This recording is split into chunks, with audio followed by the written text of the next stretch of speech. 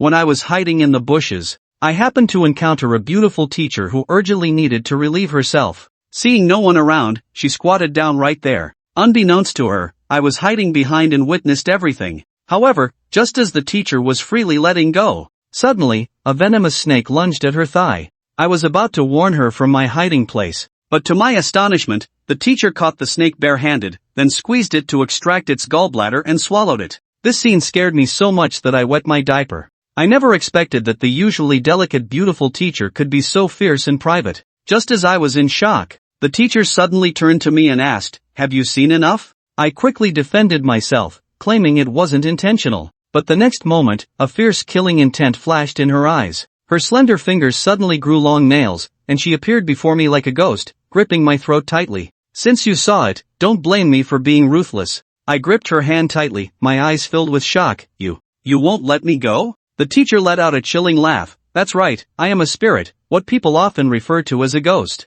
I was in disbelief. "But it's clearly daytime, aren't you afraid of the sun?" The teacher looked up at me. "You're talking about ordinary spirits. With my power, I can move freely during the day. However, my abilities are limited during the day, otherwise, I wouldn't have discovered you hiding in the bushes so late." As she spoke, she tightened her grip. As I felt myself about to pass out, I suddenly remembered the talisman the old priest gave me. So, I used my last bit of strength to pull out the talisman from my pants and slapped it onto the teacher's chest. In the next moment, a dazzling golden light erupted, and an invisible force pushed the teacher's hands away. She collapsed, her face pale as paper, beads of sweat rolling down her forehead. Her once sharp gaze softened as she pleaded, "Master, I was wrong. I didn't recognize your greatness. If you spare me, I'll do anything you ask." "That's what you said, so I won't hold back." With that, I slowly crouched down and extended my wicked hands. The teacher didn't expect me to be so bold and trembled as she said, "Are you crazy? But it's daytime, and the students are nearby,"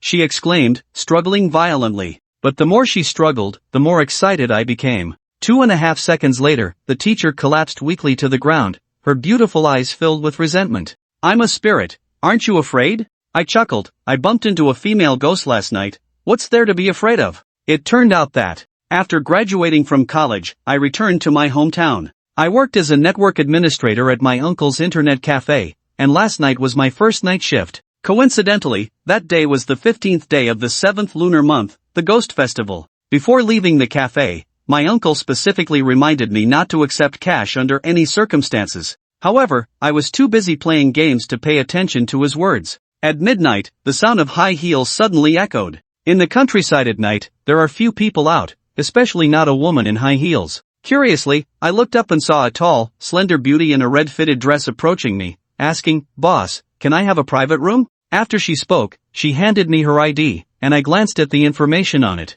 To my surprise, it was my middle school classmate, Su Yutong. We used to sit together in the 3rd year, and I often brought him to my uncle's cafe to play all night. After graduating from middle school, Su Yutong went to the provincial city to work. She was an orphan and had never returned since she left. After several years, she had become even more enchanting, and her figure was hotter than before. So much so that I didn't even recognize her at first. Seeing me a bit dazed, Su Yutong pulled out a 100 yuan bill and handed it to me, saying, "No need to give change, old classmate." She smiled slightly, her smile breathtakingly beautiful. Then she effortlessly went upstairs to the private room. Watching her graceful figure, I fell into deep thought. I recalled that the night before she left the town, we exchanged some words in this very cafe. Now, having reunited with an old friend, I wondered if I should do something. With that thought, I grabbed a bottle of drink and headed upstairs. Upon opening the door to the private room, I saw Su Yutong intently focused on the computer screen. Noticing someone entered, she nervously closed the browser, as if hiding a secret.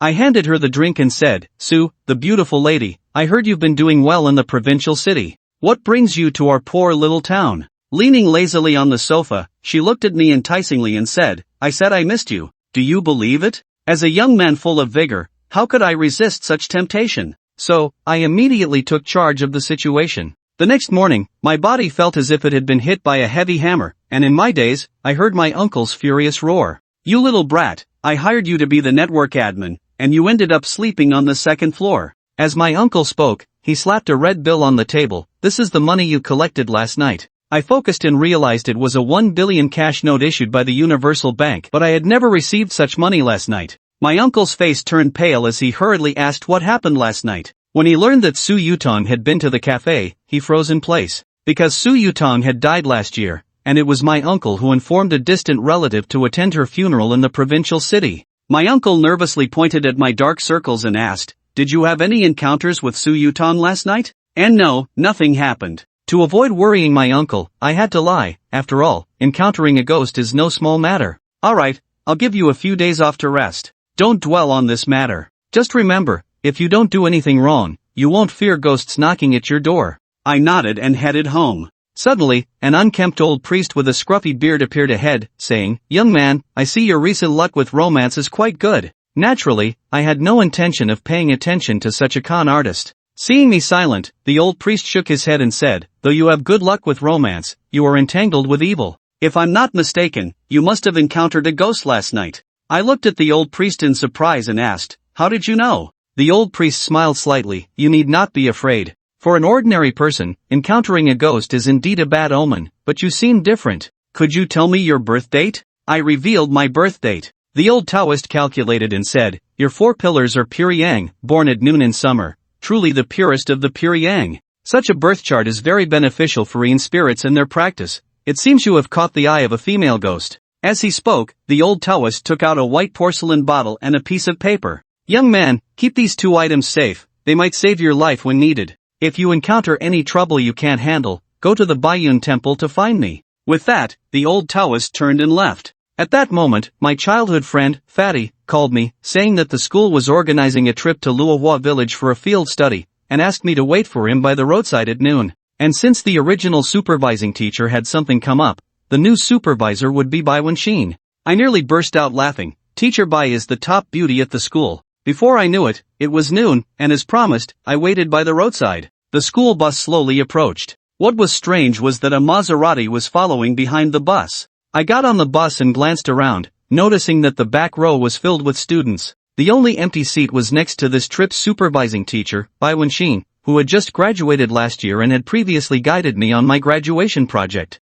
Bai Wenxin was fair-skinned and beautiful, with an outstanding appearance and demeanor. His arrival at the school had caused quite a stir. The older, unmarried male teachers at the school were like wildcats, coming to inquire about him as soon as they caught wind of his presence. However, he seemed uninterested in the male teachers and had turned them all down. Today, he was wearing a loose white t-shirt, which still couldn't hide his impressive figure. As soon as I sat down, I caught a whiff of a delicate fragrance. "Teacher Bai, I remember you didn't use this perfume before, did you?" "Oh, it's been a few months since we last met, and I didn't expect your nose to be so sensitive." Bai Wenxin smiled, his sparkling eyes looking particularly charming. Just as the driver was about to close the door and start the vehicle, a man suddenly barged in. It turned out to be Bai Wenxin's loyal admirer. "Wenxin, wait for me." Bai Wenxin looked surprised upon seeing the man. "Yang Wei, what are you doing here? I heard you were going to Lua Village, so I wanted to join you to protect you and take care of the students." He pointed to the Maserati behind the bus. "It's uncomfortable in the bus, you should ride in my car instead."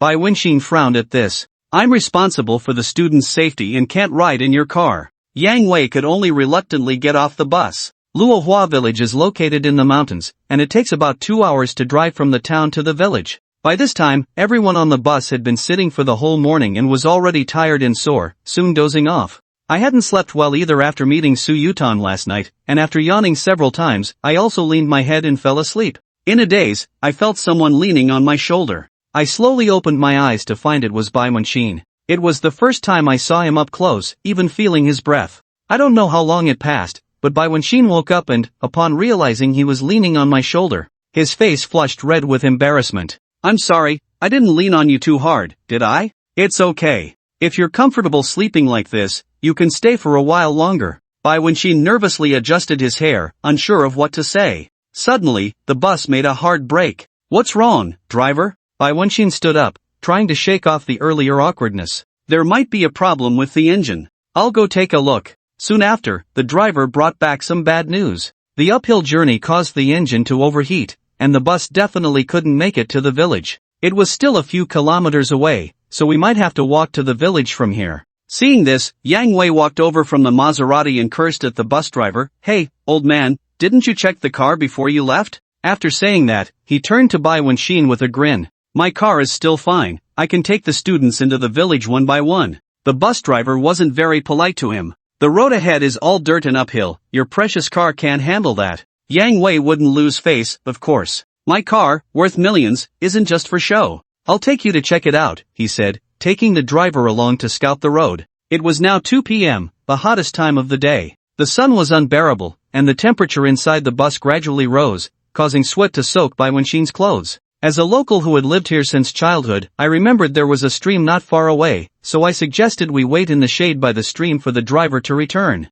When they heard we could play in the water, the students happily got off the bus. Just then, my stomach suddenly hurt, so I hurriedly got off the bus to find a corner to relieve myself. But the area was too open, and it wasn't until I walked a few hundred meters that I found a secluded patch of grass. Just as I finished my business and was about to pull up my pants, I heard someone approaching, peering through the grass. To my shock, it was Bayunshin. Seeing that no one was around, he slowly crouched down. I certainly wasn't going to miss such an interesting scene. And so the earlier scene unfolded, with Bayunshin looking at me with eyes full of resentment. I swiftly took the item from him and warned, "You'd better behave, or I might use that against you again." Feeling the dominant aura I projected, he nodded obediently like a little lamb. Then the two of us returned to the original spot. Seeing this, my childhood friend, Fatty, walked up to me with a mischievous grin. "I see you came back with the beauty, teacher Bai. Spit it out, what were you two up to?" I naturally wouldn't reveal that Bayunshin was a ghost. Leaving aside whether Fatty would believe me, if he did, he'd probably be scared to death. What could we do? "Just took a dump and ran into each other by coincidence," I said, while Fatty tried to tease me further. Just then, the bus driver called out to Bayunshin, "Teacher Bai, the bus is fixed, we can head out now." Upon hearing this, Bayunshin quickly gathered the students to head towards Lua Village. There, we would find ancestral halls and ancient architecture, which would greatly help our study of ancient buildings. Today's task was to choose a building to sketch. 2.5 hours later, we finally arrived at our destination, an ancient courtyard from the Ming Dynasty, which, to the villagers, was considered an ominous place. It was rumored that strange phenomena had occurred here, and some had even died because of it. Parents feared these tales and never allowed their children near this place. However, a tourism developer discovered the courtyard and, disregarding the villagers' objections and warnings, insisted on turning this ancient Ming Dynasty courtyard into a tourist attraction. As soon as we got off the bus, Bayunshin instructed the students to find ancient buildings to sketch. Then, he secretly pulled Yang Wei into a corner. Seeing this, I couldn't help but wonder what they were doing in such a secluded place. Were they planning to make out there? But then I thought it was unlikely, as in Bayunshin's eyes, Yang Wei was just his loyal admirer. Out of curiosity, I quietly followed them. Turning the corner, I discovered there was a small courtyard inside. Peering through the gap in the door, I saw Yang Wei with a mischievous grin, saying, "Wenshin, what did you bring me here for? Have you finally come to your senses?" He stretched out his arms to hug Bayunshin. Bayunshin suppressed his disgust and knocked Yang Wei out with a single punch. He then turned around and respectfully said to a gray statue in the courtyard, "Grandma Bai, I've brought you the person you wanted." The next moment, the statue surprisingly spoke, "Well done. This time, you've brought me too." Bayunshin looked a bit confused. "Hey, you outside, don't eavesdrop. Come in." Upon hearing the statue's words, Bayunshin quickly turned to look outside the door. When he saw me standing outside, he hurriedly explained to the statue, "Grandma Bai, you've mistaken him, he's not the one you wanted." Seeing that I had been discovered, I could only brace myself and push the door open to walk inside. Bayunshin nervously asked, "How did you follow us in here?" I said, "I was just passing by. Do you believe me?" Before Bayunshin could reply, the statue's voice rang out again, "Wenshin, why is the energy of the person you chose this time so weak?" Hearing that, I instantly became displeased. "What are you talking about, old hag? Whose energy is weak?" Bayunshin quickly shielded me behind him, saying, "Grandma said his energy is too weak. I'll let him go now." He then turned around, constantly signaling me to run. At that moment, I realized how dangerous it was here and tried to flee, but my legs felt as if they were glued to the ground. I couldn't move an inch. The statue's voice resonated, "Wenshin, why do I sense his energy within you? Have you two already done that kind of thing?" "And no, we haven't." Bayunshin's voice trembled with anxiety. As a man, I couldn't let a woman bear the blame, so I mustered my courage and shouted at the statue, "We actually did." Upon hearing this, a force pressed down on Bayunshin, making it impossible for him to stand.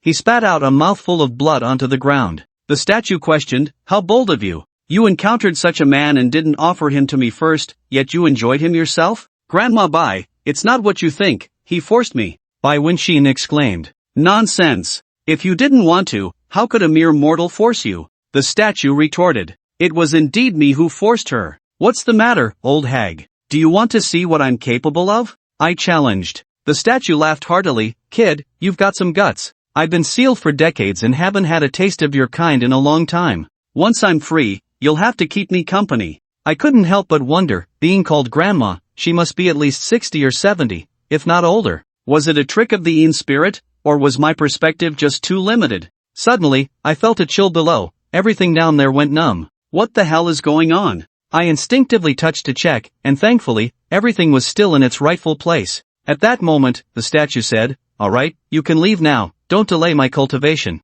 After saying that, I felt my legs could move again, so I quickly ran outside the temple, quietly processing everything that had just happened. Before long, Bai Wenxin also came out, apologizing. "I'm sorry, it's all my fault." He recounted what had happened. It turned out that the old lady, Grandma Bai, was named Bai Ling, a spirit from the Ming Dynasty. However, in the 1970s, she was sealed within this statue by a Taoist from Longhu Mountain. A few years ago, Bai Wenxin had just become a spirit and unfortunately fell prey to a wicked ghost trafficker, fleeing to this place. Eventually, he found refuge with Bai Ling. When they discovered they shared the same surname, Bai Ling happily accepted Bai Wenxin, adopting him as her god-grandson and teaching him the ways of cultivation, allowing him to rapidly improve his skills. To repay this kindness, Bai Wenxin would find suitable men for Bai Ling every year and bring them here. This year, he had his eyes set on Yang Wei, believing that if he absorbed Yang Wei's essence, Bai Ling could break her seal and regain her freedom. Upon hearing this, I was startled. Wait, does that mean I'm really going to marry that old hag?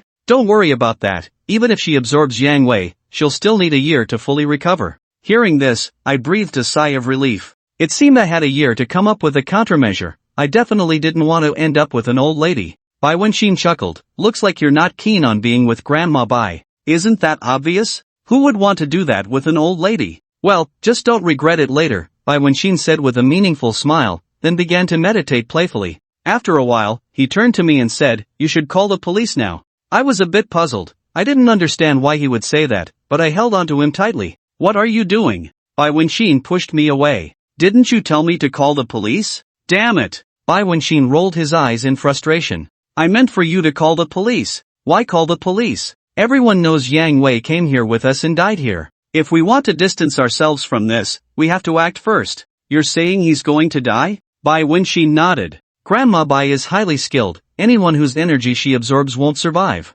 "Then let's check on Yang Wei first. It would be awkward if we called the police and he turned out to be alive." With that, the two of us tiptoed to the entrance of the courtyard. Peering through the gap in the door, I saw Yang Wei lying in the courtyard, his once robust body now reduced to skin and bones, resembling a corpse. "Damn, this ghost lady really can drain life. She turned a living person into this. Do you think the police will suspect us?" "Of course not. From the current state of the body, they won't be able to figure out the cause. But just to be safe, we should coordinate our stories to avoid slipping up." Before long, a police car arrived, and a group of uniformed officers got out. Leading them was a capable-looking middle-aged man, walking steadily with sharp eyes. Right behind him was a young woman carrying a case, presumably a forensic expert. She quickly walked over to examine Yang Wei's body. The middle-aged man approached me, saying, "Hello, I'm Zhang Yong from the city's criminal police unit. How did you find him?" "I was just wandering around here and happened to notice a hidden courtyard in the corner, so I pushed the door open and found him dead inside," I explained,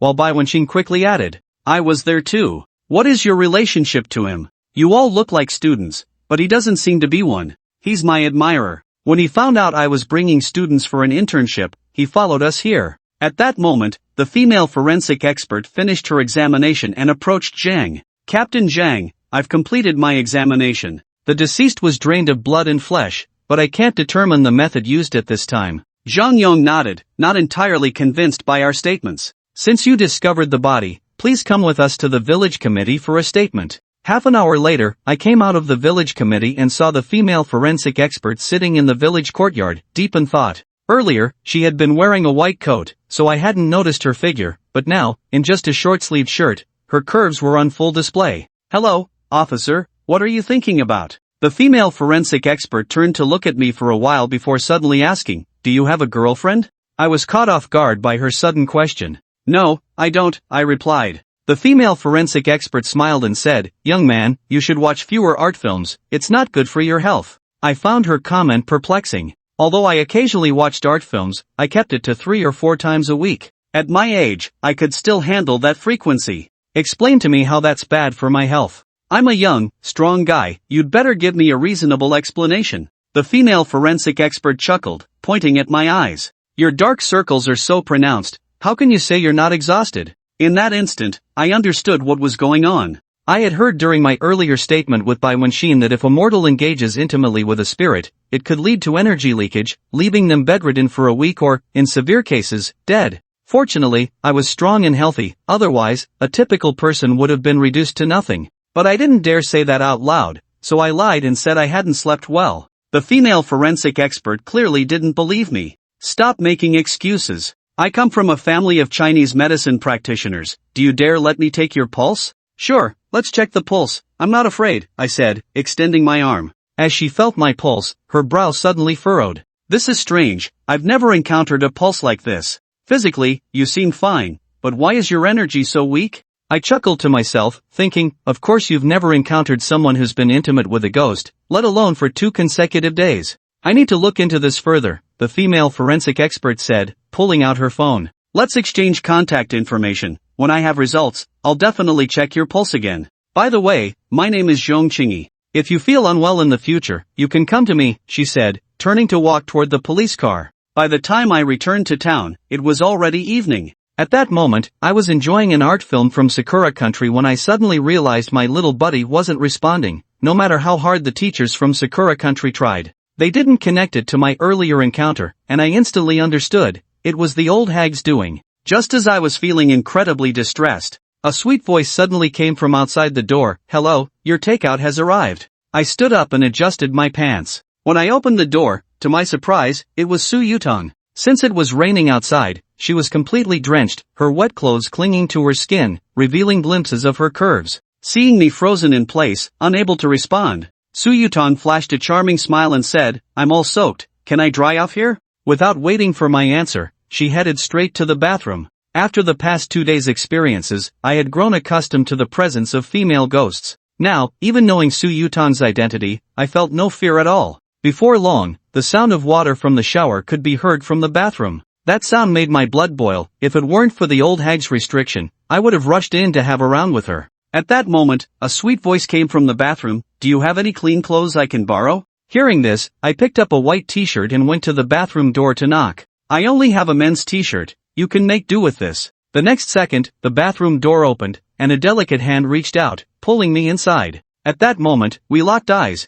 and the air around us was eerily quiet, only the sound of the shower water hitting the floor. Seeing that I wasn't moving, Su Yutong curiously reached down and, looking surprised, said, What's wrong with you? You were fine yesterday. In response, I exaggeratedly recounted my encounter with the old hag in Lua Village. When she heard about the restrictions the old hag had placed on me, Su Yutong squatted down to examine me closely. Holding on to a glimmer of hope, I couldn't help but ask, Do you have a solution? Su Yutong thought for a moment and suggested, maybe it just needs a little more stimulation. With that, to my shock, she went ahead and bit down on me. But there was still no response. That witch's restrictions are really powerful. Suddenly, she seemed to think of something. Have you already discovered my identity? Li Chen took out the cash issued by the Tiandi Bank. It seems hard not to notice. Aren't you scared at all? Knock. Knock. There was another knock at the door. Li Chen, are you there? Damn. It's Bayun. Didn't she go back to school? Why is she here again? Su Yutong asked. Who is it? It's my teacher from school. Li Chen felt anxious, really worried about what would happen if the two met. In that case, I'll leave first. I'll find a way to help you lift the restrictions. After saying that, she transformed into a wisp of blue smoke and disappeared into the bathroom. What are you doing? Why did it take you so long to open the door? Bai Wenxin complained. I was just taking a dump. Bai Wenxin handed over a bag. This is the roast chicken I brought from the back street of the school. Eat it while it's hot. It's about 300 kilometers from the school to here, and the roast chicken is still warm. She looked around the room and suddenly noticed a white porcelain vase by the computer. Where did that vase on your desk come from? A Taoist priest gave it to me. She opened the vase and sniffed it carefully. You should try taking the pills inside. After swallowing it, Li Chen felt a warm sensation inside. A powerful force surged from his lower abdomen, and the restrictions were actually lifted. He finally understood that the Taoist priest was not a fraud. This pill can only lift the restrictions for a while. If you want to completely remove them, you still need to find that Taoist priest. Now that he had returned to normal, he certainly couldn't miss this opportunity, completely ignoring her suggestion to find the Taoist priest. Knock, knock. Someone knocked on the door again. Damn it! Is this ever going to end? Are you asleep? Came his uncle's voice from outside the room. Hearing someone coming, Bayun Temple transformed into a wisp of white smoke and disappeared from the room. Li Chen cursed under his breath, feeling really unlucky today. 2 cooked ducks had flown away, while he looked at the porcelain vase on the table. The old Taoist said to seek him out when encountering unsolvable troubles. Bayun Temple also suggested going to find him. It seemed that to completely lift the restrictions and deal with the witch, he would have to go to the Bayun Temple. But Li Chen had never heard of any Bayun Temple around here. Thinking that his uncle knew more, perhaps he had information about Bayun Temple. When he saw his uncle push the door open, Li Chen asked, "Uncle, have you heard of Bayun Temple?" Bayun Temple? That's an old, rundown Taoist temple, only an old Taoist priest lives there. Why are you asking this? Li Chen became excited. Is the old Taoist you mentioned scruffy with a beard, probably over 60? I don't know if he's scruffy, but he is indeed over 60. Great! Now I have a way out. His uncle thought his nephew was scared silly by the female ghost from last night. 11, are you okay? I'm fine. I'm fine. Uncle, I need to take a few days off. The next day. Evening. Li Chen arrived at Bayun Temple. Bayun Temple is located on the hillside of Bayun Mountain, about 100 kilometers from his home. It was a small Taoist temple. Li Chen had thought the temple was shabby, but upon arrival, he found it even more dilapidated. If it weren't for the 3 characters Bayun Temple written on the gate, he would really doubt if anyone lived here. Entering the gate, there was a courtyard, and directly opposite the gate was the main hall, with 3 large characters inscribed Sanqing Hall. The hall was also old, but it was relatively clean, enshrining 3 figures, Yuqing Yuanchi Tianzuan, Shanqing Lingbao Tianzuan, and Taiqing Dao Tianzuan. On both sides of Sanqing Hall were 2 rows of rooms, 3 in each row, totaling 6 rooms. Is anyone there? But no one answered. He opened every room, but there was no one inside. Isn't this the Taoist temple of that old priest? Although Li Chen was somewhat skeptical, he decided to stay. After all, the sun was about to set, and it would be too late to find accommodation in the nearby town. Fortunately, he had prepared in advance, worried that the food here might not be good, and had brought a box of instant noodles for emergencies. He didn't expect to use them so soon. Among the 6 rooms, only one showed signs of having been occupied. After finishing a bowl of instant noodles, it was completely dark outside, so he tidied up the bed a bit and planned to stay the night. He would look for the old priest first thing in the morning. Just as he lay down, he felt something hard beneath the bedding, something pressing against his waist. Lifting the bedding, he discovered a book underneath, with the title Essentials of Thunder Magic on the cover. The first page described the effects of thunder magic. The entry-level thunder magic involved cultivating the power of thunder within oneself, making it a nemesis to all demons and monsters. After advancing, one could merge the internal thunder magic with talismans and spells, using them to summon heavenly thunder. The highest level of thunder magic did not rely on external objects, allowing one to command the winds and thunder of heaven and earth, praying for fair weather and stopping floods and droughts. He immediately became interested, since thunder magic was the nemesis of demons and monsters. If he could truly master it, perhaps he could eliminate the ghostly old woman, and then he wouldn't have to fear her anymore. With this thought, he suddenly lost all desire to sleep. All things have yin and yang, and thunder magic is no exception. Yang thunder is primarily about strength, being the utmost in yang and rigidity, capable of breaking formations and destroying obstacles, with no failures. Yin thunder is primarily about cunning change, being the utmost in yin and softness, capable of seizing souls and spirits, penetrating everywhere. In other words, yang thunder is for output, while yin thunder is for control. The book first discussed yang thunder, so Li Chen began to practice it. As he practiced, he felt a powerful force gradually emerging from his heart and lungs, which, according to the book, should be the qi within him. He directed the qi to his palms, and a flickering bolt of lightning appeared above his hand. Then, he turned to the page on yin thunder. The human body is divided into yin and yang, with the heart and lungs being yang, and the liver and kidneys being yin. Li Chen sensed a faint power emerging from his liver and kidneys, but it was quickly suppressed by the qi in his heart and lungs. After several attempts, it was always the same. Damn it! Why was yin thunder so difficult to practice? But he refused to be discouraged. After an hour of effort, the qi in his liver and kidneys finally matched the strength of the qi in his heart and lungs. Li Chen directed that qi to his palms. However, what appeared was not lightning, but a dark mass. According to the description in Essentials of Thunder Magic, this was Een Thunder. Een Thunder can penetrate anywhere, even extracting souls from the human body. After several hours of struggle, he finally became proficient in controlling both Een and Yang Thunder, having made a preliminary entry into thunder magic. To improve, he would have to practice continuously every day to enhance the power of his thunder magic. The exhaustion from practicing allowed Li Chen to sleep until noon before waking up. After tidying up a bit, he boiled a bowl of instant noodles and then prepared to head down the mountain to buy some daily necessities. He had decided last night to stay at the Bayun Temple, regardless of whether the owner was that old priest or not. "Excuse me, is Master Qingwei here?" Just as he was about to step out, a woman's voice came from outside the temple. Li Chen turned to look and saw a young woman with big waves in her hair standing outside the temple, appearing to be around 27 or 28 years old, dressed in designer clothes. She looked about the same age as Bai Wenxin. However, Bai Wenxin appeared more innocent, while this woman seemed more mature, likely already married. "Are you Master Qingwei?" Li Chen shook his head. "Then are you Master Qingwei's disciple?" He initially wanted to say no, but then thought that this woman must have a reason for seeking Master Qingwei. Since he was bored anyway, he might as well find out what she wanted. "What do you need from my master?" Knowing that the other person was a disciple of Master Qingwei, she immediately became happy.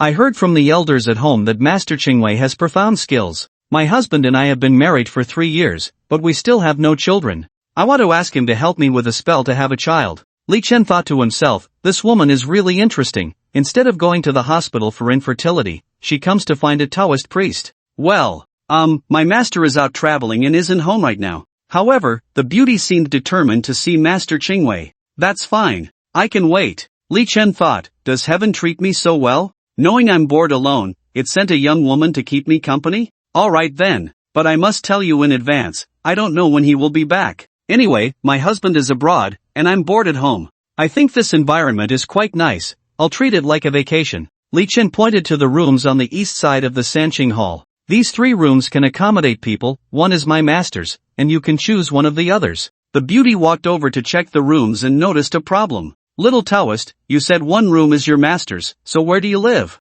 I live in the same room as my master." Li Chen didn't expect her to be so meticulous. "Then I'll stay here." The beauty chose a room. "I need to go down the mountain to buy some things. Are you coming?" The beauty looked at Li Chen with a pitiful expression. "Little Taoist, I just came up from the foot of the mountain. The mountain road is too difficult to walk. Can you help me bring some things up?" Li Chen, who liked to be helpful, couldn't refuse since the beauty was asking him. "Little Taoist, you're really nice. Let's add each other on WeChat first. I'll transfer you the money for the things I want to buy." When he saw the list she provided, Li Chen regretted it. She was really here for a vacation, from down comforters to soft towels. She wanted to buy everything. Just as Li Chen was about to say one person couldn't carry it all, the beauty immediately transferred 100,000 yuan. "The things at my home are usually bought by the maid, so I don't know if this money is enough. If it's not, I'll transfer you more when you come back." Li Chen thought, this is a rich woman. A man can't say he can't do it.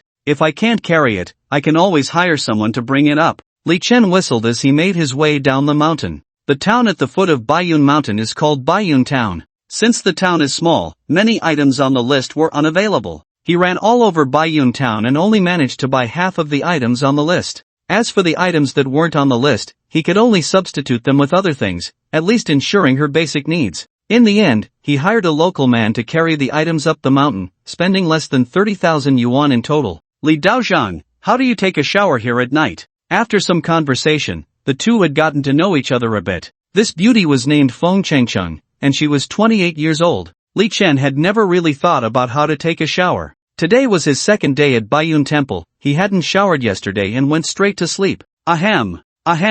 Li Chen tried to cough to buy himself some thinking time. He remembered there was a pool next to the temple. "Well, usually my master and I take showers in the pool next to the temple during the day. I can understand that it's warm now, but what about in winter?" Feng Chengcheng asked. Li Chen thought, your thinking is quite broad. You can even think about winter. "In winter, we just boil water," he could only answer awkwardly. Feng Chengcheng looked at Li Chen with a pitiful expression and said, "Li Daozhang, I climbed the mountain today and sweated a lot. I want to take a shower. As a girl, I can't use cold water. Can you help me boil a bucket?" Yesterday, Li Chen roughly figured out the situation at Bayun Temple. Although there was electricity here, he didn't know if it was because Master Chingwei was stingy or for some other reason. The only electrical appliance was a shabby kettle, which looked like it had been discarded and picked up. He made his instant noodles with that thing. If he used it to boil water for Feng Chengqing to bathe, it would take ages. The only solution now was to use the earthen stove in the kitchen to boil water for her. Although he had grown up in the countryside, he had followed his uncle to town after turning 12. At that time, he was young and had only seen adults start a fire but had never done it himself. If he said he couldn't do it, that would be exposing himself. Alright, I'll boil water for you right now. He finally agreed, gritting his teeth. Li Chen went to the kitchen, not expecting Feng Chengqing to follow him. What are you doing here? I've only seen rural firemaking on TV, this is my first time in person, and I want to see how it's done. Li Chen had no words to express his frustration. Damn it, this is my first time too. He could only try to remember how the adults operated when he was a child. He approached the earthen stove, filled the pot with water, added firewood, and picked up a lighter, but the wood just wouldn't catch fire. Li Daozhang, can you do it? Why hasn't the firewood ignited yet? Of course I can. He decided to use his last resort. A bolt of lightning danced in the palm of Li Chen's hand, and then he struck the lightning onto the firewood in the stove. With a loud boom, flames leaped up instantly.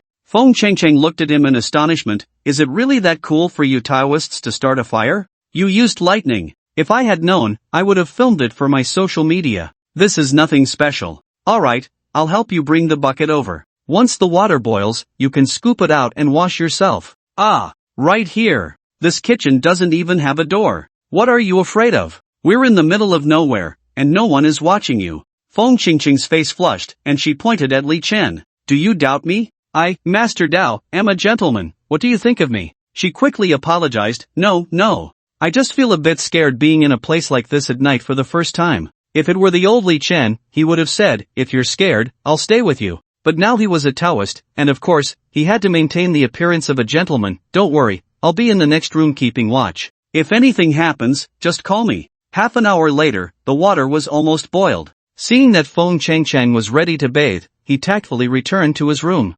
Suddenly, the originally starry sky turned dark. A large mass of dark clouds completely obscured the moon. Hey!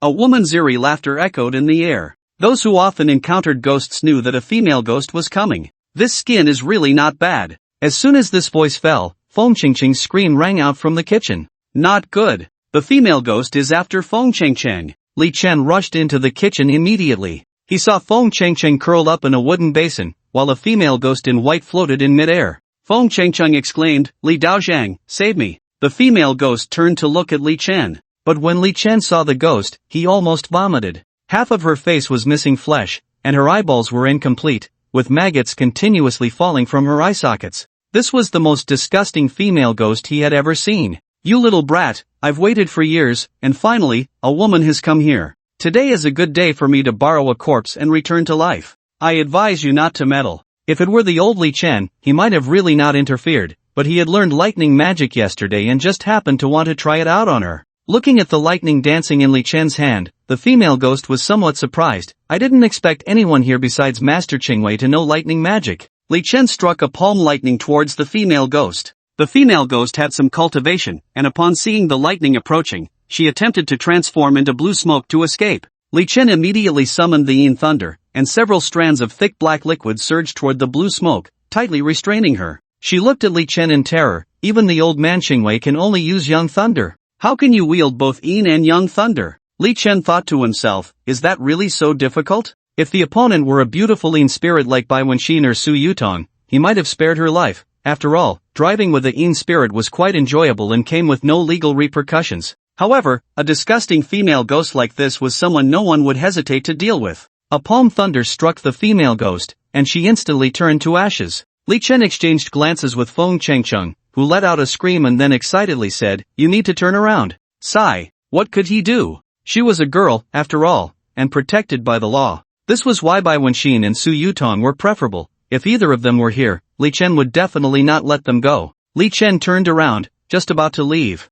Feng Chengqing hurriedly said, stop. You can't leave. Why not? She stammered, what if? What if other female ghosts come? You have to stay and protect me. Heaven and earth are natural, foul energy disperses, the cave is mysterious, and the great source is bright. Gods of the 8 directions, make me natural, spiritual treasures and talismans, proclaim to the 9 heavens. An old man swayed in, humming a tune as he entered the Taoist temple. Li Chen recognized him at a glance. It was the old Taoist he had encountered before. The old Taoist was not surprised to see him and instead greeted him with a smile. "Oh, young man, I didn't expect you to come looking for me so soon." At that moment, Feng Chengcheng appeared behind Li Chen in a bathrobe, and the old Taoist immediately bowed to the stone statue in the Sanqing Hall, repeatedly apologizing. "Sanqing Patriarch, my apologies, it is my disciple who did not take care of the temple." Li Chen hurriedly explained to avoid misunderstandings. "We didn't do anything." But the old Taoist excitedly pointed at Feng Chengcheng and asked, "Then who is she?"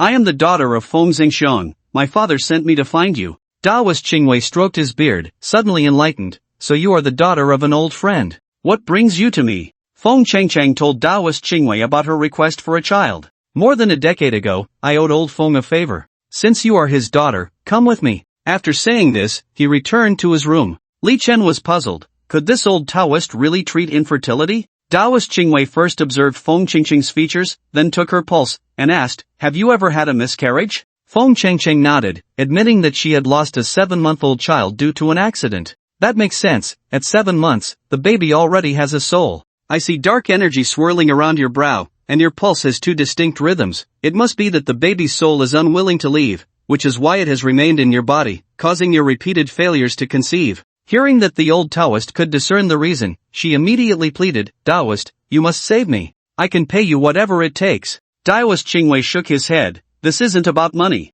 If it were an ordinary Yin spirit, I could naturally eliminate it with thunder techniques, but that baby's Yin spirit is within you. If I use thunder, you wouldn't be able to bear it. Unless what? Unless there is someone who cultivates both Yin and Yang thunder, who can use Yin thunder to draw out the baby's soul and then use Yang thunder to extinguish it. But I only cultivate Yang thunder, so I cannot do it." Feng Chengcheng looked at Taoist Qingwei in confusion, then pointed at Li Chen. "Isn't your disciple capable of both Yin and Yang thunder? He just used both to eliminate a female ghost." Oh no! The secret was out. Li Chen planned to leave this troublesome place but was called back by Taoist Qingwei. "Come with me." The two went to the courtyard, and Taoist Qingwei asked, "Now, tell me, what exactly is going on?" When he learned that his disciple had mastered the Yin-Yang dual thunder in one night, Taoist Qingwei exclaimed in surprise, "You mean you learned the Yin-Yang dual thunder in just one night? Is that very difficult?" Taoist Qingwei was extremely excited. "Genius. Absolutely a genius.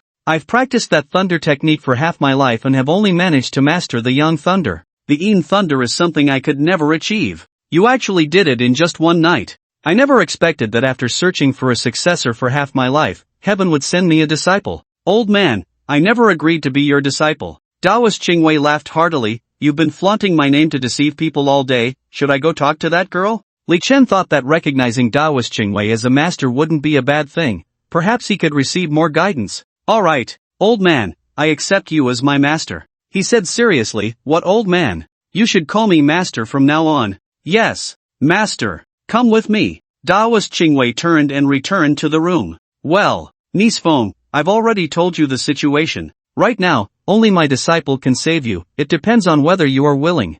Feng Chengcheng saw hope. "I'm willing. Of course, I'm willing." Taoist Qingwei continued, "As I mentioned earlier, we need the Yin thunder to pull the baby's soul out, but the method might be hard for you to accept. As long as it can help me get the child, I can accept anything. In that case, I'll be straightforward. The baby's soul is unusual. My disciple needs to enter your body and then use the Yin 5 thunder to pull it out." Feng Qingqing's face turned red. "You mean entering the body? That can't be." She was too embarrassed to continue. Taoist Qingwei nodded. "It's exactly as you think. Everything depends on your own will. I know this puts you in a difficult position. Anyway, you're already here, there's no rush. Just give us your answer when the time comes." Feng Chengcheng stood up. "All right, I'll go think about it." After she returned to her room, Taoist Qingwei turned to the wardrobe, seemingly searching for something. Soon after, he threw a tattered Taoist robe over. "Since you've become my disciple, you should at least look like a Taoist." Looking at the ragged robe, Li Chen felt a bit disdainful. "Isn't this too old? This is what I wore when I was young, just make do with it for now. When I go down the mountain one day, I'll buy some fabric and make you a new one." After saying that, he lay down on the bed. "Master, if you sleep on the bed, where will I sleep?" Since Li Chen had slept in Taoist Qingwei's room last night, he hadn't prepared his own bedding. "That's for you to figure out. You can either go to the woodshed or see if that girl will take you in. As soon as he finished speaking, he began to snore. It was absolutely impossible for Li Chen to sleep in the woodshed. As for Feng Chengcheng, he could give it a try. Knock, knock. Li Chen gently knocked on her door. Miss Feng, are you asleep? Feng Chengcheng opened the door. At that moment, she had changed from her bathrobe into pajamas. Daoist Li, you can come in. Li Chen asked, can you take me in for the night? Ah. She looked at Li Chen in surprise. Isn't it inappropriate for a man and a woman to be alone together? It's like this, my master has returned, and I have no place to sleep, but I only have one bed here. Li Chen said, your bed is quite big, why don't we squeeze together? She said, blushing, Daoistly, I didn't expect you to be this kind of person. It seemed she was unwilling, so Li Chen could only try the tactic of feigned indifference. Alright, I guess I'll sleep in the woodshed tonight. Wait. Feng Chengcheng called out to him, you saved me in the kitchen earlier, and I have nothing to repay you with, so you can stay here tonight. But I must say in advance, you can't make any moves. Of course not. The Taoist priest is indeed a gentleman. Li Chen lay in bed, the soft sound of Feng Chengcheng's breathing lingering in his ears. He tossed and turned, unable to sleep. How could a cat not eat fish? Moreover, Feng Chengcheng, this enticing big fish, was so close, making Li Chen's heart itch with impatience. He couldn't care less. Slowly, Li Chen reached out his hand. Li Daoist. Feng Chengcheng suddenly spoke. Is there something wrong? Li Chen's hand hung in the air. I've thought it over, everything is for the child, let's do as your master said. Since she was willing, what was there to wait for? The internal structure of humans and Yin spirits is different. The inside of a Yin spirit is cold, while the inside of a human is warm. As soon as Li Chen entered, he sensed something was wrong. The deeper he went, the colder it felt. It was as if countless icy blades were cutting into him, and he immediately summoned Yin thunder, trying to counteract the chill. At the same time, he controlled the Yin thunder to follow the passage, searching for the Yin spirit within her. Found it. Due to the narrow space, the Yin spirit had little room to maneuver, and the Yin thunder quickly controlled it. Li Chen pulled it out with all his might. He had just pulled it out a dozen centimeters when the Yin spirit suddenly intensified its resistance and pulled back. The violent impact made Feng Chengcheng cry out, Li Daoist, can you be gentler? I'll try. Li Chen, like pulling a crab, tugged back and forth with the Yin spirit for about half an hour until the Yin spirit finally ran out of strength. Come out. He pulled hard, and a small Yin spirit was yanked out. This Yin spirit was only the size of a baby but had a mouth full of fangs, trying to struggle free from the binding of the Yin thunder. Fortunately, Li Chen won the tug-of-war. If the Yin spirit had won, his precious treasure would surely be lost. He raised his hand and unleashed a palm thunder, accompanied by a scream from the Yin spirit, which vanished into the night. This tug-of-war had drained too much of Li Chen's energy, and he lay in bed, ready to rest, but unexpectedly, Feng Chengcheng pounced on him. Li Daoist, I didn't expect you to be so powerful. The next day, Li Chen opened the door to find Qingwei Daoist sitting in the yard, eating the instant noodles he had brought. You look pretty good. Qingwei Daoist slurped a mouthful of noodles and chewed heartily. I spent the whole night catching ghosts, and you didn't even prepare breakfast for me, yet you stole my instant noodles. What's stealing? I am your master. What's yours is mine. Besides, as a disciple, you should get up early to cook for your master, not sleep until the sun is high. Look at what time it is now. He then pointed to a basket in the corner of the yard. Go to the vegetable garden and get some greens or beans. Prepare lunch. You want me to make lunch? What's wrong with making lunch? From now on, sweeping and fetching water will all be your chores. At that moment, Li Chen felt a bit regretful. Why did I even become a disciple? Isn't this just asking for trouble? Just then, his phone rang. It was a call from Bayun. Li Chen, where have you been? I'm at Bayun Temple now. Isn't this your fault? I'm dealing with the restrictions that the ghost woman placed on me. Qingwei Daoist asked, restrictions? What restrictions? Li Chen had only told him about what happened after he arrived yesterday, but not why he came. Now he recounted everything that happened with the ghost woman in detail. He asked, Master, do you still have that elixir? I feel it's really useful. Qingwei Daoist slapped his head. Elixir. Elixir. Do you think elixirs are so easy to refine? I spent 3 years collecting dozens of rare herbs and spent 3 whole months to succeed. That ghost woman should have already reached the evil spirit stage. This elixir can only maintain the suppression of the restrictions in your body for a few months. To completely eradicate it, we need to think of other methods. An evil spirit? Is it very powerful? There are countless evil spirits in the world, and their cultivation is divided into 5 levels. From low to high, they are the fierce spirit, the malevolent spirit, the evil spirit, the underworld spirit, and the ghost king. According to normal cultivation speed, a fierce spirit would take 10 years, a malevolent spirit 100 years, an evil spirit 500 years, an underworld spirit 1,000 years, and those over 1,000 years are the ghost kings that harm the human world. However, since each evil spirit has different cultivation methods and talents, the levels and times are not so consistent. For example, Taoist Qingwei has encountered an evil spirit that was 80 years old and a malevolent spirit over 130 years old.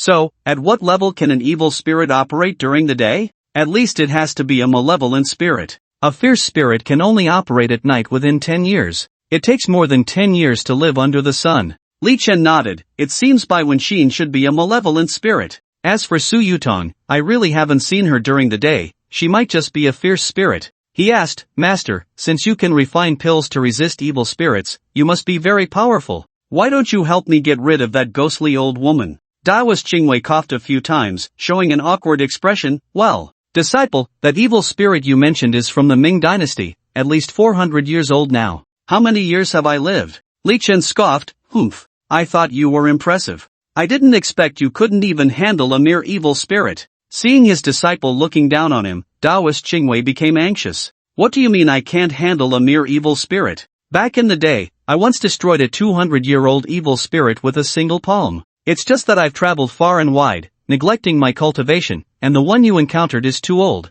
I don't have complete confidence. So do you have a way to completely control the restriction? Taoist Qingwei handed the empty instant noodle box he had finished to Li Chen. You go prepare lunch. I'll help you lift the restriction this afternoon. Hearing there was a way, Li Chen saw hope. As long as you can help me lift that ghostly old woman's restriction, not only will I make you lunch, but I'll also cook dinner for you this year. Alright. Stop talking nonsense. Hurry up and prepare the food. At that moment, Feng Chengcheng also finished tidying up and came out. Taoist Qingwei asked, Have you removed the evil spirit from your body? Feng Chengcheng nodded, thanks to Taoist Li's help. Taoist Qingwei said, Since your matter is resolved, when do you plan to leave? Feng Chengcheng did not answer, only glanced at Li Chen with a reluctant expression. Li Chen whispered, Master, aren't you driving her away? Taoist Qingwei said, I'm doing this for your own good. Otherwise, I fear tonight will be a complete mess here because of you too. Although Taoist Qingwei asked Li Chen to prepare lunch, when he witnessed the first dish he made, the Taoist was left speechless.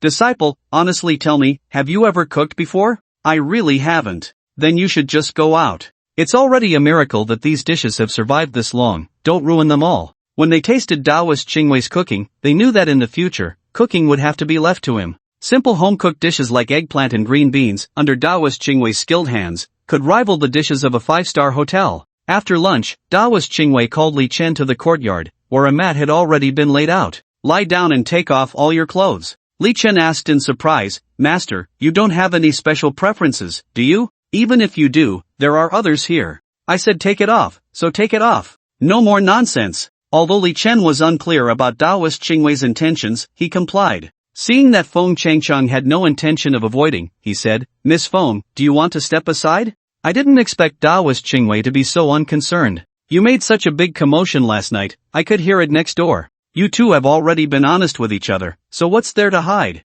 How can this even be compared? Standing there completely naked in front of two people for no reason at all, a normal person wouldn't be able to do that. Hurry up and take it off. Once the time passes, your restrictions won't hold anymore, so don't blame me then. Under the blazing sun, Li Chen lay naked on the bamboo mat, watching Taoist Qingwei take out a silver needle from his robe, dip it in paint, and then prick it into his lower abdomen. Master, what are you doing? I'm inscribing Taoist runes for you. Don't talk nonsense, just focus your energy in your dantian, and leave the rest to me. An hour later, Taoist Qingwei wiped the sweat from his forehead. Alright, get up. Li Chen looked down and saw a needle-like object about 10 centimeters long, with a dragon coiled around it. Taoist Qingwei explained, this is the Tongtian pattern, it has remarkable effects on suppressing demons and monsters. Is that it? Of course not. The next step is for you to go to Longhu Mountain Xiantian Cave to activate the Tongtian pattern. After all this effort, you're telling me I still have to go to Longhu Mountain?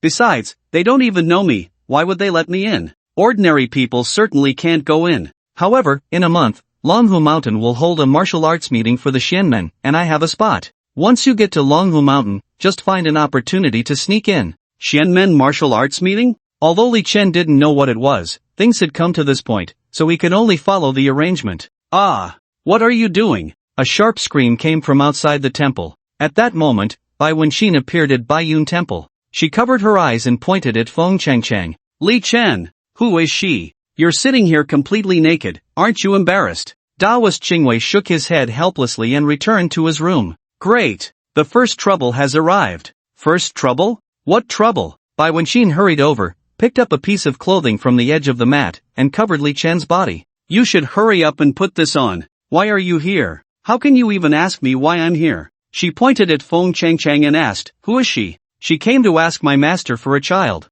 Who comes to a temple to ask for a child? You can't even come up with a good excuse for your lies. Bai Wenxin was a bit angry. You're lying here completely naked, and you let her look at you like this? Well, Li Chen pondered how to explain. I'm a man, looking doesn't cost anything. Pa, I think you're just a lecher. Feng Changchang seemed to be someone who had seen a lot and remained calm in this situation. Daoistly, I didn't expect you to be quite the flirt, knowing such a beautiful woman. Aren't you going to introduce us? Li Chen hurriedly explained, Sister Feng, you misunderstood, she's my university teacher. Bai Wenxin was excited. Still, Sister Feng? Li Chen, you're something else, just 2 days apart and you've already recognized an older sister. Li Chen now understood why Daoist Qingwei wanted Feng Changchang to leave. If she had gone, this wouldn't have happened. He pulled Bai Wenxin aside. Let me explain, she has a request for Daoist Qingwei, and I also have a request for Daoist Qingwei. But the matter she asked Daoist Qingwei about is something only I can handle, so I took care of her request first,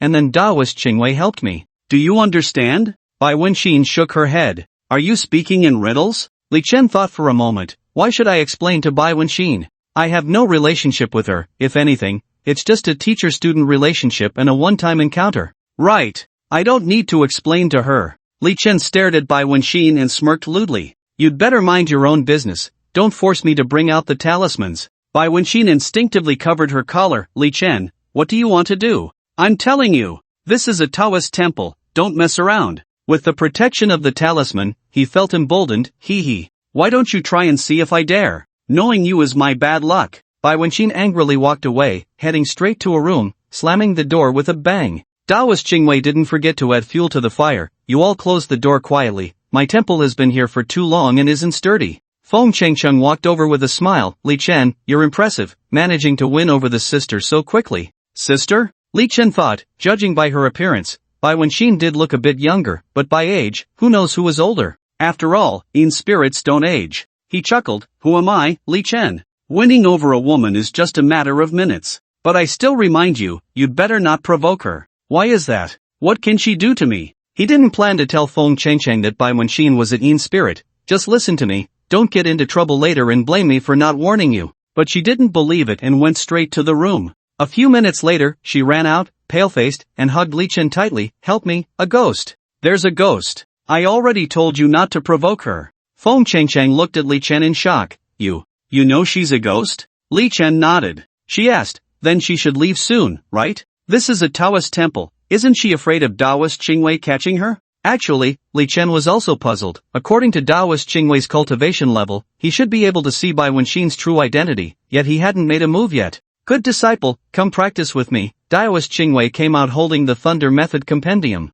Practice? What are we practicing? Of course, it's the Yang Thunder. The sun is so nice today, and the Yang energy is so strong, we shouldn't waste this good weather. After saying that, he stepped out of the temple. Feng Changcheng looked at her room, then at the empty temple, now just her and a female ghost. She didn't dare stay alone and quickly followed him out. Daoist Qingwei arrived at an open area. This place was backed by mountains and faced water, with sunlight reflecting off the water's surface, creating a particularly comfortable atmosphere, which is what is referred to as the energy field in feng shui. Daoist Qingwei had never seen Li Chen use the thunder method, so he asked him to demonstrate the extent of his skills. One yin and one yang, one black and one white, 2 bolts of lightning danced in Li Chen's palms. Daoist Qingwei shook his head, too small. Your yin-yang thunder can deal with ordinary evil spirits, but it has almost no effect against malevolent spirits. He added, however, it is indeed impressive, you learned the yin-yang dual thunder in just one night. Such talent is truly unique in the world.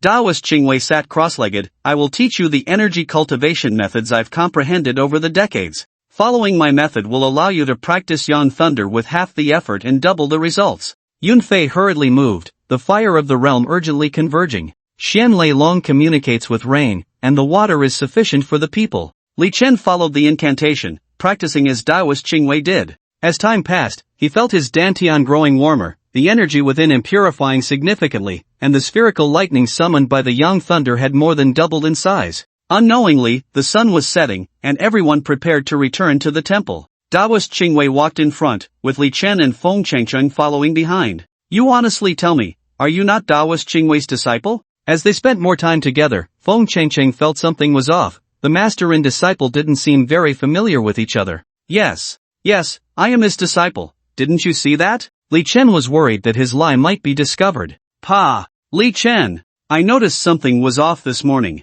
If you really are his disciple, why can't you cook? And it seems he has never seen you use thunder magic. Hearing the conversation behind him, Taoist Qingwei deliberately quickened his pace. He didn't want to get involved. After all, a woman scorned is a terrifying thing. Li Chen wanted to ask for help, but when he turned around, he couldn't see Taoist Qingwei anymore. He cursed the old man in his heart for being so ungrateful, running away at a critical moment. Now, he could only brace himself and say, "Good sister, please forgive me. I didn't mean to deceive you. If I hadn't said I was his disciple, would you have stayed?" She chuckled, "Little Taoist, you are quite cunning." Then she linked her arm with his. "Honestly, did you fall for me the moment we met?" The shift from Taoist Li to Little Taoist made Li Chen realize he was in a good position. "Sister, you're so beautiful, of course I like you. But I have a family. Hee, what's there to fear about having a family? My idol is Chow Thief." Chow Thief? Who is Chow Thief? Feng Chengcheng didn't know much about history and had no idea who Chow Thief was.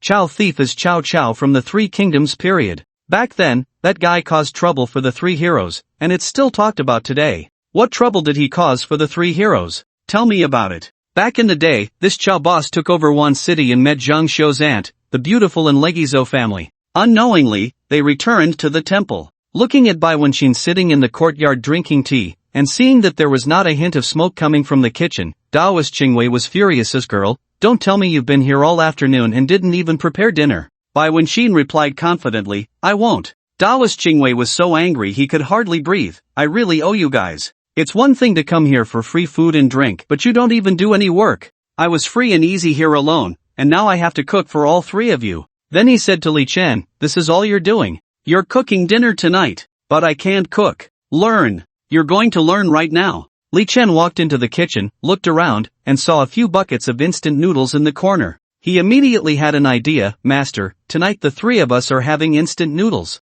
If you want some, there's more over there. If it's not too much trouble, you can cook for yourself." Taoist Qingwei pointed at them and cursed, "Damn, you're driving me crazy." However, he still had some pride. Knowing there were instant noodles, he still started a fire to cook. Of course, he didn't stop cursing at them while he worked. But after the meal was ready, he shamelessly tempted them. "These dry-fried potato shreds and oil-splashed eggplants are really good." Smelling the aroma, Bayun Temple couldn't resist. "Taoist Qingwei, can I have a taste too?" "You're a good girl, of course you can." Feng Chengcheng also succumbed to temptation and joined Taoist Qingwei's side. "Traitors! You two traitors!" Li Chen suddenly felt his instant noodles had lost their appeal. The night gradually darkened. After a few hours together, Feng Chengcheng was no longer afraid of Bayun Temple. Feeling bored at night, Li Chen took them to dominate in the King's Canyon. Taoist Qingwei had never seen such a game and squatted behind them, watching with great interest. Just as they were about to destroy the enemy's crystal, a gentle voice came from the temple. "You all seem to be having a great time."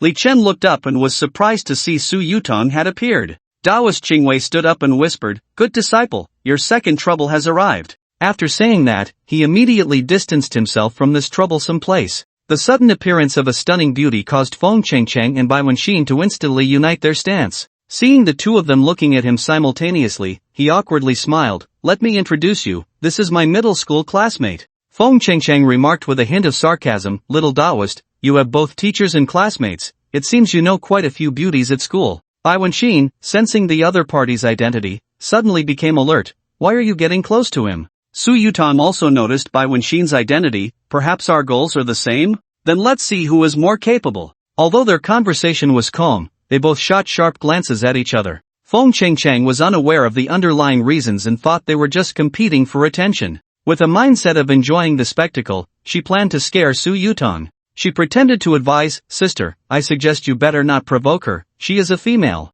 Before she could finish the word ghost, Feng Chengcheng was stunned into silence by the sight before her. Su Yutan's lower body transformed into green smoke, her body floating in mid-air. Feng Chengcheng tightly hid behind Li Chen, her voice trembling, "Ghost. She is also a ghost." At that moment, Bai Wenxin transformed into a wisp of white smoke, facing Su Yutan without fear, a hint of disdain curling her lips. "You think you can compete with me? You overestimate yourself." Su Yutan waved her hands, and a green light shot from her palms, heading straight for Bai Wenxin. But after just a few exchanges, she was forced to retreat repeatedly by Bai Wenxin. "Damn it!" Su Yutan glared at Bai Wenxin, her eyes filled with unwillingness and anger. Suddenly, her expression turned pitiful as she looked at Li Chen with tearful eyes, acting coy. "Hubby, she's bullying me, you have to help me." "Hubby." Everyone present was stunned by these two words. They widened their eyes, looking at Li Chen and Su Yutan in disbelief. Faced with this sudden turn of events, Li Chen quickly denied, "Don't talk nonsense, when did I become your husband?"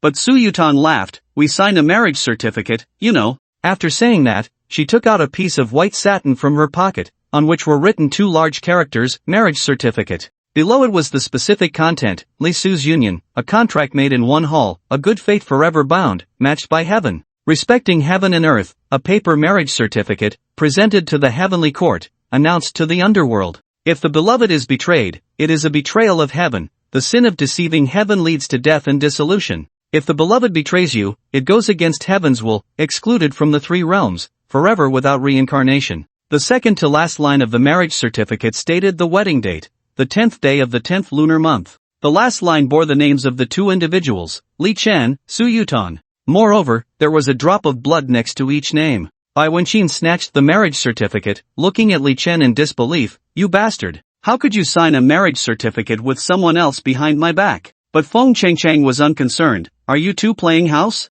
Getting married requires going to the Civil Affairs Bureau to get a certificate, the kind with a seal." Li Chen was also confused about what was happening, and he had never signed such a thing. Su Yutan chuckled. "Do you remember that night at the internet cafe? It was that night that I took a drop of your blood and signed this yin-yang marriage certificate." "What is a yin-yang marriage certificate?" Feng Chengcheng asked. Bai Wenxin explained, "If a person dies without getting married, they are incomplete. Such people often carry resentment after death and can harm the living, but their cultivation can only remain at the level of a vengeful spirit. They can only break through by signing a marriage certificate with someone of pure yang." Feng Chengcheng, however, was indifferent. "Let them absorb it, it's still helping others." "No, wait. It's helping ghosts." Li Chen recalled the events that had transpired earlier. When he woke up in the internet cafe, he felt weak all over, his vision darkening, likely due to the yin-yang marriage contract. After all, he hadn't felt this way when he was with Bai Wenxin. Su Yutan linked her arm with his, looking smug. "Hubby, you have to accompany me tonight." Bai Wenxin, worried for his safety, said, "Li Chen, I'm telling you, the spirits bound by a marriage contract are far scarier than Grandma Bai." Su Yutan replied proudly, "That's not up to him." However, as soon as she finished speaking, she felt as if her body had been electrocuted. That sensation came from Li Chen. Thunder technique. Su Yutan looked at Li Chen in disbelief. "When did you learn the thunder technique?" "Of course, I taught it to you." The deep voice of Taoist Qingwei came from inside the room. "You little demon, you're quite bold. I don't care what kind of yin-yang marriage contract you signed, if you dare to harm my disciple, I'll make your soul scatter." Su Yutan immediately became respectful. "I didn't know there was a master here. I apologize for my rudeness." "Alright, it's getting late, everyone should rest." As soon as the words fell, snoring filled the room. Feng Chengcheng, feeling supported, became bold. "Let's all sleep. I've been tired for a long time." Su Yutang and Bai Wenxin said in unison, "Then where am I sleeping tonight?" That was indeed a good question. The speed at which people were added to the Taoist temple these days was too fast. Li Chen had originally planned to squeeze in with Bai Wenxin and Feng Chengcheng, but now there was also Su Yutang. "Good disciple, you can squeeze in with me tonight. Those three girls can share a room." Taoist Qingwei's voice came again. "Are you even asleep? How do you know everything?" Li Chen complained but still followed the arrangement. Then he instructed, "You three sleep well together. Don't cause any trouble." Su Yutang and Bai Wenxin exchanged glances but still walked toward the room. However, Feng Chengcheng didn't dare to be with the two female spirits. In the end, with Li Chen's comfort, she trembled back. In Taoist Qingwei's room, Li Chen asked, "Why can't I squeeze in with them tonight? I know what kind of person you are. If it were three ordinary people, I wouldn't care. After all, ordinary women wouldn't affect you much. But there are two spirits, and one has signed a marriage contract. I'm afraid that even if I have elixirs, I can't save you." Li Chen was unconcerned. It's just 2 spirits, is it that exaggerated? Daoist Qingwei slapped his lap. Before you were under the restriction, you could barely handle it. Now that you're under the restriction, it's good enough that you can temporarily recover. You're still thinking about that. Don't blame me for not reminding you, you can't do that with spirits until the restriction is lifted. Fine. I'll listen to you. Late at night, Daoist Qingwei's snoring was thunderous, keeping Li Chen tossing and turning, unable to sleep. At least you're called Qingwei, it's such a waste of that name. You should be called Snoring Daoist. I might as well sleep in the woodshed. With that thought, he got dressed and quietly left the room. Passing by Feng Qingqing's room, he intended to check on the 3 of them. Through the window, illuminated by the moonlight, he saw them sleeping sweetly, huddled together. He had to admit, women's emotions were truly strange. They had just been fighting fiercely, and now they could snuggle up to sleep. Suddenly, a shadow flashed past the entrance of the Daoist temple. Who could it be at this late hour? Curiosity filled him, so he quietly followed. The shadow moved as fast as lightning, and after chasing for several miles, it arrived in a forest. The shadow disappeared without a trace after turning behind a large tree. At that moment, a thick fog suddenly rose in the forest. Li Chen wandered through the forest, unable to find his way back. Was it the same situation as when he encountered the mountain spirit in Lua Village last time? In the thick fog, he suddenly heard a gentle voice, "Little brother, do I look like a human or a god? Who's speaking?" Li Chen scanned his surroundings warily. From the dense fog, 2 upright figures slowly emerged, their eyes glinting with an eerie light in the night. Not good. A yellow weasel. This was an encounter with a yellow weasel seeking a title. Those who frequently encounter yellow weasels know that when they reach a certain level of cultivation, they will ask humans for a title. If you say it looks like a god, it will cultivate into an immortal, but the person being asked will have to withstand the heavenly tribulation for it. If you say it looks like a human, all its cultivation will be wasted, causing you endless trouble. Normally, only 1 yellow weasel seeks a title at a time, but encountering 2 today was truly unfortunate. Li Chen pondered his countermeasures. Are you speak English? He remembered seeing a related video that suggested pretending to be a foreigner and acting like you don't understand when encountering a yellow weasel. Unexpectedly, one of the yellow weasels said, "Little brother, it seems you didn't pass your English level 4, it should be can you speak English?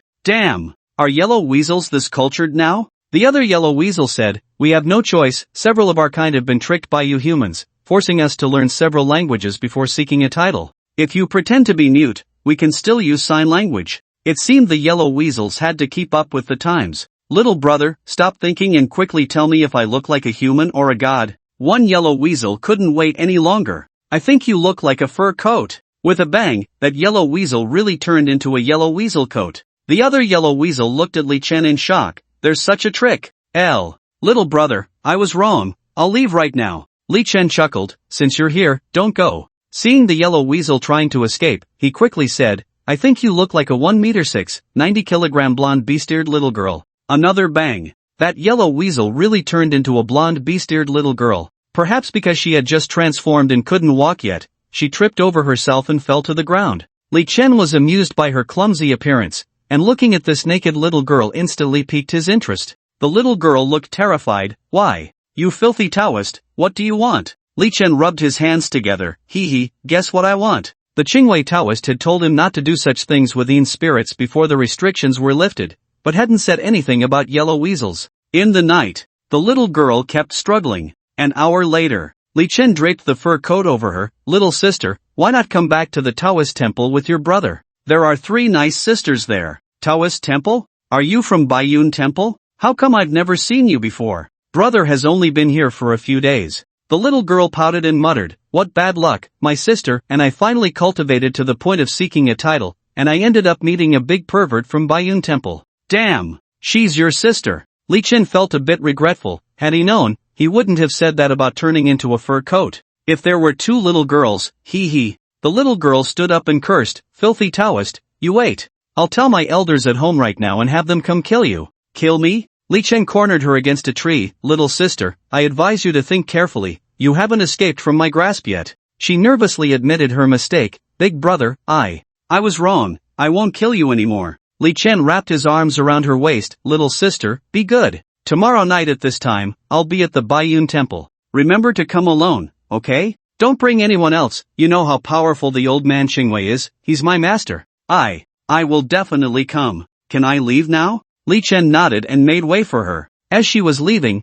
she didn't forget to take the fur coat with her. Due to her unsteady walking, she stumbled and disappeared into the night. At this moment, the fog had cleared, and Li Chen finally found his way home through the mountains and forests. Upon returning to Bayun Temple, he heard the sound of Taoist Qingwei snoring. Helpless, he lay down on the straw in the woodshed and fell asleep. In a daze, he felt someone kicking him. "Good disciple, get up, we have work to do." "Work? What kind of work?" "Someone in town called me today, saying they encountered something strange and wanted me to take a look. Since you're my disciple, you should come and broaden your horizons." Thinking that going to town would at least improve his meals, with some good fish and meat, he readily agreed. Bai Wenxin and Feng Chengcheng also wanted to go along. After all, staying in the temple was boring. As for Su Yutong, she was still a fierce spirit and couldn't go outside during the day, so she had to stay in the temple. The four of them left the temple and walked down the mountain, but at a fork in the road, they took a different path. "Master, that's not the way to town. We're not going to town.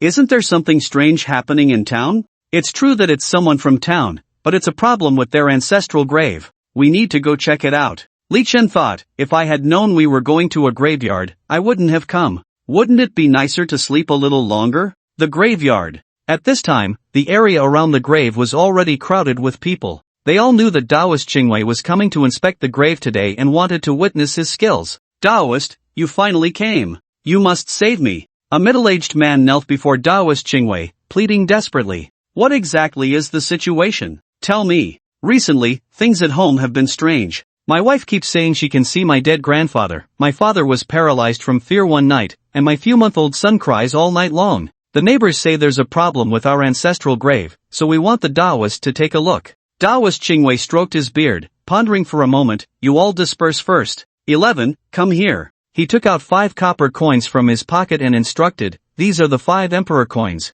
In a moment, you will place them in a circle around the grave, then bite your finger and let your blood drip onto each coin." Li Chen thought to himself, "This old man is crafty. He made it sound nice, saying I would broaden my horizons, but it turns out he just wants me to give blood for free. As the saying goes, 1 drop of blood is worth 10 spirits. It seems I'm at a loss this time." In front of so many people, he couldn't go against Taoist Qingwei's face, so he complied. Once everything was ready, he heard Taoist Qingwei chanting around the grave. Suddenly, from the holes in each of the 5 emperor coins, a red-headed centipede crawled out. The people who had gathered were so frightened that they took a few steps back. Taoist Qingwei then took out 5 yellow talismans and stuck them on the 5 red-headed centipedes, which then turned into 5 wisps of black smoke. "Open the coffin." With Taoist Qingwei's command, a few brave villagers took shovels and began to dig up the grave. The soil flew, and the weeds beside the tomb were cleared one by one, revealing the yellow earth beneath. Just halfway through, one red-headed centipede after another crawled out from the cracks in the yellow earth.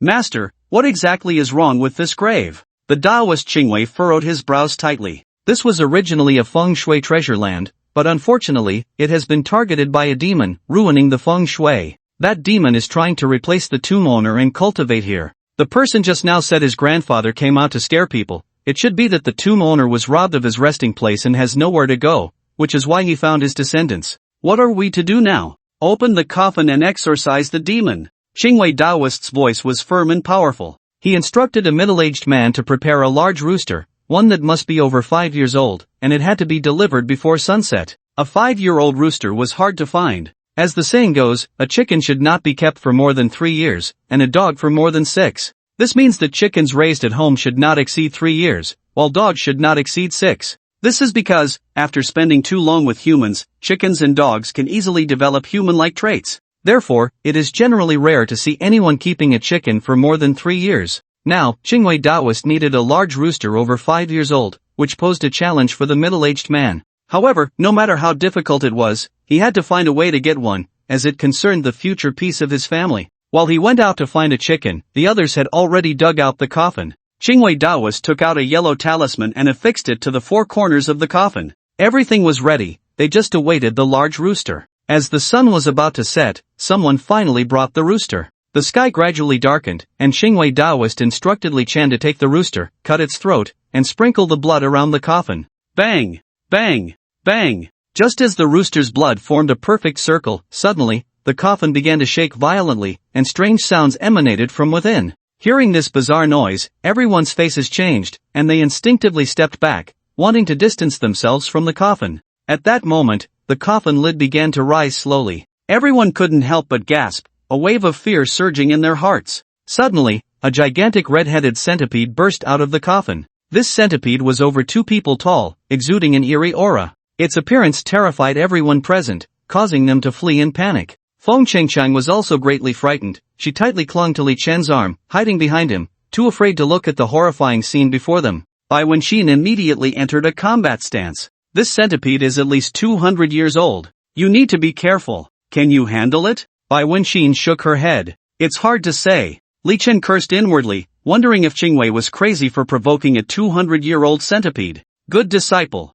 Go quickly. What? At that moment, Li Chen felt like he could stab him. Facing a 200-year-old centipede, the master didn't go first but sent the disciple to face death. The blood of a 5-year-old rooster is the nemesis of the centipede. While the blood is still warm, using thunder to control the centipede. Damn it! He had to go all out. Li Chen summoned all the energy in his body, trying to control the movements of the red-headed centipede with as much black liquid as possible. The red-headed centipede sensed his intentions and charged at him with its 2 massive pincers. Qingwei Daoist formed a hand seal, and a bolt of heavenly lightning struck down, blocking its path. You just use the Yin thunder, leave the rest to me. The red-headed centipede tried to escape, but no matter which direction it attempted to flee, Qingwei Daoist could always use heavenly lightning to restrict its escape route. Li Chen continued to channel the Yin thunder within him, and soon, the Yin thunder wove into a massive black net, surrounding it. The red-headed centipede twisted its body within the net, trying to break free. Its strength was immense,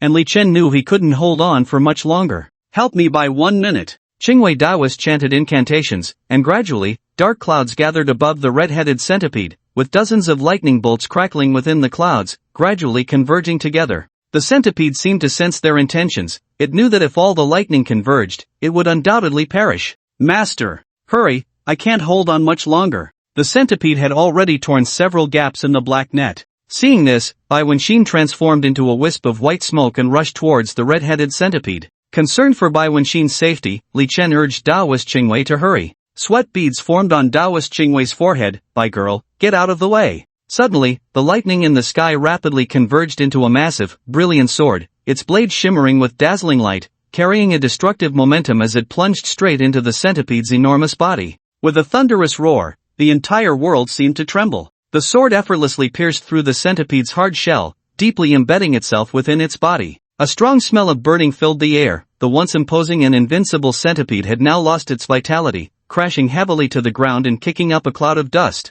Its shell was charred black, emitting a nauseating odor. Yet, amidst this burnt smell, there was a strange fragrance. Demon core. The fragrance emanated from the demon core. Daoist Qingwei gasped for breath, exhausted, bending down to pick up the demon core. Then, he kicked the centipede's corpse to confirm it was completely dead. The people who had scattered in fear were slowly gathering around. A master. Truly a master. A middle-aged man showed a joyful expression. Daoist Qingwei pointed to the coffin. You should find a place for a burial and reinter your grandfather. Yes. Yes. The middle-aged man replied, Daoist, seeing how hard you've worked for my family's matter, I'll have someone prepare a feast right away to treat you all well. Upon arriving at the man's home, they indeed found a table full of delicious dishes. Although it wasn't anything extravagant, to their hungry stomachs, it was simply a feast. Daoist Qingwei took out 2 yellow talismans and handed them to the middle-aged man. Stick these 2 talismans on your father and son respectively, and tomorrow your father will be able to get out of bed,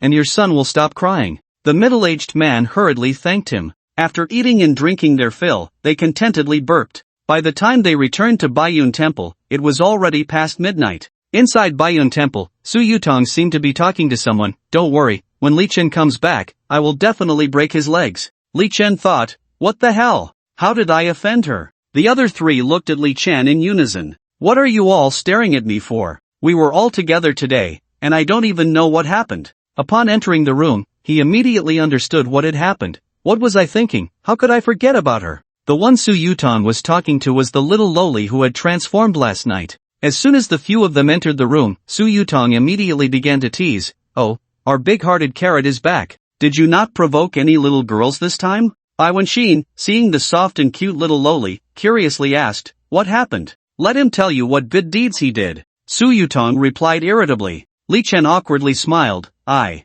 just met a weasel last night and sealed it, turning her into a blonde beast-eared little loli. then I couldn't help myself. Daoist Qingwei slapped his head. Didn't I remind you not to do that kind of thing with spirits? How could you not control yourself? Master, you're wronging me, she's not a spirit, Li Chen defended himself. You're still being stubborn. Mountain spirits are just like spirits, filled with heavy energy. I see you don't want that thing of yours anymore. Alright, Master, I was wrong, I won't dare again. Li Chen quickly admitted his mistake. Su Yutong was relentless. Is there anything you dare not do? Then why did you ask her to come find you tonight? Li Chen certainly couldn't admit that he wanted to continue driving with the little girl, so he found an excuse. I just thought you might be bored, so I wanted this little sister to keep you company. Su Yutong scoffed, chatting? You want to chat with us at this hour? If it weren't for you all going out today, we would have been resting by now. Feng Chengcheng was laughing beside them. Alright, don't blame Daoist Li too much. He's young, and it's normal for young men to have all sorts of thoughts.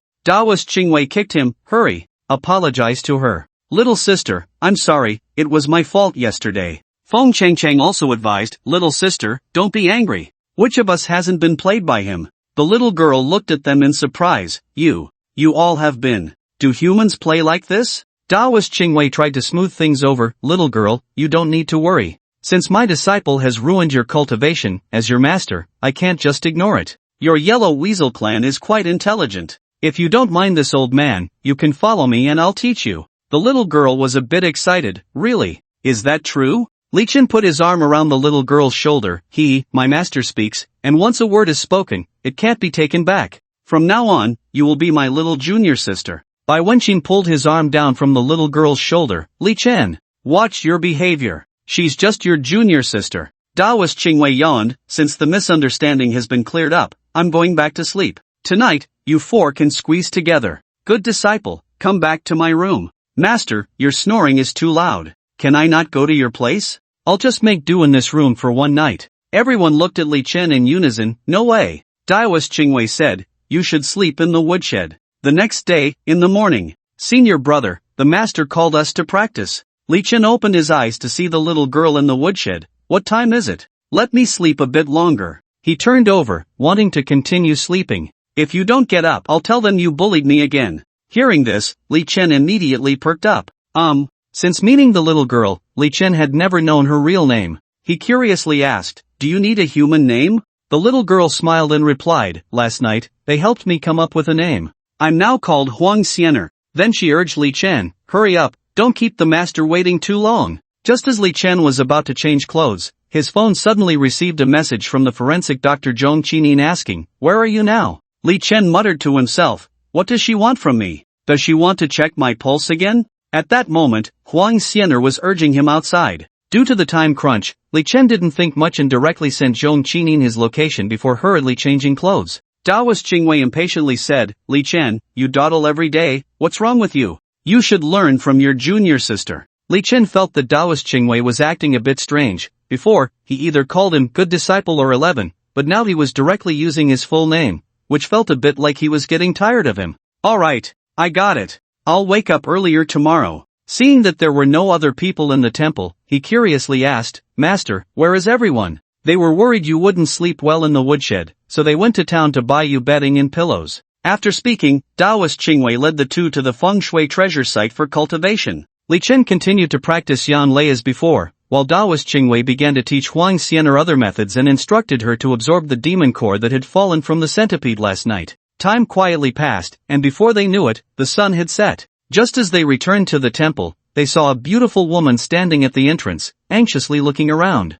Daoist Qingwei glanced at his disciple and asked with a hint of reproach, did you bring this upon yourself? Li Chen nodded. But he was also filled with confusion. She had come all the way from the city, which required at least a 5-hour bus ride. Was it just to take my pulse? Zhong Qinin looked at Li Chen expressionlessly. Put your hands out. Li Chen grinned. You don't need both hands to take a pulse, do you? However, at that moment, with a click, a pair of handcuffs snapped onto him. Li Chen's eyes widened in disbelief as he looked at Zhong Qinin. What? What are you doing? You're a forensic doctor. Where did you get handcuffs? She replied coldly, that's none of your concern. Honestly explain how Zhou Feiyang died. Li Chen was baffled. Zhou Feiyang? What does his death have to do with me? Zhong Qinin stared at him intently, still being stubborn. I asked my family elders, and your pulse indicates only one possibility. You had that kind of interaction with a Yin spirit. and I suspect that Zhou Feiyan's death was caused by the in-spirit. He never expected that Zhong Qinin could investigate to such an extent.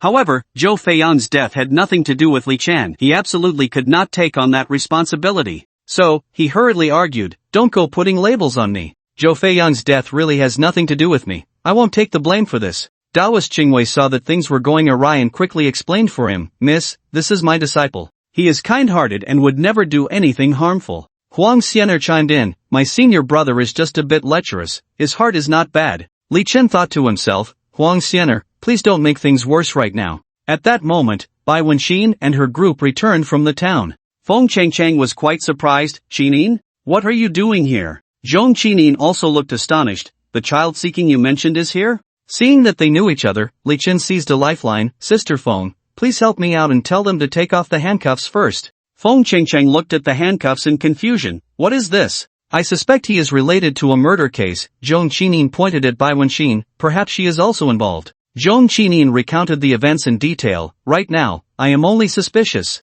If there were solid evidence, it wouldn't be as simple as me handcuffing him. You are really wronging me. I am also a victim." Li Chen lifted his shirt to reveal the Tontian pattern. "If it weren't for my master saving me, I would be the next to die." To protect Bai Wenxin, Li Chen could only half-truthfully recount the events. "At that time, in Lua Village, that ghostly woman wanted to absorb me in Zhou Feiyang. Zhou Feiyang told me to escape first to save me, but I was still partially absorbed by the ghostly woman, and I fell under her restrictions, which is why I came to Bayun Temple to seek my master's help." He thought to himself, "Zhou Feiyang, for my safety, I can only let you die without clarity." Zhong Qinin looked at Taoist Qingwei suspiciously. "Really?" Taoist Qingwei nodded. "I can testify. My disciple indeed fell under the ghostly woman's restrictions." Feng Chengcheng added, "What Taoist Li said is true. I watched the Tongtian pattern being tattooed on him." Since there were both witnesses and evidence, Zhong Qinin felt embarrassed. "Then, that was my recklessness." She awkwardly unlocked the handcuffs.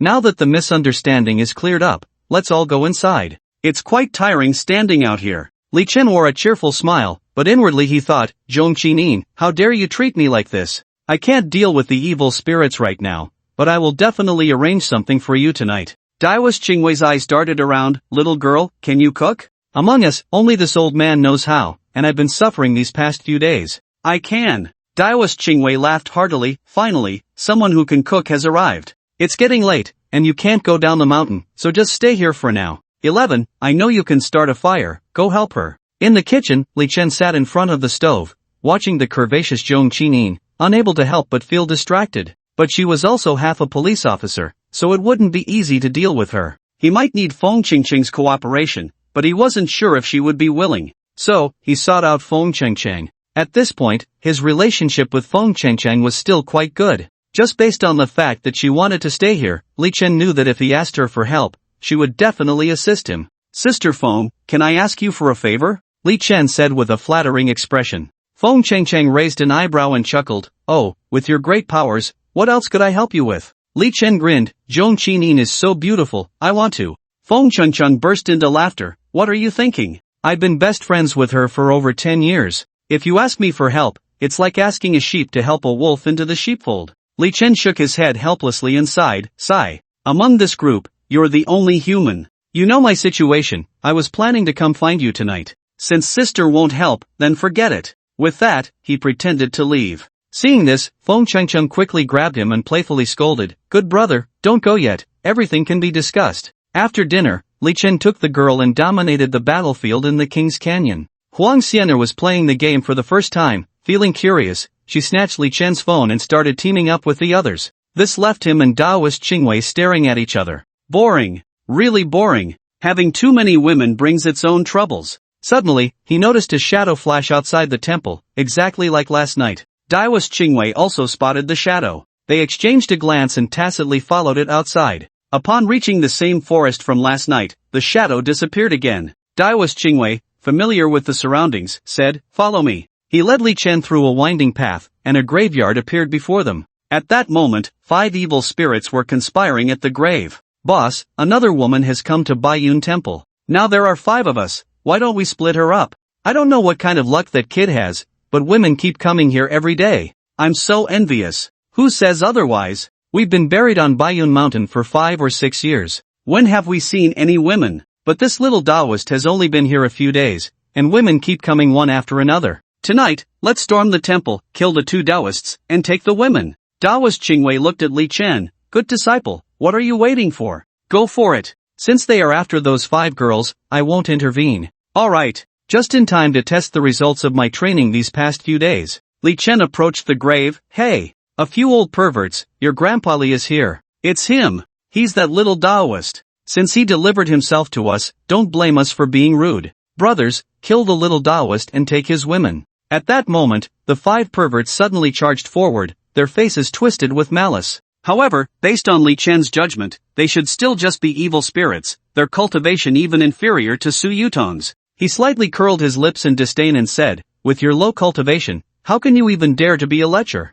After saying that, he summoned the power of the young thunder, and a lightning whip appeared in his hand, striking fiercely at the 5 lechers. Crack, crack, crack. The sound echoed. The 5 lechers fell to the ground in unison. At that moment, they finally realized they had encountered someone formidable. They quickly bowed their heads in unison, pleading for mercy. Taoist, we were wrong. Please show us mercy. However, Li Chen remained unmoved. Now you know you were wrong? It's too late. After saying that, he swung the lightning whip again, and with a few more cracks, the 5 lechers instantly turned into blue smoke, dissipating into the air. Taoist Qingwei clapped his hands in satisfaction. You really have talent. In just 3 days, you can already manifest lightning. It seems that at the Xianmen martial arts competition at Longhu Mountain in a month, you might even win a place. You underestimate me too much. I'll bring back a championship for you. You think you can win a place after just a month of practice? Are you trying to boast? When the 2 returned to the temple, the 5 beauties had already divided the rooms, but it was clear that no extra room had been left for Li Chen. Taoist Qingwei looked at him with a half-smile. I thought you could sleep in a room today. It seems you'll have to continue sleeping in the woodshed. Li Chen couldn't help but smirk. It's fine, I'm used to it. After Taoist Qingwei returned to his room, Li Chen secretly slipped into Feng Qingqing's room. They had already discussed that among the 5 beauties, only Feng Qingqing and Zhong Qinin were human and knew each other, so it was natural for them to share a room. He pushed open the door and saw that Feng Qingqing was not asleep. Approaching the bedside, Feng Qingqing hugged him tightly and said playfully, good little brother, I've missed you so much these past 2 days. 10 minutes later, Feng Qingqing deliberately made a seductive sound, one that could stir anyone's heart, even a woman's. Zhong Qinin was awakened. Qingqing, what are you doing? When she saw a man there, she exclaimed in disbelief, Li Chen, you have some nerve. To avoid alarming others, Feng Qingqing quickly covered her mouth and explained, don't say anything, I'm willing. You actually with him. Zhong Qinin pushed Feng Qingqing's hand away, but Li Chen smiled and said, Officer Zhong, you don't need to worry about us. We'll keep it down and won't disturb you. After saying that, the 2 began again. 10 minutes later, Zhong Qinin, who had been single for years, indeed couldn't hold back. The next morning, Bai Wenxin kicked the door open with a stick and shouted angrily, Li Chen, you bastard. Zhong Qinin, embarrassed, covered her head with the blanket, while Feng Qingqing watched the scene unfold as if she had nothing to do with it. Li Chen jumped out from under the blanket, dodging the stick while getting dressed and running outside. He hid outside for half a day, only sneaking back to the temple entrance at lunchtime to observe the situation inside. Come in, Taoist Qingwei said. Seeing everyone eating and the situation seemed fine, he walked in. Taoist Qingwei said, we just discussed it, you can't stay here any longer. Why is that? Li Chen asked, confused. I'm doing this for your own good. In this situation, even if you were an ox, you'd be worn out. I've decided, this afternoon you will come down the mountain with me. First, it will keep you from seeing them. Second, reading thousands of books is not as good as traveling thousands of miles. Going out with me will greatly help your cultivation. Taoist Qingwei explained. Li Chen asked, do you all agree? Although Feng Qingqing was reluctant, she couldn't say anything. She shouldn't have been here in the first place. Zhong Qinin, who had also lost control last night, now felt like a child who had done something wrong, remaining silent. Bai Wenxin gave him a big eye roll. Only Huang Xianer said, senior brother, just listen to master. I know everything about you. As long as you activate the Tontian pattern and lift the restrictions, I'll be the first to accompany you, okay? Li Chen patted her head, little junior sister is the best to me. You others really have no conscience. Taoist Qingwei said, since that's the case, you should pack up. We'll set off in a bit. Su Yutong, who couldn't go out during the day, called Li Chen into her room after hearing the news. She took an ancient Hutten jade pendant from around her neck. This is a pendant I spent over 10 million on at an antique shop when I was alive. Now that I'm a spirit, I can't use it anymore. Since we've signed a yin-yang marriage contract, I'll give it to you.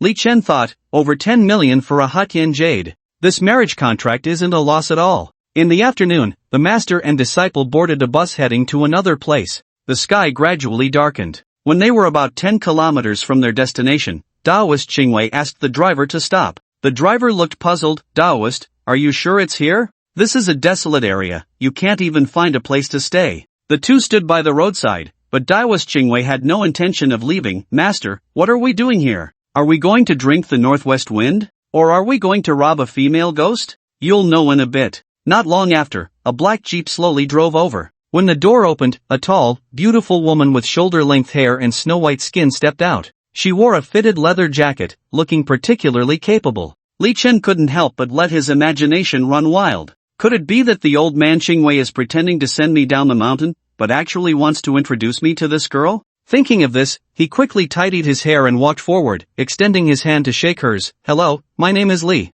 However, before he could finish, the beautiful woman walked right past him and went straight to Taoist Qingwei. Taoist, my grandfather sent me to pick you up. Please get in the car. In the jeep, Li Chen tried to engage the beautiful woman in conversation, but she remained indifferent. Despite this, he didn't give up on finding a topic. However, the beauty seemed unwilling to respond, continuing to keep silent. The jeep traveled along a mountain path, and after half an hour of bumps, they finally arrived at their destination, the Zhou family manor. Come in with me. The two followed the beautiful woman through the manor's gate, revealing a beautiful scene before them. In the center of the spacious courtyard stood an exquisite pavilion, surrounded by various flowers and trees, with fragrant blooms and lush greenery. The entire manor's architectural style was ancient and elegant, primarily wooden structures with roofs covered in blue tiles, exuding a strong historical atmosphere. They followed the beautiful woman through the winding paths of the manor, finally stopping at a room. Taoist, you two will stay here tonight. Tomorrow, I'll take you to meet my grandfather. Just a reminder, my grandfather is celebrating his birthday tonight, so if you hear any noise, please don't come out. Li Chen thought, what kind of hospitality is this? Your family is celebrating a birthday, and not only do you not invite us to the feast, but you also tell us not to go out. After the beauty left, he asked, Master, who exactly is she? Where is this place? This is a friend I met during my youth travels, named Zhou Byron. As for that girl just now, she's my friend's granddaughter, named Zhou Ling. Your friend? What kind of friend is that? They don't even invite you to their birthday. Taoist Qingwei didn't answer and actually started snoring. Li Chen had to admit the old man Qingwei's sleep quality. In the time it took him to say one sentence, he had already laid down and fallen fast asleep. In the dead of night, Li Chen was unable to sleep due to the snoring of Taoist Qingwei. At that moment, sounds of music and singing came from outside, as if celebrating someone's birthday. He wondered, who in their right mind celebrates a birthday at this hour? If you won't let me out, then I will go out. I want to see what secrets the Zhou family is hiding. He pushed open the door and followed the sounds to the place where the Zhou family was celebrating. The scene before him shocked him to the core. Had he not experienced so many unbelievable things, he might have truly been scared to death. The ones banging drums and gongs were actually a group of mountain spirits and wild monsters, while all those at the banquet were ghostly spirits. The food they held in their hands was actually human heads and severed hands, which they devoured with great relish. The old man sitting at the head of the table was even more chilling. He was tightly holding a young woman's corpse in his arms, chewing on it with gusto. The horrifying sight sent shivers down his spine, as if he were in hell. Damn! Besides me and that old Taoist Qingwei, there isn't a single living person here. Li Chen was horrified. He returned to his room with a racing heart and shook Taoist Qingwei awake. Master, wake up! We can't stay here. But Taoist Qingwei was unfazed, turning over and continuing to snore. Why don't you just sleep yourself to death? Who knows, they might come over and eat you. Li Chen was anxious. With so many ghostly spirits and mountain monsters, he worried that even combined, he and Taoist Qingwei might not stand a chance. As for escaping, given Taoist Qingwei's current state, he showed no signs of wanting to flee. Forget it. If the old Taoist isn't afraid, why should I be? If the sky falls, there's someone tall to hold it up. Could he really just watch me get eaten by that group of ghostly spirits? But just in case, he added a layer of yang and yin thunder to the door for protection. The next day, in the morning, someone knocked on the door. Taoist, are you awake? Li Chen removed the yin and yang thunder and opened the door to find Zhou Ling calling for them. Taoist Qingwei stretched. Is it time for breakfast? After a night's sleep, I'm really hungry. My grandfather asked me to call you to have breakfast together. Good, good. Old Zhou finally wants to see me. Zhou Ling smiled slightly. What are you talking about, Taoist? Yesterday, grandfather was too busy celebrating his birthday. Now that he has time, here we are. Taoist Qingwei stood up. Let's go. Thinking of the ghostly spirits feasting last night, Li Chen couldn't help but shiver. To be honest, if it were just one ghostly spirit eating a person, it would be one thing, but there were hundreds of them. The scene was quite spectacular. They followed her to a quiet pavilion, where the old man who had been gnawing on a woman was sitting there drinking tea. Upon seeing them, he immediately greeted them with a smile. Qingwei, it's been over a decade, you've aged quite a bit. You haven't changed at all. They exchanged a few pleasantries and the four of them sat around a round table. Taoist Qingwei poured himself a bowl of porridge and began to eat with great enjoyment. Li Chen thought to himself, aren't you afraid that it's made from human flesh? Seeing him hesitate to pick up his chopsticks, Zhou Ling said, Little Taoist, don't worry, there's no human flesh in this. It seemed that they had discovered his actions last night, otherwise, she wouldn't have said that. Since that was the case, he might as well drink. Taoist Qingwei said, Old Zhou, I came here this time to see you, an old friend, and also to ask you to help train this disciple of mine. You know the Xianmen martial arts competition is about to start, and I've only taken him in for a few days. I'm worried he won't be able to handle the other Xianmen people. No problem. You all are staying here recently, I'll have Linger help your disciple practice. They agreed to hold the trial in the Zhou family's back garden at midnight. Li Chen felt a surge of secret delight. Such a good opportunity? Practice. He would practice right away. Perhaps he could take the chance to touch a bit. Back in his room, Li Chen asked Qingwei Taoist what exactly was going on. Only then did he reveal the truth. In fact, he had long known that Zhou Bairen was a yin spirit, and his cultivation had already reached the realm of evil spirits. His family, the Zhou family, was skilled in paper crafting, a technique that could turn paper into various real objects. This Zhou family manor was crafted by Zhou Bairen using paper techniques. In other words, this manor was not an ordinary building, but a yin residence. As for why a Taoist had such a good relationship with a yin spirit, it was because, in his youth, he had tried to capture Zhou Bairen, but at the last moment, Zhou Bairen disregarded his own safety and saved his life. From that moment on, he understood that not all yin spirits were bad. This was also why he did not act against Bayun Xian and Su Yutang when he saw them. He even took Huang Xianaer as his disciple. As for the incident last night where Zhou Bairen ate a person, that was after all a tradition among their yin spirits. They celebrated their 60th birthday only once every 60 years, and the food was the corpses of people already buried nearby, which did not harm anyone. After telling him everything, Qingwei Taoist instructed Li Chen that during this practice match with Zhou Ling, he absolutely must not use yin thunder or yang thunder, and he took out a stack of yellow paper. Before this Xianmen martial arts competition, you must hide your strength, only then can you win unexpectedly in the match. So, during this time, you can only practice thunder techniques in deserted places. Qingwei Taoist stroked his beard and continued, for this month outside, you can only use talismans. If you really need to use thunder techniques, you must not let anyone discover it. I will now teach you how to draw talismans. Li Chen had seen such talismans twice before. The first time was the day after he met Yutang, when Qingwei gave him one, which he used to subdue Bayun Xian, who wanted to kill him. The second time was the night he eliminated the red-headed centipede, when Qingwei gave a talisman to a middle-aged man. The so-called talismans are among the most mysterious and profound spells in Taoism. The method of making them involves using vermilion and other red pigments to draw various strange symbols and patterns on yellow paper. These talismans, depending on their drawn content, have a wide range of effects that can dazzle the eyes. Some talismans can drive away evil and avoid disasters, ensuring safety. Some can cure illnesses and save people, resolving difficulties, and some can even subdue demons and eliminate monsters. Talismans are divided into 4 levels: heaven, earth, mystery, and yellow, and the level of talismans one can draw varies according to the cultivator's cultivation level. Qingwei Taoist reminded Li Chen, with your current cultivation, you can only draw yellow-level talismans. Relying solely on yellow-level talismans will not be enough to defeat Zhou Ling. You only need to rely on the talismans to avoid being caught for an hour to win. Li Chen expressed his confusion. Master, the talismans you gave me before were quite useful. I tried them, and even Bayun Xian, this evil spirit, couldn't withstand them. Just give me a few more, and it would be fine. You brat, you think too well of yourself. This test is to challenge you. Using my talismans, what kind of test is that? This time, you can only use the ones you draw yourself. Time passed into the deep night. Little Taoist, I won't bully you, I'll give you half an hour. You better hide well. Zhou Ling thought Li Chen was just a novice Taoist who had only been practicing for a few days and did not take him seriously. Unable to use thunder techniques, Li Chen did not plan to confront her head-on. Since she wanted him to hide, he would play along. As the saying goes, the most dangerous place is the safest place. Li Chen first thought of her boudoir.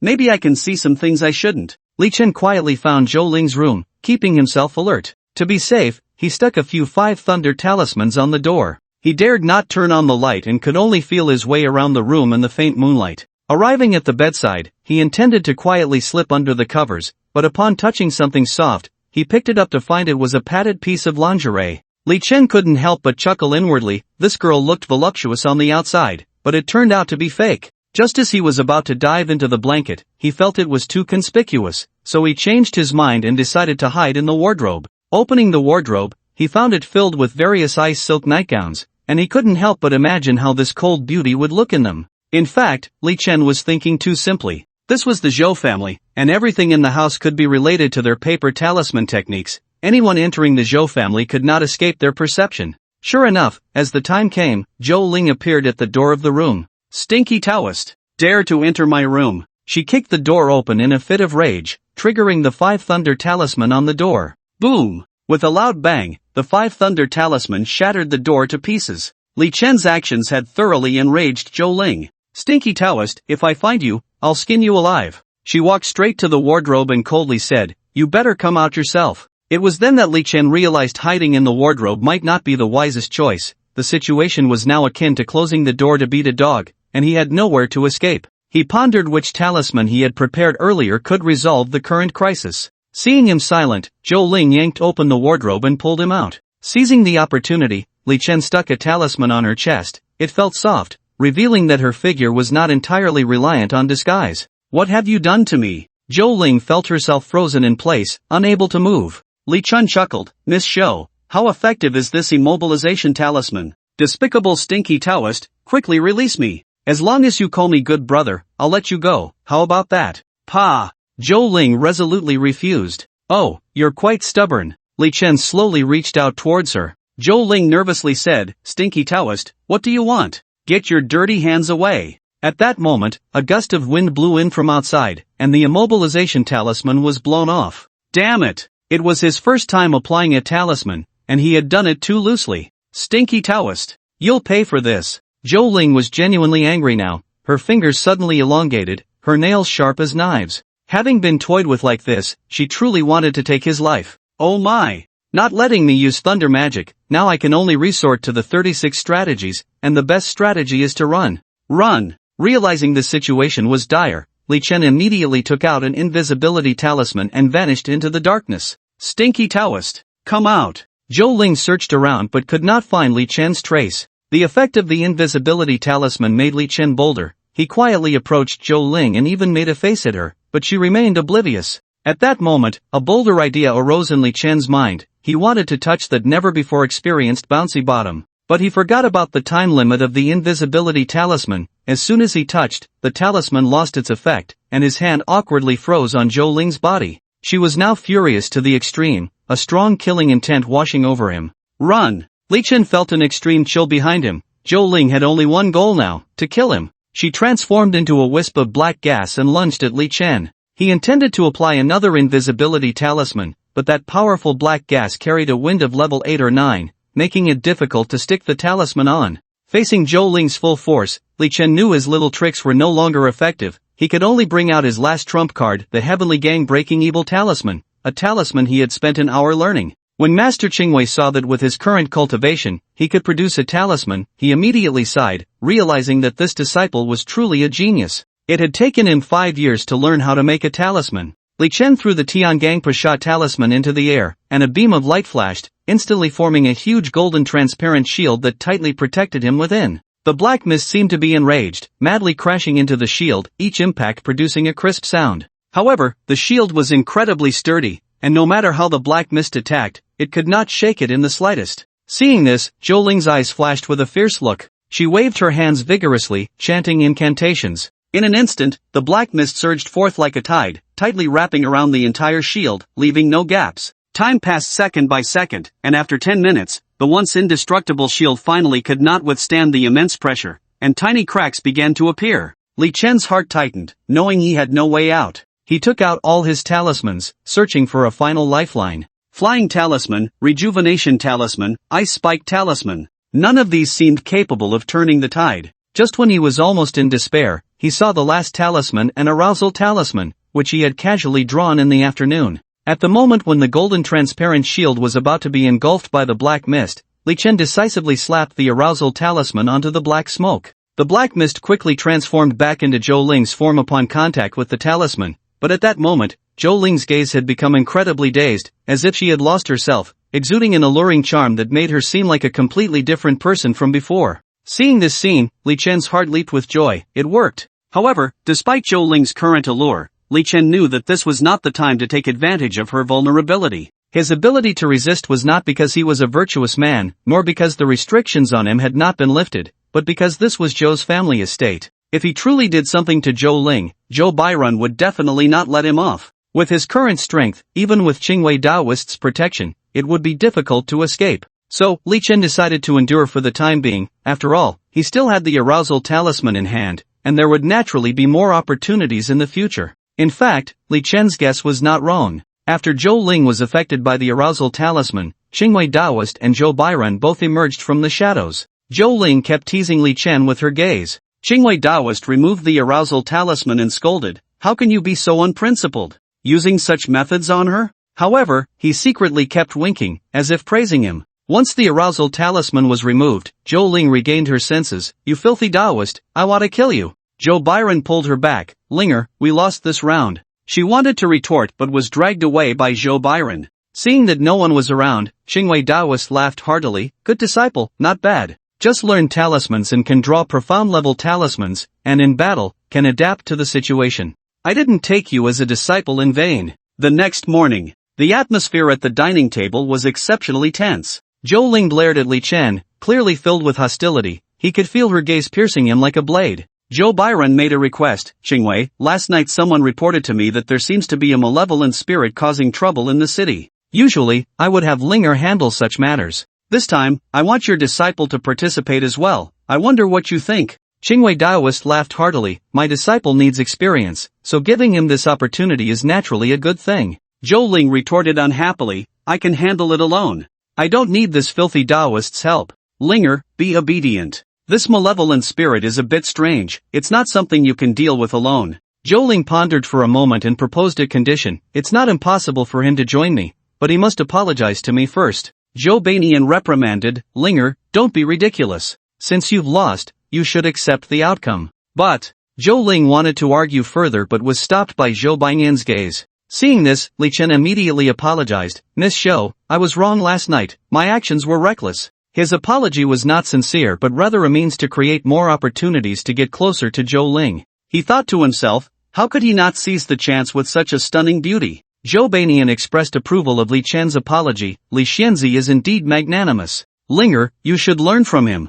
Zhou Ling rolled her eyes at Li Chen, clearly not buying his apology. Li Chen curiously asked, "Aren't you all in spirits? Why do you still kill each other?" Daoist Qingwei explained, "There are good and bad in spirits, just like in human society. There are bad people and good people." Back in the room, Li Chen prepared some blank yellow paper and drawn talismans. In the afternoon, they set off for the city. Zhou Ling drove the jeep. "Stinky Daoist, when we meet the client, everything must be according to my instructions. Although I promised my grandfather, our Zhou family's matters do not require your interference." Seeing her attitude soften, Li Chen leaned back in the passenger seat, appearing indifferent. "Everything will be according to you. If we encounter an unsolvable problem later, don't come begging me." "Pa, I would rather die than beg you," Zhou Ling said firmly. They arrived at the location mentioned by the client, a bustling apartment complex, as it was a hotspot for internet celebrity livestreams. They found room 1103 according to the address. Zhou Ling knocked on the door, and a beautiful woman dressed in a bunny outfit opened it, her attire quite sexy.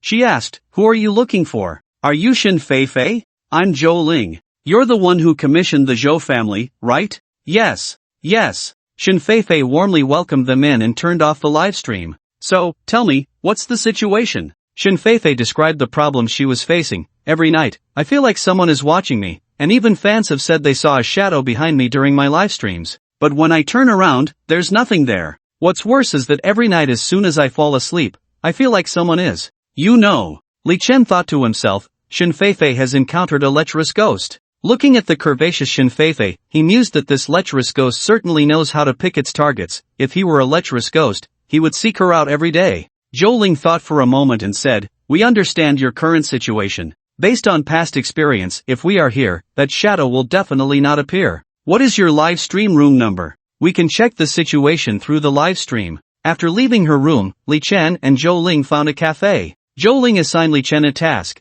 to watch Shinfeifei's livestream and see if there was indeed a shadow. Li Chen used his phone to watch from the afternoon until after 9 in the evening. At this point, Li Chen was still dressed as a Taoist, and the people around him cast strange glances. They never expected a Taoist would openly watch a beautiful woman's livestream. The cafe owner couldn't stand it anymore. While serving coffee, she quietly said to Zhou Ling, "Beautiful lady, it's been at least 3 hours since you both came in. Your boyfriend is too indecent, watching a beautiful woman's live stream the whole time. Don't you care? If it were me, I couldn't stand it." Zhou Ling's face immediately turned red, and she hurriedly explained, "He's not my boyfriend, just a lecherous stinky Taoist." Soon after, a shadow indeed appeared in Shinfeifei's livestream. Li Chen asked, "What do you want to do next?" "Just rush in and take care of it." Li Chen shook his head. "Do you think if I were that pervert, I would wait for you to catch me when I saw you coming? Then what do you suggest we do?" Li Chen said deliberately, "Didn't you say that the Zhou family's matters don't require my intervention?" Zhou Ling shot him a glance and then dialed Shinfeifei's number. "We did see that shadow. Don't say anything or alert it. When you go to bed tonight, just keep the voice chat on with me. If that shadow tries anything, just scream, and we'll rush in and take care of it." After hanging up, Li Chen asked, "Are we still watching the live stream? Where are we sleeping tonight? We can't just stay here forever. Watch it if you want." Zhou Ling said, standing up and leaving. "Where are you going?" Zhou Ling only left 2 words, "to sleep." Li Chen followed Zhou Ling to a hotel next to the apartment. To make it easier to act together, Zhou Ling only booked 1 room. The hotel staff looked at them in surprise. She probably never expected to see a Taoist and a woman sharing a room in her lifetime. "Hello, miss, your king-size room is ready. Who wants a king-size room? Give me a standard room." Zhou Ling corrected her. The staff handed the room card to Zhou Ling. Once inside the room, Zhou Ling reminded Li Chen not to act recklessly and then went to take a shower. Li Chen noticed that the frosted glass between the bathroom and the room was electric. If the switch was turned on, one could see inside from the outside. He secretly rejoiced but pretended to be nonchalant. When Zhou Ling came out of the bathroom, still steaming, she wore a bathrobe, and her hair hung wetly. Li Chen quickly closed the frosted glass door, acting as if nothing had happened, but his gaze was still somewhat unnatural. Zhou Ling noticed this and felt something was off but couldn't pinpoint what it was. She frowned, looked at Li Chen with confusion, then walked over to the sofa and turned on the TV. In the dead of night, a sudden scream came from the phone. Just as Li Chen was about to open the door to go downstairs, Zhou Ling transformed into a wisp of black smoke and floated out the window. When he arrived at room 1103, he found Shinfeifei hiding in Zhou Ling's arms, crying inconsolably. Clearly, the pervert had not been eliminated. After all, the pervert's goal was merely to have his way with women. They weren't very powerful, and when faced with someone as ruthless as Zhou Ling, they would choose to flee. Shinfeifei choked out, "That bastard ran away. What should we do now?" For a moment, Zhou Ling was also at a loss. She turned to look at Li Chen. "What are you looking at me for? Didn't you say the Zhou family's matters don't require my intervention? You smelly Taoist, I know you're also a little pervert. You should understand the mindset of a pervert best. Hurry up and tell me if you have any ideas." Shinfeifei cried, her face full of expectation as she looked at him. "Taoist, do you have a plan?" "Enough. I can't stand to see a woman cry. If you want to catch that pervert, it's not impossible. It's just that today we startled him, so he probably won't come back. Tomorrow, I'll prepare my tools and come help you catch the ghost." Shinfeifei stood up excitedly. "As long as you can catch her, I'll be willing to do anything." "Really?" Li Chen sized her up, thinking that since the old man Qingwei wouldn't let him touch the yin spirits, it would be a shame not to have something happen with someone as upright as Shinfeifei. Zhou Ling seemed to see through his thoughts and pushed him out of the room. The next morning, Li Chen had just woken up and found Zhou Ling already made up.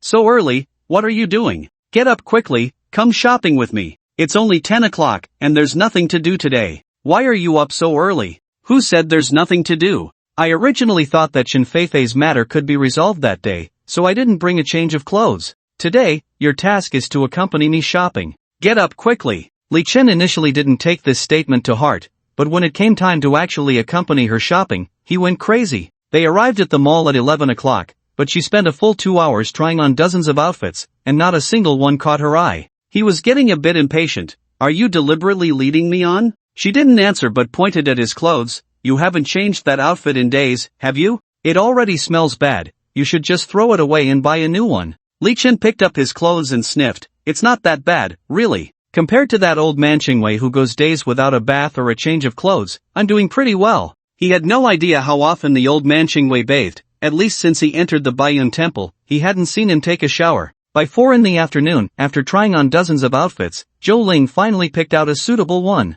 Li Chen helped her carry the clothes and they went to a men's store. Zhou Ling asked, "Boss, do you have any razors?" Li Chen thought to himself, what does she need a razor for? Is she going to shave her armpits? But I remember her armpits being quite clean, so what gives? The shopkeeper recommended various razors to Zhou Ling, and in the end, she chose a manual razor and tossed it to Li Chen. Stinky Taoist, you should take care of yourself too. With your scruffy beard, I feel embarrassed walking with you. Since entering the Bayun Temple, I really haven't shaved, but scruffy is a bit much, isn't it? This brat, clearly concerned about me, pretends to be indifferent. Then Zhou Ling took him to a men's clothing store and picked out an outfit. Finally, they stopped at a women's lingerie store. Women do have a significant demand for lingerie. Li Chen remembered that Bai Wenxin and Feng Chengcheng would hang their underwear out to dry every day when they were at the Bayun Temple. While she was trying on lingerie, Li Chen also started picking some out. Of course, he wasn't choosing for Zhou Ling but for the 5 girls at the Bayun Temple. After all, they had come out, so he had to bring back some gifts. Li Chen selected 5 sets of lingerie according to their styles and sizes, which left the salesgirl stunned. Young man, do you not know that women's lingerie comes in sizes? I see that girl's size is different from what you've picked. The salesgirl actually thought Li Chen was a novice. He was an experienced hand, okay? As long as it was a woman, he could tell the size with just one glance. Stop talking nonsense, just wrap up those 5 pieces. Also, the one she just tried on count on my tab. Seeing that he was a big customer, the salesgirl cheerfully packed up the lingerie. Young man, you really know how to treat women. Marrying you would be a sure thing. After Zhou Ling finished trying on clothes and was ready to pay, she was surprised to see that Li Chen had already paid. Lingerie here isn't cheap. I thought you were a poor Taoist, but it turns out you have some means. The salesgirl hurriedly added, Miss, you found the right person. He just bought 8 sets. That's not right. I only tried on 3 sets. Li Chen pulled Zhou Ling away, fearing that if they talked any longer, they'd expose him. By the time they returned to the hotel, it was already past 6 in the evening. Li Chen took out some yellow paper and began drawing talismans with cinnabar. Zhou Ling then understood that Li Chen's method was to use talismans to deal with the lecher. She had witnessed the power of talismans herself. Even a simple immobilization talisman combined with a thunder talisman could easily subdue that lecher. During the process of him drawing the talismans, Zhou Ling seemed unable to endure the feeling of not changing clothes for 2 days. She took her clothes and entered the restroom. Of course, Li Chen wouldn't miss the opportunity to watch the performance again. He thought to himself, Zhou Ling, oh Zhou Ling, weren't you cold and distant when you first met him? Now you're being so honest with me, aren't you? She walked out of the bathroom and saw that Li Chen hadn't finished drawing yet, so she asked, is it really that hard to draw a few talismans? Of course, Li Chen wouldn't say that he had just forgotten to draw while watching the performance. He could only reply, you've seen Taoist spells before, it's not that easy. At 10 o'clock in the evening, after Xin Feifei finished her live stream, they found her. Taoist, do you really have a way to catch the lecher? Li Chen took out a few sheets of talisman paper from his pocket. You just need to stick them on your body while you sleep tonight, and they'll definitely make the lecher obedient. She asked, where should I stick them? Of course, stick them on the places where the lecher enters your body. That way, it will catch him off guard. Xin Feifei took the talismans and turned to pull down her skirt, but found that the talismans wouldn't stick. She showed a puzzled expression and said, Li Taoist, these talismans seem to be hard to stick. How is that possible? Let me take a look. Li Chen walked over, gently adjusted Xin Feifei's skirt, and discovered the reason. He joked, the weeds here are too lush, naturally, the talismans won't stick. Xin Feifei looked troubled and asked how to solve it. Li Chen had a sudden idea and thought of the razor Zhou Ling had bought, so he took it out. Just use this to shave it clean. Xin Feifei took the razor, opened the package, and saw it was manual. I've only used electric ones, can you help me shave? Since she made such a request, Li Chen naturally couldn't refuse.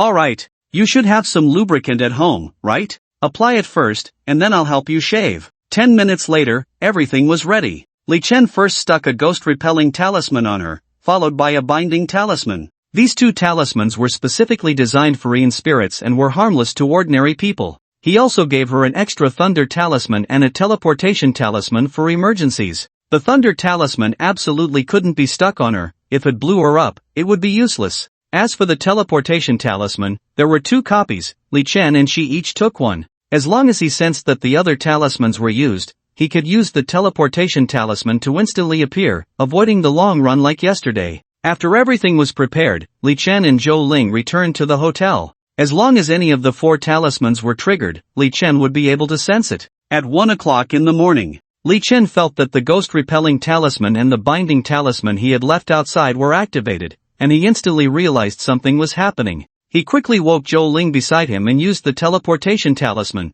The 2 of them instantly arrived at room 1103. Upon entering the room, they saw a middle-aged man bound by the bed, while Xin Feifei was curled up in a corner of the room, trembling. Li Chen carefully examined the middle-aged man, noticing his shifty eyes and lewd expression, which made one feel disgusted. He took the thunder talisman from Xin Feifei's hand and forcefully stuck it on the lecher. Immediately, a series of explosive sounds erupted, and the lecher was blown to smithereens. Xin Feifei was still a bit shaken. He shouldn't come back, right? Li Chen gently patted her shoulder and reassured her, don't worry, he's already gone for good and can never appear in this world again. Hearing this, she felt a little more at ease. She excitedly grabbed Li Chen's hand. Taoist, I can't thank you enough. If it weren't for you, I really don't know how long I would have to live like this in the future.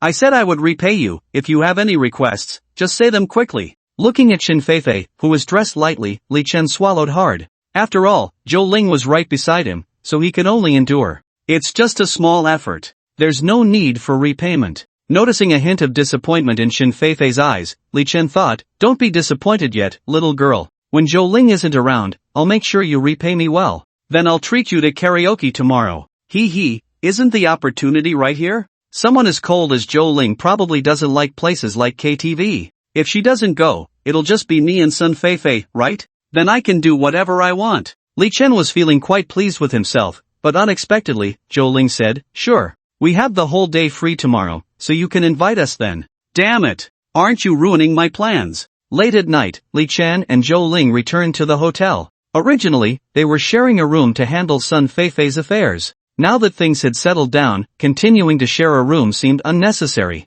Li Chen understood that it was only a matter of time before they would separate rooms, but since Zhou Ling hadn't mentioned it, he felt no need to bring it up. The events of the past few days had left him physically exhausted, so he decided to take the opportunity to enjoy a hot shower and change into his newly bought clothes. While he hummed softly in the bathroom, enjoying the warm water, Zhou Ling suddenly pushed the door open, startling him. He felt a surge of joy. Could it be that their time together had made her develop feelings for him? If you need something, there's no rush. I'll be done soon, he said. However, Zhou Ling was not swayed by his joke. She had a cold expression as she grabbed his ear and pulled him out of the bathroom. Zhou Ling pointed at the glass door of the bathroom. Did you already know this glass can be made transparent? Li Chen certainly couldn't admit it. If Zhou Ling found out what he had done before, it would be the end of him. He feigned surprise. Hotels are this advanced now? How did you find out? Stop pretending. Zhou Ling dragged him to the door and kicked him out. Li Chen looked around in a panic. He was completely naked. Good sister, open the door quickly. If someone sees me, I'll be humiliated. But all he received from inside was a cold response. Don't you like watching others? Then let others have a good look at you. He knocked on the door again, but there was no response. Fortunately, it was the early morning, and there was no one else in the hallway. He cautiously made his way to the lobby and sought help from the duty staff. The female staff member gasped and covered her eyes upon seeing him in the nude, exclaiming, "What do you think you're doing? If you keep this up, I'm calling the police." He quickly explained, "It's me, take a good look." The staff recognized him, her face turning red. "Why aren't you wearing clothes? Let's not get into that right now. Can I have a bath towel?" After she found him a towel, he quickly wrapped it around himself and requested a room. "I'm sorry, but our hotel is fully booked tonight." The staff's response left Li Chen feeling desperate. He thought to himself that even if the staff helped him get a room, the outcome wouldn't be much better than his current situation. So, he decided to find Sun Feifei. After all, she had expressed her willingness to repay him.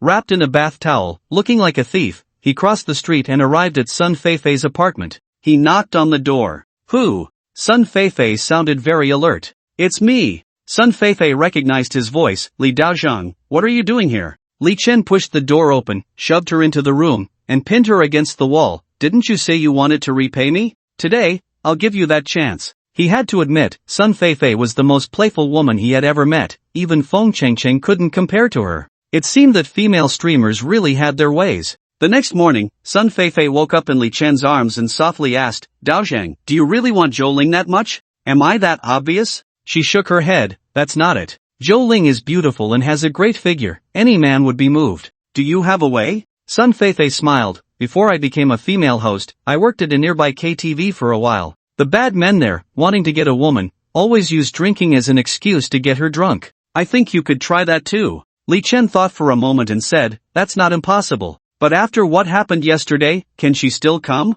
I'll give it a try for you. Li Chen touched her face, I didn't expect you to be so clever. Then shouldn't Daoist Li reward me? Noon. Sun Feifei called Zhou Ling, Sister Zhou, I said I would treat you to karaoke today. I've booked a private room, it's right downstairs in the apartment building. You have to be there on time at 7 tonight. Zhou Ling hesitated, I have no problem, but Li Chen is missing. Sun Feifei feigned ignorance, aren't you two together? Last night, I kicked him out. He might be angry. Sun Feifei pretended to speak for Zhou Ling, he must have done something wrong to make you angry. Zhou Ling thought for a moment and realized her mistake, I'm not sure if he did or not, but now that I think about it, kicking him out naked last night really wasn't right. Do you think he might get into trouble being out there like that? What if the police catch him as a pervert? Hearing this, Li Chen was stunned, Zhou Ling, such a proud person, actually admits she was wrong. And she's worried about me. Sun Feifei said, alright then, I'll ask where Daoist Li went. After hanging up, Sun Feifei looked at Li Chen with a mischievous smile, congratulations, Daoist Li.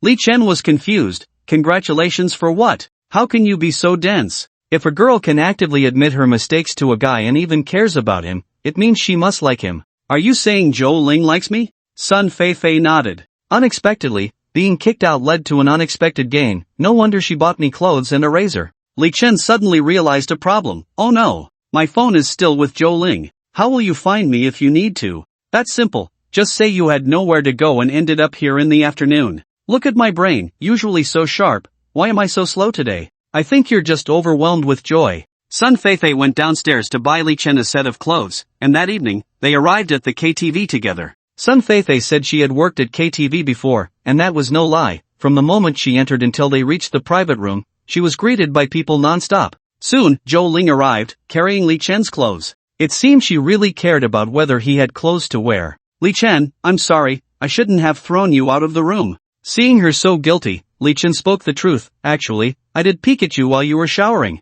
Smack! A slap landed on Li Chen's face, pervert. After saying that, she turned to leave. This was different from what Li Chen had imagined. In dramas, when this happens, the female lead should fall into the male lead's arms and say she hates him, you jerk. Why did it turn into a slap here? Sun Feifei grabbed Zhou Ling, alright, Sister Zhou, don't be angry. I know you like Daoist Li, and Daoist Li likes you too. Since that's the case, you're all family now, so peeking at you while you shower isn't a big deal. Who likes him? Who wants to be family with him? Although Zhou Ling denied it, she still sat down on the sofa. Sun Feifei raised her glass, urging Zhou Ling to drink, and soon both of them had drunk quite a bit. Zhou Ling had already lost consciousness. Li Chen thought to himself that Sun Feifei was not only beautiful but also righteous, making her a friend worth deepening ties with. At that moment, he felt a sudden urge to urinate and went to the restroom. When he returned, he heard what seemed to be a dispute happening in their private room. He pushed through the crowd and saw a scar-faced man getting physical with Sun Feifei, and he was about to strike Zhou Ling as well. Although Sun Feifei was being restrained, she was still saying not to touch Zhou Ling. Stop it! Li Chen shouted at the scar-faced man.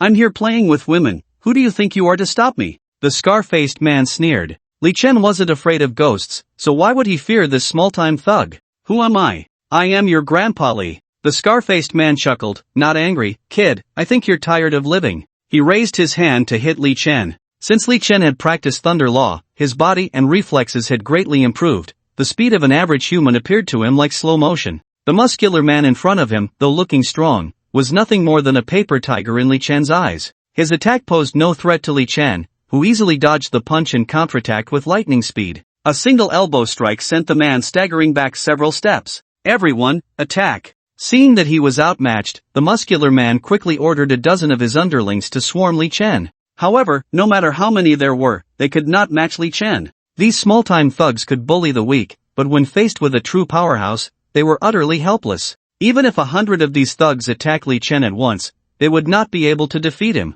Li Chen looked at these ignorant thugs with disdain. He decided not to waste time fighting them with fists and feet, as that would only dirty his hands. He pulled out a dozen talismans from his pocket. These talismans were specially prepared, inscribed with mysterious runes capable of casting various spells. He stuck the talismans on the heads of those thugs and began to chant a spell. The thugs who had the talismans stuck on them instantly lost their self-awareness, becoming like zombies. Their eyes were hollow and lifeless, their bodies stiffly lining up in a row, starting to jump around. Li Chen looked at his handiwork with satisfaction, knowing that these thugs had completely lost the ability to resist. Next, he just needed to wait for the police to arrive and hand these criminals over to them. This was a jumping talisman he had learned out of boredom, and he never expected it would come in handy. The scar-faced man still didn't know what was happening. He kicked one of his underlings. "What the hell are you doing? Get over here." Li Chen made a hand gesture, urging those thugs to surround the scar-faced man. "What do you want? I'm your boss." The thugs now only listened to Li Chen's orders, punching and kicking the scar-faced man. Soon, his face was swollen like a pig's head. He knelt and begged Li Chen for mercy. "Li Gu. No, I mean, Li Yi. Please spare me. I won't dare again." Li Chen was worried that they might really beat him to death. He wouldn't be able to explain that to the police. "Your begging is useless. You need to ask her if she agrees." Li Chen pointed at Sun Feifei. He immediately bowed his head to her. "Feifei, please let this Li Yi spare me." Sun Feifei seemed quite afraid of him and didn't say anything, allowing the scar-faced man to leave. Li Chen asked, "I see you're quite scared of him. What exactly is his background?" Sun Feifei closed the door to the private room. "That person just now, we all call him Scar Brother. He is Long Ji's subordinate. All the KTVs and bars in this area are his territory. I think you should leave quickly. If you offend him, I'm afraid he will come after you." Li Chen was not worried that this little punk could pose any threat to him. Instead, he was concerned that after he left, Sun Feifei might have a hard time, so he asked, "Who is Brother Long?" Brother Long is the chairman of the Tianjiang group. He has his hands in everything in Tianjiang City, controlling both the underworld and the legitimate world. "What if I don't leave?" Li Chen's lips curled up, revealing a hint of a smile. Sun Feifei's eyes widened in disbelief as she looked at him. "Are you crazy? Do you know what you're saying?" Li Chen gently patted her shoulder. "Don't worry, with me around, no one can hurt you." Sun Feifei felt a warmth in her heart but still shook her head. "You don't understand Brother Long's power. He won't let you go." "Then let him try. I want to see just how capable he is." After saying that, he carefully picked up the drunken Zhou Ling and returned to the hotel. Although the opportunity was rare, Li Chen also recalled the warning from Taoist Qingwei, no overly intimate contact with spirits before the restrictions were lifted. He was attracted by Zhou Ling's alluring figure, but he still tried to suppress his impulses. However, when desire overcame reason, he decided to disregard everything. He cast aside Taoist Qingwei's warning and began their intimate moment. Just as they were getting close, Zhou Ling suddenly woke up. Under the influence of alcohol, Zhou Ling became proactive, a stark contrast to her previous indifference towards Li Chen. The next morning, Li Chen was kicked out of bed by Zhou Ling. Zhou Ling was tightly wrapped in the quilt, questioning, You stinky Taoist. What did you do to me?" Li Chen stood up bare-bottomed.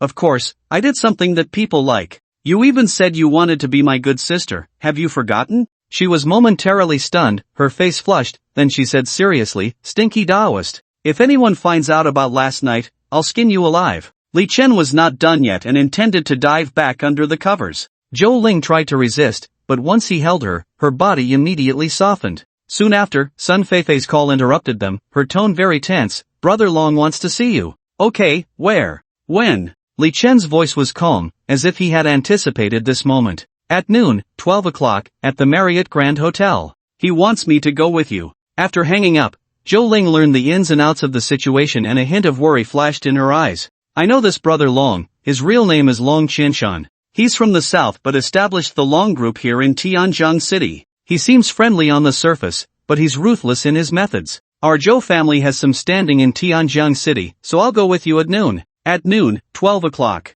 Li Chen brought Zhou Ling and Sun Feifei to the Marriott Grand Hotel. Outside the private room, 2 bodyguards stood like statues guarding the entrance. Li Chen pushed the door open, only to find 2 people inside, the wealthy boss he had met in Lua Village and his female secretary. He thought to himself, that night in the village, the female secretary had called him Brother Long. What a coincidence! Long Qianshan smiled meaningfully upon seeing Li Chen and spoke in his non-standard southern Mandarin. "Handsome guy, didn't expect it to be you. Last night, after I saw the surveillance footage, I was also quite surprised. Li Chen didn't say much and got straight to the point. Since we're all old acquaintances, I won't beat around the bush. You're not here to take revenge for your little brother, are you? Long Qianshan waved his hand, signaling his secretary to light a cigarette for him. If I wanted revenge, I wouldn't have invited you so formally. I know about Scarface, he was indeed at fault first. The female secretary swayed her slim waist and approached Li Chen, intending to offer him a cigarette. Seeing him refuse, she said, Brother Long thinks your talismans are quite good and wants to ask you for a favor. I didn't speak, calculating in my heart whether this was true or not. Long Qianshan said, Handsome guy, if you're still angry about yesterday, I can help you vent. He gave a glance to his female secretary. The female secretary made a phone call, and a minute later, 2 men brought the scarred man over. Long Qianshan said to the scarred man, What happened last night was indeed your fault. With both beauties present today, I'll take charge, let's settle this with family law. After saying that, he punched the scarred man in the face, and 2 teeth fell out with a thud. The female secretary picked up the teeth and placed them in front of Zhou Ling and Sun Feifei. These 2 teeth are an apology to the 2 beauties. Are you satisfied? Sun Feifei was startled and quickly nodded. Zhou Ling, however, remained unmoved. What do I want with his teeth? Long Qianshan chuckled, Right.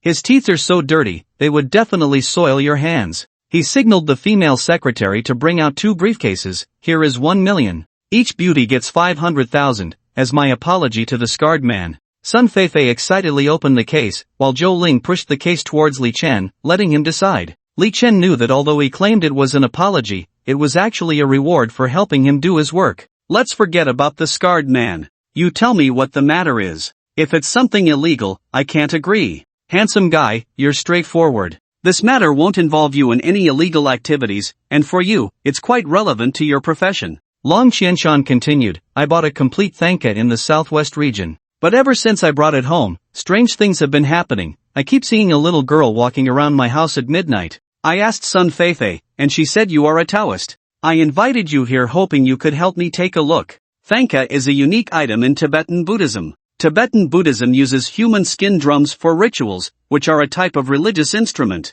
During the rituals, only the purest items can please the heavens. So what is a pure item? It is a drum made from the skin of a girl under 16. Besides being made into human skin drums, human skin can also be made into human skin thankas, which are then adorned with colorful silk and inscribed with scriptures. According to Tibetan Buddhist beliefs, they think this can please the Buddha. Knowing Long Qianshan's true intentions, Li Chen, with the mindset of not passing up free money, accepted his request. Long Qianshan happily poured him a glass of wine. Handsome guy, I could tell you were extraordinary when I saw you in Xianghua Village. Then he made a lewd expression. How's it going with that teacher? I see these 2 beauties by your side are quite nice. Looks like you have good luck with the ladies. He raised his glass. Handsome guy, no need to say anything, this drink is on me. Everyone followed Long Qianshan to his home. It was a luxurious villa worth over 100 million located in the city. As the saying goes, it's easy to invite a deity but hard to send them away. This thanka was originally accepted by Long Qianshan as an antique.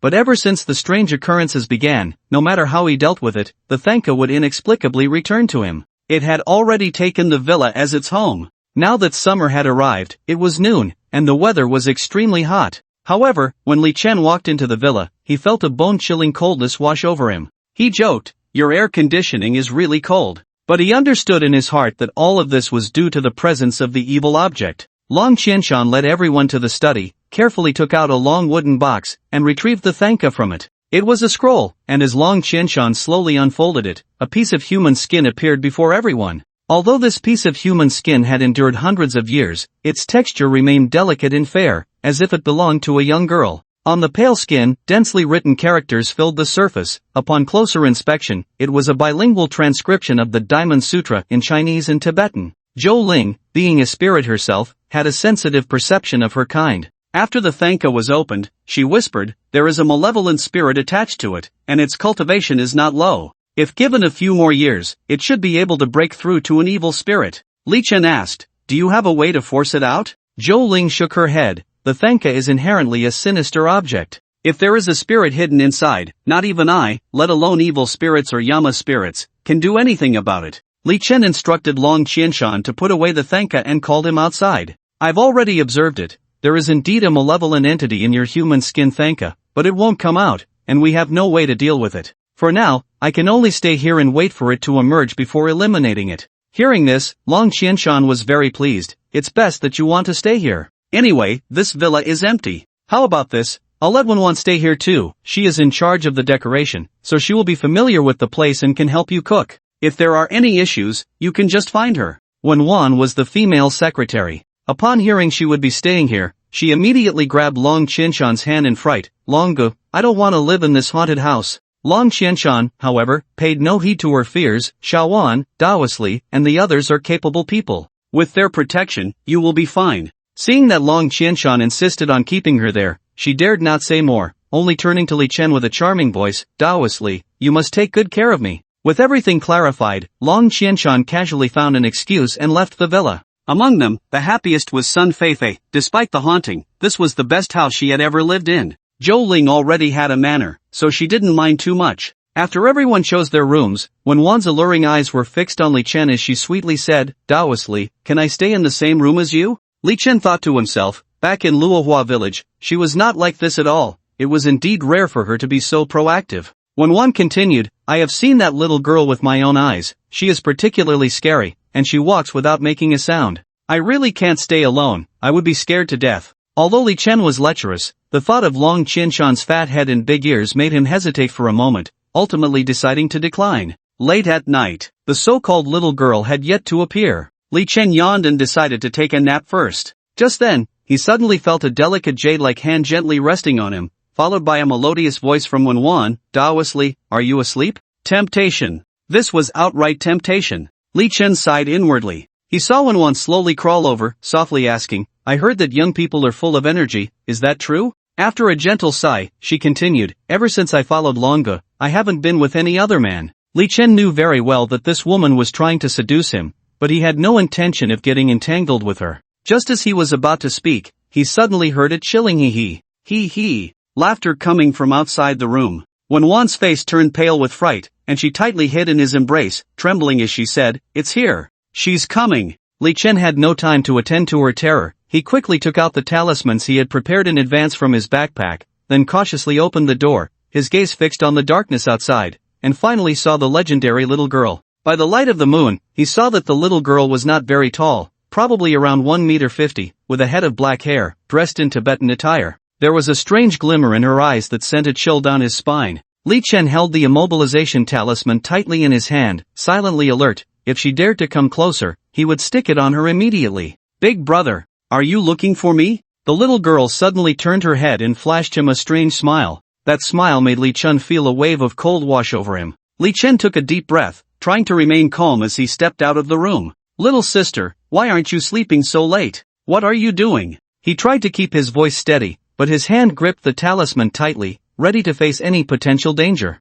He hid the talisman behind him, attempting to get closer to her for a decisive strike. Big brother, what do you have behind your back? The little girl noticed the talisman he was hiding. Little sister, this is a fun thing. Do you want to see it? Big brother, do you think I'm a 3-year-old? That's clearly a talisman used by a Taoist priest. I didn't expect that old man to be so persistent. This is already the 3rd Taoist he has invited. You're so young, your flesh must be tastier than the first 2 old priests. What the hell? This spirit eats human flesh. Li Chen chuckled, brother's meat isn't tasty, but there's plenty of young energy, why don't you give it a try? Smooth talker. The little girl's eyes flashed with cold light, her hands clawing as she lunged at him. Li Chen quickly pulled out the immobilization talisman and met her charge. The little girl had encountered other Taoists using talismans before and was quite familiar with them. She knew the immobilization talisman was powerful, so upon seeing it, she merely dodged, keeping a safe distance from Li Chen. Zhou Ling heard the sounds of the fight and immediately rushed out of the room to join the fray.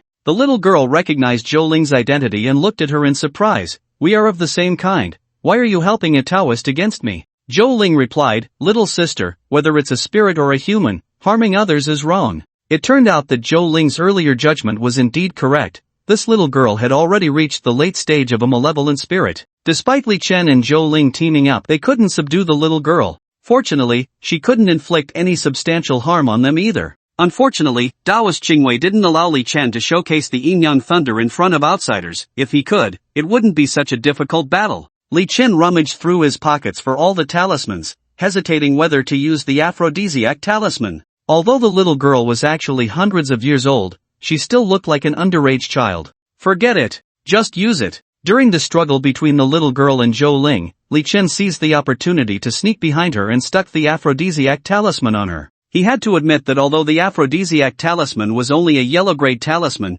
it was more effective against female ghosts than the talisman of Tiangang Pasha. Once the aphrodisiac talisman was applied, the little girl immediately became weak and powerless. Just moments ago, she had a fierce expression, but now she resembled a gentle neighbor girl. What did you do to me? The little girl tried to resist the effects of the aphrodisiac talisman, but it seemed to have little effect. Li Chen chuckled, now I want to see what you will do to me. However, as soon as he finished speaking, he felt a scorching murderous intent beside him, as if it were going to swallow him whole. Li Chen turned to look at the source of the murderous intent, Zhou Ling. I was just playing with her, how could I possibly harm an underage girl? He quickly placed an immobilization talisman on the little girl and removed the aphrodisiac talisman. To be safe, he added 2 more immobilization talismans. Otherwise, if the immobilization talisman fell off again, it would be a real mess. Let me go. The little girl struggled hard. With 3 binding talismans on you, you might as well stop struggling, Li Chen said.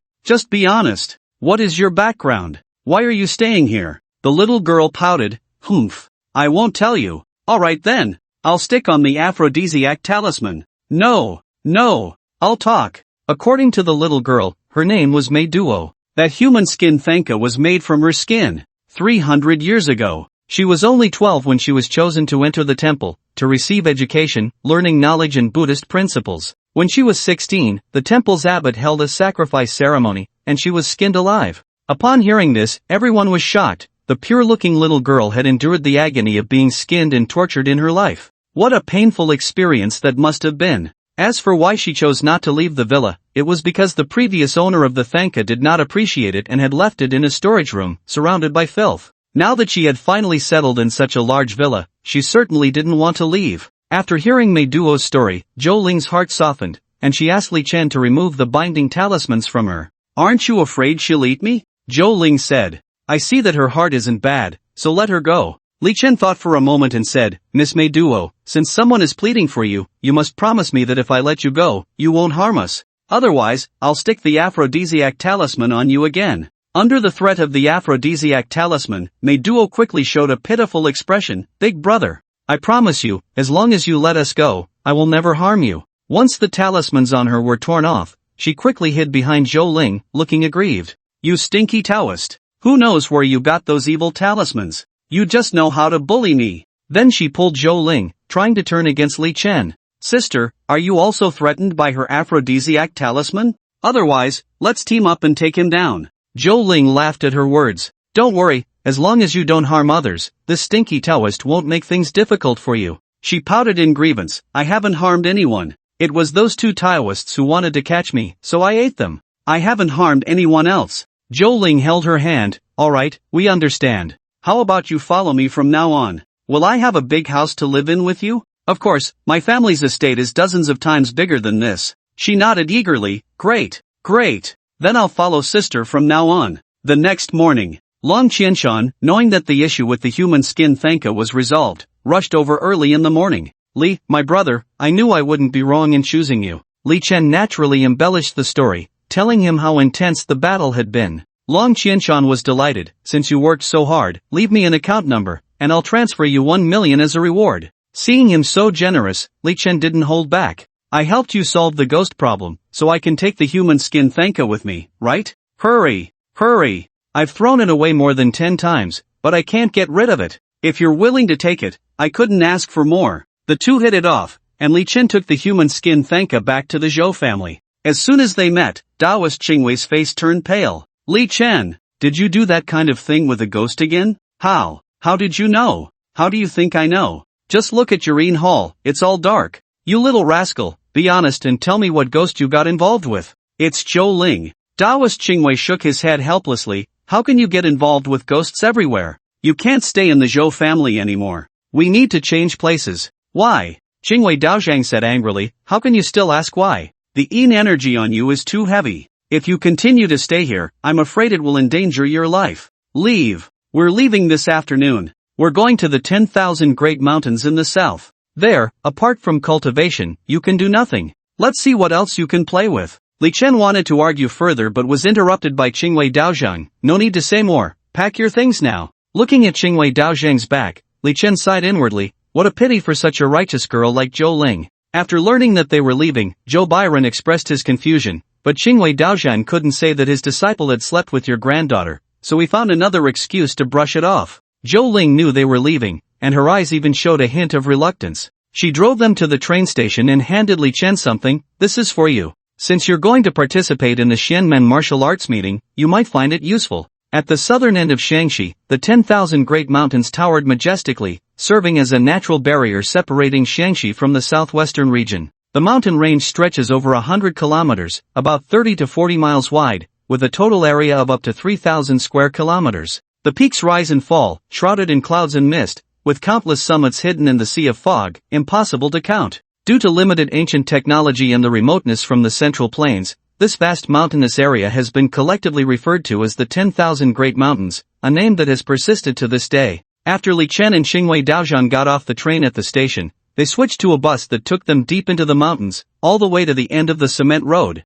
Qingwei Daozhang told Li Chen that their destination was a place called Lua Village. Li Chen curiously asked why they chose that place. Qingwei Daozhang explained that the 10,000 Great Mountains are shrouded in mist year-round, and Lua Village is the area with the densest fog, rarely seeing sunlight throughout the year, making it very suitable for cultivating yin thunder. More importantly, although Lua Village has heavy yin energy and many yin spirits, due to its remote geographical location and its history as a battlefield in ancient times, the yin spirits here are mostly male, and the probability of encountering female yin spirits is extremely low. Qingwei Daozhang also reminded Li Chen that in the 10,000 Great Mountains, for a Taoist, yin spirits are not terrifying. The most frightening are the snakes, insects, rats, and ants. This area belongs to a tropical monsoon rainforest climate, with a wide variety of snakes, insects, rats, and ants. If they encounter a poisonous creature, the consequences could range from unbearable pain to life-threatening situations. They trudged through the rainforest for 2 hours, still unable to find any trace of Lua Village.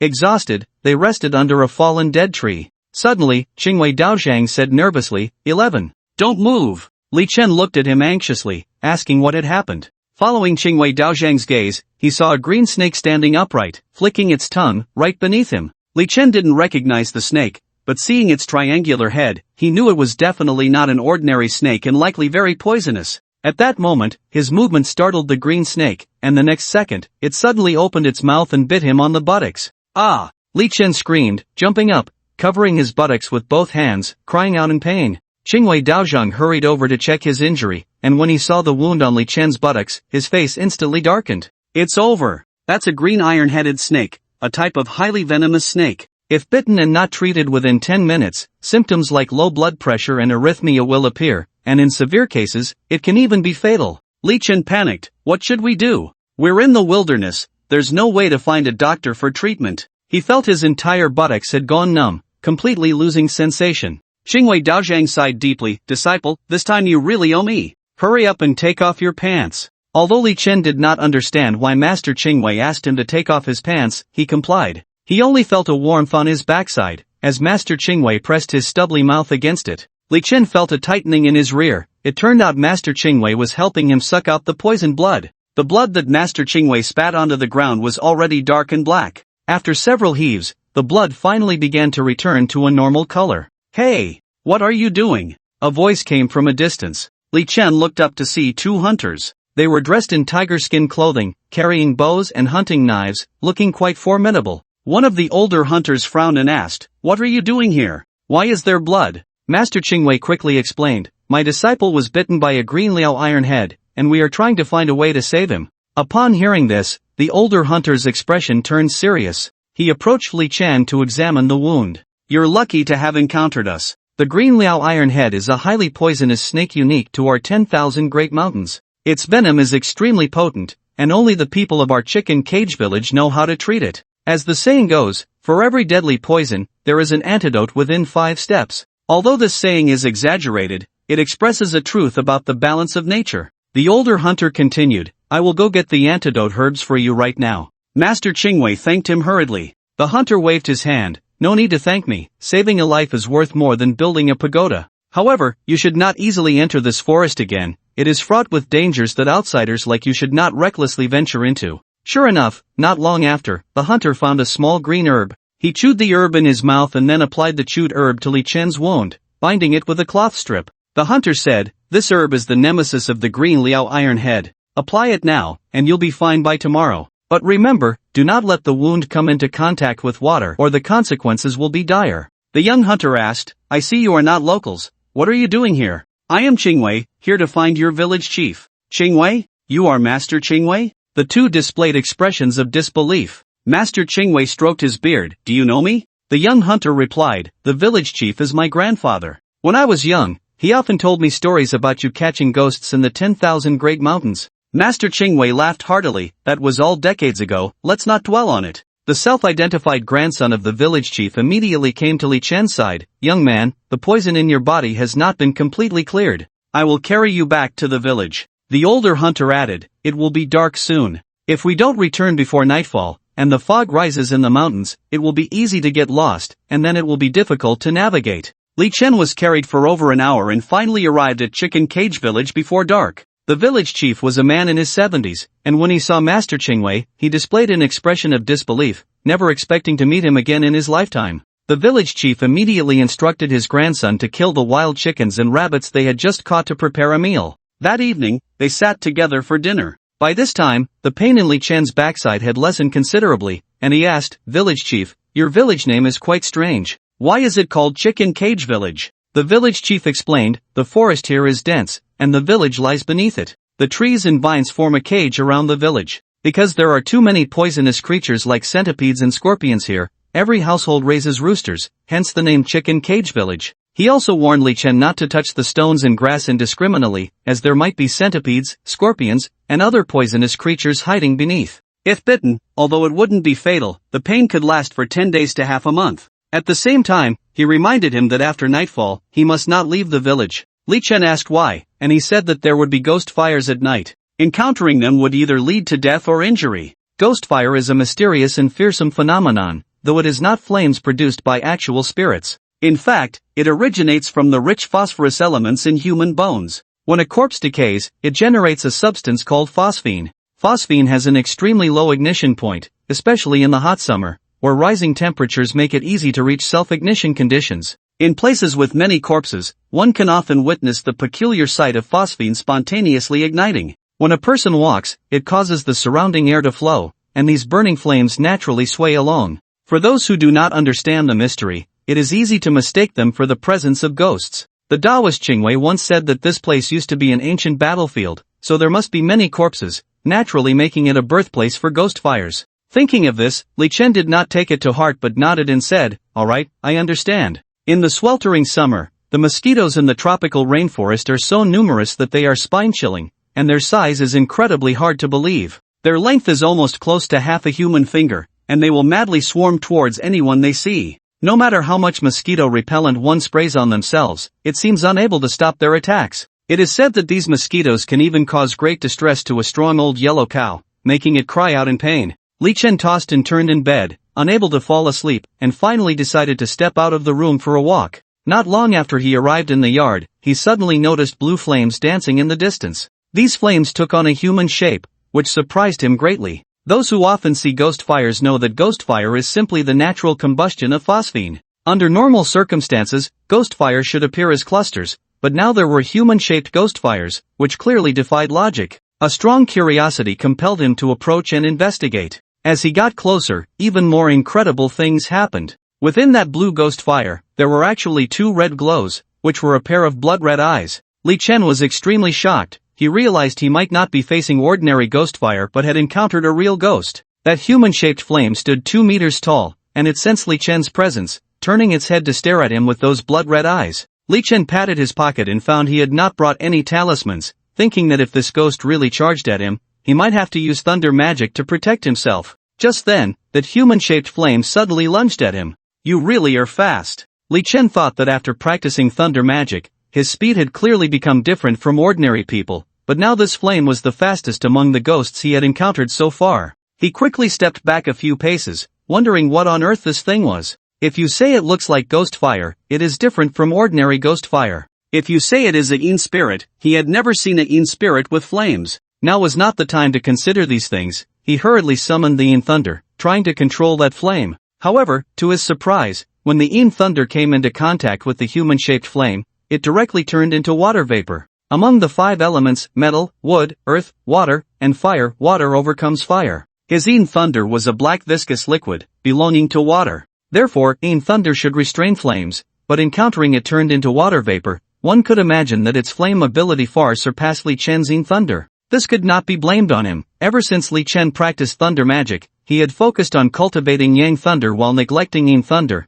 and even Daoist Qingwei had never practiced Yin Thunder. Thus, his mastery of Yin Thunder was far inferior to that of Yang Thunder. Faced with the current situation, he had no choice but to use Yang Thunder. He concentrated his energy, mobilizing the Yang Thunder Qi within him, causing it to converge into a radiant lightning whip. The lightning whip, imbued with immense power, struck fiercely at the blazing flames. Crack! A loud sound echoed. The lightning whip collided violently with the flames, the tremendous impact causing the silent night sky to hum. Sparks flew in all directions from the collision, igniting the surrounding trees, and the fire spread rapidly. The Yang Thunder displayed a power even greater than that of the Yin Thunder. The lightning whip successfully bound the humanoid flames tightly, rendering them immobile. At that moment, a yellow talisman suddenly floated down and accurately adhered to the humanoid flames. The humanoid flames immediately let out a painful howl. Daoist Qingwei flew over, chanting incantations, and a bolt of lightning struck down from the sky. However, the flames split into dozens of fiery forms, not only breaking free from the lightning whip but also ignoring the talisman.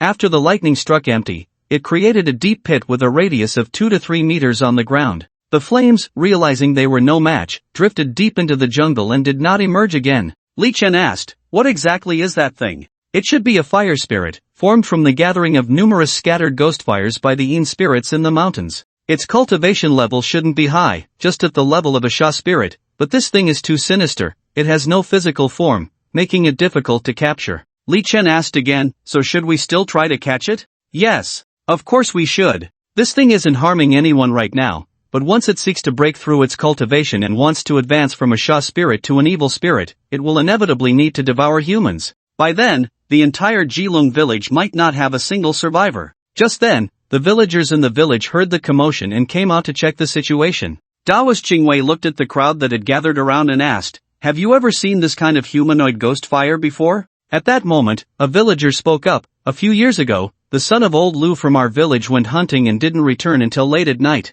The next morning, someone found his body outside the village. It had been charred, leaving only bones. I think this might have been caused by that ghost fire." Daoist Qingwei pondered for a moment and continued to ask, "What about the ancient tomb several dozen miles away from your village?" The village chief replied, "Since you reinforced the seal of the ancient tomb last time, it has been peaceful, with no abnormalities. However, about 10 years ago, a bolt of heavenly thunder suddenly struck the ancient tomb, leaving a large hole." Daoist Qingwei nodded slightly. "Based on my judgment, that humanoid ghost fire most likely escaped from the ancient tomb. Tomorrow, I will go take a look with my disciple. That would be much trouble for you. However, few people from our village go to the ancient tomb, and gradually, the original path has become overgrown. If you want to go, let Ah Yong take you tomorrow. He occasionally hunts in that area and knows the way to the ancient tomb." The next morning, a dark-skinned man found them. He was Ah Yong. According to Ah Yong, it would take about 60 miles of mountain roads from the village to the ancient tomb, which couldn't be reached in a day. Therefore, they needed to prepare several days' worth of provisions. However, they must reach a temple 40 miles away before sunset today, where they would rest for the night before reaching the ancient tomb the next day. They never expected that a trip to the ancient tomb would be so troublesome, but since they had already announced their intention, they had no choice but to go. After preparing all their supplies, the three set off for the ancient tomb. The villagers were right, since this path was only occasionally traveled, the weeds on both sides had nearly completely obscured the already narrow trail. If it weren't for Ah Yong's familiarity with the route, Li Chen and Daoist Qingwei might not have been able to find the ancient tomb. Thus, the three walked and stopped, and finally, at sunset, they saw the temple that Ah Yong had mentioned. It was a small temple, its ancient walls covered in moss, and the roof tiles appeared mottled and worn. Weeds completely obscured the temple entrance, and inside, it was so overgrown that the grass reached half a person's height. Ah Yong took out a sickle and cleared a patch of ground in the main hall of the temple, then lit a bonfire. They sat around the fire, and Li Chen couldn't help but ask curiously, in this desolate, remote mountain forest, how could there be such a temple? More than 200 years ago, this place was not a temple, but a cursed grave. Cursed grave? Li Chen was intrigued. Are there female ghosts here? Taoist Qingwei kicked him with a sigh. Female ghosts. You only think about female ghosts, one day you'll die because of one. He chuckled, dying under a peony flower, even as a ghost, is still glorious. If I die because of a female ghost and become a male ghost, wouldn't that be even more convenient? Taoist Qingwei sighed, expressing his speechlessness. Yang didn't understand what the two were talking about. He simply told them the origin of the temple and the cursed grave. More than 200 years ago, this area was still remote, and the court had not dispatched many troops to guard it. Over time, the locals gradually grew resentful. So, they gathered an army of 10,000 and rose up against the court. The court, of course, would not sit idly by and quickly mobilize 30,000 troops to engage the local rebels in fierce battles around the 10,000 Great Mountains. This war was extremely brutal. It is said that both sides suffered heavy casualties, with corpses strewn across the fields. After the locals were defeated, thousands became prisoners of war. Refusing to surrender, the court buried these prisoners alive in this place. Thus, it became a vast graveyard. Those soldiers who were buried alive died with their eyes wide open, filled with resentment, and ultimately coalesced into vengeful spirits that roamed the depths of the 10,000 Great Mountains. Some vengeful spirits began to hunt down nearby villagers to enhance their powers. Years later, a high monk traveled here and declared that the 10,000 Great Mountains had become a perilous place, so he built a temple here to suppress the vengeful spirits. Taoist Qingwei pointed to the statues around them. Normal temples worship the Buddha and Bodhisattvas, but look here, they worship the 10 halls of Yama and the underworld messengers, built specifically to suppress the vengeful spirits. Upon hearing this, Li Chen looked at the statues of the 10 halls of Yama around him, and under the moonlight, the atmosphere grew increasingly eerie and terrifying. In the deep of night, due to the significant temperature difference between day and night on the mountain, it became increasingly cold in the evening. The three of them could only huddle around the fire to keep warm and fend off the chill. Suddenly, a gust of wind blew open the temple door. Immediately, the temperature inside the temple dropped drastically, and cold winds rushed in from the entrance, feeling even more piercing than the winter chill. Li Chen, who often encountered ghosts, knew that something sinister was about to happen. Sure enough, he heard faint hoofbeats in the distance, and as the sound grew closer, it was accompanied by a series of rumbling noises. The sound was powerful and resonant, rhythmic and uniform, like a military formation during training. This noise startled the other two. The three of them stepped out of the temple to see what was happening. Not far away, a troop dressed in ethnic minority attire gradually approached. They rode horses and held weapons, looking very imposing. This army was numerous, yet they made not a single sound, only the echo of hoofbeats and footsteps filled the air. Taoist Qingwei frowned at the sight before him and whispered, "The ghost soldiers are borrowing the path." The so-called soldiers borrowing the path refers to the ancient or modern armies that, after suffering defeat on the battlefield and incurring countless casualties, are unwilling to accept their failure due to their unwillingness in their hearts. This leads to an overwhelming amount of malevolent energy, causing their souls not to dissipate but to linger on the battlefield. These soldiers believe they are not yet dead and continue to fight to uphold the honor that belongs to soldiers. Taoist Qingwei, with a serious expression, said to the two, "Remember, never provoke these soldiers. Their cultivation is not high, but they are numerous, and coupled with their training in life, they are definitely not something we can easily provoke." As soon as he finished speaking, a massive army marched uniformly past the temple entrance. The line of soldiers was so long that it seemed endless, and it took a full half-hour for them to all pass by. The scale of this army was truly astonishing. Li Chen thought to himself, this place is really creepy, with ghostly flames and soldiers borrowing the path. Any careless move could lead to disaster. It would be much more comfortable to stay at the Zhou family, especially with the beautiful Zhou Ling accompanying him. That would be so enjoyable. Just as they were preparing to leave, they heard the sound of gongs and drums. Li Chen recognized this sound. It was the same as when he and the fat guy encountered the mountain spirits wedding in Lua Village. However, the situation now was different from that in Lua Village. The wedding procession in Lua Village consisted of creatures like toads, while the wedding procession before them was strikingly beautiful, all composed of stunning women dressed in sheer veils, revealing their thighs and possessing graceful figures. Just a glance made it hard to look away. If the wedding procession was this beautiful, wouldn't the bride be a celestial being? Damn! Isn't this a blessing? Taoist Qingwei knew Li Chen's nature and said sternly, "I tell you, you better control yourself." Although Li Chen replied, "I understand, I will control myself," inside he was still itching to see if the bride was truly a beauty of unparalleled grace. When the welcoming party arrived at the temple, Li Chen finally got a clear look at their appearances. Although the women in the wedding procession had graceful figures, they all had tails behind them. Ranging from 1 to 5 tails, the number varied. The shape resembled that of a fox's tail. At this moment, someone in the sedan chair spoke. We are still some distance from General Dingyuan's tomb, and since it is still early, we will rest in the temple for a while. Upon hearing this, the three exchanged glances. If they entered, wouldn't they be discovered? Li Chen asked, Master, what should we do? Taoist Qingwei thought for a moment and said, quickly put out the fire, we'll hide behind the statue.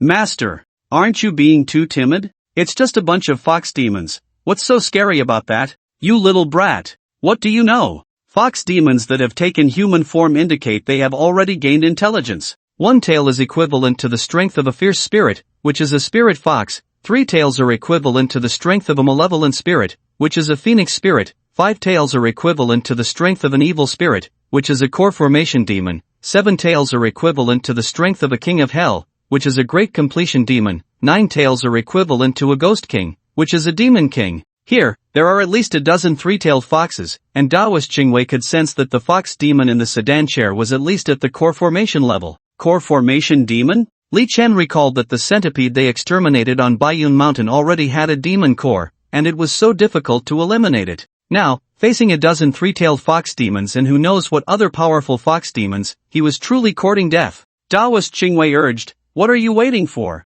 Hurry up! The three returned to the main hall, with Yang responsible for closing the main door first, while Li Chen and Taoist Qingwei hurried to extinguish the fire. Li Chen summoned the Yin Thunder, wrapping the flames in a thick black liquid. This not only extinguished the fire quickly but also lowered the temperature of the bonfire rapidly, preventing it from being discovered by the fox demons. Are you done yet? They've already entered the courtyard. Yang urged them to hurry. Time was of the essence, and Li Chen could only handle things briefly before the three of them found a statue to hide behind. The wedding procession carried the bridal sedan into the courtyard. A fox demon began to complain. I don't know what Grandma was thinking, letting Sister Sakura marry that ugly man from the General Dingyuan's tomb. Who can blame her? I heard that man has only half a face, and you can see the brain matter inside. So disgusting. I really feel sorry for Sister Sakura, having to spend her life with such a man. At that moment, the door of the main hall slowly creaked open, and a strange fragrance wafted into the hall. Li Chen nervously hid behind the statue, cautiously peeking out with half his head, his eyes fixed on the doorway.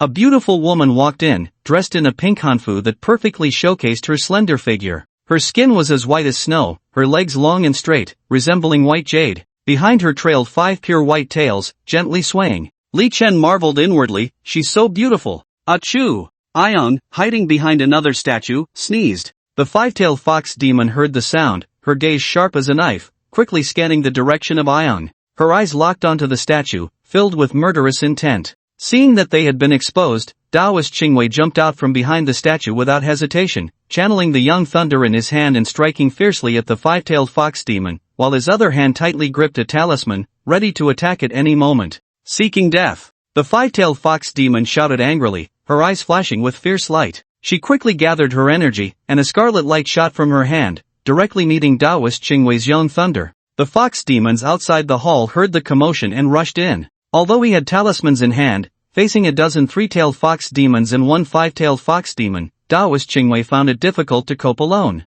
Li Chen saw the situation was dire and hurriedly took out a talisman and rushed out. Taoist Qingwei and the 5-tailed fox demon were locked in a fierce battle, neither side gaining the upper hand. However, despite using several talismans, they had no effect on the 5-tailed fox demon, and even the immobilization talisman couldn't restrict her movements. Meanwhile, on Li Chen's side, he was struggling to deal with the dozen 3-tailed fox demons. He exerted all his strength to immobilize a few of them with the immobilization talisman, but the remaining fox demons had already surrounded him. Li Chen, anxious and desperate, shouted, Master, if you have any other talismans, hurry and use them. If you don't use them now, you won't be able to take them with you after you die. Hearing this, Taoist Qingwei was so angry he stomped his feet, cursing, You unfilial disciple, how can you curse your own master like this? As soon as he finished speaking, golden light began to radiate around Taoist Qingwei. This golden light flowed slowly in the air as if it were substantial. A talisman hovered in mid-air, resembling a massive vortex, drawing all the golden light towards it. Immediately, a dozen golden chains burst forth from the talisman. These chains danced in the air like golden dragons, exuding a powerful aura. Li Chen recognized this as the Holy Golden Shackles talisman, which contained endless mysteries and power, capable of binding all evil spirits and even had the chance to control the spirits of the dead. The Holy Golden Shackles talisman was an earth-level talisman, the limit of what Daoist Qingwei could use. Daoist Qingwei's face was pale, but his gaze was incredibly firm. He formed seals with his hands, chanting incantations, fully activating the Holy Golden Shackles talisman. The dozen or so golden chains swiftly flew towards the five-tailed fox demon, moving at an incredible speed. The fox demon sensed the terrifying power of the Holy Golden Shackles and dared not confront them directly, only able to dodge continuously. However, the sheer number of golden chains and their rapid speed made it difficult for her to evade. At that moment, a strange red light flickered in the fox demon's eyes. When Li Chen accidentally made eye contact with her, it felt as if he had fallen into an endless abyss, leaving him dizzy and ultimately crashing to the ground. He looked around, only to find himself inexplicably in a peach blossom forest. From deep within the forest came the melodious sound of a guqin. Following the sound, he saw the five-tailed fox demon with her back to him, playing the instrument. Is this an illusion? He thought, chuckling to himself. With so many people around earlier, now it was just the two of them, couldn't he act recklessly? But the reality was that he was overthinking. The fox demon suddenly turned around, surrounded by a flurry of petals. She pointed at him, and the petals charged towards Li Chen. Damn it! She still wants to kill me. Li Chen dared not hesitate, trying to summon in thunder, but he felt not a trace of energy within him. In my illusion, your pathetic Taoist spells are useless. Fine. You're impressive. A wise man doesn't suffer losses in front of him. Since he couldn't win, Li Chen decided to plead, beautiful sister. I was wrong. Please don't kill me. The fox demon was momentarily taken aback, perhaps not expecting Li Chen to suddenly say that. She had thought this little Taoist would continue to resist her, but his reaction was unexpected.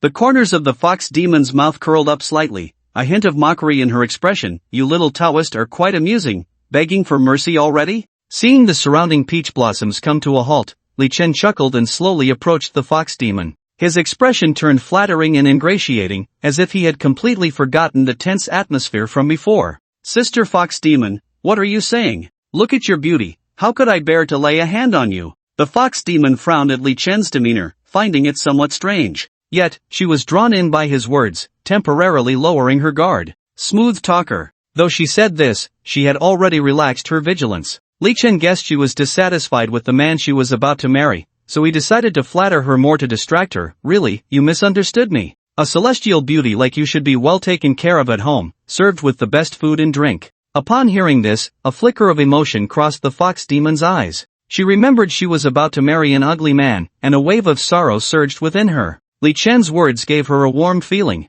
Are you serious? The fox demon's voice softened, her gaze no longer so sharp. Of course. If a beauty like you were among us humans, you would definitely be cherished, held in hand for fear of dropping, and kept in mouth for fear of melting. The more Li Chen spoke, the more enthusiastic he became, planning to use more sweet words to win over the fox demon. At this point, they were already very close to her. Li Chen suddenly pulled out a piece of yellow talisman paper from behind and quickly stuck it onto the fox demon. Ha, let's see how arrogant you are now. Li Chen laughed triumphantly. What he had just used was an aphrodisiac talisman, capable of plunging someone into a state of infatuation. He chuckled, Sister Fox Demon, how do you feel now? Li Chen thought he had succeeded, and that he could do as he pleased next. Unexpectedly, the Fox Demon smiled back at him, slowly peeling off the aphrodisiac talisman and tearing it to shreds. Don't you know that an aphrodisiac talisman of this yellow rank is ineffective against a core formation demon? She extended her right hand, gripping Li Chen's neck, and with a squeeze, he immediately felt breathless.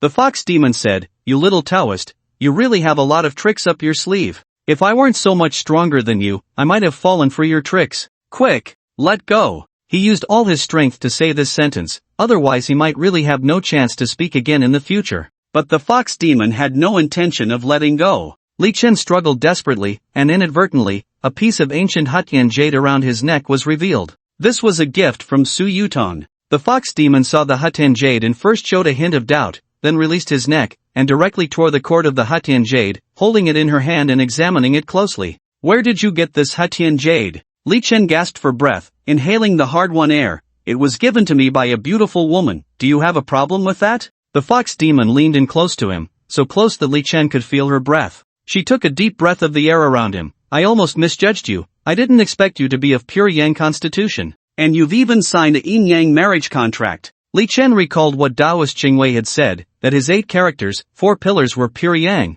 and he was born in the summer at noon, truly the purest of the pure yang. People with such a birth chart were extremely beneficial for Yin spirit's cultivation. How do you know? That Hetien jade of yours is a treasure, a manifestation of a Yin spirit's lifetime of cultivation. If I'm not mistaken, its owner should be a Yen spirit. Yen spirit? But that was clearly given to me by Su Yuton. Li Chen expressed his curiosity and said, but the person who gave it to me is just a fierce spirit who can't appear during the day. She explained, that means she must have been stripped of her powers before. To cultivate again, she attached her lifetime of cultivation to this Hetien jade. Once she breaks through to become a Sha spirit, she can find a place of pure yang and, through a person with pure yang constitution, reactivate the cultivation on the Hetien jade and become a Yin spirit. So I won't die, right? What do you think? Didn't anyone tell you that even with evil spirits, you can't live for more than a year, let alone a Yin spirit? Li Chen thought of the ghost woman from Lua Village. Damn! I didn't expect Su Yutong to give me the Hetien jade for this.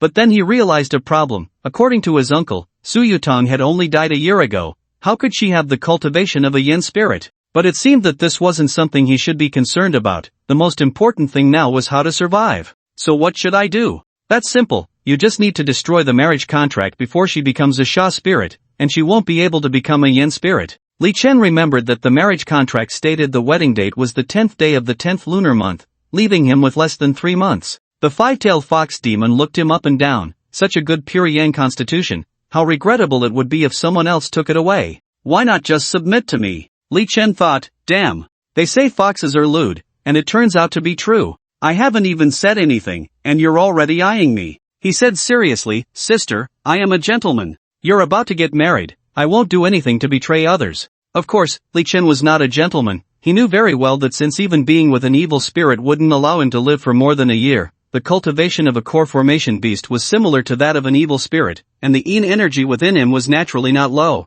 He worried that once he was with her, his life would be in danger. Moreover, the restrictions within him had not yet been lifted. Just having a night of passion with Zhou Ling had already darkened his fortune. Wouldn't being with a core formation beast be courting death? Although he was lecherous, he also knew the importance of taking it slow. The fox demon said to him in a charming voice, "Oh, little brother, I didn't expect you to be quite upright." Then her expression changed, and she chuckled, "Don't think I don't know your little thoughts. Being with a core formation spirit beast will indeed lead to death, but I have a way to ensure your life. Are you willing? You wouldn't be lying to me, would you?" "Lie to you? It's not easy to meet someone with a pure Yang constitution. I want to rely on you to help me break through to core formation and enter the great ascension stage. If you die, where would I find another?" Looking at such an alluring fox spirit, it would indeed be against the natural order not to do something. If she really has a way to save my life, perhaps I wouldn't have to worry about the evil spirit anymore? With this thought in mind, Li Chen immediately said, "Alright,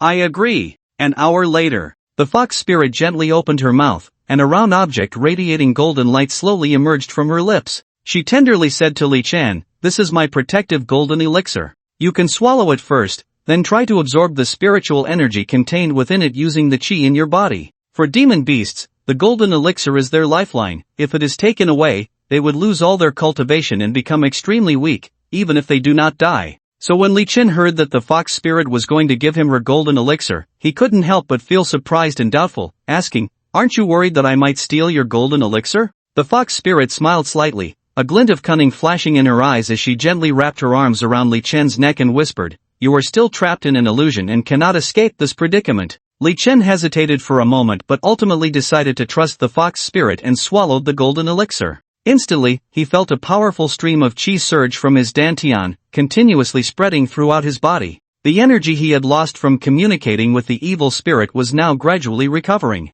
He felt as if he had been reborn, filled with strength. Excitedly, he said to the fox spirit, "This feeling is amazing." As he spoke, he couldn't help but kiss the fox spirit. The fox spirit looked at Li Chen with a pleading expression. "Can you help me with a favor?" Naturally, the helpful Li Chen would not refuse. "Speak. What do you need help with?" "I don't want to marry the ugly man in the tomb of General Dingyuan. Can you help me get rid of him?" Their original purpose for this journey was to go to the tomb of General Dingyuan, and Li Chen immediately agreed, "You are now mine. What is he to me? I'll help you get rid of him as soon as I go out." The fox spirit looked at Li Chen with a grin. "Husband, you are so good." To understand the situation better, Li Chen asked, "What is the background of this General Dingyuan? Why do you have to marry him?" It turned out that this General Dingyuan was a general who had defected from the kingdom of Dian to the Ming Dynasty 500 years ago. At that time, the Ming Dynasty overthrew the Yuan Dynasty and occupied the Central Plains, but the kingdom of Dian, south of the 10,000 Great Mountains, was still under Yuan control. The Ming Dynasty launched a war against the Yuan Dynasty in the 10,000 Great Mountains. Fuyid, Muing, Lanyu, and Wang Bai led an army of 100,000 to attack from two directions, engaging the Yuan and Dian armies in battle in the 10,000 Great Mountains. However, the 10,000 Great Mountains were easy to defend but hard to attack. The tomb owner had defended it for half a year without being able to conquer it. Later, someone in the kingdom of Dian falsely accused the tomb owner of colluding with the Ming army. The king, believing the treacherous words, had the tomb owner's entire family killed. Left with no choice, the tomb owner defected to the Ming army. To avenge his family, the tomb owner fought fiercely, always at the forefront of every battle, until he reached the capital of the kingdom of Dian. But the people of Dian were treacherous and deceitful, tricking the tomb owner back under the guise of surrender, and then half-severing his head with a single blow. After the Ming army recaptured the kingdom of Dian, Zhu Yuanzhang, in memory of the tomb owner, had Muing build a tomb deep in the 10,000 Great Mountains,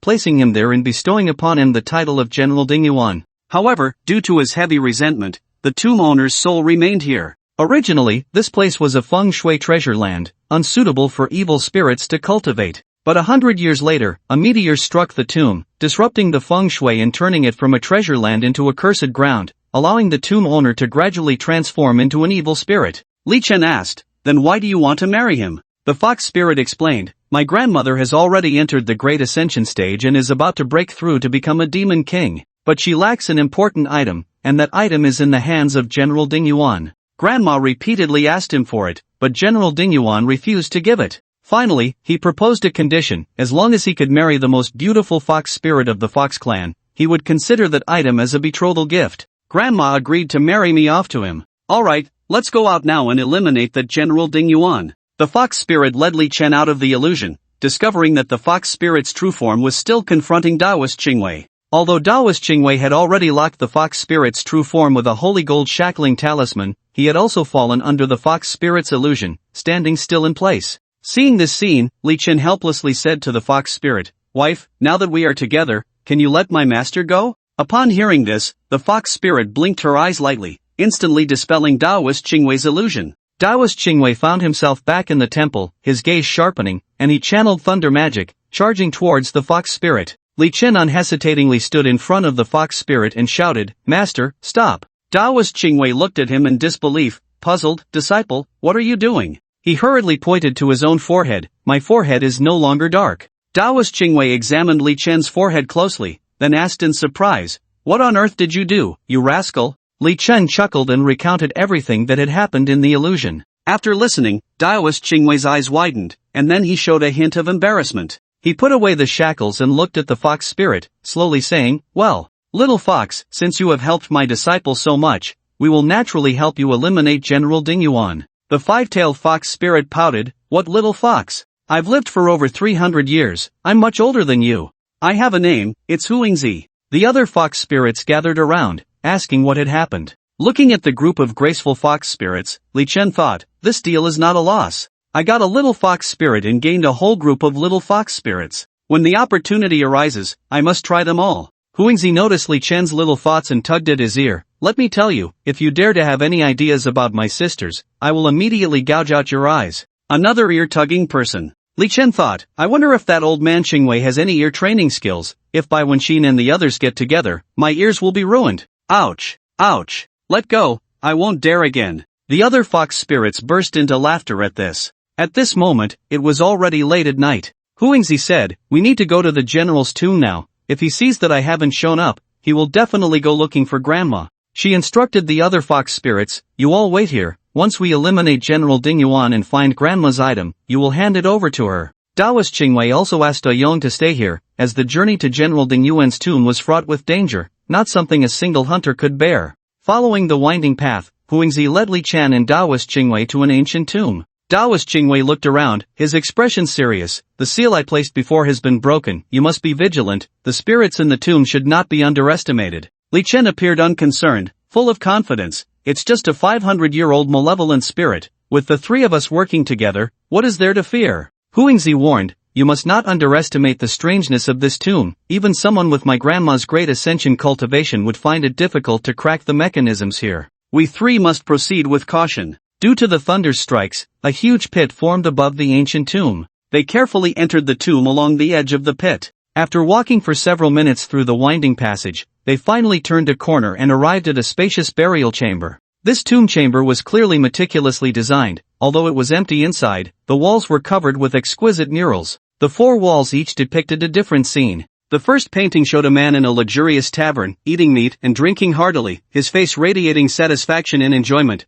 The second painting placed the man in a magnificent room, surrounded by a group of beautiful women who were playfully teasing him. The third painting depicted the man holding a pile of gold ingots, his face filled with joy. The final painting showcased two identical men, as if carved from the same mold, engaged in a fierce sword fight. The tension in the scene, sending a chill down one's spine. The Taoist priest Qingwei explained that these four paintings illustrated the four desires of man. The so-called four desires refer to wine, lust, wealth, and anger. Wine is a poison that runs through the intestines, lust is a steel knife that scrapes the bones, wealth is a fierce tiger descending the mountain, and anger is the root of calamity. Wine is not a good thing. Li Bai died in the river due to his love for wine, and Lu Ling drunkenly slept on a desolate hill. Even ancient celebrities met unfortunate ends because of alcohol. A small drink brings joy, but a large drink harms the body. Those who indulge in alcohol often do not end well. Lust is even more like a sword hanging over one's head. Dong Zhuo died in Chang'an due to his lust, and Lu Bu perished in Xiapi because of it.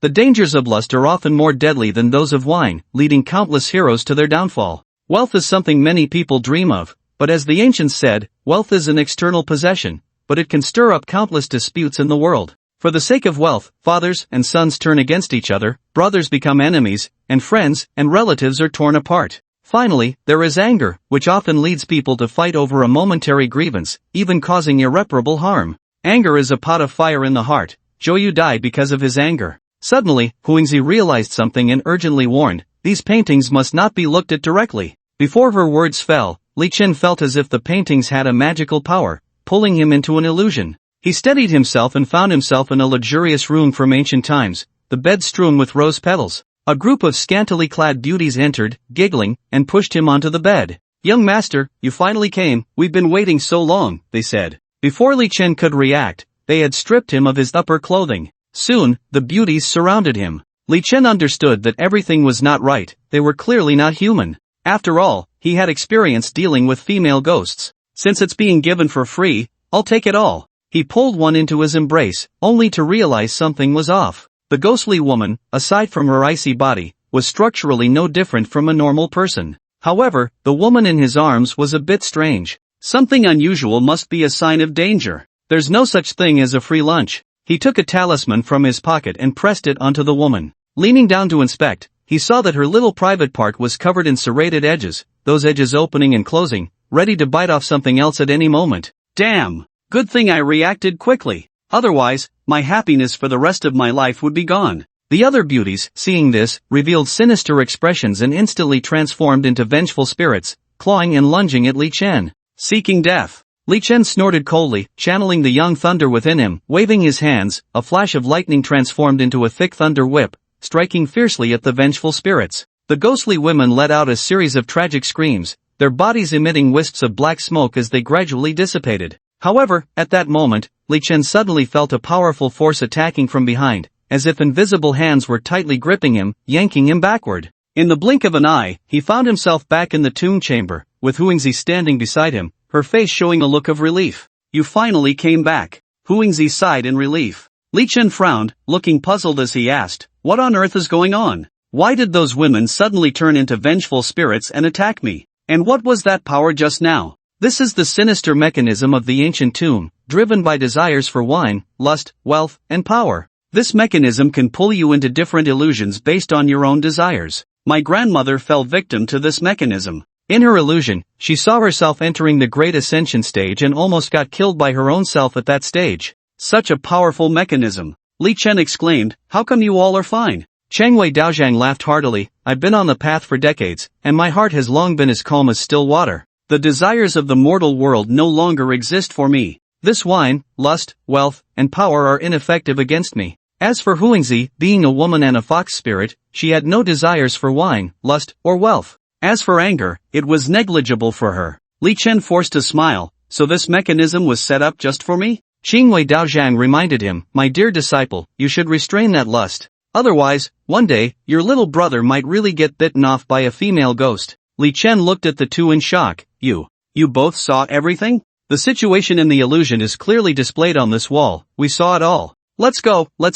What kind of ghost place is this? Li Chen awkwardly urged them to leave this embarrassing place. After leaving the room and walking down the corridor for more than 10 minutes, they ended up back where they started. Qingwei Daozhang noticed the problem. The places we just passed only had one path. It's impossible to have gone wrong. The only explanation now is that we've encountered a ghost wall. To form a ghost wall, there are two methods. One is through physical means, creating a Penrose staircase or a Mobius strip, making people think they are moving forward while actually going in circles. The other is what ghosts excel at. They control human brainwaves, causing them to lose their sense of direction. Both Qingwei Daozhang and Huangzi had considerable cultivation, and it was impossible to control both of their brainwaves without being detected. The only explanation was that the builders of the tomb set up this mechanism to prevent tomb raiders. One must admit the wisdom of the ancients. In an era of underdeveloped technology, they managed to construct such mechanisms. Qingwei Daozhang kept fiddling with his fingers, seemingly calculating something. The exit should be at the tremor point.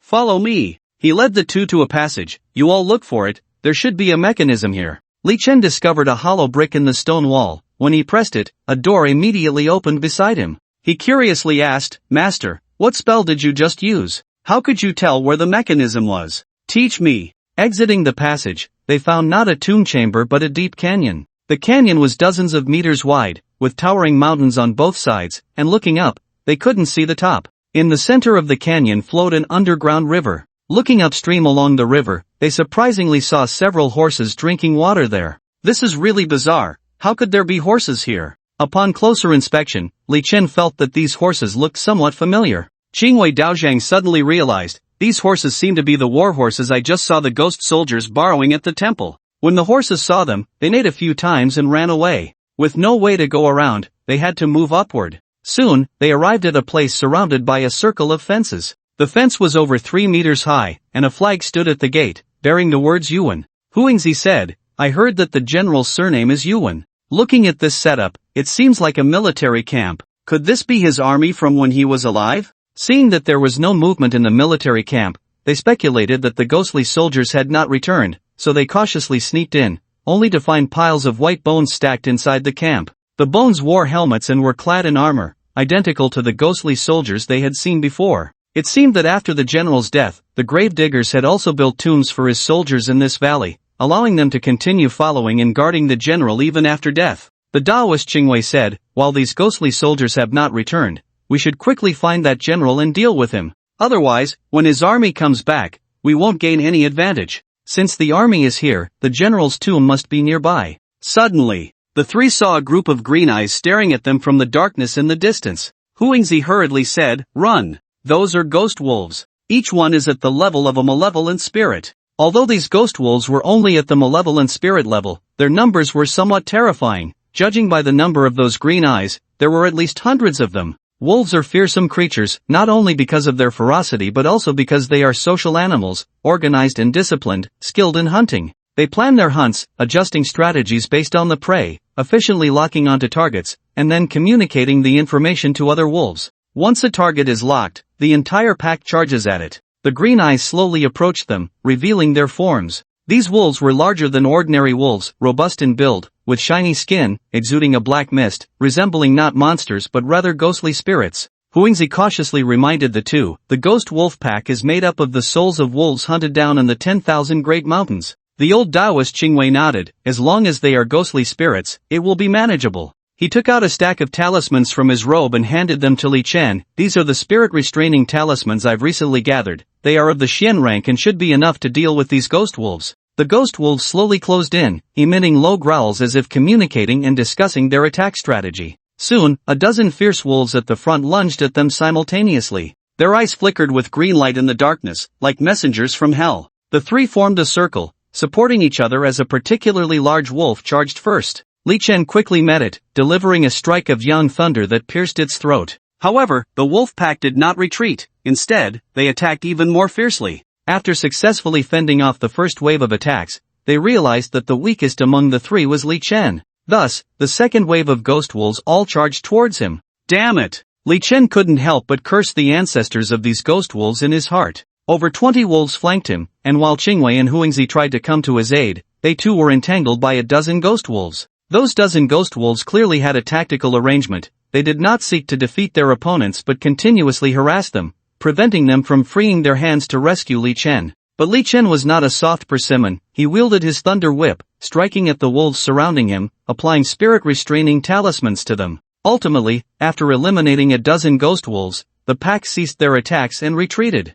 The three gathered together, and Li Chen gasped for breath, saying, "Master, do you still have the holy golden shackles talisman you used in the temple? Don't try to fool me with Xian-ranked talismans. Otherwise, I'll be worn out by them. Do you think low-ranked talismans are cabbages? Just use them when needed. If we use them now, what will we do when we encounter General Dingyuan later? First, solve the immediate danger. If we can't eliminate this pack of ghost wolves, what can we say about dealing with General Dingyuan?" Taoist Qingwei chuckled, "Good disciple, you really have done well. Just now, you managed to withstand the attacks of over 20 ghost wolves alone. I won't tease you anymore. I'll take action now and eliminate them." "Damn! So you were just testing my strength with the wolf pack. How can you grow if you're not pushed a little? Since the wolf pack's target is you, stand between me and the little fox, and let them see our power." After saying this, he took out a handful of glutinous rice from his bosom, which he had specially asked the village chief to prepare last night. Taoist Qingwei cut his palm and sprinkled his blood over the glutinous rice. It is said that glutinous rice has the power to ward off evil, and combined with the blood of a highly skilled old Taoist like Qingwei, it becomes a nemesis to all evil beings. After the previous 2 rounds of attacks, the ghost wolves had already realized their strength. Seeing Li Chen surrounded, they no longer held back and charged forward all at once. Taoist Qingwei formed a hand seal and chanted incantations, grabbing the bloodied glutinous rice and throwing it towards the wolf pack. Upon impact, the glutinous rice created a large hole in the bodies of the wolves, causing them to howl in pain. On Huangzi's side, she also did not hold back. The 5 tails behind her instantly elongated, stabbing towards the wolf pack. The cries of the ghost wolves echoed throughout the canyon. The ghost wolves, realizing they were no match, were too frightened to take another step forward. They growled at each other for a while before retreating. Huangzi was right. Although General Dingyuan was just an evil spirit, he was not as hard to kill as imagined. This pack of wolves was indeed a terrifying presence. The 3 took a brief rest and continued on.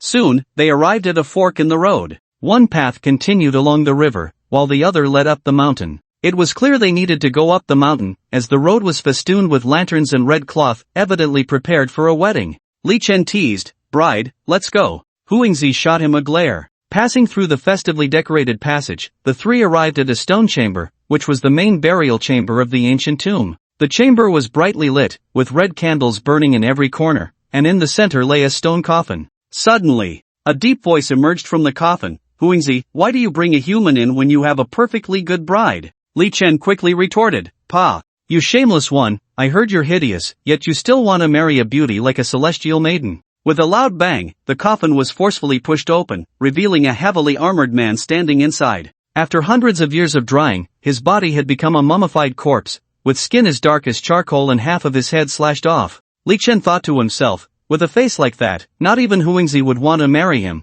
let alone the ugliest woman in the world. Even sharing a coffin would be disgusting. General Dingyuan asked, "Huangzi, I'll give you one more chance. If you agree to marry me now, I won't pursue today's matters. I will also deliver what I promised your grandmother on time." Li Chen scolded, "You're just a toad wanting to eat swan meat. You think you deserve to marry Huangzi?" He then pulled Huangzi into his embrace. "She is already my woman." General Dingyuan was furious, "You little brat. You're seeking death." He raised the coffin lid and hurled it at Li Chen. The coffin lid was made of stone and should have weighed over 1,000 pounds, yet he tossed it effortlessly, showcasing his terrifying strength. Boom! The coffin lid smashed to the ground, shattering into pieces. Li Chen continued to mock, "Ugly general, you lost your bride, but you shouldn't destroy your own home. If you tear down your own house, it'll be even harder to find a bride. We know a wild boar demon here. I think you two would make a good match. If you destroy your home, even the pig demon won't want to come to you." At this point, General Dingyuan was infuriated to the extreme. He drew the sword at his waist, leaped out of the coffin, and swung it at Li Chen. Li Chen took a step back, forming a hand seal to summon the Yin Thunder, attempting to trap General Dingyuan. Streams of thick black liquid flowed from his hands, tightly wrapping around General Dingyuan. The general scoffed disdainfully, "Such a trivial trick, and you dare to show off in front of me?" He raised his treasured sword and, astonishingly, severed the Yin thunder with a single strike. The Yin thunder was liquid, it was water, to be cut through by a sword. The power of the evil spirit was truly terrifying. Seeing the opponent charging at him with the sword, Li Chen summoned the Yang thunder to engage him. However, when the Yang thunder struck him, he seemed completely unfazed. "Ah, kid, is this all you've got?" General Dingyuan laughed triumphantly. Li Chen was taken aback, not expecting General Dingyuan to be so formidable. He took a deep breath, deciding to fight back. Seeing this, General Dingyuan swung his sword and charged forward. In an instant, the two engaged in a fierce battle in the air. Lightning flashed and thunder roared, sparks flying everywhere. Huangzi, witnessing this, transformed her hands into claws, her originally slender fingers becoming sharp talons. The talons scraped against the armor of General Dingyuan, creating flickering sparks. The three of them became entangled in combat, but gradually, Li Chen and Huangzi found it hard to hold on. "Master, are your talismans ready?" Since Li Chen entered and angered General Dingyuan, he had only one goal: to attract General Dingyuan's attention and buy time for Daoist Qingwei to prepare. This time, Daoist Qingwei was also using an Earth-level talisman, the Dragon Vein Suppression Talisman, specifically designed to deal with zombies like General Dingyuan found in ancient tombs. Generally, ancient tombs are built in places with excellent feng shui, where dragon veins are said to flow with vitality, endlessly sustaining life. However, once the dragon vein is damaged, the energy there turns into dead energy, which then becomes malevolent. The filthy entities in the ancient tombs absorb this malevolent energy, gradually becoming harmful demons. The purpose of the Dragon Vein Suppression Talisman is to draw out the malevolent energy from those filthy entities, rendering them powerless. "I've prepared the talisman, you two get out of the way." Upon hearing this, Li Chen and Huangzi immediately dodged. At that moment, everyone saw a dazzling golden light shoot out from the yellow talisman. This golden light struck General Dingyuan's body like lightning. General Dingyuan's body trembled violently, his skin began to emit black smoke, and a thick black mist surged out from within him. This black mist seemed to be the malevolent energy inside him, attracted and forcibly drawn out by the golden light. General Dingyuan let out a piercing scream, desperately swinging his sword in an attempt to sever the connection with the talisman, but it was all in vain. As the black mist increased, the yellow talisman gradually turned dark. At this moment, Daoist Qingwei ceased his attack on General Dingyuan and said to Li Chen, "Now his cultivation has been reduced by half, leaving only the power of the malevolent spirit. You can use the thunder technique to completely eliminate him." Hearing Daoist Qingwei's instructions, Li Chen focused his mind, condensing the young thunder into a conical bolt of lightning, like a sharp spear, aimed directly at General Dingyuan's heart. Crack! The lightning ruthlessly pierced through General Dingyuan's armor, deeply penetrating his heart. General Dingyuan's body instantly froze, his eyes filled with despair and unwillingness. Then, with a thud, his heavy corpse fell to the ground. Huangzi's face broke into a joyful smile as she excitedly shouted, "We finally succeeded in eliminating this monster." Li Chen looked at Daoist Qingwei, "Master, your talisman is powerful, but the preparation time is too long. Without us, this would have been a useless talisman." At this moment, Daoist Qingwei was still controlling the talisman emitting black mist. "You need to absorb this malevolent energy quickly." "What? What do you want? I'm your disciple. Do you want me to become a zombie? Stop talking nonsense. I have been helping you study the cultivation method of Yin Thunder these past few days. Although the dragon vein energy within him is malevolent, it is indeed of great help to your Yin Thunder." Li Chen thought to himself, "The Daoist Qingwei is quite invested in me. Even though he doesn't know Yin Thunder, he is helping me research its cultivation method. It seems he has been racking his brain these days. Since that's the case, I can't let the old man Qingwei's good intentions go to waste." He sat cross-legged and began to extract the malevolent energy from the talisman. Huangzi was also busy. She ran to the stone coffin and rummaged through it for the items her grandmother needed. An hour later, the malevolent energy from the talisman was completely absorbed by Li Chen, and he felt that the power of Yin Thunder within him was indeed much more abundant than before. Try using Yin Thunder. Daoist Qingwei also wanted to know how much it had improved. Li Chen activated the Yin energy within him, and a thick black liquid flowed out from beneath his feet. Soon, the liquid filled the entire tomb chamber. In the past, he could only summon a puddle about a meter in diameter at most. Daoist Qingwei nodded in satisfaction. It seemed that your Yin and Yang energies were now on par. Then he whispered to Li Chen with a mischievous smile, "Kidney energy is the source of Yin energy. With your current abundant Yin energy, I don't need to tell you what level your kidney energy is at." Li Chen immediately understood. Master, you should have said so earlier. If I had known this, I would have focused on Yin Thunder from the start. He chuckled. This bridal chamber is all set. Why don't you step out for a bit? Let your disciple test the effects. Taoist Qingwei slapped his head. Have you forgotten about the restrictions? The demon clan's golden core can only save you once a month. If you want to try, I won't stop you. Ah, once a month. But then he thought, isn't there still 5 little girls at Bayun Temple? He could just invite them to join him and let them experience his prowess. Huangzi also found what she was looking for, and as dawn approached, they decided to return to the temple. When they reached the spot where they had just battled the ghost wolf, they saw a ball of flame hovering over the ghost wolf's corpse, seemingly feeding on something. Li Chen recognized that flame. It was the humanoid ghost fire he encountered in Chicken Cage Village. Hey! What are you doing? The humanoid ghost fire saw someone coming and immediately floated up, trying to escape. Since you're here, you might as well stay. Li Chen summoning thunder, trapping the ghost fire in place. Previously, its flames could evaporate in thunder, but that was because Li Chen's cultivation was insufficient. Now, having absorbed General Dingyuan's malevolent energy, his Yin Thunder was stronger than the ghost fire's flames. He drew out the thunder whip and slowly approached it, saying, Now, the only evil thing left in this ancient tomb is you. Keeping you around is a disaster. I will act on behalf of heaven today. Please don't kill me. The humanoid flame surprisingly spoke. Li Chen was astonished and looked at it again, but he didn't see a mouth. What exactly are you? I am not a monster. It had just finished speaking when the originally 2-meter-high flame transformed into a 1-meter-3 little girl. I am a fire spirit, not some monster. Taoist Qingwei excitedly walked over, very surprised. It really is a fire spirit. I didn't expect I would misjudge something. Fire spirit? What is a fire spirit? Li Chen had never heard of such a thing. Taoist Qingwei explained, when magma flows through the dragon veins in the earth's crust, it absorbs the spiritual energy of the dragon veins. After tens of thousands of years of absorption, the magma gains intelligence and becomes a living spiritual entity. This is the fire spirit. Once it becomes a fire spirit, it can transform into human form through cultivation. I thought this was just a legend. I didn't expect it to be true. The fire spirit angrily said, Did you hear that? Your master said so. Hurry up and let me go. Li Chen retracted the Yin Thunder. Then why did you turn into a monster and hide in Chicken Cage Village to scare us? She put her hands on her hips and angrily replied, Humph. There are so many mountain spirits and mountain essences in these 100,000 great mountains. If I don't transform into a frightening appearance, I would have been swallowed by them long ago. Huangzi said, what she said is true. A fire spirit that has cultivated for thousands of years and gained intelligence is a rare treasure for our demon clan. If I could swallow her now, I would definitely be able to break through to the Golden Core stage and enter the Great Ascension stage. The fire spirit looked a bit nervous. You. What do you want to do? I'm very powerful. If you dare to swallow me, I'll burn you to death. Seeing her nervous yet adorable expression, Taoist Qingwei laughed heartily.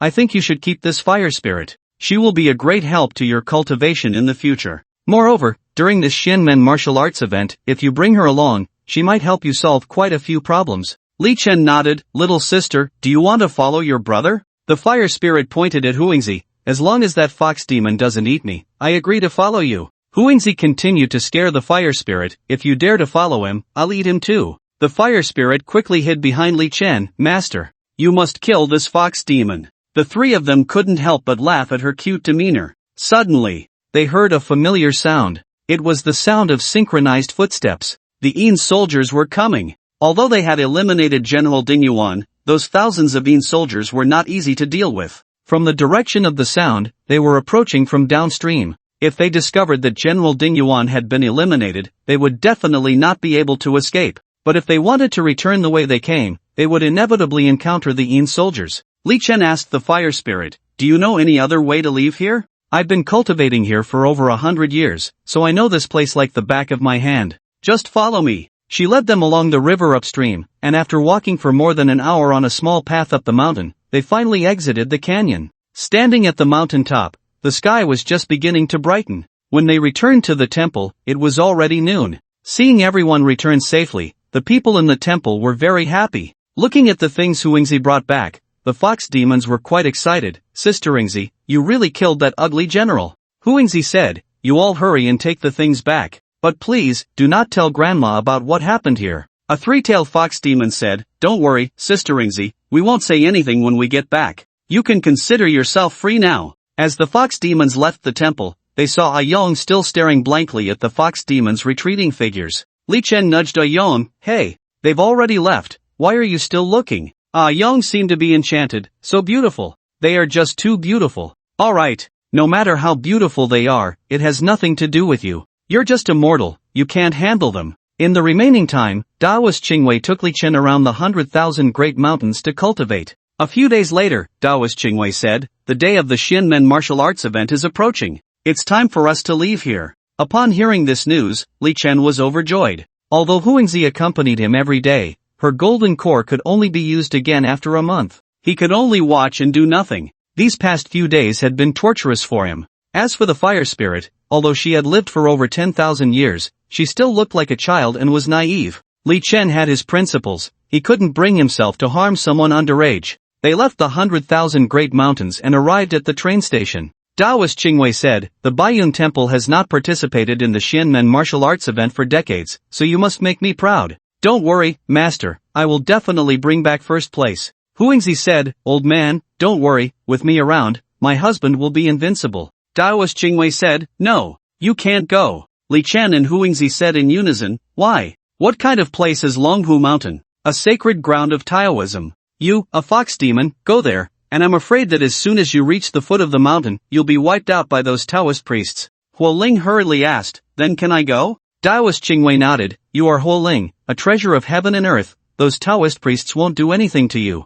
Huo Ling happily made a face at Huangzi, humming a tune she had created, la la la, I can go, the bad woman can't go. Huangzi didn't want to argue with her and simply asked, then what about me? You should go back to Bayun Temple with your master, anyway, you won't be bored there. I don't want to go. Staring at an old man every day, how could that not be boring? Taoist Qingwei chuckled, my Bayun Temple has more than just me, there are 4 or 5 young ladies too. Huangzi looked at them in surprise, how can there be young ladies in a Taoist temple? Are you really proper Taoist priests? Qingwei cleared his throat, I am indeed a proper Taoist priest, as for him, you'll find out when you come back with me. Huangzi seemed to have guessed something, I want to see what kind of improper young ladies he is hiding in Bayun Temple. What improper? They are all good girls. Longhu Mountain, located in the western part of Hunan. It is the ancestral home of Taoism. The Taoist master Zhang Daoling once refined elixirs here, and it is said that when the elixir is completed, the dragon and tiger appear, hence the name of the mountain.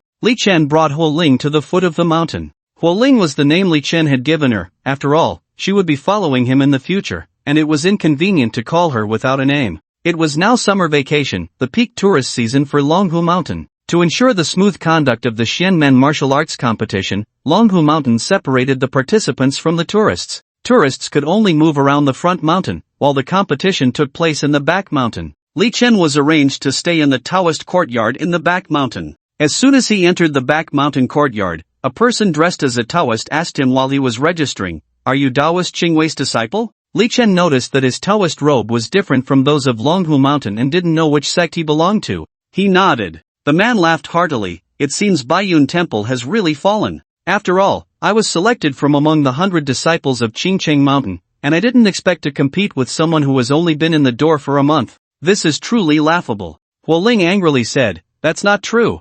Li Chen covered Huo Ling's mouth. As the saying goes, if you can't endure a small grievance, you will ruin a great plan. He was participating in this competition to win the championship. To hide his strength, Taoist Qingwei had instructed him a month ago not to use thunder techniques in front of outsiders. After working hard to hide for a month, he couldn't let Huo Ling spill the beans. He originally wanted Huo Ling to stay in the jade pendant for the time being, but it was her first time leaving the Wanshan Mountains, and she was curious about everything, refusing to go into the pendant. The man looked at the little girl who was only 1 meter 3 tall. Who is this little girl? Taoist Qingwei wouldn't have taken in a little girl, would he? Are you here to broaden her horizons? Li Chen glanced at the name the man was registering. Your name is Lei Zhe, right? I indeed just entered the door a month ago and haven't learned much. I've only learned some fortune-telling techniques from my master. I see your brow is dark, you might be in for some bloodshed. I advise you to withdraw from the competition quickly, or you might splash blood on others.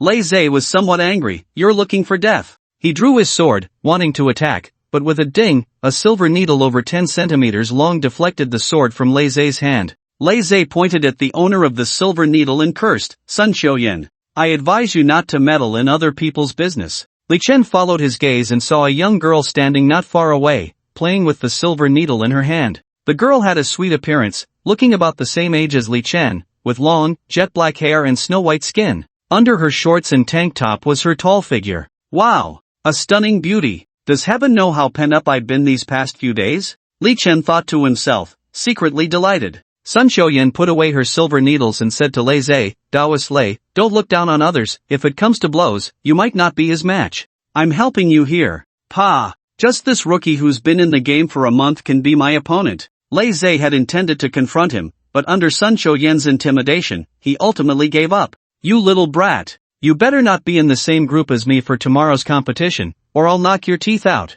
He sheathed his sword and strode away. Thank you, Li Chen reached out to shake hands with Sun Xiuyan, hoping to take advantage of the moment. No need for thanks, Sun Xiuyan turned to leave. Li Chen found her weapon strange, just a silver needle a few centimeters long as a weapon was unheard of. Even stranger was that the silver needle had just vanished in front of her stomach. Could it be that she hid the needle in her belly? This reminded him that he also had a celestial pattern tattooed on his stomach by Taoist Qingwei. Li Chen stopped her. Which sect are you from? I come from the southwestern Sun family. The Sun family of yin-yang ghost patterns? Sun Xiuyan nodded. Li Chen recalled that Taoist Qingwei had told him about the southwestern Sun family, which had a craft yin-yang ghost patterns. The so-called yin-yang ghost patterns originated from ancient tattoos. However, it was not merely a tattoo, it was a combination of tattooing and witchcraft. The founder was a Buddhist believer from the late Tang Dynasty, who combined Buddhist figures with witchcraft to invent the yin-yang ghost patterns. Yin-yang ghost patterns are divided into yin and yang.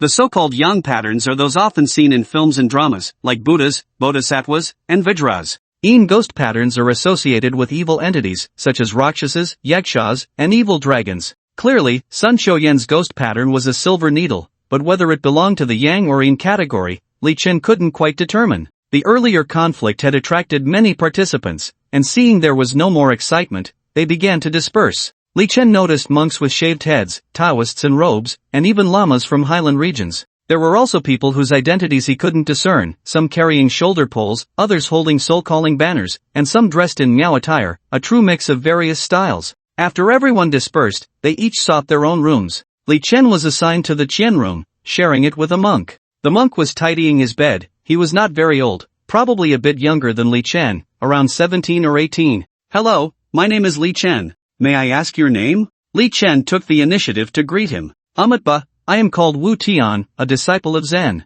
Zen is the most famous Buddhist sect in the southeastern region. It was said that there were hundreds of people in the entire temple, and he could represent such a major sect as a young disciple in the martial arts competition, indicating significant influence. I will meditate now, please feel free, Li Benefactor. After saying this, Wu Tian crossed his legs on the bed and began to chant Buddhist scriptures. Li Chen could faintly feel a golden light emanating from behind him, a pure sensation. Huo Linger looked at the young monk in surprise. This little monk's cultivation is incredibly high. Then she glanced at Li Chen. Master, I feel it might be a bit difficult for you to win the championship this time. With someone of such strength still working hard, Li Chen didn't dare to be negligent. Seeing that it was still early, he also sat cross-legged on the bed and began to circulate his thunder technique. He had to admit that Longhu Mountain was indeed a sacred place for Taoism. He could feel that the aura of heaven and earth here seemed to complement the qi within him. This was a sensation he had never experienced anywhere else, not even on Bayun Mountain. He felt the yang lei energy within him circulating, seemingly much smoother than in other places. In fact, he could even sense that he could wrap his entire body in yang lei. Unfortunately, with Wu Tian present, he didn't dare to reveal it, otherwise, he would really want to give it a try. Late at night, after Wu Tian fell asleep, Li Chen stealthily slipped out of the room. The Taoist Qingwei had said that the Xiantian cave could activate the Tongtian pattern, and he could hardly wait to try it out. The sooner he lifted the restrictions, the sooner he could experience the joys of life. The location of the Xiantian cave was no secret, it could even be found on satellite maps. Ordinary people only thought it was a tourist spot. However, since it was located on the back mountain of Longhu Mountain, even if ordinary people knew about it, they had no chance to get close to the Xiantian cave. The night at Longhu Mountain was exceptionally quiet. Under the moonlight, only the sound of the wind and the rustling of leaves could be heard. Li Chen, guided by the moonlight and navigation prompts, gradually approached his destination. Just as he was about to arrive, he saw a figure ahead. The silhouette looked quite slender. It was actually Sun Xiuyan, whom he had encountered during the day. If it's really her, what is she doing here? Could it be that she is also under the restrictions? Hee, I wonder if two people under restrictions will cancel each other out. Li Chen cautiously followed her all the way to the Xiantian cave. As he got closer to the Xiantian cave, Sun Xiuyan did not push the door open directly but instead looked around a stone statue, as if searching for something. After about 10 minutes, she muttered to herself, how strange. The mechanism is set up like this, why can't I open it? Ding-a-ling, ding-a-ling. Suddenly, Li Chen's phone rang. Damn, I forgot to turn off my phone when I went out. Who's calling me at this late hour? It turned out that Taoist Qing Wei had brought Huangzi to Bayun Temple, and seeing that he had brought back a beautiful woman, someone was feeling jealous, so this call was to question him. Who? Sun Xiuyan looked around warily. Seeing Li Chen, she asked suspiciously, what are you doing here? Of course, he wouldn't tell Sun Xiuyan his true thoughts, so he decided to take the initiative. You, Sun Xiuyan, I saw you sneaking out when I went to the bathroom at night, so I wanted to see what you were up to. I didn't expect you to be trying to sneak into the Xiantian cave. Without the old master of Longhu Mountain's permission, do you think you can just waltz in here? I'm going to tell the old master right now. She smiled awkwardly, looking at Li Chen with a pitiful expression. Taoistly, I know I was wrong. Can you not tell Longhu Mountain about this? Otherwise, they will revoke my qualification for this competition. Li Chen pretended to think it over, but inwardly he was chuckling. This little girl is quite good at acting cute. He deliberately put on a troubled expression. Miss Sun, you really put me in a difficult position. Unexpectedly, Sun Xiuyan suddenly grabbed Li Chen's hand and said in a soft voice, Taoistly, just let me go. I promise you, as long as you don't tell Longhu Mountain about this, I will do anything you want. Hearing this, Li Chen grinned maliciously, revealing a mischievous expression. Really? Anything? Seeing his lecherous smile, Sun Xiuyan instinctively covered her body and said warily, Taoistly, some things are not allowed. Li Chen was immediately speechless and quickly explained, what do you take me for? Am I the kind of person who was easily tempted? I can keep your secret, but you have to tell me, what are you doing out here in the middle of the night instead of sleeping? Sun Xiuyan looked around, feeling that the place was not very safe, so she pulled Li Chen into a nearby grove and then lifted her clothes. Li Chen thought to himself, what is she trying to do? Didn't she just say she wasn't the kind of person who would do this? Why is she lifting her clothes? Is she really coming to terms with it this quickly? Since the girl took the initiative, Li Chen also unceremoniously lifted his shirt. Taoistly, what are you doing? Sun Xiuyan looked at him in surprise. Aren't we taking off our clothes? You. Sun Xiuyan saw the celestial pattern on Li Chen's stomach and hesitated. Li Chen also noticed the silver needle tattoo on her belly. The scene became somewhat awkward. Clearly, Sun Xiuyan only wanted to lift her shirt to show him her tattoo. Li Chen quickly lowered his shirt. Wait. Sun Xiuyan squatted down, lifted his shirt, and looked at the tattoo on his stomach, which inevitably made Li Chen's thoughts wander. She asked, is this the celestial pattern? Li Chen nodded. Suddenly, she understood something. Angrily staring at Li Chen, she said, you sneaky Taoist. How dare you deceive me? Quickly tell me, did you come here to enter the Xiantian cave as well? Li Chen initially wanted to resist, but seeing her cute yet angry expression, he couldn't hold back. Alright, I'll come clean. So, he told her about encountering the ghostly old woman and the celestial pattern. Taoist Qing Wei can actually use the celestial pattern? Sun Xiuyan was very surprised. Is that strange? Strange doesn't even begin to cover it. The celestial pattern is the most powerful type among the yin-yang ghost patterns. Only the clan leader of the yin-yang ghost pattern lineage can have it tattooed,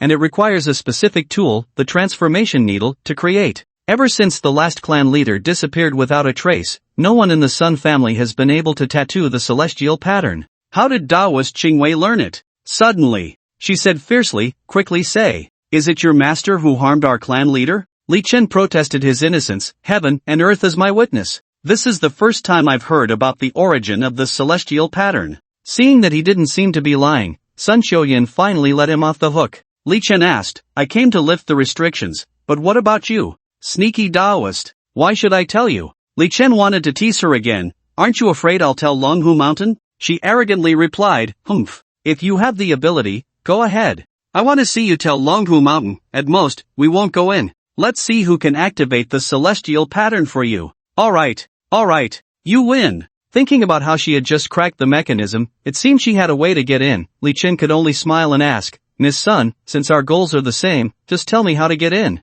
That way we can look out for each other. I had previously learned about the mechanism to enter the Xiantian cave, but I just tried it, and it didn't work. Someone must have reset the mechanism. At that moment, a group of Taoists rushed over with flashlights. Someone tampered with the mechanism here. Quickly check if anyone has broken into the Xintian cave. Unexpectedly, this group of Taoists arrived so quickly. Li Chen turned around and found that Sun Xiuyan had vanished without a trace. Are you a ghost? How did you run away without a sound? The key is you didn't take me with you. He looked around and saw a small path nearby, so he slipped in. The next morning, Longhu Mountain, training ground. At this time, quite a few people had gathered here. Hey, little brother, can I get a martial arts newsletter? A sharp-faced young man approached Li Chen. Martial arts newsletter? What's that? The young man took out a stack of newspapers from his backpack. This is a good thing. It contains information about all the participants in this competition. Just think, these people might be your opponents in the future. If you can know their levels in advance, wouldn't that be knowing yourself and your enemy? Li Chen felt there was some truth to what he said. How much? The young man held up one finger. Only 1 yuan, that's quite a bargain. The young man replied, what are you joking about? It's not 1 yuan, it's 10,000 yuan. Li Chen had already taken out his phone to pay, but upon hearing what he said, he immediately put it away. What are you joking about? It's just a worthless newspaper. How dare you ask for 10,000 yuan? Why don't you go rob a bank? The young man replied, do you know how long it takes to gather your information? I traveled all over the mountains and rivers of our country and visited all your sects to collect this. Li Chen looked around the square and saw that most people were studying the newspaper. Thinking that he had already made quite a bit of money from Long Qianshan before and didn't really need this 10,000, he decided to buy a copy. After he paid, the man handed him a newspaper and said, I wish you the best of luck. Then he turned to Wu Tian and asked, little monk, do you want a copy too? Wu Tian replied, I am a monk and not as wealthy as Taoist Li.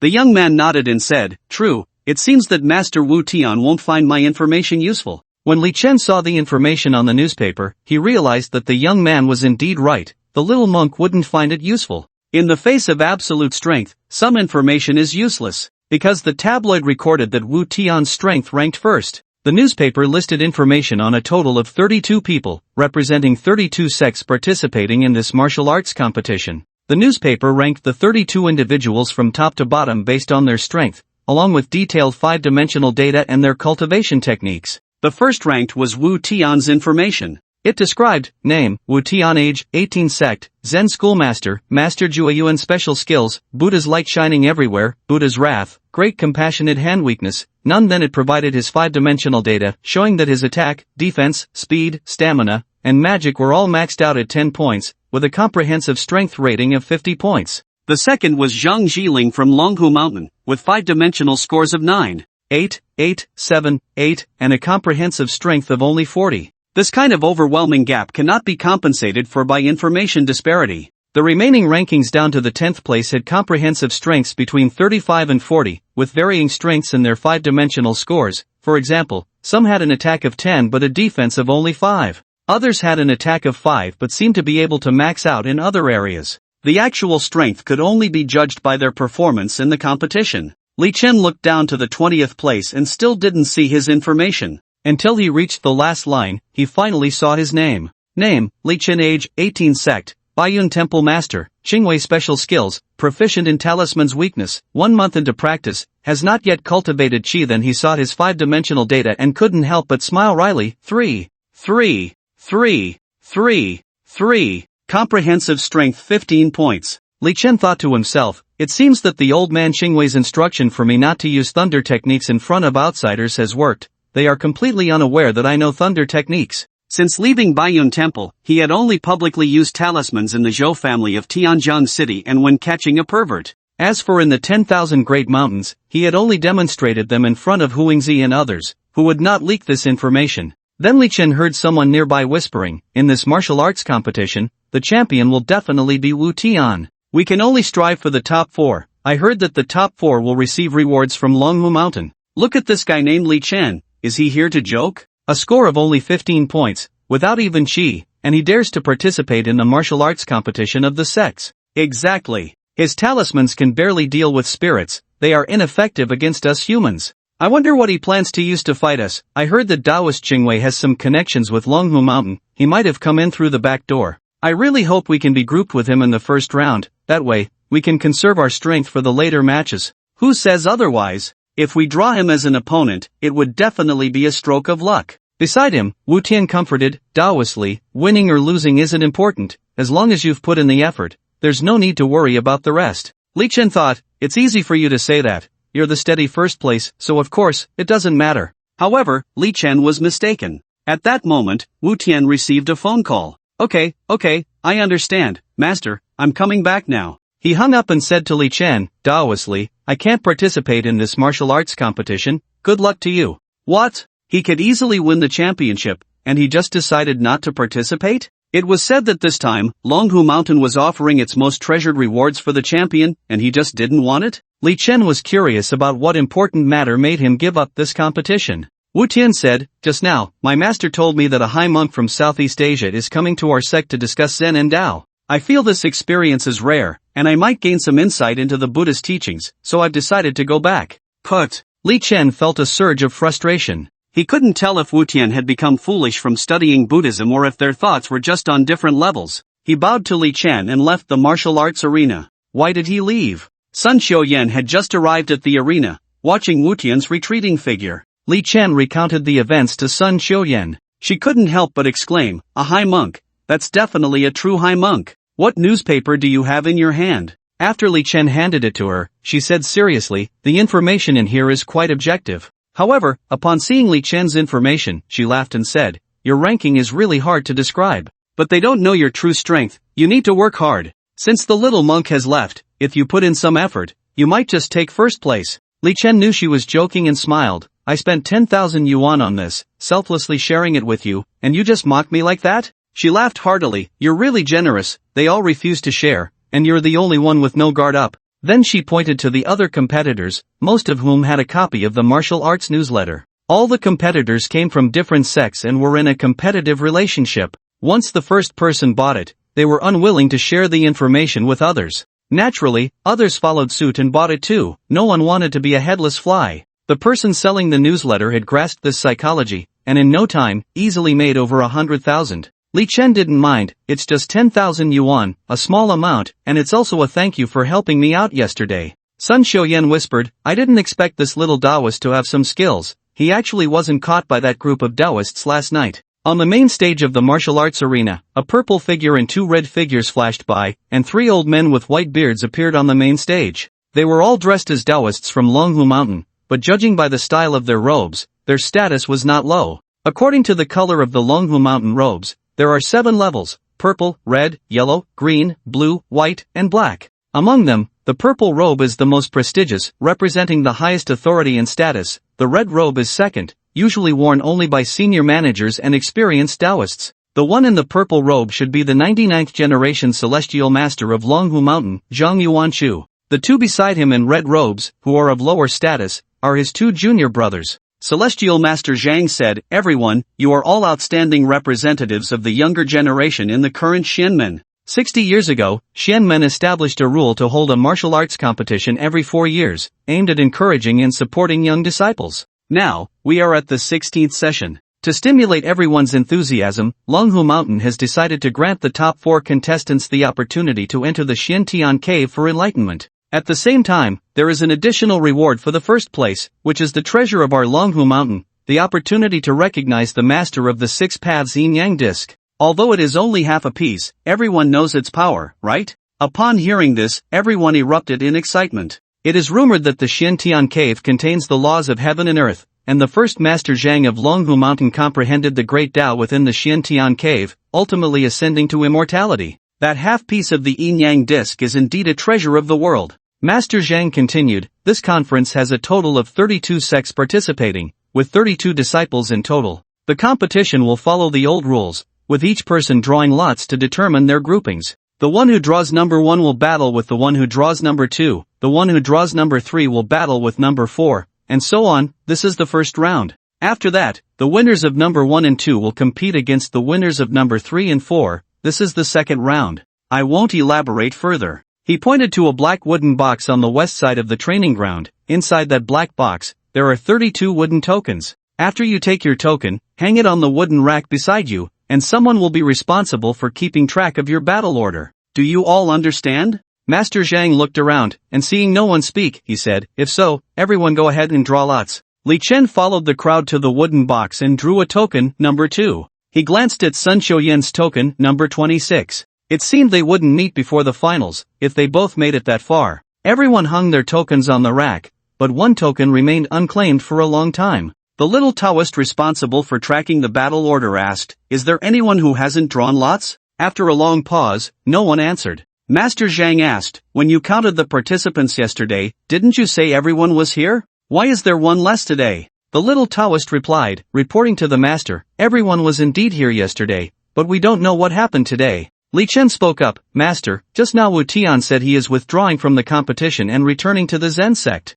Master Zhang nodded, "In that case, I will now announce the battle order." The little Taoist said, "Number 1 is unclaimed." Everyone was eager to see who the lucky number 2 would be. When Li Chen's name was called, the crowd erupted. "Isn't Li Chen from Bayun Temple? That kid really has luck on his side, ranked last in strength, and he gets to advance to the next round." The little Taoist continued reading the battle order. Number 3, Lei Zhe. Lei Zhe glared fiercely at Li Chen, "Don't celebrate too early. Although you have a bye this round, in the next round, I'll make you kneel and beg for mercy. No one will help you in the arena." From yesterday's conflict, Li Chen could sense that Lei Zhe's cultivation was not as strong as his own, so he didn't take him seriously. "Then I'll be waiting for your grand entrance." After the little Taoist finished reading the list, Master Zhang said, "This training platform is for the finals and semi-finals. To ensure fairness, we have set up 4 separate arenas for the competition, allowing everyone to have the same rest time after their matches. This morning, we will complete the first round of matches.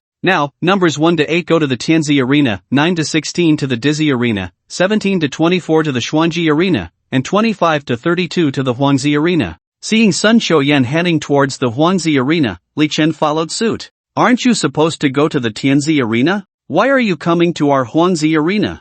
"I have a bye in the first round, and since I have nothing to do this morning, I came to cheer you on. You really have a big heart, not going to check the strength of your next opponent but instead worrying about me. With someone like Lei Zhe, I could defeat him with a single hand. Watching him compete? That would just be a waste of my time. But I need to find your weaknesses. What if we meet in the finals?" Sun Xiuyan chuckled, All right. With your good words, I hope we can both make it to the finals." Sun Xiuyan drew number 26, so her first match was against Lu Yinhui, number 27, a northeast fortune teller. Lu Yinhui was ranked 7th, with the ability to summon the spirit of Lu Xian, who had 200 years of cultivation, to fight against her opponent. This was not a match for Sun Xiuyan, who was ranked 6th. The referee confirmed their identities, and the competition officially began. According to the reports, Sun Xiuyan practiced yin yang ghost patterns, with the broken spirit needle and the dragon riding guanyin tattooed on her body. The broken spirit needle was the silver needle tattooed on her abdomen, while the dragon riding guanyin was something Li Chen did not know much about.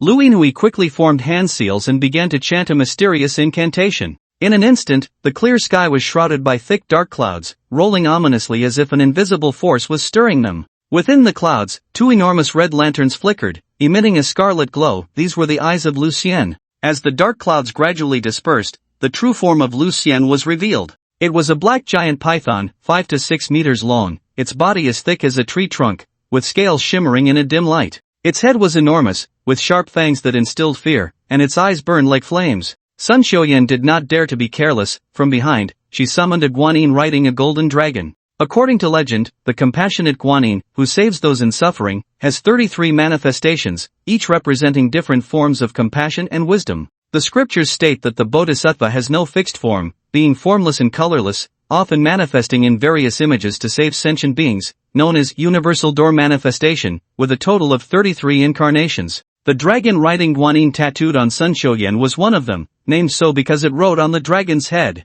Lu Yinhui shouted, "Go!" The giant python immediately twisted its massive body and charged at Sun Xiuyan. The dragon riding guanyin would certainly not allow Sun Xiuyan to be harmed. The dragon beneath guanyin, measuring 7 to 8 meters long, also swung its massive body to block the python's attack route. The spectators were stunned by the scene before them. This was something they had never seen before. Previous matches had been mere battles between people, but today, it was 2 enormous pythons wrestling in the air. The 2 colossal creatures tangled in the air, making it hard to determine a winner. Since Lu Xian was a physical entity, controlling it did not require a significant amount of energy. However, the dragon riding guanyin was different. It was maintained by Sun Xiuyan's own cultivation, and sustaining its form for an extended period consumed a lot of her energy. If this continued, even if she won, she would likely only be able to perform at 50 or 60% of her usual level in the afternoon's battle. She had to end it quickly. Sun Xiuyan summoned the broken spirit needle again.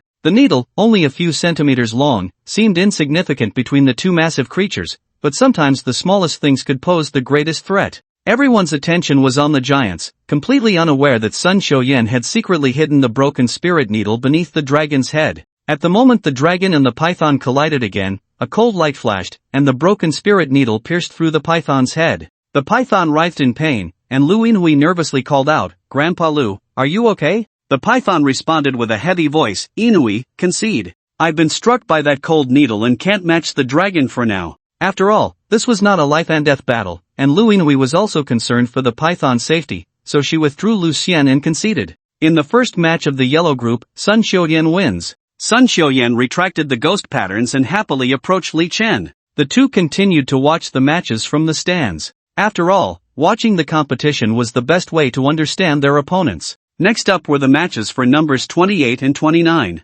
Number 28 was a lama from the ancient Ning zone. The lama also originates from Buddhism and belongs to Tibetan Buddhism, which was introduced to Tubo in the 7th century. It is said that Princess Wenqing's entry into Tibet played a significant role in the development of local Buddhism. The young lama attending this meeting is only 17 years old, but his muscles are well developed, and the weapon he wields is a vajra, weighing a full 100 jin. The 29th is a corpse seamster, using a small, delicate sewing needle for corpses. The corpse seamster is a minor sect that has been popular in the Central Plains for 1,000 years. This lineage originated in the Song Dynasty. At that time, a miraculous corpse seamster appeared in Bianjing, who combined corpse sewing techniques with mysterious methods, managing to revive those who had died no more than half an hour prior. It is said that the sewing needles in their hands can traverse the realms of yin and yang. On the competition stage, the lama swung the vajra and charged at the corpse seamster. The seamster sidestepped and thrust the sewing needle at the lama. The lama blocked with the vajra, and the two exchanged blows,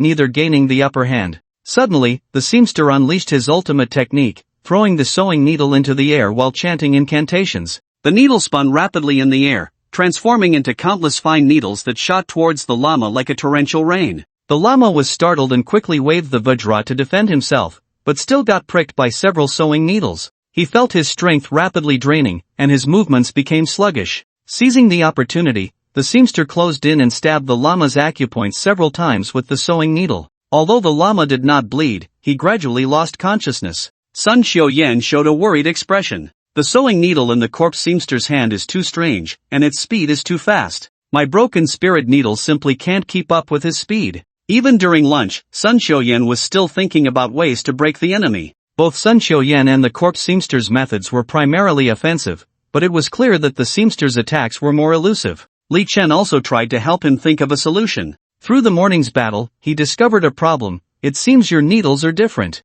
Of course, his are small, mine are large, so his speed is faster. Li Chen shook his head. No, I'm not talking about that difference. Have you noticed that his needles seem to be controlled by a very fine thread? That thread should be formed by his own qi. And yours doesn't have that. Sun Xiuyan nodded. My broken spirit needle is controlled by intention, so naturally, it doesn't have that thread. If you could sever the connection between the corpse seamster and the sewing needle, wouldn't you have a chance to defeat him? Sun Xiuyan thought for a moment. If I catch him off guard, it's not impossible, but I have no means to sever that thread. For severing qi, thunder techniques are the best method. Thunder is the most vigorous force in nature. It can split mountains and carve stones. Li Chen cautiously looked around, leaned closer to her, and whispered, if you learn the thunder technique, you will definitely be able to win unexpectedly. Sun Xiuyan sighed, not to mention that the thunder technique is a secret of Longhu Mountain, an untransmittable secret. Even if someone is willing to teach, I can't learn it in just one afternoon. Come with me.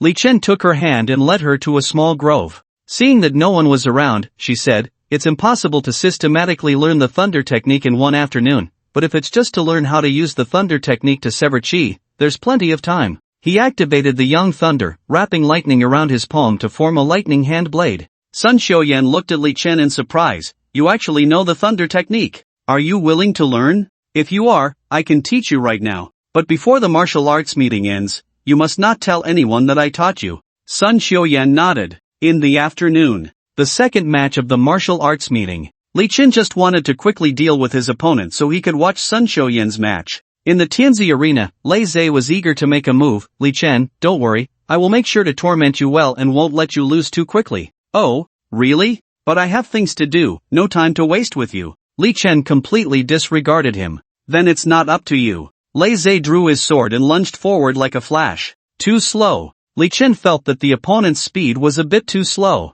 He merely tilted his body slightly to evade the attack, then secretly channeled a palm thunder, striking Lei Zhe in the chest. After a month of training, his control over thunder techniques had reached an extraordinary level. This palm thunder was unleashed only upon contact with his chest. Unless one was a master of thunder, they would never discover that he had used thunder techniques. Put! Lei Zhe spat out a mouthful of blood, collapsing to the ground in pain. The audience gasped in shock. He just entered Bayun Temple a month ago? He took down Lei Zhe from Qingcheng Mountain in one move? Li Chen leaned down to look at the severely injured Lei Zhe. I told you yesterday, you have a blood disaster. Now do you believe it? Let me tell you, don't look down on others with your dog eyes, or you won't even know how you died. He gracefully jumped off the stage and headed towards the Huanzi arena. Inside the Huanzi arena, the match between Sun Xiuyan and the corpse seamster had just begun, and the two were testing each other's strength. From the weapons they used, Sun Xiuyan's spirit-breaking needle, though only a few inches long, was still larger compared to the corpse seamster's mere few centimeters long seam needle.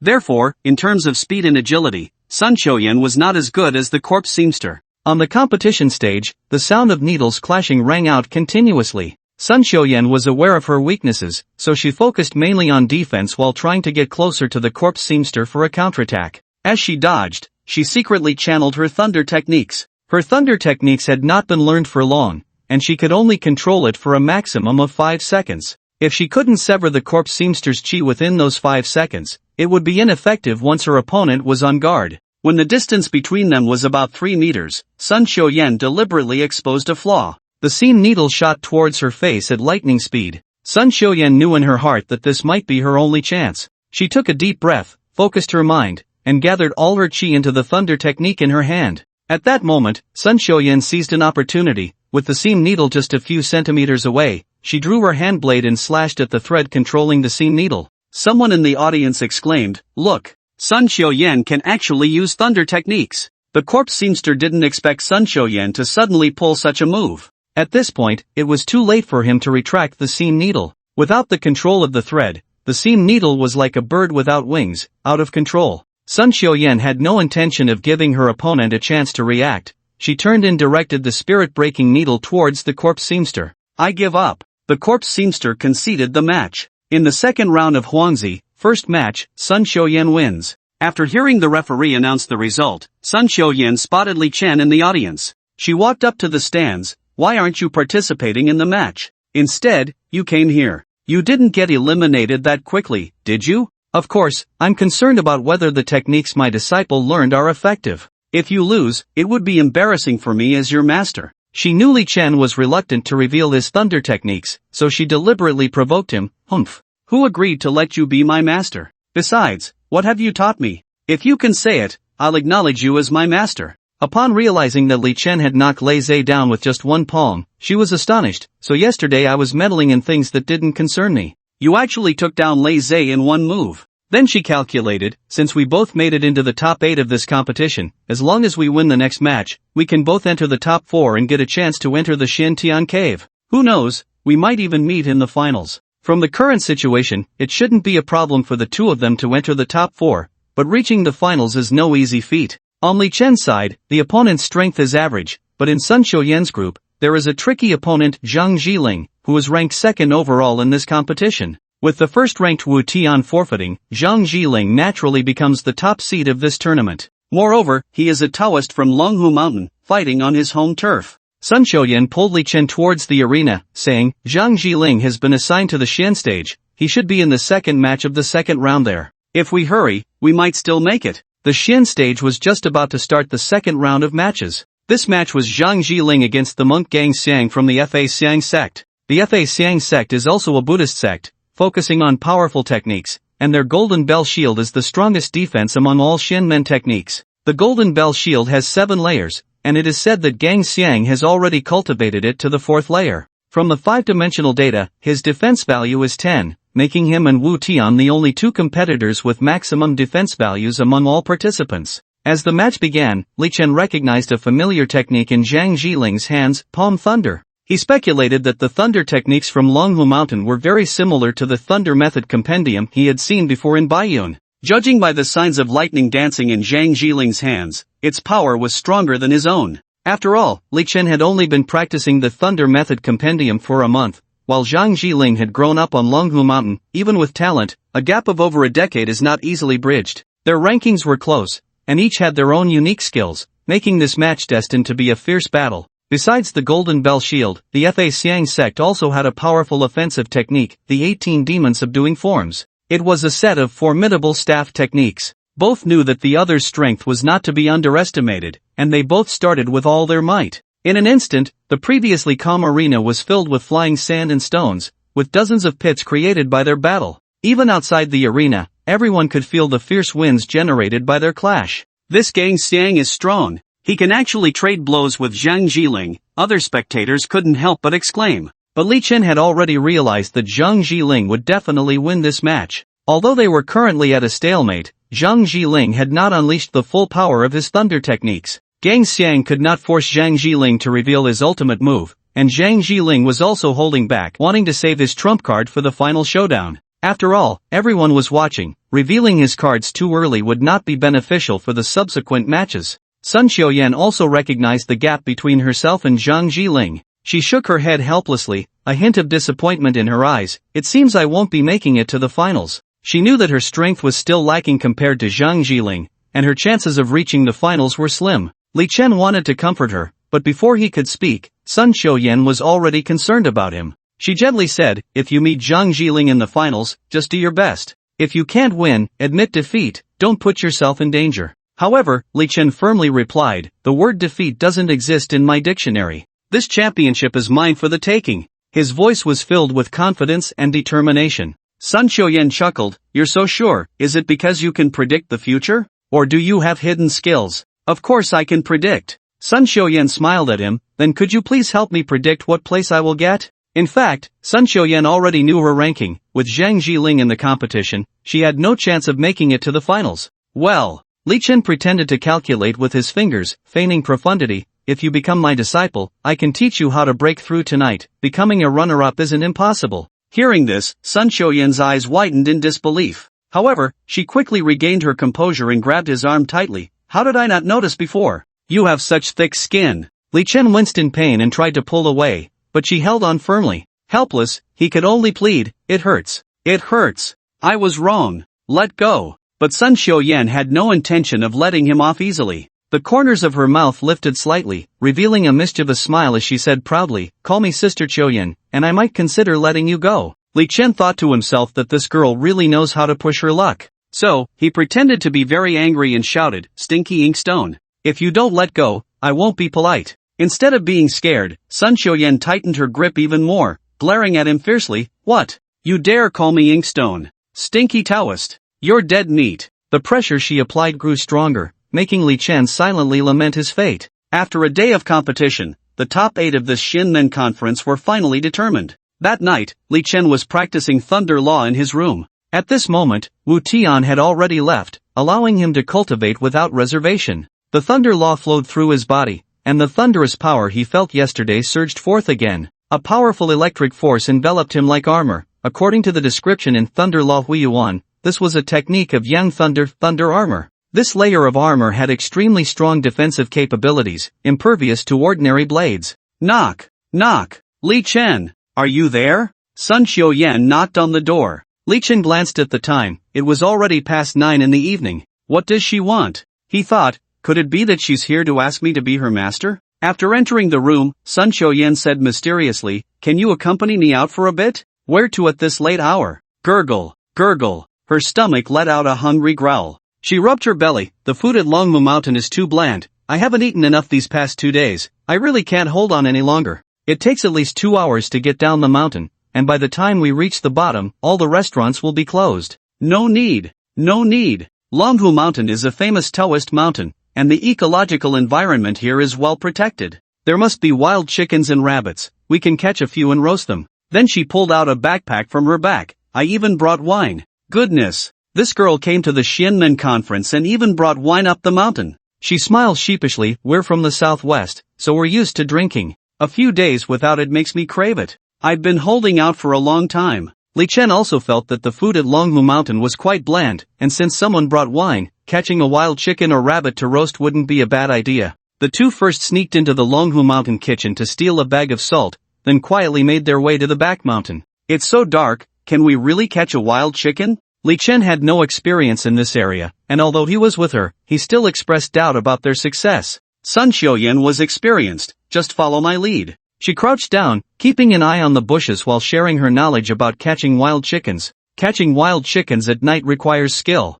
Generally, wild chickens stay still at night, occasionally standing up to peek around, unlike wild rabbits that hop around everywhere. Male wild chickens, being colorful, are easier to spot, while female wild chickens blend in with the dry grass and are hard to find. So when looking for wild chickens, one must be slow. Usually, areas around shrubs with small fruits are common habitats for wild chickens, and those hidden in deep grass are not easy to spot, so one should look for chickens in the shorter grass. After about half an hour of searching, a wild chicken was startled and flew away with a whoosh. Sun Xiuyan was quick and skillfully launched a spirit needle from her body, hitting the wild chicken perfectly. To his utter surprise, the grand yin-yang ghost pattern was actually used to catch wild chickens. However, judging by her skill level, Li Chen concluded that she must have done this quite a few times. Just as he was about to go pick it up, Sun Xiuyan stopped him. Look over there. Following the direction of Sun Xiuyan's finger, he saw a bush hiding another wild chicken. The one that just flew away was a rooster. Usually, in a wild chicken nest, if the rooster senses danger, it will fly away to draw the attention of predators.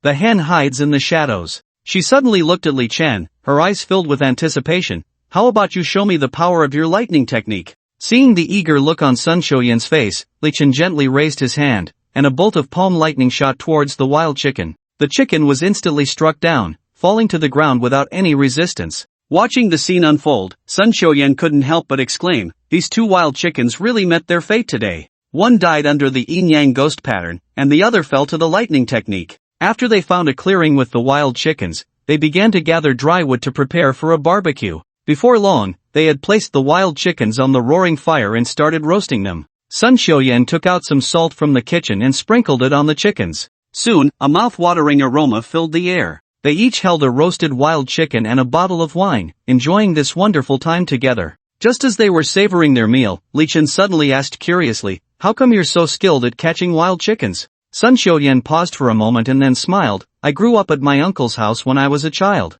Back then, I couldn't get enough to eat there, so I had to go up the mountain to catch wild chickens myself. The Sun family in the southwest was a large family, definitely not lacking in food or drink, yet she had fallen to the point of not having enough to eat as a child. Li Chen asked, what about your parents? My mom and dad went missing when I was 3 years old, and their whereabouts are still unknown. The two continued to chat until late at night, finishing off both wild chickens and all the wine. The next morning, Li Chen was awakened by a scream, you filthy rogue. He opened his eyes to find himself lying in bed with Sun Xiuyan. Sun Xiuyan kicked him away and wrapped herself tightly in the blanket. What did you do to me last night? Li Chen tried hard to recall everything that happened the previous night, but he remembered nothing. He only vaguely recalled feeling a bit dizzy after finishing the wine and then helping each other back to the Taoist temple. Li Chen looked at his clothes, although a bit disheveled, they were still on him. He felt extremely regretful. Li Chen, how could you not cherish such a good opportunity? You lay together all night and didn't do anything.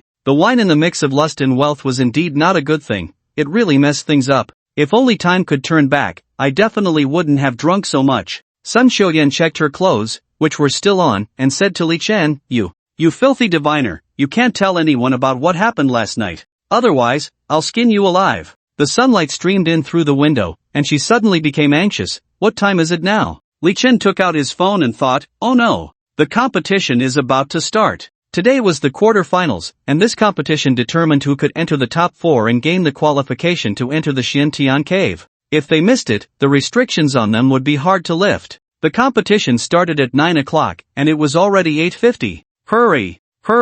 They didn't have time to think much, quickly tidying up before rushing out of the room. Remembering their opponent for the day, he turned back to the room, grabbed the item Zhou Ling had given him at the train station, knowing that as long as he had it, he could avoid exposing his lightning technique and achieve victory today. As soon as they left the room, they encountered a young Taoist priest cleaning the courtyard. Seeing the two of them rushing out of a room in a panic, he looked at them in surprise. At that moment, they had no time to explain anything and used all their strength to dash towards their respective competition venues. 10, 9, 8, 7, 6. The referee had already begun the countdown. Finally, just as the referee was about to announce that Li Chen had forfeited the match, he appeared at the venue. The referee saw the out-of-breath Li Chen and asked, "Are you continuing the match?" He bent over, gasping for air, and nodded. Heavenly Arena, third round match, now starting. The referee announced that the match would proceed as normal. His opponent in this round was a Yinjia master. According to legend, the master carpenter Lu Ban was the first Yinjia master.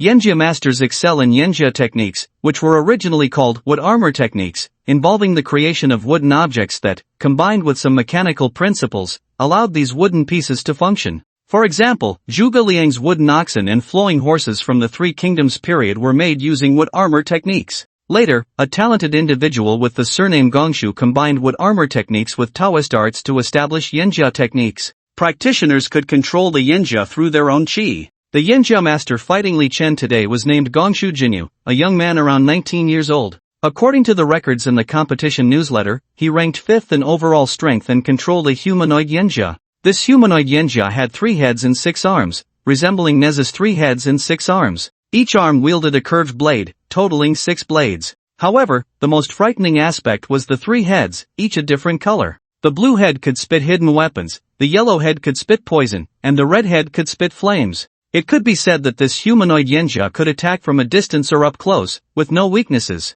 Fortunately, having read the newsletter in advance, Li Chen had already devised a counter-strategy. Everyone was eager to see Li Chen's performance. After all, it was already the 3rd round, but no one knew his true strength. Based on the previous rankings given by the newsletter, everyone thought he would be eliminated by Lei Zhe. Yet, he had defeated Lei Zhe in one move, and no one had even seen what skill he used. Everyone wanted to know what tricks he had up his sleeve. In the arena, Gongshu Jinyu looked at Li Chen with disdain. "I don't know what kind of evil technique you used to defeat Lei Zhe in the last match. But in the face of my Gongshu family's Yinjia techniques, any crooked path will be exposed." Li Chen smiled calmly. "If that's the case, then let me see your family's secret techniques." He was confident about this match, having already thought through his counter-strategy. Gongshu Jinyu controlled the humanoid Yinjia, swinging the 6 curved blades and charging at Li Chen like lightning. Li Chen did not choose to confront the Yinjia head-on. At first, he could barely keep up with the Yinjia's speed, constantly dodging its attacks.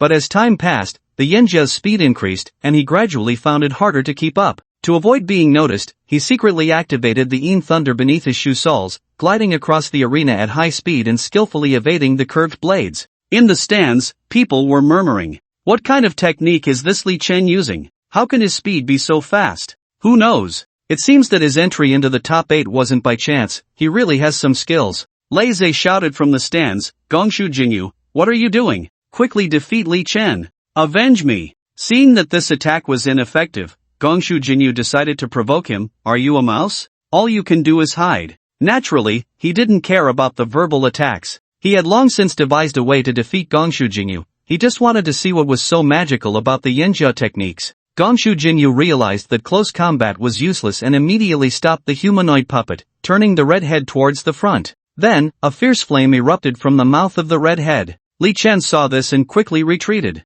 However, he underestimated the range of the flame's damage. Although he had retreated to the edge of the venue, he still could not escape the threat of the flames. Helpless, he could only dodge the flames while rushing towards Gongshu Jinyu, attempting to eliminate Gongshu Jinyu, who controlled the automaton. Gongshu Jinyu saw through his intentions. When Li Chen was not far from him, he cleverly used the puppet to block Li Chen's path. 6 sharp curved blades struck towards Li Chen in unison. Li Chen hurriedly dodged. Gongshu Jinyu said, "You should surrender. This is just a match, I don't want to hurt you." Li Chen replied, "But it seems you have no way to deal with me now. Is that so?" At that moment, Gongshu Jinyu directed the yellow head of the automaton forward. He planned to use poison next. The newspaper reported that the poison on the humanoid puppet had an area of effect, with a range of 20 meters. Coincidentally, the radius of the venue was exactly 20 meters. If he unleashed it at the center of the arena, Li Chen would have no chance of winning. You should know the power of the poison mist. It's not too late to surrender now.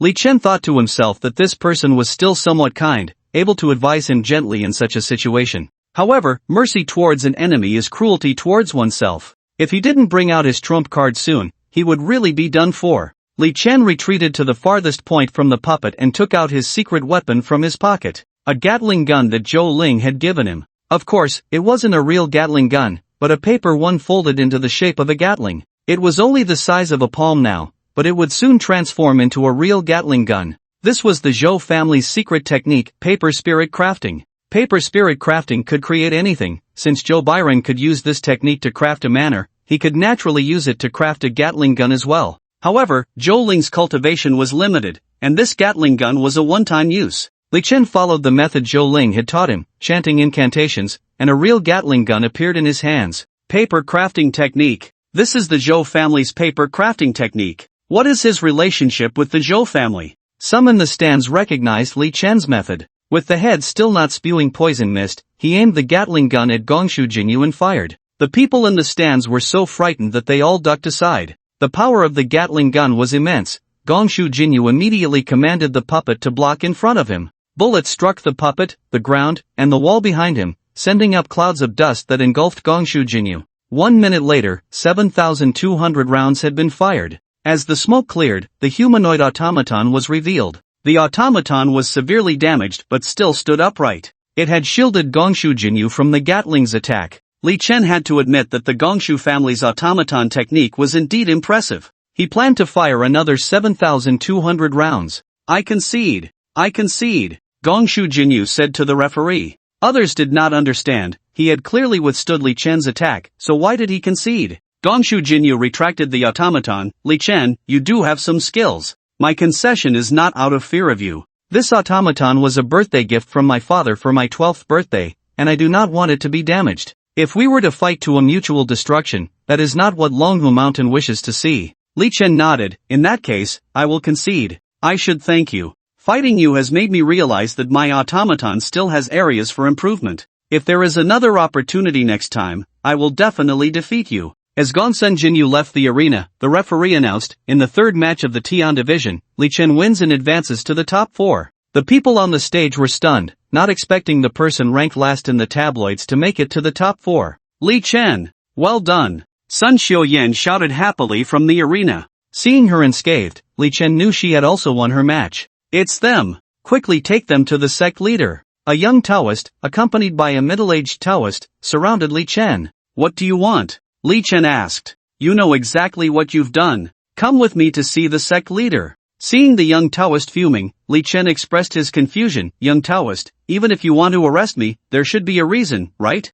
The young Taoist pulled out a feather from a wild chicken. Isn't this yours? Li Chen recognized the feather. It was from the wild chicken they had eaten last night. Could they really be making such a fuss over 2 wild chickens? Meanwhile, Sun Xiuyan was also surrounded by several Taoists. Inside the Tianshi Hall, Master Zhang held the chicken feather in his hand and, upon seeing the 2 being escorted in, burst into laughter. I never expected that 2 of the top 4 contestants from the prestigious Shenmen would sneak out to steal chickens at night. Sun Xiuyan protested, Master, you can't wrong us. We really didn't do anything. Hearing this, the young Taoist turned red with anger and shouted, that was my little Huang and little Hua. You roasted them over a fire and ate them, isn't that stealing? Sun Xiuyan remained defiant. On what basis do you say it was us? The young Taoist pointed angrily at the feather on the ground. The sect leader has already seen it. That feather carries the aura of a broken spirit needle. If it wasn't you, who else could it be? At this point, Sun Xiuyan had no retort, as the evidence was irrefutable, and she was momentarily at a loss for how to continue her defense. The old master shook his head helplessly and said to the young Taoist, Qingfeng, you can go down now. It's just 2 chickens. Later, you and Mingyue can go to the back mountain and catch a few more to raise. The young Taoist was unconvinced, but, Master, we can't just let them off so easily. Alright, I understand. You all go first. I will naturally teach them a lesson. The old master waved his hand, dismissing the young Taoist. Everyone exited the Tianshi Hall. Li Chen thought, teach us a lesson? Are they going to strip us of our qualifications to enter the Xintian cave? If I lose my happiness for the second half of my life over 2 chickens, that would be quite a loss. However, the old master did not pursue the matter of the stolen chickens but instead asked, to what extent have you cultivated your thunder technique? At this question, Li Chen was taken aback. Since entering Longhu Mountain, he had only secretly used the thunder technique during his battles with Lei Zhe and Gongsun Jinyu. but he believed that an ordinary person would definitely not be able to tell. Moreover, the old master was not present. How did he know? The old master guessed what he was thinking and said, "After all, I've lived for 100 years. If I can't even recognize the thunder technique of the Tianshi Hall, then these 100 years would have been for nothing." Li Chen thought to himself, "I clearly learned the thunder technique from the old man Qingwei. How did it become the thunder technique of your Tianshi Hall?" He had no idea what the old master was really after. But as the saying goes, one should not strike a smiling face. He smiled and said, reporting to the old master, "I have only been under the tutelage of Taoist Qingwei for a month and have indeed learned some rudimentary thunder techniques." The old master extended his right hand and patted his shoulder, a look of surprise flashing in his eyes. "Are you sure you only learned for a month?" "Absolutely. A month. Just a short month. You have actually cultivated the yin-yang dual thunder to this level. Li Chen, you are a genius I have not seen in 1,000 years. Master Zhang's face showed joy. "A genius not seen in 1,000 years? Am I really that impressive?" Master Zhang said, "When I first practiced the thunder technique, I started with yang thunder, and it wasn't until 30 years later that I could barely practice both yin and yang thunder. Up until now, Qingwei can only practice yang thunder. If you say you're not a genius, then what are you?" Li Chen asked, "Old master, you just said that I practiced the thunder technique of Longhu Mountain. What does that mean?" The old master sighed deeply. "Actually, Qingwei is my junior brother." "Then why isn't he at Longhu Mountain? Why is he at Bayun Temple?" The old master gave a meaningful glance at Sun Xiuyan and then shook his head. "It's all old news, better left unmentioned. If you really want to know, you should ask your master when you go back." Since even the old master was willing to say more, it seemed that there was a big secret hidden about his master. Since they were already on the topic, Li Chen certainly wouldn't miss the opportunity to gather information. "So how is Zhang Jiling doing with his thunder technique now?" Upon hearing this, Master Zhang laughed heartily. "You little rascal, still trying to find out about your rival's cultivation. I'll tell you, he has only practiced yang thunder so far, but in terms of using yang thunder, he far surpasses you." Li Chen was not surprised at this. After all, Zhang Jiling had been cultivating at Longhu Mountain for over a decade. Longhu Mountain is rich in spiritual energy. If he had really been able to cultivate there for so many years, he would definitely be stronger than Zhang Jiling. Seeing that he was silent, Master Zhang asked, "What's wrong? Are you scared?" He pretended to be indifferent. "Scared? What do I have to be scared of? It's just that he has studied for a few more years than me. Once I get to the finals, I'll still beat him. It's good for young people to have a bit of confidence. I'll be waiting for your good news." Li Chen asked, "Old master, you won't tell Zhang Jiling about the secret of my thunder technique, will you? I've kept it hidden for so long, and you are so esteemed, you can't sell me out." Master Zhang laughed heartily. "Don't worry, I won't get involved in your battles. I won't speak of your matters." "That's good." Li Chen bowed to him and prepared to leave. As he reached the door, Master Zhang spoke again. "Li Chen, remember, the highest good is like water. It benefits all things and does not compete. As long as you can comprehend this, I believe it will help you in your practice of yin thunder." The highest good is like water? Li Chen didn't understand what he meant. Back in his room, Li Chen pondered the old master's words. The highest good is like water. It benefits all things and does not compete. This phrase comes from Laozi's Tao Te Ching. In Taoism, water benefits all things without competing, and nothing can compete with it. Water is beneficial to everything in the world, adept at helping all things without contention. But what does this have to do with yin thunder? He really couldn't figure it out and had to temporarily give up. After all, tomorrow's competition was the top priority. Tomorrow, his opponent's methods were somewhat unusual, as that person was a soul catcher. Soul catchers capture yin spirits, selecting some with exceptional talents to nurture them, thus becoming their helpers in battle. According to the news from the martial arts newsletter, this soul catcher had 5 fierce spirits nurtured in his soul-catching banner. The little girl with the human skin Thanka was one of the fierce spirits. Li Chen had witnessed the power of fierce spirits. If he had to hide his thunder technique while defeating 5 fierce spirits, it would be a bit challenging for him. He couldn't possibly use an arousal talisman on 5 male fierce spirits. Thinking about how Huo Linger had survived in the 10,000 Great Mountains for so long, perhaps she might have a way to deal with fierce spirits. He then called Huo Linger out from the Hatin Jade. To his surprise, as soon as she came out, she said in a strange tone, "Oh, you didn't think of me while eating roasted chicken with a beauty last night, and now that you're in trouble, you remember me. Alright, if you can help me win the next round, whatever you want to eat, I'll get it for you." Huo Linger said, "I'm not really interested in eating. I'm about to break through, but I've hit a bottleneck. You need to find me a place with strong fire energy to help me break through." This request wasn't unreasonable, and Li Chen agreed. She continued, it's not impossible for us to work together to defeat 5 evil spirits, but that would take too much out of me. So, we need to find the root of the problem now. What is that root? Li Chen asked. Of course, it's the soul summoning banner. If he doesn't have the soul summoning banner, what can he use to fight you? Li Chen understood her meaning. You don't mean for me to steal his soul summoning banner, do you? Huo Linger pouted. You guys have stolen chickens, so why worry about stealing a banner again? It seemed that this was the simplest method. Alright, Li Chen agreed to her suggestion. Huo Linger chuckled. I suggest you go find Sun Xiuyan. I think she's quite suitable for these sneaky activities. Li Chen and Huo Linger's thoughts aligned. He also felt that Sun Xiuyan was quite suitable. Speak of the devil, and the devil appears. Sun Xiuyan arrived at Li Chen's room, frowning, rubbing her nose, and muttering to herself in confusion, strange, I don't know what's going on. I just sneezed twice in a row. Could it be that someone is speaking ill of me behind my back? Li Chen laughed. Maybe someone is missing you. Sun Xiuyan looked at Li Chen suspiciously. Really? I remember that sneezing once means someone is thinking of you, but sneezing twice means someone is cursing you, right? Li Chen quickly explained. Oh, you must be mistaken. After saying that, he hurried to the door, carefully poking his head out, looking around to ensure no one was nearby, and then quickly closed the door. Seeing this, Sun Xiuyan tightly wrapped her arms around herself. Li Chen, what exactly do you want to do? I tell you, I'm not that kind of casual person. Li Chen quickly pulled her aside and lowered his voice. Don't be agitated, you've misunderstood. I just have a plan I want to discuss with you. Sun Xiuyan's eyes widened in surprise as she looked at him, her voice involuntarily rising by 8 degrees. You actually want me to sneak into Feng Kejing's room to steal his soul summoning banner? Li Chen was so startled that he quickly covered her mouth, signaling her to lower her voice. But how can I steal from his room? I've already thought it through. When everyone goes to the dining hall for dinner, I'll hold Feng Kejing back, and you can take the opportunity to steal his soul summoning banner and then find a place to hide it. Sun Xiuyan hesitated for a moment. Is this plan feasible? What if we get caught? That would be so embarrassing. Don't worry, I'll keep an eye on him for you. Sun Xiuyan thought for a moment and agreed to his plan. Evening. It was time for dinner. Li Chen and Sun Xiuyan arrived at the dining hall early. When they saw Feng Kejing come in empty-handed, Sun Xiuyan gave Li Chen a look and then left the dining hall.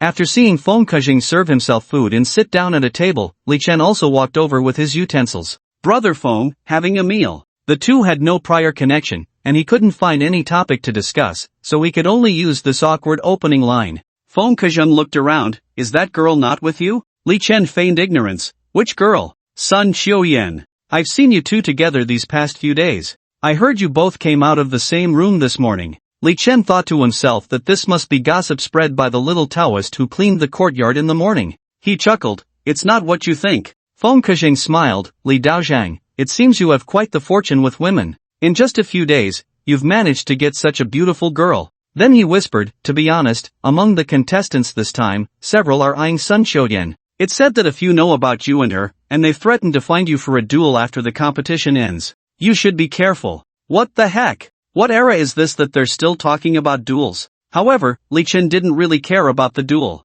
After all, among this group, apart from Feng Kejing and Zhang Jilin who posed some threat to him, the others were not his opponents. He asked, what do you think about tomorrow's match? With Wu Tian withdrawing, Zhang Jilin is naturally recognized as the champion. I think it will be difficult for Sun Xiuyan to win tomorrow. I'm not talking about them. I mean us. Feng Kejing smiled. Are you sitting here just to pry information from me? Feng Kejing had long studied Li Chen. To be honest, I've watched your previous matches, and the tabloids reported that you can use talismans. My soul summoning banner is filled with evil spirits. I admit, your talismans can restrain my soul summoning banner, but you should also know that my banner contains malevolent spirits. With your cultivation, you should only be able to use yellow-grade talismans. Even if you can barely use black-grade talismans, you're still not their match. Not long after, Sun Xiuyan walked over with a grin, secretly making an okay gesture with her hand. It seemed she had succeeded. The next day, Longhu Mountain Martial Arts Arena. The semifinals of this year's Xianmen martial arts competition finally began. Master Zhang and the senior Taoists of Longhu Mountain arrived at the venue. The eliminated contestants had hardly left. The first semifinal match was between Li Chen and Feng Kejing. Li Daozhang, I won't say much about yesterday's words. I hope you have other means. Otherwise, you won't be able to win against me. Seeing him so calm, Li Chen was quite puzzled. Didn't Sun Xiuyan succeed? Why does he seem unfazed? He summoned the soul summoning banner. I forgot to tell you, as long as the soul summoning banner doesn't leave my 100 miles, I can sense where it is. Li Chen awkwardly smiled, thinking that it seemed he was aware. Now, he could only fight with all his might. Feng Kejing planted the soul summoning banner into the ground, chanting a spell, and then waved the banner, causing the arena to gradually darken. The air was filled with the sounds of ghostly wails. Someone in the stand said, he used this move to defeat his opponent yesterday, summoning over a dozen fierce spirits. Fortunately, they were just fierce spirits, and Li Chen didn't plan to reveal his trump card, so he summoned the fire spirit. At that moment, the fire spirit entered battle mode, no longer appearing as a little girl, but as a 2-meter-tall humanoid ghost fire. Li Chen had already discussed with her to take on the form of ghost fire to scare Feng Kejing. After all, back in the 10,000 Great Mountains, her appearance had even frightened the old man Qingwei. Someone in the stands exclaimed, "What? He can actually control ghost fire." Feng Kejing's expression changed slightly. "I didn't expect you to have this hidden card." Li Chen grinned, "I have plenty of tricks up my sleeve." Feng Kejing commanded a dozen fierce spirits to charge at Li Chen and the fire spirit, trying to win by numbers. But soon, those fierce spirits were all hiding behind the soul summoning banner after being beaten back by the fire spirit. The fire spirit looked proudly at Li Chen. "Master, I'm doing well, right?" Li Chen gave a thumbs up in approval. Seeing the fierce spirits were ineffective, Feng Kejing twisted the incantation, and this time, 4 malevolent spirits appeared. 4 malevolent spirits? Wasn't it 5? Could the information be wrong? Or does he still have a backup plan? Li Chen worried that the fire spirit might not be able to handle it, so he prepared some talismans in advance. "Do you need me to step in? You should conserve your strength for dealing with Zhang Jilin." The fire spirit summoned ghostly blue flames with both hands and charged forward. The 4 malevolent spirits seemed somewhat wary of the ghostly blue flames. They surrounded the fire spirit, but none dared to charge forward. The fire spirit had no intention of wasting time and took the initiative to attack one of the evil spirits. Seeing this, the other evil spirits joined the fight, creating a 1-against-4 situation. Gradually, Li Chen noticed that the fire spirit was struggling, so he planned to activate a talisman. This was a mysterious grade talisman he had inscribed during his days in the 10,000 Great Mountains, the Purple Cloud Thunder Talisman. However, with his current cultivation level, it would take some time to activate this mysterious grade talisman. So, while the fire spirit was entangled with the evil spirits, he began to activate the talisman. Feng Kejing saw through his intentions and said to the 4 evil spirits, "Don't get entangled with that ghostly fire, go take down Li Chen." The evil spirits withdrew from their battle with the fire spirit and charged towards Li Chen. The fire spirit split into 4, transforming into 4 flames that blocked their path. Above the talisman, purple radiance gradually condensed, with purple lightning crackling within the radiance. The talisman was ready, and he called to the fire spirit, "Quick, retreat to me." Li Chen controlled the talisman, and the purple lightning gathered around him. The evil spirits, fearing the lightning, did not dare to take a step forward. Feng Kejing said, "Li Daozhang, it seems you do have some skills. I didn't want to bring out the last one, but you forced my hand." Feng Kejing formed a seal with his hands, activating the soul summoning banner, revealing a pained expression. Li Chen could sense that this time, he was clearly struggling with the summoning. Now, it was not just that the sky had darkened, the air was thick with a strong smell of blood. Someone on the stage exclaimed, "Evil spirit. He can actually control an evil spirit." He indeed had a backup plan. At that moment, a figure dressed like an ancient scholar appeared above the soul summoning banner, surrounded by a bloody aura. "Feng kid, have you encountered something tricky? Why did you summon me?" Feng Kejing spat out a mouthful of blood but still managed to say, "Mr. Wei, please lend me your hand, just this once. I promised your old man to keep you safe, and since you asked, I'll help you this time." The evil spirit turned towards Li Chen and the fire spirit. At this moment, the fire spirit reverted to the form of a little girl, her face showing excitement. "Mr. Wei." The evil spirit was also quite surprised. "Fire spirit." Li Chen and Feng Kejing asked in unison, "You know each other?" The fire spirit nodded. 100 years ago, when Mr. Wei was still an evil spirit, he fell into the trap of a ghost trafficker and fled to the 10,000 Great Mountains. I hid him in the magma to escape capture. The evil spirit showed a concerned expression. "Have you been well these 100 years? The fire spirit nodded and then recounted her experiences over the past century to the evil spirit.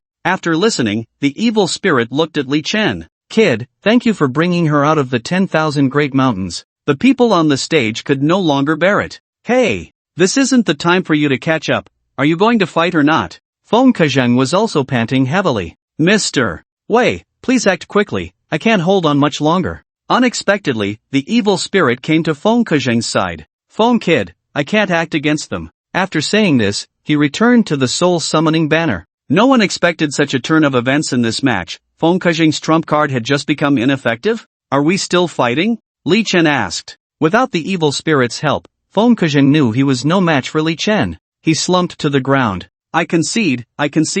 In the first match of the semifinals, Li Chen wins and advances to the finals. The referee announced the result of the match. "This kid's luck is really damn good." Some people on the stage exclaimed enviously. Li Chen returned to the stands and went to Sun Xiuyan's side. She smiled and said, "Congratulations, you've made it to the finals." Being able to enter the finals, Li Chen was certainly very happy, but thinking about the upcoming battle between Sun Xiuyan and Zhang Jiling, he couldn't help but feel worried again. "Just do your best later, it's just a competition." Sun Xiuyan knew she was no match for Zhang Jiling, but she resolutely said, "I will do my best to force Zhang Jiling to reveal his cards and give you more chances to win." In the martial arts arena, Sun Xiuyan and Zhang Jiling stood on opposite sides. Zhang Jiling, the closed-door disciple of the old master, was recognized as a genius of Longhu Mountain. Sun Xiuyan summoned her dragon riding Guanyin from her back. Guanyin rode a giant dragon and charged towards Zhang Jiling. Zhang Jiling did not dare to be careless. While dodging, he activated the Yang Thunder, planning to find an opportunity to attack Sun Xiuyan. However, with the giant dragon blocking him, he never found a good chance. After a round of entanglement, Zhang Jiling had something new in his hand. A thunder sword. This was quite similar to the thunder whip that Li Chen had used earlier. The liver belongs to wood, and wood has the characteristics of growth and upward movement. Therefore, using thunder techniques to call upon the liver energy in the human body could manifest weapons like thunder sticks, thunder swords, thunder spears, and thunder whips in the form of lightning. Zhang Jiling wielded the thunder sword and fought against the giant dragon. Although the dragon riding Guanyin was large, it seemed to be restrained by the sharp thunder sword. Sun Xiuyan then summoned the spirit-breaking needle. The spirit-breaking needle was small and agile, and it could catch Zhang Jiling off guard when dealing with the thunder sword. In no time, Zhang Jiling was left with only defensive power. During this time, he was even hit in the arm by the spirit-breaking needle. As the spirit-breaking needle forced Zhang Jiling to the edge of the martial arts arena, an unexpected event occurred. Zhang Jiling let out a loud roar, and his body was enveloped in lightning.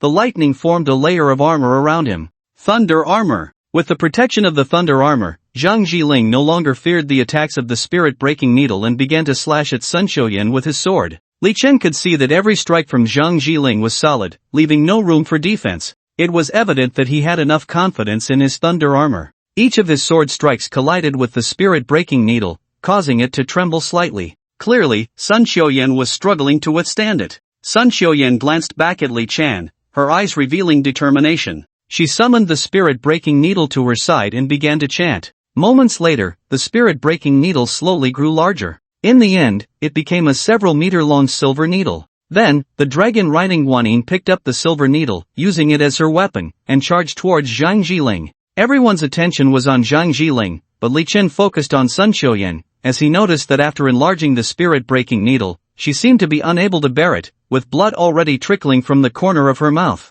With a loud boom, the silver needle and the thunder sword collided, resulting in a powerful explosion. Accompanied by a burst of bright light, everyone was unable to open their eyes. After the bright light faded, a giant pit with a radius of 1 meter appeared on the stage. Zhang Jiling lay on the ground, the fabric of his arm burned and blood seeping from the corner of his mouth. The thunder armor and thunder sword had disappeared, likely affected by the explosion, unable to maintain their forms. Sun Xiuyan was also gasping for breath. Sun Xiuyan did not intend to waste time and prepared for a final charge. At this moment, Zhang Jiling slowly stood up, forming a spell with his hand. "I didn't expect you to push me to this extent. I originally intended to reserve this move for Li Chen." As he spoke, a qilin wrapped in lightning appeared before him. Thunder qilin, transforming everything with thunder. This was clearly a skill of Yin Thunder, but he could only use Young Thunder. How could he perform this move? At that moment, Li Chen understood the old master's words. The old master had told him, "The highest good is like water.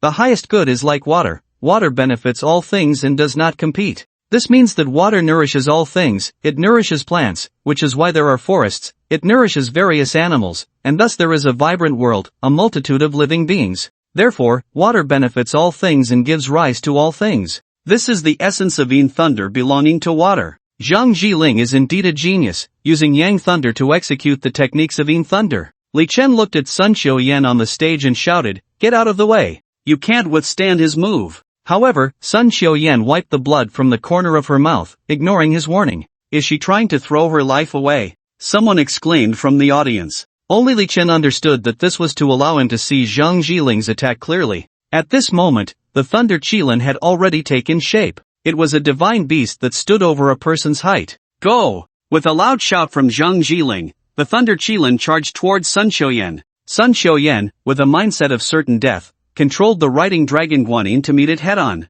Boom! A tremendous sound shook the audience, leaving them dizzy. This explosion directly turned the martial arts arena into ruins, with wooden planks from the surrounding walls flying everywhere. On the arena, there was nothing left but a mess, including the two combatants. Above in the sky, the old celestial master floated in mid-air, holding one person in each hand. If it weren't for the old celestial master saving them, they might have been blown to bits by the earlier explosion. The old celestial master shook his head helplessly. "Are the young people nowadays all this reckless? If I hadn't intervened, you wouldn't even have your lives left." "So who won this?" someone in the audience asked. The old celestial master looked at the two and raised Zhang Jiling's hand. "Zhang Jiling wins." Some expressed dissent over the result. "Old celestial master, you're clearly being biased." Most agreed with this sentiment. Sun Xiuyan, however, was calm. "I lost this match. If it weren't for the old celestial master intervening, I would have been seriously injured." The referee announced, in the second match of the semifinals, Zhang Jiling wins and advances to the finals. Li Chen hurried into the arena, taking Sun Xiuyan from the old celestial master. "You risked your life for me." But Sun Xiuyan retorted, giving him a glare. "Who said I did it for you? I respect the competition." The old celestial master laughed heartily. "Li Chen, you better treat her well in the future." He then led Zhang Jiling off the martial arts arena. After several days of competition, the top two were finally selected for this martial arts meeting. To allow the two to prepare well for the finals, Longhu Mountain specially gave them a day to recuperate. In the semi-finals, Li Chen was uninjured, and he planned to use this day to think about how to transform in thunder. Knock! Knock! Sun Xiuyan knocked on the door and walked in directly. Seeing him controlling streams of black liquid, she disdainfully said, "What is this puddle of black water? It looks disgusting." "Disgusting? This is the secret weapon to defeat Zhang Jiling," he said, using the chi from his body to control the yin thunder, forming a giant rock. "Look, this is the giant rock I summoned." Sun Xiuyan chuckled. "Li Chen, are you kidding me? Your bird is so small, it clearly looks like a sparrow." "What sparrow? This is a giant rock. Don't look at it now being small. Once I get skilled, it will transform into a giant rock with wings spanning several meters." The next day, Longhu Mountain Martial Arts Arena. The finals of this year's Xianmen Martial Arts meeting. One must admit, Longhu Mountain's construction speed is truly fast. In just one day, the completely destroyed martial arts arena was fully restored. It's a pity these Taoists aren't working on construction sites. Under the eager gazes of the crowd, Li Chen and Zhang Jiling stepped onto the center of the martial arts arena together. The two first politely bowed to each other, then each took up a fighting stance. Li Chen stood firm, summoning a layer of dark thunder that enveloped the entire training ground. This approach had dual advantages. On one hand, it allowed him to exert effective control over his opponent using the dark thunder. On the other hand, it significantly enhanced his own speed. This was Li Chen demonstrating his thunder technique in front of everyone. Zhang Jiling, witnessing this, was astonished and stammered, You actually mastered the thunder technique of our Longhu Mountain." Meanwhile, in the stands, everyone except the old master displayed expressions of disbelief, with some unable to contain their astonishment, whispering, "Dark thunder! He can actually use our Longhu Mountain's dark thunder. You haven't seen anything yet." He controlled the dark thunder, wrapping it around Zhang Jiling. Zhang Jiling intended to leap into the air, but his feet were tightly bound by the black liquid, making it impossible to break free. Just as he was about to be completely enveloped, Zhang Jiling unleashed his energy, his entire body encased in thunder armor, even his feet covered in a layer of armor. The lightning severed the connection between the dark thunder and Zhang Jiling, who charged at Li Chen using his palm thunder. Li Chen had to admit that his young thunder was indeed impressive. This was the gap of over a decade in cultivation. He dared not be careless and summoned his thunder armor for defense while leveraging his advantage with the dark thunder to counter Zhang Jiling's moves. The spectators were shocked. Dual thunder of yin and yang. How old is he, and he can actually use dual thunder? It seems he didn't just rely on luck to reach the finals. I wonder what other tricks he has up his sleeve. The two exchanged blows, neither yielding, and after about 30 or 40 exchanges, they remained evenly matched. A flicker of surprise crossed Zhang Jiling's eyes, but more was confidence. He shouted, Li Chen, I don't know how you mastered dual thunder, but you can't bite off more than you can chew. The power of your dual thunder is no match for my young thunder, you can't defeat me. After saying this, Zhang Jiling waved his hands, and countless bolts of lightning surged from his body, quickly coalescing into a thunder sword. He wielded the thunder sword and struck fiercely at Li Chen. Seeing this, Li Chen hurriedly summoned his own thunder sword, attempting to block Zhang Jiling's thunderous strike. However, when the two thunder swords collided, a triumphant smile appeared on Zhang Jiling's face. He transmitted the force of the lightning from his sword through the blade to Li Chen's thunder sword. Li Chen was startled, realizing it was too late to let go of his sword. A powerful current instantly coursed through his arm and spread throughout his body. If it weren't for the protection of his thunder armor, his palm would have been scorched. Even so, Li Chen still felt his palm go numb, as if he had lost all sensation. Having witnessed the true power of Zhang Jiling's young thunder, he no longer engaged in a direct confrontation, instead using the dark thunder to glide around the arena, evading his attacks. After dozens of exchanges, seeing Li Chen slip away like an eel, Zhang Jiling grew somewhat angry. He retreated to the edge of the training ground, forming a hand seal. That was the technique to transform everything into thunder. Li Chen certainly wouldn't give him the chance. He also formed a hand seal, and a dark object resembling an atomic bomb appeared before him. It was a new weapon he had developed the night before, made from dark thunder, fused with yang thunder, and enhanced with thunderstorm talismans. Its appearance was very much like an atomic bomb. Oh my! That thing can't be a paper bomb, can it? Someone recognized his weapon by its shape. Li Chen, it's just a match. Are you trying to play with fire? Some were worried about the power of the paper bomb and began to panic. Old master, quickly stop that madman, or the entire Longmu mountain will be gone. As Zhang Jiling's qilin was about to take shape, Li Chen threw the paper bomb. Boom! The paper bomb exploded beside Zhang Jiling. A small mushroom cloud mixed with lightning rose above the arena. From the exploding paper bomb, dozens of spherical lightning bolts and several thunderstorm talismans jumped out, causing a secondary explosion on the original site. The other side of the training ground was blown to pieces, and even the spectators in the stands were affected. However, the old master acted in time, using a light shield to protect the stands, otherwise, those people would have had a hard time escaping unscathed. As the smoke cleared, Zhang Jiling, clad in lightning armor, spat out blood, with some parts of his body charred from the explosion. What kind of move is this? He never expected that with Li Chen's strength, he could create something so powerful. This is a newly invented paper bomb. How does it feel? Not so good, right? After saying this, he summoned two more. Oh my god, how many does this madman have? The people in the stands were dumbfounded. Li Chen threw one of the atomic bombs, and although Zhang Jiling wanted to dodge, he certainly couldn't move faster than the explosion. Boom! Accompanied by another mushroom cloud rising, Zhang Jiling fell to the training platform. He struggled to stand up and spat out a mouthful of blood. Seeing that he still wouldn't admit defeat, Li Chen planned to throw the last one, but Zhang Jiling suddenly charged at him at an extremely fast speed, intending to take them both down. At this moment, the two were only 4 or 5 meters apart. If that paper bomb exploded, Li Chen would also be affected. Just as the explosion was about to happen, the old master appeared between the two, gathering a light sphere to cover them. Li Chen, you have won this match. Zhang Jiling panicked. Master, The old master interrupted him. I know you want to make one last effort, but if it had really exploded just now, you would have died and he would have been lightly injured. Zhang Jiling silently lowered his head. After a long while, the referee announced, Finals, Li Chen wins. Sun Xiaoyan jumped up in joy. Li Chen, you are amazing.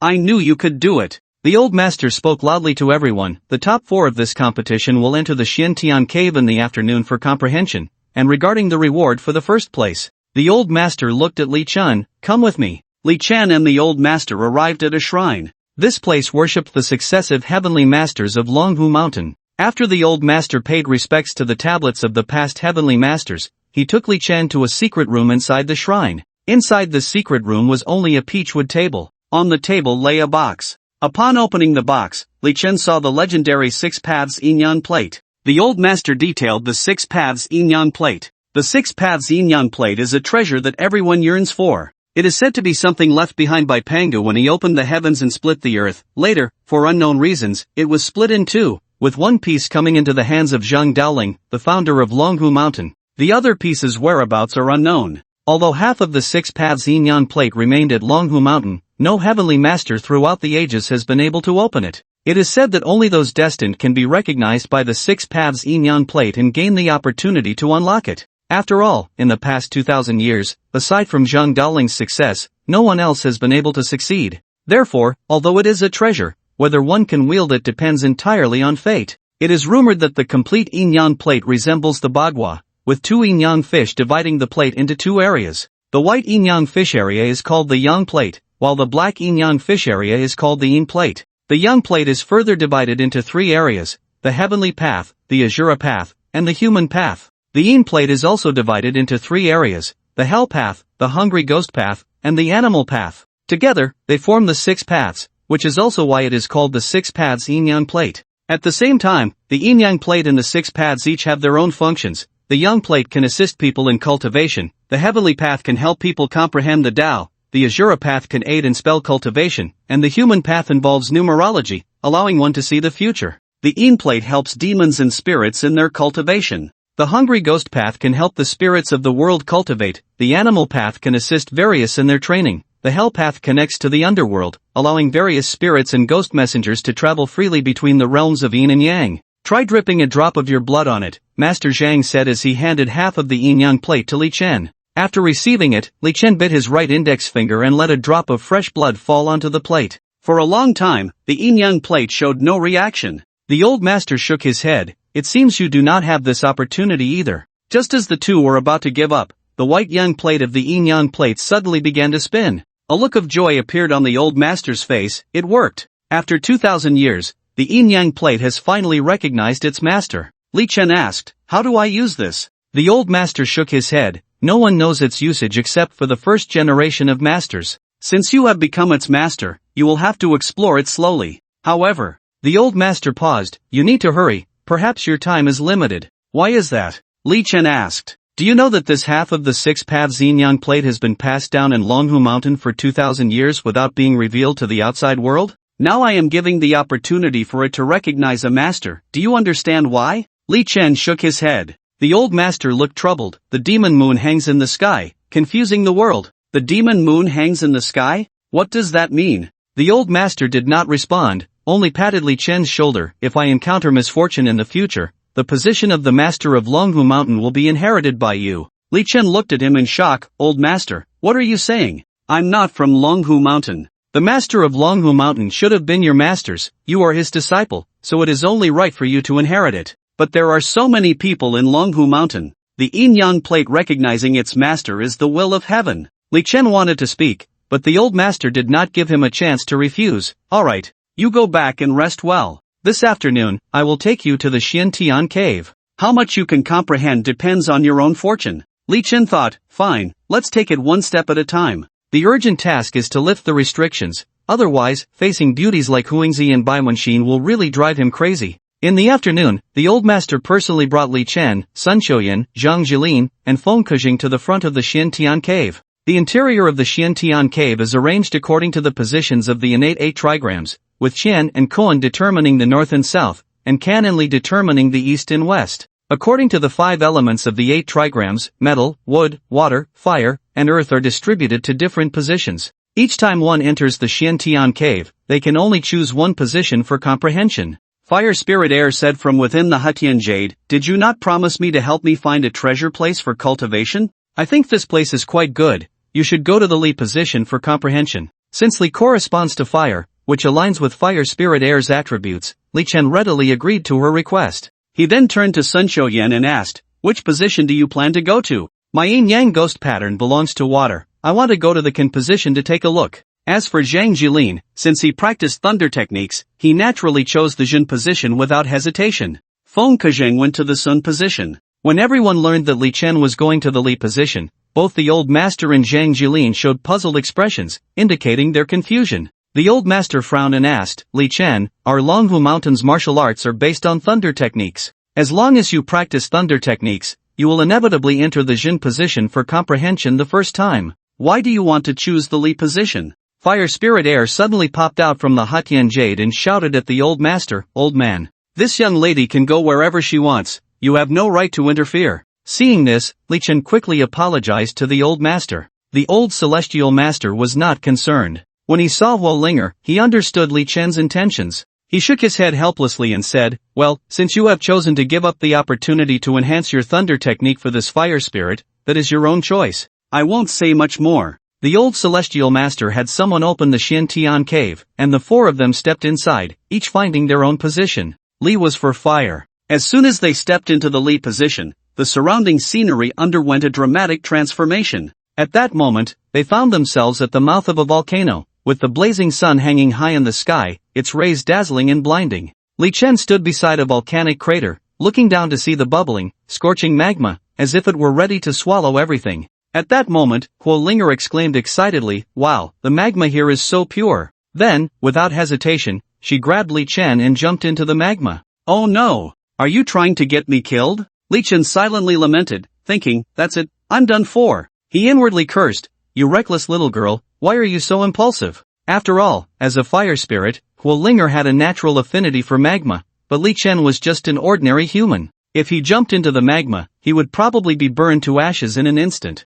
However, what happened after entering the magma was not what Li Chen had imagined. He was not eroded by the scorching magma. On the contrary, a transparent light shield appeared around his body, tightly protecting him within. Huo Linger proudly said, "Master, don't worry, with me here, the magma can't harm you. I'm going to start absorbing the spiritual energy here, so I'll leave you for now." Li Chen never expected that Huo Linger would bring him such an opportunity. After all, for a mortal, moving freely in magma was simply a fantasy. Yet now, he was cultivating in the magma. Although he was protected by Huo Linger's light shield, the intense heat still made him sweat profusely. He involuntarily took off his outer clothing, trying to alleviate some of the heat. Suddenly, he felt a tickling sensation in his abdomen. Looking down, he saw the dragon coiled around the Tongtian pattern flashing with dazzling red light. Could it be that this dragon was about to be activated? The surrounding heat began to converge towards the dragon. Gradually, the dragon seemed to come to life, moving slightly.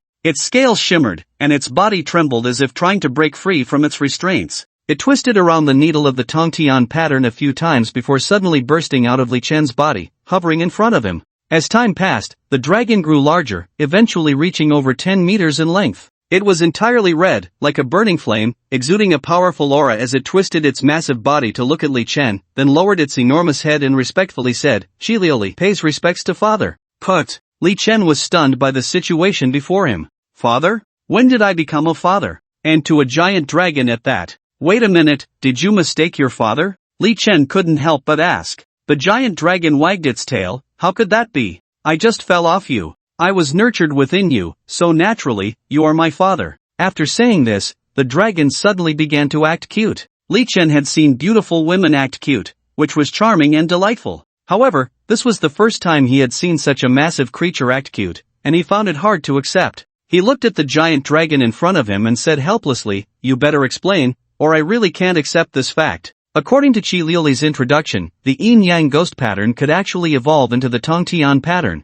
but this required the practitioner to have a sufficiently great opportunity. However, the yin-yang ghost pattern given to Li Chen by Taoist Qingwei was made using the transformation needle. The transformation needle can only be used once every 100 years, and anything it carves out is inherently a heavenly pattern. However, the heavenly pattern must be activated by the purest spiritual energy in the world, which can be water spiritual energy, fire spiritual energy, or thunder spiritual energy. The red glaze was revived by the fire spiritual energy generated from the magma here. Li Chen looked at the red glaze with great anticipation. "Can you remove the restriction that the evil spirit placed on me? A mere evil spirit is nothing to fear." After saying this, the red glaze twisted its body and wrapped around Li Chen. He felt a wave of scorching heat rush towards him, as if he were in a furnace. His whole body felt unbearably hot, and it seemed as if all the blood in his body was boiling. After a moment, Li Chen felt a powerful force surge within him, as if endless energy was flowing through his body. He discovered that his body had become light and strong, as if he possessed boundless strength.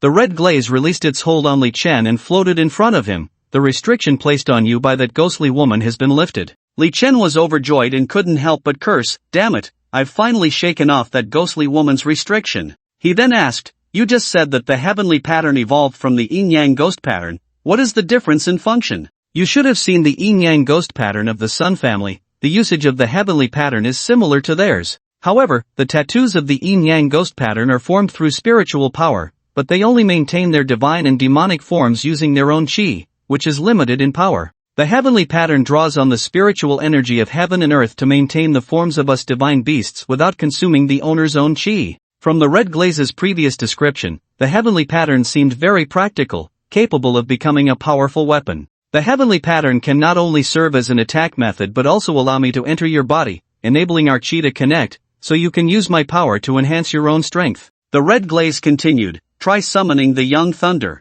Upon hearing this, Li Chen immediately circulated the chi within him and unleashed the palm thunder. A dazzling bolt of lightning flickered in his hand. The original white lightning had now transformed into a red lightning of magma color, more powerful than before. Li Chen was overjoyed. Didn't this mean he had a tailed beast within him? Wasn't that similar to Naruto? Father, do you have any other questions? This is my first transformation, and I can't maintain it for too long. Li Chen thought for a moment. So, are you a male dragon or a female dragon? The red glaze fell silent upon hearing this question. She hadn't expected him to ask such a thing. I am a female dragon. Li Chen curiously asked, I heard that your dragon clan can freely grow larger or smaller and can transform into a human. Can you do that? Yes. Li Chen's eyes lit up, excitedly saying, then can you show me? The red glaze hesitated a bit but ultimately agreed, alright. However, at that moment, she suddenly felt a wave of fatigue wash over her, realizing that her strength was about to be exhausted. She quickly said to Li Chen, my time is up,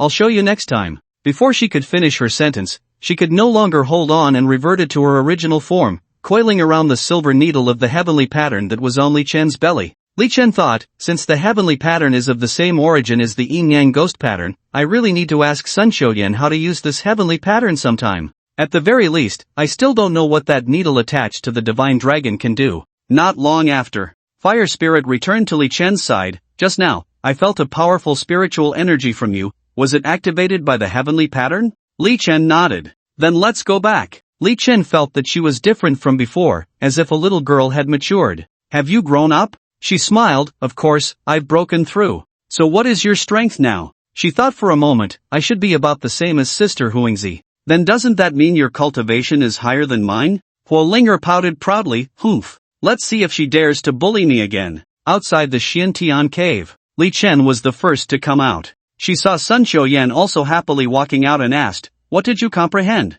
She pretended to be mysterious. That's a secret of the Sun family, I won't tell you. Then she looked at Li Chen with a threatening gaze. You better not bully me in the future, or you'll be in for it. It seemed she had gained something quite extraordinary this time. At this moment, Li Chen had already lifted the restrictions, and her only thought was to quickly return to Bayun Temple to take good care of those lovely yin spirits. Inside the Longhu Mountain Taoist Academy, Sun Shoyan saw Li Chen hurriedly packing her things and asked the reason. Of course, she couldn't tell him that she was anxious to see the yin spirits. The food here is too plain. I want to go down the mountain and eat something good. Then wait for me. I'll go down with you. Hearing this, Li Chen was overjoyed. Last time I drank too much and missed the opportunity. Now going down the mountain together, just the two of us, isn't it a chance to do whatever we want? This trip to Longhu Mountain was quite fruitful, and Sun Shoyan was in a great mood. As they descended the mountain, she kept taking pictures of Li Chen, and the two looked like a couple. Suddenly, Li Chen noticed a dark aura floating on his forehead in the photos. Didn't I lift the restrictions?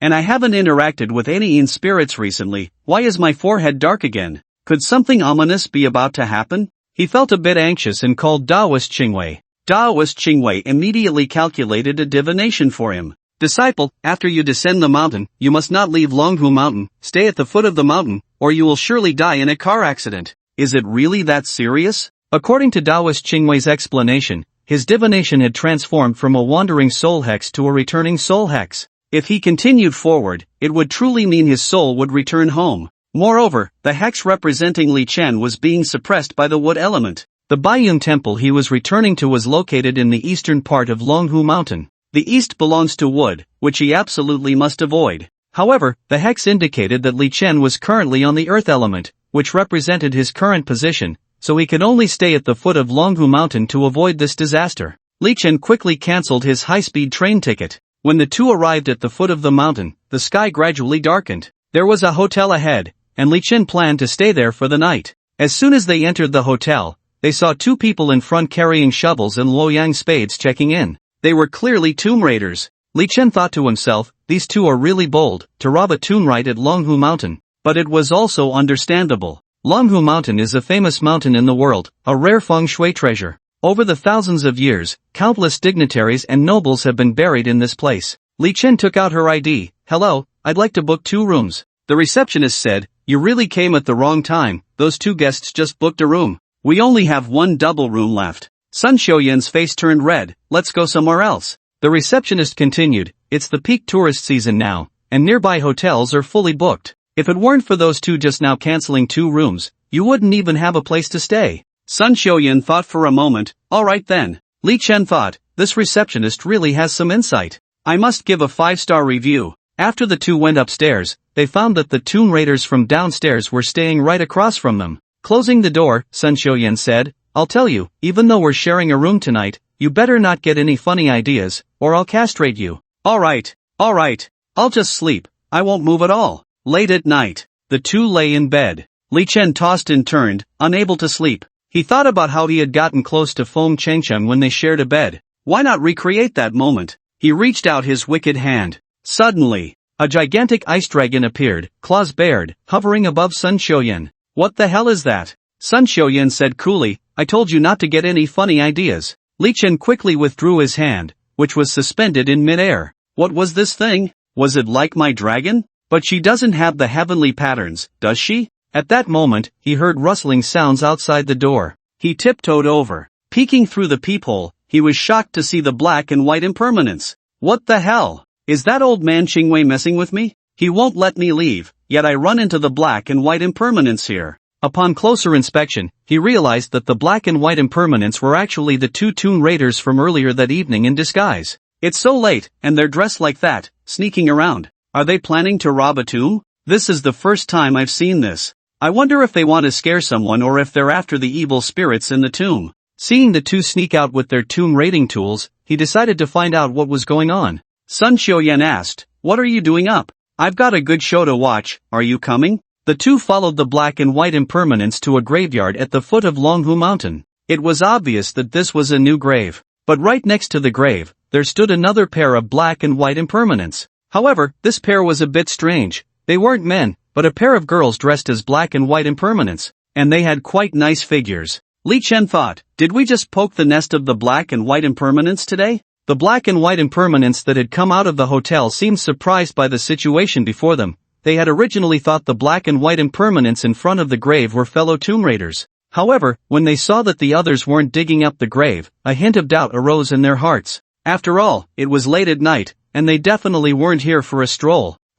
This graveyard was picked by us first, how could we let you guys get ahead? The black impermanence from the hotel spoke with dissatisfaction, cursing under his breath while signaling the white impermanence to take action. The white impermanence from the hotel nodded, indicating he understood, and cautiously approached the graveyard. He decided to pretend to be a ghost to scare them a bit. As the white impermanence got closer, his footsteps became lighter, afraid of making any noise that would attract attention. Finally, he reached a corner and quietly waited for the right moment. Meanwhile, the black and white impermanence in front of the grave remained focused on the grave, seemingly unaware that someone was approaching. At that moment, the white impermanence from the hotel seized the opportunity, suddenly jumping out from the corner with a sharp scream. He hoped to scare them into fleeing, but the result was beyond his expectations. The black and white impermanence in front of the grave showed no reaction, not even lifting their heads. They continued to stand there, motionless. The white impermanence from the hotel was stunned, his eyes wide with confusion. Why hadn't his performance had any effect? Did these people not fear ghosts at all? Just as he was at a loss, the white impermanence in front of the grave suddenly turned to look at him, locking eyes for a moment. When he saw her defeated expression, a chill ran down the spine of the white impermanence from the hotel. Then, the white impermanence in front of the grave pulled out a long chain and a thick stick from her bosom. Everyone present realized that something was wrong. The black and white impermanence before them was not a disguise but true messengers of the underworld. That chain was the soul-reaping chain, and the stick was the mourning stick. Li Chen furrowed his brows in confusion, pondering, aren't the black and white impermanence and folklore master Xia and Master Fan? Why are there 2 girls? However, the fake white impermanence had no time to consider such matters. He was so scared that he lost control and even wet his pants. His legs trembled uncontrollably, as if he had lost the strength to support his body, and he soon collapsed to the ground. The fake black impermanence, seeing this, became even more panicked, completely disregarding the tomb raiding tools and fled in a frenzy, abandoning his companion. The real white impermanence coldly observed everything happening before her and said lightly, since we can't find the tomb owner's soul, let's take this guy back for a report. The real black impermanence silently nodded in agreement. They immediately moved to reap the soul of the fake white impermanence. Li Chen gently patted Sun Xiuyan's shoulder and softly reminded, we should leave here quickly and not invite unnecessary trouble. Just as the two were about to turn and leave, a deep voice suddenly came from the grave, since you are here, then stay. Li Chen looked around. Apart from himself and Sun Xiuyan, there was no one else. He stepped out from behind the big tree and said, you two, we are just passing by and won't disturb your soul reaping. We will leave now. Wait. The white impermanence called them to a halt. She took out a book and flipped through it. Li Chen died on the 14th day of the 7th lunar month in the year of Jiechen, cause of death, car accident, location, Qingshan town. Then she scrutinized Li Chen closely. Are you Li Chen? What the heck? Is today really my day to die? It's already the hour of the pig, and this is just a small grove with no road. How could there be a car accident? Right, if it weren't for that old man Qingwei giving me a fortune, I would be in the car right now. Before Li Chen could speak, the black impermanence said, Sister, are you mistaken? This doesn't look like a place for a car accident, and this is Longhu Mountain, not Qingshan town. The white impermanence scratched her head in confusion. Yeah, the location doesn't match. She smiled awkwardly. Sorry, I made a mistake. Looking at her silly demeanor, Li Chen thought, what's wrong with the underworld that they have such a naive beauty as a white impermanence? The white impermanence said to the black impermanence, Sister, what should we do? We got lost earlier and wasted a lot of time here. We definitely won't make it to Qingshan town now. If we don't complete our quota, we will be stripped of our qualification for promotion when we return. Oh well. So they are two in turn black and white impermanences. It's hard to believe that they could get lost while being black and white impermanents. I really don't know how they got into the underworld's team. The black impermanence also looked like a naive girl. She thought for a moment and then looked at Li Chen. Since he is also named Li Chen, why not just reap his soul and report back? What the heck? Are you serious? Li Chen quickly said, you have the wrong person. My name is not Li Chen. Humph. Don't try to fool us. We black and white impermanents can see the information of the living. After saying that, she waved her hand, and a row of small characters appeared above Li Chen's head. Look, your name is Li Chen, born on the 4th day of the 4th month in the year of Guiwei. She then checked her death book. No, your information matches perfectly with the death book. You are the person we are looking for. Li Chen thought, curiosity killed the cat. If I had just stayed in the hotel, this wouldn't have happened. He grabbed Sun Xiuyan and turned to run. Suddenly, he only felt a chill behind him. Turning around, he saw a soul-catching lock rushing towards him. Li Chen sidestepped and avoided the lock. The girl in white was momentarily stunned, then smiled. A mere mortal thinks he can capture us? When the king of hell calls you to die at midnight, who dares to let you live until dawn? Her gaze then turned sharp. I advise you to come back with us obediently. Of course, Li Chen wouldn't sit idly by. He unleashed the thunder armor around him, ready to fight to the end. Sun Xiuyan also summoned the ice dragon from the hotel. Faced with this situation, the girl in white felt a bit scared and shifted closer to the girl in black. Sister, they seem quite powerful. We might not be able to defeat them. The girl in black thought for a moment and said, that seems to be the case. But if we just let him go, wouldn't that be too embarrassing? Li Chen thought to himself, are you two from the underworld here to be comedians? Whispering like that, not caring about being overheard? However, since they said they might not be able to beat us, could I? An evil thought was born in my mind. I summoned the sun thunder and conjured a thunder whip. Sisters, I advise you to surrender. They unconsciously took a few steps back. What? What do you want to do? Soon after, Li Chen used the thunder whip to bind them together. Li Chen began to interrogate the two. Tell me about your situation, and why has my lifespan ended so quickly? The girl in white did not answer. She angrily said, you better let us go. Otherwise, the king of hell will definitely not spare you when he finds out. Li Chen stared at the girl in white with fiery eyes, a wicked smile playing on his lips. Really? The girl in white's heart tightened, her face filled with terror as she looked at him. What? What do you want to do? Li Chen slowly extended his wicked hand, stepping closer. If you refuse to speak, then don't blame me for being rude. The girl in white turned even paler, tears welling in her eyes, her voice trembling. If I had known it would be like this, I shouldn't have become this grim reaper. The girl in white actually started crying from fear, leaving Li Chen at a loss, frozen in place. At that moment, Sun Xiuyan hurriedly stepped forward, yanking Li Chen's hand back, scolding, how can you bully a little girl like that? Li Chen looked innocent. I'm not bullying her. I just want to understand what's going on. Sun Xiuyan turned to the girl in white. I apologize on behalf of Li Chen, but he really wants to know why his lifespan is so short. The girl in white wiped her tears with her sleeve, choking back her sobs. Who told him to be such a lecher? Don't say that. I'm not a lecher. Don't deny it. The girl in white took out the book of life and death and read, on the 8th day of the 6th lunar month, had relations with a ghost, reduced lifespan by 2 years. On the 11th day of the 6th lunar month, had relations with a weasel, reduced lifespan by 1 year. Li Chen immediately covered her mouth, urging her to stop. He glanced at Sun Xiuyan, who was so angry her face turned red. No one had ever told Li Chen that doing such things with spirits would shorten his lifespan. He incredulously snatched the book of life and death and found everything to be true. The girl in black said, "Now you have to admit you're a big lecher, right?" Li Chen felt a bit embarrassed. "I only lose 1 or 2 years each time. It shouldn't be enough to end my life now." The girl in white pointed to a passage in the book of life and death. "Look, here it says, had relations with a fox demon, reduced lifespan by 20 years. What the hell? Is Huangzi that fierce?" The girl in black tried to persuade Li Chen, "Little lecher. You should just come with us. This way, we can complete our task and you can reincarnate sooner." "I don't want to. I haven't lived enough. I still have so many things to do." Beside him, the white impermanence was so anxious that tears were almost falling. "If you don't come back with us, we're going to get fired." Wu hearing this, Li Chen asked in confusion, "Aren't you the black and white impermanence? How could you get fired?" "That's right," the white impermanence cried. "With the population explosion, too many humans die every day, and the old black and white impermanence can't keep up at all. So the underworld recruited a batch of spirits as intern black and white impermanence. My sister and I were pushed into this as interns because our dad wanted us to have a good job in the underworld system. But we're both directionally challenged, so every time we go out to catch someone, we either catch the wrong person or get lost." "Ha?" Li Chen's eyes widened in disbelief. "Is there really such a thing?" "Yes." The black impermanence continued, "Our KPIs are completely below standard, and if we don't complete our tasks, we really will get fired." Li Chen looked at the 2 adorable girls and said, "You better not get promoted. If you really become full-time employees, with your kind of person catching skills, the underworld would be in chaos because of you." The white impermanence complained, "But we can't help it." Li Chen was a bit impatient. Alright, you 2 hurry back. I'm going to sleep." The white impermanence grabbed his hand. "No,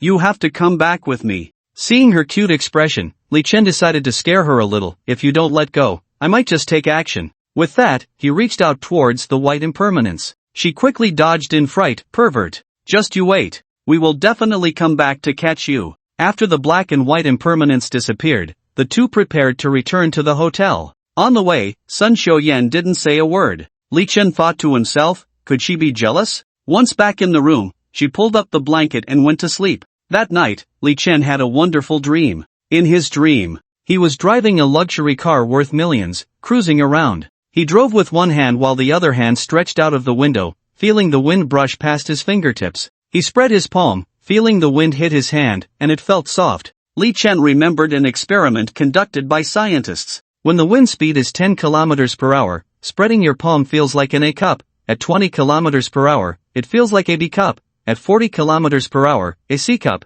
And at 80 kilometers per hour, a D cup. At that moment, the car speed had reached 80 kilometers per hour, and Li Chen pinched the wind, feeling it was quite soft, about the size the experiment described. It seemed scientists really didn't lie. He rubbed it again, feeling the wind was quite real and comfortable. Pervert. Sun Xiuyan suddenly appeared in the passenger seat and punched him right in the eye. He felt a sharp pain in his eye. Li Chen woke up in pain. At that moment, he realized he was holding Sun Xiuyan, with one hand resting on her D cup. Sun Xiuyan glared at him and punched his other eye. He covered his eyes, crying out in pain, "Do you have to hit so hard?" Sun Xiuyan sat up in bed. Pervert. What are you touching while you sleep? Li Chen recalled someone saying that sometimes the sensations in dreams come from real feelings in reality. Those who have raised cats might have experienced this. If your cat is lying on you while you sleep, you might feel like you're being pressed down. Sometimes, if your cat is on your neck, you might dream of being choked. Was that feeling just now really me touching?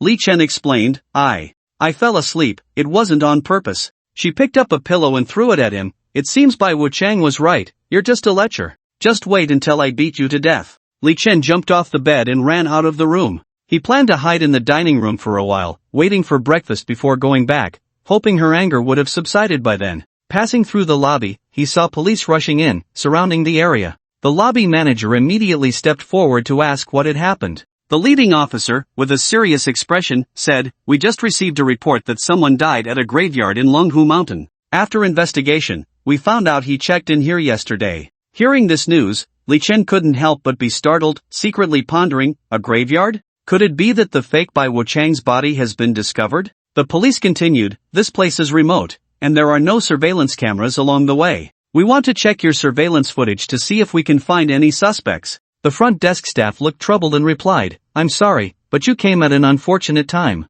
Our surveillance system short-circuited yesterday and won't be fixed until today. The police frowned, seemingly disappointed, but still insisted on checking the deceased's room information. Although the fake Wu Chang did not die by their hands, to avoid unnecessary trouble, Li Chen decided to quickly return to the room to discuss countermeasures with Sun Xiuyan and ensure their stories were consistent. After all, the fake He Bai Wu Chang had once stayed across from them, and the police were likely to ask them about it. When Li Chen returned to the room, Sun Xiuyan saw him and immediately shouted in anger, you dare come back. As she spoke, she grabbed a pillow and threw it at Li Chen. Li Chen caught the pillow and said seriously, stop messing around. We have trouble. Seeing he wasn't joking, Sun Xiuyan asked, what happened? The police are here to investigate the cause of the fake Wu Chang's death. Sun Xiuyan was unconcerned, it's not like we killed him, what are you afraid of? Even though we didn't kill him, how do we explain it? That we were possessed by He Bai Wu Chang? Do you think they'll believe that? The truth will become a lie.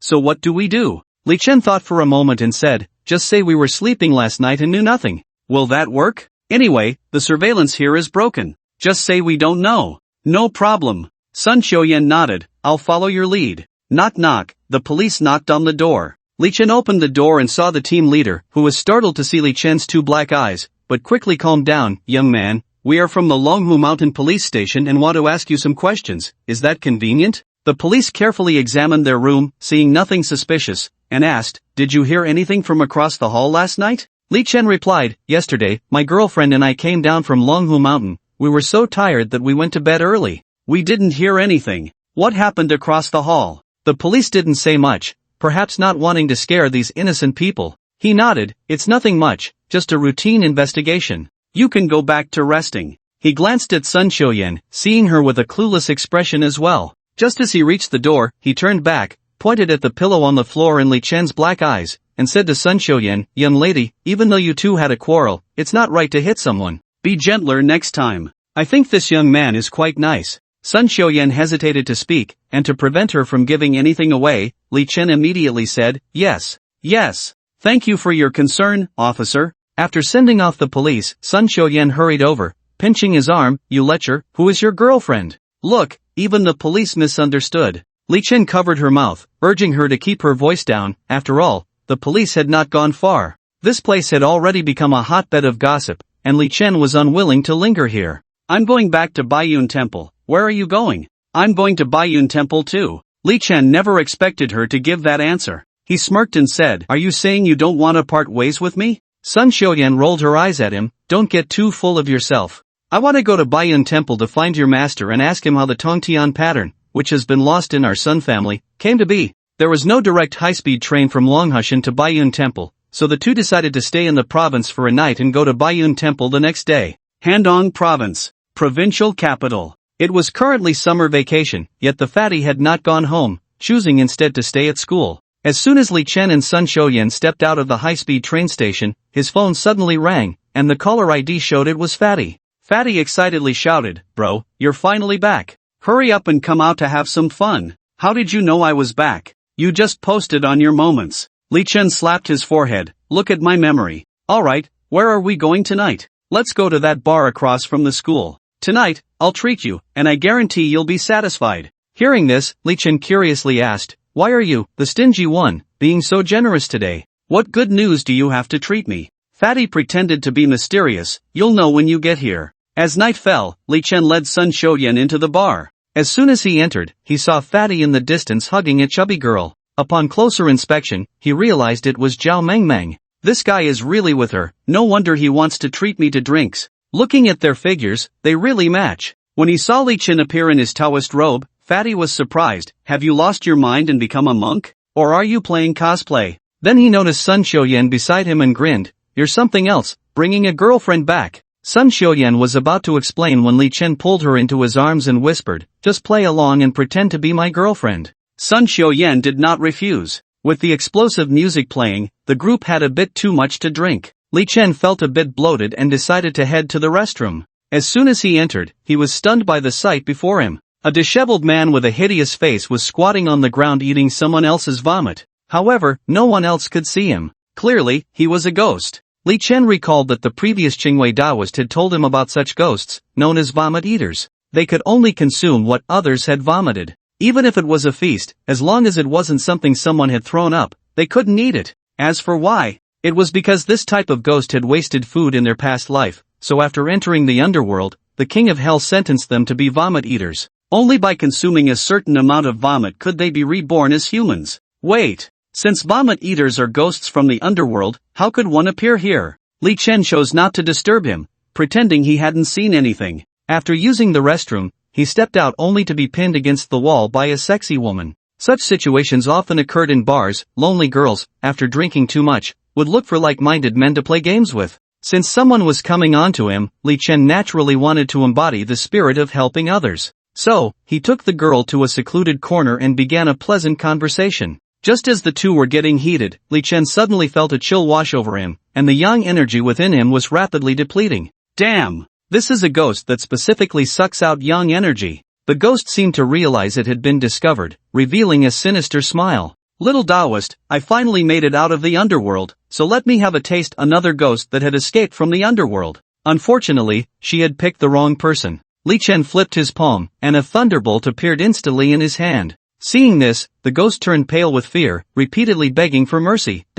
Taoist, I was wrong. I won't dare again. But it was too late. Without hesitation, Li Chen struck out with his palm, hitting the ghost directly in the chest. Accompanied by a piercing scream, the ghost transformed into a cloud of black smoke and dissipated into the air. It had been over a month since the Dingyuan festival. How could there still be so many ghosts in the human world? Was there some conspiracy hidden behind these ghosts? When he returned to his seat, only Sun Xiuyan was still there. Where did they go? Li Chen asked. Sun Xiuyan, tipsy, replied, they left first. Li Chen helped the unsteady Sun Xiuyan up, thinking to himself, I didn't drink too much this time. He immediately supported Sun Xiuyan towards the hotel. At this moment, it was already past midnight, and there were hardly any people on the road. The streetlights at the intersection emitted a dim yellow glow. Suddenly, he noticed a faint flicker of fire by the roadside. Out of curiosity, he walked closer and found a woman with long hair burning paper on the ground. Although the light was dim, it couldn't hide her graceful figure. The woman's silhouette appeared particularly lonely in the glow of the fire. She was adding paper money to the fire while softly murmuring something. Li Chen found it strange. It wasn't the Dingyuan festival, so why was she burning paper? He approached and asked, Miss, why are you here burning paper alone at this late hour? The woman turned to look at him, and that glance nearly sent Li Chen away. The woman's face was full of wrinkles, her complexion pale as paper, devoid of color, resembling an elderly lady over 80. This was truly a devilish figure with a devilish face. She had an eerie expression, smiled gently, and said in an aged voice, I'm burning paper for myself. Burning paper for yourself? Only the dead need that. Li Chen suddenly felt something was wrong. Just as he was about to unleash his thunder technique, he found that his body couldn't move. The woman slowly floated towards him, getting closer. Young man, don't wander around at night, especially at intersections. The woman's voice was somewhat hoarse, yet it carried an irresistible pressure. Come out and help me. Li Chen called for the fire spirit inside the Hatian Jade. Unexpectedly, the woman smiled kindly, Young man, I won't harm you. She took out a bright red sachet from her pocket, on which was embroidered the character Mang. I made this myself. It contains herbs to ward off evil. Meeting me tonight is fate. Take it, and it will keep you safe. After saying this, the force controlling Li Chen suddenly vanished, and the woman transformed into a wisp of blue smoke, disappearing without a trace, leaving only a few burnt paper bills drifting into the air with the heat. The fire spirit emerged from the Hatian Jade, letting out a long breath. That old lady was too scary. Li Chen tapped her forehead, pretending to scold her, You really aren't being considerate. When the master is in danger, you hide faster than anyone. The fire spirit put her hands on her hips, pouting, That old lady's cultivation is unfathomable. Even if 10 of me came out, it would be useless. The situation was indeed as such. Li Chen believed he could easily eliminate a malevolent spirit, but just a glance from that old lady had rendered him immobile. Her cultivation was truly terrifying. He looked at the red sachet in his hand. What does she mean by giving me this? The fire spirit examined it for a moment. At least she shouldn't mean to harm you. Li Chen nodded and helped the still drunken Sun Xiuyan up. The hotel is just ahead, let's hurry back. Suddenly, a delicate jade hand grabbed Li Chen's arm. Help me. He focused and realized it was Bai Wuchang, whom he had met last night. At that moment, she was weak, clearly severely injured. What happened? Bai Wuchang glanced around warily. This isn't a place to talk, find a safe spot quickly. Li Chen took her into the hotel. Bai Wuchang lay weakly on the sofa and explained the situation. For some reason, a mishap had occurred in the 18 layers of hell, and half of the evil spirits had escaped. Tonight, all the messengers of the underworld were out to capture the evil spirits. She and Hei Wuchang had come here and encountered a lecher who was bullying a young woman. They wanted to save the girl, but unexpectedly, the lecher was terrifyingly powerful. Both Bai and Hei Wuchang were severely injured. Li Chen thought, interns are just interns, even dignified messengers can't defeat a lecher. What about your sister? Seeing such beautiful sisters, Li Chen couldn't just stand by, he couldn't let that lecher get away with it. I got separated from my sister. Bai Wuchang took out a token. This is our communication device as messengers, you take it and quickly save my sister. Looking at the weak Bai Wuchang, Li Chen felt heartbroken. Such a pitiful sister, of course, he had to save her. Good sister, I will help you. Upon hearing this, Bai Wuchang looked at him angrily, wanting to scold him, but her weakness prevented her from doing so. Who is your good sister? Just wait until I tear your mouth apart. Li Chen took the token from her hand. Wait until you recover before you act. Following the instructions on the token, Li Chen arrived at an abandoned factory on the outskirts. In the pitch-black night, a sinister laugh echoed. I heard about the new pair of black and white Wuchang sisters in the underworld when I was in the 18 layers of hell. They are truly drool-worthy. Unfortunately, that sister managed to escape. Immediately after, Hei Wuchang's anxious voice came through. Why you, don't come over. To enjoy a beauty like you, I'd willingly stay in the 18 layers of hell for another 10,000 years. Li Chen followed the voice and found Hei Wuchang cornered, her hands tightly covering her torn clothes, her eyes filled with fear and helplessness. Seeing this scene, Li Chen was furious and shouted, Evil spirit! Stop it now! Hei Wuchang looked up, a glimmer of hope flashing in her eyes, as if she had seen a savior, and cried out excitedly, Li Daozhang, save me! The evil spirit turned around, looking at Li Chen with disdain, sneering, where did this ignorant little Taoist come from? I advise you to mind your own business, or you'll regret it. While Linger ran out from the Hutian Jade, you dead lecher. Don't bully women. The lecher leered at Huolinger. I didn't expect a little lowly to deliver herself. Looks like today's my lucky day. Seeking death. Huolinger radiated fierce flames, like a burning meteor, charging at the lecher with endless might and fury. At the same time, Li Chen didn't remain idle. He hurried to Hei Wuchang's side, unhesitatingly picked her up, and quickly took her away from the danger zone. At that moment, Hei Wuchang was extremely weak, swaying like a candle in the wind. Every step she took was exceptionally difficult, almost all her weight leaning against Li Chen's embrace. Hei Wuchang's clothes were severely torn, and through the ripped seams, her body could be faintly seen. After being tempered by the magma of Zhuantiangong, Huolinger's strength had undergone a qualitative leap. Compared to her during the time of the 10,000 Great Mountains, Huolinger is now even more powerful. Her flames have become more intense, and her strength has grown significantly. Faced with such a formidable Huolinger, the lecher knows he is no match and begins to feel the urge to retreat, attempting to escape from this place. Li Chen naturally would not let the lecher go. He immediately used the Yin Thunder technique to trap him. Seeing the situation, Huolinger transformed into a blazing fire, tightly surrounding the lecher. The lecher let out a piercing scream, gradually being consumed by the flames, until he was reduced to ashes. Thank you for saving me. Hei Wuchang lay weakly in his arms. It was just a small effort, Li Chen replied. He initially wanted to help her back to the hotel to heal, but her injuries were too severe for her to stand, so he could only carry her back. Inside the hotel, Bai Wuchang rushed towards Li Chen with an angry expression, shouting, Damn lecher! Let my sister go! Surprisingly, it had only been an hour since Li Chen had left, and Bai Wuchang had completely recovered, as if she had never been injured. She quickly took Hei Wuchang and asked with concern, Sister, did he bully you? You really don't know good from bad. I only brought her back because I saw her injuries were too severe, Bai Wuchang replied bluntly. Who knows what schemes this big lecher has in mind?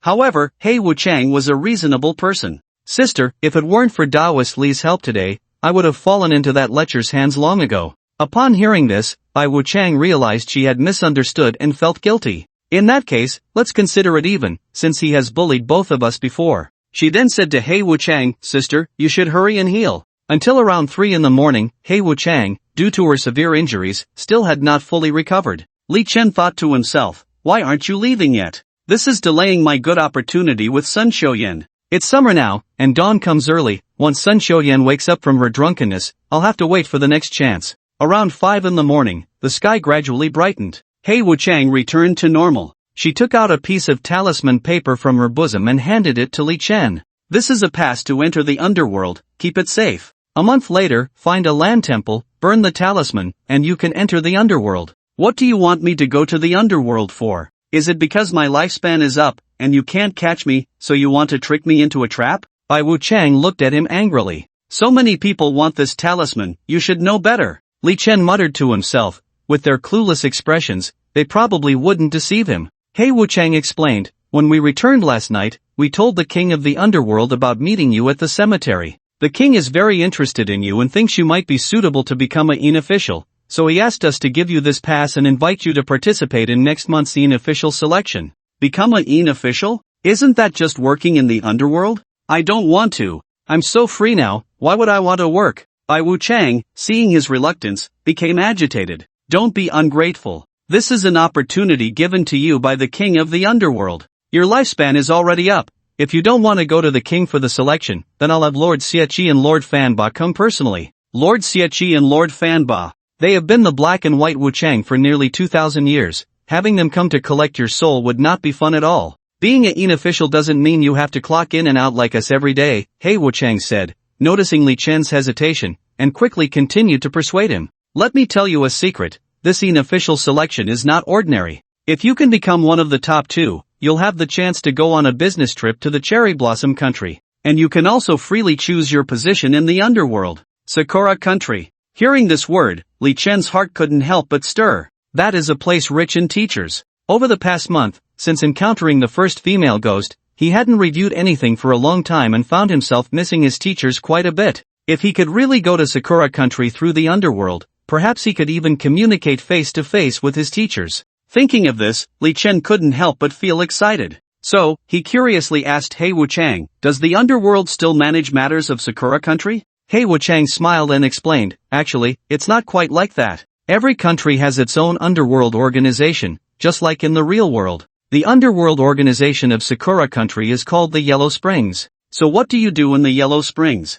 I heard about this by chance. I don't know the specifics. Alright. I promise you, a month from now, I will definitely arrive in the underworld on time for the selection. After saying this, as if remembering something, he added, but don't get me wrong, I'm not agreeing to this just to go to Sakura country, but for the sake of Lord Xiachi and Lord Fanba. Upon hearing this, Bai Wuchang immediately made a face at him, humph, you little lecher. I see you just want to go to Sakura country. As the sky began to brighten, He Wuchang spoke, our cultivation is still shallow, and we can't stay here for long during the day. We need to leave quickly. If anything comes up, we can contact each other by phone. Phone? You have phones? Bai Wuchang proudly said, what? Can't we in the underworld develop our own technology? Let me tell you, the current book of life and death is in electronic format. After saying this, she took out a phone. This is the iPhone 20 provided to us by the underworld, the latest model from the foreign underworld. Li Chen thought to himself, old Joe has something going on, even down there, he can still continue to develop new phones.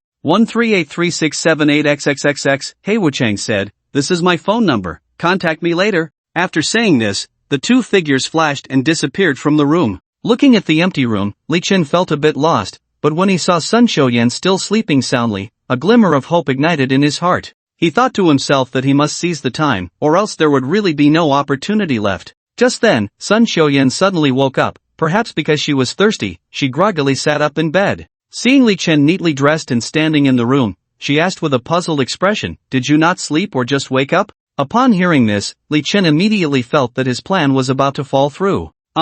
What? I just got up and was about to go buy breakfast. Sun Xiuyan sweetly smiled, I got drunk yesterday, and you didn't do anything, you're quite honest. It seems I misunderstood you yesterday. Li Chen felt a bitterness he couldn't express and, with a stiff upper lip, went downstairs to buy breakfast. At this time, the sun had just risen, casting long shadows. Boss, 2 fried dough sticks and 2 cups of soy milk. Li Chen arrived at a breakfast stall. Alright. The boss was a middle-aged man with a gentle smile, clumsily flipping the fried dough sticks in the oil. Li Chen curiously asked, Boss, you haven't been frying dough sticks for long, have you? The stall owner smiled and nodded, a hint of shyness in his tone. Yeah, today is my first day setting up shop, and you are my first customer. Li Chen smiled slightly and politely nodded as he observed the stall owner. Suddenly, he was surprised to find that the stall owner had no shadow. Those who often encounter ghosts know that ghosts do not have shadows. Li Chen couldn't help but recall what Bai Wenxin had once told him: only malevolent spirits could roam during the day,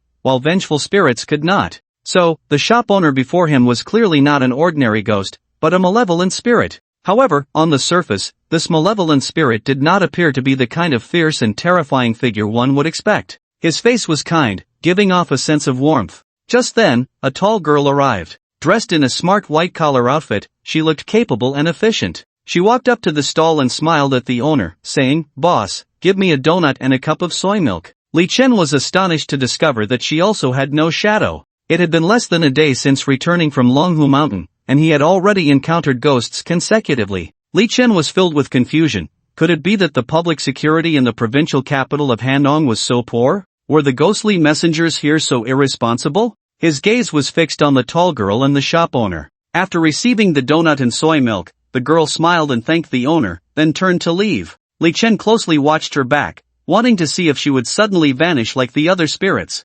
However, the girl walked steadily forward, just like an ordinary person. Ding-a-ling-a-ling. His phone rang, and he heard the anxious voice of the chubby guy on the other end. Zhao Mengmeng is dead. What happened? They had clearly been drinking together last night. How could she suddenly be dead today? The chubby guy was almost in tears. Last night, after I dropped her off at the dormitory, everything was normal, but just now, a classmate told me that Mengmeng's body was found downstairs in the dormitory. The police initially determined that she committed suicide by jumping off the building. Li Chen said with concern, "Don't panic, I'm coming over right now." 10 minutes later, Li Chen arrived at the school with Sun Xiuyan. As soon as they reached the dormitory building, they saw that the police had already cordoned off the area. He pulled Sun Xiuyan through the crowd and saw a white cloth covering Zhao Mengmeng's body, the bloodstains having turned the cloth a deep red. Based on Li Chen's deductions, Zhao Mengmeng was an outgoing girl. Just last night, she had discussed with the chubby guy about climbing Mount Tai together during the National Day holiday. She would never commit suicide.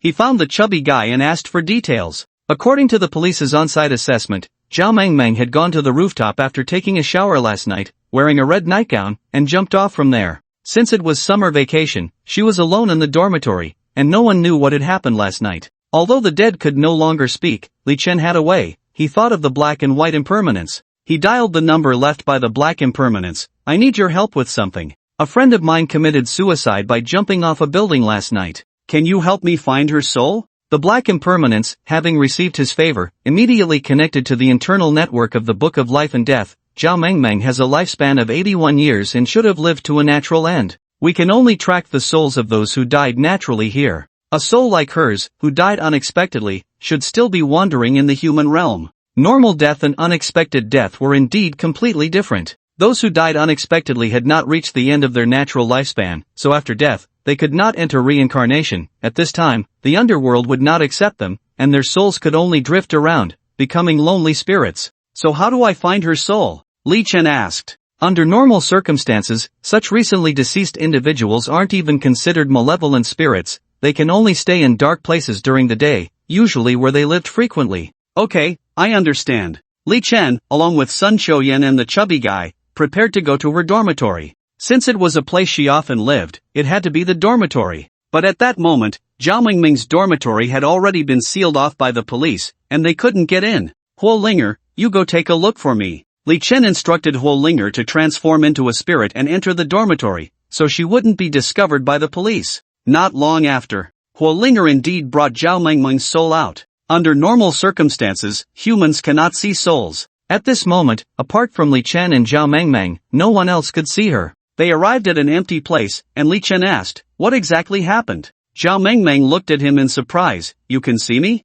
The chubby guy looked at Li Chen, who was talking to the air, and asked, "Who are you talking to?" Sun Xiuyan explained, "We have found Zhao Mengmeng's soul." The chubby guy's jaw dropped. You guys aren't joking with me, are you?" Huo Linger patted the chubby guy's shoulder, transmitting a wave of spiritual energy to him. "Let you see for yourself." Looking at Zhao Mengmeng, who was floating in midair, the chubby guy was so scared that he took several steps back. Really found her. He looked at Li Chen in astonishment. "Who exactly are you guys?" I'll explain my situation later. Right now, we need to know how Zhao Mengmeng died. Zhao Mengmeng recounted the events. Last night, she returned to the dormitory building, and just as she reached the 5th floor, she heard the sound of high heels coming from the 6th floor. The 6th floor was the rooftop of the building and had always been empty. She found it strange, who would be on the 6th floor at this hour? Having had a bit too much to drink, her courage was bolstered by the alcohol, so she tiptoed up. As soon as she reached the rooftop, the sound above disappeared. On the ground, there was an ID card.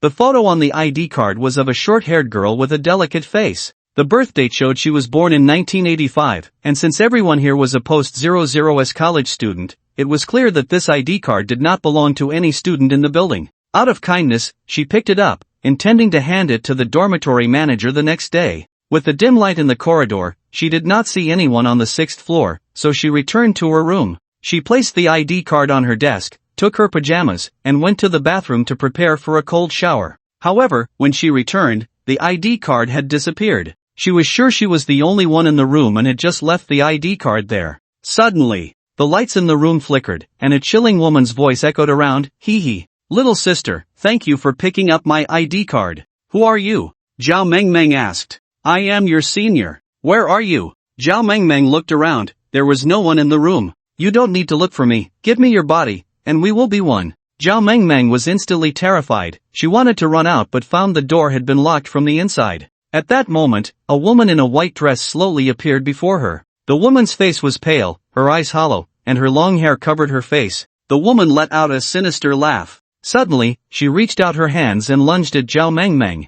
Zhao Mengmeng opened the door and ran out. Just as she was about to go downstairs, the woman in white blocked her. With no other choice, she ran up to the rooftop. The woman in white had no intention of letting her go, and Zhao Mengmeng was forced to the edge of the rooftop. Terrified, Zhao Mengmeng asked, "What do you want?" "You picked up my ID card. Your body is now mine." The woman in white stepped closer. Zhao Mengmeng turned around, tears streaming down her face, and said, "Please, don't force me. Otherwise, I'll jump." The woman in white revealed a strange smile. "Hee hee. Do you dare to jump?" Zhao Mengmeng certainly did not dare, but in her fright, her foot slipped, and she fell straight down. At that time, everyone was fast asleep, and it wasn't until the next day that someone discovered Zhao Mengmeng's body. After hearing Zhao Mengmeng's story, Huo Linger said, "This is a ghost coming to the human world to find a substitute." Thinking of Bai Wenxin and Su Yutong as female ghosts, yet they lived well without any substitutes, Li Chen asked, "Aren't yin spirits able to become Sha spirits through cultivation and move freely in the Yang realm?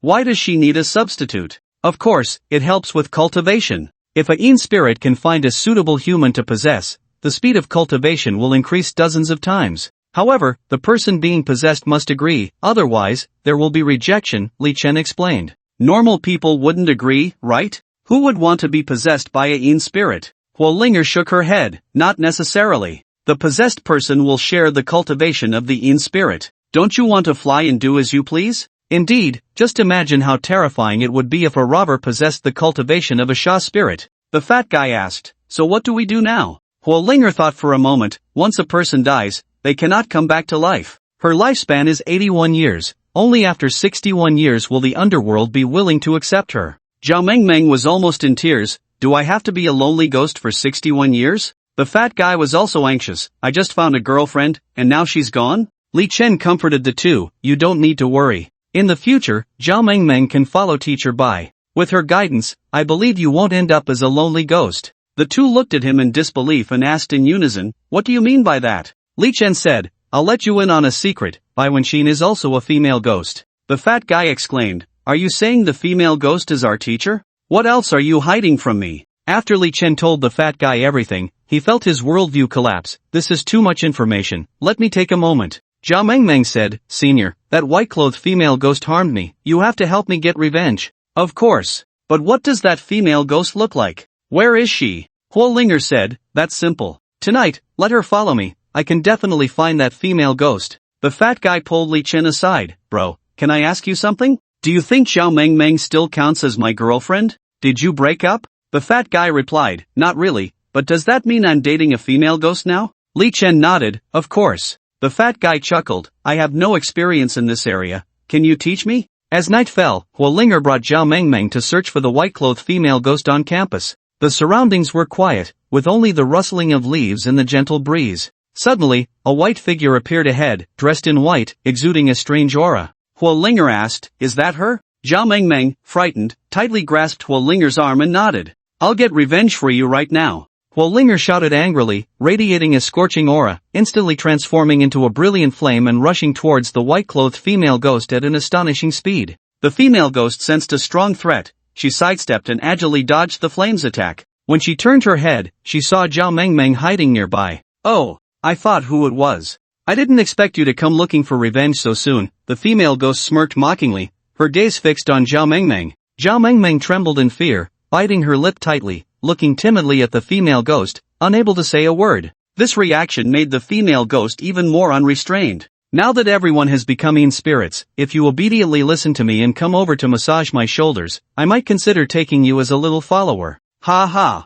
The female ghost laughed triumphantly. Upon hearing this, Huo Linger's anger surged even more. Her flames burned even more fiercely, transforming once again into a blazing inferno, charging towards the female ghost like a burning meteor. The ghost's face instantly turned to one of utter shock, her eyes wide with disbelief as she looked at the fire spirit before her. "You actually found such a powerful helper." The fire spirit's flames roared, completely surrounding the ghost. The intense heat of the flames distorted the air around them, as if it aimed to incinerate everything in its path. The ghost was filled with terror, desperately struggling to escape the terrifying sea of fire, but the fire spirit's flames were too powerful, she could not escape at all. As time passed, the ghost's figure was gradually consumed by the flames, ultimately vanishing completely into the endless fire. Zhao Mengmeng watched all of this, her fear gradually dissipating, replaced by gratitude towards the fire spirit. "Thank you, fire spirit," Zhao Mengmeng said. The fire spirit smiled and replied, "It's nothing, this ghost isn't that formidable. Don't be afraid if you encounter something like this again."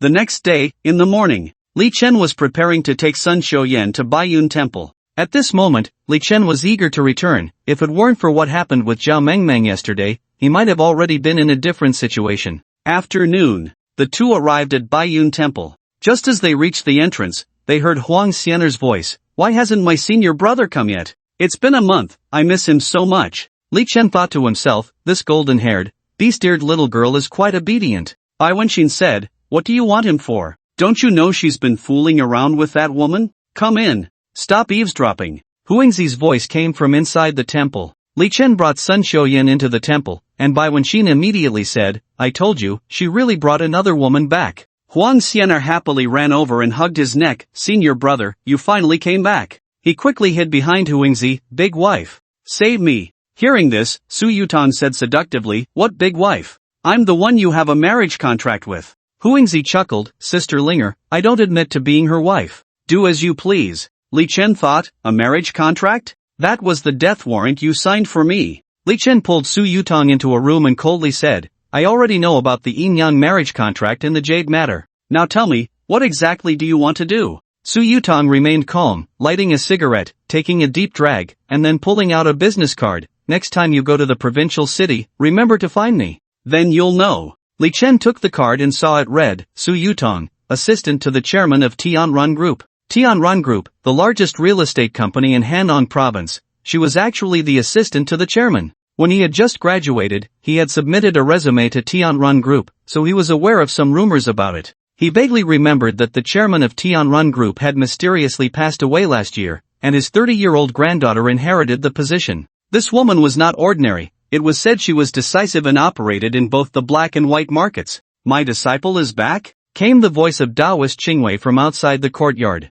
At that moment, Sun Xiuyan walked over and looked at Taoist Qingwei. "You are Taoist Qingwei?" Taoist Qingwei looked her up and down and suddenly blurted out, "You wouldn't have something going on with my disciple, would you?" Li Chen walked out of the room, feeling wronged. "Master, what are you talking about? Miss Sun and I are completely innocent." Bai Wenxin said sarcastically, "Well, that really is a challenge for you. Do you need me to send you a plaque with the words righteous gentleman written on it?" Qingwei Taoist carefully examined Sun Xiuyan, a hint of doubt flashing in his eyes, then spoke, "You remind me of an old friend. Are you from the Sun family in the southwest?" Sun Xiuyan nodded, curiosity evident in her gaze. Qingwei Taoist's expression darkened immediately as he murmured, "It seems what is meant to come will eventually come." Sun Xiuyan furrowed her brows and asked in confusion, "I heard from Li Chen that the heavenly pattern on her belly was tattooed by you." Qingwei Taoist interrupted her, entering the room and taking out a silver needle. This transformation needle originally belongs to your Sun family. Today, returning it to you is like returning it to its rightful owner. He then told Sun Xiuyan how he came to possess the transformation needle. 40 years ago, Qingwei Daoist was just a young priest of the Longhu Mountain Tianshi sect. That year, he followed his master's orders, the directive of the then Tianshi, and set out on a journey to exorcise demons in the southwest. It was on this land that he met the then patriarch of the Sun family, Sun Yi. Sun Yi was the younger sister of Sun Xiuyan's grandfather. Although she was only in her 20s at the time, her extraordinary talent and brilliance allowed her to inherit the position of the Sun family patriarch. After meeting and getting to know Qingwei Daoist, the two fell in love. However, this love did not receive the favor of the heavens. When Qingwei Daoist returned to his sect, he faced severe punishment from his master and was locked in confinement for 10 long years. During this lengthy period, Sun Yi visited him multiple times. She climbed Longhu Mountain 3 times but was stopped by the Tianshi sect each time, unable to see her beloved. Ultimately, after her 4th unsuccessful attempt to ascend the mountain, she resolutely engaged in a fierce battle with the Tianshi. Unfortunately, due to her lack of strength, she was ultimately no match for the Tianshi and was gravely injured, spitting blood. To save his beloved Sun Yi, Qingwei Daoist betrayed his sect, escaping Longhu Mountain with the severely injured Sun Yi to Bayun Mountain. Due to her grave injuries, Sun Yi passed away shortly after. Before her death, she left the invaluable transformation needle to Qingwei Daoist. Upon hearing this, Li Chen finally understood why the old Tianshi said that the thunder technique he learned was from Longhu Mountain, and why he was unwilling to speak of Qingwei Daoist's departure from Longhu Mountain. It turned out that Qingwei Daoist was also a romantic in his youth. Sun Xiuyan grasped the whole story, saying, "Thank you, Daoist, for telling me the truth." Qingwei Daoist sighed, "No need for thanks, it is also my fault towards your Sun family. I just used the transformation needle, which can only be used once every 100 years by the Sun family, to save my disciple. You won't blame me, will you?" "No. If it weren't for Li Chen, I wouldn't have made it into the top 4, nor would I have entered the Xiantian cave." Li Chen thought of the ice dragon in the hotel and asked, "What exactly did you enter the Xiantian cave for?" Sun Xiuyan pondered for a moment. "Well, let me tell you the truth." She lifted her shirt, revealing a tattoo of the dragon riding Guanyin, but the dragon was clearly different from the one at Longhu Mountain. It resembled the dragon in the hotel. It was an ice dragon radiating cold. Bai Wenxin exclaimed, "I've seen many tattoos, but this is the first one that can emit cold." Sun Xiuyan explained, "Obtaining the heavenly pattern isn't just about using the transformation needle. As long as there is an opportunity, the yin-yang ghost pattern can also evolve into the heavenly pattern. My purpose in going to the Xiantian cave was for this." Li Chen finally understood why she had been sneaking into the Xiantian cave that night. It was for this reason. He chuckled, "We have a pretty good connection with our ice and fire heavenly patterns." Bai Wenxin tugged at his ear, "Connection? Do you have a connection with every girl? Ouch. Let go." Just then, his phone rang. It was a call from Feng Chengcheng. On the other end of the phone, Feng Chengcheng's trembling voice came through, "Daoist Li, save me. What happened? Take your time and tell me. I encountered a ghost." If she had said this when Li Chen first met her, he would have thought she was making a big deal out of nothing. But now, she was someone who had lived with a female ghost, and in this situation, something that could scare her like this must be serious. "Last night, a designer handbag appeared mysteriously at my doorstep. I thought it was a gift from someone, so I took it home. Inside the bag was 10,000 yuan. But when I wanted to take the bag out today, it was filled with paper money for the dead, and there was even a marriage certificate. The kind that you and Su Yutong have." At this moment, Li Chen realized the seriousness of the situation. She had been forced to sign a ghost marriage certificate, and the date was today. "Don't panic, I'm coming to find you right now." Signing a ghost marriage certificate was no small matter. Li Chen decided he had to save her. After hanging up, Li Chen asked Su Yutong, "You heard what just happened? Why would just receiving a bag lead to signing a ghost marriage certificate?" Su Yutong explained that there were 2 ways to sign a ghost marriage certificate. One was through blood, the same way she and Li Chen had signed their marriage certificate. The other was through a bride price. As long as you accepted the bride price from the ghost, it was considered agreeing to marry the ghost, and the money in that bag was the bride price. At that moment, Feng Chengcheng sent her location. It would take 4 hours by taxi to get to her house. Li Chen quickly said, "I won't be here tonight." Upon hearing this, everyone except Qingwei Daoist and Sun Xiuyan objected. Huang Xianer hugged him tightly. "Senior brother, don't go." Her tone was filled with a mix of coquetry and reluctance, evoking a sense of affection. Bai Yingzi also showed a reluctant expression. "Husband, you have to stay with me tonight." Her voice was gentle and delicate, as if it could touch the softest part of one's heart. Faced with everyone's pleas, Li Chen smiled helplessly and explained, there are so many of you, you can't all come with me. One car can't fit everyone. Huingzi, however, was unconcerned, don't forget, we are either ghosts or demons, we don't need to take a car. Su Yutong added, we can all attach ourselves to the Hutian Jade. Looking at their reluctant expressions, Li Chen felt a bit moved, but he didn't plan to delay any longer. Alright, let's go. With Li Chen's command, everyone transformed into streams of light and attached themselves to the Hutian Jade. Inside the Hutian Jade, Huo Linger complained, Master, it's too crowded with so many people suddenly coming in. The others began to argue. You go over there. No way, Huang Xianer and I have no space left. Seeing that only Sun Xiuyan remained, Li Chen asked, are you coming? She thought for a moment and said, it's pretty boring staying here with an old man. Qingwei Daoist wasn't angry. Instead, he laughed happily, with you all here, I have to take care of food and lodging, almost exhausting me to death. You should take them away. He took out a book from the room, this is Wang Ling Shu. Once you learn it, no matter how the ghosts and demons transform, you will be able to see them. Late at night, around 10 o'clock, they arrived at Feng Qingqing's home, a villa in the city, rumored to be worth over 100 million. Feng Qingqing was wearing a silk nightgown, anxiously waiting for them. When she saw Li Chen standing at the door, a glimmer of joy flashed in her eyes, and she hurriedly opened the door, hugging him tightly. Daoistly, you finally came. At that moment, Sun Xiuyan cleared her throat, reminding the two to be mindful of the occasion. Only then did Feng Qingqing notice that there was someone behind Li Chen and asked curiously, who is this? Sun Xiuyan smiled and introduced herself. Hello, Miss Feng, my name is Sun Xiuyan. Then, she linked her arm with Li Chen's, I am her girlfriend. Wow! Li Chen didn't expect happiness to come so suddenly. Could it be that she saw how well liked he was and thought it was now or never? Upon hearing this, the group of spirits in the jade field couldn't help but rush out. Bai Wenxin was the first to ask, did you not say at Bayun Temple that you were innocent? How did you become his girlfriend now? Sun Xiuyan held Li Chen's hand, can a girlfriend be innocent? Su Yutong also linked her arm with Li Chen, but he is already engaged. Sun Xiuyan didn't mind, you are all spirits, even if you are married, can you get a marriage certificate? The state doesn't recognize it. Su Yutong was left speechless. Huingzi, however, was unconcerned, you know what kind of person Li Chen is. We are here to solve a problem, so let's not just stand at the door. On the way, Li Chen had already started flipping through the spirit watching technique that Daoist Qingwei had given him. When they entered the room, he immediately spotted the designer bag sitting in the living room. It lay there quietly, surrounded by a chilling black aura. This was the same bag that Feng Qingqing had picked up at the door earlier. The other spirits also sensed this unusual situation. Huingzi scoffed, this spirit doesn't seem very powerful, it's probably just a minor spirit. Any one of us could easily defeat it, looks like it's going to have a tough time this year. Huang Xianer was eager to try, after practicing with Master for so long, it's time to test my results.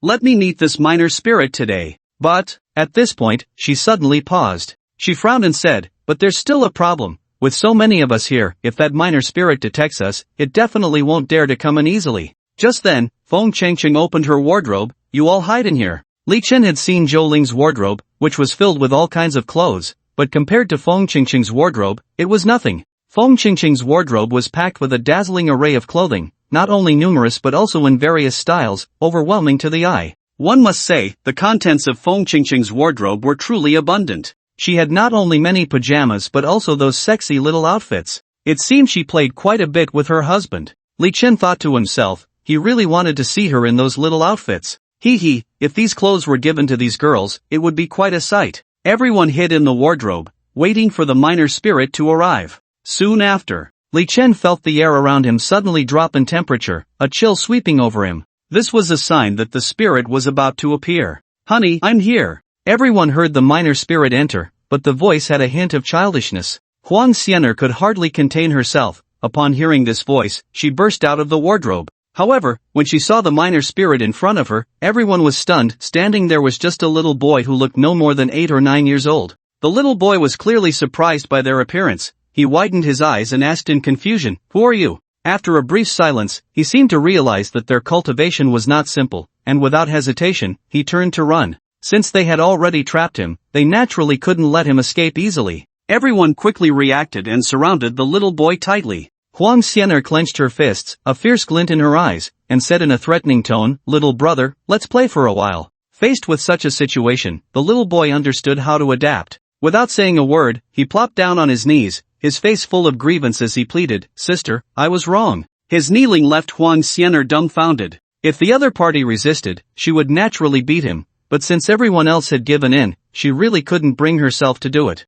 Li Chen asked, "Little friend, at your young age, can you enter the bridal chamber? How did you come to think of marriage?" It was the banyan tree spirit in the suburbs that told me. The little boy explained that he wanted to marry because he had met a 1,000-year-old banyan tree on Warong Mountain in the Big Banyan Village. That great banyan tree would confuse a woman on the night of the full moon each month and marry her to enhance its cultivation. After getting to know him, the 1,000-year-old banyan tree told him this method. "Is this your first time?" Li Chen asked. He hurriedly nodded. "Brother, I swear, this is definitely my first time." Li Chen originally wanted to get rid of him, but Huang Xian'er interceded. "He's still a child, and it's his first time, just let him go." Li Chen looked at Feng Chengcheng. After all, she was the victim, so he needed to seek her opinion. Feng Chengcheng nodded. "As long as he doesn't harm anyone in the future, let him go." The little boy immediately said, "Sisters, I promise, I have never harmed anyone before, and I absolutely won't harm anyone in the future." "All right, you can go." The little boy bowed 3 times to them.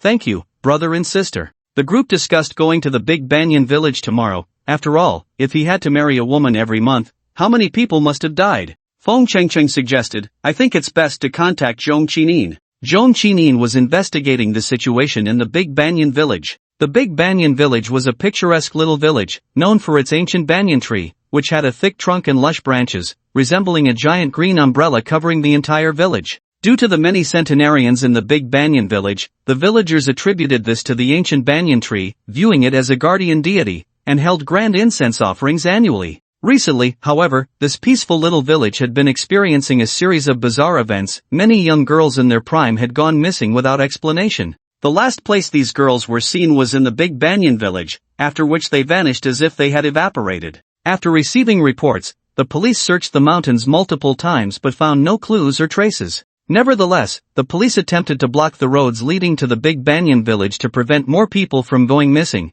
but this move was met with strong opposition from nearby villagers. They firmly believed that this action would anger the deities and bring disaster to the village, even leading to intense confrontations with the police. Ultimately, the police had to withdraw their blockade plan and let the situation continue to develop. It was now the early hours of the morning, and Li Chen thought it was inappropriate to disturb Zhong Qinin at this time, so he decided to rest first and contact her tomorrow. Just then, Feng Chengcheng grabbed his hand and said sweetly, "Li Daozhang, I'm so scared. Can you stay with me tonight, please?" Huang Xian'er, seeing this, quickly pried Feng Chengcheng's hand away, saying urgently, No, I haven't seen my senior brother in a long time. Tonight, he should accompany me." Huangzi was not to be outdone, quickly adding, "Hey, what are you all doing? I'm the oldest here, so you all have to listen to me. Tonight, let Li Chen stay with me first." Bai Wenxin and Su Yutong naturally would not back down either. Sun Xiuyan looked at the scene before her, astonished, and muttered softly, "I really didn't expect this. Turns out you're so popular. I wonder if I missed something before."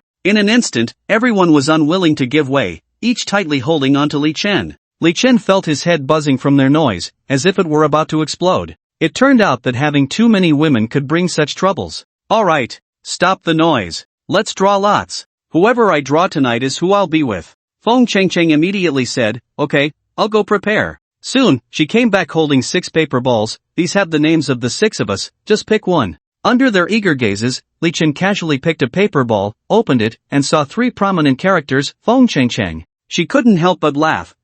It seems this is fate. Tonight, it will be hard work for Daoist Li. She then looked at the others and gently said, "Anyway, I have plenty of rooms here, so you all can rest well tonight." Upon hearing this, everyone looked dejected and reluctantly chose their rooms. After everyone left, Li Chen curiously asked, "How could it be so coincidental?" Feng Chengcheng mischievously chuckled and opened another paper ball, only to find her name again. Li Chen suddenly realized, laughing, "So that's it, you really are a little clever girl." Feng Chengcheng pouted, "Humph, who told me to think of you suddenly?" Her expression turned serious as she said to Li Chen, "Daoist, I have good news, I'm pregnant." "What the heck? It can't be mine, right?" Li Chen didn't expect to be so careless. "Does your husband know?" She chuckled, "My husband came back once 2 weeks ago, and then went abroad again a week ago. He found out I was pregnant yesterday and was so happy, even asking me to thank Daoist Jingwei." She caressed Li Chen's chest, "But, Daoist Li, the one I should really thank is you." The next morning, Li Chen called Zhong Qinin.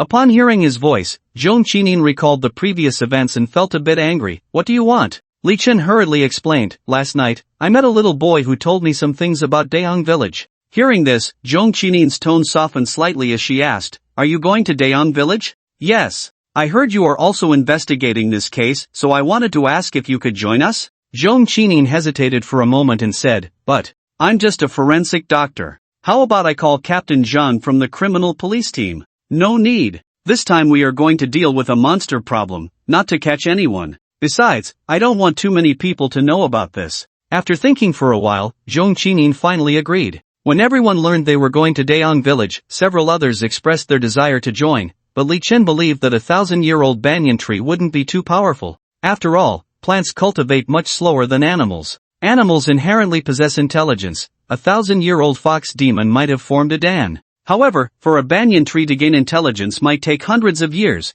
and forming a dan would be even more difficult. So, there was no need to mobilize many people for just a 1,000-year-old banyan tree. In the end, he decided to take only Sun Xiuyan with him. Outside Dayang Village, Li Chen saw Zhong Qinin, who was still as charming as ever. When she saw Sun Xiuyan beside him, she felt a bit angry and coldly said, who is this little girl you're flirting with? Sun Xiuyan linked her arm with his. Hello, let me introduce myself. I'm Li Chen's girlfriend, Sun Xiuyan. Sun Xiuyan had also learned to be clever. She knew she couldn't be the boss among the spirits, but in front of humans, she could still claim the position of a girlfriend. Zhong Qinin was not someone to be trifled with. She slapped him hard across the face. Li Chen, you bastard. I'm pregnant with your child, and you're still looking for other women. I can't believe it. Winning twice in one night? Is the winning rate really that high? No wonder he was so angry when he received my call last night. But if I'm pregnant, then what's the point of hitting me? Sun Xiuyan's face turned red with anger. You scumbag.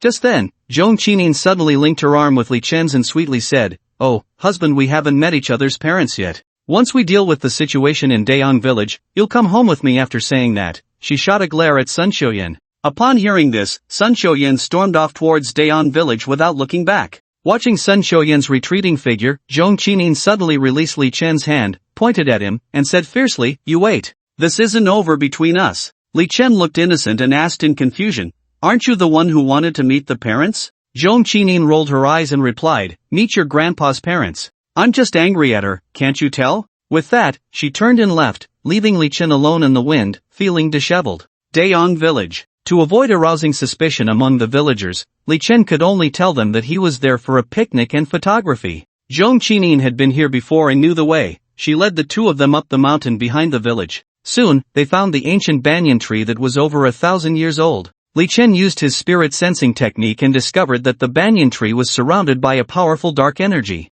Zhong Qinin said, Team Zhang and I have come here a few times and didn't find anything unusual. Li Chen summoned Huolinger from the Hatian Jade and said, go take a look around. Huolinger nodded, transforming into a ball of flame, carefully inspecting the area around the ancient banyan. Soon, she brought back some news. At the top of the banyan tree, there was a hole leading into the tree's interior, where there were over a dozen skeletons and several women still breathing, with branches inserted into their bodies, seemingly draining their life force. Li Chen's expression darkened. It seemed this ancient banyan had harmed quite a few people. However, I didn't find the spirit of the banyan, Huolinger added. Li Chen speculated, it seems this guy must be out looking for the next target woman. They immediately decided to wait and see, hoping for its appearance. That night, with the emergence of a strange wind, an old man covered in tumors slowly appeared. His body was riddled with tumors of various sizes, looking extremely bizarre and terrifying. These tumors seemed to be growths formed by the proliferation of local cells after trees were infected by fungi or eroded by pests. If they were on a tree, they might be somewhat acceptable, but now they appeared on a person, which was truly disgusting. Li Chen did not hesitate to channel the power of Yin Thunder within him, quietly flowing it towards the old man. When the Yin Thunder was just a few centimeters away from him, suddenly, those Yin Thunders transformed into a dozen long tentacles, lunging fiercely at the old man. However, at that moment, the old man vanished without a trace. Immediately after, an ancient voice echoed in the air. You little brats actually dared to attempt to ambush me? Don't you know that the roots of an ordinary banyan tree can extend for dozens of meters? I have lived for 1,000 years, and my roots cover half a mountain. No matter where you are, I can easily sense you. Before the voice faded, a banyan branch as thick as a bull struck towards them like a bolt of lightning. Faced with such a fierce attack, Li Chen hurriedly mobilized the power of Yang Thunder within him and split it in half. But right after that, more banyan branches surged towards them like snakes, continuously coming at them. Several of them had considerable skills, and facing the tide-like branches, they chopped them down as easily as cutting vegetables.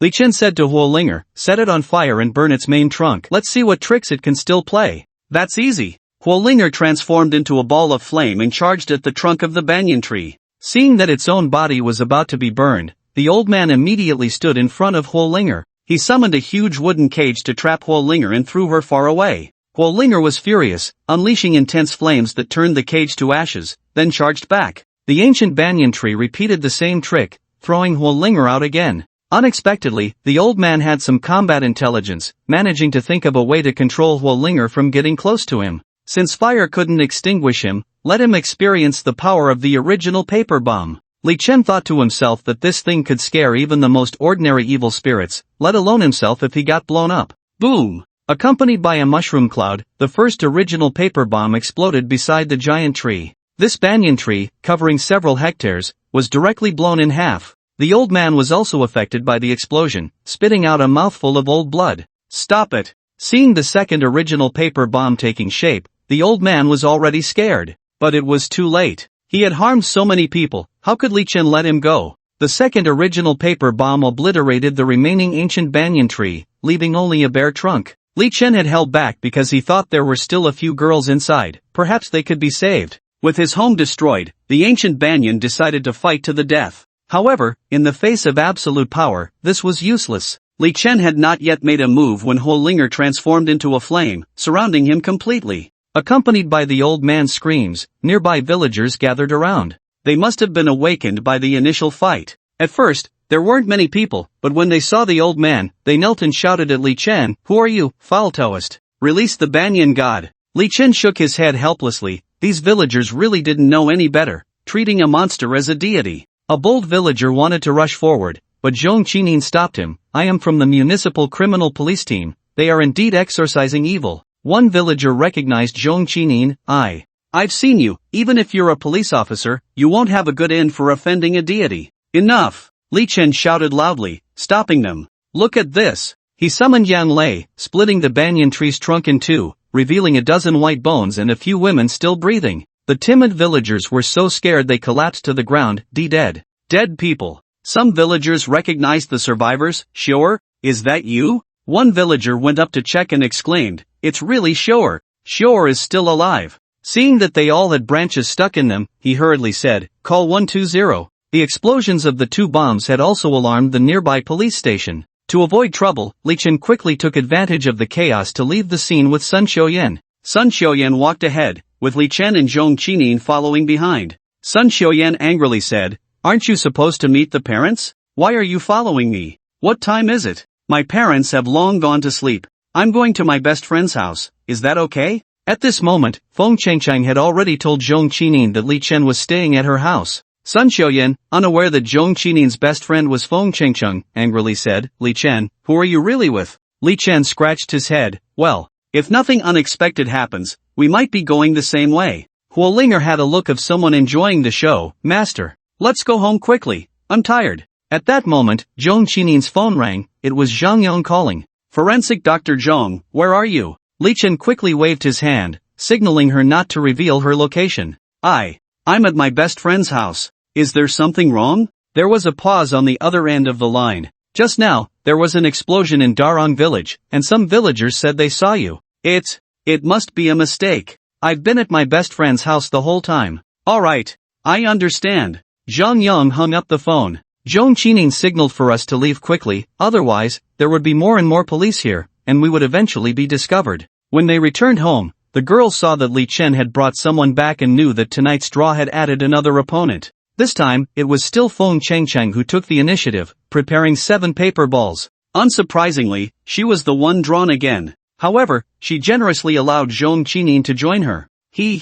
Well, that wasn't a bad idea. That night, just as the three of them were having a great time, Huingzi burst in with others. Feng Chengcheng covered her body with her clothes and angrily said, "What do you want?" Su Yutang picked up a paper ball, opened it, and indeed it still said Feng Chengcheng. She opened another one, and it was still Feng Chengcheng. "You actually dared to trick us." Then Li Chen was pulled into a room by the 5 of them. That night, Li Chen almost exerted all his strength. The next day, Sun Xiuyan reluctantly found Li Chen. I have an urgent matter at home, let me go back. She handed him a note. I adjusted the cultivation method of the Tongtian pattern according to the yin-yang ghost pattern. You should practice it well. What's the urgent matter? Sun Xiuyan said nothing and turned to leave. After sending off Sun Xiuyan, Zhong Qining found Li Chen. You need to come with me to a dinner party at noon. What dinner party? Accompany me on a blind date. Li Chen doubted whether he had heard wrong. Who takes a man to a blind date? My grandfather introduced a boy to her, but I don't like him. You just help me out.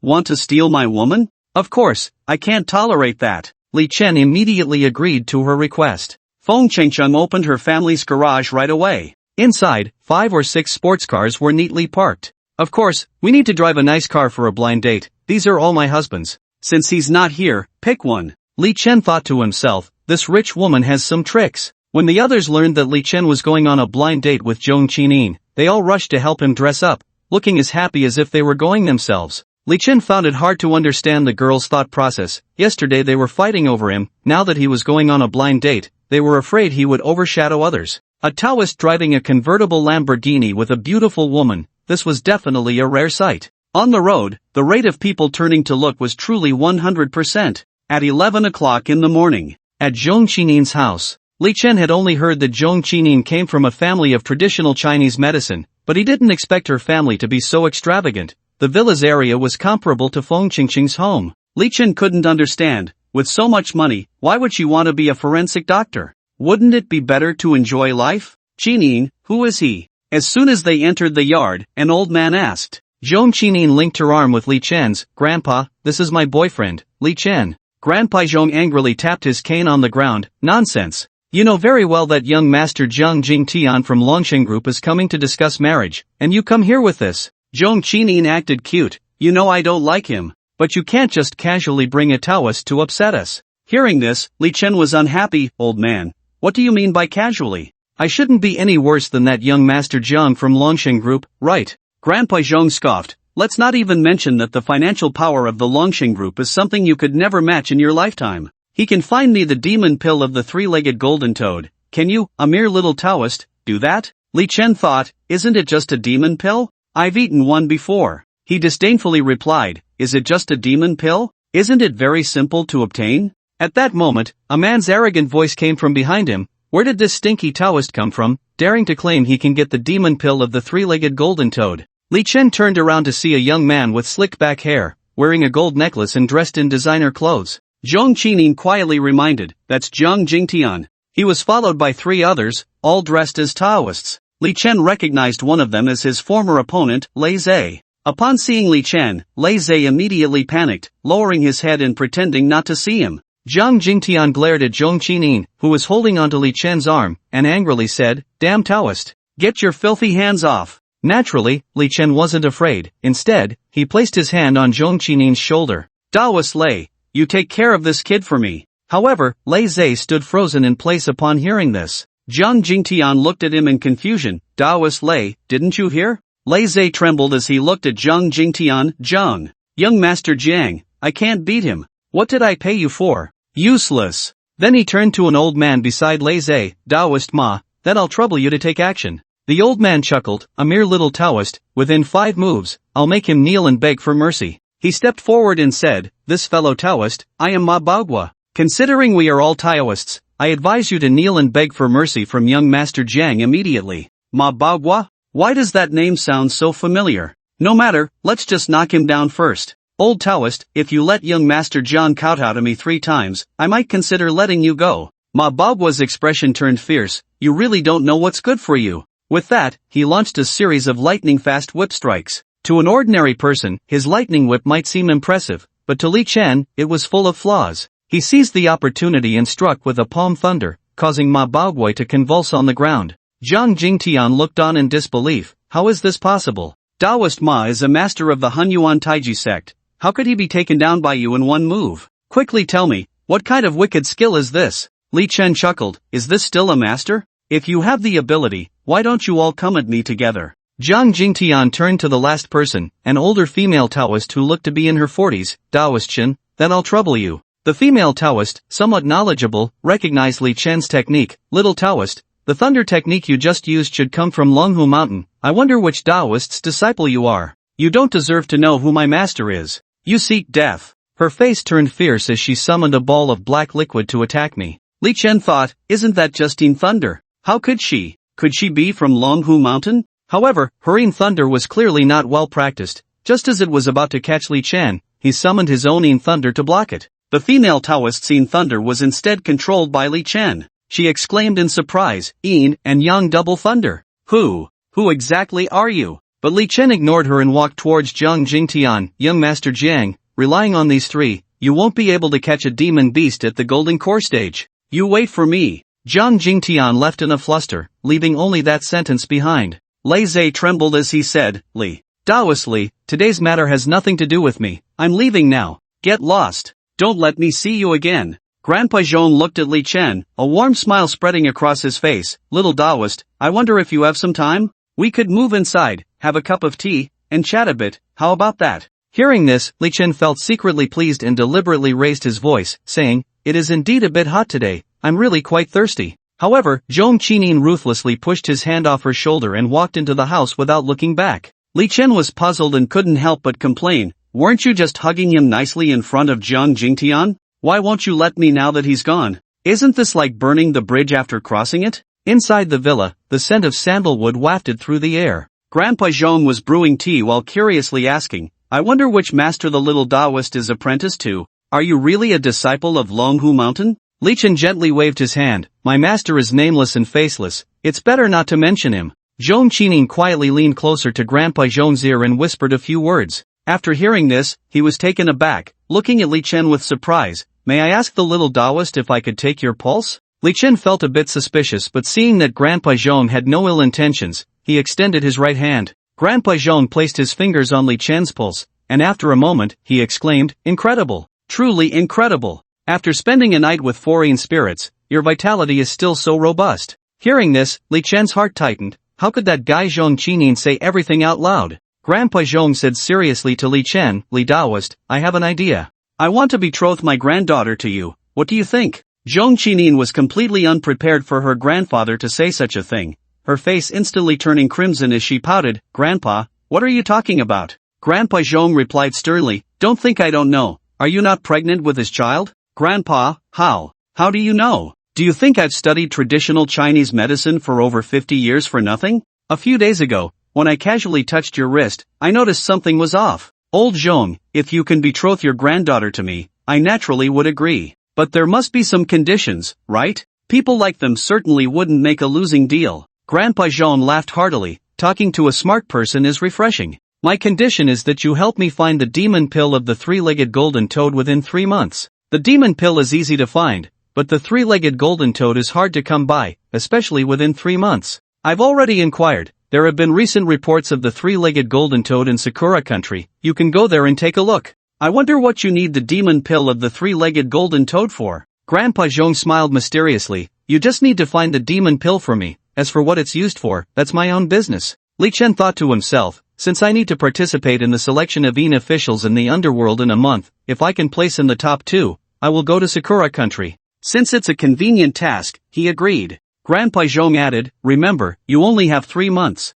If you don't find it in 3 months, the child in Qinin's belly won't be able to stay. Alright, within 3 months, I guarantee I will accomplish it. In the afternoon, Li Chen returned alone to Feng Qingqing's house. As soon as he entered, he was surrounded by the girls, asking how the blind date went. After he told them everything, his gaze turned to Huang Xianer, junior sister. I remember you said you studied foreign languages. Do you know the language of Sakura country? Don't mention the language of Sakura country. My sister and I learned 8 languages to get a title. That's great. For the next month, you will teach me the language of Sakura country. In the evening, it was time for the drawing lots again. With the previous experience, they no longer fully trusted Feng Chengcheng. This time, the paper balls were all written with their own names. When she saw that Li Chen was holding Huang Xianer's name, she immediately wrapped her arms around his neck. Senior brother, you belong to me tonight. They entered the room. Junior sister, teach me the language of Sakura country tonight. After saying that, he opened the short video sent by the fat guy about Sakura country.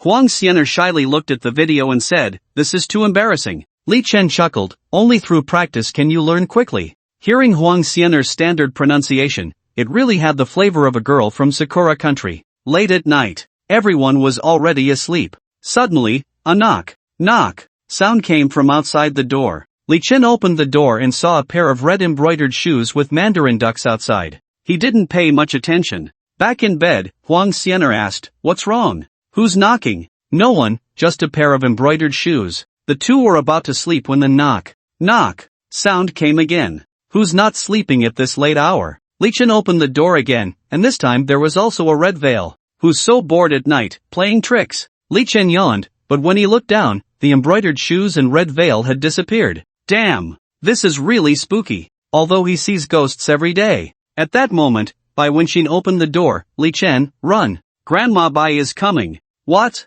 Grandma Bai? That ghostly old woman?" At this time, a familiar voice echoed around. "Bai Wenxin, you've been quite happy these days." It was the ghostly old woman. She had come. Didn't she say she would break the seal after a year? Bai Wenxin looked around nervously. "Grandma Bai, I was wrong, please spare me." With a slap, although no one was seen, she was inexplicably slapped in the face. "For this man, you actually betrayed me, damn it." Li Chen certainly couldn't just sit and wait. He immediately summoned the fire dragon of the heavenly pattern. Due to spatial limitations, this fire dragon was far from as huge as it was in the Xintian cave. The ghostly old woman said, "Good boy, you used it to break my restrictions, didn't you?" Then, a woman in a red wedding dress appeared in the room. She was covered with a red veil and wore the embroidered shoes from before. Although her face was unclear, her figure resembled that of a young girl. Li Chen thought, did I misunderstand before? Could it be that the ghostly old woman is not an old lady, but a young girl? But then he thought, one cannot trust the body of a female ghost. After all, the old lady he saw at the crossroads had a very alluring figure too. Bai Wenxin said, "Grandma Bai, please let Li Chen go." The ghostly old woman said, "This kid, I'm going to claim him today." After saying that, she summoned a red light and charged towards Li Chen. The fire dragon immediately blocked in front. The two forces collided, shaking the entire room. Where did this evil spirit come from? Huangzi and the others heard the commotion and came to the room. The ghostly old woman chuckled, "Young man, your peach blossom luck is quite good, having so many young girls around you." Li Chen smiled, "If you were a young girl, I wouldn't mind having one more." Huangzi pretended to be angry, "Honey, you're such a flirt." After saying that, she rushed towards the ghostly old woman and snatched away her red veil. Oh my! Li Chen had misunderstood. That wasn't an old lady. The ghostly old woman turned out to be a delicate-looking young girl. Li Chen remembered Bai Wenxin had mentioned her name before, Bai Ling. This name suited her temperament very well. She was beautiful, especially her eyes, which were particularly spirited. She must have been a cultured and gentle young lady in her lifetime.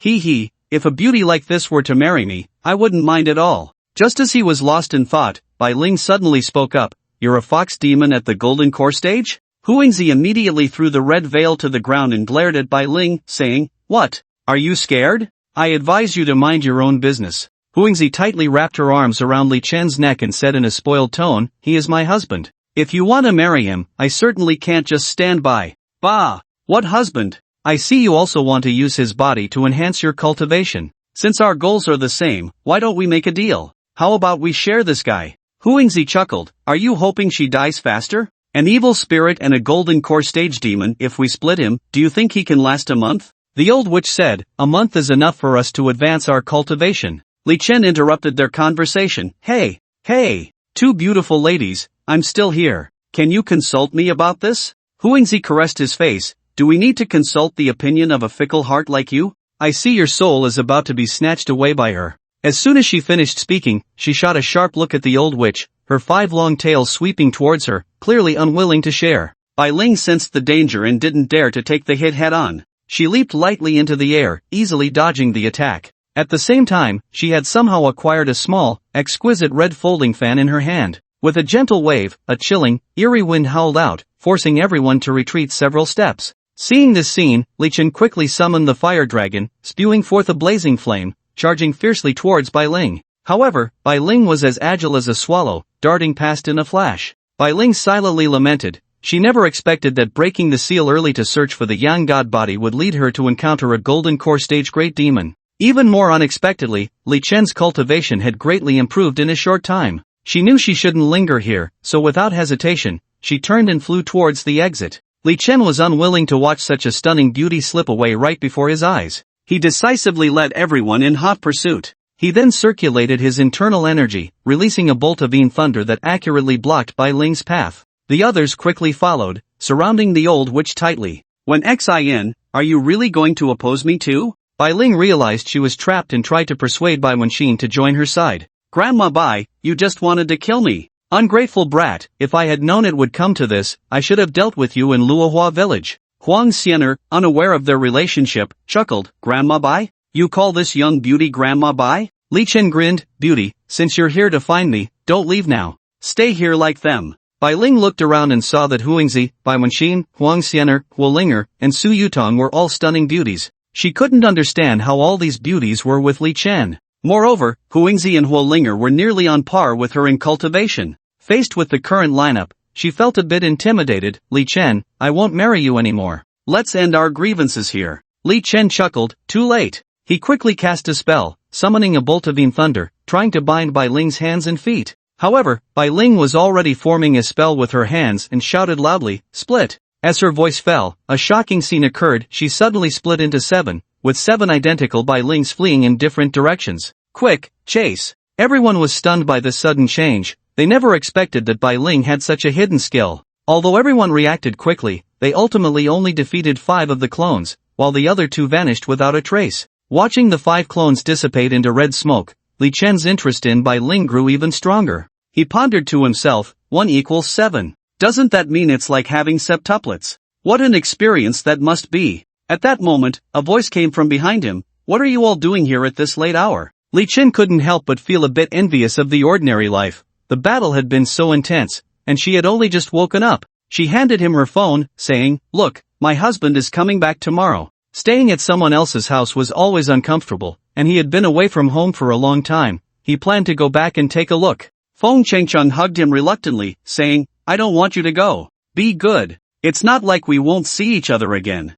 She thought for a moment and said, How about I go back with you? Are you kidding? My uncle's house isn't as big as yours. Plus, the conditions in town are tough. How could you handle it? Is there anywhere worse than where Master Qingwei lives? Li Chen thought to himself, that made sense. It was hard to find a place worse than that old man's living conditions. He certainly didn't want to bring back a married woman, otherwise, his uncle might really break his legs. Stop messing around, you're pregnant now, so just stay here and take care of the baby. Alright then, but you have to stay with me tonight. The others also started to compete for his attention. The next morning, Li Chen didn't want to bring a bunch of spirits and mountain spirits home, so he set off alone on the way back. Su Yutong and Bai Wenxin lived in the provincial city, and they went back together. Huang Xianer and Huangzi returned to Bayun Temple. As soon as Li Chen returned to the town, he saw that his home was crowded. The neighbors saw him come back and hurriedly said, Li Chen, you're finally back. Your uncle's house was haunted last night. What happened? Li Chen asked. The neighbor, Granny Li, said in terror, the 100-eyed ghost. The 100-eyed ghost has come. There had always been a terrifying legend about the 100-eyed ghost in this small town. It was said that the 100-eyed ghost was once an extremely beautiful woman, but after being betrayed by her lover, she fell into endless pain. In the end, she chose to end her life in an abandoned ancient house. Her resentment did not dissipate, instead, it grew stronger, transforming her soul into a terrifying vengeful spirit. This spirit specifically lured weak-willed men, taking their eyes as a source of power. Even more frightening was that her pupils were not just around her eyes but spread all over her body. The 100-eyed ghost would also devour people's souls, leaving those harmed by her with souls that vanished without a trace. But this was merely a legend. No one had ever truly encountered the 100-eyed ghost. However, now, seeing his uncle's missing eyes, the townspeople were convinced that it must have been the work of the 100-eyed ghost. Li Chen rushed into the yard and saw his uncle's body lying alone on the ground, his eyes already gouged out, leaving behind 2 bloody sockets.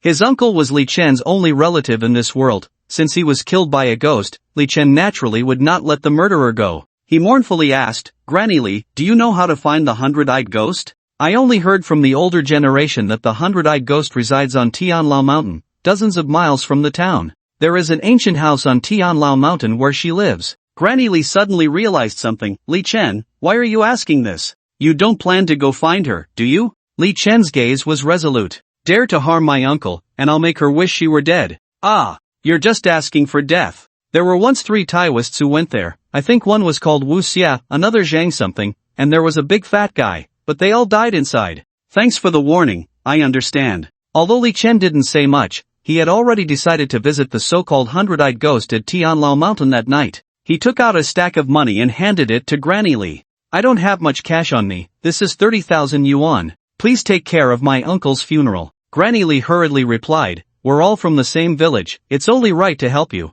I'll go find someone right now. In the dead of night, Li Chen set off alone with his backpack towards Tianlao Mountain. Along the way, he felt a pair of eyes watching him from behind, but every time he turned around, he saw nothing. When he reached the foot of Tianlao Mountain, the sky had completely darkened. The entire mountain was shrouded in a chilling and terrifying atmosphere. Although Tianlao Mountain was only a few dozen miles from the town, due to the legend of the hundred-eyed ghost, no one had dared to ascend the mountain for 100 years. Gradually, it had become a primeval forest. Previously, there had been stone steps leading up the mountain, but now those steps were overgrown with wild grass and covered with a thick layer of moss. Li Chen carefully stepped on the moss-covered stone steps, holding a flashlight, and walked up the mountain step by step. The surroundings were eerily quiet, with only his own breathing and footsteps audible. Suddenly, he felt someone tugging at his backpack from behind. He turned around sharply, but found nothing there. Li Chen used his spirit-seeing technique and saw a white shadow flash by. He immediately quickened his pace, following the steps upward. Soon, he saw flickering lights ahead. The appearance of lights in this primeval forest was definitely abnormal. It must be the residence of the hundred-eyed ghost. Taking a deep breath, Li Chen walked towards the ancient house. When he pushed the door open, a musty smell hit him. He shone the flashlight around and saw that the room was filled with dust and cobwebs. In the center of the hall sat a woman in white, her back to him, on a dilapidated chair. He. The woman let out a chilling laugh. Young man, you really have guts to come to Tianlao Mountain alone. Li Chen said sternly, you harmed my uncle. I did indeed take a pair of eyes from a man last night. Was that your uncle? Seeking death. Li Chen shouted, summoning a magma-colored sun thunder to strike at the woman in white. The woman in white dodged to the side, looking at him in surprise. You're a Taoist? Good that you know. The woman in white laughed. Those 3 Taoists were all eaten by me. What can a mere little Taoist like you do to me? Fire spirit emerged from the Haitian jade. Master, be careful, this hundred-eyed ghost is an evil spirit. In his anger for revenge for his uncle, Li Chen declared, so what if it's an evil spirit? Even if it's a Yama spirit or a ghost, I will destroy it. The woman in white scoffed, young man, you talk big. But once I take your pair of eyes, I will have gathered 100 pairs of eyes and can break through to become a Yama spirit. As she spoke, she slowly raised her arm, and as her sleeves fell away, a horrifying scene appeared. Her arms, which should have been pure and flawless, were covered with countless living human eyes. They glimmered with an eerie light under the moonlight, sending chills down one's spine. Seeing this, Li Chen couldn't help but be startled. He secretly circulated his true energy, gathering all his strength to form a ball of sun thunder, and with a fierce momentum, he charged towards the woman in white. The woman in white remained unperturbed, merely waving her arm gently, and in an instant, beams of black light shot out from the many eyes, colliding fiercely with the thunder in the air. In that moment, brilliance erupted, and the entire room began to tremble violently. Fire Spirit seized the opportunity and once again unleashed a raging flame, charging directly at the woman in white. However, the woman in white flickered and effortlessly dodged the fiery assault, rushing towards Li Chen with astonishing speed. Li Chen reacted swiftly, sidestepping while quickly summoning a pool of dark thunder, which stood before him like an indestructible wall. The woman in white, seeing this, showed no fear. With one hand clawed, she attempted to break through the dark thunder, aiming straight for Li Chen's heart. Just a few millimeters from the heart, she halted, trying to advance further but found herself completely immobilized. You're just a little Taoist. How can your cultivation be so high? The pool of black dark thunder gradually changed color, transforming into a pool of magma. This was the red glaze within Li Chen that had made its move. The hundred-eyed female ghost let out a painful wail as the magma burned her. The magma slowly flowed down her arm, creeping towards her shoulder, head, and body, ultimately enveloping her completely. With the wailing fading away, the hundred-eyed female ghost was entirely melted away by the magma. Fire Spirit clapped her hands in delight. I didn't expect it to be so easy to eliminate her. Just as her words fell, a familiar chuckle echoed in the air. It was the voice of the hundred-eyed female ghost. Now I have 99 pairs of eyes, having consumed 99 souls, I have 99 lives. The voice of the hundred-eyed female ghost was sharp and piercing, recklessly drifting above Li Chen, as if he had no way to deal with her. Fire Spirit looked at the hundred-eyed female ghost in the air with a serious expression, her brows slightly furrowed. She still has 98 lives left, equivalent to 98 evil spirits. Even if we can defeat her now, the subsequent consumption will be enormous. We may really not be her match. What if she has 98 lives? Even if she had 980 lives, I will still cripple her. The arrogant hundred-eyed female ghost infuriated Li Chen to the extreme. He shouted loudly, his body covered in a thunderous armor, summoning a thunder sword in his hand, like a war god descending. The female ghost, seeing this, sneered and charged at Li Chen. The two sides instantly engaged in fierce combat, with flashes of lightning and the wails of ghosts filling the air. The surrounding atmosphere seemed to be torn apart, producing a series of booming sounds. At Li Chen's uncle's house. At this moment, several monks were playing music and chanting to guide the spirits. They were startled by the thunder and lightning from dozens of miles away. The leading monk, possessing some cultivation, discerned that someone was fighting on Tianlao Mountain. Goodness! Who has the audacity to provoke the filthy beings on Tianlao Mountain? Inside Tianlao Mountain. Li Chen swung the thunder sword in his hand, each strike carrying a fierce sword aura, fiercely cleaving towards the hundred-eyed female ghost. The hundred-eyed female ghost nimbly dodged Li Chen's attacks while releasing waves of blacking energy, attempting to erode Li Chen's body. In the intense battle, Li Chen gradually gained the upper hand. Each of his attacks forced the hundred-eyed female ghost to retreat. Ah! Accompanied by a scream, Li Chen pierced through the female ghost's heart. The 98th life was gone. The 97th life. The 96th life. As the pairs of eyes on the hundred-eyed female ghost's arm disappeared, her lives dwindled. Eventually, her once densely packed arm became smooth, with not a single eye left. The hundred-eyed female ghost was utterly enraged. You are the first to force me to this extent. She shed her outer garment, revealing eyes all over her body. Li Chen kept counting how many he had extinguished. If nothing unexpected happened, these were the remaining 70 or so lives she had. At this moment, Li Chen's chi was almost depleted, and he had previously been hit by the female ghost's attack. He gasped for breath, wiped the blood from the corner of his mouth, and prepared to charge forward again. Just then, Huo Linger said with concern, "Master, leave the rest to me. Let me handle it." A girl in a red dress floated out from Li Chen's abdomen. She Liuli stepped lightly forward, creating a gust of wind, her red dress fluttering in the breeze like burning flames. With a wave of her hands, a torrent of scorching magma erupted from the ground, instantly trapping the female ghost within.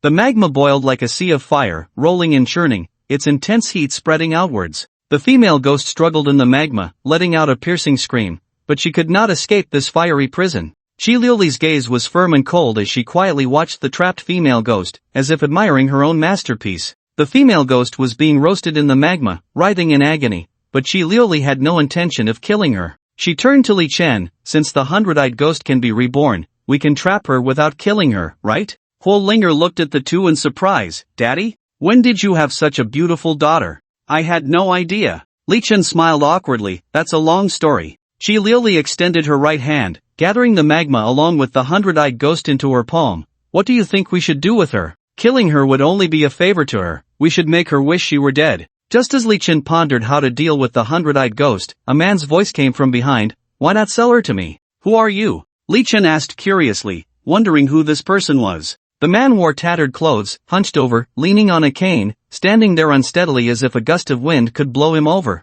He squinted, sizing up the hundred-eyed ghost, a greedy smile creeping onto his lips. "I am Chen Busan, known as Qian the Ghost Seller." Huo Linger whispered to Li Chen, "He must be a ghost trader." "Ghost trader?" Li Chen frowned. He had heard this term before but was unclear about what a ghost trader actually did. Qian the Ghost Seller laughed heartily, revealing a mouthful of yellow teeth. "You little fire spirit, you really have some knowledge." "Indeed, I am a ghost trader. A ghost trader is similar to a human trafficker, making a living by selling ghosts." After saying this, his gaze fell back on the hundred-eyed ghost, a glimmer of excitement in his eyes. "What do you want her for?" Li Chen asked coldly, staring at Qian the Ghost Seller. Qian the Ghost Seller leered at the hundred-eyed ghost, licking his lips. "This ghost is quite a beauty, and such uniquely beautiful ghosts are hard to find. If I sell her to the Li Guiyuan, I can definitely fetch a good price." Li Chen had heard of Li Chun Yuan, but this was the first time he had heard of Li Guiyuan. However, judging by the name, it should have a similar nature to Li Chun Yuan. He looked at the ghost, feeling that her appearance was indeed not bad, but the multitude of eyes was quite unsettling, and just thinking about it was rather off-putting. However, there are many perverts in the world, and even more perverted ghosts. What if there really was a ghost that liked this kind? Thinking about how she would surely suffer if sold to Li Guiyuan, Li Chen agreed to the deal with Qian the Ghost Seller, but he was unsure of the market value, so he asked, "How much are you planning to offer?" "How about 5 million? Li Chen thought seriously for a moment, feeling that this amount was indeed substantial. Recalling the 1 million he received for helping Long Qianshan with the human skin Thenka issue, he knew he wasn't foolish and understood that in business dealings, one side wouldn't just make an offer without the other side responding. So, without hesitation, he shouted, 10 million. Qian the ghost seller smiled slightly and responded readily, alright, 10 million is 10 million. Just consider it making a friend. Li Chen secretly regretted realizing that the price he offered was too low, but it was too late to change it, so he could only brace himself and accept. He gestured to Qi Liuli to hand over the 100-eyed ghost to Qian Maigui. Qian Maigui smiled with satisfaction and then curiously asked, I see your fire spirit is quite extraordinary. Would you be willing to sell it? Upon hearing this, the fire spirit immediately became alert and hid behind Li Chen. No matter how much you offer, it won't be for sale. Qian Maigui laughed heartily, little girl, don't be nervous. I was just joking. A fire spirit like you is a once-in-a-lifetime find. I doubt anyone in the world would be willing to sell it. After saying that, he vanished into the night. Li Chen was astonished by his speed. Even the old man Cheng Wei probably couldn't match his cultivation level. The fire spirit asked, so where do we go next? Li Chen thought for a moment, let's first go back to handle my uncle's funeral, and then we'll head to the provincial city to find Su Yutong. After all, the matter of the Yin Yang marriage contract needs to be resolved sooner or later. 7 days later. After handling his uncle's affairs, Li Chen arrived at the provincial city of Handong province. After selling the 100-eyed ghost, he was now worth tens of millions and planned to choose a suitable place to live. Shanshui Manor, the best villa area in the provincial city. Each villa here costs over 100 million, which he couldn't afford to buy, but he could still rent. A real estate agent in a black silk suit warmly led Li Chen towards Shanshui Manor. She smiled brightly and said, Mr. Li, the environment here is beautiful, the transportation is convenient, and the rent is very affordable, only 30,000 a month, especially suitable for young people like you. Following the real estate agent into the manor, Li Chen saw a crowd gathered in front of a villa, chattering excitedly. This was the very villa he intended to rent. Curious, he approached the crowd and asked, what are you all doing here? A middle-aged woman pointed ahead and whispered, last night, this villa was making a ruckus. Now a master is here to exorcise the ghosts. The real estate agent quickly rebutted, don't say such things, how could this house possibly be haunted? At that moment, everyone's attention turned to a Taoist priest in a yellow robe. He held a peachwood sword, solemnly gesturing over a wooden table. On the table was a copper basin filled with water and a paper turtle. The Taoist, known as Master Jia, seriously introduced, everyone, this paper turtle is not an ordinary object. It has spiritual awareness and can sense whether there are ghosts nearby. Once it detects something unusual, it will react. As soon as he finished speaking, the previously motionless paper turtle suddenly became lively, as if it were alive, and began to swim in the water. Indeed, a master, it's different. Today has truly opened my eyes. The crowd marveled at Master Jia's skills. Li Chen knew this was just a trick using a mixture of dog bile and carp bile painted on the paper turtle, which caused it to move in the water due to a chemical reaction. He shook his head, isn't this just a trick to fool children? The Taoist turned to Li Chen, fool? You better not talk nonsense. I am the 98th generation descendant of Longhu Mountain. Li Chen's mouth twitched. The current celestial master of Longhu Mountain is only the 99th generation. If you are the 98th generation descendant, wouldn't that make you a generation higher than the celestial master? Then show me where the ghost is. Master Jia confidently replied, I'll let you see for yourself. Not long after, someone suddenly pointed in terror at the second-floor window of the villa and shouted, Ghost! There really is a ghost inside. After hearing the sound, everyone turned to look in the direction the man was pointing, and indeed saw something resembling a ghostly figure floating in front of the window. Master Jia, seeing this, said triumphantly, Did you see? I've caught the ghost in the act. Li Chen was also taken aback. Could there really be a ghost? He immediately used his spirit-seeing technique to observe closely and discovered that the so-called female ghost had no trace of spiritual energy at all. He realized that this was likely another trick by Master Jia. However, at that moment, he keenly sensed something else. There was a real female ghost quietly watching everything from another corner of the villa. Master Jia was completely unaware of this and continued to pretend to be a ghostbuster, deceiving everyone. With an arrogant sneer, Master Jia said, Humph, a mere evil spirit dares to be reckless. After saying this, he took out a talisman from his pocket, quickly affixed it to the door, and began to chant a mysterious incantation. However, the door did not change as he had hoped. The Taoist's forehead began to sweat, and he took out a copper coin sword to stab at the door, only for the sword to snap in two. Bystanders began to murmur, What's going on with Master Jia? He broke his own magical tool? What nonsense! Master Jia is a renowned sorcerer. they say at least 1,000 ghosts have died at his hands. Right. I heard that too. Maybe this is all part of Master Jia's plan. Li Chen shook his head helplessly, secretly muttering, these people are really easy to fool. Watching the scam unfold before him, he could not just stand by. So, he resolutely stepped forward and said to the so-called master, Master, your method of exorcising ghosts seems a bit off. The Taoist's eyes widened in shock, glaring fiercely at Li Chen, and shouted, where did this ignorant child come from, daring to question this master? In the face of the Taoist's reprimand, Li Chen remained calm, smiled slightly, and confidently took a talisman from his bag, saying, a real talisman should be drawn like this. He firmly affixed the talisman to the door and gently began to chant the incantation. To everyone's surprise, the previously closed door slowly opened by itself. Seeing this scene, the crowd gasped in amazement, with someone whispering, this young man actually knows magic. Another person chimed in, I feel like he's even more powerful than that Master Jia. Hearing the murmurs around him, Master Jia began to feel flustered, beads of sweat forming on his forehead. He quickly shouted, my spell has a delay, this door just opened because I cast the spell. To avoid being seen through by the crowd, he decided to enter the house immediately to exorcise the ghost. However, at that moment, his disciple tightly grabbed his arm and anxiously whispered, Master, that door didn't really open, there might really be a ghost here. Master Jia dismissed him, what nonsense are you talking about? How could there be a ghost in broad daylight? It must have been a problem with our setup that allowed that kid to hit the mark. The disciple thought for a moment, after years of scamming with his master, they had never actually encountered a ghost, and sometimes the mechanisms did malfunction. He said, Master, just be careful. The crowd watched as Master Jia entered the villa. The onlookers nervously stared at the villa's entrance, silently praying that the master could successfully slay the ghost. Their eyes revealed a sense of anticipation and hope, as slaying ghosts was not something one could witness every day. Time passed second by second. Suddenly, a terrified scream echoed from within the villa, there's a ghost. Immediately after, Master Jia rushed out of the villa in a panic, his face as pale as paper, his eyes filled with fear. He ran while shouting loudly. His apprentice wanted to ask about the situation inside, but Master Jia couldn't care less and directly pushed through the crowd, fleeing in a panic. The onlookers were bewildered, whispering among themselves, what on earth is going on? What is that thing? Is there a ghost that even Master Jia can't handle? Everyone appeared quite tense. At that moment, someone turned their gaze to Li Chen and suggested, hey, young man, why don't you go in and take a look? Others chimed in, yes.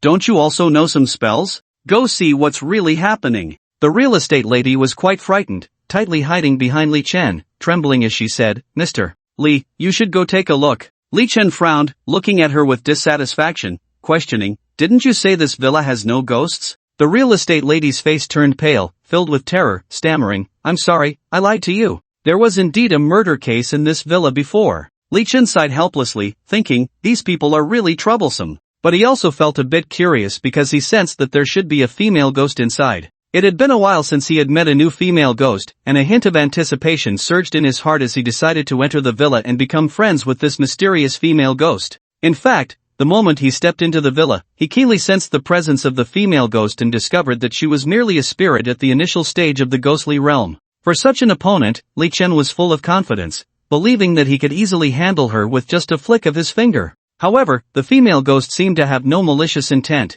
Instead, it felt like she was playing hide and seek with him. The female ghost did not reveal her physical form but quietly floated behind Li Chen in a spiritual state. She originally planned to sneak up and scare Li Chen, but just as she was about to materialize, Li Chen suddenly turned around and shouted, I see you. At that moment, the distance between the person and the ghost was only a few centimeters, and this sudden change startled the female ghost, causing her to let out a sharp scream and retreat several steps. The people outside the villa also heard the female ghost scream. Did you hear that? It sounded like someone just screamed? It seems so. Looks like this young man really has some skills. The female ghost exclaimed, You discovered me long ago? Li Chen clearly saw the female ghost's appearance. She was wearing a nightgown, her figure slender, and her snow-white thighs were quite pleasing to the eye. Just my type. The female ghost asked in confusion, Type? What type? Li Chen leered at her, You'll find out in a bit. The female ghost became frightened, Don't come over, or I'll eat you. Oh really? Let's see who eats whom. The crowd outside the villa heard the female ghost scream again, but this time it sounded different. It didn't seem to be out of fear but rather like a sound of satisfaction. That sound seems a bit off, someone said doubtfully. Another person speculated, maybe it's the master's exclusive ghost-catching secret. Others nodded in agreement. About an hour later, the female ghost lay weakly on the ground, as if she had lost all her strength. Li Chen looked at her and asked seriously, "Now tell me, why do you want to harm people?" The female ghost raised her head, looking innocent as she replied, "How did I harm anyone?" Li Chen frowned, confused as he pressed, "Then why did they want to find a Taoist to catch you?" The female ghost shook her head, looking bewildered. "How would I know? This villa was originally my home, but this morning a group of people suddenly came with a Taoist to catch ghosts." Upon hearing this, Li Chen pondered inwardly, could it be a case of hitting the mark by mistake? He continued to ask, "So how did you become a ghost?"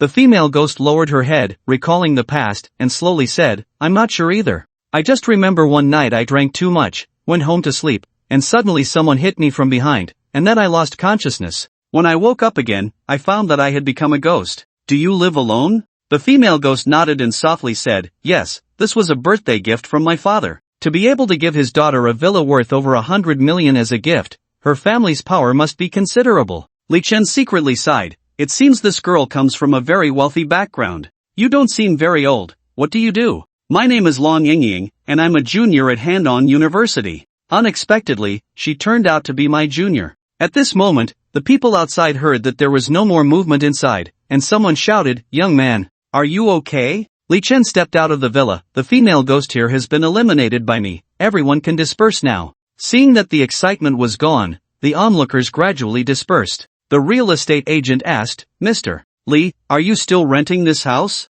"Rent? How can you still have the nerve to rent out a haunted house?" The real estate agent awkwardly replied, "I'm really sorry, the real estate business has been tough lately. We haven't sold this villa for a long time, and the owner doesn't want it to be empty, so we thought about renting it out." Li Chen thought, something's not right. Didn't Long Yingying die? How did they contact the owner? Who is the owner of this villa? The real estate agent looked around, saw no one nearby, and whispered, "To tell you the truth, the owner of this villa is quite a big deal. He is the chairman of the Long Group in Tianjiang City, Long Qianshan." Long Qianshan? Long Yingying? They are actually father and daughter. Li Chen thought, this world is really small. I actually met Long Qianshan's daughter here, and He won't rent out this villa. The real estate agent asked in confusion, "Mr. Li, whether this villa is rented or not is not up to you. What I say really counts." Li Chen immediately dialed Long Qianshan's number. Upon learning everything, Long Qianshan said, "Brotherly, I'll leave my daughter in your care from now on, and that villa is yours as well.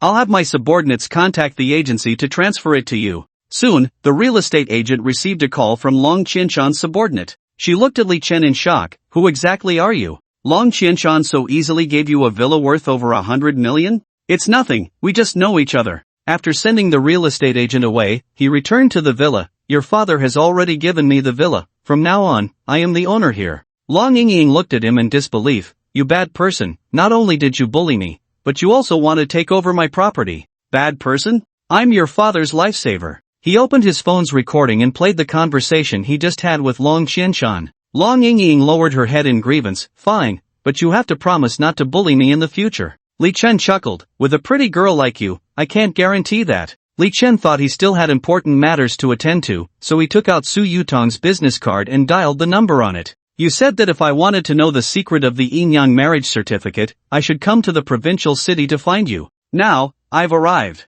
A sultry voice came from the other end of the line. "Li Chen, you really came. In that case, come to the Tianrun Group headquarters, our chairman happens to be here too." Li Chen frowned and asked, "What does my finding you have to do with your chairman?" Su Yutong smiled mysteriously. "You'll know when you come." After saying that, she hung up the phone. Long Yingying, who was beside him, heard their conversation and looked at Li Chen in surprise. "Are you going to find the chairman of Tianrun Group? She's not someone to be trifled with." Li Chen asked curiously, "Oh, do you know her?" Long Yingying nodded, a hint of fear on her face. "Her name is Sun Bingtong. My father took me to do business with her before. Just because a waiter accidentally got her clothes dirty, she actually chopped off the waiter's finger herself." Li Chen's eyes widened in disbelief. "No way! That's so brutal." However, this only piqued Li Chen's curiosity, and he decided to meet this woman. At the headquarters of Tianrun Group, Li Chen finally met the legendary Sun Bingtong. At that moment, she was lazily leaning against the sofa, her shoulder-length hair looking particularly sharp,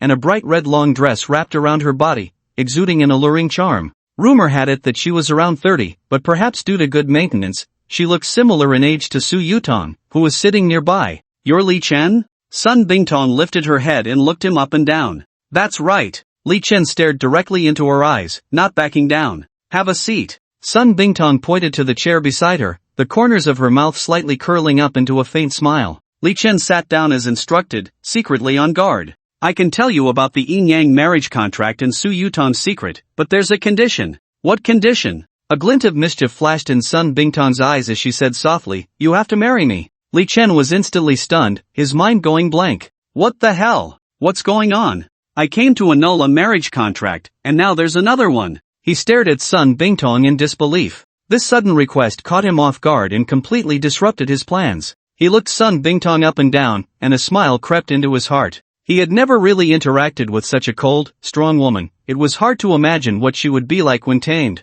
But he still cautiously asked, why choose me? Very simple, because I had Su Yutong test you. In the video, your performance was very satisfactory. Li Chen thought to himself, what does that make Su Yutong? A concubine? Sun Bingtong continued, moreover, I've investigated you. You have no parents, and your only uncle passed away 7 days ago. You have no background, so marrying you won't cause any trouble. After hearing this, Li Chen pondered silently. Although the conditions were a bit strange, he wasn't at a loss. Moreover, if he could unravel the secret of the yin-yang marriage contract and Su Yutong, it wouldn't be a bad deal. Alright, I agree. But I have one request. I need to set the date for the wedding. Li Chen decided to accept this deal first. Sun Bingtong's lips curled up slightly. Okay. I hope you won't disappoint me. Now, you can ask what you want to know. You should know that Su Yutong is a vengeful spirit. Why have her do your bidding? And what does her Hatan Jade have to do with the Yanling? Sun Bingtong told him everything.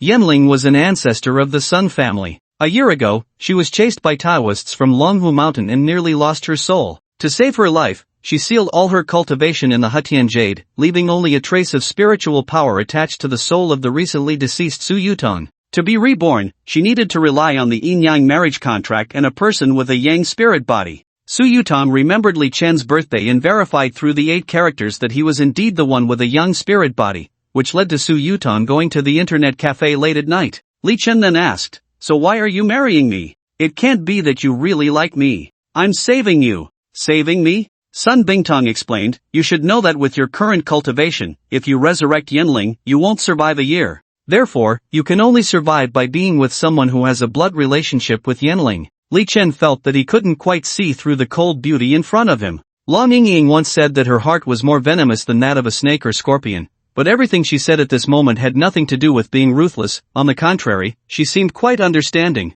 Sun Bingtong continued, I've told you everything, so tell me, when do you plan to get married? Seeing her eager expression, Li Chen felt a bit uneasy. He knew that unusual situations often had hidden motives, and before everything was truly clarified, he decided to stall for a bit. I'm about to participate in the selection for the underworld Xin Chai. Once that's done, we can discuss marriage. Sun Bingtong smiled, I knew I wasn't wrong. To be chosen by the underworld and selected as a Yin Chai is no ordinary feat. Li Chen thought, if even those 2 silly girls, He and Bai Wuchang, can be Yin Chai, how hard can it be to get selected? She continued, from now on, Su Yutong will follow you until she breaks through to the Shaoling. Li Chen recalled Huangzi's words, once she broke through to Shaoling, she could find a place of pure yang and, through someone with a pure yang constitution, reactivate her cultivation on the Hatan Jade and become a Yanling. Could it be that she's afraid I'll run away? It seems she still doesn't understand me. I'm the kind of person who can't move my legs when I see a beautiful woman. With a stunning beauty like you wanting to marry me,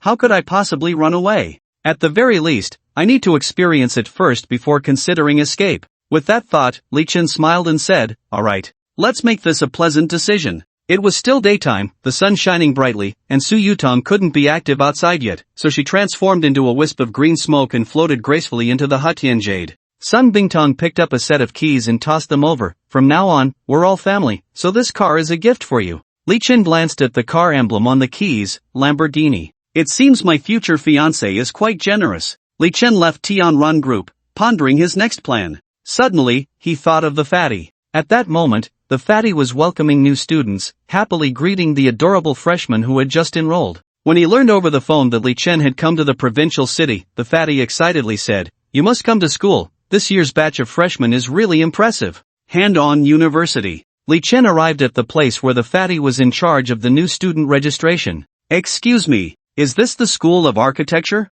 A soft and sweet voice suddenly reached their ears. Following the direction of the voice, a petite girl with a sweet and lovely face came into view. She was wearing a blue and white JK uniform, paired with white knee-high socks and black shoes, radiating a youthful and lively aura. However, what was most striking was her long, shiny black hair, cascading down her shoulders like a waterfall, exuding a charming luster. Wow! The fatty's eyes widened in amazement. They had just noticed that this girl spoke with a strong foreign accent and her Mandarin was extremely unstandard. Looking at her outfit, it was clear she was a cute girl from the land of cherry blossoms. Ha! The school has started to have international students? Li Chen curiously whispered to the fatty. The fatty shook his head, a look of confusion on his face. I don't know either. The two exchanged glances, instantly understanding each other's thoughts. Then, they simultaneously caught a hint of mischief in each other's eyes. At that moment, Li Chen quickly reacted and stepped forward without hesitation to strike up a conversation. Yes, this is the School of Architecture.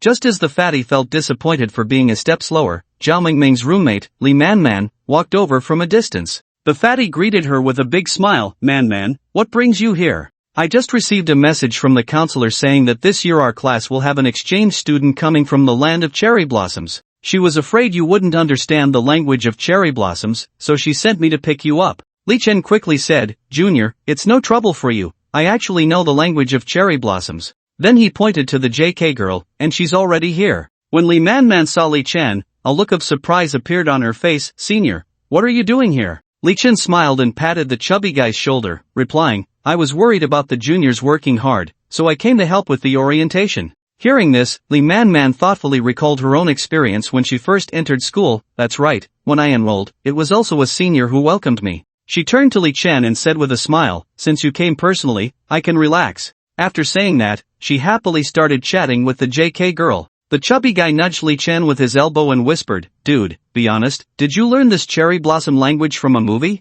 Li Chen looked at him in confusion and retorted, Have you ever heard such pure words from the cherry blossom country in a movie? The chubby guy tilted his head and thought for a moment. It seems so. I didn't understand anything you just said. Anyway, I only understand words like one ku linen. The two exchanged smiles and continued their quiet conversation. At this moment, Li Manman seriously said to Li Chen, Since you know the cherry blossom language, I'll leave this classmate in your care. Please take her to the dormitory. Don't worry, I'll take care of it. Along the way, the two chatted happily, and Li Chen learned that her name was Shiera Misaki, a 19-year-old girl who was a sophomore and an exchange student here for a year. Shiera Misaki shyly said, My Chinese isn't very good, so I want to study while learning Chinese. Hearing this, as a warm-hearted young man, Li Chen immediately volunteered to be her Chinese teacher. Shiera Misaki was surprised to learn that Li Chen had only taken a few days to learn the cherry blossom language and couldn't help but exclaim, You're really a genius. Can we exchange contact information? Li Chen thought to himself, I practice with Huang Xianer every day, of course I learn quickly.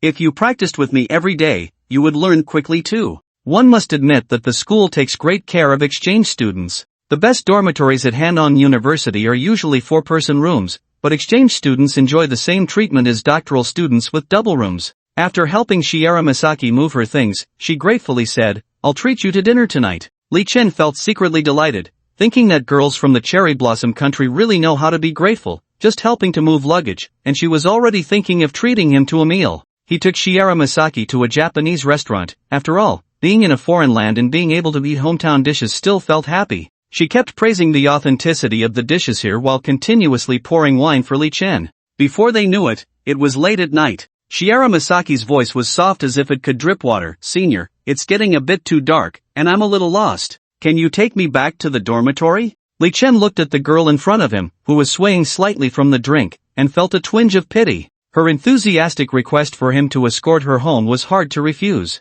Li Chen reached out and gently supported Shiera Misaki. However, when his fingers touched her arm, a strange sensation instantly spread throughout his body. It was a bizarre and powerful force that made Li Chen's nerves tense up immediately. She's not human. He was shocked and quickly mobilized the spiritual energy within him, using the spirit vision technique to see Shiera Misaki's true form. Just then, Shiera Misaki's figure began to change in Li Chen's eyes. The originally beautiful and lovely image of the girl vanished, replaced by a little loli with a cat head and 2 tails. Her eyes sparkled with a cunning light, and a mysterious smile lingered at the corners of her mouth. Li Chen's heart jolted, but he did not immediately expose Ishihara Miri's identity. Instead, he decided to remain silent and secretly observe her every move. After all, a cat demon disguised as an exchange student from the land of cherry blossoms must have a complicated purpose. They turned into a dark alley together, and Ishihara Miri pretended to be tipsy, swaying as she approached Li Chen, her drunken eyes gazing at him hazily as she softly asked, "Senior, do you like me?" Her voice was as melodious as a celestial song, imbued with the unique softness and tenderness of girls from the land of cherry blossoms, intoxicating to hear. Li Chen silently nodded, a hint of tenderness in his gaze. Seeing this, Ishihara Miri broke into a radiant smile and continued, "I like you too, senior. Can you be my boyfriend?" If it were an ordinary person, they would surely fall for such a confession from a girl like her. But Li Chen was no stranger to the world. Although he verbally agreed, he remained cautious. Ishihara Miri stood on her tiptoes, wrapping her arms around his neck. Li Chen cooperated, but secretly summoned dark thunder around them. He had to admit, Ishihara Miri was both soft and sweet. Suddenly, Li Chen's heart tightened as he distinctly sensed a chilling killing intent. Almost instantly, he unleashed the dark thunder, firmly controlling Ishihara Miri. He then quickly stepped back, his gaze fixed on her. To his surprise, the once rosy cherry lips of Ishihara Miri revealed two long, sharp fangs glinting with a cold light. Li Chen's lips curled into a slight smirk, a glint of mockery in his eyes. "Little kitty, how does it feel to be caught by me?" Ishihara Miri's eyes widened in shock as she stared at Li Chen, the drunkenness on her face vanishing without a trace. Gritting her teeth, she said fiercely, "Who are you? How did you discover my identity?" She struggled desperately, trying to break free from the dark thunder's restraints, but it was all in vain. Li Chen gently pinched her adorable face, teasingly saying, "Don't be anxious, first tell me about yourself. What is your purpose in pretending to be an exchange student here?" "Humph, who's pretending? I really am an exchange student." Ishihara Miri glared at him, refusing to back down. Li Chen chuckled, his eyes filled with cunning and threat. "At this point, you're still not willing to tell the truth. It seems I must teach you a lesson." Saying this, he reached out his hand towards Ishihara Miri's clothes. She panicked, her voice trembling, "Don't take off my clothes. I'll tell you everything. I am indeed an exchange student sent from the land of cherry blossoms, but I have another identity. I am a cat demon." Li Chen had heard of the legend of the cat demon. It was a unique creature from the land of cherry blossoms, possessing two tails. "So what is your purpose for coming here?" "It was the order of the Demon King. He commanded us to collect the souls of humans from your country." "The Demon King sent you? And not just one?" Ishihara Miri nodded. "I don't know the exact number, but our task this time is for each person to collect 100 souls within a year." "How many have you collected so far?" She pouted, looking aggrieved. "You are my first target, but I was discovered as soon as I made my move." Then she looked at him pitifully. "Senior brother, can you let me go? Who could resist a beautiful girl?" He sighed, thought for a moment, and said, "I can let you go, but you must not harm anyone in the future." She nodded vigorously. "I promise you." After retracting the dark thunder, Li Chen looked at her mischievously. "Junior sister, about what you just said about being my girlfriend." Ishihara Miri instinctively covered her body. What do you want to do?" "Of course, it's about doing what a boyfriend and girlfriend should do." She hesitated for a moment, glancing around. "Isn't it inappropriate to do it out here?"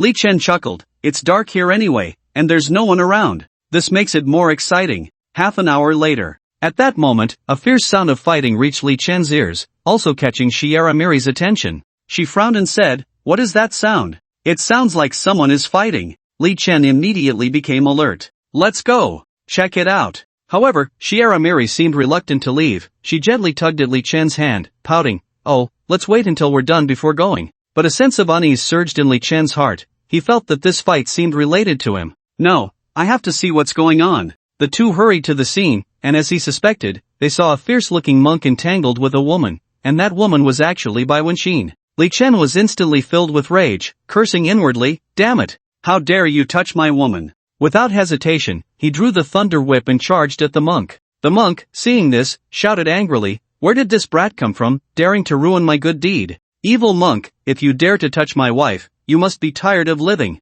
The monk laughed heartily. "Kid, daring to marry a ghostly spirit as your wife, I think you're the one who's had enough." Bayun said beside him, "This monk is a ghost trafficker. Don't waste your breath on him, just take him out." "Ghost trafficker? Isn't that just like the old man we met at Tianlao Mountain?" Li Chen was startled. If Bayun really fell into their hands, the consequences would be unimaginable. Thinking of this, Li Chen rushed into the fray, fighting alongside Bayun. Bayun reminded him with concern, "His cultivation is not low, be careful." Li Chen nodded slightly, saying nothing more, and simultaneously activated the Yin Thunder, launching an attack on the evil monk. The monk showed a hint of surprise. You are Li Chen? Li Chen was puzzled. Had he become so famous that the other party could recognize him at a glance? You know me? The monk laughed heartily, his eyes gleaming with greed. Today is really a big score. Young Master Jiang has a bounty of 10 million on your head. I didn't expect to run into you today. Hearing this, Li Chen cursed inwardly, so it was that Jiang Jingtian, and he didn't expect to be worth so much now.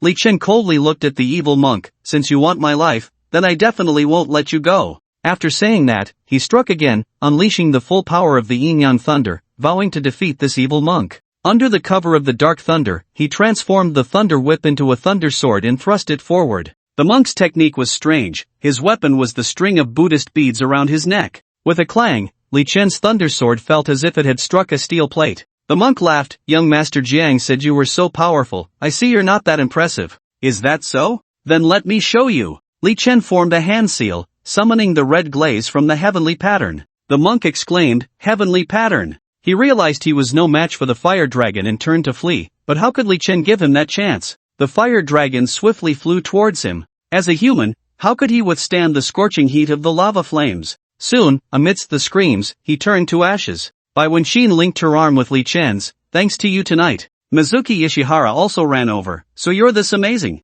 Good thing I begged for mercy quickly. Otherwise, wouldn't I end up like him? Bayun Temple secretly pinched his arm, gritting her teeth. Where did you meet this girl? Ouch. Ouch. Let me explain. Late at night, Li Chen returned to the villa alone. He keenly sensed several pairs of eyes watching him from the shadows, the feeling akin to being targeted by a venomous snake. However, he pretended not to notice and continued to walk leisurely. As he turned a corner, he suddenly vanished into the night like a ghost. The three people following him frowned when they realized their target had disappeared, and the leader muttered under his breath, "This kid is really alert, he actually got away." Just then, a languid voice came from the darkness. The one who should be escaping is you. They turned in shock to see Li Chen casually leaning against a wall, a faint smile on his face, seemingly not taking them seriously at all. In the dim light, Li Chen clearly saw the faces of the three men. The leader was a shrewd-looking middle-aged man in a sharp suit. Standing behind him were two others, one of whom was Master Jia, whom he had seen during the day, and the other was a burly, muscular bald man. Master Jia appeared particularly excited upon seeing Li Chen. Changgu, he was the one causing trouble during the day. It turned out these three were here to seek revenge on him. Changgu stepped forward, glaring fiercely at Li Chen. Kid, are you the one blocking my grandfather's path to wealth? Li Chen smiled faintly, looking at them coldly. Changgu then threatened, if you know what's good for you, get out of the villa quickly, or don't blame us for being rude. His words completely exposed their true intentions. They were after the villa. What if I don't leave? Changgu sneered, pointing at the muscular bald man behind him. Do you see him? He's the national boxing champion. If you don't want to die, you better scram. Li Chen remained unfazed. National champion? Huh? I'd like to give it a try. He stretched his limbs and walked towards the muscular bald man. You're asking for trouble. With Chang Ji's command, the bald man immediately assumed a fighting stance. He clenched his fists, slightly crouched, and glared at Li Chen with a fierce look, like a tiger about to pounce. However, Li Chen's movements were as swift as lightning. He sidestepped with incredible speed, leaving the bald man with no chance to react. Before the bald man could regain his senses, Li Chen kicked sharply at his knee. With a loud crack, the bald man fell to the ground in pain, clutching his injured knee and groaning. Chang Ji's eyes widened. He never expected the opponent would defeat the bald man so easily. Is that all you've got? Li Chen looked at Changgu with disdain. Changgu gritted his teeth and charged forward, swinging his fists. But Li Chen was exceptionally agile, deftly dodging Chang Ji's attack and landing an elbow strike to his abdomen. Changgu staggered back in pain, shocked. This kid was quite skilled. He realized he might have encountered a tough opponent today and began to reconsider. Is that your only skill? Chang Ji's face turned extremely grim as he pulled out a dagger from his waist, glinting ominously in the light, sending chills down one's spine. Li Chen sidestepped the dagger, seized Chang Ji's wrist, and twisted it forcefully, causing the dagger to fall to the ground. He kicked Changgu away, who crashed heavily against the wall and fell to the ground, unable to get up. Li Chen picked up the dagger, walked in front of Changgu, and lightly traced the blade across his cheek, coldly saying, Now tell me, why are you targeting the villa? The bald man and Master Jia tried to escape but were firmly held in place by Yin Lei. I'll tell you. Changgu was scared. His original name was Zhang Chang, and he was a subordinate of Long Qianshan, assigned to protect Long Yingying's safety. However, watching Long Yingying enjoy a lavish lifestyle every day, living in a big villa, he gradually became jealous. So, taking advantage of her drunkenness, he killed her. To claim the villa for himself, he teamed up with Master Jia to stage a play. If others knew the place was haunted, they wouldn't buy the villa, and he could purchase it at a low price later. Unexpectedly, Li Chen's appearance completely shattered his plans. When Long Qianshan called him to cooperate with Li Chen on the property transfer, his jealousy intensified. Why should that kid get a house for free? You killed someone over a mere villa? Li Chen felt Zhang Chang was too ruthless. Zhang Chang didn't care. I've been with Long Qianshan for over 10 years. The number of people who have died at my hands can be counted on 2 hands. A little girl? If she's dead, she's dead. Keeping you is a disaster. Li Chen summoned Su Yutong. I've heard that the souls of the living can help the spirits cultivate. These 3 are yours. Looking at Su Yutong floating in midair, the 3 were instantly dumbfounded. A ghost. There's a ghost. Su Yutong licked her lips, greedily eyeing the 3. It's been a long time since I've used living people for cultivation. Accompanied by the screams of the 3, Li Chen disappeared into the night. The next day, in the morning, a deafening explosion jolted Li Chen awake from his sleep. He was startled and thought, could it be someone seeking revenge? He quickly got up and followed the sound. To his surprise, he found the source of the explosion was in the kitchen, where Long Yingying was holding a pot lid, terrified and hiding to the side. What are you doing? Li Chen asked in confusion. Upon hearing this, Long Yingying immediately ran to his side, her eyes glistening with tears as if she would cry at any moment. I just wanted to make you breakfast, but I didn't expect to blow up the kitchen. Li Chen looked down and saw some black, unidentified objects scattered on the floor, one of which was stuck in Long Yingying's hair.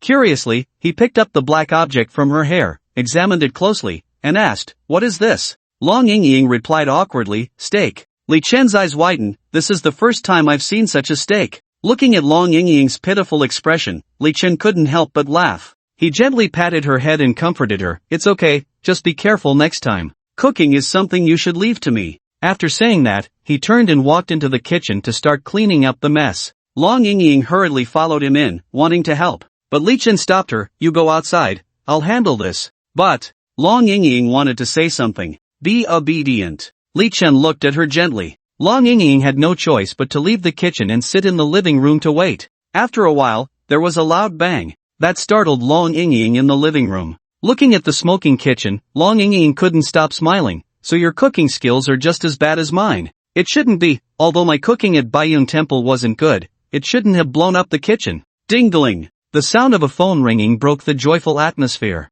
Li Chen picked up the phone and saw it was Ishihara Miri. Oni-chan, do you have time to accompany me to the comic convention today? Li Chen really didn't expect Ishihara Miri, as a cat demon, would enjoy attending such human activities. However, since there would be many beautiful women at the convention, it wouldn't hurt to accompany her once. Before long, Ishihara Miri arrived at the villa. Li Chen was surprised to see Ishihara Miri, who had transformed into a 2-tailed cat. She now looked half human, half beast, appearing very cute while exuding an irresistible charm. How did you change back to your original form? Aren't you worried about being seen by others? Ishihara Misato smiled slightly, revealing 2 small dimples. When I just came out of school, my classmates all praised how realistic my cosplay was, and they even fought to take pictures with me. Li Chen couldn't help but sigh inwardly. Indeed, the most dangerous place is the safest place. Ishihara Misato curiously asked, what character do you plan to cosplay as? Li Chen thought for a moment and replied, a Taoist priest suits me, so I'll cosplay as a Taoist. When Ishihara Misato saw him in the Taoist robe, a hint of obsession flashed in her eyes. I've only seen Taoists on your TV shows, you look even more handsome in it. At the comic convention, Ishihara Misato was well versed in the characters from anime, continuously introducing her favorite characters and dragging Li Chen to take pictures. Li Chen felt that this trip was truly worth it. Shiranui Mai, Daji, Tengu Beast, Medusa, Lusweki, Bibi Don. Those 2-dimensional beauties were vividly standing right in front of him. He wanted to reach out and pinch them. Just as Li Chen was enjoying the endless sights here, suddenly, Ishihara Misato panicked. She grabbed Li Chen's hand and hid in a corner. We need to leave quickly. What's wrong? Ishihara Misato said nervously, I saw a monster from the same batch as me. She picked up her phone and zoomed in on a picture, faintly revealing a woman cosplaying as a spider. However, unlike Ishihara Misato, she wasn't cosplaying, she had directly transformed. Sister, why do you want to leave when you see me? A sultry voice came from behind them. Li Chen instinctively turned around and saw the woman from the photo standing right in front of him. Her outfit was extremely alluring. She looked to be in her 40s, with large wavy hair, wearing a tight-fitting dress, and behind her were 8 spider legs. Ishihara Misato forced a smile and said softly, Kawashima sister, if you hadn't greeted me, I really wouldn't have noticed you were here. The woman scanned Li Chen with sharp eyes and smiled, is this your new boyfriend? Ishihara Misato's heart tightened, fearing she might pose a threat to Li Chen, so she quickly linked her arm with his and pretended to be calm as she replied, yes. The woman extended a hand, wanting to shake hands with Li Chen, introducing herself, my name is Kawashima Aoi, nice to meet you. However, Li Chen had no intention of shaking her hand, he simply responded indifferently, my name is Li Chen. Seeing this, Kawashima Aoi's lips curled up slightly. Have fun, you too. Before leaving, she even threw a flirtatious glance. Watching Kawashima Aoi's departing figure, Li Chen couldn't help but frown and mutter, she's already over 40, really shameless. After she walked far away, Li Chen turned to Ishihara Misato, why are you so afraid of her? Ishihara Misato said, aren't I worried about you? She's a golden core spider spirit, she's already killed quite a few men in Sakura country, and I'm afraid she might take your life. Just a golden core, if she dares to cause trouble here, I'll make sure she has no place to die. Ishihara Misato said nervously, she's not an ordinary spider spirit, she's from the Loxaseals family. Loxaseals? What is that? Ishihara Misato explained that Loxaseals is a type of venomous spider that likes to seduce young men during the day, usually playing for 3 days, and then on the night of the full moon, at midnight, they revert to their spider spirit form, draining human blood and taking the man's head to eat. Today is the 15th of the lunar calendar. Isn't she going to harm people? Ishihara Misato said, she must be looking for young men right now, just ignore her business, let's leave quickly. Li Chen turned around and saw that she was indeed flirting with a young man. However, he thought to himself, at her age, is there really a man who isn't picky?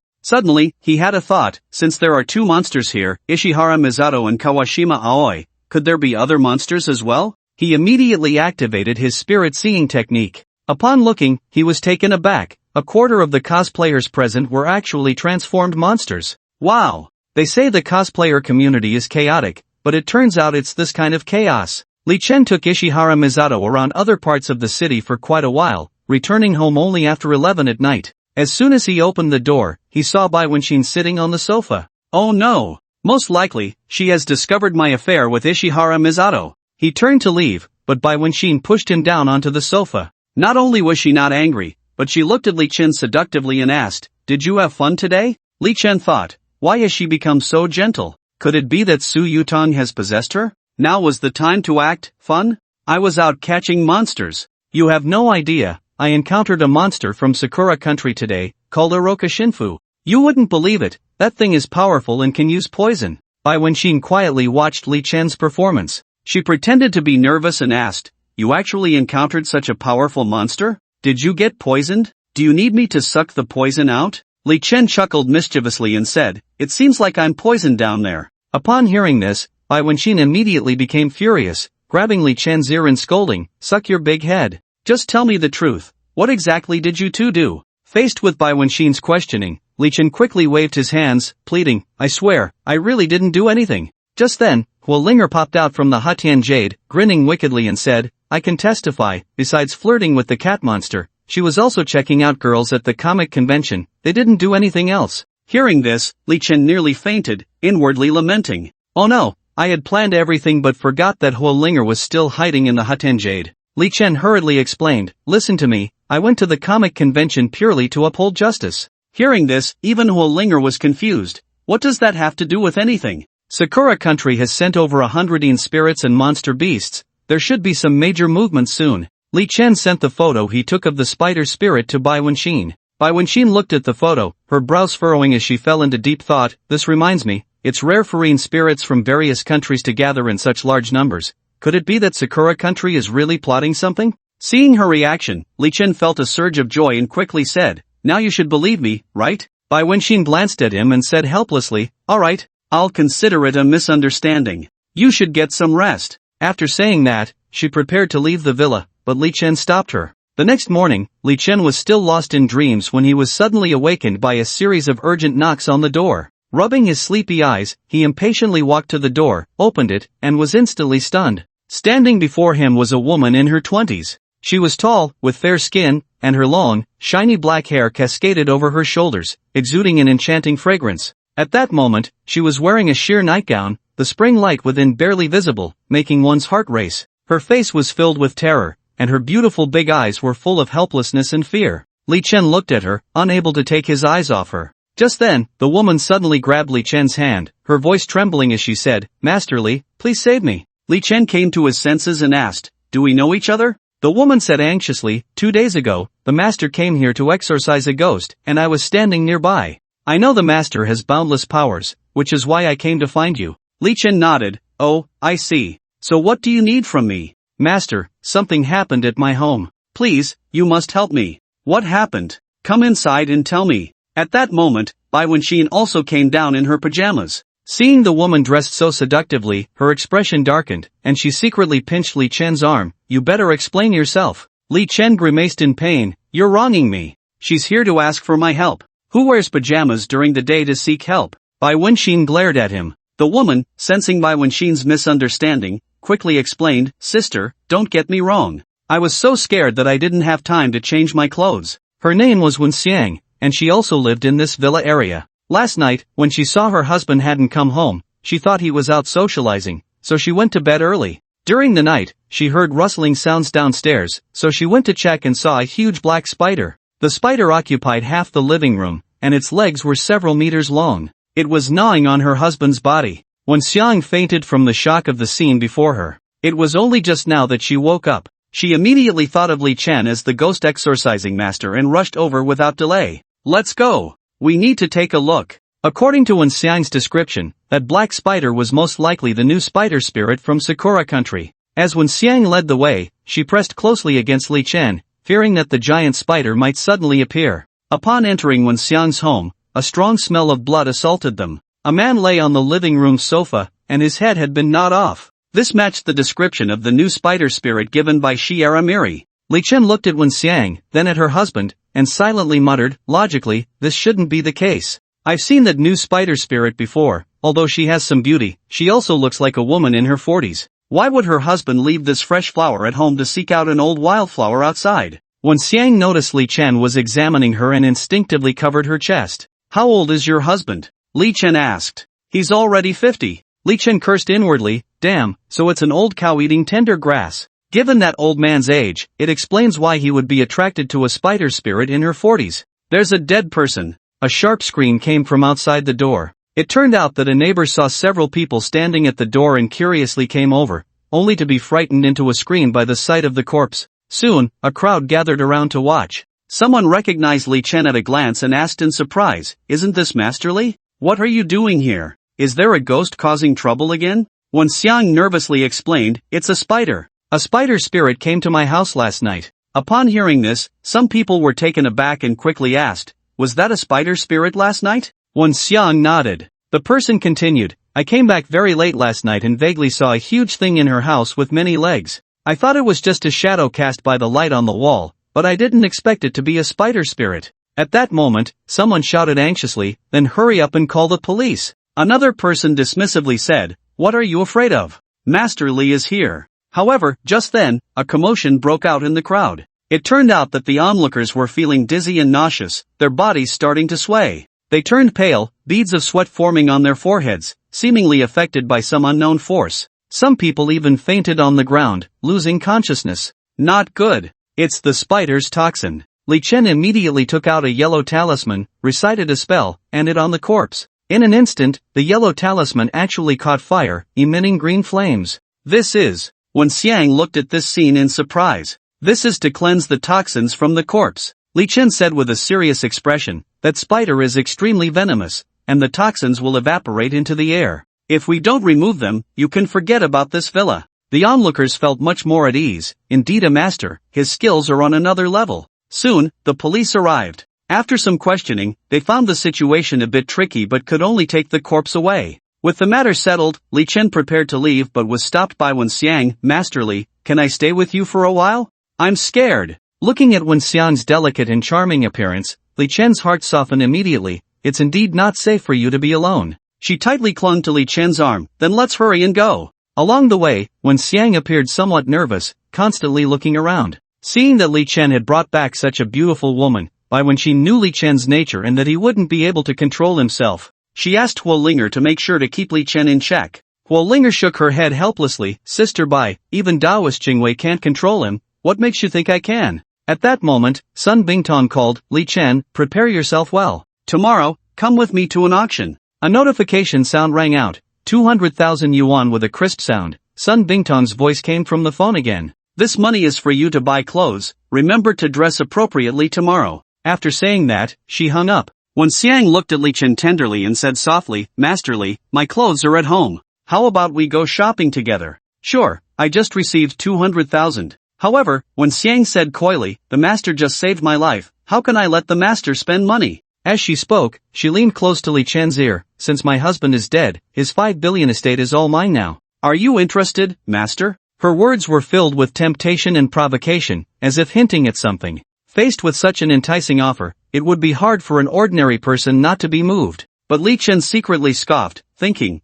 you think 5 billion would make me interested? He already had engagements with both the Sun and Zhong families, and the wealth of either family was no less than Wen Xiang's. Moreover, he wasn't interested in this so-called 5 billion. However, he didn't directly refuse, as the charming widow before him did have some appeal. He smiled and replied, let's go shopping first. Inside a luxurious mall, Wen Xiang was happily selecting various fashionable outfits, while Li Chen quietly observed her from the side. Wen Xiang tried on a gorgeous dress, turned around in front of the mirror, and then smiled at Li Chen, Master, what do you think of this one? At that moment, a wealthy lady also entered the store. Oh, isn't this Mrs. What? Just lost her husband in the morning and is out shopping with a pretty boy in the afternoon. Li Chen's expression changed slightly as he looked at the wealthy lady, a hint of displeasure flashing in his eyes, thinking, you're the pretty boy. However, Wen Xiang remained composed, replying lightly, Mrs. Lu, mind your language. Humph. Who doesn't know that you, Wen Xiang, are a little enchantress who killed her own husband?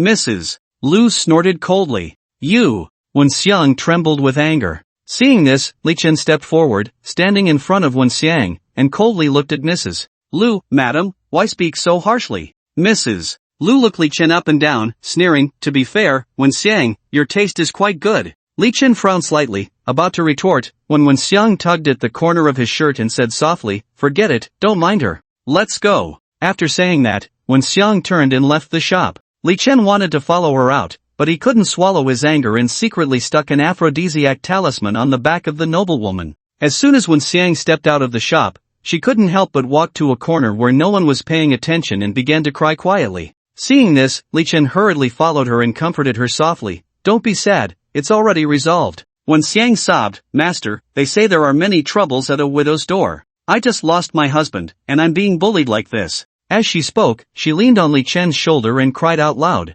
Li Chen gently patted her back and said softly, don't cry, I've already helped you get back at her. Look over there. He pointed to the shop, where the noblewoman was under the influence of the aphrodisiac talisman, posing and slowly removing her clothes one by one. The surrounding customers and passers-by were drawn to this astonishing scene, with many even taking out their phones to record it. Isn't that Mrs. Lu? Someone exclaimed in surprise, recognizing her. She usually seems so proper. I didn't expect her to be like this. A nearby shop assistant tried to intervene but was completely unable to stop her. In the end, the staff had no choice but to forcibly drag her into the changing room. Seeing this, Wen Xiang couldn't help but let out a chuckle, her eyes glistening with tears yet filled with a sense of relief. After this, she probably won't have the face to show up in front of everyone again. Wen Xiang was very happy and kept urging Li Chen to buy. The two spent a whopping 1 million in the afternoon. Su Yutong, who was inside the jade pendant, reminded, Li Chen, you'd better not get too close to her, you have a marriage contract with Chairman Sun.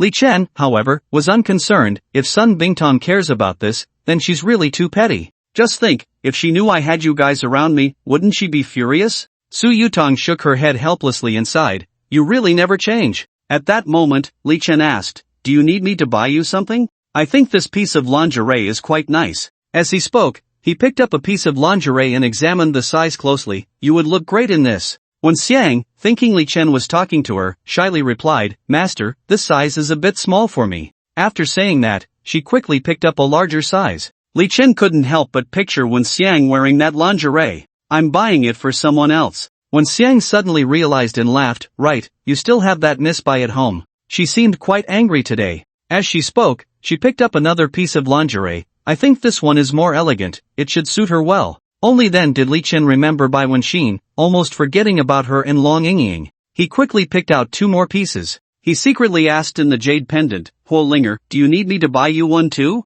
I see you've grown up and need to wear one. Huo Linger blushed, you big pervert. I don't want one. Dog biting Lu Dongbin, not recognizing a good person's heart. If you don't want it, then forget it. Inside the villa, Li Chen cleared out a room for Wen Xiang. As night fell, the entire city was enveloped in tranquility. However, Wen Xiang was disturbed from her sleep by a strange sound. It was a faint and unsettling rustling noise, as if something was moving in the dark. She suddenly woke up, her body trembling slightly, but the surroundings were silent, with no one in sight. She rubbed her eyes, doubting whether she had misheard. Could it be that I'm imagining things? But soon, she realized that the feeling was too real and familiar. Wen Xiang felt a chill rising up her spine, her heart began to race, and she had a sense of being watched. She nervously looked around. Suddenly, she saw a shadow flash by outside the window, exactly like the large spider from last night. Fear surged in an instant, and she screamed, ah! Without hesitation, Wen Xiang jumped out of bed and rushed to Li Chen's room. She knocked on the door forcefully, shouting in panic, it's here! It's come again! At that moment, Li Chen also sensed the approaching danger. He frowned and muttered under his breath, damn it! How dare it come to trouble me! Li Chen pulled Wen Xiang into his arms, soothing her emotions. Then, he summoned the Yin Thunder, filling the entire room with black liquid. Outside the window, the sound of a spider crawling over the roof grew clearer. Suddenly, a face appeared from outside the window. It was the new Spider-Woman he had seen at the comic convention. At that moment, her face was twisted with malice, her mouth full of jagged teeth, and her body resembled a giant spider. The new Spider-Woman opened her mouth wide and sprayed a stream of green venom. Li Chen quickly hugged Wen Xiang and dodged, the venom hitting the wall wrapped in Yin Thunder, making a hissing corrosive sound. He grabbed a nearby chair and threw it at the window. The new Spider-Woman nimbly dodged and crawled down the wall to the ground. Seizing the opportunity, Li Chen pulled Wen Xiang and ran out of the room into the living room. However, they found the door locked and could not get out. At that moment, the new Spider-Woman hung upside down from the ceiling, her eyes glinting with malice. Li Chen did not want this villa to become a ruin, so he quickly unleashed a palm thunder, easily breaking open the front door, and then in a flash, he was outside the villa. At this time, the new Spider-Woman stood at the villa's entrance, her face twisted, and she shouted sharply, little Taoist, I see your cultivation is not bad. As long as you obediently submit to me, I will treat you well. Hearing this, Li Chen felt a wave of disgust wash over him, and he couldn't help but curse, pah, disgusting. After saying that, he unhesitatingly transformed the Yin Thunder into scalding magma, surging towards the new Spider-Woman like a torrent of heat. As the two fought fiercely, the loud noises had already alarmed the neighbors around. Some hid in their rooms, peering through the windows at the scene outside, their faces turning pale with fear as they cried out, SPI. Spider! A giant spider! The new Spider-Woman dared not confront the magma head-on. She spat out countless spider silk from her rear, trying to block the red-hot magma.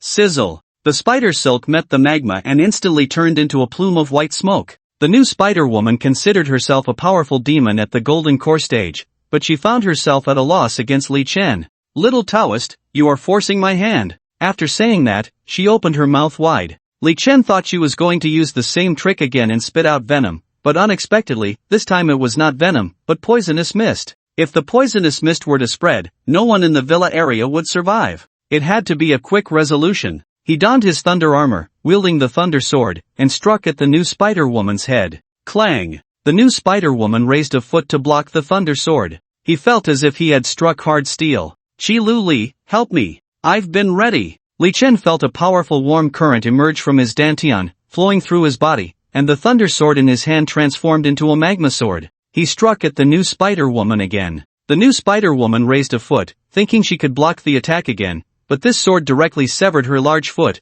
and the thunder sword did not stop, cleaving her head in two. A stream of green blood flowed from her body, hissing as it corroded the ground. The new Spider-Woman's corpse fell to the ground. Li Chen let out a sigh of relief. However, the green blood was quickly flowing out, emitting a corrosive smell. He made a swift decision, casting a spell to using thunder to block the spread of the blood. Then, he took out a talisman, muttering incantations, and threw it out. The talisman transformed into flames, incinerating the remains of the new bride, and a green demon core appeared in midair. The next day, the warm sun shone on the bed as Wen Xiang removed Li Chen's arm and got up to prepare breakfast. Knock knock. Although the hole in the villa's door had not yet been repaired, the people outside still politely took a look. Mrs. 1, is Master Li awake? Seeing it was her neighbor, Aunt Li, Wen Xiang hurried over. Aunt, do you need to find him? Aunt Li took out a banner from a bag. which read, "Subduing demons and eliminating evil, devoted to the people." There was a small note at the bottom,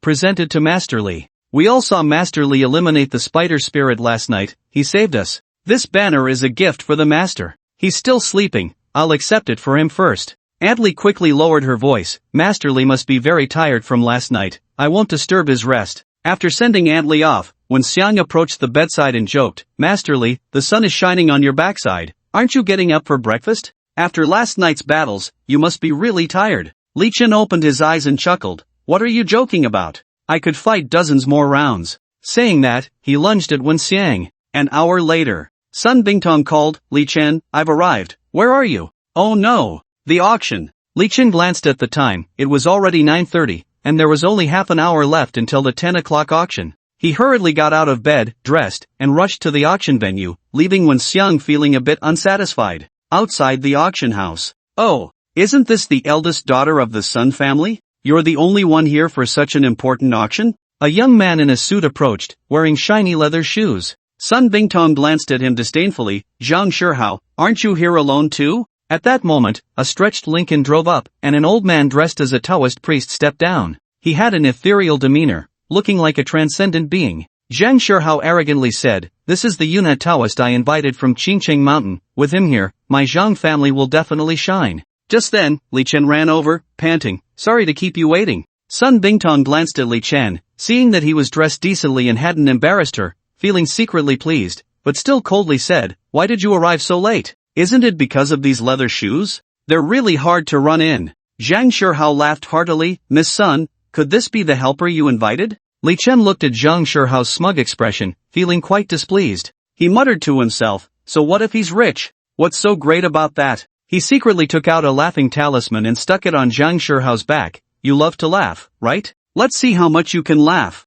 Ha ha ha ha ha." Zhang Shihao's laughter grew louder. He tried to stop but found he couldn't control his body at all. He widened his eyes, looking at Li Chen in terror. What did you do to me? Ha ha ha ha." At this moment, the Yunhe Taoist finally noticed the talisman on Zhang Shihao's back, feeling secretly astonished. He believed his talisman skills were among the top 5 in the world, yet he hadn't even noticed this young man using a talisman in front of him. The Yunhe Taoist frowned and asked, "Who exactly are you?" "I am Li Chen. And who are you?" A hint of surprise flashed in the Yunhe Taoist's eyes. "You are the Li Chen who topped the Xianmen martial arts competition?" Li Chen raised an eyebrow, a hint of provocation in his tone. "So what?" Taoist Yunhe shot him a fierce glare. "I am the master of Luais." Watching the two figures fade into the distance, Li Chen couldn't help but feel curious. What kind of auction is this? Even the old Taoist from Qingcheng Mountain is here? It's time to tell you. Today's auction is not ordinary, it's called the Yin Yang auction. Li Chen's eyes widened in disbelief. Yin Yang auction?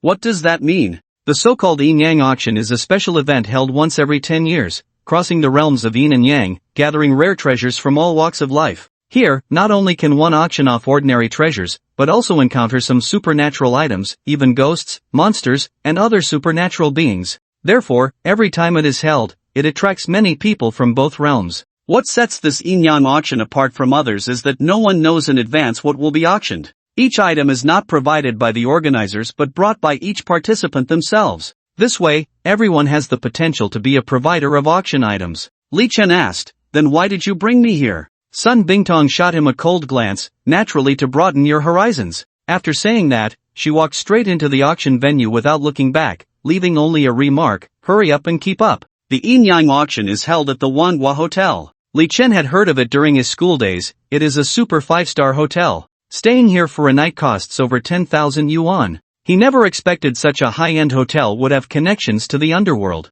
The lobby manager saw Sun Bingtong and immediately greeted her respectfully. "Director Sun, please follow me." Entering the elevator, Li Chen was stunned by the lobby manager's actions. The elevator had hidden mechanisms, and there was a row of floor buttons inside, showing levels from -4 to -18. Level -18? Who builds a house like that? It couldn't possibly be a hell on the -18th floor. The lobby manager said, "The official auction hasn't started yet, how about we go to the old place to have some fun first?" Sun Bingtong nodded. The elevator went straight to the -10th floor. This was a massive underground casino. The casino seemed endless, its scale astonishing. The decorations here were extremely luxurious, with walls inlaid with gold and gems. The casino was bustling with noise, various shouts rising and falling, all immersed in the frenzy of gambling. But why was it so cold here? That cold wasn't just from the air conditioning, it was a bone-chilling chill. Li Chen immediately activated his spirit-seeing technique, and upon looking, he found that more than half of the people in the casino were not human.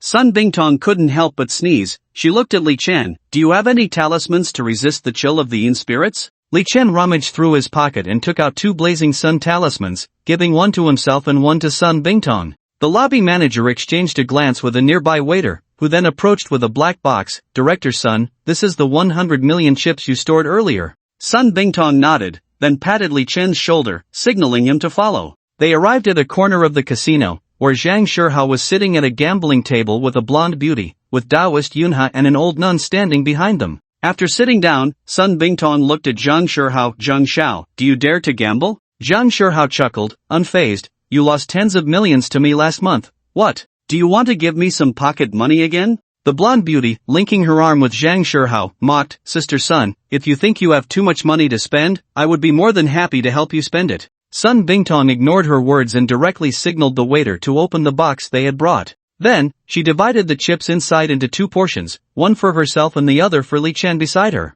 Li Chen was a bit surprised, not expecting that he would be involved. Do I get to participate too? Sun Bingtong replied nonchalantly, just playing around. But I've never played before. Hearing this, Zhang Shihao, who had just lost face outside, decided to regain his lost dignity at the poker table. He provocatively said to Li Chen, Kid, I bet you're too scared to play. Li Chen sneered in response, Bring it on, I'm just afraid you'll lose everything, even your underwear. Zhang Shihao arrogantly retorted, playing cards relies on skill, not just talk. The 4 of them took their respective seats, and the dealer began to deal the cards. They were playing Texas Hold'em. Li Chen started with AA, Sun Bingtong with QK, Zhang Shihao with 44, and the blonde beauty with 68. Li Chen asked, AA should be a strong hand, right? The blonde beauty smiled, little handsome, AA is the best starting hand. Oh, then I'll call. However, when the dealer revealed the last card, Zhang Shihao had 4 of a kind with 4s, winning against Sun Bingtong's straight and Li Chen's full house. Zhang Shihao looked at the chips worth over 10 million and laughed triumphantly. Sorry, you two, my luck is just too good. After several rounds, Li Chen and Sun Bingtong had lost more than they won, and their chips were almost gone. The blonde beauty stood up and squeezed Li Chen's shoulder. Little handsome, you should stick with your sister from now on. I'll teach you how to play cards. Zhang Shihao mocked, you two only have 3 million left. If you lose again, you'll be wiped out. Then he chuckled, I wouldn't mind if you two left here completely broke. Sun Bingtong remained calm. Are you brave enough to make a big bet? Oh, what are we betting on? Let's bet on the shares of the Manhwa Hotel. Zhang Shihao hesitated for a moment. The Manhwa Hotel was jointly owned by the 4 major families of Hanong Province, each holding a 25% stake. The Sun and Zhang families were among them. What's wrong? Scared? Sun Bingtong pressed. Zhang Shihao became a bit flustered. What do I have to be scared of? It's just that my family's shares are in my old man's hands. Sun Bingtong smiled slightly. As far as I know, your old man doesn't have much time left, right? In the end, won't they all be yours? Zhang Shihao thought for a moment. Fine.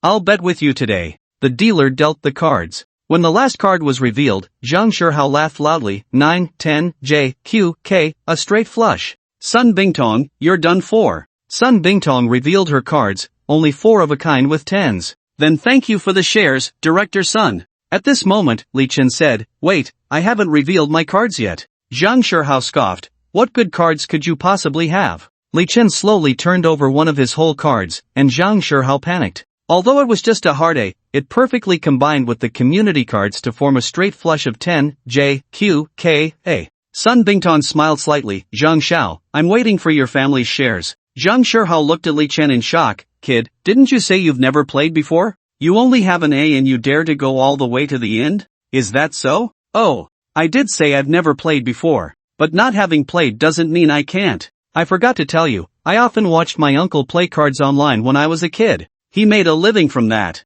You're still too green to play cards with me. Damn it. I can't believe you tricked me. At that moment, a waiter came over. The auction is about to start. Please move to the auction hall. Then he handed each of them a mask. Manhwa Hotel. Level -18. This is the venue for the upcoming Yin-Yang auction. Unlike the luxurious underground casinos, this place is dimly lit except for a few beams of light shining on the auction stage. Especially with the masks on, it's even harder to see the identities of those around. As a sexy hostess in a long dress took the stage, the auction officially began. Ladies and gentlemen, the first item up for bid is the 100-eyed Demoness. Starting price, 10 million. Upon hearing this price, the attendees gasped. After all, it was no small sum. Li Chen was taken aback. 100-eyed Demoness? Could it be the one I captured? He saw several burly men pushing an iron cage onto the auction stage. Inside the cage was a pale-skinned female ghost, looking around in terror, her eyes filled with fear and despair. Li Chen immediately recognized her. She was indeed the 100-eyed Demoness he had subdued on Tianlao Mountain.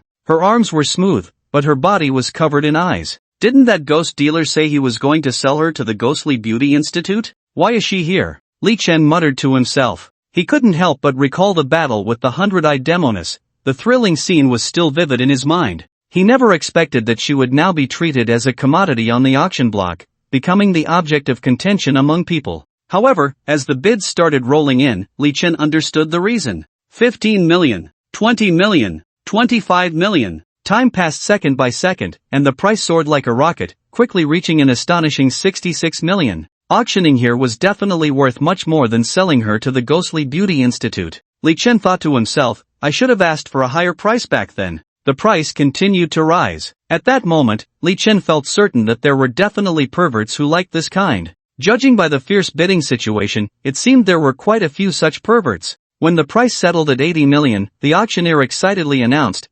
Congratulations to this gentleman for successfully bidding on the 100-eyed Demoness. In the darkness, Li Chen couldn't see which pervert had made the winning bid. Next item up for auction, black and white impermanence. Starting price, 30 million. The crowd erupted in discussion. Someone curiously asked, black and white impermanence? Can even black and white impermanence be auctioned off these days? Another person replied, what are you thinking? Of course, it can't be Lord Xiechi and Lord Fanba, who would dare auction them off. That would be asking for trouble. Then who could it be? You must be out of the loop. Recently, the underworld introduced a batch of black and white impermanents, all interns, so it might be one of them. Li Chen thought, it can't be that pair of adorable girls, can it? As an iron cage was lifted up, Li Chen shook his head helplessly. It really is them. He didn't even know who their father was, letting them work as messengers of death, first encountering a lecher and then being captured for auction. Li Chen seriously doubted they were his biological daughters. Sigh, looks like I have to save them.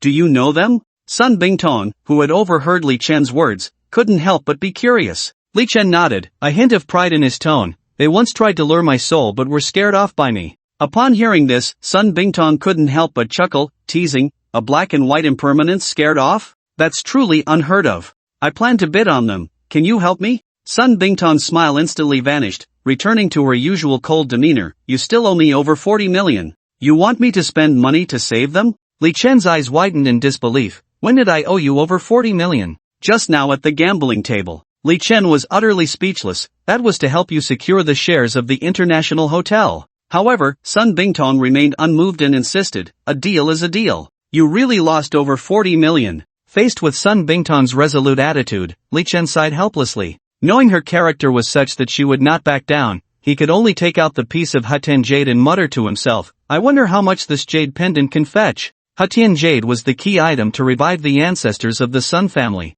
Sun Bingtong shot him a glare. Li Chen, how dare you? But he paid no mind. You think I wouldn't dare? After saying that, he pretended to walk towards the auction backstage. Fine. You win this round. Sun Bingtong finally compromised. 35 million. 45 million. 60 million. 70 million. The fervor for the black and white impermanence far exceeded that of the 100-eyed Demoness. Soon, the price reached 150 million. Sun Bingtong asked, are you sure you want to bid on them? I'm set on this item. Alright, I got it. 300 million. Sun Bingtong declared decisively. The crowd gasped. Is she crazy? Even though they are a pair of beauties, they aren't worth that much. And she's a woman, does she like? Exactly, don't compete with her, we still need to grab the treasures behind. Once that price was announced, indeed no one else bid. Congratulations to this lady for winning the pair of black and white impermanents. The host's gavel fell, and the deal was struck. The auction continued. But what puzzled Li Chen was that Sun Bingtong showed no interest in any of the other items. What was she here for? Surely she wasn't just here to broaden my horizons. Everyone, please welcome the next item for auction, an unidentified iron plate. Starting bid 100,000. Li Chen was confused. The previous items had starting bids in the millions, yet this one started at a mere 100,000, and it could still be auctioned? Others in the audience shared the same doubt. Someone explained, "You don't know? This item has been to 5 auctions already, but it has never sold. The starting price has dropped from 2 million to 100,000. Then why does it keep appearing at auctions?" It said that the owner of this item is a beggar, and the auctioneer took pity on him, allowing him to participate. After all, for a beggar, 100,000 is not a small amount, and if it doesn't sell, who knows how long that beggar can survive. Although no one recognized what the unidentified item was, Li Chen did. 110,000. Li Chen placed a bid. This was the first bid in 50 years. Sun Bingtong exclaimed, "Why are you buying a piece of scrap metal?" It was not scrap metal. It was the other half of the 6 paths Yingyang plate. Li Chen recognized it because this half, aside from being pitch black in color, was identical to the half he held. No wonder no one could identify it. Since the first generation of celestial master Zhang Daoling, the other half of the Yingyang plate had been kept by the successive celestial masters of Longhu Mountain and had never left the mountain. Therefore, outsiders had never known what the so-called Yingyang plate actually looked like. The host announced, 110,000. We have a bid of 110,000. Is there anyone willing to raise the bid? People in the audience murmured, "Is this guy crazy, spending 110,000 on this piece of junk? Maybe he's kind-hearted, feeling sorry for that old beggar." After a long while, still no one raised their bid. Congratulations to this gentleman for winning the unnamed iron plate. With the final gavel strike, Li Chen obtained the other half of the 6 paths Yingyang plate. The host announced that the first half of the auction was over, and after a 2-hour break, the second half would commence.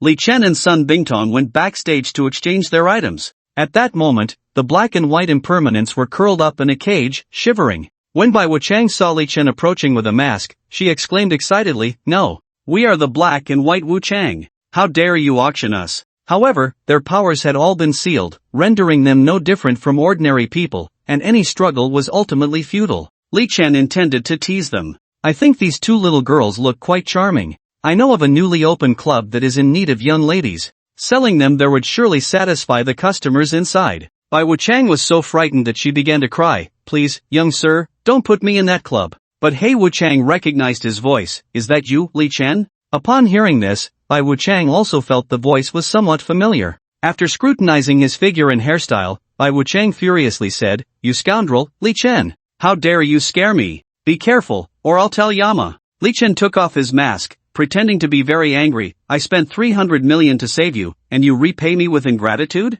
In that case, I might as well sell you off to the club." Bai Wuchang immediately changed her attitude. "Li Daozhang, Master Li, you are the best. You will definitely let us go, right? What about my 300 million? Bai Wuchang thought for a moment, "Isn't it just 300 million? I'll have my dad give it to you." Li Chen was quite curious, "Who exactly is your dad?" Bai Wuchang proudly declared, "My dad is one of the 10 Yama kings." Upon hearing this, Li Chen nearly dropped his jaw. "The 10 Yama kings? Your dad is one of the 10 Yama kings? Are you scared now? My dad is responsible for distributing good and evil among the ghosts and determining their ranks. If you bully me, I'll have my dad label you as an evil person, and you'll be reborn as a cockroach in your next life, hated by everyone." He never expected their background to be so significant. No wonder they could blend into the ranks of the ghost messengers despite their naive demeanor. They likely belonged to the second generation of officials, gaining experience at the grassroots level to pave the way for future promotions. Bai Wuchang had long seen through Li Chen's thoughts. If he were truly a bad person, he would never spend 300 million to save them.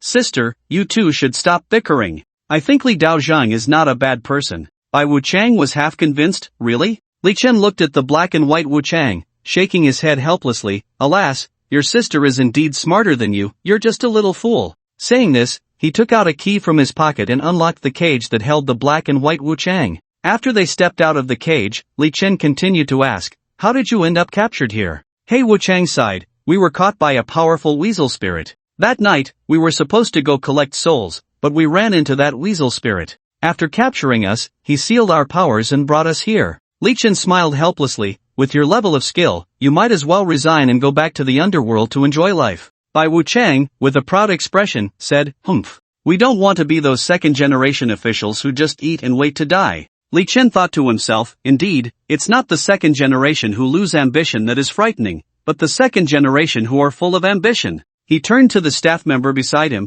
Can I unseal these two? The staff member quickly nodded. Of course, Mr. Lee. After all, they are your auction items, you can handle them however you like. After the staff member unsealed them, Hey Wuchang said, Li Daozhang, thank you for saving us. When you go to the underworld, we will repay you well. Not long after, another staff member came over with an unnamed iron plate. Mr. Lee, this is your auction item. Li Chen revealed a happy smile and quickly took the plate, examining it repeatedly. Seeing him so excited, Sun Bingtong couldn't help but curiously ask, what is so special about this item that makes you so happy? Li Chen smiled mysteriously and said softly, follow me. After saying that, they arrived at a deserted corner. Li Chen carefully took out the other half of the yin-yang disc. Sun Bingtong looked at the scene in front of her in surprise and couldn't help but exclaim, you actually have another piece. She examined the two halves of the disc closely and found that the gap between them could perfectly align, as if they were originally one disc split in two. She asked in confusion, these two pieces look like they can fit together, were they originally one?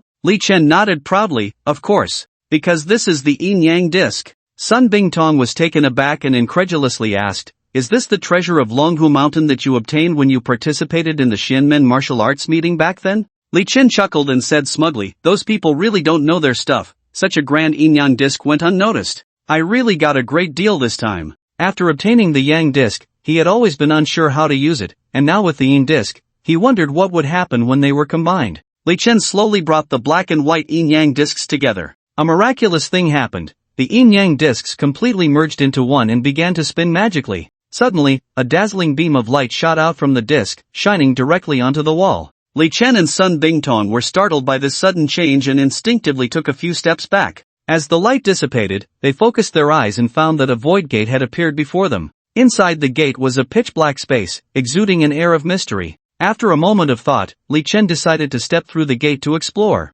Although Sun Bingtong felt a bit worried, she followed closely behind. Inside the void gate was a strange space, filled with rich spiritual energy. In the center stood an ancient stone platform, on which lay a book radiating a peculiar light. Li Chen walked up, gently picked up the book, and opened the cover, revealing the 4 characters 6 Paths True Scripture. The 6 Paths True Scripture recorded the methods for using the yin-yang disc. All things in the world are divided into humans, ghosts, and monsters. All can use the yin-yang disc. The yin-yang disc is divided into 6 paths, including the heavenly path, human path, and Asura path on the yang disc, and the hell path, hungry ghost path, and beast path on the yin disc. Humans can cultivate the heavenly path, human path, and Asura path on the yang disc. The heavenly path involves techniques like thunder methods. The human path involves skills like seeing the future and determining yin and yang. The Asura path involves weapon crafting, such as various swords and weapons. Ghosts and monsters can cultivate the hungry ghost path and beast path using the yin disc. Yin spirits correspond to the hungry ghost path, while beasts correspond to the beast path. As for the hell path, it connects to the 18 layers of hell in the underworld. If the hell path on the yin-yang disc is activated, it can directly send humans, ghosts, and monsters into the 18 layers of hell. Li Chen looked happily at the 6 Paths True Scripture. The rumors are indeed true. This yin-yang disc encompasses all things in the world. No wonder Zhang Daoling was able to establish the 1,000-year foundation of Longhu Mountain with just half of the yang disc. He became the leader of Taoism. He secretly calculated that he must thoroughly study this 6 Paths True Scripture when he had the time. Sun Bingtong reminded him, the second half of the auction is about to start, let's go out. The two left the void gate, and the yin-yang disc stopped spinning, returning to Li Chen's hand. On their way to the auction venue, Sun Bingtong and Li Chen walked side by side. Suddenly, a strange voice came from ahead, oh, isn't this the extravagant Miss Sun? Spent 300 million to buy a pair of black and white impermanents.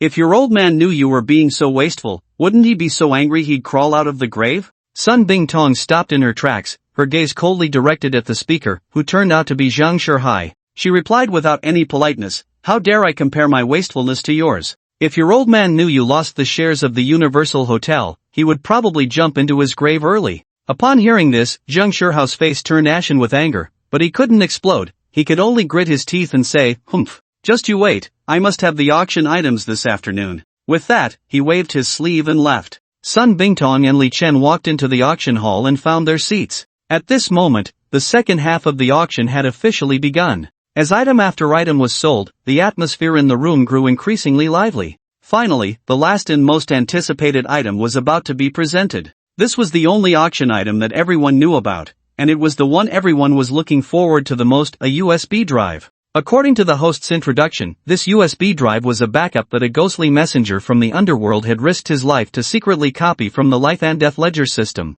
In other words, whoever obtained it could view everyone's lifespan and life stories. With this USB drive, no one would have secrets anymore. Of course, it was just a backup, it could only be read, not rewritten. If it could be rewritten, no matter how much was offered, no one would bid. The starting price for the USB drive was 1 billion. Zhang Shihao immediately raised his paddle, 2 billion. The people present became enthusiastic. 3 billion. 4 billion. Until the bidding reached 10 billion, only Zhang Shihao and Sun Bingtong kept raising the price. As Zhang Shihao called out 20 billion, Sun Bingtong hesitated. The real estate market was sluggish, and many of her family's assets were tied up. She didn't have much liquid capital on hand. Seeing that Sun Bingtong no longer raised her bid, Zhang Shihao revealed a look of certainty. 20 billion once. 20 billion twice. Is there anyone else bidding? 20 billion. Before the host could finish, someone in a corner shouted, 23 billion. What? Zhang Shihao's face showed surprise upon hearing this voice. He turned to look at that corner.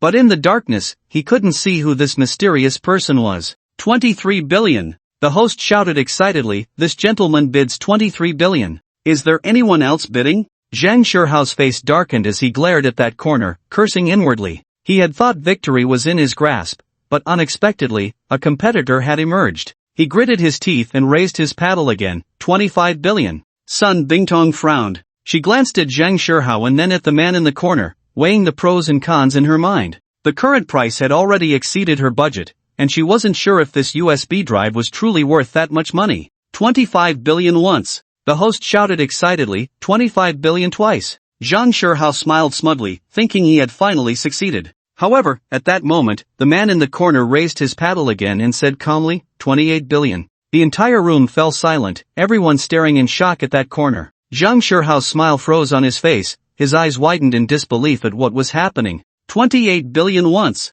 The host trembled as he called out, 28 billion twice. 30 billion. Zhang Shihao still placed a bid. Both were determined to secure the USB drive, but no matter how much Zhang Shihao bid, the mysterious person would always outbid him by 5 billion. 60 billion. The host asked, is there anyone else bidding? Zhang Shihao deflated like a punctured balloon and stopped bidding. Li Chen asked, what do you want the life and death ledger for? Sun Bingtong showed a disappointed expression. When I was 5, my grandfather had someone read my fortune and said I wouldn't live past 32. At first, I didn't believe it, but after consulting several masters in a row, they all said the same thing. I'm already 30 years old this year, and I won't give up.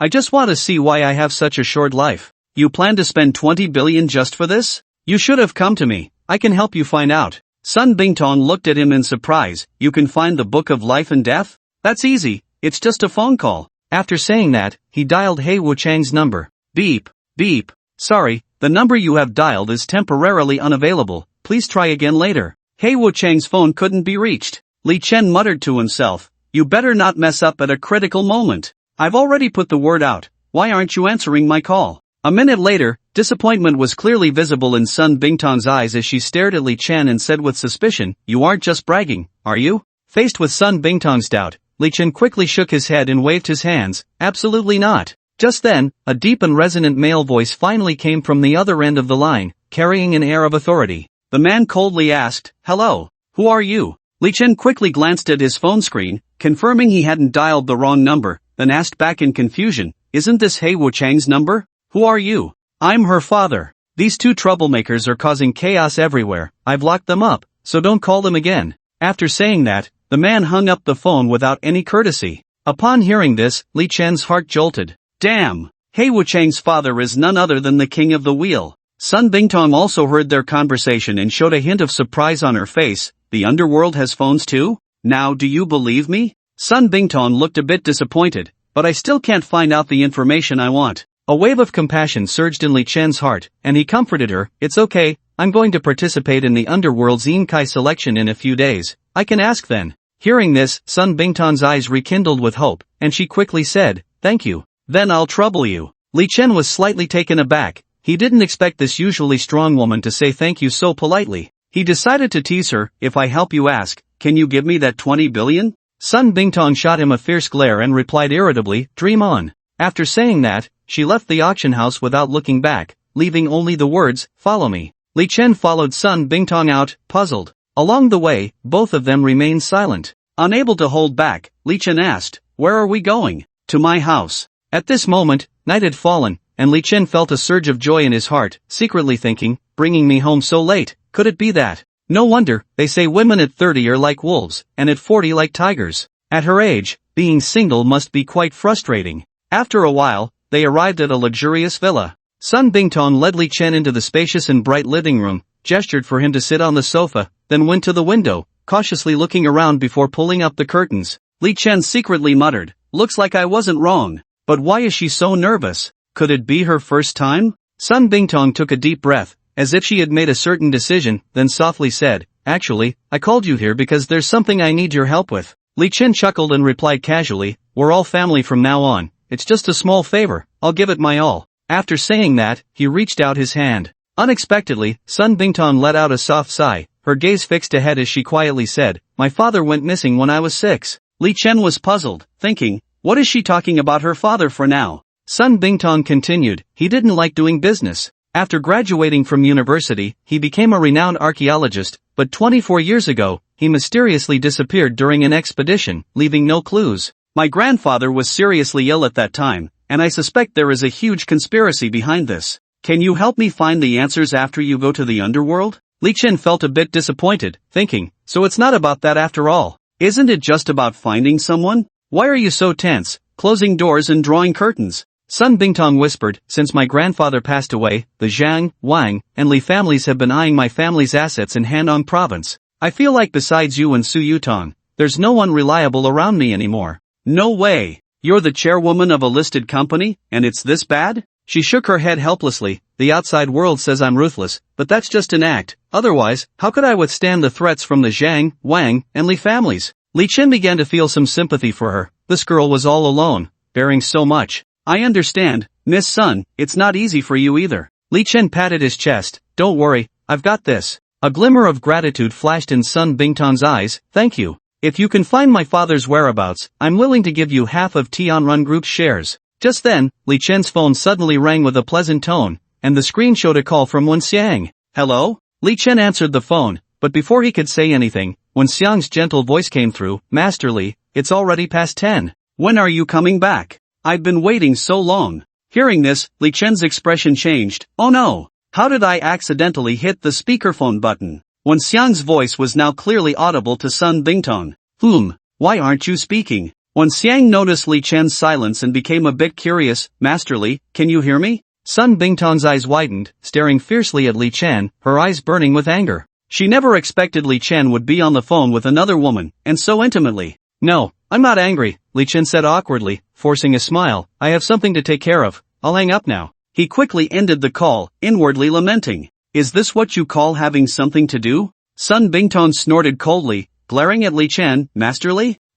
That sounds really intimate. No, let me explain. Li Chen tried to clarify, but before he could finish, he was interrupted by Sun Bingtong. I don't need your explanation, someone will naturally tell me. Su Yutong floated out from the jade inside the box. Li Chen silently cursed. It was over. With Su Yutong as a spy, yesterday's events would definitely be exposed. But to his surprise, Su Yutong seriously recounted her encounter with the spider spirit, not mentioning anything about what he did with Wen Xiang. Li Chen thought, Su Yutong is so righteous, I must reward her well in the future. After hearing this, Sun Bingtong's tone remained cold. Even so, you shouldn't be looking for other women in the middle of the night. Miss Sun is right, I will definitely pay attention in the future. He quickly found another topic. Right now, we should focus on finding your father. Sun Bingtong let out a light snort, accepting Li Chen's apology. She turned and walked to the window, drawing the curtains, lost in thought as she gazed at the night outside. Suddenly, she thought of something. She approached a safe and took out a letter from inside.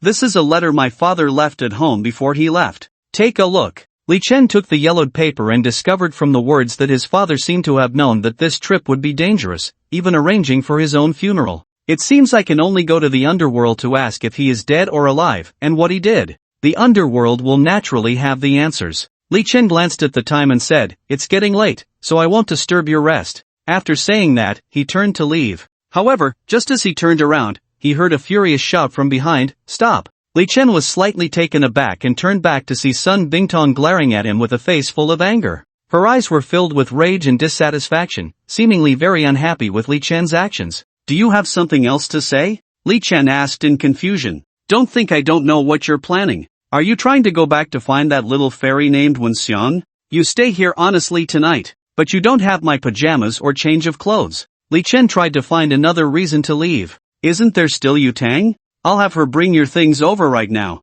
From now on, this is your home." Since he was already here, he might as well settle in. Li Chen felt a bit impatient. "Miss Sun, can we rest now? After midnight, we still have to go out." "Why go out in the middle of the night?" Sun Bingtong said coldly, "To subdue the ghosts. There is a saying in folk wealth rituals, be quick to prosper, fight the three evils. The Wanhua Hotel is located in a place of three evils. It faces south, directly opposite a reverse bow-shaped water flow, forming a three-evil formation. The two water flows clash here, making it a place of extreme malevolence. However, malevolence can also bring wealth. 30 years ago, the Zhang, Wang, Li, and Sun families chose to develop the Wanhua Hotel here precisely because of the three-evil position. To deal with the malevolent energy here, they invited experts to suppress 4 fierce spirits under the Wanhua Hotel to absorb the malevolent energy. This is also why the Wanhua Hotel has 18 underground floors, symbolizing the intention to keep the 4 fierce spirits forever suppressed beneath the 18 layers of hell.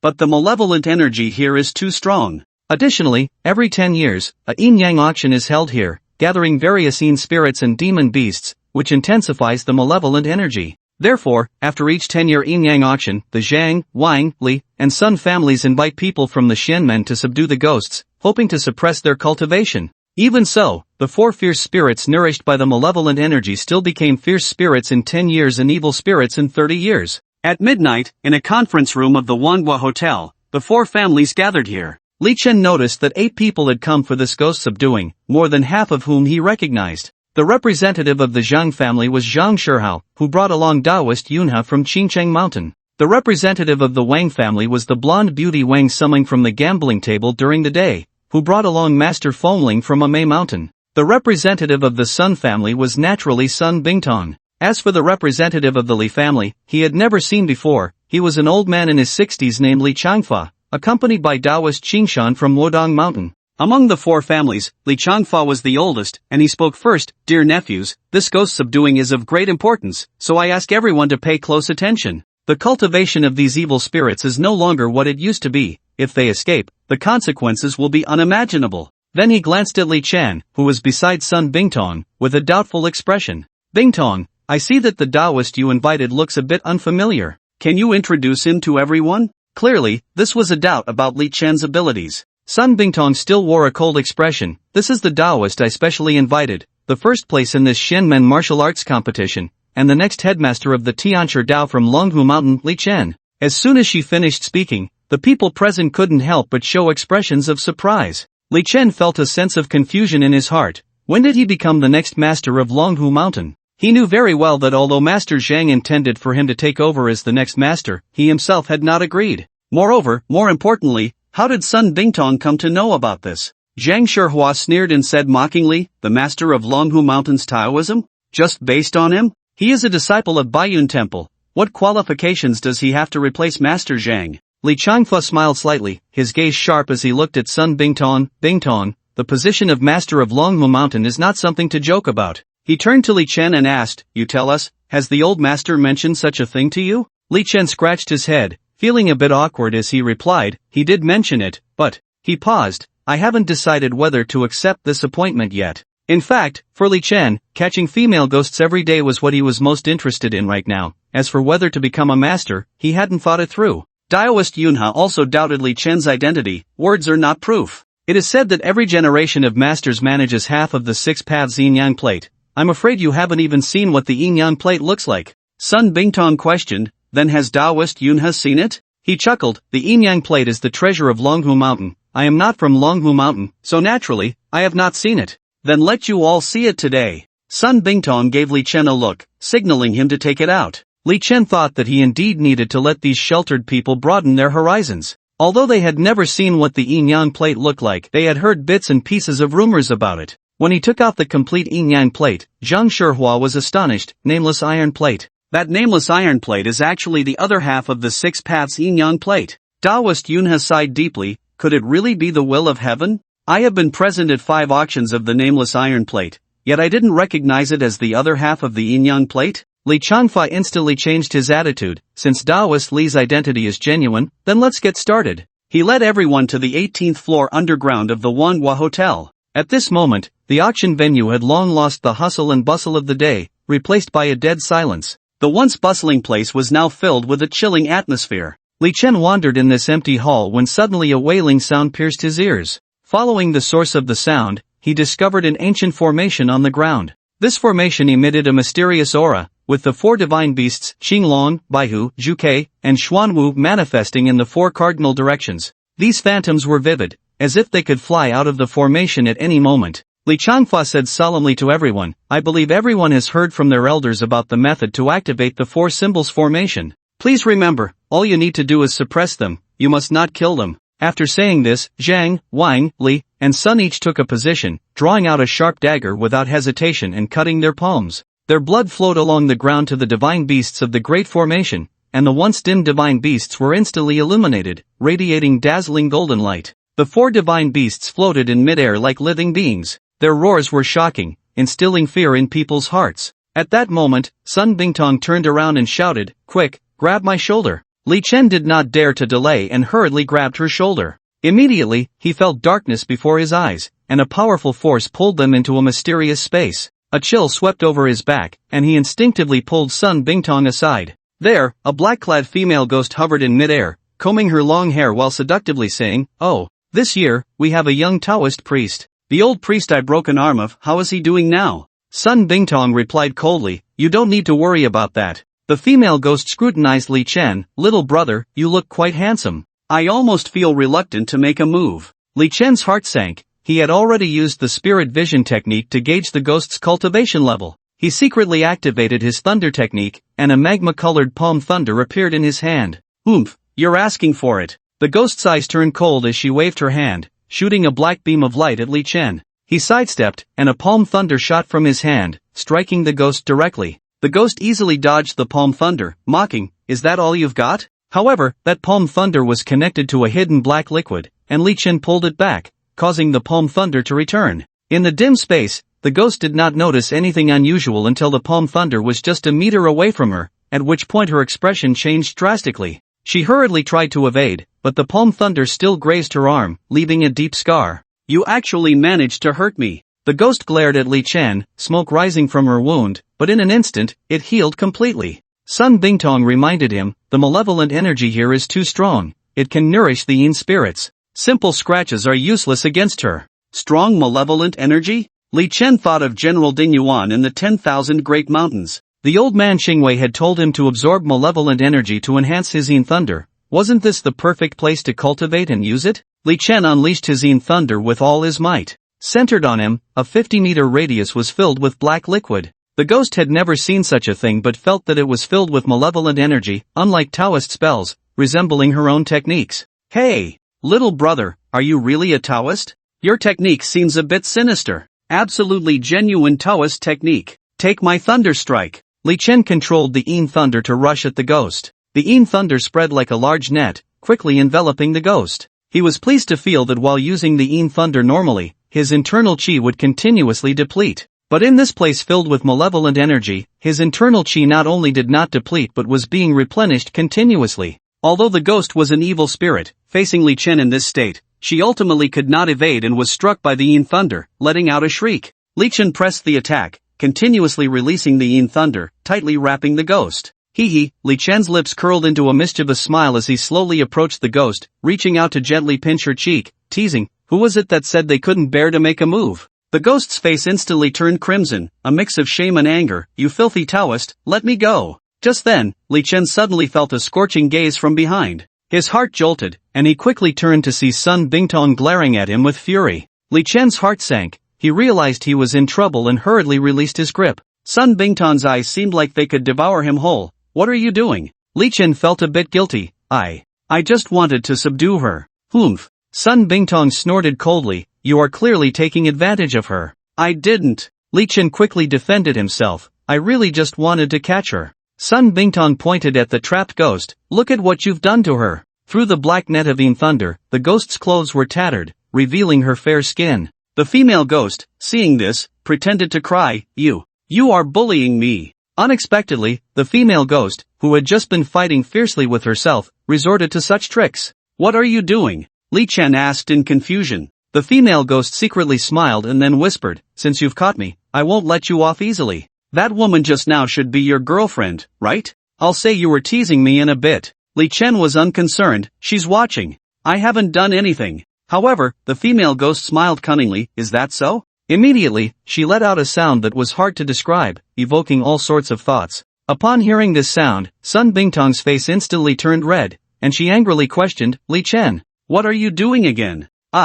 I haven't done anything. The female ghost feigned shyness and said in a sweet voice, It's him controlling those black liquids to bully me. Li Chen felt incredibly wronged and aggrieved. I didn't. Seeing that Sun Bingtong was already angry, the female ghost continued to stoke the flames. Little Taoist, I admit your magical powers are profound, but you can't bully people like this. Sun Bingtong's face turned pale with anger as she turned to leave the mysterious space. Seeing that it was now just the two of them, the female ghost returned to normal. How about that? When you go back, just wait for an apology. Li Chen looked at the female ghost helplessly, inwardly lamenting. He never expected this female ghost to be so cunning. What benefit do you get from doing this? The female ghost smiled proudly. I can't beat you, but I can still make you suffer a bit, right?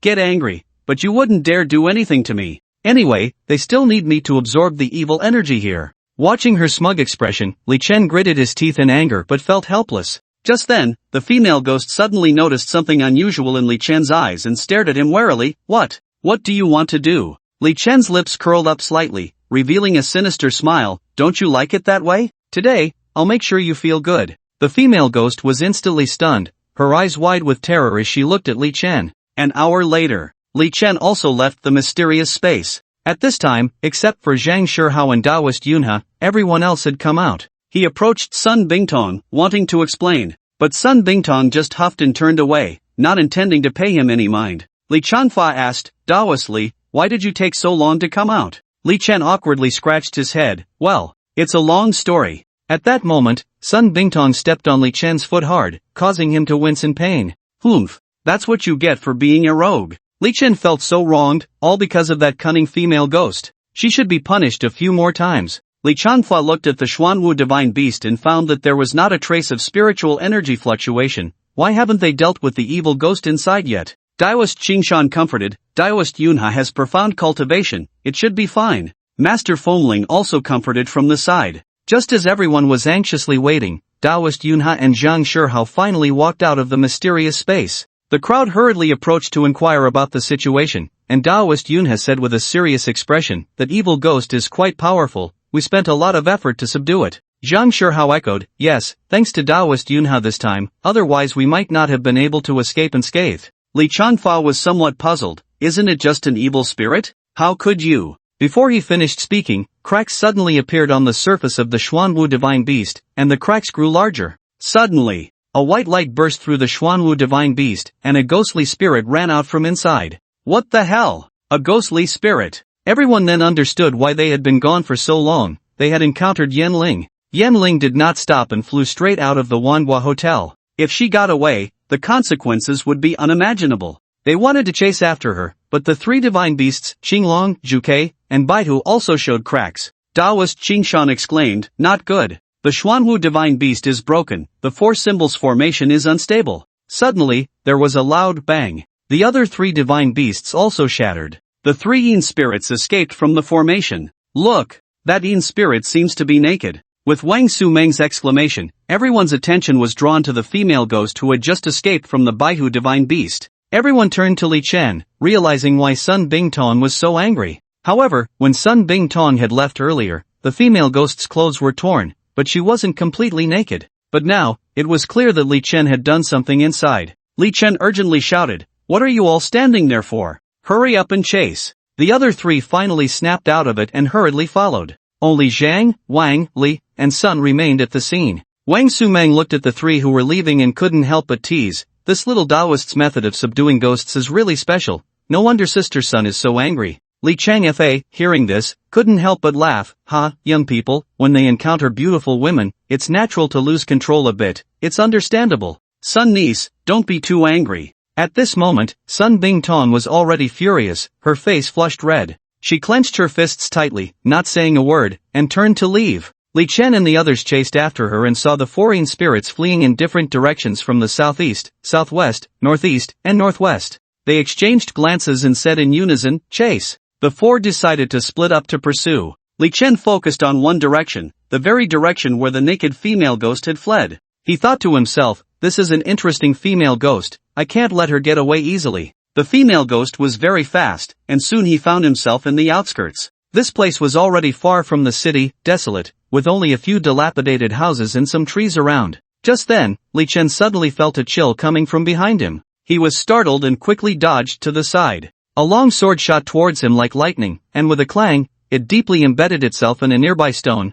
the sword still trembling slightly. Li Chen's expression changed, and he turned to look behind him. There stood Taoist Yunhe, coldly staring at him. "What do you want?" Li Chen asked warily, a hint of confusion in his eyes. Taoist Yunhe's eyes revealed a murderous intent. "You made my disciple lose face at the Xianmen martial arts meeting. Of course, I am here to take revenge. You are considered an elder, how can you attack a junior like me?" Taoist Yunhe showed a cunning expression. "There's no one around, if I kill you, who would know it was me?" Although he had grievances with Lei Zhe, it wasn't to the extent of bringing about a death sentence. Li Chen suddenly recalled Taoist Yunhe's expression when he saw the six paths yin-yang disc. "You can't be after the yin-yang disc, can you?" Taoist Yunhe laughed heartily. "You kid are quite clever." A cold light flashed in his eyes, and the long sword embedded in the stone returned to his hand. "Next year on this day will be your death anniversary." Before he could finish, Li Chen quickly donned the thunder armor, summoned the thunder sword, and set up thunder around him. It was the first time Taoist Yunhe had seen him use thunder techniques, and his expression showed shock.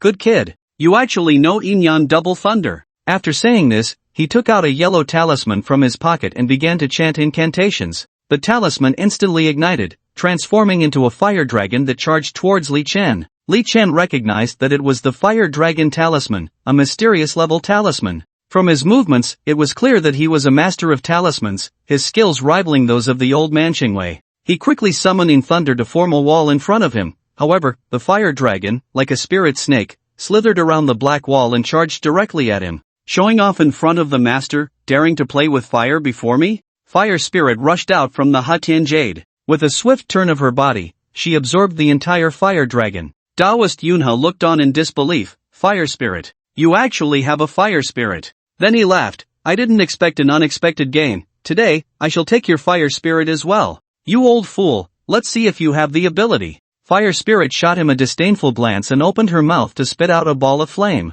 Taoist Yunhe hurriedly dodged, but the searing flame still burned a large hole in his clothes. At the same time, he had another talisman in his hand. This talisman was different from ordinary ones, it exuded a chilling aura, and one could even see the cold mist on it. The Xianbing Sealing Soul Talisman, a ground-level talisman. Moreover, it was a high-quality ground-level talisman, its quality reaching the quasi-heaven level. A glint of greed flashed in Taoist Yunhe's eyes. "Kid, this talisman took me a whole year to complete. If you die under it today, it would be a fitting end." Without hesitation, he threw it out while chanting a spell. In an instant, the cold wind howled, and the temperature plummeted. Huge ice pillars fell from the sky, directly threatening Li Chen and Fire Spirit. Li Chen's expression turned serious. He knew this strike was incredibly powerful. He fully activated his thunder armor, trying to withstand the attack of the ice pillars. However, the force of the ice pillars far exceeded his expectations, and the thunder armor gradually shattered under the impact. At a critical moment, Fire Spirit stepped forward. Flames blazed around her as she lunged at the ice pillars. The flames met the cold ice with a crackling sound. Despite Fire Spirit's desperate resistance, she struggled to stop the approach of the ice pillars. Just as the ice pillars were about to hit them, Li Chen could only summon the red glaze. At that moment, the red glaze was sleeping. Sensing something was off, she opened her eyes and was shocked to see hundreds of ice pillars shooting out. "Daddy, are you trying to set me up?" After saying that, she transformed into a massive fire dragon, blocking the way. The ice pillars crashed into the body of the fire dragon, instantly turning into steam. At this moment, Taoist Yunhe panicked. He had no idea what this creature was. He instinctively took a step back. "Li Taoist, it's all a misunderstanding." Li Chen coldly replied, "Just now you called me a kid, and now I'm a Taoist?" Taoist Yunha awkwardly smiled. With your strength, it's no surprise my useless disciple lost. I see it's getting late. I'm feeling a bit tired. After saying that, he turned to escape. Taoist Yunha, you can't leave tonight. Li Chen signaled to the red glaze. The red glaze opened her massive mouth, spewing flames directly at Taoist Yunha. Seeing this, Taoist Yunha quickly used his escape technique, trying to flee. However, the red glaze was incredibly fast and caught up to him in an instant. Taoist Yunha looked at the red glaze in terror, and just then, she suddenly opened her mouth wide, a powerful suction force tightly gripping Taoist Yunha. Taoist Yunha struggled desperately, but his strength seemed insignificant before the red glaze. With a scream, he was swallowed into her belly. Li Chen watched the scene before him, sighing inwardly. Taoist Yunha was one of the top elders of the Qingqing sect. Thanks to the red glaze, he had escaped this evening's disaster. He walked over to the red glaze, gently stroking her scales, and said, "Little glaze, thank you." The red glaze transformed into a human form, grinning as she said, "Daddy, you should at least let me know when you want me out. I was dreaming about eating chicken legs just now." Then she licked her lips again, savoring the moment. Although that old man was a bit tough, he was still tastier than a chicken leg. If you come across such good stuff in the future, remember to save it for me. After saying this, she transformed into a wisp of red smoke and floated back. Who? Li Chen heard a sound coming from behind a nearby tree. "It's me." A female ghost stepped out from behind the tree. Li Chen focused his gaze and realized it was the female ghost who had escaped from the International Hotel. She was wearing a purple silk nightgown, and the front light was flickering. Li Chen felt this scene was somewhat familiar. Isn't this the outfit that Bayun Temple wore when she came to rescue me and Fatty in Lua Village? Why is she wearing it now? Moreover, hadn't she just run away? How did she come back? Li Chen asked in confusion, "How did you come back? And where did you get that outfit?" It turned out that just a moment ago, the female ghost had escaped to a villa in the mountains and, seeing women's clothes hanging in the yard, had casually stolen one. She had intended to continue fleeing, but upon seeing ice pillars and fire dragons behind her, she curiously came over to take a look. "Wow! I didn't expect you to be this powerful." The female ghost looked at Li Chen with admiration. He smirked slightly, proudly saying, "This is just my basic operation."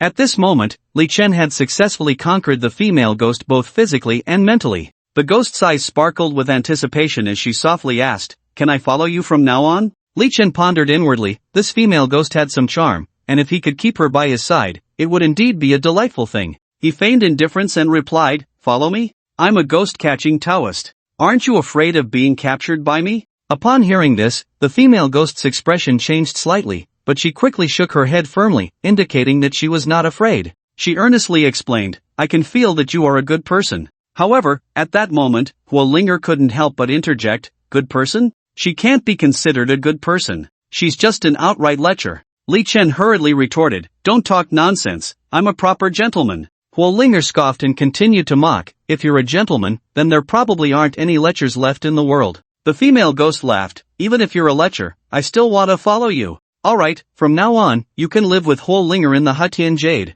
At that moment, Su Yutong floated out from the Hutian Jade. "Li Chen, you're being a bit excessive. It's already crowded enough in the Hutian Jade." Huo Linger was also unhappy. "Exactly. You need to find us a bigger space." Li Chen smiled helplessly, Fine. I'll find you a big villa when I have the chance, is that okay?" Then he looked at the female ghost, "What's your name?" "My name is Zhang Chang." Li Chen nodded, "Then take me to the villa where you stole the clothes earlier. Perhaps I know the owner." Outside the villa, Li Chen saw the black G-Class parked in the garage and knew it was indeed someone he recognized, because Bai Wenxin drove that car to school every day. When he was in school, he had heard that Bai Wenxin lived far away, but he didn't expect her to live in such a desolate suburb. Suddenly, a painful scream came from inside the villa, followed by someone speaking, "You little slut. How dare you betray me?" Li Chen recognized who was speaking. Bai Ling. She had found her way here. Now, Li Chen was no longer afraid of her. Upon hearing Bai Wenxin being bullied, he immediately rushed inside. He saw Bai Wenxin hanging up, while Bai Ling was holding a whip, and at that moment, Bai Wenxin had already been beaten to a pulp. The two turned to look at the intruder, Li Chen. Bai Ling showed a look of surprise. "How did you get here?" Then she happily said, "No one is here to help you today. Since you've walked into my trap, I won't hold back." Bai Ling transformed into a mass of red mist and charged towards Li Chen. Li Chen immediately summoned the Yin Thunder. The red mist suddenly collided with the Yin Thunder, which instantly turned the color of lava. Ah! Accompanied by a piercing scream, Bai Ling transformed back into her human form once again. She was taken aback. How did your cultivation improve so quickly? Li Chen sneered. What's wrong? Are you scared? If you beg for mercy now, I might consider being a bit gentler with you. However, at that moment, Bai Ling suddenly split into 7, catching Li Chen off guard, and he thought to himself, oh no, I actually forgot she had this move. Li Chen, just wait for me, I will definitely come back to take revenge on you. Bai Ling left a harsh remark before the 7 figures fled in different directions. Zhang Chang anxiously asked, aren't you going to chase them? Li Chen shook his head helplessly. When the 5 of us went to hunt her down together, we didn't succeed. In this situation, we can only let her escape. Li Chen quickly untied the ropes, picked up Bai Wenxin, and gently placed her on the sofa. Looking at the numerous scars on Bai Wenxin's body, his heart ached. Bai Wenxin's tears instantly streamed down her face. You idiot. Why did you come so late? It's okay. With me here, everything will be fine. The next morning, Li Chen gently kissed the still sleeping Bai Wenxin. He walked out of the villa and into the yard, carefully examining Bai Wenxin's home. Upon closer inspection, he discovered the secrets of this villa. Although he had never systematically studied geomancy, Li Chen, who often read tomb-raiding novels, found that this place resembled the feng shui sites described in those novels. It was nestled between mountains and water, gathering wind and energy, indeed a rare feng shui treasure. Moreover, he could feel a strong aura here, as if the spiritual energy of the entire mountain range was converging in this place. Zhang Chang also walked out of the villa. You can feel that this place is unusual, right? Li Chen asked. You already in spirit, tell me your feelings. Zhang Chang nodded, a serious look flashing in her eyes. The Yin energy here is very heavy, and there is a powerful force protecting it. I can sense that there should be a great tomb beneath this villa. You are right, this is the tomb of my Bai family's ancestors. Bai Wenxin dragged her weak body out. Li Chen and Zhang Chang exchanged a glance, both shocked. Bai Wenxin continued, the reason I live here is partly to cultivate using this treasure land, and partly to protect my ancestors' tomb. After all, tomb raiding is rampant now. Zhang Chang nodded, although the malevolent energy here is not as strong as the 3 malevolent bureau of the Wanhua Hotel, it can still be very beneficial for cultivation. After experiencing the 10,000 Great Mountains in the Wanhua Hotel, Li Chen found that the malevolent energy seemed to greatly help his Yin Thunder. With only half a month left before going to the underworld, he needed to further enhance his Yin Thunder and study the cultivation methods of the 6 paths Yin-Yang disc. Moreover, since Bai Wenxin's body had not yet recovered, staying here would allow him to take care of her. On a deep night half a month later, the moon hummed high in the sky, casting bright moonlight on the earth. Li Chen arrived alone in front of an ancient and dilapidated land temple, holding the underworld passage talisman sent by the black and white impermanents. When he ignited the talisman, a strange light flickered, illuminating the surrounding darkness. Su Yutong and Zhang Chang suddenly felt a strong dizziness, as if the entire world was spinning. Then, their bodies gradually became transparent and floated out from the jade. Su Yutong looked at the scene before her and understood the reason. She looked at Hua Linger and said, we are the lonely souls and wild ghosts of the Yang realm, unable to enter the underworld. From now on, we can only rely on you. Hua Linger said firmly, I will do my utmost to protect my master. Li Chen took a deep breath and then stepped into the land temple shrouded in light. In an instant, he felt his body being drawn by a powerful force, as if he had crossed an invisible barrier. In the blink of an eye, they disappeared into the vast night, leaving behind a silence. Li Chen felt a brightness before him and discovered that he had arrived in a wide square. The ground of the square was paved with smooth stone slabs, surrounded by tall green trees, full of vitality. On the north side of the square stood a modern building that resembled a high-speed train station. Li Chen widened his eyes and murmured, is this really the legendary Ghost Gate? But it looks completely different from what I imagined. He couldn't help but recall scenes from horror movies.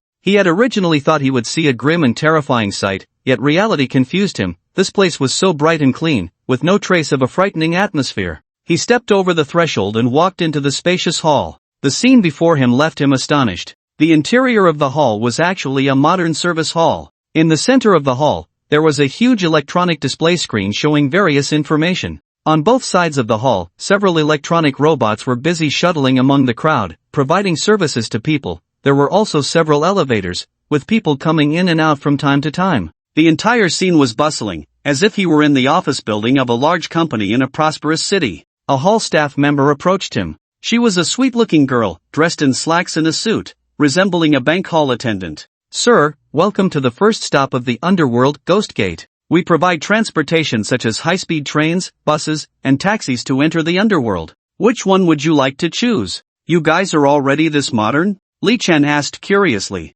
The girl smiled slightly. Sir, our technology is synchronized with the Yang realm. Li Chen thought for a moment. This made sense. After all, those talented people from the Yang realm would bring their technology here after they died. So how are the charges? The bus is the cheapest at 200,000 ghost coins, but it is also the slowest. The high-speed train costs 1 million ghost coins, and the taxi is the most expensive at 5 million ghost coins. Hearing this price, Li Chen was somewhat shocked. You guys aren't trying to rip me off just because I'm new, are you? The girl took out a pad. Look, our prices have been certified by the Underworld Price Bureau, they are public and transparent, and there is absolutely no overcharging. But how should I pay? The girl took out a smartphone and started promoting. As long as you buy this latest iPhone 30 and download the Underworld Affairs app, once your account is successfully opened, you can ride the high-speed train for free to enter the Underworld. iPhone 30. The Underworld updates so quickly? And opening an account? Underworld Affairs app? Li Chen was confused. You better explain.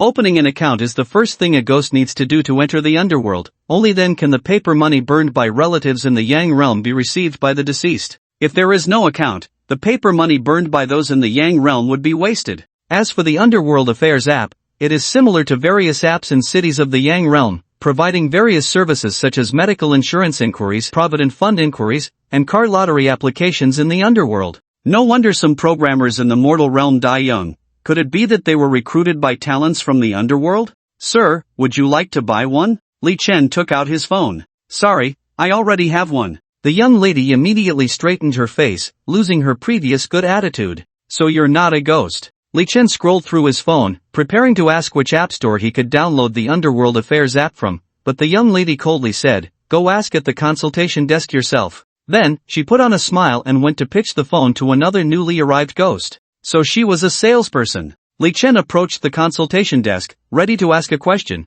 only to find an old acquaintance, Heibai Wuchang. However, at that moment, they were not dressed as Heibai Wuchang but had changed into the attire of the hall staff. Bai Wuchang immediately recognized Li Chen, her face breaking into a brilliant smile as she excitedly said, "Stinky Taoist, you finally died." Heibai Wuchang quickly interrupted her. "What are you talking about? Taoist Li is here to participate in the selection of the Underworld Messengers." Upon hearing this, Bai Wuchang suddenly realized, her face showing disappointment as she muttered, "Oh right, how could I forget that?" Li Chen looked at Heibai Wuchang curiously. "Aren't you Heibai Wuchang? How did you end up as hall staff?" Bai Wuchang pouted unhappily, complaining, "It's all because Daddy is afraid we'll cause trouble in the mortal realm, so he arranged for us to do these boring things here." After saying that, she let out a gentle sigh. Li Chen thought to himself, with your level of skill, going to the mortal realm would just be a nuisance. It's better to comfortably sip tea and enjoy the air conditioning. Heibai Wuchang kindly asked, "You're here to inquire about underworld matters, right?"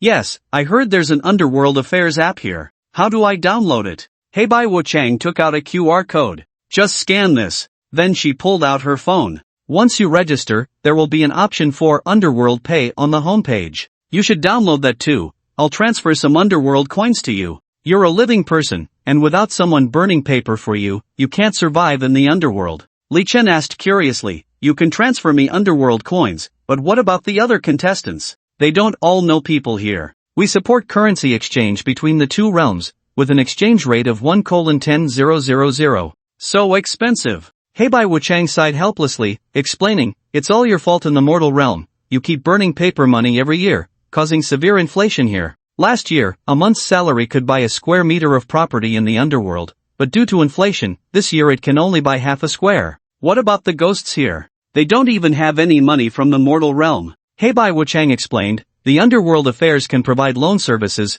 ghosts can take out loans in advance and pay them back once their relatives in the mortal realm burn money." Then, she suddenly seemed to remember something and quickly reminded, "Your phone should still be able to receive signals from the mortal realm, right?" Li Chen took out his phone, looking at the screen that showed a pitiful 2 bars of signal, and nodded, "Yes, it works." "Then hurry and download some civil service exam questions. They might come in handy later." "Ha? Why do I need to download those? I'm here to participate in the selection of underworld messengers, not to take a civil service exam." Bai Wuchang leaned in and interjected, "Do you think becoming an underworld messenger is that easy? After all, this is part of the underworld civil service, and there will definitely be a written test." Hearing this, Li Chen was so surprised that his mouth fell open, staring wide-eyed at the two in front of him, incredulously asking, "Are you saying you also have to take an exam?" The white impermanence raised his chin proudly and said, "My sister and I are the talents brought in through the direct recruitment route, so we don't need to take the written exam." Li Chen secretly muttered to himself,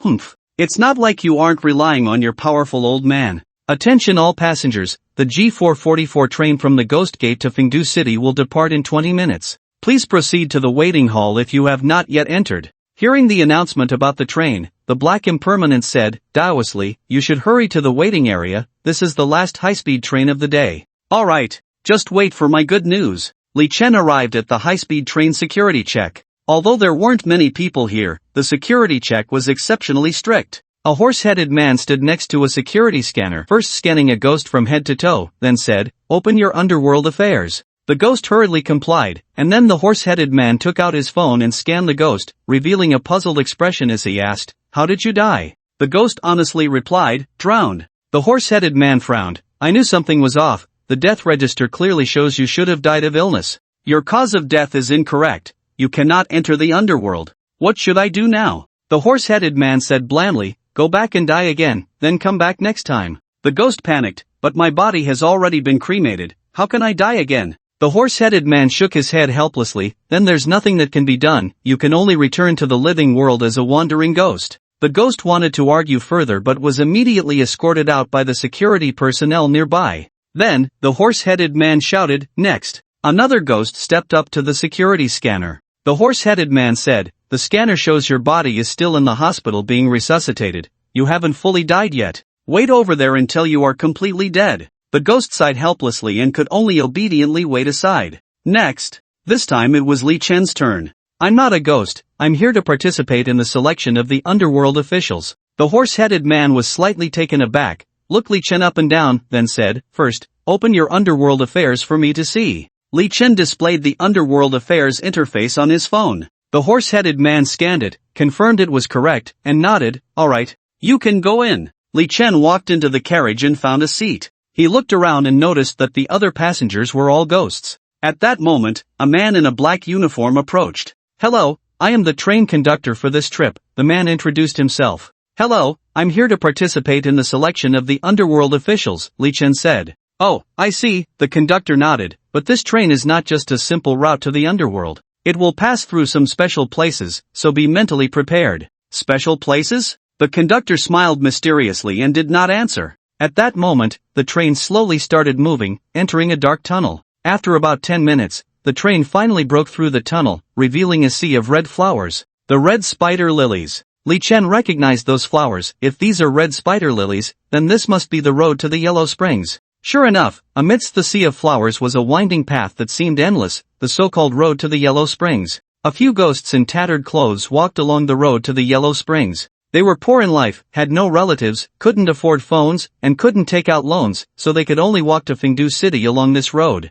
Suddenly, four graceful women appeared amidst the sea of flowers, dancing elegantly as they called out to the group, "Hey there, come play with us." The men's eyes instantly lit up, and they hurried towards the flower sea. Just as they joyfully embraced the beauties, the women's faces suddenly twisted into grotesque masks, their mouths opening wide like blood-filled chasms, tearing the souls apart mercilessly. The child beside Li Chen was so frightened that he burst into tears. At that moment, the train conductor's voice came over the intercom, "Dear passengers, those female ghosts specifically feed on souls. We are on a high-speed train, and it is very safe here, so please do not panic." Li Chen thought to himself, "Thankfully, I can afford the high-speed train. With the looks of those four women, I would have likely fallen for it too." The train continued to move forward. After about 10 minutes, suddenly, Li Chen felt something heavy crash against the high-speed train. He quickly turned around to check the situation, only to be stunned by the sight before him. The window behind him was drenched in blood. Before he could react, he saw pairs of crimson eyes outside the window.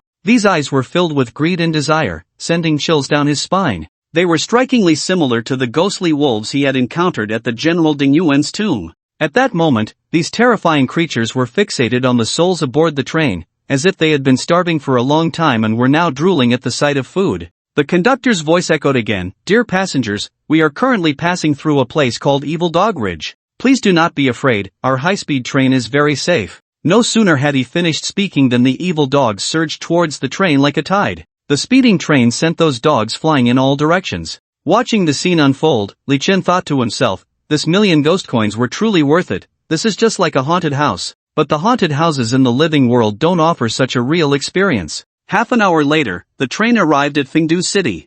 Fengdu had already modernized. He had originally thought Fengdu would be a gloomy and terrifying city, but the bustling scene before him took him by surprise. Tall buildings lined the streets, neon lights flickered, and ghosts dressed in fashion bustled about. Li Chen even saw a coffee shop named Hell's Starbucks and a printing shop with a sign that read Yama's Printing, while KFC had also opened a chain here. He chuckled to himself, this underworld really keeps up with the times. Excuse me, are you Mr. Li Chen? A tall and beautiful woman approached him. Li Chen nodded, may I ask who you are? The woman explained, I am a service staff selected by the underworld. Considering that you are unfamiliar with this place, I was specially arranged to pick you up. She pointed to a business vehicle in the distance. Please follow me, I will take you to check in. Seeing the license plate number of the vehicle, Li Chen thought, it seems that the dream of getting rich is the same no matter where you are. Li Chen followed the woman into the car, which drove straight to a 5-star luxury hotel. Here are the room keys prepared for you. The woman handed Li Chen a key. The room is equipped with various daily necessities, and if you need anything, feel free to contact me. She then took out her phone. Let's add each other as friends. I'll add you to the contestants group shortly, and future information will be notified in the group. By the way, just a reminder, the written test is at 9 a.m. tomorrow, and the essay test is at 3 p.m. The exam will be held at Fengdu No. 2 High School. She then handed him a piece of paper. This is your admission ticket. Remember to attend on time. Put. Written test. Essay test.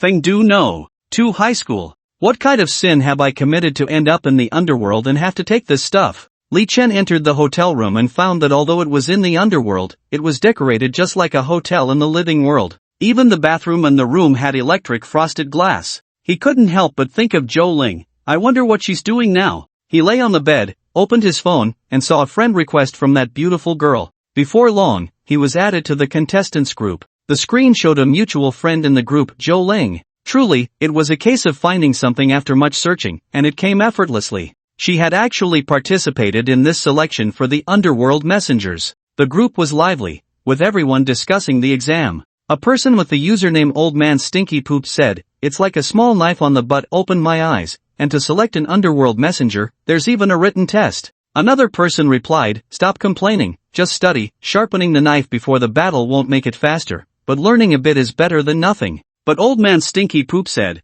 I became a monk after graduating from elementary school. I can catch ghosts, but reading books? I'd rather be killed. Li Chen looked at these messages, feeling as if he had returned to his school days. At that moment, someone with the username Kai Kai Doesn't Eat Cilantro posted some materials in the group. I happen to be preparing for the civil service exam. Here are some materials I collected before, everyone can take a look. The person's avatar was a girl, and when Li Chen clicked on it, he was instantly dazzled by a sweet-looking girl. He clicked into her friend's circle and saw that she was also a fair-skinned, beautiful girl with long legs. He returned to the group chat, feeling unsatisfied, planning to click in to take a look, but accidentally slipped and it showed, flower-picking prince patted Kai Kai Doesn't Eat Cilantro. Oh no! I slipped. Kai Kai Doesn't Eat Cilantro asked in the group, Prince, why did you pat me? Li Chen hurriedly typed a line, thank you for sharing the materials. Hashtag carrot. Carrot hashtag, hee, you're welcome. Knock knock. Just as Li Chen was engrossed, someone knocked on the door.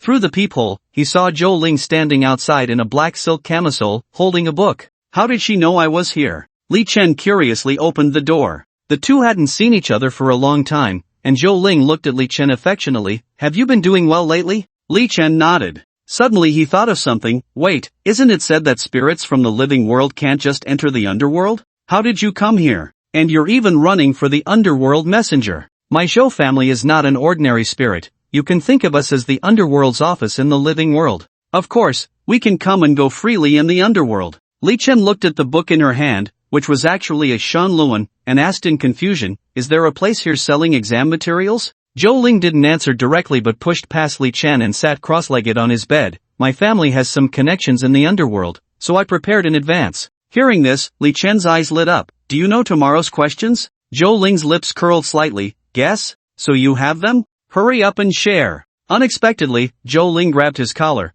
What did you mean by patting Kai Kai Doesn't Eat Cilantro just now? Seeing her jealous expression, Li Chen quickly explained, didn't I say in the group that I was thanking her? Put. I know you too well, you dead ghost. Li Chen chuckled, looking at Zhou Ling's vaguely visible figure, unable to resist. It's been so long since we met, you must have forgotten. Half an hour later, a sudden, urgent knock on the door broke their rhythm. Who is it? Li Chen, disturbed, asked somewhat unhappily. It's me. I'm in the room next door, 606. A clear and pleasant voice came from outside the door. A girl's voice? What does the girl next door want from me at this hour? Li Chen was puzzled but quickly got dressed and went to open the door. As the door opened, a cute girl in pink pajamas with twin ponytails appeared before him. She shyly said, hello, I live next door. I'm reading a book. Could you please lower the volume a bit? Li Chen cursed inwardly. This hotel looked quite upscale, and the decor was nice, but how could the soundproofing be so poor? At that moment, he suddenly found the girl familiar. A flash of inspiration struck him, and he exclaimed in surprise, "Aren't you Kai Kai who doesn't eat cilantro?" Hearing this, the girl was taken aback and quickly retorted, "You know me?" Li Chen realized that his current appearance might be a bit disheveled, so he instinctively tidied his hair and pretended to be cool as he replied, "I'm the Prince of Flirting. So you live here too, what a coincidence. Nice to meet you, I'm Lin Miao Miao, and you? Li Chen." Seeing the two of them chatting, Zhou Ling cleared her throat. Lin Miao Miao immediately understood her meaning. "I won't disturb you, you two continue." She turned to leave but then added, "Good luck on your exam tomorrow." After returning, Zhou Ling tugged at his ear, "Isn't that girl pretty?" He certainly wouldn't tell the truth. "Not as good as you." As a result, Zhou Ling kicked him. "I saw you chatting quite happily." After saying that, she stood up to go back. At that moment, Li Chen was still in high spirits. "You're leaving?" "I'm going back to my room to rest. You've worn me out today." Zhou Ling shot him a glance. "Don't go, Ling Jie, stay and chat with me a bit longer," Li Chen said with a flattering smile. "Stop it, I don't have as much energy as you." Zhou Ling said this, but inside she felt a bit disappointed. She actually didn't want to go back so early, she just didn't know why, but seeing Li Chen chatting with Lin Miao Miao made her feel a little uncomfortable. Li Chen chuckled, "Once you're here, you can't leave." "Oh, you've become quite bold, huh? If I want to leave, can you really stop me?" "Just try it," Li Chen said with a slight smirk. Zhou Ling was about to lift her foot when she found herself trapped by a pool of dark liquid. She tried to struggle, but the liquid clung to her feet like glue, making it impossible for her to move. She asked in surprise, "What is this stuff?" Li Chen said triumphantly, "Yin Lei. When did you learn the thunder technique from Longhu Mountain?" Zhou Ling's eyes widened in disbelief as she looked at Li Chen. "Come, I'll tell you right now." Li Chen suddenly appeared behind Zhou Ling and hugged her tightly. Half an hour later, Zhou Ling stood up, took out her phone, and sent a document to Li Chen. "This is tomorrow's essay exam questions, prepare well." Li Chen picked up his phone and opened the document. Wow, as expected of Ling Jie, so impressive. Zhou Ling looked proud. "Of course, I worked really hard to get this. But what about the aptitude test questions?" Li Chen asked. Zhou Ling fixed her hair. "Do you think my family prints test questions? Getting the essay questions is already impressive." She added, "Humph, don't let me down." After saying that, she turned and left the room. At that moment, Li Chen received a message. "Kai Kai who doesn't eat cilantro requests to add you as a friend." Li Chen glanced at the time. It was already past 1 a.m., wasn't she going to sleep? Just as he clicked to agree, Lin Miao Miao sent a voice message, "Handsome, open the door and chat a bit."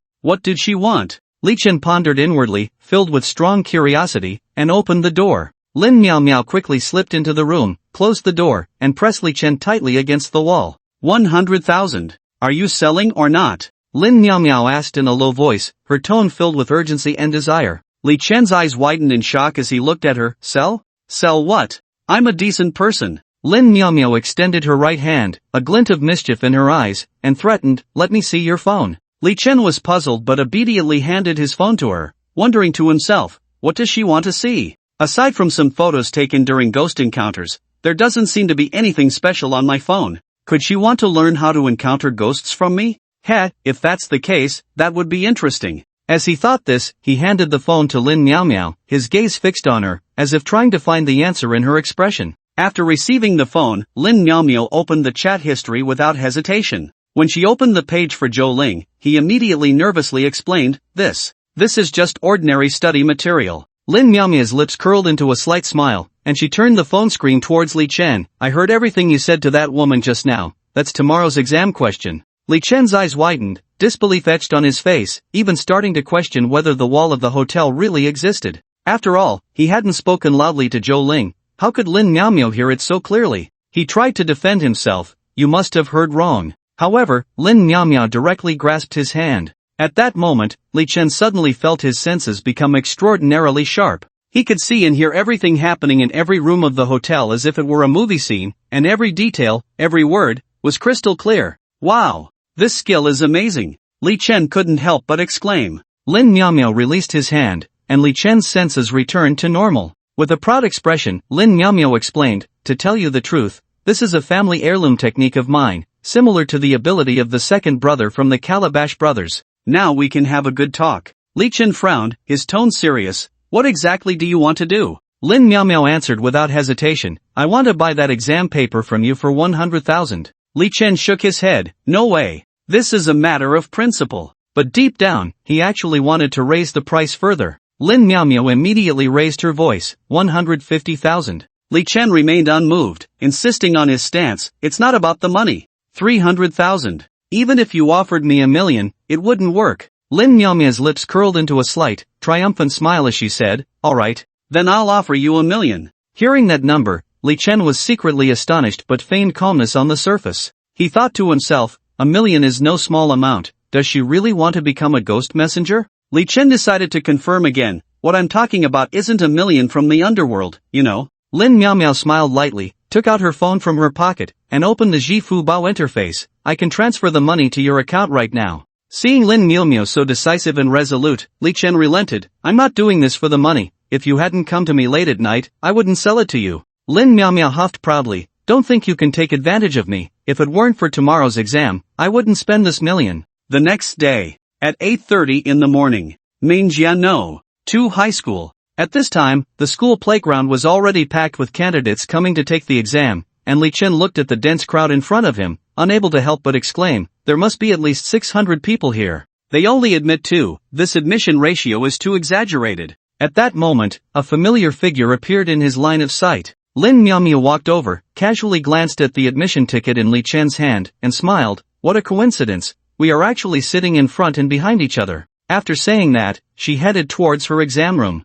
However, an even more coincidental thing happened. Not far away, Zhou Ling shot a glare at Li Chen before walking straight to her exam room, and her seat happened to be right next to Li Chen's. When Li Chen arrived at his seat, he found Zhou Ling sitting in front of him. He gently tapped Zhou Ling's shoulder and asked in confusion, "Why did you walk away as soon as you saw me?" Zhou Ling coldly replied, "Li Daozhang, are we that familiar?" Hearing this, Lin Miao, who was sitting behind Li Chen, couldn't help but chuckle, then lightly patted Li Chen's shoulder and teased, "Looks like you've upset her." Li Chen looked bewildered, scratched his head, and muttered to himself, "Wasn't everything fine when I left last night? Why is it suddenly like this today?" At 9 o'clock sharp, the two invigilators distributed the exam papers. When Li Chen saw the questions, he laughed in anger. This exam paper completely inherits the style of the mortal world. The first question, please find the pattern from the following shapes and deduce what the last shape is, ACFJO? Li Chen thought, it's fine, the first question won't be the only one. I'll definitely manage if I try hard. Quantitative relationship question, given that there are 1.4 billion people in the mortal world and 1.3 billion souls in the underworld, if 1 million die each day in the mortal world and 500,000 are reincarnated each day in the underworld, how long will it take to achieve a population balance? A. 100 days. B. 150 days. C. 200 days. D. 250 days. This question is simple, it's just elementary school math. Li Chen calculated with his pen. Damn, why isn't the answer I calculated in the options? Forget it, I'll just do the common sense judgment, this kind of question won't stump me. Common sense question, the underworld is managed by 10 Yama kings, or King Qingguan, King Chu Jiang, King Songdi, King Wu Guan, King Yan Luo, King Bian Shang, King Taishan, King Dushir, King Pingdeng, and King Zhuanluan. What is the surname of King Zhuanluan? A. Jiang. B. Yu C. Dong D. Shui. Isn't King Zhuanluan the father of those two black and white impermanences? Who knows what his surname is? Damn it, I forgot to ask what those two girls' names were. Forget it, I'll just give up. Just as Li Chen was about to lie down, he felt Lin Miao kick him in the butt from behind, and that foot didn't leave, then a familiar feeling returned. He could see everyone's exam papers in the exam room. This is simply a cheating artifact. He quickly scanned everyone's answers, calculating the probability of each option appearing, and soon, he marked the most frequently appearing options on his answer sheet. Outside the exam room, Li Chen caught up with Lin Miao. Lin Mei, your skill is amazing. Lin Miao had a proud look. Say it, How will you thank me? A big meal. I must treat you to a big meal. Lin Miao stopped in front of a Michelin restaurant. Alright. This one. Li Chen had never been to such a restaurant before, and seeing Lin Miao skillfully looking at the menu made him very curious about her identity. 1 million just like that, who exactly is she? While waiting for the dishes, Li Chen finally couldn't help but ask this question. Lin Miao said, do you know Lin Dongsheng? Li Chen nodded, of course, I heard he is the boss of the entire underworld in the south. He paused, you can't be his daughter, right? Lin Miao smiled slightly, bingo, you guessed it. Li Chen was so surprised that he couldn't close his mouth. He never expected that the lovely girl in front of him was actually the daughter of a gang leader. Then why did you help me this morning? He asked, puzzled. Lin Miao smiled, because you're interesting, and I like making friends with interesting people. Then why do someone like you want to take the civil service exam and become a ghost messenger? I want to take the civil service exam because my dad thinks I'm too idle and wants me to have a job. By the way, I also signed up for this year's national exam. As for being a ghost messenger, I think it sounds quite fun, so here I am. I see. Li Chen nodded thoughtfully, but being a ghost messenger isn't an easy job. As far as I know, 2 messengers of the underworld were bullied by a lecher in the human world. Lin Miao burst out laughing. I heard about that. 2 messengers were dragged to an auction. It can't be the same person, right? At that moment, Zhou Ling entered the restaurant alone. In the exam room that morning, there were too many people, and Zhou Ling ignored him, so he couldn't say much. Now that the opportunity had come, he had to clarify the reason. Li Chen jogged over, Sister Ling, come join us. Zhou Ling glanced at Lin Miao not far away and became even angrier. Oh, Daoisli, you two are moving pretty fast, already having a meal together. Seeing Zhou Ling's sarcastic tone, Li Chen asked, you were fine last night, what's wrong with you now? How can you still bring up last night? After I left, what did you do? Li Chen looked confused. I didn't do anything. Last night, my hair tie fell in your room, and when I went back to look for it, I saw that little girl enter your room. Only then did he understand why Zhou Ling was angry. It's a misunderstanding. You misunderstood. Li Chen glanced around warily and leaned closer to her ear. She came to buy questions from me. Zhou Ling looked skeptical. Really? You can check the transfer record, it's still there. Zhou Ling looked at her phone half convinced, and indeed, there was a transfer record, which eased her expression a bit.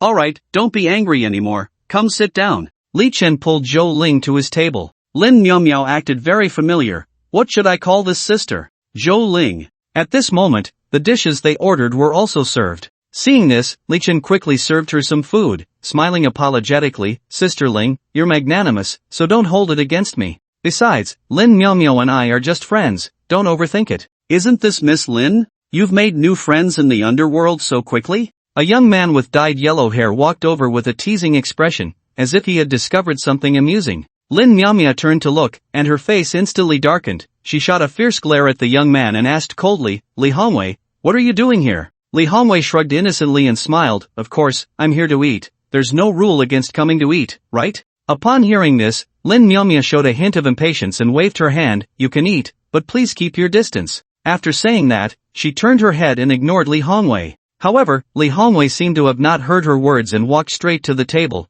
plopping down in the empty seat next to Lin Miao. His eyes were fixed on Zhou Ling, a smirk playing on his lips, revealing a hint of malice. Who is this beautiful lady? Care to introduce her? Li Hongwei said while extending his right hand, trying to shake hands with Zhou Ling. Li Chen suddenly stood up, blocking Zhou Ling with great speed, his eyes locked onto Li Hongwei. Hey, what do you want? Li Hongwei's lips curled into a cold smile, his tone frivolous, what can I do? It's just making a friend with this beautiful lady. Li Chen's gaze grew sharper, his voice low and stern. Do you need to be so hands-on to make friends? Get out of my sight immediately. Li Hongwei also stood up, glaring at Li Chen with sharp eyes, and shouted fiercely, you brat! How dare you speak to me so disrespectfully? A trace of disdain and contempt flashed across Li Chen's face as he fixed his icy stare on Li Hongwei, coldly saying each word, I want you to get lost. Upon hearing this, Li Hongwei's expression instantly darkened, veins bulging on his forehead as he grabbed the knife and fork on the table,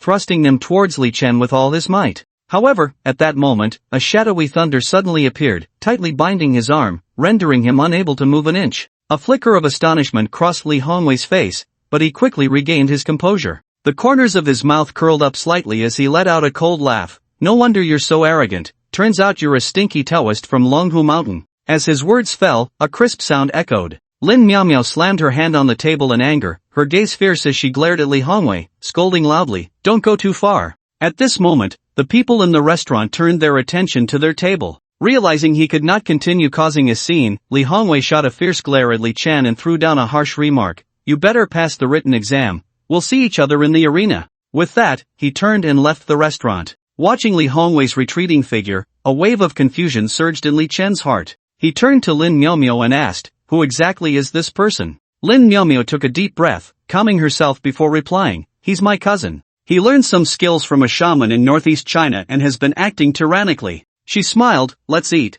Don't let someone like him ruin our good mood." 3 p.m. The essay exam officially began. The three who had known the questions in advance were already prepared with their answers, while others were still reading the questions. The three had already started writing furiously on their answer sheets. Refreshing. Since graduating from school, Li Chen hadn't felt the thrill of copying answers for a long time. Soon, the exam ended. The invigilator informed everyone that the written exam results would be announced the day after tomorrow, and the top 64 candidates would advance to the next round of interviews. Of course, the interview here was different from the mortal realm. The interview here was a competition, where one of the 10 Yama kings, King Yen, would serve as the judge for the subsequent interview process. This arrangement suited Li Chen's intentions perfectly. When he entered the underworld, he had already thought it through. 10 years ago, due to a landslide, only he and his uncle survived in the family. He planned to take this opportunity to visit his parents in the underworld. Moreover, he had promised Sun Bingtong to investigate her father's matters in the underworld.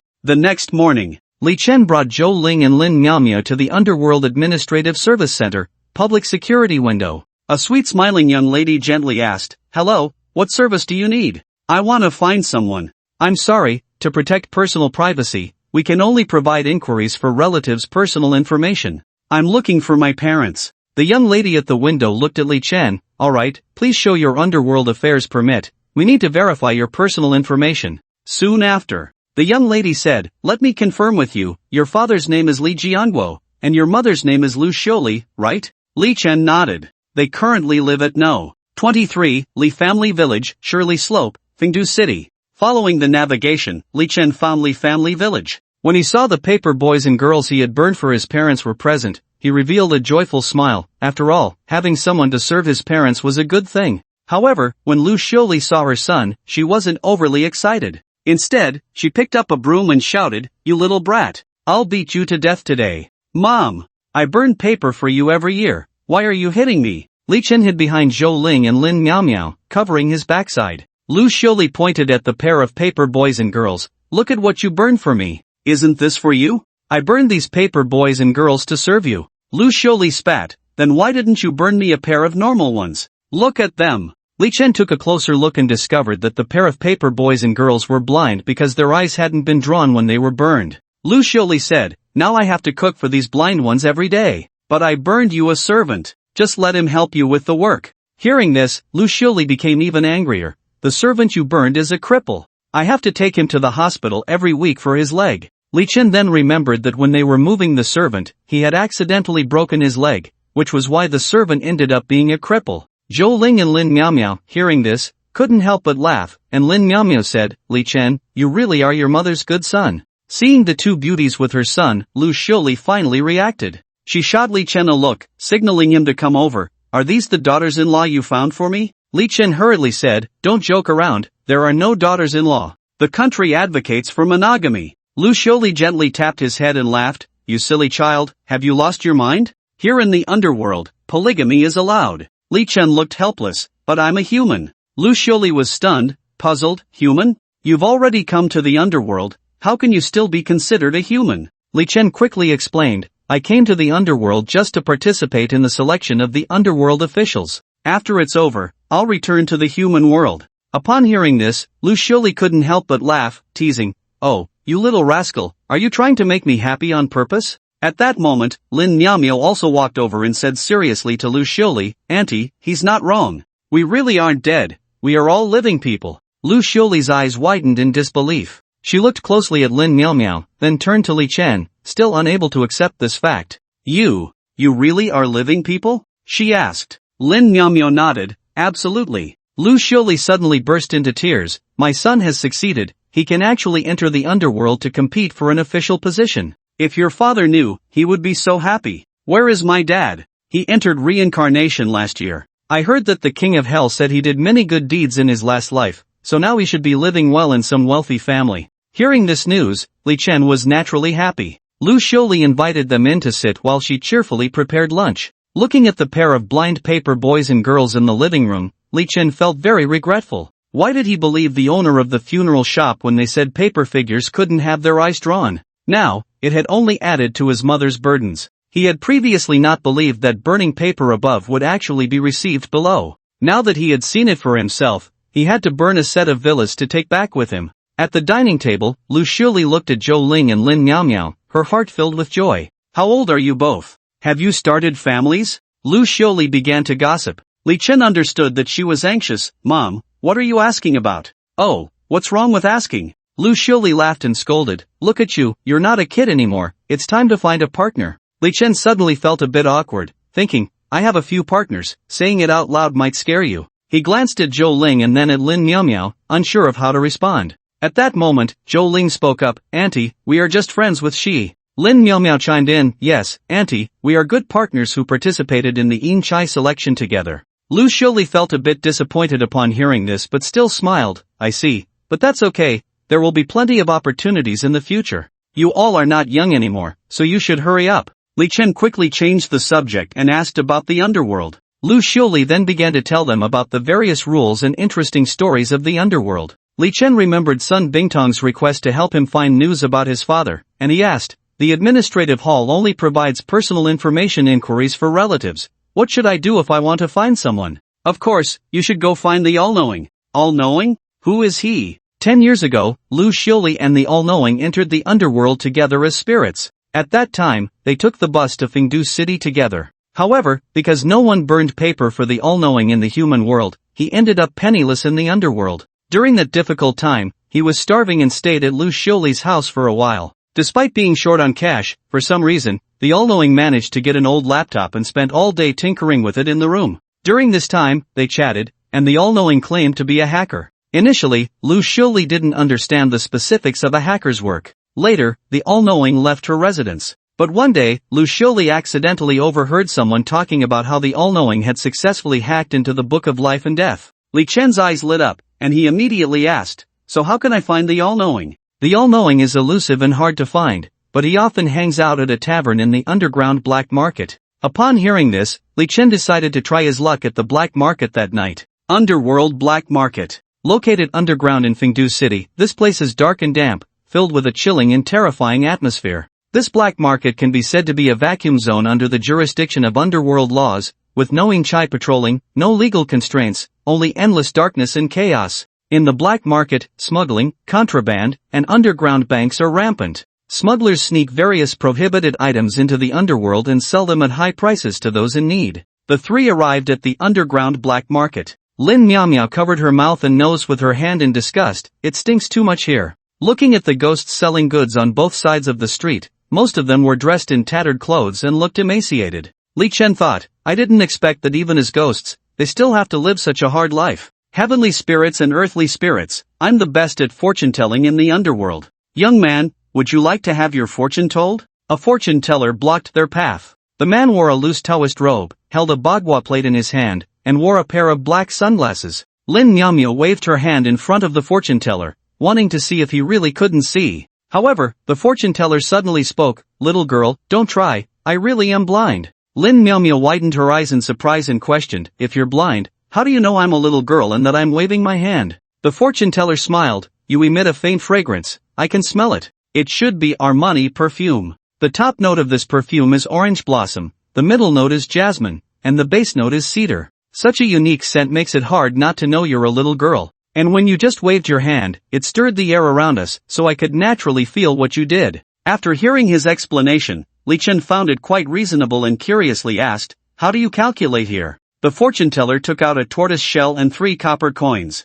Place the 3 coins into the tortoise shell, shake it 6 times, and silently think of the matter you wish to inquire about, and I will naturally be able to see the result. After thinking for a moment, Li Chen decided to give it a try. The first 5 times went very smoothly, but on the 6th time, the tortoise shell actually cracked. The fortune teller's face changed dramatically. You What did you inquire about? It is said that the tortoise shell possesses spirituality. The back of the tortoise has 3 circles of shell. In the center, there are 3 tortoise patterns representing heaven, earth, and man. The middle circle has 10 tortoise patterns representing the 10 heavenly stems, Jia, Yi, Ding, Ding, Wu, Ji, Gung, Xan, Run, and Gue. The outermost circle has 24 small tortoise shells representing the 24 solar terms. The bottom of the tortoise shell has 12 sections representing the 12 earthly branches. Therefore, the ancients believed that the entire tortoise shell concealed the principles of the I Ching, making it the best tool for divination. The fortune teller's tortoise shell is a family heirloom, with a history of over 100 years. He took a great risk to bring it from the mortal realm to the underworld, and now, it has actually cracked. Li Chen said, I just inquired about my future fortune. The so-called heavenly secrets cannot be leaked. The ancients invented divination to glimpse these secrets. Fortunately, the efforts of the diligent are not in vain. The art of divination has been passed down for thousands of years, proving that the methods of the ancients are sound. However, the cracking of the tortoise shell signifies that heaven does not wish for Li Chen to pry into its secrets. Suddenly, the fortune teller's face showed a look of shock, and he trembled as he said, You are not human. Lin Miao Miao, who was nearby, immediately felt displeased, frowned, and pouted. How can you speak like that? The fortune teller hurriedly explained, No, the young lady misunderstood my meaning. I did not mean to offend. What I meant to say is that this young man is neither a ghost nor an ordinary living person, but a rare living dead. Li Chen couldn't help but chuckle. Master, do you really know how to calculate? Here I am, a perfectly alive person standing right here, and yet you insist on saying I'm a living dead. Isn't that utterly absurd? The fortune teller shook his head repeatedly, his expression serious and resolute. No, I absolutely cannot be mistaken, for according to my observation, your lifespan has indeed been exhausted. Li Chen suddenly realized, recalling the scene when he encountered the black and white impermanence at the foot of Longhu Mountain. Those 2 girls had clearly told him that his lifespan was already used up, but he had fought back and successfully broke free from their grasp, thus narrowly escaping the fate of having his soul taken. Thinking about it this way, he truly was a living dead in every sense. So, he turned his gaze back to the fortune teller, pondering to himself that perhaps this person really had some skill. Then why can't you predict my future? The fortune teller calmly began to calculate with his fingers. Suddenly, his body jolted, and he spat out a mouthful of blood. Lin Miaomia was startled and quickly stepped back. We haven't done anything, don't try to frame us. The fortune teller wiped the blood from the corner of his mouth and weakly said, What framing? I was peering into the heavenly secrets and suffered a backlash. Li Chen hurriedly stepped forward to support him, asking with concern, So what did you calculate? The fortune teller nodded but showed a look of terror on his face, only that the heavenly secrets cannot be leaked. I can only give you 8 words. Demon moon hangs in the sky, bringing calamity to the world. After saying this, he coughed a few times and staggered slowly into the darkness. Watching the fortune teller's figure gradually fade away, Li Chen was momentarily stunned. Demon moon hangs in the sky? The old master also told me these 8 words in the Tianshi Hall. What will happen in the future? Lin Miaomia was unconcerned. It's just a trick. I see him as nothing but a fraud. Forget it, let's just hurry and find the all-knowing one. According to Lu Xioli, the all-knowing one occasionally appeared at a tavern at the end of an alley. It was a dimly lit alley, with nothing but damp walls surrounding them. The 3 of them cautiously walked into the alley, a cold wind blowing that sent shivers down their spines. Lin Miaomia couldn't help but complain, What kind of place is this? It feels so eerie. When they reached the end of the alley, they finally saw the tavern. Normally, since a tavern is a place of business, it should be open to customers. At the very least, it should have a sign. However, this tavern had no sign, and the door was only half ajar, with faint light seeping out from inside. Li Chen gently pushed the door open and walked in. The tavern was filled with a musty smell, with a few worn-out tables and chairs scattered about. There were no other patrons, just an old man and a young man sitting in a corner, exchanging drinks. Upon seeing someone enter, the old man slowly stood up from his seat, using a cane for support, and walked towards them with difficulty. What would you like to drink? He asked. Actually, we're here to find someone. Upon hearing this, the old man didn't seem surprised. He glanced at the young man drinking with him, then turned back. I suppose you're looking for the all-knowing one as well. Unfortunately, he hasn't been here for half a month. Hearing this news, Li Chen felt a wave of disappointment wash over him. He had originally thought he could find some clues here, but now it seemed all hope was lost. He sighed helplessly, Then I apologize for the disturbance. With that, he turned to leave. Just then, the young man who had been drinking next to the old man suddenly called out to them, Wait, His voice was somewhat slurred, clearly having had too much to drink. He swayed as he stood up, stumbling towards them. As he walked, he squinted his eyes, carefully sizing up Li Chen and the others. When he got closer, he finally asked, "What do you want to ask the all-knowing one?" Li Chen quickly explained, "My friend's father has gone missing, and we want to inquire about his whereabouts, to see if he is alive or dead." The young man continued to ask, "And what is your relationship with Lu Xioli?" Li Chen answered truthfully, "She is my mother." The young man nodded slightly, seemingly not surprised by the answer, then said, "Come with me." With that, he turned and walked towards a corner of the tavern. The young man stopped and gently knocked on the wall in front of him. Immediately, a hidden door in the wall slowly opened. Li Chen watched in astonishment, thinking to himself, "So there is such a secret passage here." After opening the hidden door, the young man looked back at Li Chen and the others, signaling them to follow. Soon, they entered a room filled with various clutter. He rummaged through a box for a while and pulled out an old laptop. "Recently, the underworld has been cracking down hard. I was planning to lay low for a while, but Aunt Lu has helped me, and I've seen a photo of her son on the death ledger. You looked a bit familiar just now, so I confirmed it. Since you are his son, I'll help you look into it." As he spoke, he turned on the laptop. After a series of operations, the words "death ledger system" appeared on the screen. "What is the name of the person you want to check?" "Sun Guodong." The system displayed tens of thousands of people named Sun Guodong. "Is there any other information?" Li Chen replied, "He is an archaeologist, and his daughter is called Sun Bingtong." After Wan Shitong input the key information into the computer, he confirmed the person to be investigated. According to the information displayed, in 2000, Sun Guodong had passed away, dying in an ancient tomb from the Tang Dynasty, with the cause of death being an infection from an unnamed virus within the tomb. However, the Yin Chai did not find his soul in the Yang realm. This meant that although he was dead, his soul still wandered in the Yang realm. Li Chen thought to himself, "This is illogical. Since Sun Guodong has become a Yin spirit, why doesn't he return to find his daughter? Could it be that something restricts his activities after becoming a Yin spirit? You are helping me investigate his daughter Sun Bingtong. Why does she only have a lifespan of 32 years? Suddenly, a commotion erupted outside the room. Wan Shitong immediately closed his notebook and dashed out through another secret passage. At that moment, a Yin Chai kicked open the door, shouting, "Come here, search for them." Li Chen, still confused about what was happening, was restrained by several Yin Chai. He asked, "What are you doing?" The leading Yin Chai, resembling a yaksha, sternly said, "The system just detected someone intruding into the death book system here. Speak quickly. You are not Wan Shitong's accomplices. We just came to find Wan Shitong for business," Li Chen hurriedly explained. The yaksha scrutinized Li Chen, a hint of suspicion flashing in his eyes. "Business? What kind of business requires intruding into the death book system? I see you as an accomplice." Saying this, the yaksha gestured for his subordinates to take Li Chen away.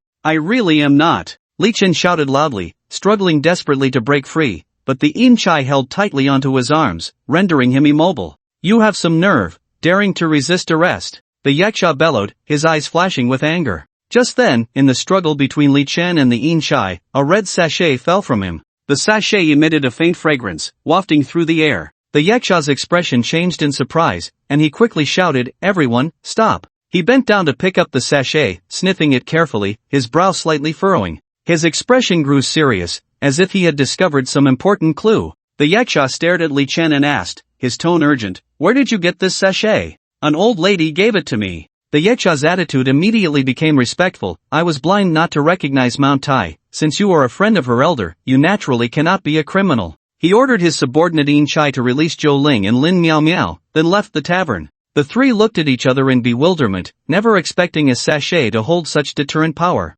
Zhou Ling couldn't help but ask, "You actually know an important figure in the underworld?" Li Chen shook his head in confusion, indicating he was also unclear about the situation. He explained, "When I first arrived in the provincial city, I encountered an old lady burning paper at a crossroads. For some unknown reason, she gave me this sachet." Zhou Ling curiously inquired, "What kind of old lady was she?" Li Chen tried to recall the scene. How should I put it? From behind, her figure was very charming, but her face looked like that of an elderly woman." Upon hearing this, Zhou Ling suddenly showed a look of surprise. "Did she have a red hairpin on her head?" Li Chen thought carefully. "It seems she did." Zhou Ling said slowly, "She is Mengpa." Hearing this, Li Chen's eyes widened in shock. "Mengpa? The one who gives people Mengpa soup?" Lin Miao Miao looked puzzled. "Isn't she supposed to be working on the Naiha bridge? What is she doing in the Yang realm? Could she be on vacation?" Zhou Ling replied, you might actually be right. I heard that the underworld has also implemented the labor law now, normally working 5 days and resting 2, plus there are public holidays. With Meng Po's years of service, she at least gets 15 days of public leave every year. So what does it mean that he gave me a sachet? Lin Miao Miao chuckled, you can tell you've never taken the civil service exam, this is common knowledge for the exam. In ancient times, when women gave men sachets, it mainly expressed affection and a promise of lifelong commitment. A woman would personally embroider a sachet and give it to the man she liked as a token of love. Put. After hearing Lin Miao Miao's explanation, Li Chen felt a surge of frustration. After all, that was an old lady, what did it mean that she had feelings for me? Li Chen felt both embarrassed and helpless, he simply couldn't accept being admired by an old lady. He comforted himself, maybe this is just a misunderstanding, or perhaps Meng Pa has other intentions? Zhou Ling said, anyway, since we've already come to the underworld, we can just ask her by the Naiha bridge after the selection for the messengers is over. Lin Miao Miao laughed, what if she catches you and forces you into marriage? I'd love to see how you handle that. The next day, Blood Valley. It was a valley stained red with blood. It was said that the Ksitigarbha Bodhisattva fought fiercely with the previous king of ghosts here. In that battle, the Ksitigarbha Bodhisattva struck the ground, leaving a pit the size of a football field. Today, this pit still exists, as if telling the tale of the brutal past. The air in Blood Valley was thick with the smell of blood, sending chills down one's spine. In the center of this blood-red land was the enormous pit. The river of blood in the underworld flowed through the pit, dividing it in two. The water glimmered with a crimson glow, resembling a giant blood-colored dragon winding through it. There were a total of 64 candidates participating in this selection for the messengers. However, what puzzled Li Chen was that only half of them were human, while the other half were monsters. Most of these monsters had transformed into human forms but still retained some of their original animal characteristics. From the animal traits they exhibited, there were not only elephants and lions but also mantises and bees. But he hadn't seen those monsters during the written exam? He curiously approached a mantis spirit. Hey, are you also here for the selection of the messengers? The mantis spirit raised its side-like arms and turned to look at Li Chen. Of course. Then why didn't I see you during the written exam? We don't have much education, so we naturally don't need to take the written exam. This made Li Chen unhappy. Everyone is competing for the messengers, why the different treatment? The mantis spirit explained, we are competing for different positions. You humans are competing for the soul capturer position, while we animals are competing for the demon messenger position. Is there a difference? You humans have messengers to maintain the balance between the realms of yin and yang, and animals naturally need messengers to maintain their own balance as well. The demon messenger goes to the human world to collect animal souls. At that moment, a loud bang echoed from the sky. A man in a suit appeared above Blood Valley. He had a dark face and a crescent-shaped mark on his head. It was obvious he was King Yen Luo. Then, his booming voice resonated in the air. Congratulations to everyone for successfully arriving at the elimination round of this selection for the messengers.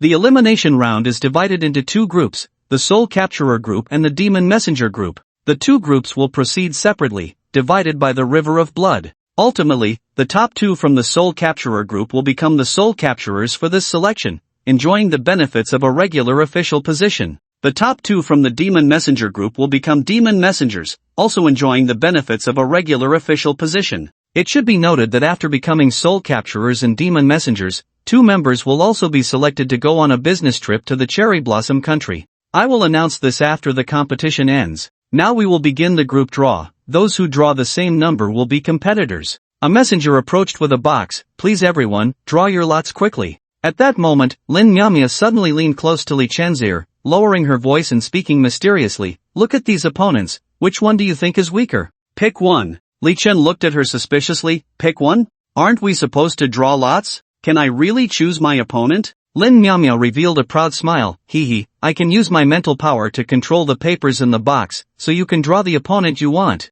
Isn't that cheating? What if we get caught? Don't worry, we shouldn't get caught. Li Chen surveyed the surrounding competitors, and when his gaze landed on Li Hongwei, a cold glint flashed in his eyes. It's him. Lin Miaomia noticed his gaze and couldn't help but remind him, are you sure you want to choose him? He's a tough nut to crack. Li Chen curled his lips in disdain. I just want to teach someone like him a lesson. Alright, I'll grant your request. At that moment, a voice echoed from the sky. I know that among you, there are those with extraordinary means. If you attempt to use tricks to control the match, this prince will not be lenient. Lin Miaomia stuck out her tongue, frightened, and quickly stopped her little actions. After everyone finished drawing lots, the match order was announced. Li Chen smiled slightly, his gaze locked onto Li Hongwei. Although Lin Miaomiao didn't control the drawing, fate was on their side, and Li Chen ended up facing Li Hongwei. Li Hongwei also looked at Li Chen, rubbing his hand across his neck in a threatening gesture. With a loud clang of a gong, the referee announced that the match officially began. On the northern side of the Blood Valley pit, Li Hongwei revealed an evil smile. "You little brat, weren't you quite arrogant yesterday? Today, I'll make you pick up your teeth from the ground." Li Chen's lips curled up. "The last person who said that to me now runs away when he sees me. You're next." As soon as he finished speaking, a pool of black liquid slowly spread out from beneath his feet. "Humph, another Yin Thunder. Don't you have any other tricks?" Li Hongwei looked at Li Chen with disdain. However, as time passed, a look of surprise and disbelief gradually appeared on his face. As someone who understood Yin Thunder from Longhu Mountain, he knew that this spell required a massive amount of magical power to cast. Logically speaking, someone Li Chen's age, no matter how talented, could only summon Yin Thunder within a radius of 4 to 5 meters. Yet, when he saw the Yin Thunder flowing beneath his feet, it showed no signs of stopping. The Yin Thunder continued to spread at an astonishing speed, quickly covering the entire area north of the Blood Valley pit. The spectators were shocked, and murmurs erupted among them. Someone whispered, "I heard he's the first place in this Shinmen martial arts competition. It seems he really has the strength." Another person chimed in, "I've also heard about his feats. I really hope I don't encounter him in the later matches, or I'll definitely suffer a big loss." Someone else gleefully remarked, "Looks like Li Hongwei is in for a tough time this time." At that moment, Li Hongwei, standing opposite Li Chen, had a very ugly expression. He had originally thought he could easily defeat this opponent, but now it seemed the situation was worse than he had imagined. Faced with such powerful Yin Thunder, he could only brace himself. He shouted, "Come out, Grandpa Lu." As soon as he finished speaking, a dark cloud appeared above the Blood Valley, and a giant python over 10 meters long appeared before everyone. This was not the first time Li Chen had seen a spirit medium summon a deity. Back at Longhu Mountain, Luinui, who fought against Sun Shoyan, was also a spirit medium. However, Li Hongwei's giant python was a full twice the size of Luinhui's. The fire spirit within the jade asked, "Master, do you need my help?" Li Chen smiled, "I want to make him beg for mercy myself." He controlled the Yin Thunder to attack the giant python. The giant python opened its massive mouth and spewed out a wave of black mist, colliding with the Yin Thunder, producing a deafening roar. As the smoke cleared, both Li Chen and the giant python were unscathed. Li Hongwei was taken aback. He hadn't expected Li Chen's Yin Thunder to be so powerful. Li Chen didn't give Li Hongwei a chance to catch his breath. He secretly circulated the qi within him, and the Yin Thunder began to emit billowing steam, while the originally black Yin Thunder gradually transformed into a magma-like color. Li Hongwei felt an intense heat at his feet and quickly leaped onto the back of the giant python behind him. As time passed, the Yin Thunder had completely turned into scalding magma, and everyone couldn't help but show expressions of astonishment. Someone outside the arena couldn't help but exclaim, "What kind of thunder technique is this? I've never seen such a peculiar thunder technique before." Another person pondered, could it be the secret technique of the Xiantian cave? It is said that the top 4 of the Shenmen martial arts have all been to the Xiantian cave. Perhaps they obtained such a miraculous method there. Someone else chimed in, "I heard that Sun Shoyan used the Tontian pattern on Kunlun Mountain a few days ago. It must have been in the Xiantian cave that he evolved the Yin Yang ghost pattern." The crowd sighed, the Xiantian cave truly is a mysterious treasure. Li Chen controlled the magma-colored Yin Thunder to pounce on the giant python. This time, the giant python couldn't withstand the scorching Yin Thunder. It writhed in pain, letting out a series of wails. Li Hongwei fell from the giant python onto the Yin Thunder, also crying out in agony from the heat. However, Li Chen had no intention of letting him off. "Kid, who just said they would beat me until I was looking for my teeth? I admit." Before he could finish his sentence, Li Chen used the Yin Thunder to block his mouth. "Want to admit defeat? I don't agree." Li Hongwei was seen rolling in pain on the Yin Thunder. Although everyone knew he had lost, he neither admitted defeat verbally nor was he knocked unconscious, so according to the rules, the match had to continue. 10 minutes later, Bao Zheng could no longer watch and announced Li Chen as the winner. Li Hongwei lay on the ground, his skin charred black from the burns, looking at Li Chen with fear in his eyes. At this moment, on the southern side of Blood Valley, the match for the Demon Envoy group had also concluded. With a loud clang of a gong, the referee announced that the second match of the 32-16 knockout round officially began. Unfortunately, the second match of the Soul Binding group featured Zhou Ling and Lin Miaomiao. They hadn't expected to meet so soon. Although they had been strangers just yesterday morning, after a day of interaction, they both felt that the other was quite nice. Li Chen knew Zhou Ling's strength. Back at the Zhou family, although he had won against Zhou Ling using talismans, he understood that it was because Zhou Ling hadn't used her paper spirit technique. In the Shenmen martial arts competition, relying solely on the Gatling gun Zhou Ling had given him, he had forced his opponent to admit defeat, not knowing if Zhou Ling had other means. Perhaps she could conjure a paper bomb. It wasn't impossible. Li Chen, on the other hand, had no idea what combat methods Lin Miaomiao possessed. After 2 days of contact, he only knew that Lin Miaomiao had the ability to investigate with her spirit, and considering her earlier attempt to control the draw, her mental strength seemed quite good. Could her combat method also be based on mental strength? On the arena, Zhou Ling and Lin Miaomiao didn't waste much time and brought out their respective techniques. Zhou Ling took 1,000 paper crane from her pocket, and as she chanted a spell, the crane instantly transformed into a white crane with a wingspan of over 3 meters. She gracefully jumped onto the back of the white crane, and at the same time, a Barrett rifle appeared in her hand without anyone noticing. Seeing this scene, the crowd erupted in gasps of astonishment. A female sniper. Li Chen looked at Zhou Ling, who was standing on the back of a white crane, dressed in tight leather, with a neat short haircut, holding a Barrett rifle, and couldn't help but exclaim in his heart, "This really looks like it." He knew that Zhou Ling had the ability to create spirits from paper, but he didn't expect her to use it so skillfully. Everyone was worried about Lin Miaomiao. After all, at this moment, Zhou Ling had both mobility and firepower, definitely a super god ADC. However, Lin Miaomiao on the field displayed a carefree demeanor, seemingly unconcerned about the danger before her. At that moment, she slowly extended her hands, murmuring something under her breath, not revealing what she was saying. Suddenly, the blood in the originally calm flowing blood river seemed to lose gravity, floating into the air and continuously gathering towards Lin Miaomiao. In the blink of an eye, a massive wall of blood rose from the ground, obscuring her figure. Controlling objects with thought. Her ability was truly mental power. Seeing this scene, Zhou Ling was taken aback.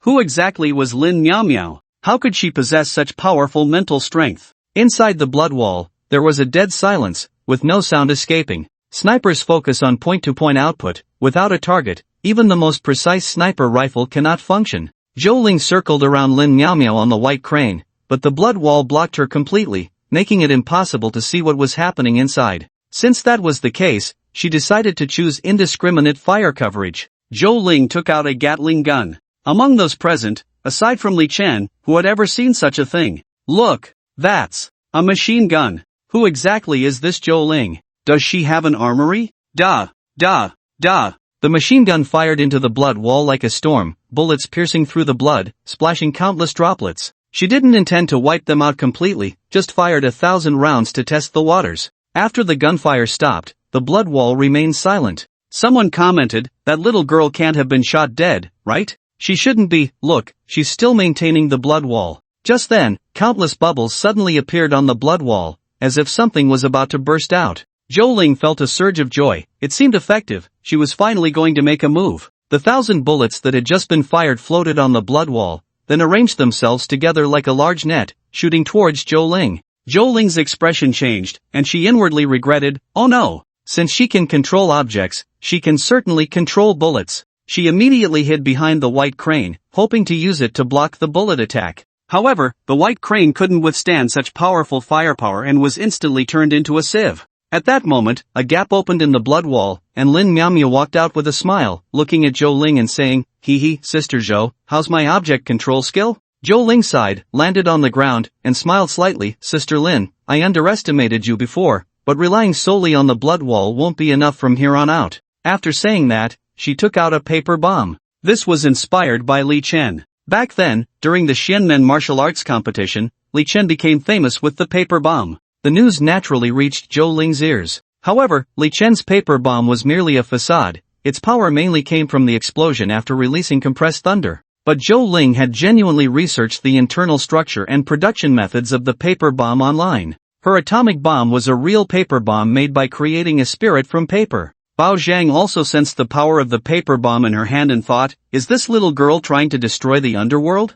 I need to find a way to stop her." He cleared his throat and said loudly, "Zhou Ling, according to international agreements on the use of nuclear weapons, you cannot be the first to use nuclear weapons." The people present were all those who loved to watch the excitement, and upon hearing this, they were not pleased. Does the underworld even care about this? Exactly, could there be some hidden agenda? Hearing the murmurs below, Bao Zhang could not stand it any longer and angrily said, "If the original paper bomb really explodes, every single one of you here will be affected by nuclear radiation." Upon hearing this, they immediately fell silent. But there were still some who did not understand the reason behind it, muttering softly, "Didn't Li Chen also use the original paper bomb at Longhu Mountain?" For Lin Miaomiao, this was originally good news, but she was unwilling, saying, "This is unfair." Bao Zhang asked, "What is unfair about it? Since they can make it, why shouldn't others be allowed to use it?" Bao Zhang was left speechless by her retort, helplessly leaving behind a statement, "The final interpretation of this competition belongs to the underworld."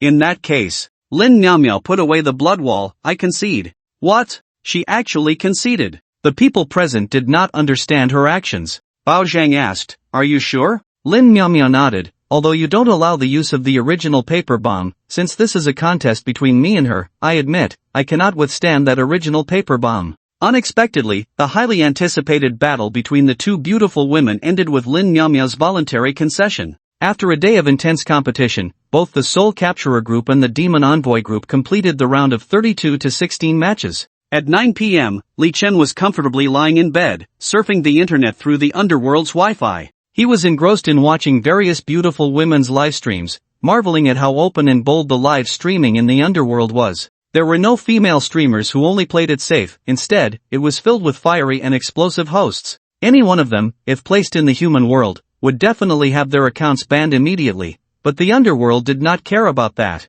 Just then, there was a gentle knock on the door. Li Chen opened the door to see Lin Miaomiao standing at the entrance. "There's a hot spring behind the hotel, how about we go soak together?" Upon hearing this suggestion, Li Chen's heart stirred. Soaking in a hot spring? This meant he could wear swimwear and enjoy a visual feast. Compared to just watching beautiful women on his phone screen, what was that worth? So, he agreed without hesitation and reminded, "Make sure to call Zhou Ling too." However, Lin Miaomiao told him that Zhou Ling had to go out for something and could not join them. Li Chen's eyes quickly shifted, thinking that it seemed better if Zhou Ling didn't go. This way, no one could restrain him, and he could fully enjoy the beautiful springtime in the hot spring. Lin Miaomiao continued, "In that case, I'll go back to get my clothes." Li Chen was surprised. "You're bringing a swimsuit when you go out?" "Of course. I've already done my research. The hot spring water in the underworld is 100 times better than in the human world, so coming here definitely means soaking in the hot springs." Then she asked, "You didn't forget to bring swim trunks, did you?"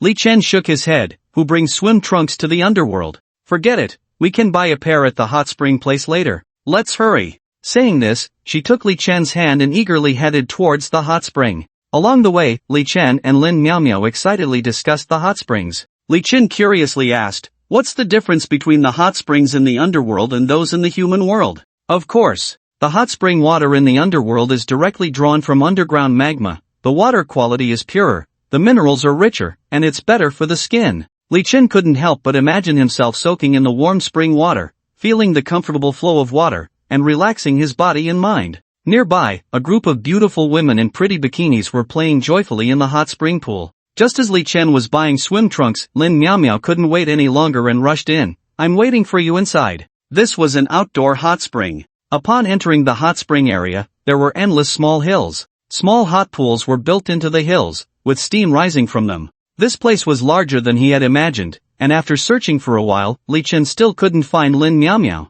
Suddenly, his eyes lit up. He saw a hot pool filled with rose petals, where 7 beautiful women in bikinis were lying by the edge of the pool, resting with their eyes closed. Each one had a swan neck, an ant waist, a butterfly back, and peach-like skin. Li Chen tiptoed over. Who? Among the 7 beauties, the one in the middle looked warily in Li Chen's direction. "Li Chen? Why are you here?" Li Chen recognized her too. Yi Xianyuan? Yi Xianyuan was also one of the participants in the selection, and they had met in Blood Valley. She was fair-skinned and beautiful, with an outstanding temperament, but her profession was that of a corpse driver. Corpse driving, also known as spirit relocation, originated from Xiangxi. It is said that this profession was born during the time of the Yellow Emperor's battle with Qi Yu. Yi Xianyuan was a hereditary corpse driver, and she was already the 80th generation. The other 6 beauties, hearing someone speak, immediately opened their eyes warily. However, they were different from normal people. Their gazes were vacant, and their movements were a bit stiff. Li Chen pointed at the beauty next to Yi Xianyuan. "They can't be your zombies, right?" Yi Xianyuan scooped up some water and wiped it on the shoulder of one of the female zombies beside her. "Of course. It wasn't easy for me to collect these 6 zombies, I have to take good care of them. This was true, these 6 female zombies were all of school beauty level, and even after becoming zombies, their skin remained flawless and as white as congealed fat, indicating that she had indeed put in a lot of effort. But I saw you using a 7 or 8-year-old little zombie during the daytime competition. As Li Chen spoke, he walked to the edge of the hot pool and pinched one of the zombie's cheeks. The feeling was almost indistinguishable from that of a real person. Yi Xianyuan explained, this is just the first round of the competition, I don't want to reveal my strength. But since you've discovered it, you have to promise me not to tell anyone. Suddenly, she shouted, stop. At the same time, Li Chen's hand came to a halt in front of a female zombie. Yi Xianyuan glared at him, angrily asking, what do you want to do? Li Chen, however, laughed mischievously, I was just curious to see if the other parts of the female zombie are the same as a normal person. As he spoke, his gaze roamed unabashedly over the female zombie. Yi Xuanyuan's face turned red with anger, and she gritted her teeth, scolding, You pervert. Just then, Lin Miaomio walked over gracefully. She immediately saw Li Chen soaking in the hot spring with the 7 beauties, a sly smile appearing on her face. She quickly took out her phone from her pocket and started snapping pictures of Li Chen. Seeing this, Li Chen was instantly alarmed and shouted, Lin Miaomio, what are you doing? Oh, intersection. Oh haha, I'm going to send this to Sister Joe so she knows what you're up to. To avoid trouble, Li Chen immediately stood up, trying to snatch the phone. You better delete it. I won't. Li Chen, quick on his feet, dodged the phone, but then slipped and fell towards Lin Miaomio. The two of them tumbled into the pool together, causing a splash of water. At that moment, something strange happened. The 6 female zombies, who had been motionless in the hot spring, suddenly opened their eyes simultaneously, revealing a greedy expression. They slowly stood up and approached Li Chen and Lin Miaomio. Yi Xianyuan was taken aback, realizing that these zombies might have been stimulated in some way and lost control. She hurriedly began to chant a spell, trying to regain control over the zombies. However, the situation developed beyond her expectations. The zombies completely ignored her commands. Seeing the fierce-looking female zombie, Li Chen shouted, Yi Xianyuan, what do you want to do? Yi Xianyuan was also a bit anxious. I don't know why these zombies are out of control. Then how did you control them before? I used talismans, but I didn't bring any with me. Li Chen immediately summoned Yin Lei. I've already controlled them, you hurry and get the talismans. He had no idea how Yi Xianyuan had trained these zombies,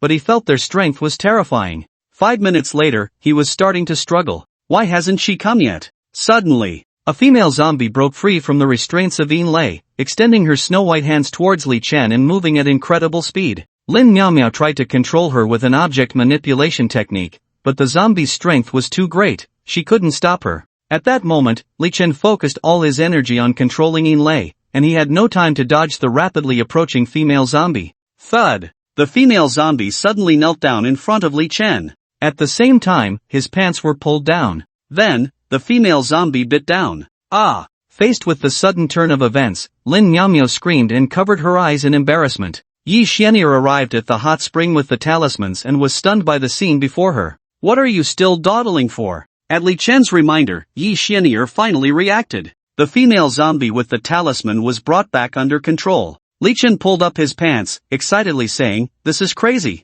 Your zombies have gone mad. Lin Miaomio asked, what on earth is going on? Yi Xianyuan thought for a moment and slowly said, normal zombies prefer the dark and usually cultivate in extremely young places. But my zombies have a different cultivation method, they practice in extremely young places. From what just happened, it seems they came into contact with something with a very strong yang energy. Li Chen exclaimed, it can't be me, right? Yi Xianyuan nodded, the hot spring water comes from magma, which already has strong yang energy, and since you fell into the water just now, it must have pushed them over the zombie threshold. He remembered that he was a yang god body, which was likely related. Li Chen approached a female zombie and lifted the talisman stuck to her face. They should be under control now. Yi Xianyuan said, you can rest assured now, with the talisman, they won't cause any trouble. Lin Miaomio suddenly laughed, what a pity, I should have recorded that just now. After this commotion, more onlookers gathered around, and to avoid unnecessary trouble, the three hurried back to the hotel. The next day,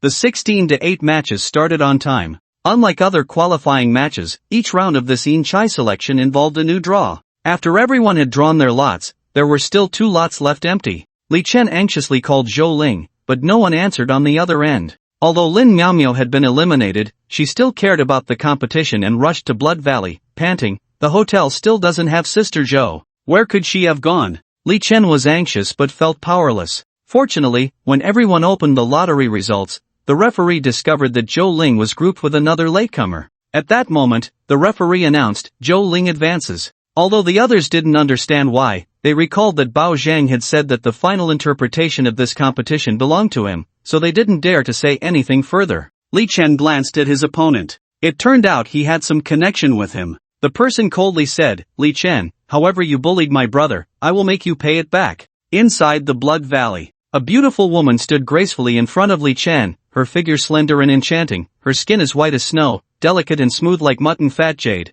Beneath her straight and elegant nose were a pair of alluring light red lips. Although she wasn't wearing makeup, her fresh and natural beauty made her shine even without any powder. Li Chen asked, your brother is? The beauty coldly replied, Gongsun Jinyu. So he's from the Gongsun family. This beauty was named Gongsun Yubing, and she was also a Yinjia master. Her match yesterday happened to be the first one in the afternoon, and at that time, Li Chen was late and missed this exciting duel, so he didn't have a deep impression of her. At this moment, she took out a small Yinjia that was only the size of a palm, then recited incantations, and with the sound of the spell, the small Yinjia gradually transformed, eventually becoming a bronze spider the size of a car. The bronze spider was incredibly lifelike, even the hair on its legs was crafted. However, for a normal spider, that would be leg hair, but for a spider of this size, it was called barbs. This scene left everyone present dumbfounded, as they had never seen a bronze Yinjia. It should be known that the art of Yinjia has a history of thousands of years, but almost all Yinjia are made of wood.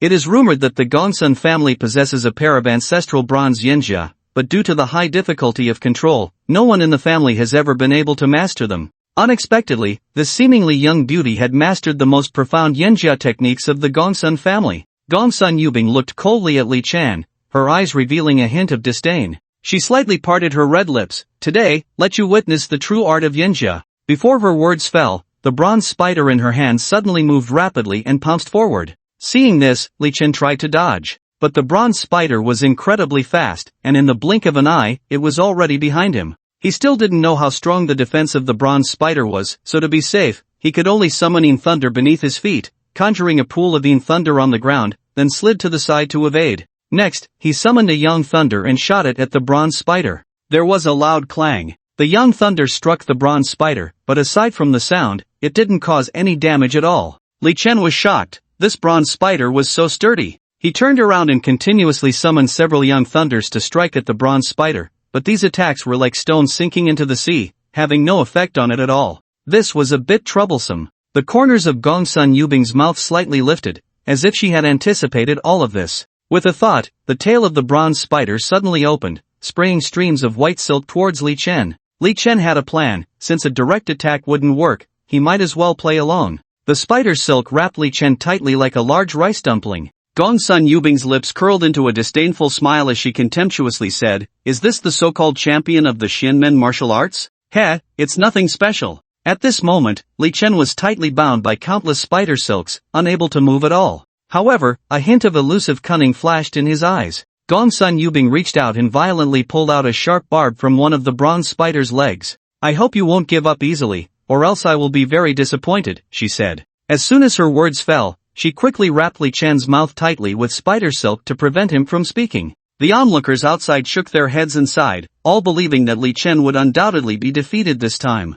Gongsun Yubing, holding the barb, leisurely wandered back and forth in front of Li Chen's body, murmuring to herself, let me think. Where should I start? Should I first cut that handsome face of yours, or should I first slash your two legs? After pondering for a moment, she continued to talk to herself, such a beautiful face, it would be a pity to ruin it. Then let's leave some marks on your legs for now. Just as she was about to strike, an unexpected event occurred. Li Chen, who had been tied up like a dumpling, suddenly turned into a puddle of black liquid. Immediately after, Gongsun Yubing felt a warm sensation on her neck, and a strong arm had somehow reached from behind and tightly gripped her throat. At the same time, a cold and familiar voice rang in her ears, you lost. Gongsun Yubing was terrified, her eyes wide open in disbelief at what was happening before her. The onlookers outside were also stunned into silence by the sudden turn of events. Substitution technique. Someone outside exclaimed. This is a unique skill of the Heavenly Master's mansion of Longhu Mountain. I didn't expect Li Chen to be able to use it at such a young age.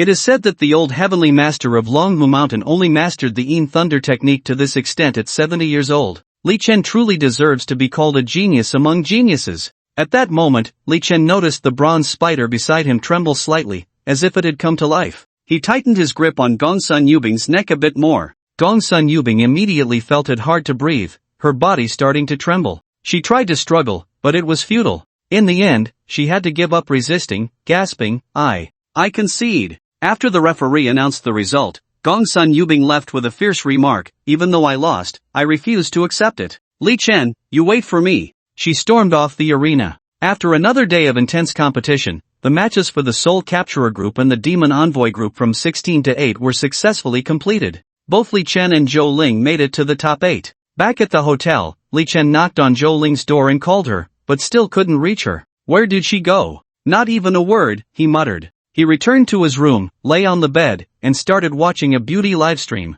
Before long, he fell asleep. In a daze, Li Chen vaguely heard a rustling sound near his ear, as if countless small things were crawling in his room. What is that sound? Could there be cockroaches in the underworld too? He wondered, rubbing his sleepy eyes while groping for the light switch. However, when he reached for the bedside lamp switch, he suddenly felt his hand touch a piece of wood the size of a grape. Strangely, this piece of wood seemed to move. Then, he felt a sharp pain. It turned out that the wood had bitten him. Ah, what the heck? He quickly pulled back his hand, crying out in pain. Startled, Li Chen immediately threw the piece of wood hard onto the floor and quickly turned on the room's lights. When he saw the scene before him, he couldn't help but gasp. His room was crawling with wooden spiders, densely packed. These spiders varied in size, but all exuded a strange aura. At that moment, an unwilling voice came from the window. Li Chen, if you have the ability, let's compete again. You really are a persistent ghost. With the light, Li Chen saw Gongsun Yubing floating outside the window. But this is the 6th floor. She's not a ghost, how did she manage that?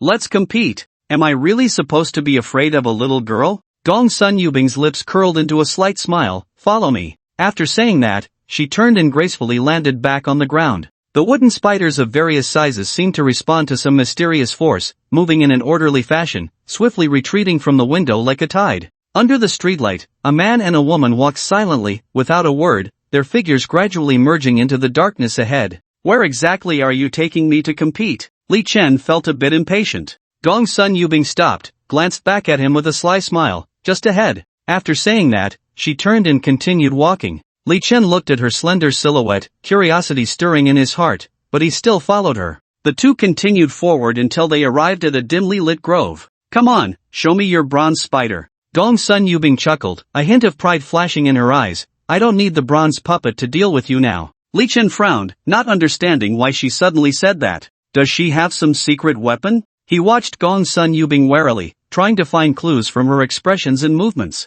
Li Chen secretly summoned the Yan Lei, ready to respond to any potential attack. However, just as he was about to unleash his lightning technique, a wave of dizziness suddenly hit him. His vision blurred, and his body lost balance. Stumbling, Li Chen fell heavily onto the grass. His head buzzed, and his thoughts became chaotic. Gongsun Yubing laughed triumphantly, how about that? I told you, I don't need the bronze spider. Li Chen weakly lifted his head to look at Gongsun Yubing, struggling to ask, what exactly did you do to me? Look at your right hand. Following her gaze, Li Chen discovered that the spot where the wooden spider had bitten him was already blackened. Only then did he understand why they had walked for so long. She was stalling for time. Gongsun Yubing proudly walked over to him. Now, how are you going to escape? Li Chen felt darkness closing in and fainted on the ground. He didn't know how long it had been when he was awakened by the sound of two people arguing. He groggily opened his eyes to see Huo Linger and Qi Liuli arguing, while beside a large tree, Gongsun Yubing was tied up, bruised and battered.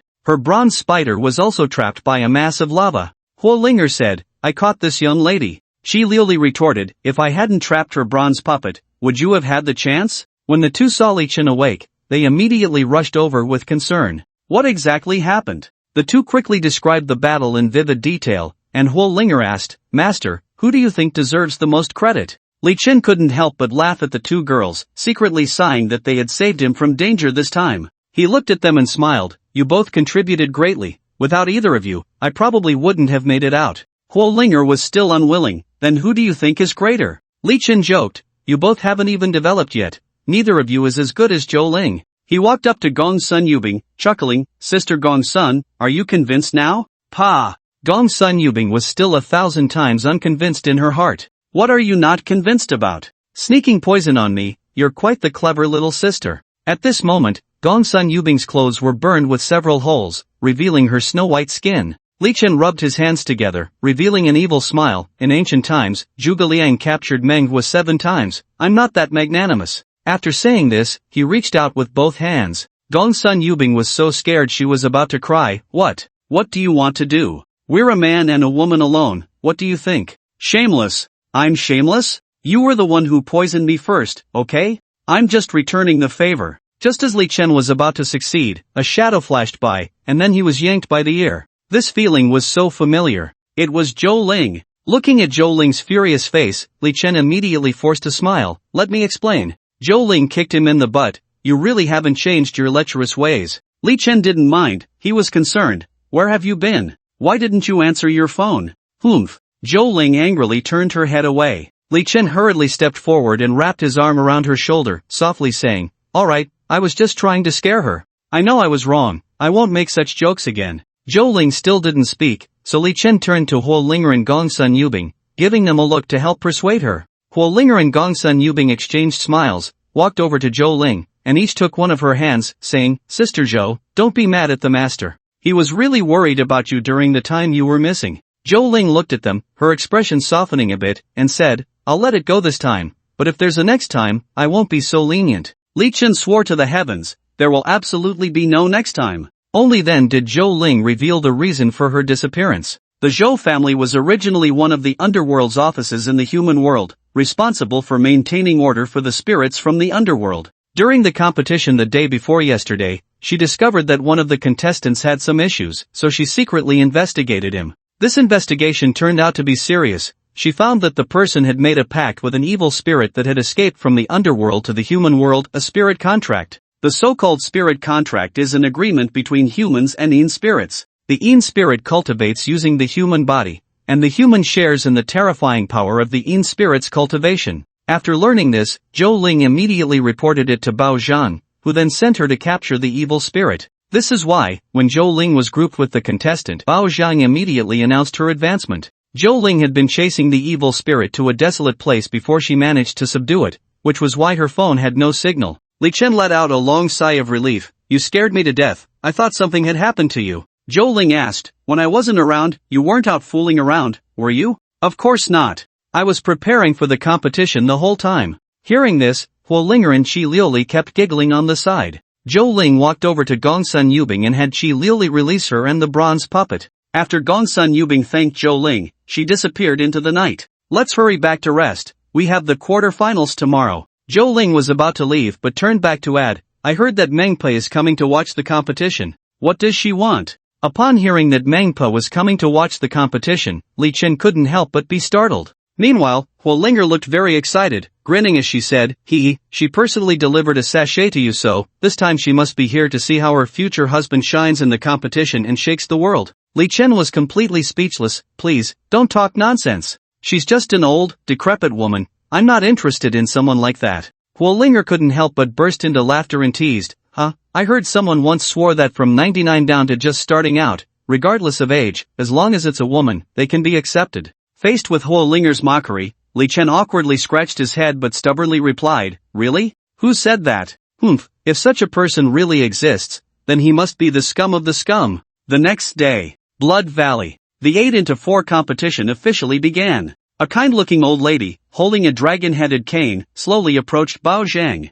Isn't this the mysterious old lady I met at the crossroads that night? It really is Mengpa. At the same time, he also saw a familiar face beside Mengpa Mengzi. She was also a contestant in this selection for the underworld officials. Mengzi looked to be only around 20 years old, with a sweet appearance and a hot figure, always dressed in ancient Hanfu, leaving a deep impression on Li Chen. Mengpa? Mengzi? A hint of confusion flashed through Li Chen's mind. Could they be related? Mengpa seemed to sense Li Chen's gaze, slightly turned to the side, and whispered something to Mengzi. Upon hearing this, Mengzi couldn't help but lift her head, following Mengpo's line of sight. When her gaze landed on Li Chen, a shy blush appeared on her face, and she quickly lowered her head, seemingly a bit embarrassed. Today, they also needed to redraw lots. The competition officially began. In the first match, Mengzi faced Zhou Ling. When Zhou Ling saw the result, her mood instantly plummeted, as if gripped by an invisible force, leaving her feeling utterly despondent. She had fought against Meng Zi before and knew her strength. A wave of fear surged in her heart. Meng Zi was Meng Po's adopted daughter, hailing from the Tang Dynasty. As the designated successor to Meng Pa, her strength was among the best in the entire underworld. Li Chen noticed Zhou Ling's tense posture and clenched fists and curiously asked, "Why do you look so nervous? Is Meng Zi really that powerful?" Zhou Ling nodded heavily, indicating her agreement. She recalled the scene from 10 years ago when she first entered the underworld and fought against Meng Zi, still vivid in her memory. Back then, Meng Zi's displayed strength had left her deeply shocked and made her realize the vast gap between them. However, despite the anxiety in her heart, Zhou Ling's gaze gradually became resolute. She told herself that since she was already here, she had to face this competition with all her might. She wanted to see if, after 10 years of effort, the gap between her and Meng Zi was still as unreachable as before. Regardless, she decided to give it her all in the match. Even if she ultimately couldn't defeat her opponent, she wanted to showcase her true strength. In the competition arena, Meng Zi, dressed in a red and white shoulder-bearing Tang-style long dress, made her snow-white skin even more enchanting. Her black hair cascaded down to her waist like a waterfall, gently swaying in the breeze, resembling a dancing spirit. She looked like a celestial fairy descended from the heavens, captivating everyone. "It must have been 10 years since we last met." Meng Zi's voice was soft and melodious, like a heavenly sound. Zhou Ling nodded, "Exactly 10 years. Then let's compete again. Let me see if you've made any progress in these 10 years. Zhou Ling's lips curled up slightly, revealing a calm smile. "That's exactly what I intend to do." As soon as she finished speaking, Zhou Ling instantly transformed into a black mist, rushing forward at incredible speed. Meanwhile, Meng Zi calmly turned into a red mist, gracefully flying into the air. Her figure was elegant, like a butterfly dancing in the wind. The red mist and black mist collided in the air, producing a series of crisp ding, ding, ding sounds, the sound of weapons clashing, filled with speed and passion. Just moments ago, they were empty-handed, and no one knew where their weapons had come from. In an instant, the weather changed, and thunder rumbled. Everyone was astonished. The strength of these two was unexpectedly formidable. As the red mist and black mist dissipated, Zhou Ling and Meng Zi's true forms were revealed. Meng Zi held a curved dagger in her hand, small and exquisite, with a red gem embedded at the end of the hilt. Zhou Ling also held a dagger, ancient and black, exuding a chilling aura. In the Blood Valley, Zhou Ling and Meng Zi exchanged blows, neither yielding. Suddenly, Zhou Ling sidestepped, evading Meng Zi's attack, while thrusting her dagger towards Meng Zi. Seeing this, Meng Zi immediately executed a strange movement technique, her figure vanishing in an instant. Zhou Ling was startled and quickly turned to search for Meng Zi's silhouette. Just then, she felt a strong sense of danger approaching from behind. It was too late to dodge. She could only muster all her strength to lunge forward. However, this was all part of Meng Zi's trap. Meng Zi appeared above Zhou Ling, her dagger aimed at Zhou Ling's back. Zhou Ling's eyes widened, filled with despair. She knew there was no way to evade this strike. "You lost."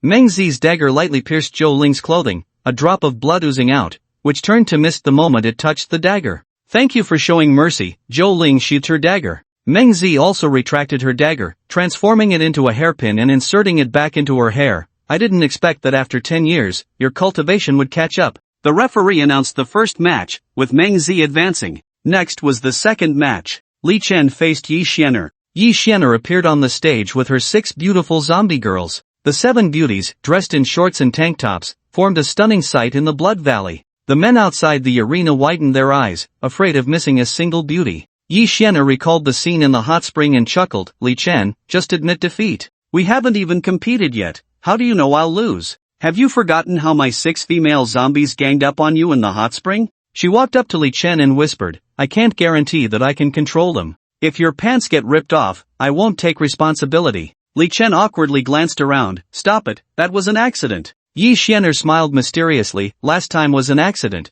but this time it won't be. What are you planning?" "Hee, you'll find out soon." Yi Xianer tore off the talismans from the foreheads of the 6 female zombies and shook the control bell in her hand. The female zombies immediately turned to Li Chen, their eyes filled with greed. Li Chen felt a familiar sensation, a chill running down his spine. "Damn, not again." Yi Xianer laughed. "To be honest, it seems my female zombies have taken a liking to your scent." As soon as she finished speaking, the female zombies pounced on Li Chen like hungry wolves. The male contestants outside displayed envious expressions. They began to discuss among themselves. Dying under a peony flower is still a romantic death, being taken down by these female zombies is worth it. Who can argue with that? It's hard to find beauties of this caliber in the mortal realm, and there are 6 of them. While the onlookers were envious, Li Chen inside the arena was in a tough spot. In the hot spring, there were hardly any people, so taking a loss was bearable. But in such a public setting, being taken advantage of by female zombies would ruin his reputation if it got out.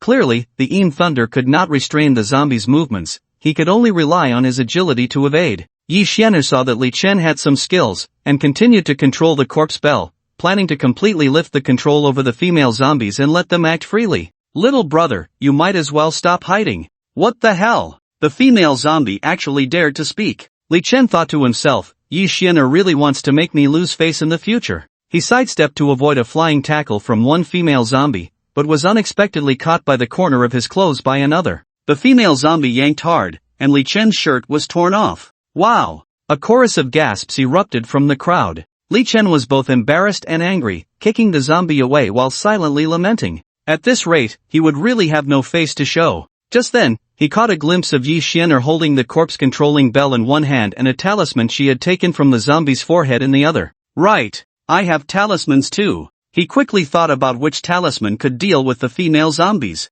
Let's try the immobilization talisman first. Since he hadn't prepared any in advance, he could only take out a blank talisman and, while dodging the female zombies, he went to the blood river, dipped his hand in the blood, and drew the immobilization talisman. With a slap, he pressed the immobilization talisman against one female zombie's chest. Last time in the hot spring, he hadn't felt the touch of the female zombie, but this time his wish was finally fulfilled. The sensation was indeed no different from that of a living person. But the immobilization talisman had no effect on the female zombie at all. Li Chen was startled, and seeing other female zombies gradually closing in, he decided to try another talisman. The arousal talisman. Yes, let's use the arousal talisman. Aren't you all here for my yang energy? I'll help you out a bit more. He dipped his hand in the blood again and drew another talisman. Hee, it's working. One female zombie, after being hit by the arousal talisman, first froze, then her face instantly flushed, her gaze becoming dazed. She stopped chasing Li Chen and instead lay on the ground, writhing her body and making enticing sounds. The crowd outside erupted in excitement, some even whistling. What the hell? Awesome! Quick!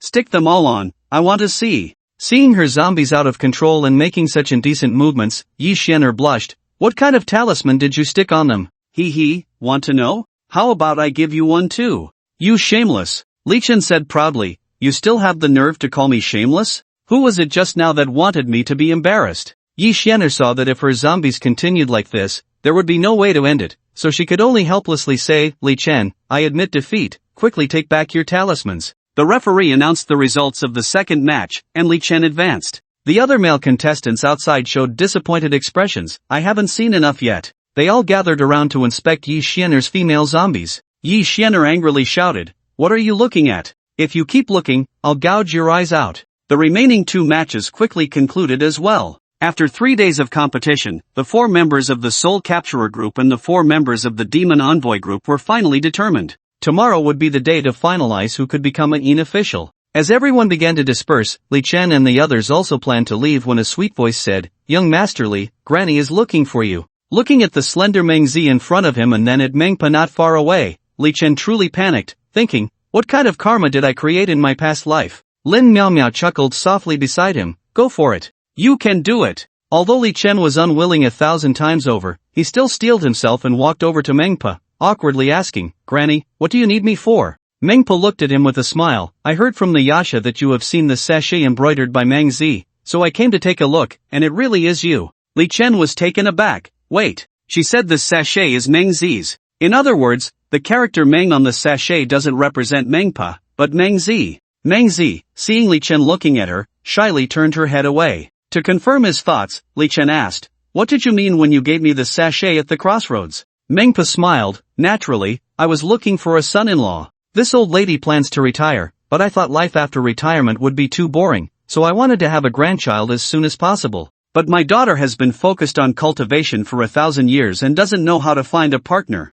Can I not be anxious? So I took the initiative to find someone for her in the human world. Looking at Meng Zi's graceful silhouette, Li Chen's heart blossomed with joy. Meng Pa continued, Little Z also told me about your performance these past few days. I checked your life and death register, although you're a bit of a flirtatious Taoist, you're not a bad person. The underworld doesn't emphasize monogamy, as long as she gets to be the boss. Li Chen thought, the boss. Definitely the boss. She's a spirit from the Tang Dynasty, so by age, she must be the boss. That's the situation. My little Z is fine with it. Do you have any problems? Li Chen excitedly replied, no. I have no problems at all. Meng Pa nodded, alright. Then this marriage is settled. If you both can be selected as Yin Chai tomorrow, I'll talk to old Bao and let you go to the land of cherry blossoms together. Li Chen questioned, wait, isn't Meng Zi supposed to take over your position? Why would she be selected as Yin Chai? Meng Pa said leisurely, don't think that just because I'm here feeding people soup on the Naiha Bridge, I'm not an official. She can't take over my position without first being appointed.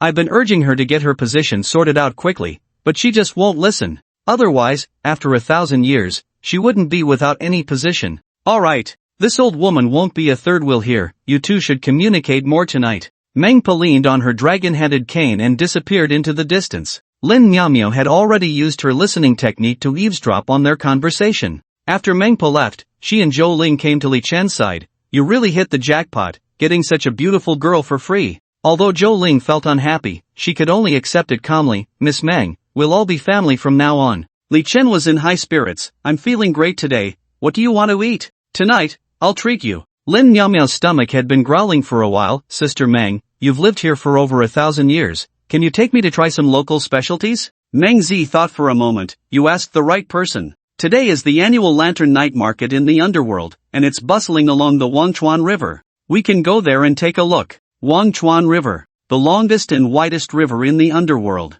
It can be divided into 3 sections, each with different scenery. Wangchuan River originates from the underground river at the foot of Mount Tai in the human world, flowing underground into the Ghost Gate, passing through the Yellow Springs Road, Jinji Ridge, and reaching Fengdu Ghost City. This is the most beautiful first section of Wangchuan River. The underworld has spent a lot of money to clear out wandering souls and manage the polluted waters in this section. In the urban area of Fengdu Ghost City, the underworld funded the creation of dozens of parks and a riverside commercial street. This is one of the top 10 livelihood projects in the underworld. Last year, this project won the Gold Award for Ecological Environment Management in the underworld, and underworld representatives from various countries came to learn and visit. The second section flows out of Fengdu Ghost City, reaching the Underworld Palace, then to the 18 layers of hell, and finally to the Naiha Bridge. This section is dark and terrifying, with blood-yellow water filled with souls unable to reincarnate, infested with insects and snakes, and a foul wind blowing. The third section is the part that flows out after the Naiha Bridge. After drinking Mangpo's soup, one must take a boat from here to reincarnate. It is a path everyone must take. This section is incredibly dark, and no one knows what lies on either side. The 4 of them arrived at Fengdu Ghost City, along the riverside commercial street of the River of Forgetfulness. Along the way, various strange lights and mysterious atmospheres filled the entire street. Meng Zi introduced them to various delicacies and specialty goods, and Lin Miaomio was as excited as a child. Suddenly, a commotion erupted ahead. Lin Miaomio, curious, squeezed into the crowd to see what was happening. She saw a person dressed in a black cloak, holding a huge scythe, arguing with a 3-headed dog. From the appearance of the 3-headed dog, it was evident that it was a mix, a combination of a husky, an Alaskan Malamute, and a Samoyed. Li Chen also squeezed into the crowd and couldn't help but exclaim, wow! A foreign beauty. The girl in the black cloak looked to be only 16 or 17. She had long golden hair that fell smoothly over her shoulders. Her emerald green eyes sparkled like precious gems, clear and bright, exuding a unique charm. She gave off a fresh, refined, and clean-cut vibe. However, the beauty's attire made Li Chen feel somewhat familiar. Isn't she the Grim Reaper from the West? How did she end up here? The one arguing with the Grim Reaper was a middle-aged woman, lying on the ground, wailing, hey, neighbors, come look. This foreigner is bullying me. Her dog bit my leg, and she wants to run away. The Grim Reaper looked around in panic, speaking in a foreign language, but no one around could understand her. However, from her facial expression, it was clear that she seemed innocent and was being wronged by the woman. Her flustered and helpless demeanor bore some resemblance to the 2 silly girls from the Yin and Yang realms. Could this Grim Reaper be on a trial period? Although Li Chen's English was mediocre, he couldn't miss the chance to be a hero and immediately started communicating with the Grim Reaper in broken English. It turned out that the Grim Reaper did not intentionally let her dog bite anyone, rather, the woman had provoked the dog, and the dog had accidentally hurt her in self-defense. Moreover, the wound was not deep, just a light scratch. Besides, the woman was a ghost and didn't need to worry about tetanus. The people around knew the woman's character. She lived by scamming others and wanted to bully the foreign girl. After understanding the situation, Li Chen decided to downplay the matter and stood up to testify for the Grim Reaper. However, the woman began to play dirty, crying and demanding compensation from the girl. At that moment, Meng Zi stepped forward, gently waved her finger, and a flash of light passed. She then tapped the woman's forehead, and the woman immediately stopped crying. The woman scratched her head as if she had lost her memory. What happened? Why am I here? Upon seeing Meng Zi, she was so frightened that she ran away. The people around gave a thumbs up, continuously praising, "It's still Master Meng Zi." Li Chen curiously asked, "What kind of spell did you use? And why do they call you Master Meng Zi?" Meng Zi smiled and said, "Just a little spell, nothing to mention. As for Master Meng Zi, it's just because of my grandmother's influence." The Grim Reaper girl, seeing that Li Chen and the others had helped her, immediately began to thank them profusely. Everyone looked curiously at this foreign Grim Reaper, filled with questions. Why was she here? It turned out that this Grim Reaper girl was named Alice, and she was actually an intern Grim Reaper. She had come to the underworld with her master to invite Bao Zhang to attend an international underworld academic conference. However, while shopping, she accidentally got separated from her master and encountered the scam. At this moment, Alice looked at the time and realized it was getting late, saying, "It's getting late, I should head back. Thank you all for your help." After saying that, Alice bid farewell to everyone, her figure gradually disappearing around the street corner. Watching Li Chen's reluctant expression, Zhou Ling teasingly remarked, "Why don't you go see her off again?" Li Chen immediately responded, "Yes, yes. She's a foreigner, unfamiliar with this place, and could easily encounter danger. We should escort her a bit." Upon hearing this, Zhou Ling immediately pinched his ear. "I was being sarcastic, didn't you catch that? Ouch, ouch, let go. There are so many people here." On the way back, Li Chen mischievously leaned closer to Meng Zi. "Grandma wants us to communicate more tonight. How about coming over to my place for a bit?" Meng Zi immediately understood his meaning and shyly lowered her head. "You can talk about that after you win tomorrow's match." Li Chen was overjoyed. Hee, so that means you agree. The next day, the final round of the Yin Chai selection competition began. Li Chen felt a bit nervous, for people drawing lots. "I hope I don't end up with Meng Zi. If that happens, only one of us can become a Yin Chai, and we won't be able to go to the cherry blossom country together." Meng Zi saw through his thoughts and whispered in his ear, "Don't worry, Grandma has already arranged everything. We will definitely not be in the same group." Sure enough, the two were not assigned to the same group. In the final round, Li Chen's opponent was a monk named Wu Nang. He was from the Zen sect and was a brother to Wu Tian, who participated in the Xianmen martial arts competition. He looked to be in his 30s, wielding a ruthless staff, with a full beard and 9 skulls the size of oranges hanging around his neck, looking quite fierce.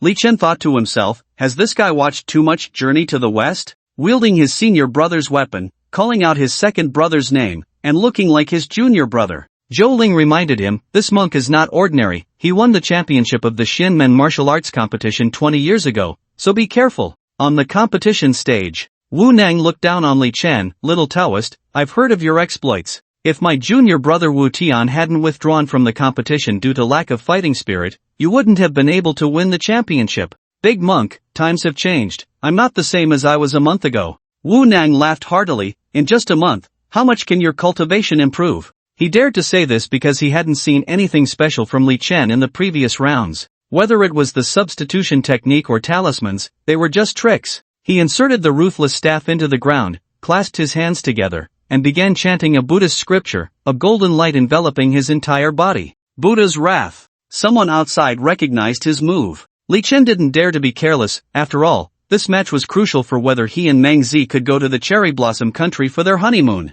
But thinking that he might have a big battle with Meng Zi tonight, he decided to conserve his strength for now. Thus, he summoned Fire Spirit and Red Lioli. The other contestants outside had only heard of these but had never seen them in person. Look, that's Tongshenwen and Fire Spirit. Today is quite an eye-opener. Why are they 2 little girls? Can they handle it? Fire Spirit stretched lazily, moving her limbs, mumbling, "It's been so boring lately, finally, I meet a worthy opponent." After saying that, she transformed into a flame, charging towards the monk Wu Nang like a burning meteor. At the same time, Red Lioli was not to be outdone. It quickly changed form into a massive fire dragon, roaring as it rushed towards Wu Nang. Meanwhile, Li Chen summoning thunder, hoping to restrict Wu Nang's movements. Although Wu Nang mocked Li Chen, he didn't dare to underestimate him. After all, he had already witnessed the terrifying power of Yin Thunder turning into lava. He made a quick decision and immediately retreated several dozen steps to avoid being struck by the Yin Thunder. However, Wu Nang still underestimated Li Chen.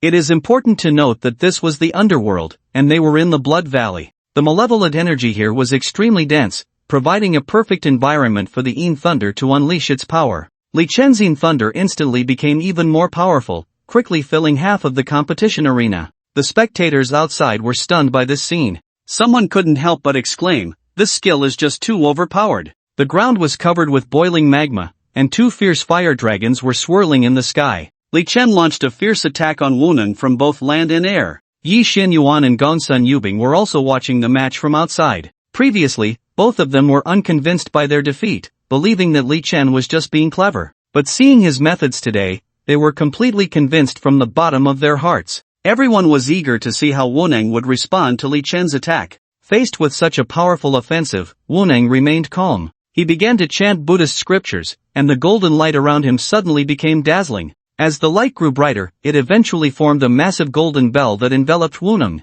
The Yin Thunder and Fire Dragons struck the golden bell, producing a series of loud booms, but they could not break through its defenses. Li Chen was taken aback. He hadn't expected Wu Nang's golden bell to reach such a level. Although the magma and flames couldn't penetrate, Wu Jing was also feeling quite uncomfortable, drenched in sweat from the intense heat. Someone mocked him, "Doesn't this look like a roasted pig?" Just then, Wu Nang shouted loudly, "Take this!" As his voice fell, the golden bell suddenly exploded, and countless golden rays shot towards Li Chen and the others. Li Chen hurriedly dodged, and Huo Linger and Qi Liuli were also affected, retreating a bit. Wu Nang seized the opportunity, picked up the water and fire ruthless staff, and with a powerful strike, aimed it at Huo Linger in mid-air. The sudden turn of events caught Huo Linger off guard, but fortunately, Li Chen quickly used the Yin Thunder to pull her back just in time to avoid the blow. At the same time, Wu Nang's figure dispersed, and he actually created two clones. Damn! He can even use the Master Brother's external clones. Li Chen had originally wanted to conserve his strength for later, but now winning the battle was the priority. As for later, he could only buy some goji berries to replenish himself after the match. He said to Huo Linger and Qi Liuli, "You two buy me a minute." After saying that, he took a talisman out of his pocket. 9 Heavens Profound Ice Talisman. Earth-level talisman. During his battle with Taoist Yuna, Li Chen had seen him use the Profound Ice Sealing Soul Talisman, which inspired him. The 9 Heavens Profound Ice Talisman, which he had been unable to create before, was finally made. Looking at the talisman radiating cold air, Wu Nang was stunned. "At your age, you can actually use an earth-level talisman." Li Chen chuckled, "Today, let you experience the feeling of ice and fire coexisting." Wu Nang dared not let him unleash it. The three Wu Nang swung their water and fire ruthless staffs fiercely at him. Li Chen was still not proficient in using the earth-level talisman, and there was a delay in his skill activation. When Huo Linger and Qi Liuli saw the big monk attacking, they immediately stood in front. 1 minute later. At that moment, Li Chen was ready with the 9 Heavens Profound Ice Talisman, and he shouted, "Get back!" Hearing this shout, Huo Linger quickly hid into the Hutian Jade, while Qi Liuli dove into the Tongtian pattern. Immediately after, a bone-chilling cold wind howled in, and the temperature around them plummeted. In midair, thousands of sharp ice needles fell like raindrops, shooting straight towards Wu Nang. Wu Nang deeply understood the power of these ice needles and did not dare to be the slightest bit negligent. He quickly shed his clone and once again activated the Golden Bell Shield. Ding! Ding! The ice needles struck the Golden Bell Shield like speeding bullets, producing deafening sounds. However, under the extreme temperature fluctuations of cold and heat, Wu Nang gradually found it hard to hold on. Finally, with a crisp cracking sound, the Golden Bell Shield was instantly shattered. Countless ice needles pierced through Wu Nang's body, and he spat out a mouthful of blood before collapsing weakly to the ground. I concede. Although Li Chen had won, the extensive use of Yin Thunder and the 9 Heavens mysterious ice talisman left him panting heavily. It seemed he really needed to replenish his energy. He wondered how the quality of goji berries from the underworld was.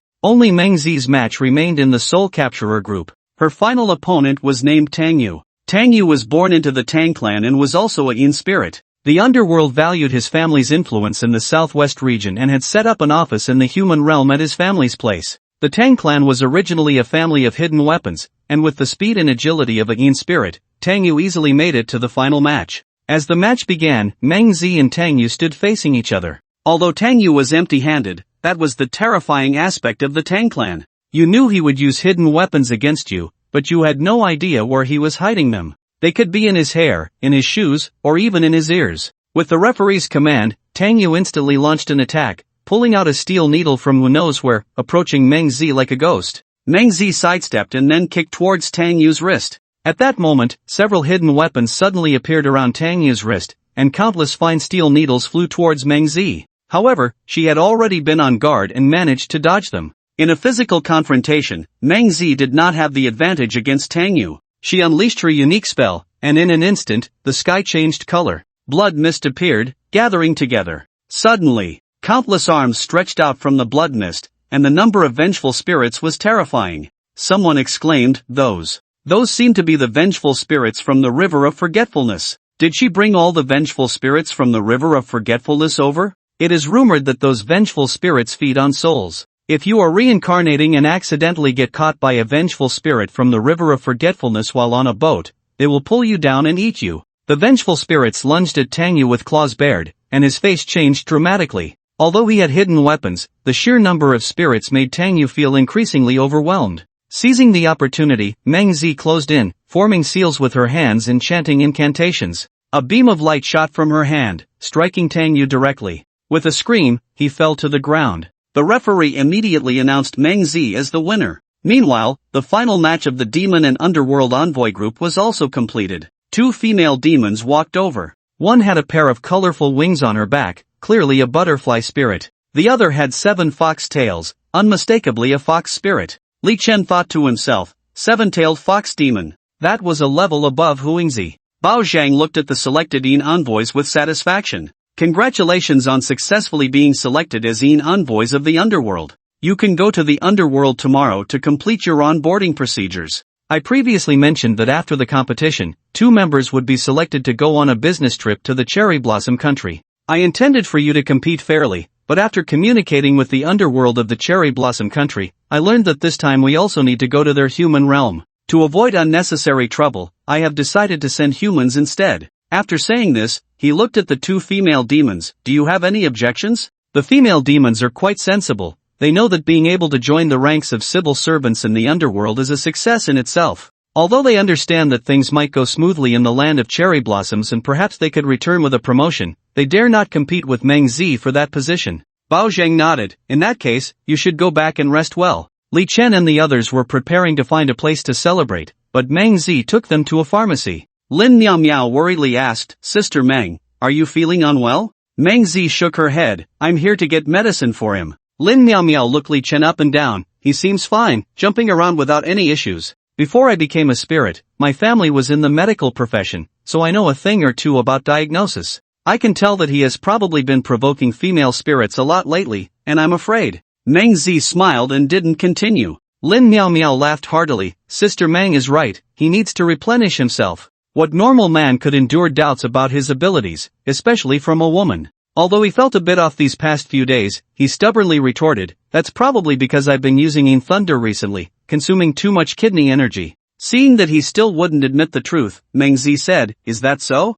Then forget it. Anyway, I've heard that the black goji berries here are the best quality in the world, so let's just leave it at that. With that, she deliberately turned to leave. Li Chen's eyes lit up, so that's it. I have a friend whose health has been poor. Since we're here, I might as well bring back some local specialties for him. Saying this, he immediately dashed into the pharmacy. Boss, give me 10 pounds of black goji berries. The pharmacy owner, an old man, was taken aback. I've been running this pharmacy for over 100 years, and it's the first time I've heard someone buy so much. Isn't it fine to buy gifts? The old man looked Li Chen up and down, shaking his head helplessly. What a good young man, why are you so weak? Lin Miao Miao burst into laughter upon hearing this. Li Chen thought to himself that it had been almost a month since he parted ways with Huingzi, and her demon core's cooling period was almost over. It was time to find her and replenish himself when he returned. The underworld also had bars. Flickering lights and lively music filled the air. The few of them drank to the point of drunkenness.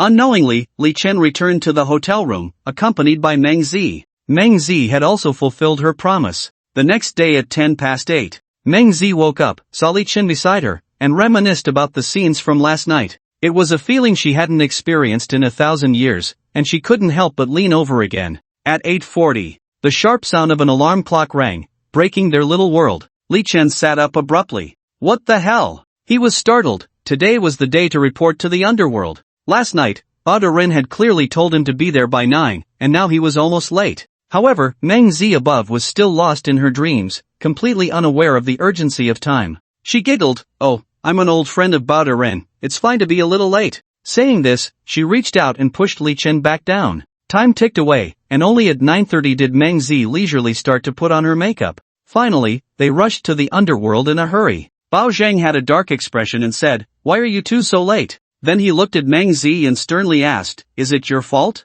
Meng Zi playfully stuck out her tongue and sweetly said, "Alright, Bao Deren, I know I was wrong, I won't do it again." Bao Zhang shook his head helplessly and sighed, "For hundreds of years, you've always said the same thing. If you can be on time just once, that would count as knowing your mistakes and correcting them." Meng Zi pouted and said playfully, "Oh, come on. I'm a girl. It takes time to put on makeup." Bao Zhang looked at her helplessly, speechless. He picked up 2 documents from his desk and handed them to them, saying, "Alright, you two go to HR to complete your onboarding procedures." Li Chen took the documents and was about to leave when he suddenly remembered something. "Bao Deren, can I check the death register?" Bao Zhang knew that almost all of his relatives were gone, so he curiously asked, "Whose life and death do you want to see?" "Sun Bingtong." Bao Zhang nodded, "I can agree to that. But I must say in advance, normally, the death register is classified, and you can only check this one person's life and death." "Okay." Bao Zhang sat back down at his desk and opened the death register system. As expected of the official version of the death register system, it operated much more smoothly than when the all-knowing intruder had accessed it before. Soon, he found Sun Bingtong's information. The facts matched what Sun Bingtong had calculated with the master. She was indeed only 32 years old. "I want you to see her life story." Bao Zhang handed the mouse to him, allowing him to browse through it himself. Once he started looking, he was taken aback by her experiences. At 4 years old, she became interested in martial arts and started learning taekwondo. At 5, she dominated the kindergarten, leading her female classmates to block the boys in the bathroom, making them too scared to come out. At 10, she led her classmates to teach a little thug a lesson, and the thug never dared to block students again. At 15, she entered the best high school in the city as the top student and unified all the local thugs under her command that same year. At 18, she went to study in the beautiful country, and on her first day of school, she was robbed by several black men. She knocked out 3 of them with her bare hands and left one in a vegetative state. At 20, she assisted the police in cracking a smuggling case but was retaliated against, killing 2 in self-defense. At 22, she led her gang to clash with a rival gang from a neighboring city, killing 12 people by herself. At 23, she returned to the country and joined Tianrun Group, and that same year, she entered the 32K gang, becoming the 3rd in command. At 24, she discovered that the 2nd in command was an undercover agent from a rival gang, killed him, and took his place. At 25, during a shootout, she was shot multiple times while saving her boss, but at the last moment, she shot the opposing leader dead. At 26, she took over the 32K gang and became the gang leader. At 27, during a deal, she was ambushed in a black-on-black situation and was besieged by multiple forces. At 28, she disbanded the 32K gang and became the deputy general manager of Tianrun Group. At 29, she became the chairman of Tianrun Group. After Bao Zhang and Li Chen finished reading, they couldn't help but exclaim, "This woman is extraordinary." He looked at Li Chen and asked, "What is your relationship with her? Why do you want to check her life story?" Li Chen, worried that Meng Zi would get jealous, didn't tell the truth. "She's just a friend. A fortune teller said she only has 32 years of life left, so I wanted to check why." Bao Zhang gestured for Li Chen to continue scrolling down, and the last line read, "Lifespan 70 years, died of natural causes, but due to someone borrowing her lifespan, it was reduced by 38 years. He looked at Bao Zhang. "What does borrowing lifespan mean?" Bao Zhang explained, "Every person has a predetermined lifespan from birth. However, there are rumors of a sinister spell in the world that can transfer a person's lifespan to another person. This is called borrowing lifespan. So you guys don't do anything about it?" Bao Zhang shook his head. "The underworld is only responsible for managing the total lifespan of living people in the mortal realm. When a person is reincarnated, their lifespan is determined, but we can't manage the details of what happens to them after they are born that affects their lifespan." "Can't you help change it back?"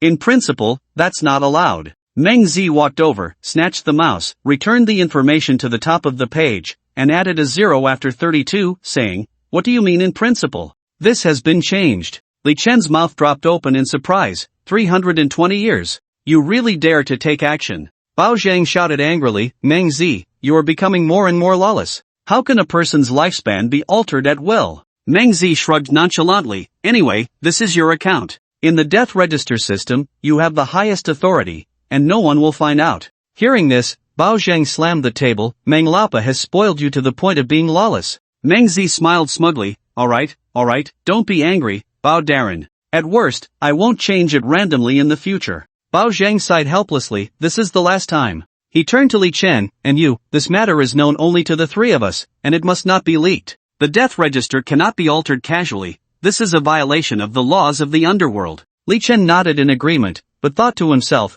Meng Zi is really reckless, but that 320-year lifespan is too exaggerated. At that moment, Meng Zi suddenly leaned close to Bao Zhang's ear and whispered, Don't worry, Bao Darren, no one will know. Even if something happens in the future, I'll take the blame alone. Bao Zhang glared at her. You take the blame?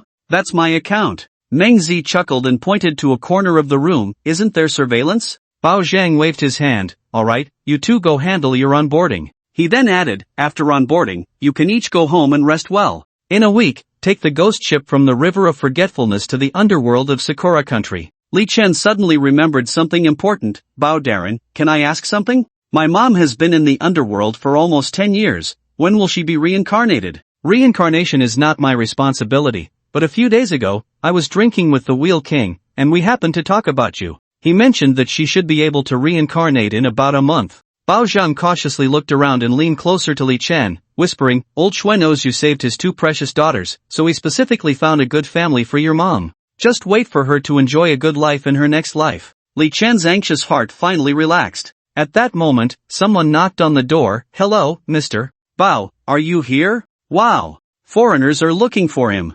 Unexpectedly, Bao Zhang responded, Come in. Li Chen's eyes widened. Bao Darren, you can speak English? What can I do? For decades, I've often been invited to international conferences. If I don't learn, I'll look like a fool when I go out. He then advised, since we have a week before going to Sakura country, you should also learn some Sakura language. The person outside came in, and Li Chen immediately recognized that they were two Grim Reapers. They were both wearing black cloaks and holding huge scythes. The one in front was a blonde beauty around 30 years old, followed by the beauty he met yesterday, Alice. Li Chen remembered that Alice came with her master. So, without a doubt, this blonde beauty around 30 is Alice's master. Alice also recognized Li Chen and Meng Zi, quietly greeting them from behind. Bao Zhang gave the two a look, and they immediately understood, bidding farewell to Bao Zhang and handling their onboarding procedures. But upon entering the HR office, Li Chen was stunned, because sitting in front of him were the Black and White Impermanence sisters. He widened his eyes. Aren't you supposed to be working at the Ghost Gate? How did you end up here?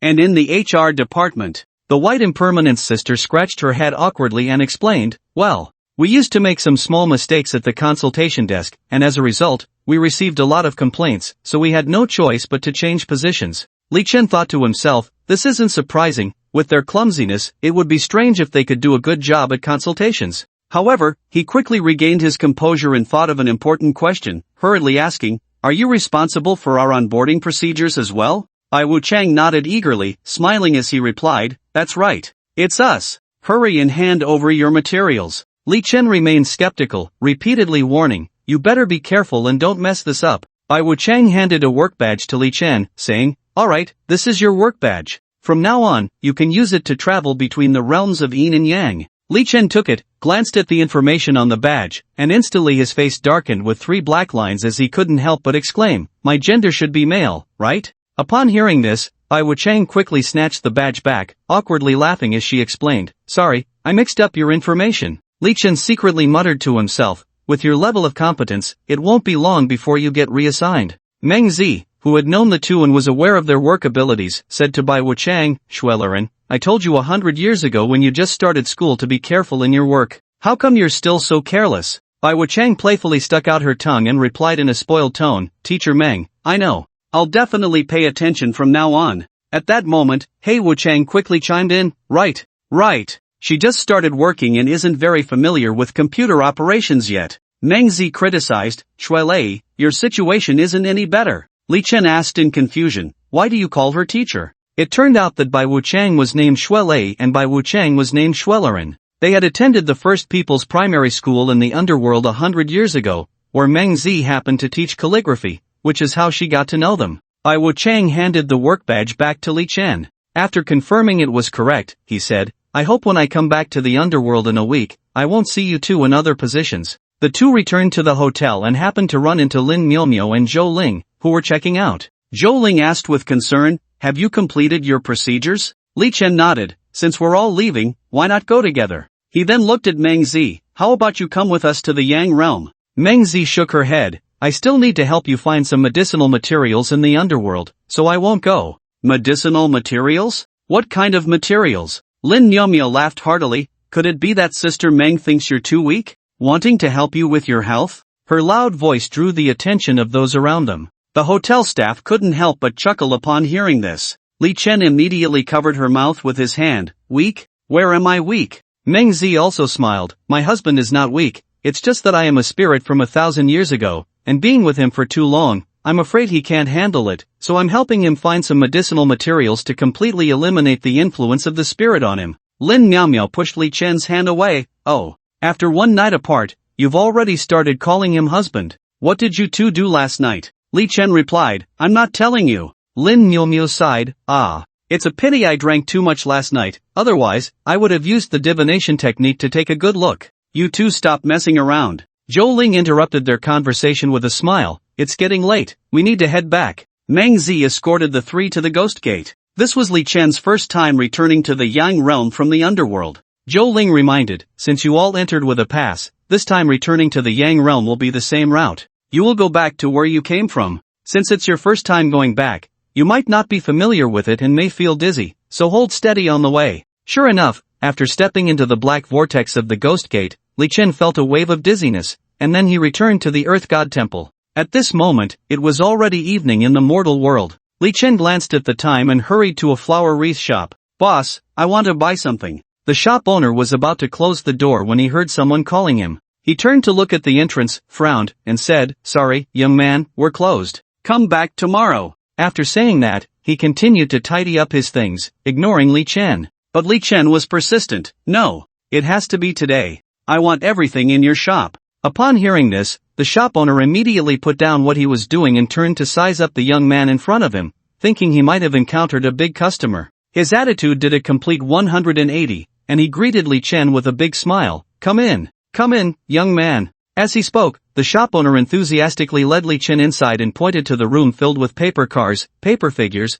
paper houses, gold ingots, and funeral clothes, introducing, look, these are the best items in our shop, high quality and reasonably priced. Then he asked, all these items together aren't cheap. Are you sure you want them all? Li Chen nodded without hesitation. Just tell me the total, how much? The shop owner felt secretly pleased but pretended to be troubled, saying, I need to calculate this carefully. He then picked up a calculator and started tapping away. 5 minutes later, the shop owner announced loudly, 130,000. I'll give you a discount, a total of 100,000. Li Chen showed no hesitation, quickly took out his phone, opened the payment interface, and completed the transaction with a scan. He asked, you guys will help with delivery, right? Of course. You're our big customer, we will deliver. Li Chen then asked, is there a nearby place that's more open? What do you need it for? Li Chen replied matter-of-factly, of course to burn paper. The shop owner was taken aback, so much. Are you going to burn it all? Li Chen countered, otherwise, what?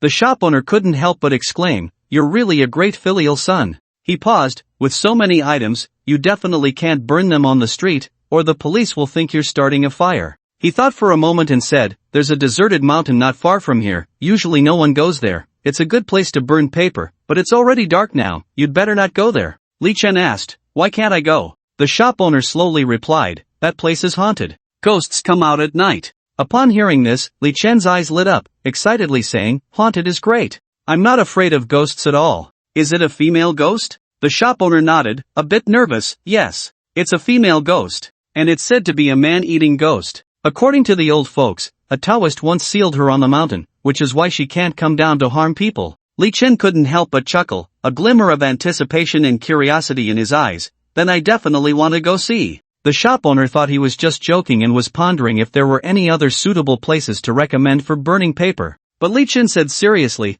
alright, stop hesitating, let's go there. The shop owner looked at him in surprise and anxiously asked, are you trying to get yourself killed? Li Chen waved his hand dismissively, don't worry, it's just a female ghost. Nothing to be afraid of. The shop owner quickly advised, young man, Being bold is certainly a good thing, but if you lose your life because of it, it wouldn't be worth it. Seeing the owner still hesitating, Li Chen said, if you keep stalling, I'll go to another shop. Don't! He didn't want to lose this big business deal. How about I take you to the foot of the mountain, and you can drive up yourself from there? Sure. It's settled. As night fell, the boss drove his little pickup truck, taking Li Chen to the foot of the mountain, still trying to persuade him not to go up. But knowing there were female ghosts on the mountain, how could Li Chen give up? Now, just hearing about female ghosts nearby, hesitating for even a second would be disrespectful to them. Li Chen drove up the mountain alone. The mountain road at night was eerily quiet, surrounded by darkness, with only the headlights illuminating the path ahead. Halfway up, the road ended.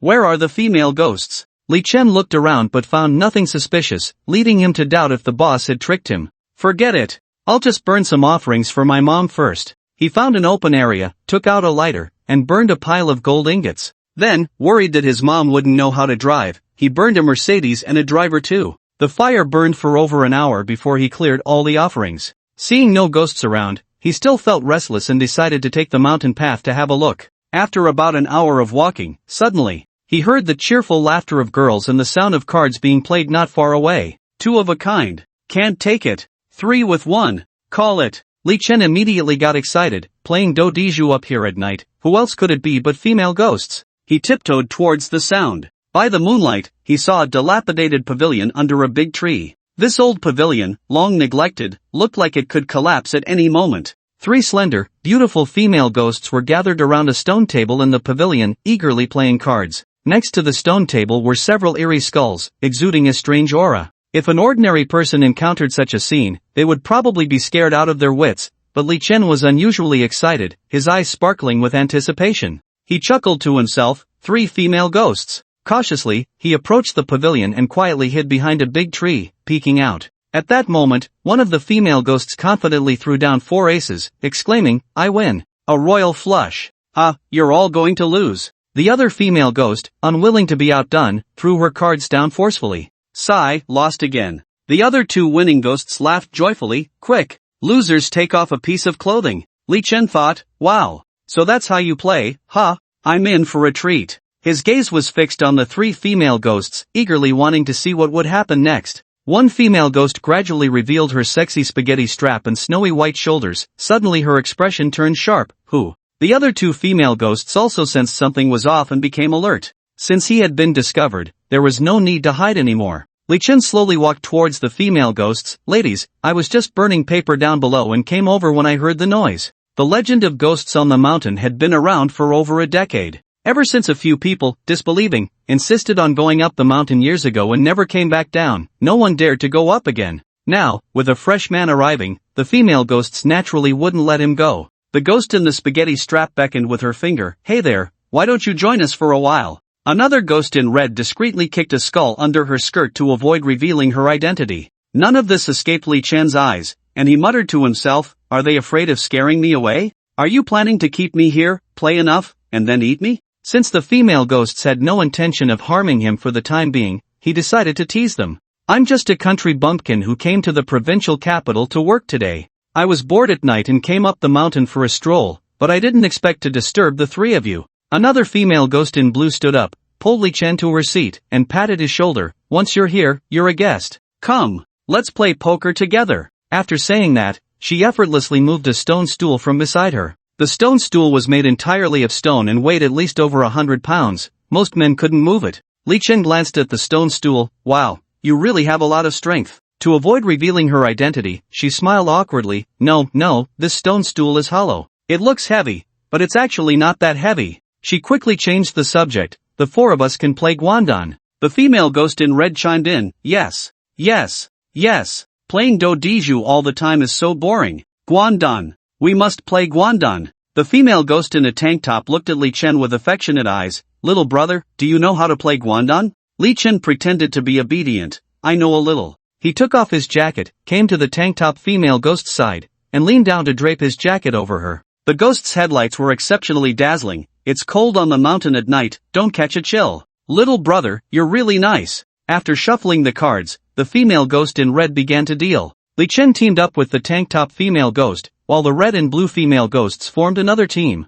The game went smoothly, and Li Chen intentionally lost a few rounds, provoking the tank top female ghost to pout. Little brother, do you really know how to play? We're losing all the time. The female ghost in red laughed happily. Little brother, why are you so silly? Seizing the opportunity, Li Chen agreed. You all are so good. Of course, I'm not your match. How about we make it more exciting and add some stakes? Sure.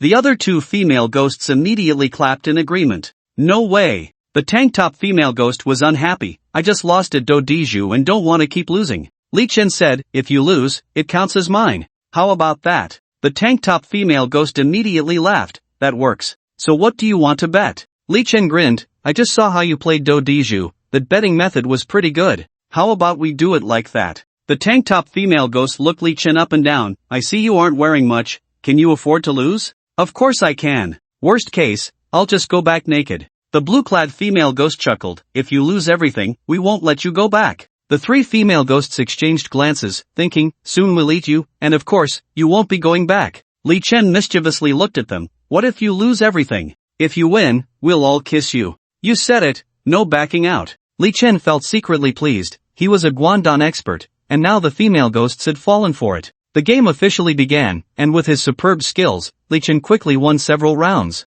Wow, little brother, how did you suddenly become so good? The tank top female ghost looked at Li Chen excitedly. The red and blue female ghosts began to blame each other. Humph, it's all your fault, you made me lose again. How can you blame me? If you hadn't picked up the card, I would have left. Li Chen smiled and reminded, a bet is a bet, ladies. Got it. The two female ghosts were left with just the tank top. As the game continued, the expressions of the two female ghosts gradually darkened. They exchanged glances and saw a hint of helplessness in each other's eyes. We lost again. Li Chen's lips curled into a smug smile as he chuckled. It seems your luck isn't too great. Although it's cold on the mountain, according to the rules, you still have to continue. The two female ghosts exchanged glances, seemingly communicating something, then slowly stood up and walked to Li Chen's side. They each pulled up their little shoulder straps, their movements slow and enticing. Just then, suddenly, a fierce glint flashed in their eyes, and simultaneously, they clawed at Li Chen's head with one hand. However, the sudden turn of events did not faze Li Chen. In fact, he had already anticipated that the female ghosts might launch a surprise attack on him, so he had prepared in thunder right beneath his feet. As the claws of the two female ghosts were about to reach Li Chen, they found their hands seemingly bound by an invisible force, unable to advance even a fraction no matter how hard they tried. Their hands hovered in mid-air, unable to grasp anything. The strap-wearing female ghost widened her eyes in surprise and anxiously shouted, you two, go for it. The blue-clad female ghost looked astonished. I can't move. She tried to struggle, but her body felt as if it were bound by a powerful force, completely immobile. Li Chen slowly stood up, gently pinching her delicate face, and said with a slight smile, look at your feet. Hearing this, the blue-red female ghosts looked down and saw that their feet had been entangled by clumps of black liquid without them realizing it. They couldn't help but exclaim in unison, are you a Taoist from Longhu Mountain? Oh, I didn't expect that although you are just fierce spirits, you still have some knowledge. A malicious glint flashed in the strap-wearing female ghost's eyes as she gritted her teeth. It was those stinky Taoists from Longhu Mountain who sealed us on this desolate mountain. After saying this, she clawed with her hands, and her neatly trimmed nails suddenly grew long. Then, she swung her sharp claws fiercely at Li Chen. However, she was ultimately just a fierce spirit with limited power. Li Chen smiled slightly, waved his hand gently, and a bolt of thunder shot out, pinning the strap-wearing female ghost firmly in place. Looking at the three beautiful female ghosts he had easily subdued, he couldn't help but burst into laughter. Ha! I didn't expect to encounter such fortune right after returning to the human realm. Heaven truly treats me well. After saying this, his fiery gaze fixed tightly on the strap-wearing female ghost as he slowly extended his hands. Sensing Li Chen's malicious intent, the strap-wearing female ghost was both shocked and angry, her face filled with shame and fury. What do you want to do? An hour later, the three female ghosts lay exhausted on the ground. Li Chen asked, tell me about your experiences. The strap-wearing female ghost said softly, we were originally car models. During an outdoor event, the car drove past here and plunged into the lake, and the driver ran away without caring for us. The underworld wouldn't take us, so we could only hide in this desolate mountain. What about the Taoists from Longhu Mountain? The female ghost explained, after we died, we encountered that Taoist. He said we had too much resentment, but seeing us pitiful, he didn't kill us and sealed us in this mountain instead. Li Chen stroked his chin, deep in thought. I see. He pointed to the skull under the stone table and asked, but why do you still harm people? The strap-wearing female ghost sighed. We don't want to harm anyone. It's just that when these people came to the mountain and saw how beautiful we were, they had ulterior motives, and that's why we killed him. Li Chen nodded, indicating his understanding. The red-clad female ghost stood up and said, Taoist, since you are also a Taoist from Longhu Mountain,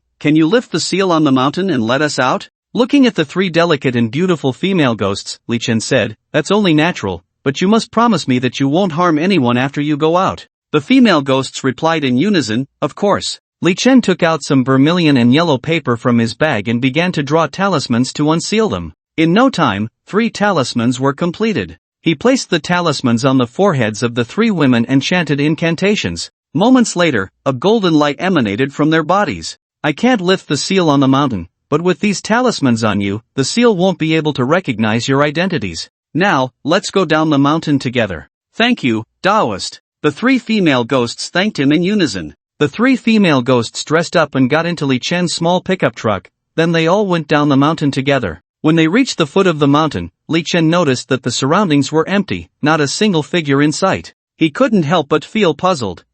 Where is everyone? Originally, the shop owner had agreed to wait for him here. At first, when the shop owner saw the firelight on the mountain, he thought to himself that this young man was quite bold, actually daring to burn paper in a place where female ghosts appeared. However, after the fire went out, he waited a long time without seeing Li Chen come down. Plus, it was a bit cold at night, so the shop owner suspected that something might have happened to Li Chen and decided to go back first. Knock, knock. Li Chen knocked hard on the door of the flower wreath shop. It was already past 11 p.m., and the shop owner had long since fallen asleep. Hearing the knocking, he mumbled, "Who is disturbing my sweet dreams at this late hour?" Reluctantly going downstairs to open the door. When he saw Li Chen, he exclaimed, Young man, you're actually fine. I told you, right? A mere little ghost is nothing to worry about." He pointed to the pickup truck behind him. "I'm just returning your car." After saying that, he turned to leave and walked to the alley entrance. The 3 female ghosts were still waiting for him at the alley. Li Chen asked, "Where are you going next?"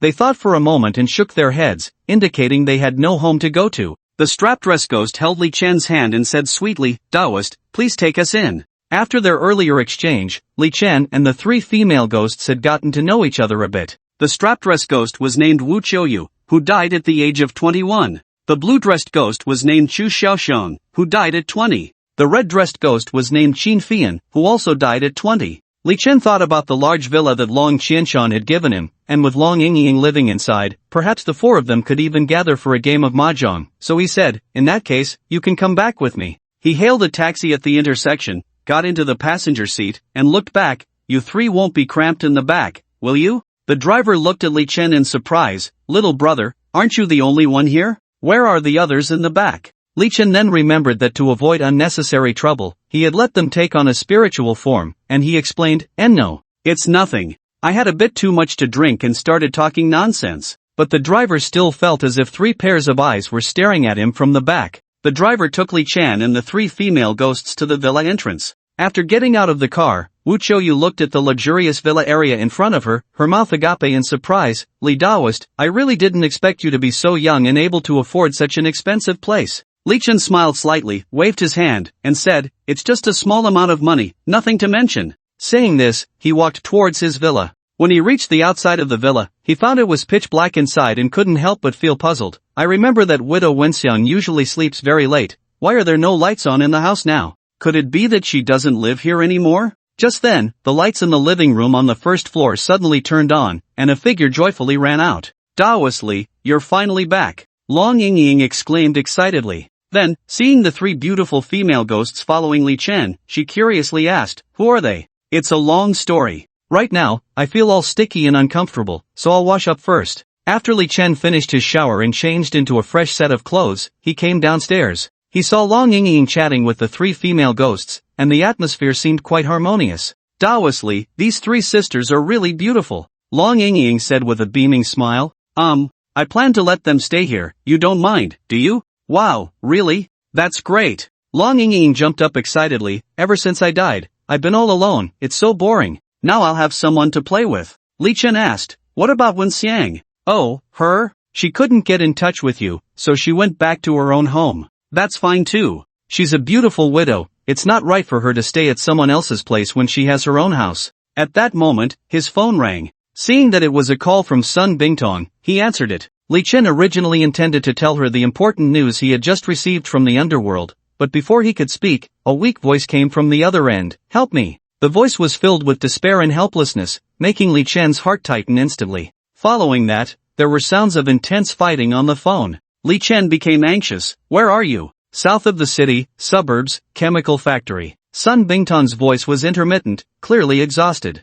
However, before she could finish, the call suddenly went silent, leaving only a dead silence. With Sun Bingtong's proud and independent personality, she would never easily ask for help unless she was in a desperate situation. The fact that she called him at this moment indicated that she was truly in crisis. In the suburbs of the southern city, the chemical factory was shrouded in darkness, as if swallowed by the night. There was not a single light, and the surroundings were eerily quiet, with only the occasional night breeze bringing a chilling sensation. The air was thick with a strong smell of blood, the pungent odor making one feel nauseous. It was clear that a fierce battle had just taken place here. The moonlight filtered through the clouds, casting a faint glow that barely illuminated the path ahead, but large areas remained shrouded in shadow. Suddenly, a scream pierced the silent night from inside the factory. It was Sun Bingtong's voice. Li Chen's heart tightened, and he hurriedly quickened his pace towards the direction of the sound. Soon, he arrived at an abandoned workshop, where the door was ajar, and a faint light seeped through. At that moment, Sun Bingtong was leaning on a blood-stained baseball bat, her clothes torn in several places, her body covered in blood, struggling to stand and gasping for breath. Opposite her stood a group of people wielding knives and clubs, their faces fierce and their eyes revealing cruelty and indifference. Leading them was Zhang Shihao, who glared at Sun Bingtong with a malicious look, his eyes gleaming with triumph. "Miss Sun, now you can hand over the Sun family's shares, right?" Sun Bingtong struggled to lift her head, her gaze firmly fixed on Zhang Shihao, gritting her teeth as she said, "Pa, in your dreams. I would rather die than hand over the shares to you despicable scoundrels." Zhang Shihao sneered, "Ha, you're asking for it. Since that's the case, don't blame us for being rude." With that, he waved his hand to signal his subordinates to take action. At that moment, a bald man with a scar stepped forward, holding a sharp dagger that glinted coldly in the moonlight. He smiled sinisterly and said, "Miss Sun, you should know the name of Handong Sangbiao, right? If you don't behave, don't expect to leave here in one piece." Zhang Shihao laughed triumphantly. "So, Miss Sun, do you still dare to be tough? As long as you hand over the Sun family's shares, I might consider letting you go. Otherwise, ha ha." A treacherous smile appeared on his face, as if he could already see victory in sight. Li Chen recalled the enmity between Sun Bingtong and that man in the death ledger. The scar on Sang Biao's head was from a fight where Sun Bingtong had struck him. Just then, Sang Biao held the glimmering dagger and said, "Miss Sun, what do you think would happen if I were to lightly slice that beautiful face of yours?" As soon as he finished speaking, his underlings began to jeer. One of them said, of course, she'd become incredibly ugly and never get married again. Ha ha ha. Another chimed in, "Yeah, what a pity for such a pretty face to be marred. But Biao Gu could reluctantly marry this young lady from the Sun family." Ha ha ha. Hearing their words, Sang Biao wore a proud smile. He looked at Sun Bingtong. "Did you hear that? Miss Sun, I'm giving you a chance." Li Chen stepped forward. "Try touching her and see what happens." Zhang Shihao trembled at the sound of Li Chen's voice. He turned around, surprised to see him. Weren't you missing? How did you suddenly appear?" Sang Biao was unaware of Li Chen's prowess. When he saw 4 beautiful women following Li Chen, a wave of greed surged in his heart. He laughed heartily. "I thought 1 girl wouldn't be enough, but now 4 more have come. Brothers, we are truly blessed tonight." Sang Biao's underlings cheered in response. However, Zhang Shihao knew well the ruthlessness of Li Chen's methods. He quickly grabbed Sang Biao, anxiously saying, "Biao Gu, he's not someone to be trifled with. Don't underestimate him." Sang Biao scoffed, "They're just a few women, how could they possibly turn the tables?" Li Chen didn't want to dirty his hands and slowly spoke, "Ying, the souls of the living are very beneficial for your cultivation as spirits, so you should stick close to these 3 sisters and learn well." Upon hearing this, Wu Qiuyu and the other 2 female ghosts immediately understood and said in unison, "Thank you, Taoistly." After saying that, the 3 of them floated into the air like phantoms, their faces showing fierce and menacing expressions. Ghosts! Ghosts! It was only then that they realized the 4 heavenly beautiful women before them were not human. Wu Qiuyu and the other 3 female ghosts had icy cold gazes, exuding a chilling aura that pressured everyone present. Some timid individuals were so frightened they wet themselves and collapsed to the ground. Without saying a word, Wu Qiuyu extended her claws and reached for the nearest person. In an instant, that person's soul was violently pulled out. Following suit, Chu Xiaoxiang and Qin Fian also took action. In no time, wails filled the air. Zhang Shihao's face turned pale as he witnessed this scene, cold sweat beading on his forehead, his body trembling uncontrollably. Terrified, he immediately knelt down, stammering, Li Chen, no! Daoist Li. I give up, please spare me. At that moment, Li Chen had already cradled the weakened Sun Bingtong in his arms, his eyes filled with anger and murderous intent as he coldly said, "Dare to touch my woman? You're simply asking for death." After saying that, he turned to Long Yingying and coldly said, "This scum is up to you to deal with." Long Yingying nodded slightly, a glint of coldness flashing in her eyes as she stepped towards Zhang Shihao. Seeing this, Zhang Shihao kept bowing and begging for mercy. "I know I was wrong, please spare me, I won't dare again." However, it was all too late. Long Yingying stood before Zhang Shihao, looking at him with a blank expression. A chill swept over Zhang Shihao, filling his heart with fear. He wanted to run, but found his legs as heavy as lead, unable to move an inch. Long Yingying gently raised her hand, and a faint light flashed. Zhang Shihao's body suddenly froze, unable to move at all. Immediately, a blue light appeared in Long Yingying's hand, directly pulling his soul out of his body. Zhang Shihao's soul twisted in agony, letting out a miserable scream. He tried to struggle and resist, but it was futile. His soul was tightly gripped in Long Yingying's hand, as if it could be crushed at any moment. Long Yingying looked coldly at the soul in her hand and said lightly, "Scum like you is a disaster left in this world." After saying that, she swallowed it whole. In less than a minute, there lay more than a dozen shriveled corpses in the room. Sun Bingtong looked weakly at Li Chen, finally unable to hold on, and fainted. The next morning, Sun Bingtong slowly woke up, her consciousness gradually returning, along with the pain in her body. She gently frowned, trying to sit up, but her weakness made it difficult. She slowly turned her head, her gaze landing on Li Chen, who was sleeping by the bed. His handsome face looked particularly peaceful in his sleep. At that moment, Li Chen's eyelashes fluttered slightly as he woke from his slumber. He rubbed his eyes, and his gaze met Sun Bingtong's. Instantly, a joyful smile blossomed on his face as he gently asked, "You're awake. How do you feel? Is there anywhere uncomfortable?" Sun Bingtong smiled and shook her head, softly replying, "I feel much better, thank you for saving me. If you hadn't shown up in time, I don't know what would have happened." Li Chen's eyes were filled with concern and worry as he tightly held Sun Bingtong's hand. "Don't say that, we don't need to be polite with each other. Besides, you are my fiancé, protecting you is my responsibility."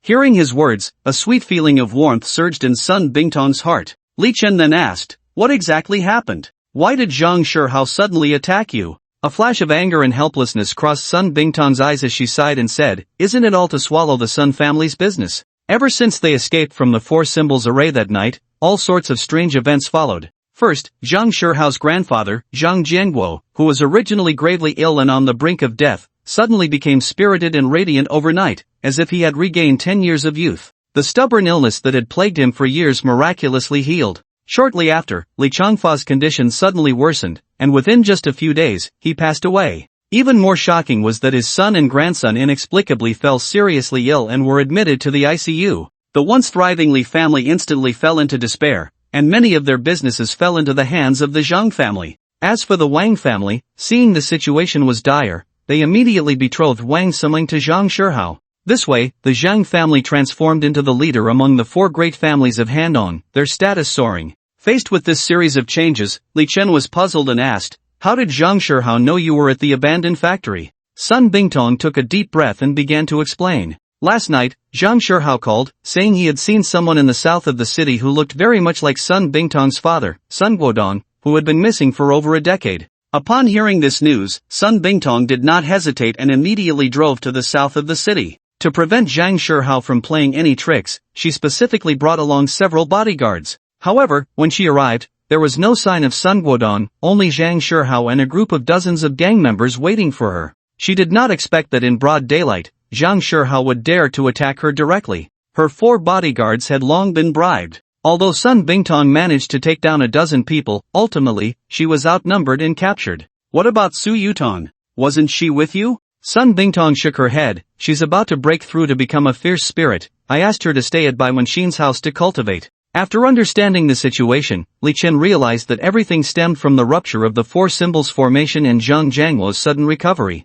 If he wanted to help Sun Bingtong, he would have to pay a visit to the Zhang family. Just then, 4 burly men entered the hospital, walking straight up to Li Chen. One of them spoke, "Mr. Li, our elder Zhang requests your presence at our home for a discussion." Sun Bingtong warily scrutinized the four men, her eyes filled with caution. She whispered, Elder Zhang? Are you referring to Zhang Jianguo? Exactly, the man confirmed. Li Chen nodded, pondering to himself that Zhang Jianguo was quite interesting. He hadn't even sought him out yet, and the man had sent someone to invite him. However, upon reflection, it wasn't surprising, as the Zhang family's influence spanned across Handong province. He had appeared at the abandoned factory in the south of the city last night, and Zhang Jianguo's grandson had coincidentally met his end there. If Zhang Jianguo didn't come to inquire, that would indeed be strange. Alright, lead the way then, I happen to want to meet this Elder Zhang. Upon hearing this, Sun Bingtong's face showed concern as she tightly grasped Li Chen's hand, asking anxiously, Are you really okay going alone? Should I send some people to follow and protect you? Li Chen gently patted the back of her hand, reassuring her, Don't worry, there's no need for concern. Do you still have trustworthy people around you? I can handle everything on my own. As he spoke, he tenderly stroked Sun Bingtong's hair, softly saying, Just focus on your recovery, leave the rest to me. Handong Province. The Zhang family. Over 100 years ago, the Zhang family's ancestors became prominent figures in the provincial capital by trading antiques and paintings. Even now, Zhang Jianguo holds a significant position in the national antique community. Of course, their current business extends beyond antiques, involving real estate, cultural tourism, hotels, live streaming, and more. The Zhang family owns a 2,000-acre estate in the eastern part of the provincial capital. Li Chen had thought that the Zhou family's residence was impressive, but upon seeing the Zhang estate, it was merely a small spectacle in comparison. He followed the four burly men into the estate. The architecture within the estate was grand, and the landscaping was beautifully arranged. With every step, Li Chen could feel a strong sense of history. After passing through several corridors, they arrived at a spacious reception hall filled with redwood furniture. An old man, appearing to be in his 60s, sat in a dragon-head redwood armchair, resting with his eyes closed. A row of young women stood around him, serving tea, pouring water, and massaging his shoulders. These young women were all goddess-level beauties. In any setting, they would undoubtedly turn heads. Li Chen inwardly cursed, You old man, is your health okay? Having so many young women serve you is simply a waste. Suddenly, he sensed something was off. Why did it feel a bit eerie around him? With his experience, Li Chen immediately activated his spirit-seeing technique. What the hell? Spirit possession. He saw a ghostly spirit within Zhang Jianguo. It seemed to be an evil spirit, on the verge of breaking through to become a hell spirit. Li Chen immediately recalled what Zhou Ling had said in the underworld spirit contracts. The so-called spirit contract is an agreement between humans and ghostly spirits. The spirit cultivates through the human body, while the human shares in the terrifying power of the spirit's cultivation. No wonder this nearly dying old man now looked radiant. It turned out he had signed a contract with a ghostly spirit. It was clear that Li Changfa's death was also the work of this spirit. Zhang Jianguo opened his eyes, his gaze sharp yet revealing a hint of barely concealed anger. Daoistly, I've heard about your help in suppressing the four symbols formation. Truly, heroes emerge from youth, he said. He stood up, signaling those around him to step back, then walked over to Li Chen. I came today regarding my useless grandson. I heard you went to the abandoned factory in the south of the city last night? Since the other party could invite him, it was evident they had already investigated thoroughly. Li Chen had no intention of hiding anything. I went to the factory in the south to save someone. What's the problem? As long as you admit it. Then about my grandson's death. Clearly, Zhang Jianguo was trying to extract information from Li Chen. Li Chen sneered inwardly. How could he not know Zhang Jianguo's intentions? He would not let the other party succeed easily. After all, Zhang Shihao was a living person, and this was a society governed by law.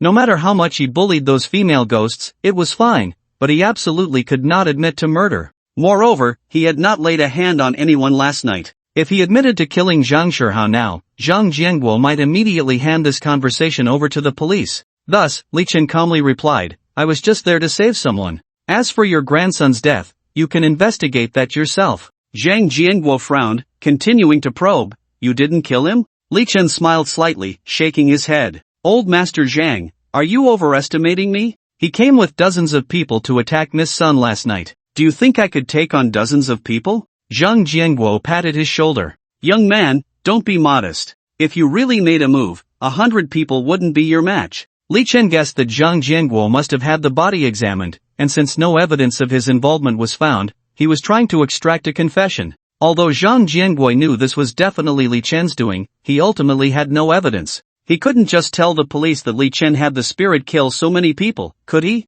Seeing that Li Chen had seen through his intentions, Zhang Jiangui dropped the pretense, his eyes flashing with malice. Whoever dares to harm my grandson, I will make them pay with their life. Li Chen coldly replied, then I hope old Master Zhang finds the murderer soon. Zhang Jiangui gritted his teeth, glaring fiercely at Li Chen. Don't think I don't know what you've done. You and that girl named Sun are no good. Just wait and see. With that, he turned and left, leaving Li Chen standing there. Watching Zhang Jianguo's retreating figure, Li Chen joked, hey, you went to all the trouble to invite me over, and you're not even offering me lunch? Even a glass of water would be nice. Looking at the empty reception room, he muttered, your Zhang family is really rude. Suddenly, he sensed some movement outside the door and asked warily, who is it? A girl, looking about 12 or 13, cautiously peeked her head in from outside. Li, Daoist Li. The girl timidly spoke, I'm Zhang Shihao's sister, Zhang Yu. As she spoke, she slowly walked into the living room, her gaze occasionally drifting toward Li Chen,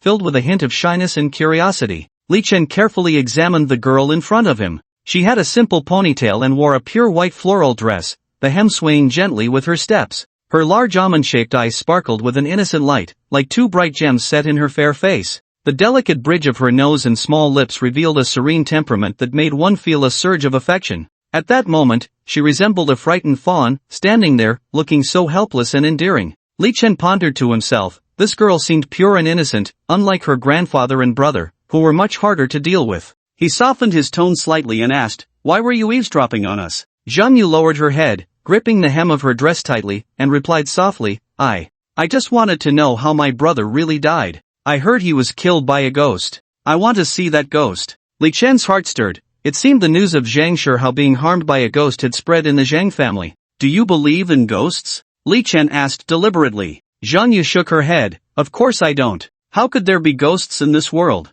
Li Chen thought to himself, you are so naive, there are not just ghosts in this world. There are ghosts in your family. But you just said you wanted to see that ghost, Li Chen said, staring intently into Zhang Yu's eyes. A flicker of fear crossed her gaze, but she still firmly said, I just want to know the truth. Li Chen fell silent for a moment. He didn't want to drag the grudges between adults into the lives of children. When you grow up, you'll naturally know whether there are ghosts in this world. As for your brother's death, he paused, perhaps your grandfather will investigate it thoroughly. Zhang Yu nodded. At that moment, Li Chen's phone received 2 messages from Bai Wenxin. Quick, look at the news. A news link was attached below. The content of the news link was, someone captured a photo of an 8-headed giant snake eating a person on the mountain in the north of the city. A video was also attached. Li Chen prepared to click on the video to see the content of the news, but the result showed that the content no longer existed. Clearly, the authorities had taken down the video to avoid public panic. Li Chen immediately searched online,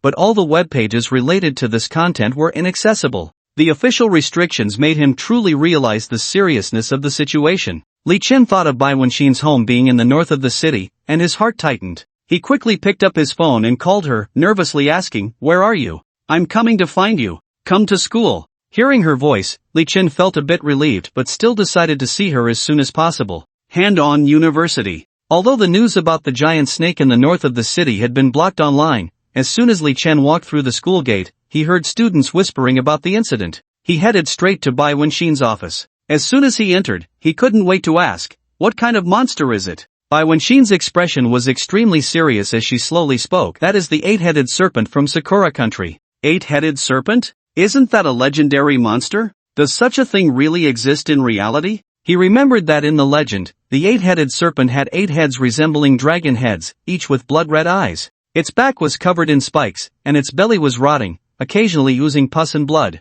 It seemed that the 8-headed snake appearing on the webpage was indeed very similar to the legend. Bai Wenxin said, do you remember that one time when you and Shiera Misato came back from the comic exhibition and told me that Sakura country sent over 100 monster beasts? Li Chen nodded, his expression serious as he said, that indeed happened. Bai Wenxin closed the office door, looking at him with a serious face. In the days leading up to your journey to the underworld, I conducted an in-depth investigation into this matter. Since that batch of monsters appeared here, over 1,000 people have gone missing one after another. All of these individuals are young and strong men. And that 8-headed serpent is clearly one of those monsters. Li Chen gasped at the number, a wave of shock rising in his heart. Over 1,000 people. That's just too many. Bai Wenxin's eyes flashed with a hint of confusion. There's something else very strange. Some monsters, once they come out to harm people, quickly disappear without a trace, as if they were erased by some force. Li Chen furrowed his brows and thought for a moment, feeling that this wasn't too surprising. There are many experts in the Shenmen who can subdue demons and eliminate evil. But Bai Wenqin shook her head, indicating that things were not that simple. The people of the Shenmen would definitely not dispose of the monsters' bodies. Yet the current situation is that those monsters seem to have evaporated from the human world. Li Chen was taken aback. Could there be other forces secretly intervening in this matter? Bai Wenqin nodded in agreement. It's very possible. Just then, a knock on the door interrupted their conversation. Bai Wenqin asked warily, "Who is it?" A familiar voice came from outside. "It's me, Zhang Xiaopeng." Hearing that the fat guy had arrived, Li Chen eagerly opened the door. However, when he saw Zhang Xiaopeng, he couldn't help but be shocked. The fat guy's face was as pale as paper, as if he had lost all his vitality. He asked in surprise, "Ponzi, why do you look so weak? Did something happen with Zhao Mengmeng?" Suddenly, he remembered Bai Wenqin had once said that if an ordinary person had that kind of relationship with a ghost, it could lead to extreme physical weakness, even being unable to get out of bed for a week. Looking at the fat guy's bloodless face, it was clear that this situation had occurred more than once. Zhang Xiaopeng awkwardly scratched his head, a bit embarrassed as he said, "I just couldn't help it." Bai Wenqin scolded him, "Zhao Mengmeng is reckless, but you shouldn't be so careless with your own life. I've told you so many times. Can you stop this? Do you think you're Li Chen?" Upon hearing this, Zhang Xiaopeng seemed to grasp a lifeline. "Bro, quickly tell me how you did it." Li Chen said proudly, "I have a congenital holy body. You can't learn this." He noticed the envy on Zhang Xiaopeng's face and felt a surge of pride in his heart. Then, he curiously asked, "Has Zhao Mengmeng turned into a vengeful spirit so quickly?" Bai Wenqin gently shook her head, sighing helplessly as she explained, "A normal ghost needs a year to transform into a vengeful spirit if it doesn't absorb human essence. If it weren't for the fat guy, she wouldn't have been able to do it so quickly." Hearing this, Li Chen suddenly remembered the 10 pounds of black goji berries he had bought at the underworld apothecary. At the time, he thought the phrase "bring back local specialties for a friend" was a joke, but he didn't expect that Zhang Xiaopeng actually needed them. So, he quickly reassured him, "Don't worry. I brought you a special gift from the underworld this time. As long as you drink this, it will definitely help you regain your vigor." Zhang Xiaopeng looked at him in surprise, his eyes filled with disbelief, and couldn't help but exclaim, "Wow, you're amazing. You've even been to the underworld." Then, he eagerly asked, "What good thing is it?" Li Chen smiled slightly, answering mysteriously, "It's right there in the passenger seat, you can go get it yourself." Saying this, he handed the car keys to Zhang Xiaopeng. Tap, tap, tap. The sound of high heels echoed from the corridor outside. A tall beauty appeared, her brown waves styled in large curls, wearing black sunglasses and a fitted black suit, with a pair of shiny diamond-shaped earrings that exuded a mature charm. She took off her sunglasses. "Are you Li Chen?" Li Chen looked at the beauty in front of him with confusion. "Who are you?" She pulled out a black ID from her bosom. Deputy Director Shin Hanswang of the 749 Bureau's Operations Department. The chubby guy had never heard of this unit. "Hey, beautiful, don't think you can impersonate a leader just because you're pretty. What's 749 Bureau Operations Department?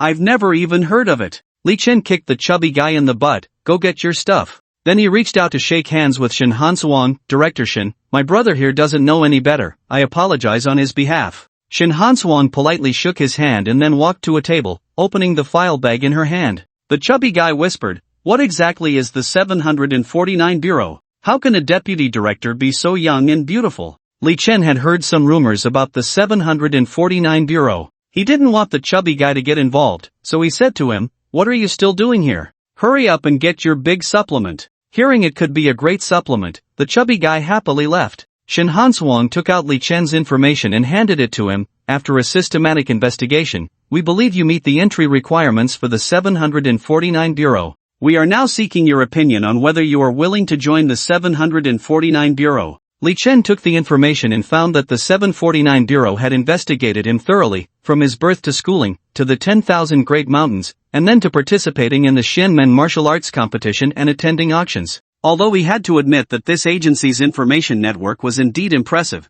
they still overlooked the selection of Yin Chai. It seemed the 749 Bureau wasn't without its blind spots. "I can join, but you need to specifically introduce what the 749 Bureau actually does. Also, what will my compensation be? I'm not going to work for free." "Of course." Shin Hanswang took off her earrings and removed a button from her suit, assembling them together. She pressed the button, and a beam of light emitted from the earring, projecting onto the wall. Li Chen was stunned by this operation. Is the technology of the 749 Bureau so advanced? An earring and a button can be assembled into a projector? The projector displayed the basic information of the 749 Bureau. The 749 Bureau was a paranormal research institution founded by Qian Lao in the 1960s, and it is a state-secret agency, known only by this code name. After decades of development, its responsibilities expanded from paranormal research to combating crime and maintaining social order, with its main targets being in spirits and demon beasts. The 749 Bureau is a legitimate state bureau-level unit, consisting of 5 major departments: operations, investigation, research, medical, and logistics.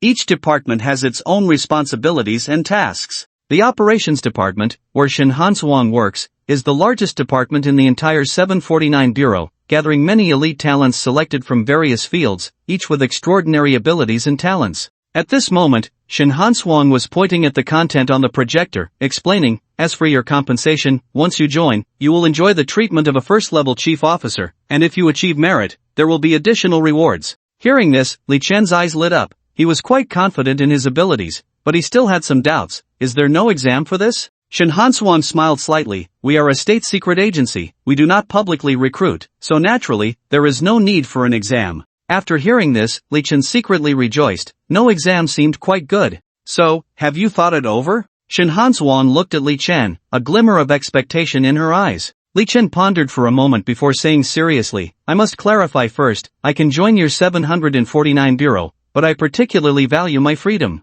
I can't handle a 9-to-5 job sitting in an office." Hearing this, Shen Hansuang nodded in understanding and agreement. "Of course. Our members in the 749 Bureau usually blend in with ordinary people. You can absolutely do what you love, you just need to be able to show up when we need you." Li Chen felt this was quite acceptable, so he nodded and replied, "Alright, then I've decided to join the 749 Bureau." Immediately, Shen Hansuang took out a file on Bai Wenxin and handed it to her, asking, "Teacher Bai, are you willing to join our 749 Bureau?" Bai Wenxin took the file and, after reading it carefully, discovered that the 749 Bureau had long known she was not human. She couldn't help but ask curiously, "Can spirits also join?" Shen Hansuang nodded, "Yes, our director is a Yama spirit." Li Chen was quite surprised to hear this and couldn't help but exclaim, "Your unit really is inclusive." Shen Hansuang continued, "In our 749 Bureau, whether human or spirit, as long as you have sufficient ability and a strong sense of justice, you can become one of us."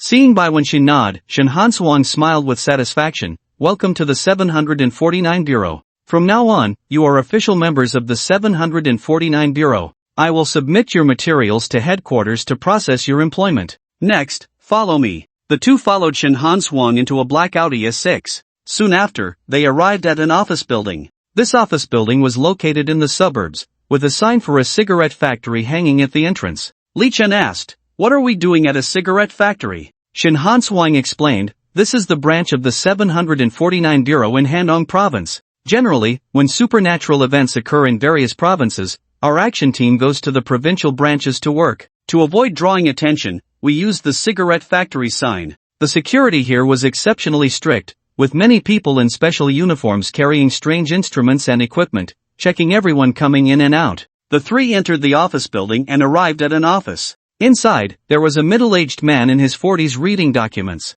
"Director Lu, the newcomers have arrived," Shen Hansuang reported to the man. As soon as Li Chen entered the room, he felt a strong and terrifying aura emanating from Director Lu. This must be the Yama spirit Shen Hansuang just mentioned. Director Lu looked up and glanced at Li Chen and Bai Wenxin. "Very well, welcome to the 749 Bureau. However, this is not an ordinary place, you must follow the rules, obey commands, and not act independently." Then he said to Shen Hansuang, "Yesterday, a monster from Sakura country appeared in Xiangxi, and the situation is quite serious. I need to go take a look." "You will be fully responsible for matters in Handong Province." Shen Hansuang nodded, "Understood, Director. I will handle the situation in Handong Province well." After Director Lu left, Shen Hansuang stepped out of the office and called out to the office area outside, "Han Lu, come here for a moment." Hearing the voice, a girl with a bun hairstyle walked over with a light step. "Director Shen, is there something you need?" Li Chen looked her up and down. He noticed her wine-red hair styled into a cute bun. She wore a V-neck white shirt paired with a black JK skirt,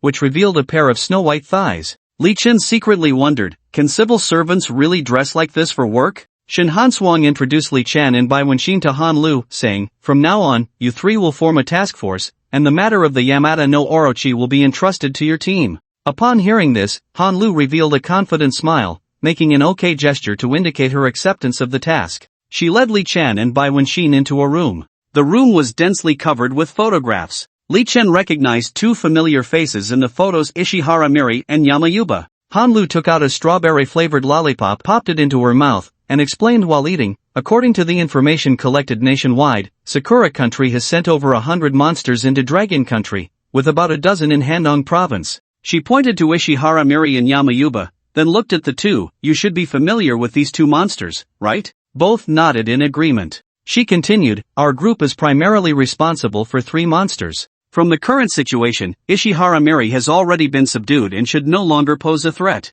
Yamayuba has been eliminated. The urgent matter now is the Yamata no Orochi. It has already consumed dozens of people." After saying this, she pointed to the photo of the Yamata no Orochi on the wall. The photos here were much clearer than those online, showing full body, half body, and detailed close-ups. Li Chen carefully observed the Yamata no Orochi in the photos, secretly pondering its size. After some estimation, he concluded, this Yamata no Orochi was at least 10 meters long. Curiously, he asked Han Lu, "Since you all know this monster has eaten dozens of people, haven't you thought about eliminating it?" Han Lu's expression became extremely serious. She took a deep breath and slowly said, "Do you know? Actually, our group originally had 3 members, but now I'm the only one left. The reason is that the other 2 members were unfortunately swallowed by this Yamata no Orochi." Her eyes were filled with sadness and helplessness, unwilling to recall that painful past. Then, Han Lu's gaze fixed on Li Chen. "I've heard about your past deeds. So, this time I hope to rely on your strength to completely eliminate this Yamata no Orochi."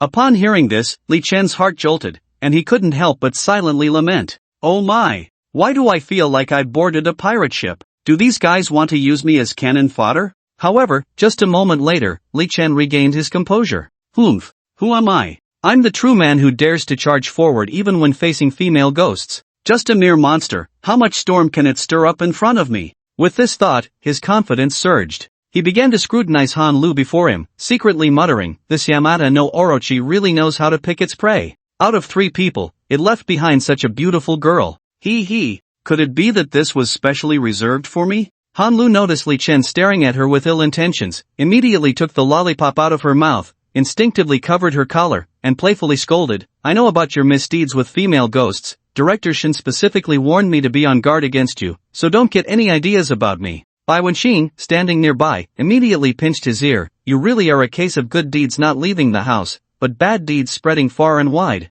"Ouch! Ouch! Ouch!" Li Chen quickly begged for mercy. "I was just admiring a beauty. How can you say I'm getting ideas about you?" He gently pushed Bai Wenxin's hand away, then turned to Han Lu, quickly changing the subject. "Since you trust my abilities so much, I will not let you down. By the way, do you know the current cultivation level of this monster? According to the intelligence we have, although it is just a Jiadan demon, it could break through to become a Deshang demon at any moment." Li Chen nodded, thinking to himself that with his strength, eliminating some Jiadan demons shouldn't be a problem. As long as this demon hadn't entered the Deshang stage, it shouldn't pose too great a threat. He urged, "Then we need to act quickly. We can't delay any longer. If it really manages to break through, the consequences would be unimaginable." Bai Wenxin said, "From the news this morning, it seems to be near my house. Why don't we go check it out first?" Han Lu took out a pad. "No need to complicate things. We already installed a GPS tracker on it." A small red dot was flashing on the satellite map. Bai Wenxin suddenly exclaimed, "Not good.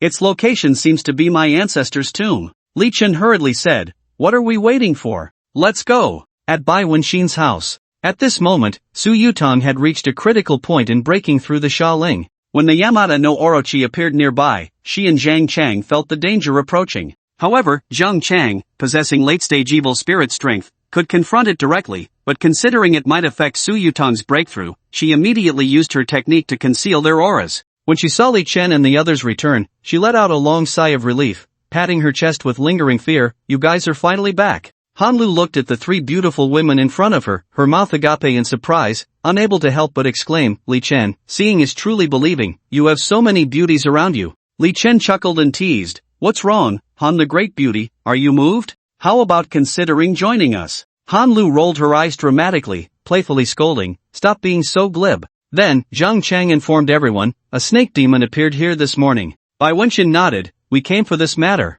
Zhang Chang frowned, anxiously asking, so what do we do now? Do we just charge in? Li Chen thought for a moment and analyzed, based on our current personnel configuration, eliminating a Jiedun demon isn't too difficult. But the problem is, the tomb has been around for a long time, and the entrance has long been covered by dirt. We aren't professional tomb raiders. How do we find the entrance? Zhang Chang said, that's simple, we just need to find out where the big snake came in. As soon as she finished speaking, she transformed into a wisp of black smoke and quickly left the room. However, not long after, she returned with disappointing news. She had circled the entire tomb but found no entrance left by the Yamata no Orochi. Han Lu spoke up, alright, follow me. I can take you in. Li Chen looked at her skeptically, just you, a little girl, can you really do it? Han Lu, hearing this, became a bit angry. She pulled out the lollipop from her mouth and shot Li Chen a fierce glare, please remove the word no. Bai Wenxin's ancestors were founding heroes of the Song Dynasty. This tomb was also the tomb of the Bai family's ancestor.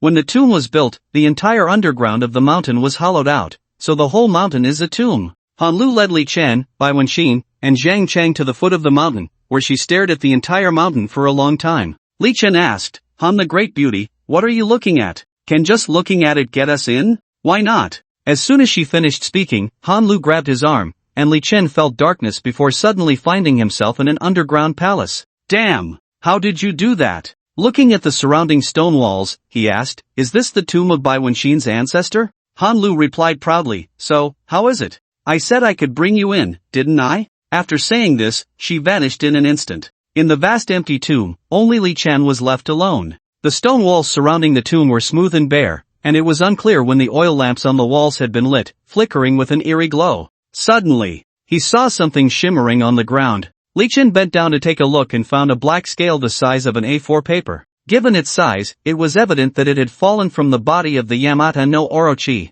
At that moment, Han Lu arrived with Bai Wenxin and Zhang Chang. Bai Wenxin exclaimed, could this be space-time travel? Han Lu's lips curled into a slight smile, so, what do you think? Am I amazing or what? Li Chen finally understood why, among the trio, only she had survived. This was a damn escape technique. He had long heard that the 749 Bureau was filled with extraordinary individuals, and now he was truly witnessing it. However, he was curious about the abilities of the elegant Shin Hanzuan. At such a young age, she had reached the position of deputy director, so her skills must be formidable. Li Chen said, if you have this ability, why didn't you just teleport us directly from the 749 Bureau to here? We had to walk such a long way. My space-time travel isn't without distance limitations. With my current cultivation, the maximum distance I can traverse is 100 meters. She glanced at her pad and stepped forward, alright, the Yamata no Orochi is just ahead, follow me. The group followed Han Lu out of the passage and arrived at a set of stairs.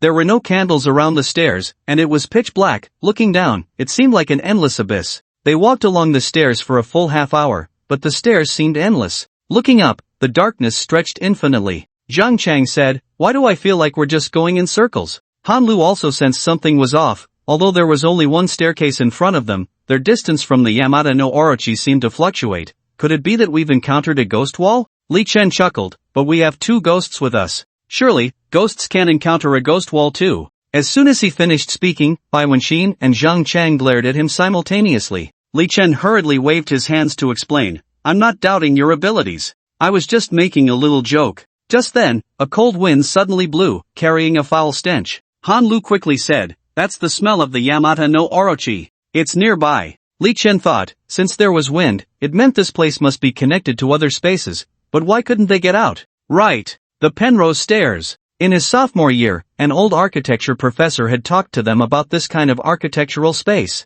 The Penrose Stairs utilize human visual illusions, designing a massive staircase on the same horizontal plane. This is a closed-loop design of the stairs, equivalent to always going in circles. However, when you walk on it, you think you are going up or down. Just like now, although they were walking up, they were actually just going in circles. To verify this hypothesis, Li Chen asked Han Lu to use GPS to check their movement trajectory. Sure enough, according to the GPS path, since entering the tomb, they had remained at an altitude of 210 meters, with hardly any change. So that's it. Li Chen shared his discovery with everyone. What we need to do now is find the exit. The group began to carefully observe their surroundings, trying to find clues. But up, down, left, and right, there was nothing but endless darkness. Zhang Chang asked, "Aren't you able to travel through space? Why not use that to take us out of here?" Zhang Chang shook her head. "If you want to travel through space, you need to know where the destination is. It's pitch black all around here. What if we end up in midair and fall to our deaths? It's fine. I'm a ghost, I can't die." As she spoke, her figure swayed, wanting to transform into black smoke to explore the surroundings, but soon she was surprised to find that she couldn't mobilize her powers at all. Bai Wenxin, seeing this, quickly tried as well, only to discover that her powers had vanished without a trace. It seemed that this place had restrictions on the powers of ghosts. The two exchanged glances, filled with confusion and astonishment. What on earth is going on? Just as they were at a loss, Li Chen suddenly turned to Han Lu and asked, "Do you have any lollipops?" "Ha? You want to eat too?" Li Chen shook his head. "No, just give me one." Although Han Lu felt a bit strange, she still took a lollipop out of her pocket and handed it to him. After receiving the lollipop, Li Chen unwrapped it and shaped the wrapper into a funnel. Seeing this, the three of them couldn't help but ask in unison, "What are you trying to do?" Li Chen gently raised the sugar paper funnel and then threw it towards the abyss. The funnel-shaped wrapper spun slowly as it fell. There was only one explanation for this: wind was blowing up from below. Everyone saw hope. It meant the exit was below. But how deep was the abyss? No one knew. For Li Chen, this was a piece of cake. He immediately summoned the power of Yin Thunder. The black liquid flowed down the steps towards the abyss. "It's the end." Li Chen's face lit up with joy. "I was right. The exit is below." After his calculations, he estimated that the abyss was about 200 meters deep, but with Han Lu's current ability to traverse space, she couldn't possibly cover such a long distance. "I'll control the Yin Thunder. Who wants to go down first?" Han Lu had never seen Li Chen use thunder techniques before and couldn't help but feel doubtful. Can this puddle of liquid really work? Zhang Chang, having witnessed the power of Yin Thunder, volunteered, "Let me go first." As soon as she finished speaking, she carefully slid down towards the abyss along the Yin Thunder. Before long, her voice echoed from the bottom of the abyss, "You can come down now." At the bottom of the abyss, they walked cautiously while keeping an eye on their surroundings. Suddenly, a strong stench hit them, making them instinctively cover their noses. Clearly, they were getting closer to the Yamata no Orochi. They carefully proceeded along the passage at the bottom and finally arrived at a tomb chamber. The walls of the chamber were adorned with exquisite murals that dazzled the eyes. Upon closer inspection, it could be seen that these murals depicted figures from Buddhism, but these figures appeared fierce and terrifying, giving off a chilling vibe. Li Chen couldn't help but recall the yin-yang ghost patterns passed down in Sun Xiuyan's family. The similarities were astonishing. He even saw the Avalokiteshvara riding a dragon depicted on the murals, resembling the one on Sun Xiuyan's back. In fact, this was not surprising. Many figures and patterns in the yin-yang ghost patterns originated from elements of Buddhism. And the murals here were undoubtedly part of Buddhist culture. Han Lu, having some knowledge of Buddhism, explained to everyone, "These four walls depict the 6 heavens of desire, the 18 heavens of form, the 4 heavens of formlessness, and the 8-fold heavenly dragons." The 8-fold heavenly dragons occupied one wall, and beneath the 8 figures were several large characters. "Those who dare to disturb me shall fall into the hell of incessant suffering forever." Han Lu urgently shouted, "Everyone, quickly close your eyes and don't look at these things." However, it was already too late. Li Chen felt his legs suddenly lose their support, and his body involuntarily began to fall. In the end, he fell into an extremely terrifying place. This place was filled with various scenes of torture, such as boiling oil, mountains of knives, seas of fire, instruments of sin, hot iron poured over bodies, and the thirst for iron juice. Li Chen saw several night demons binding a person, prying open his mouth, and forcefully pouring scalding molten iron down his throat. Next to him were a few others, their faces pale with fear, trembling in terror. One of them murmured, "What on earth is this place? Could it really be the hell of no escape?" Another person cried out loudly, pleading, "I don't want to stay here, please let me go." Just then, a night demon approached with a group of subordinates, saying viciously, "You sinners should suffer torment in the hell of no escape." Li Chen was shocked to discover that this night demon was the same one who had chased after the all-knowing one in the underground black market of the underworld.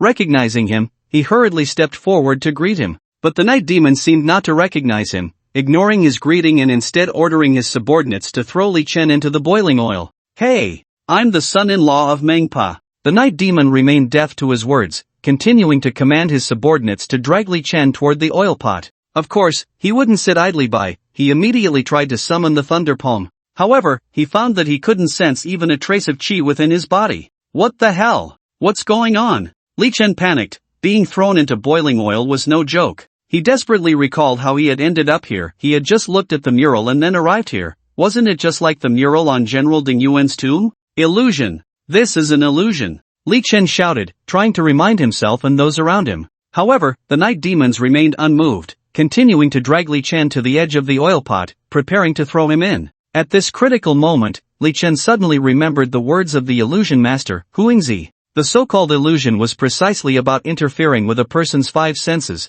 disrupting the qi within, thus causing one to fall into hallucinations. Moreover, a skilled illusionist could manipulate the flow of qi in the enemy's brain at will. With this in mind, Li Chen decided to try the method Huingzi had told him to break this illusion. He concentrated, exerting all his strength, and finally succeeded in summoning a trace of qi. He quickly directed this trace of qi into his brain. Suddenly, he felt a sharp pain in his head, as if something was extracting his soul. His consciousness began to blur, and his body felt light, as if it had lost the binding of gravity. Li Chen felt as if his soul was being pulled out of his body, rapidly floating upward. When he opened his eyes, he found himself back in that familiar tomb chamber. At this moment, Han Lu, Bai Wenxin, and Zhang Chang were all lying on the ground, showing expressions of pain, with some even starting to tear at their clothes. Clearly, they had all fallen under the illusion. He had no idea what kind of punishment they were suffering in the hell of no escape, but they must have been terrified. So he immediately summoned the Thunder Law, gently pouring a stream of gentle qi into their brains. When Bai Wenxin realized she was back in the tomb chamber, she was so excited that she almost cried, tightly hugging Li Chen and trembling as she said, The hell is just too terrifying. Li Chen gently stroked her head, comforting her, It's okay, don't worry. With me here, we will never enter hell. Just then, Han Lu and Zhang Chang slowly woke up. Han Lu first looked bewildered, then suddenly realized that her JK skirt had somehow flipped up. Her face instantly turned red, thinking it was Li Chen's doing, and she pouted, You pervert. What did you do to me? Li Chen's lips curled up slightly, revealing a mischievous smile, intending to tease her a bit. He deliberately put on a helpless expression and replied seriously, I'm doing this to save you, it's a desperate measure. Hearing this, Han Lu's face turned even redder with anger. She stood up, hands on her hips, glaring at Li Chen and said, Is this how you save people? Bai Wenxin, who was nearby, saw through Li Chen's intentions and couldn't help but laugh. She gently patted Han Lu's shoulder and said softly, Alright, don't be angry. He's just teasing you.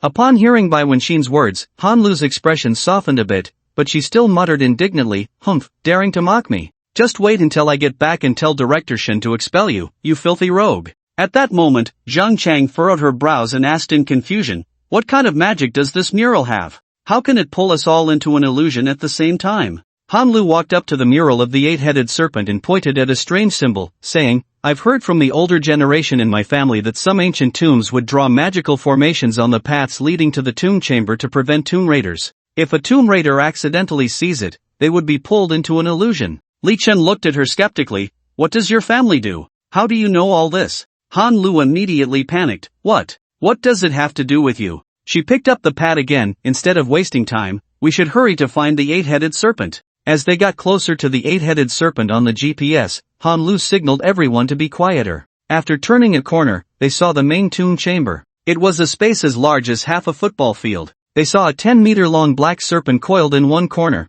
with 7 heads already asleep, only one head vigilantly watching the surroundings. Among the 4, only Bai Wenxin and Zhang Chang were inexplicably restricted in their cultivation. Han Lu only had a space-traveling technique, so the heavy burden of defeating the eight-headed serpent fell entirely on Li Chen. Li Chen secretly summoned the Yin Thunder, controlling it to flow slowly towards the serpent. His plan was to control it with Yin Thunder and directly output Young Thunder, which would resolve the battle the fastest. After all, this was the ancestral tomb of the Bai family. A fierce battle that collapsed the tomb chamber would not be good. Just as the Yin Thunder was about to approach, the vigilant serpent head suddenly sensed something unusual, and the other 7 heads woke up one after another. Seeing this, Li Chen immediately accelerated the delivery of the Yin Thunder. The Yin Thunder surged like a black torrent, continuously flowing towards the eight-headed serpent. At the same time, Li Chen also prepared the Palm Thunder, standing ready to launch an attack at any moment. The eight-headed serpent sensed the threat from Li Chen and became agitated. It quickly opened its massive mouth, exuding a foul odor, and lunged at Li Chen.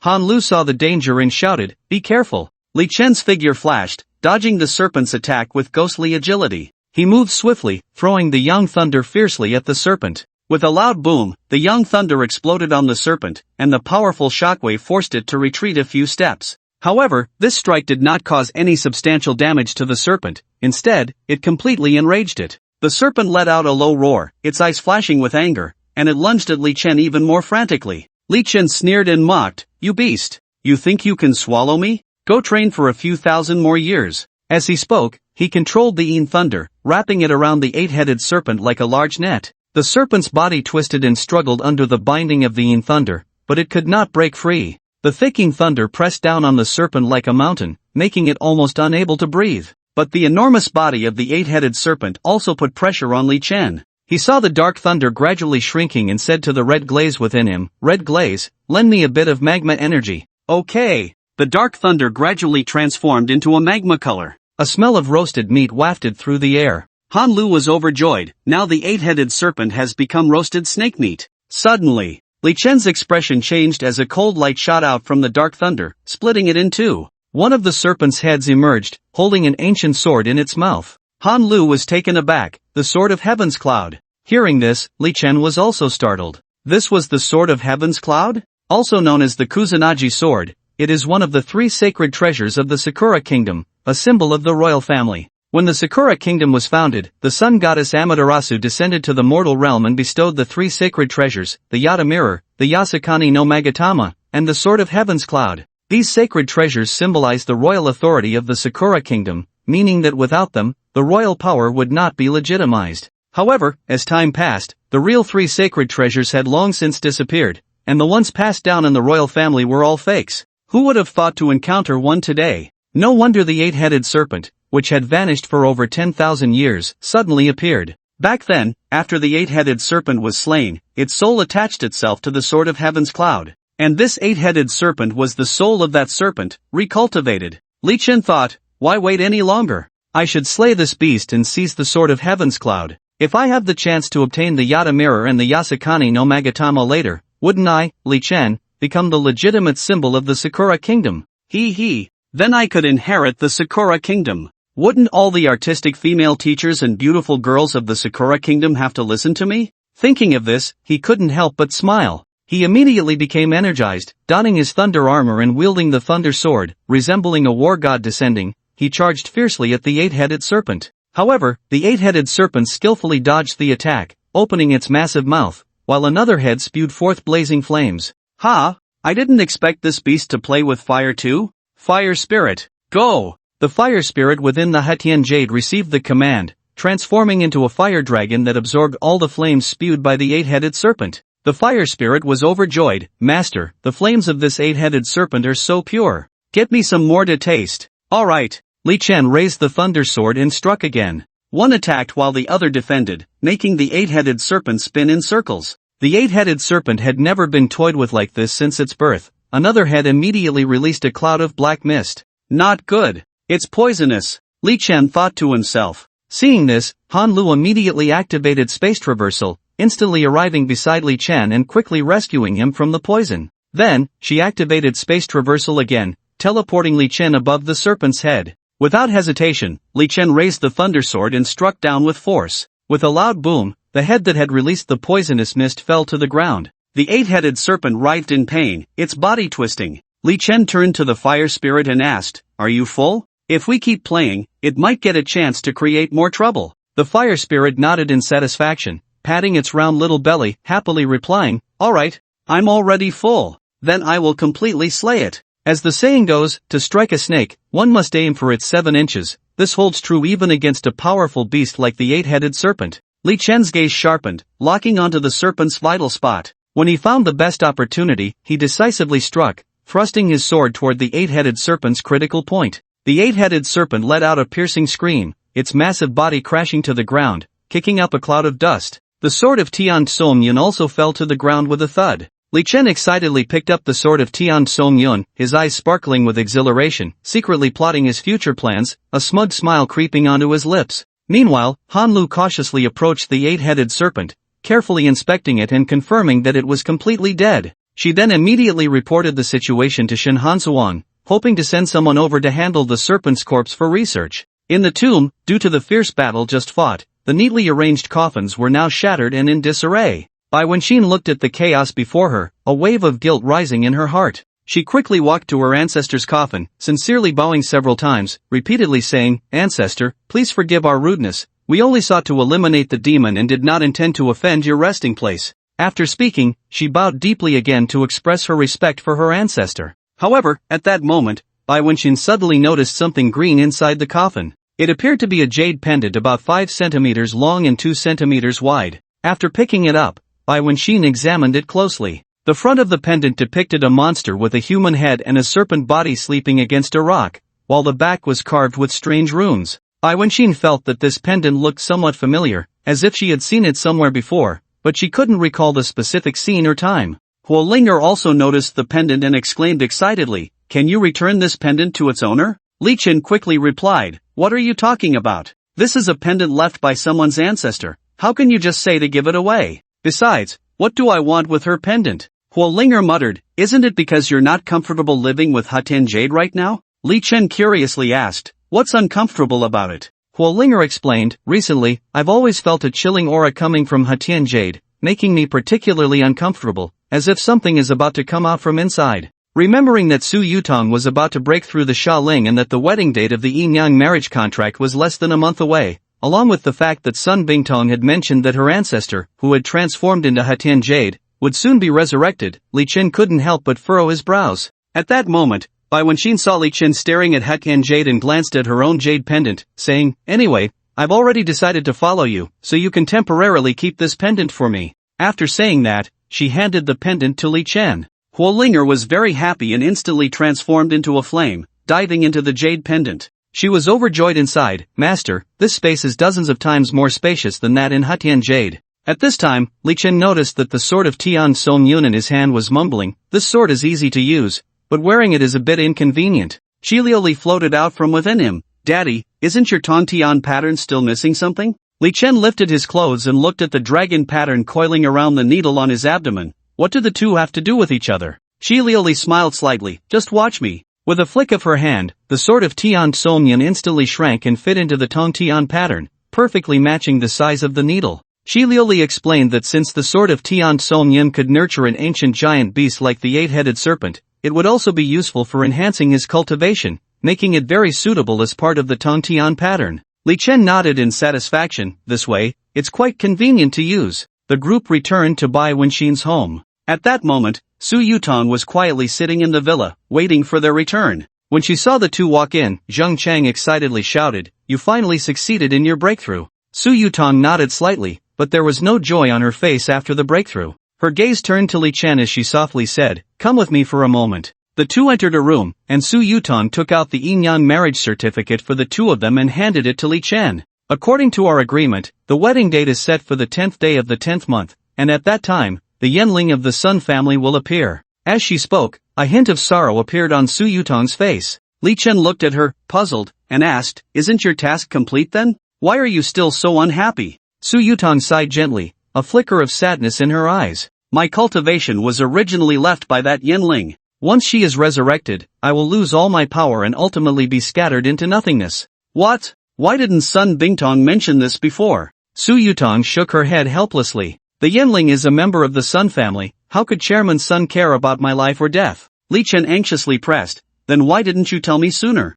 Chairman Sun has done me a favor. If it weren't for her, I would have long been scattered into nothingness. So, even knowing my fate, I am willing to help her complete this plan." Li Chen furrowed his brows and, after a moment of thought, asked, "Isn't there any other way to solve this problem?" Su Yutong gently shook her head, a glimmer of despair in her eyes. "To strip away my cultivation from the Yin spirit is a pain that no Yin spirit can endure. Moreover, I have just stepped into the Shaling realm. Su Yutong is Li Chen's bloodline. How could he just watch her be scattered into nothingness?" He tightly grasped Su Yutong's hand, his tone resolute. "There must be another way. We can't just sit here and wait for death." His eyes were filled with determination and hope, as if telling Su Yutong that he would never give up easily. Suddenly, a flash of inspiration struck Li Chen, and he remembered his identity. "Right. I am now a soul reaper. At worst, I can take your soul to the underworld." However, Su Yutong smiled bitterly and shook her head. "That would mean being scattered into nothingness. This is not something a soul reaper can handle." Li Chen did not back down. He still looked firmly at Su Yutong. "As long as you are my woman, I will never let you suffer any harm. Although there is less than a month left, don't worry, I will definitely find a solution. Su Yutan looked at Li Chen with deep affection, her eyes filled with emotion. I really didn't misjudge you. The two left the room and saw Shin Hanswang had already arrived. Su Yutong had never met her and thought she was another woman Li Chen was flirting with. Although she was used to it, she still asked in a sarcastic tone, which family's young lady is this? Li Chen hurriedly said, don't misunderstand, she is just my superior. Su Yutong shot her a glance. Perhaps she is just a superior now, who knows what the relationship will be in the future. Li Chen chuckled, I am a gentleman, you must believe in my character. At that moment, Shin Hanswang saw the room full of women and guessed their relationship with Li Chen, shaking her head helplessly. Han Lu asked, Director Shin, isn't it just to deal with the corpse of the Yamada no Orochi? Why did you come in person? I came to find him. After saying that, she looked at Li Chen, who was still whispering with Su Yutong.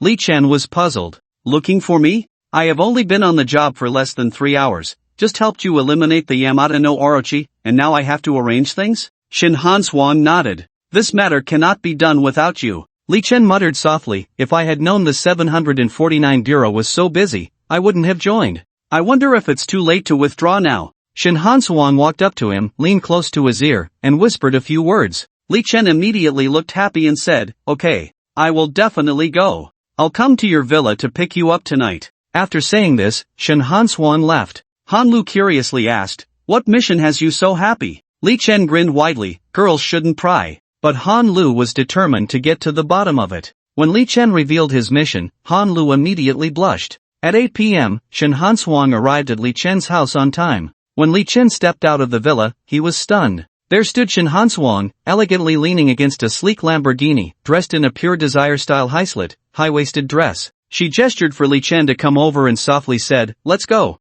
Get in the car. Li Chen took the passenger seat, but his eyes couldn't help but fixate on Shin Hanswang's impressive figure, secretly marveling, is this really the usually serious female director? Although Shin Hanswang noticed Li Chen's gaze, she calmly took out a photo from her bag and said while driving, you should have seen this woman before. Li Chen took the photo, examined it closely, and nodded, I have seen her, but at the time of the 4 symbols array's collapse, I only saw her profile and back. Shin Hanswang then pulled out a tiny, almost invisible object and handed it to Li Chen. Your task today is to secretly place this chip on her. Li Chen flashed a sly smile and confidently replied, Director Shin, don't worry, I will complete the mission perfectly. However, he still had a question in his mind, why do we need to place a chip on Yanling? Shin Hanswang explained the reason. The responsibility of the 749 Bureau is to handle supernatural incidents nationwide. Once a case of malevolent spirits harming people occurs, they will immediately mobilize to capture those evil spirits. However, there is an important prerequisite.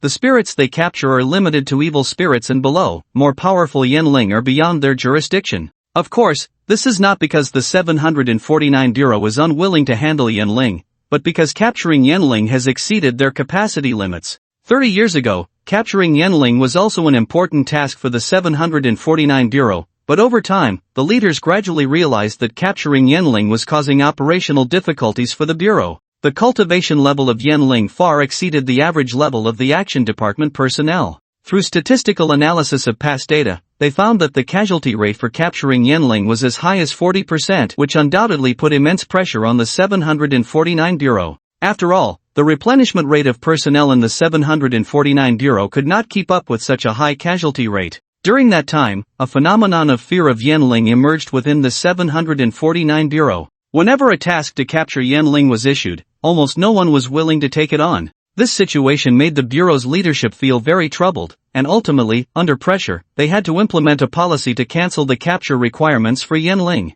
From then on, the 749 Bureau focused on handling evil spirits and below to ensure their own safety and effective operation. However, regarding the harm caused by Yanling, the 749 Bureau could not stand by idly, but with limited power, it was difficult to fully control the situation. Therefore, after careful consideration by the higher-ups, the 749 Bureau reached an agreement with a civilian organization. This organization is the Ghost Trader Alliance, composed of hundreds of ghost traders from across the country, whose strength should not be underestimated. The agreement clearly stated that if the 749 Bureau identified a target that needed to be captured, they would implant a chip in that person, and the Ghost Trader Alliance would be responsible for organizing its members to pursue the Yanling based on the location. Of course, this service is not provided for free. For every successful capture of a ghostly spirit, the 749 Bureau must pay the Ghost Trader Alliance a reward of up to 2 million yuan. Tonight, Li Chen's task is to install a tracking chip on Wang Manny. Coincidentally, although the two have never met directly, they share a past connection. Initially, during the ghost hunting operation involving the Zhang, Wang, Li, and Sun families, Wang Manny was the first ghostly spirit to escape from the four symbols array. Since then, she has frequently appeared at a bar, waiting for the opportunity to absorb the life force of men. Now, she has become a key target of high concern for the 749 Bureau. South Park Bar is the most upscale and largest bar in Handong Province. Shin Hansuang parked her car at the entrance of South Park Bar, and a waiter quickly approached to greet her. "President Shin, you finally arrived." Li Chen widened his eyes, looking at Shin Hansuang in confusion, silently wondering, how did she suddenly become President Shin? What is going on? Shin Hansuang elegantly got out of the car and walked straight into the bar. Other waiters, upon seeing her, respectfully bowed. Although Li Chen felt bewildered by everything happening before him, he still followed closely behind. Once inside the bar, Shin Hansuang did not head to the business area but went directly to the top-level office area and entered a spacious and bright office.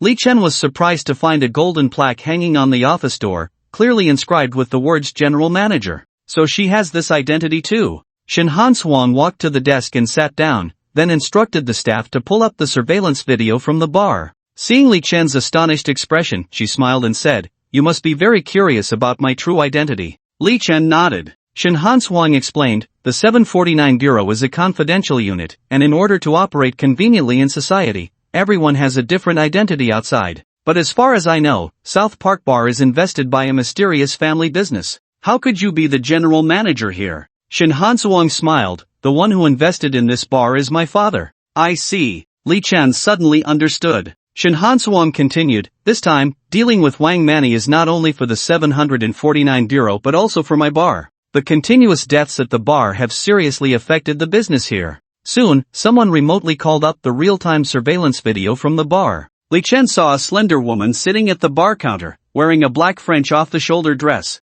During this time, although men approached her to strike up a conversation, she seemed uninterested in any of them. Li Chen asked, "Why is that?" Shin Hansuang explained, "At her level of ghostly cultivation, ordinary men can no longer satisfy their needs. What she needs is someone with strong life force." Only then did Li Chen understand why so many people in the 749 Bureau chose him for this operation. After all, his young god body is adored by many female ghosts. As long as he appears in front of Wang Manny, wouldn't he easily mesmerize her? Shin Hansuang took out a room card and handed it to Li Chen. "This is where I usually rest in the bar. Today, it's yours. Don't let me down." Li Chen grinned, "Don't worry. I'm going to win over Wang Manny right now." Inside the bar, the lights flickered, and the sounds of music and laughter intertwined. At the bar counter, Wang Manny sat elegantly on a high stool, her long, snow-white legs naturally hanging down, showcasing her graceful figure. Li Chen slowly walked towards her, flashing a charming smile. "How about a drink together, beautiful?" Upon hearing this, Wang Manny turned her head to glance at him, gently swirling the wine glass in her hand, the bright red wine inside shimmering like blood, captivating and striking. "Sure, I love drinking with handsome guys." Wang Manny's voice was crisp and pleasant, like a celestial melody. Li Chen couldn't help but laugh and then asked, "It's my first time here. What good drinks can you recommend?" After thinking for a moment, Wang Manny replied, "This place recently launched a cocktail called Turning Clouds and Overturning Rain. Its taste is very unique. You should give it a try." "Turning Clouds and Overturning Rain? That name is quite interesting." Wang Manny took another delicate sip of her red wine, then snapped her fingers at the bartender, signaling for a glass for Li Chen as well. Li Chen sat down beside her. "Why is a beautiful girl like you here alone? Don't you want some company?" Wang Manny's gaze was dreamy and profound. She gently lifted her head, her eyes landing on Li Chen, her red lips slightly parted. "Because I'm waiting for someone." After saying that, she elegantly raised her wine glass and drank it all in one go. The crystal-clear liquid slid down her long neck, leaving an enticing trace.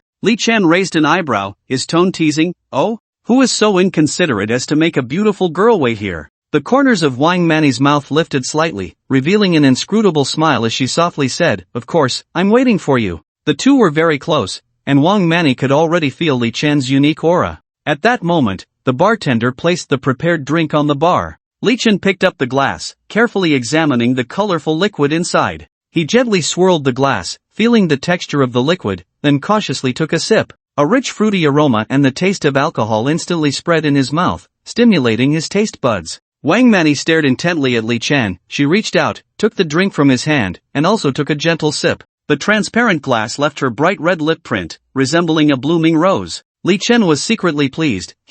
I've got her hooked. He looked at Wang Mani and leaned closer to her ear. It's too noisy here, how about we find a quiet place to chat? Wang Mani revealed a barely noticeable smile and gently nodded. Both had their own plans in mind. Wang Mani deliberately pretended to be drunk, swaying her body against Li Chen, playfully saying, "Handsome guy, you're really bad. You already booked a room here but still say it's your first time." As she spoke, she wrapped her arms around Li Chen's waist. Li Chen chuckled, "I just wanted to spend more time with you, so I made some preparations in advance." After saying that, he supported Wang Mani as they walked toward the elevator and pressed the floor button. As the elevator doors slowly closed, they arrived at the door of the room. Li Chen opened the door, and Wang Mani eagerly walked in. Half an hour later, just as Li Chen felt the timing was right, he secretly took out the chip and pressed it against Wang Mani's back. The 749 chip was a product of the latest technology. Unlike the common chips on the market, once it was fixed to the body, it would automatically be absorbed, becoming a part of the human body. Wang Mani did not notice anything unusual.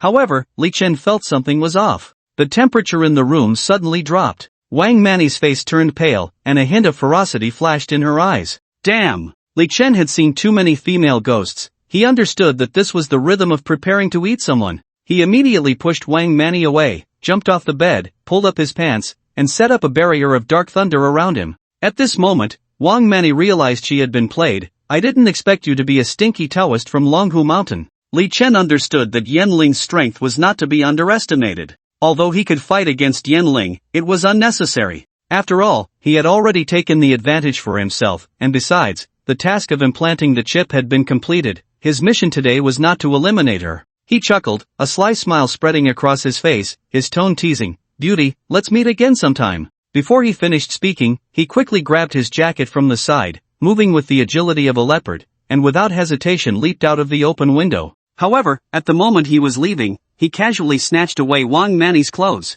Wang Mani's eyes widened in shock and anger. She sprang to her feet, ready to chase after him, only to suddenly realize her clothes had vanished. A surge of intense rage welled up inside her, her face flushed red, and in a fit of fury, she transformed into a plume of black smoke, racing towards the window like a bolt of lightning. But just as that black smoke was about to break through the window, 5 dazzling purple lightning bolts tore through the sky, like 5 ferocious dragons descending from above, striking her with tremendous force. The black smoke was ruthlessly pushed back by this powerful force, and Wang Mani fell to the ground in a disheveled heap. She steadied herself and slowly glanced towards the edge of the window, where she saw 5 talismans radiating with the aura of lightning. Enraged, she began to curse loudly, "You little brat! You dare to use such tricks against me! Don't let me see you again, or I will definitely dig out your heart, liver, spleen, lungs, and kidneys, and eat them all." At that moment, Li Chen had already quietly hidden on the rooftop across the street, watching everything from a distance. Hearing Wang Mani's curses, he couldn't help but burst into laughter, muttering to himself, "If I see you again, I won't hesitate to push you down." Then, he took out his phone and called Shin Hansuang. "Boss, the mission has been completed. Are there any further instructions?" On the other end of the line, Shin Hansuang's voice came through with approval. Well done. This operation was very successful. I will report these 2 actions to headquarters. You just need to patiently wait for the rewards." "Got it." Shin Hansuang continued, "Wait for me at the intersection. I'll take you somewhere to treat you well." Li Chen hung up the phone. Suddenly, he felt a tightness in his body and involuntarily shivered. Shi Liuli sensed the change within him. "Daddy, I just noticed that your vital energy is depleting really fast." Li Chen nodded. "I noticed it too. What Qingwei and Baiwenqin said is true. Driving with Yanling really takes a toll on the body. First it was Meng Zi, and now it's Wang Mani. Anyone would struggle to handle it. Where are you taking me?" Li Chen sat in Shin Hansuang's Lamborghini, his gaze sweeping over the retreating scenery outside the window, watching as the surrounding lights gradually dimmed, and the streets became increasingly narrow and desolate, a hint of doubt rising in his heart. Shin Hansuang revealed a mysterious smile. "You'll find out soon." The car continued forward, passing through a quiet little road, and finally stopped in front of a hidden manor. Li Chen looked up and saw 3 large characters carved at the entrance of the manor, Qingye Ju. As they entered the courtyard, a gentle breeze swept by, bringing with it a faint floral fragrance. Li Chen immediately noticed a clear spring bubbling nearby, steam rising from the water's surface. "Did you bring me here to soak in a hot spring?" Shin Hanswang nodded slightly. This hot spring manor is not a place for just anyone. She explained, I understand Yenling's strength. For an ordinary person to drive with her is undoubtedly seeking death. Clearly, you are much stronger than I imagined. She pointed to the spring water. The hot spring water here is pure yang, which has significant healing effects for those with weak bodies. When he heard Shin Hanswang say he was weak, he immediately retorted, Weak? What are you talking about? I'm not weak at all. As a normal man, how could he endure being called insincere by a woman? Hearing this, Shin Hanswang couldn't help but laugh. Alright, you're not insincere then. But, soaking in hot springs really does have its benefits for you. Just then, a sweet-looking female attendant walked out and softly said, Mr. Shin, everything has been arranged. Li Chen was taken aback, his mouth agape as he asked, Is this yet another one of your family's businesses? Shin Hanswang nodded slightly. You should go in and enjoy yourself. After saying this, she turned and got into her car, leaving with a remark, There are still some matters at the office that I need to handle, so I'll be leaving first. A hint of disappointment surged in Li Chen's heart as he thought to himself, Aren't we going together? He watched helplessly as Shin Hanswang drove away, shaking his head in resignation before following the female attendant into the room. The room was furnished with luxury and comfort, and the huge floor-to-ceiling windows offered a breathtaking view of the starry sky. Li Chen leaped into the hot spring, feeling the warm water gently embrace his body, and in an instant, he felt incredibly relaxed. He slowly closed his eyes, immersing himself in this rare tranquility. Suddenly, he felt as if someone had been watching him, but looking around, there was no one in sight. However, he was sure his instincts were not wrong. He stepped out of the hot spring and strolled around the room.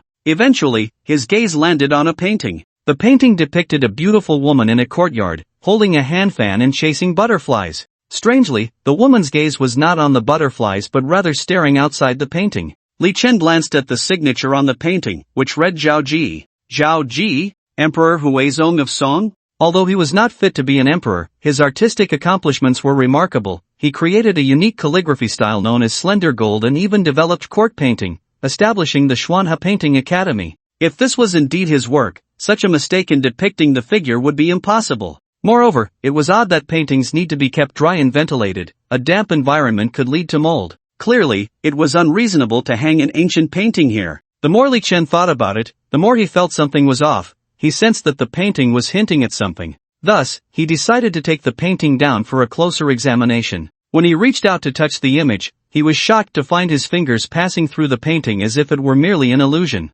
Could this be a phantom painting? Or perhaps, like the Six Paths Yin-Yang disc, it contained a mysterious space within? Just then, he suddenly heard a faint sigh, filled with an inexplicable sadness and helplessness, like a cool breeze brushing past his ear in the dead of night. He stared at the painting in astonishment, his gaze drawn to it as if by a magnet. The woman's lips in the painting curled into a strange smile. Just as he was taken aback, a crisp voice came from behind him. Mr. Li, why did you come out of the hot spring? Is the water temperature not suitable? He turned around abruptly to see a uniformed female attendant standing there, a professional smile on her face. He pointed to the location of the painting and asked the attendant, what about this painting? However, when he turned back to look at the painting, he was astonished to find that the painting that had been hanging on the wall had vanished. The mysterious painting seemed as if it had never existed, leaving the wall empty, just a blank space. The female attendant, seeing his hesitance, furrowed her brow in confusion and asked, Painting? What painting? She followed Li Chen's pointing finger, only to see the empty wall. Li Chen's eyes widened in disbelief as he stared at the empty wall. He realized that this matter was far from simple. It was clearly a secret that an ordinary waiter could not know. So, he quickly waved his hand and pretended to be relaxed, saying, No, it's nothing. I might have seen it wrong. The waitress took out a rune card and said, Mr. Li, President Shin instructed us to take good care of you. We have already prepared your room. After you finish soaking in the hot spring, you can go back to rest. If you want to eat anything, just let us know. Li Chen nodded. Time passed unknowingly, and Li Chen fell into a deep sleep in the hot spring. In a daze, he found himself in a magnificent palace, where a little girl in an apricot-colored dress was chasing butterflies among the flowers. She looked about 15 or 16, with a charming and lovely face, like a blooming flower. Wasn't she the girl from the painting? Just then, an old eunuch approached and respectfully said, Princess Peiyu, the emperor has summoned you for dinner. The little girl nodded, Okay. I know, I'll go in a moment. After the eunuch left, Princess Peiyu walked to the lotus pond and, seeing the fish swimming in the water, couldn't help but feel delighted and reached out to catch one. However, she accidentally slipped and fell into the lotus pond. She struggled to call for help, but the water quickly filled her mouth. Li Chen was shocked and hurried forward to save her. But when he reached out his hand, he was astonished to find that it passed right through Princess Peiyu's body. He was dumbfounded, unable to believe what was happening before his eyes. Just then, Li Chen suddenly woke up from the dream. He looked around and found himself still in the hot spring. So the person in the painting is Princess Peiyu. But why did that painting disappear out of nowhere? And why did I have this dream? He felt that everything was too strange. However, he didn't take it too seriously. After all, since he met Su Yutong, what had not been strange? The urgent matter was to make a trip back to Bayun Temple, firstly to see how the old man Qingwei was doing, and secondly to find Huangzi to adjust his body. After all, he was about to go to Sakura country, and he didn't know how long it would be before he could return. His health was a big deal. What if he encountered beautiful women in Sakura country? Wouldn't that hinder his performance? The next morning, Li Chen boarded the high-speed train from the provincial capital to Jinju City. He looked at his ticket, 11 carriage, 8F.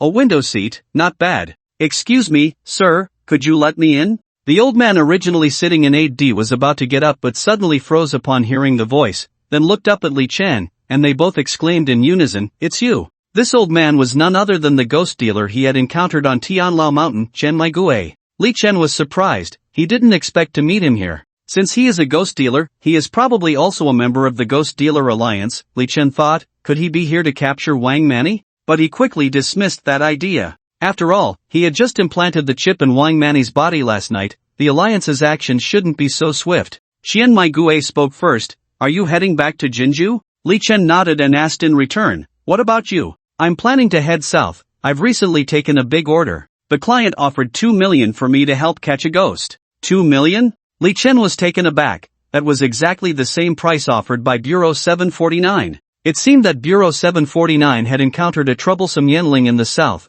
which was why they were spending money to hire ghost dealers. He asked, so what are you doing in the provincial capital? Qian Maigui sighed deeply and slowly said, alas, recently, I became interested in an ancient painting, a genuine work of Huizong. I pursued it for over 1,000 miles, but it eluded me for just as long, and in the end, I still couldn't catch it. Ancient painting? The genuine work of Song Huizong? Could it be the one I encountered at Kinjiaju last night? Li Chen mused to himself, deciding to test the waters. You ghost dealer, why the sudden interest in ancient paintings? Qian Maigui glanced around cautiously and replied in a lowered voice, this is no ordinary ancient painting. That painting has become a spirit. Li Chen forced a calm smile, expressing disbelief. Don't joke around. I've only heard of fox spirits and yellow weasel spirits, but I've never heard of a painting becoming a spirit. Qian Maigui widened his eyes and explained seriously, ordinary paintings certainly wouldn't, but the twist is that the figure depicted in that painting, after death, had its soul attached to this ancient painting. Just think about it, a painting that can actually fly around, doesn't that mean it has become a spirit? Li Chen recalled what had happened before. Qian Maigui had managed to appear silently at Tianlao Mountain, and he and Qi Liuli had been completely unaware, indicating that Qian Maigui's cultivation was unfathomable. Curiously, he asked, if even you can't handle it, how high is its cultivation? Qian Maigui shook his head helplessly. As for cultivation, it's probably about the same as Yan Ling, but her spells are very strange, as if she has mastered a special spatial power. Every time it seems like I'm about to catch her, she suddenly disappears. At that moment, Qian Maigui sensed something was off and looked at Li Chen, saying, what? Are you also interested in this painting? Li Chen hurriedly waved his hands, explaining, no, just curious. Qian Maigui shook his head and sighed, I won't have the chance to get that painting, but if you're interested, you can give it a try. After saying that, a meaningful smile appeared on his face. The woman in that painting is truly a great beauty. Half an hour later, the high-speed train arrived at Jinju Station. From a distance, Li Chen saw a familiar face at the exit. Feng Changchang? What is she doing here? To pick me up? That's impossible, I didn't tell anyone I was coming back. At that moment, Feng Changchang also spotted Li Chen getting off the train,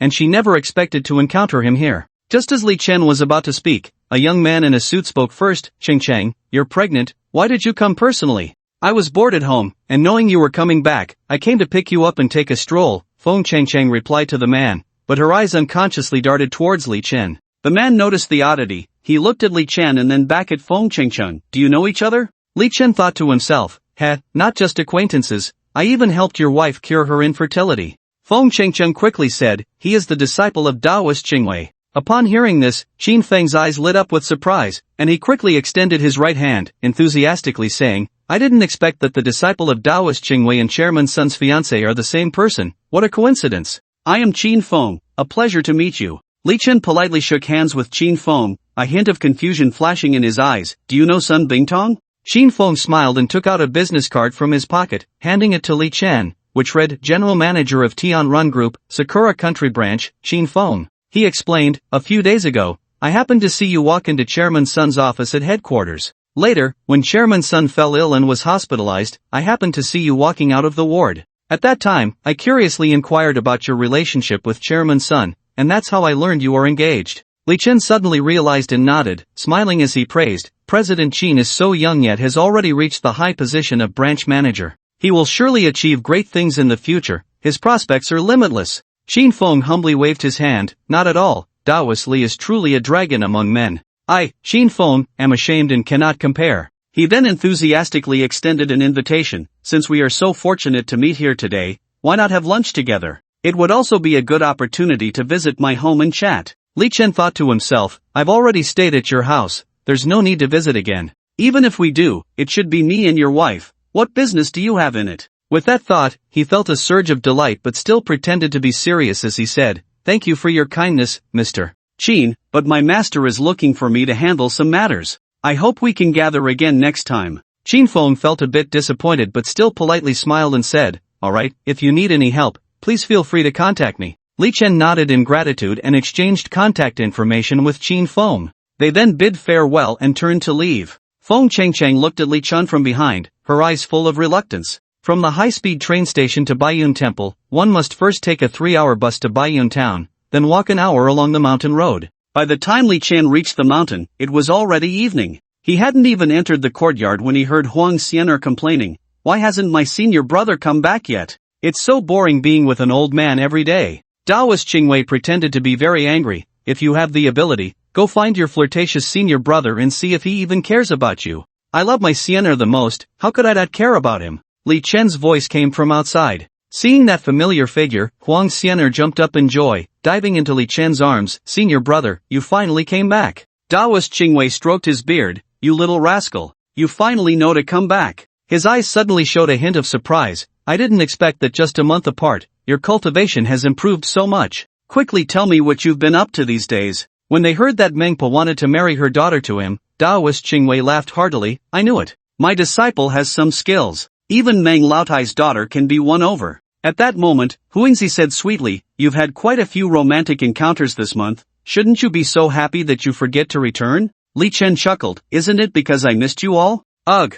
Huangzi pretended to be angry, I see you missing us is fake, but you must be thinking about my demon pill for real. Li Chen quickly smiled and said, How could that be? My heart is filled with my Yingzi wife. Huangzi rolled her eyes at him and turned to Taoist Qingwei, Old man, look at how slick-tongued your disciple is, you don't manage him at all. Taoist Qingwei shook his head with a smile, He is your man, I can't control him. After saying that, he stood up and walked outside the temple. Seeing that only he and the two beautiful women were left in the courtyard, Li Chen naturally no longer hesitated. He looked at the two with a mischievous smile, Wife, junior sister, shall we go inside and chat? An hour later, Huangzi lay weakly on one side, gently opening her mouth as a demon pill radiating golden light slowly emerged from her lips. You better hurry. Li Chen took the demon pill. Alright, my wife is the best. Unexpectedly, Huang Xian'er also spat out a demon pill. Senior brother, I also have a demon pill now, you can use mine this time. Li Chen looked at the two demon pills in his hand, feeling deeply moved.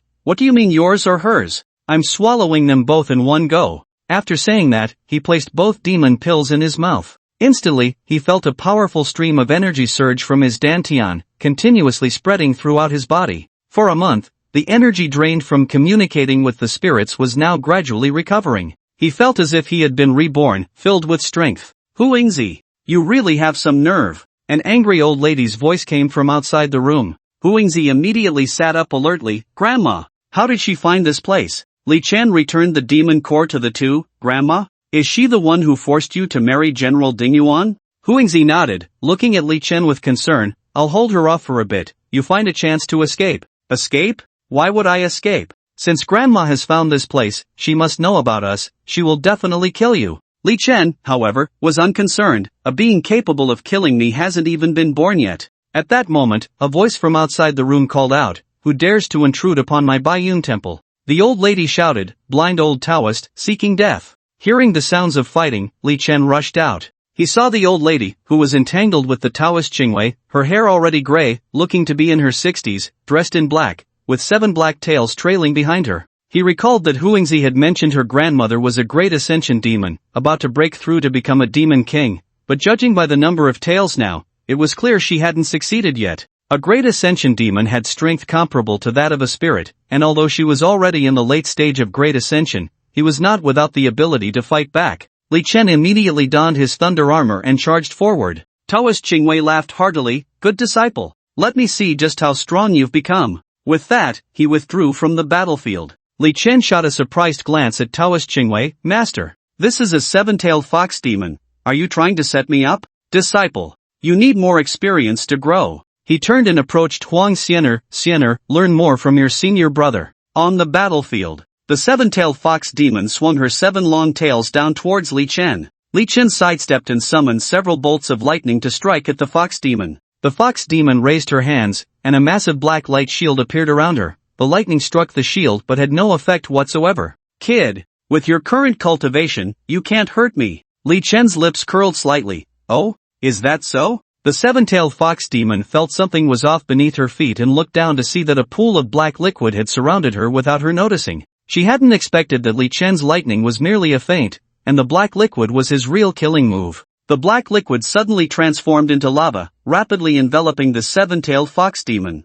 Huang Xianer exclaimed, "Master, is this also what you taught?" Taoist Qingwei shook his head. "I've never seen what this kid learned outside." Just then, the fox demon leaped out of the lava's encirclement and spewed a jet of black flame towards the incoming lava. Boom! A tremendous sound erupted. The two forces collided, sending flames splattering everywhere. The flames scorched the ground, instantly creating a large pit. Li Chen was secretly astonished. This fox demon's strength was indeed formidable. Taoist Qingwei shouted, "My temple! My temple!" He looked at Huang Xianer. "What are you dawdling for? Put out the fire, quickly!" Huang Xianer, however, remained unhurried. "Master, your temple is too shabby. If it burns down, we can just rebuild it." "What do you mean shabby temple? Stop talking nonsense, put out the fire quickly." Huang Xianer muttered, "Got it, master." She formed a hand seal, and the water from a pool outside the temple seemed to be drawn by a tremendous force, falling from the air onto the flames. As Huang Xianer cast her spell, the fire gradually came under control. However, the 7-tailed fox did not relent. Taking advantage of the brief pause after Li Chen was attacked, it lunged forward, aiming to deliver a fatal blow. Li Chen reacted swiftly, sidestepping the fox's attack while quickly conjuring a ball of lightning in his hand. With a powerful swing, the lightning shot towards the fox like an arrow. The fox was exceptionally agile, dodging the lightning with a slight movement, then turning to unleash a torrent of black flames, roaring like a volcanic eruption. Seeing this, Li Chen leaped high into the air, avoiding the flames' assault. In midair, he summoned several bolts of lightning, intertwining them to form an electric net that blocked the fox's path. Thus, both sides exchanged blows, engaging in a fierce battle, neither yielding. Beside them, Huangzi watched the fight anxiously, her eyes filled with worry and tension. She turned to Taoist Qingwei and asked, "Old man, can he handle this alone?" Taoist Qingwei, however, appeared relaxed and unconcerned, replying, "Just watch closely." At that moment, Li Chen was surrounded by dazzling lightning, radiating brilliance. A thick bolt of lightning soared into the sky like a dragon, carrying a destructive force as it struck towards the fox. The 7-tailed fox sensed this immense power and desperately tried to evade, but the surrounding dark thunder restricted her movements. With no other choice, she gathered her 7 tails together to resist the thunderous lightning. Outside the fray, Huangzi watched the two, unsure of whom to worry about more. They faced off for several minutes, and ultimately, the lightning sent the fox flying several meters away. Smoke billowed from the fox, and Huangzi's heart tightened. "Grandma!" Li Chen's move had also consumed a significant amount of his energy, and he gasped for breath, glancing at the fox in the distance, feeling a sense of relief. However, he did not let his guard down, knowing that the fox had not completely lost its fighting spirit. Sure enough, the fox slowly stood up, its eyes flashing with anger. "You little brat! How dare you hurt me!" It opened its mouth, emitting a piercing scream. Immediately, its body began to transform, shifting into a beastly form, its original 7 tails growing even larger, exuding an eerie aura under the moonlight.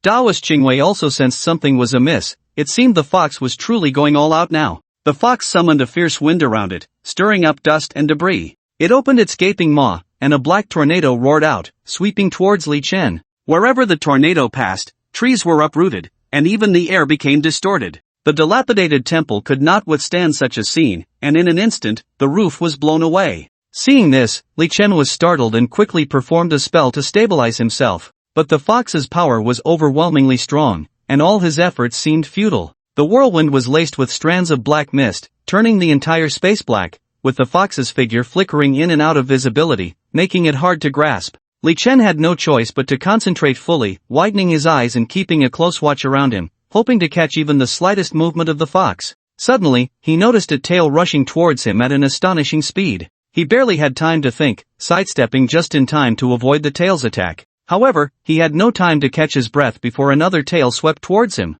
This time, Li Chen was unable to completely evade it, and the residual force of the tail struck him, sending him flying backward. He crashed heavily to the ground, spitting out a mouthful of blood. Taoist Qingwei, seeing this, hurriedly said, "My dear disciple, what level have you reached in your talisman training? Quickly, let me see." Li Chen secretly cursed Taoist Qingwei in his heart. He was truly unreliable, still unwilling to lend a hand. At the same time, he nervously rummaged through his pockets for talismans, hoping to find a powerful one that could handle the current situation. Finally, he found a talisman radiating purple light and a chilling aura, and he felt a surge of joy. "This is it." Taoist Qingwei was taken aback, exclaiming, "You can actually draw the purple lightning in clear frost talisman. This is an earth-level talisman." This was not the first time Li Chen had used an earth-level talisman. He knew the urgency of the situation and that he had to unleash the talisman's power quickly. Drawing from his previous experience, he activated the earth-level talisman with noticeably increased speed.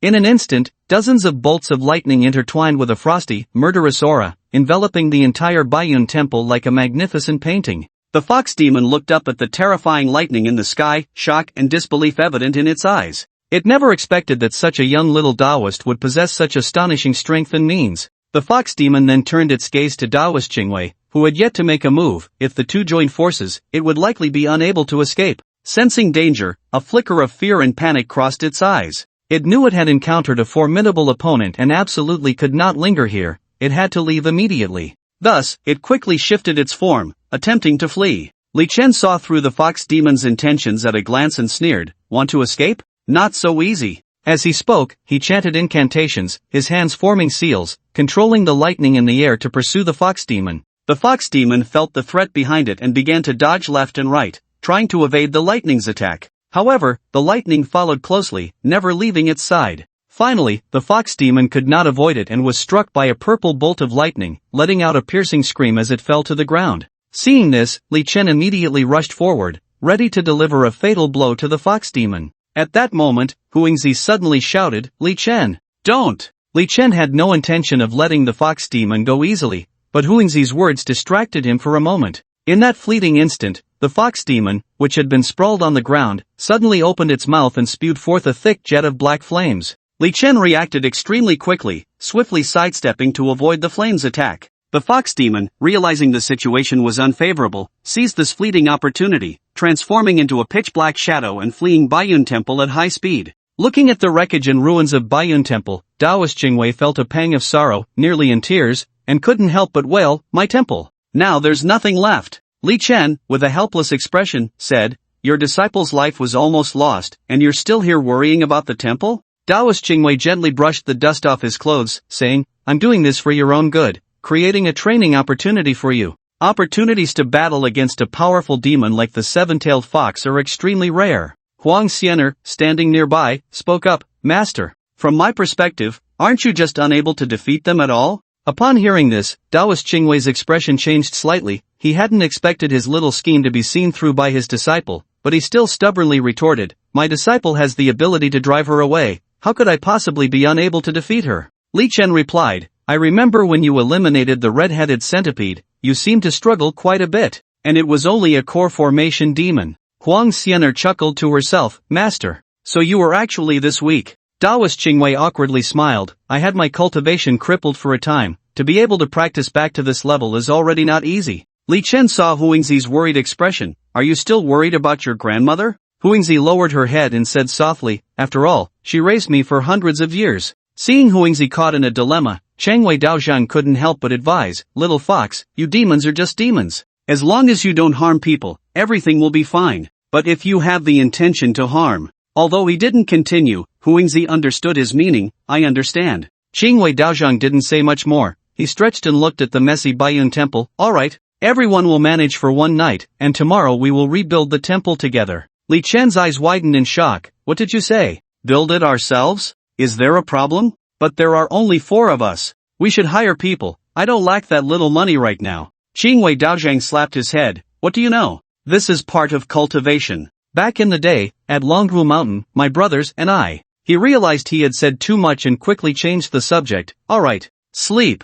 Huang Xianer was curious. Longhu Mountain? Master, you have stayed at Longhu Mountain before? But Changwei Daozhang didn't respond, just waved his hand, indicating he didn't want to talk about old matters. The next morning, Li Chen groggily opened his eyes, hearing a cacophony of noise. He rubbed his sleepy eyes and saw the villagers of Bayun town below working together to carry heavy bags of cement and thick wooden beams up the mountain. Seeing this scene, Li Chen couldn't help but feel a bit puzzled. Did the old man Chang Wei suddenly have a change of heart last night and couldn't bear to let them suffer like this? However, the next moment, when Changwei Daozhang pulled out a thick stack of cash from his pocket, he said, "Thank you all for your hard work in bringing these materials up the mountain. This little money is not a token of respect. Please take a break and have some water." The leading man quickly waved his hand and laughed heartily. Changwei Daozhang, please don't say that. You have always protected our peace and tranquility. It's only right that we do something for you. After saying that, he led everyone away. Seeing that the 3 had woken up, he shouted loudly, "Alright,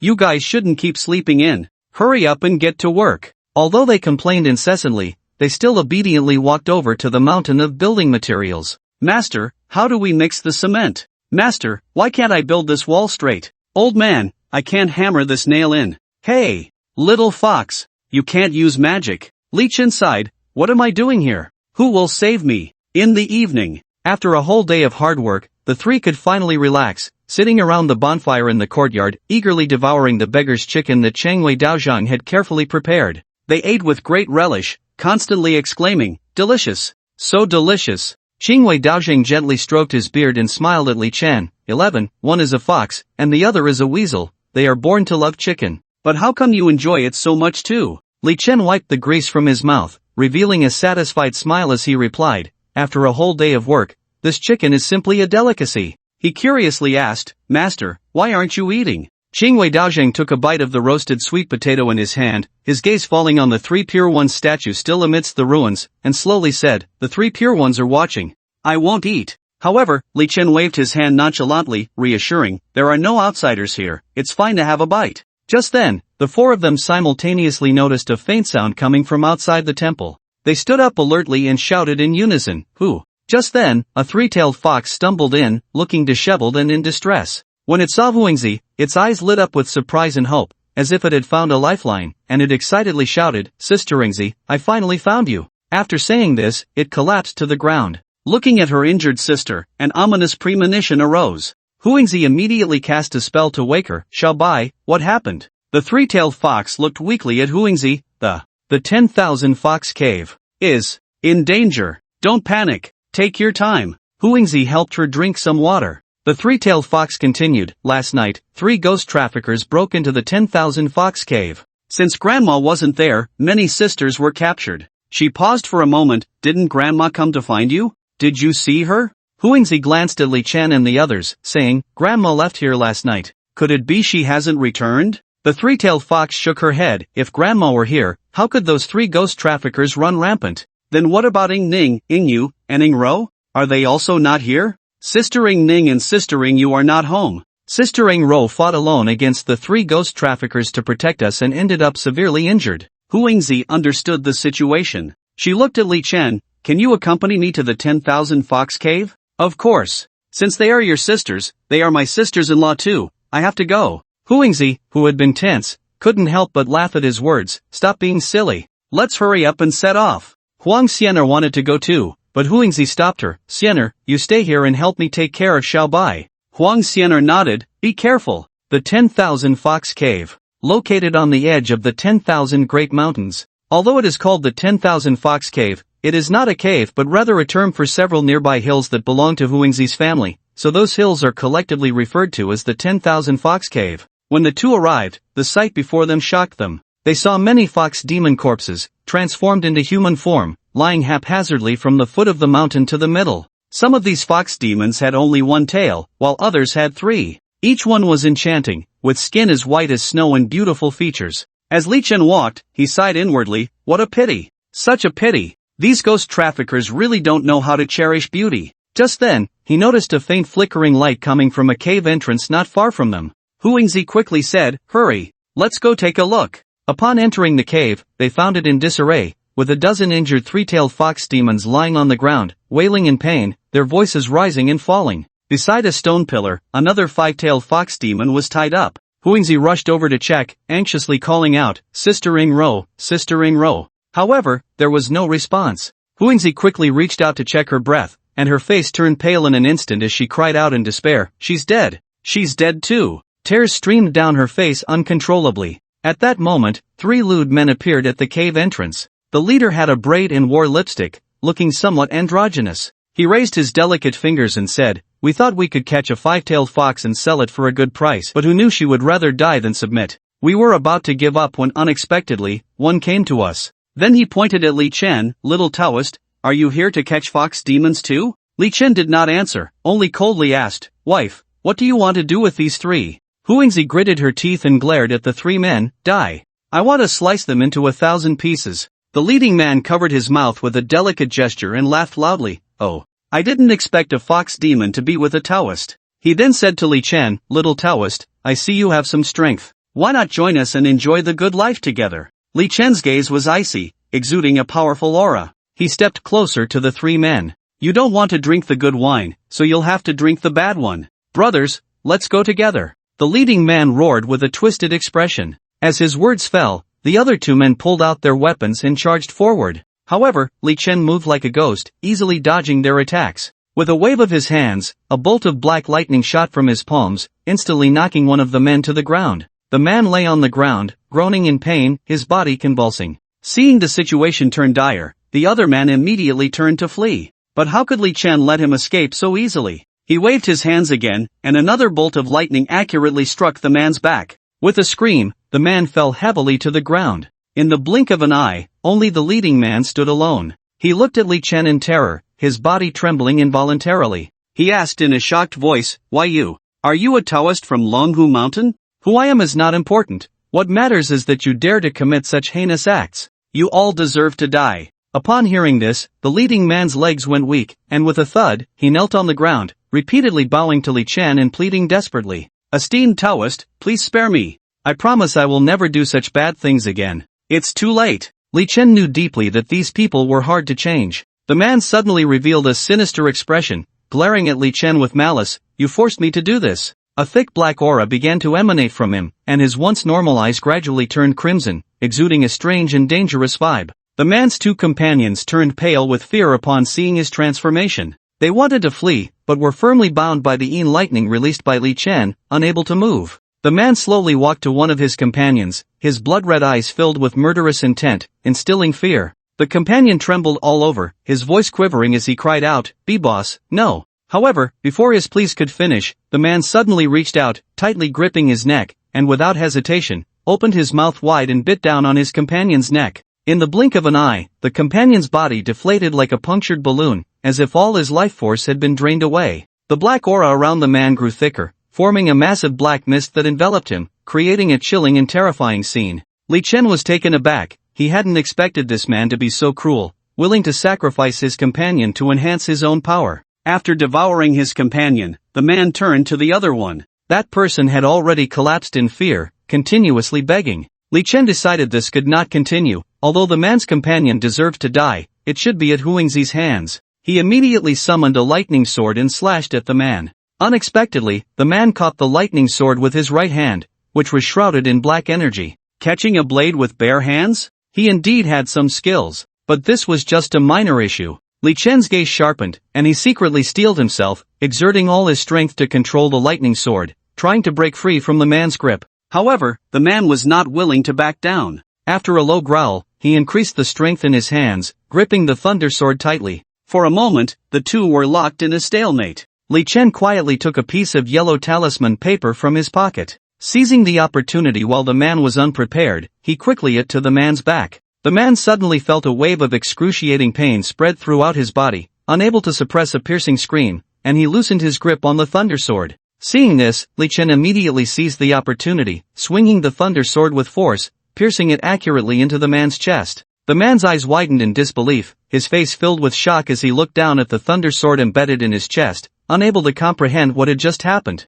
Li Chen turned to Huangzi and said, "You handle these two." Huangzi nodded, picked up a dagger from the table, and slowly walked towards the man. The man looked at her in terror, pleading loudly, "Be beautiful lady. I was wrong. I won't dare again." But Huangzi seemed to completely ignore his words, expressionless as she approached him and without hesitation plunged the dagger into his thigh. With a forceful twist, a chunk of flesh was successfully carved out. The man let out a heart-wrenching scream, his voice echoing throughout the room. His companion was so frightened that his face turned pale, and he even wet his pants. Half an hour later, the man, with holes all over his body, finally breathed his last. Seeing that the man's companion was motionless, Li Chen kicked him. "Hey, stop playing dead. It's your turn." But he still did not respond. Li Chen slowly crouched down and reached out to check the man's pulse. He died of fright. Upon hearing this, Huangzi casually threw the dagger to the ground and coldly snorted, "He got off easy." Just then, two young women appeared outside the cave, looking remarkably similar, each with 5 tails behind them. "Sister Ingzi," the two girls shouted in unison. Hearing their voices, Huangzi turned around in surprise, and upon seeing them, her eyes immediately welled up with tears. She excitedly said, "Ing Ning, Ing you finally came back." With that, she quickly stepped forward and hugged them tightly. Li Chen looked at the 3 5-tailed foxes before him, secretly amazed at the high quality of this group of foxes. At that moment, one of the 5-tailed foxes glared fiercely at Li Chen and shouted, "Was everything here done by this man?" After saying that, her eyes flashed red, and her 5 tails stood upright, ready to attack at any moment. Seeing the situation was not good, Huangzi quickly blocked her and then whispered a few words in her ear. The fox's expression quickly changed from anger to surprise, and finally returned to its original state. Huangzi introduced the two, saying they were named Huang Ning and Huang Yu, both 100 years younger than Huangzi. Huang Ning bowed to Li Chen. "Thank you, Taoistly, for your help." Li Chen smiled and waved his hand. "We're all family here, it's nothing to be polite about." The 3 5-tailed foxes approached the injured foxes and began to cast spells to heal them. Soon, all the foxes were able to stand up, albeit with difficulty. Li Chen asked, "What are your plans next?" Looking at the devastated one fox cave, Huang Ning and Huang Yu were at a loss for what to do. Huangzi said, "Since these 3 ghost traffickers were able to find this place, the one fox cave has likely been exposed. You might as well come back to Bayun Temple with me." Upon hearing this, Li Chen's eyes lit up. Huang Yu hesitated. "Is it appropriate for over a dozen fox demons to go to a temple?" Li Chen quickly replied, "Of course it's appropriate. My master and I are the most hospitable." The next day, Li Chen returned to the Bayun Temple with more than a dozen foxes. When Qingwei Daoist saw those foxes, he was dumbfounded, his anger causing him to puff out his cheeks and glare. "Li Chen, this is a Daoist temple, not a fox den. You better give me a reasonable explanation." Li Chen, however, wore an innocent expression. "Master, this wasn't my idea, you should ask her." After saying that, he glanced at Huangzi. Qingwei Daoist asked, "What on earth happened?" Huangzi recounted the entire story in detail, then looked at him with pleading eyes. "Old man, can my sisters stay here?" Seeing that Qingwei Daoist remained silent, Huang Xianer quickly added, "Master, it's lively with more people, just let them stay." Li Chen chimed in, "Exactly. It's more fun with more people." Qingwei Daoist sighed helplessly. All right, you can stay for now. But if anyone comes to offer incense or anything, you must hide those fox tails well. Also, since I'm busy maintaining the temple, you all have to help." Huangzi and her sisters cheered with joy. That night, Bayun Temple was unusually lively. The foxes played and frolicked in the courtyard, occasionally dashing into the Sanqing Hall. Qingwei Daoist kept apologizing in front of the Sanqing statues, while Li Chen and Huang Xianer snickered nearby. In the morning, Qingwei Daoist woke up early but didn't find Li Chen anywhere. Where did that kid run off to so early? By noon, he still hadn't shown up. Qingwei Daoist asked everyone, but no one knew where he had gone. He immediately made a phone call. "You little brat. Where are you? I'm still waiting for you to work." On the other end, Li Chen feigned an apologetic tone.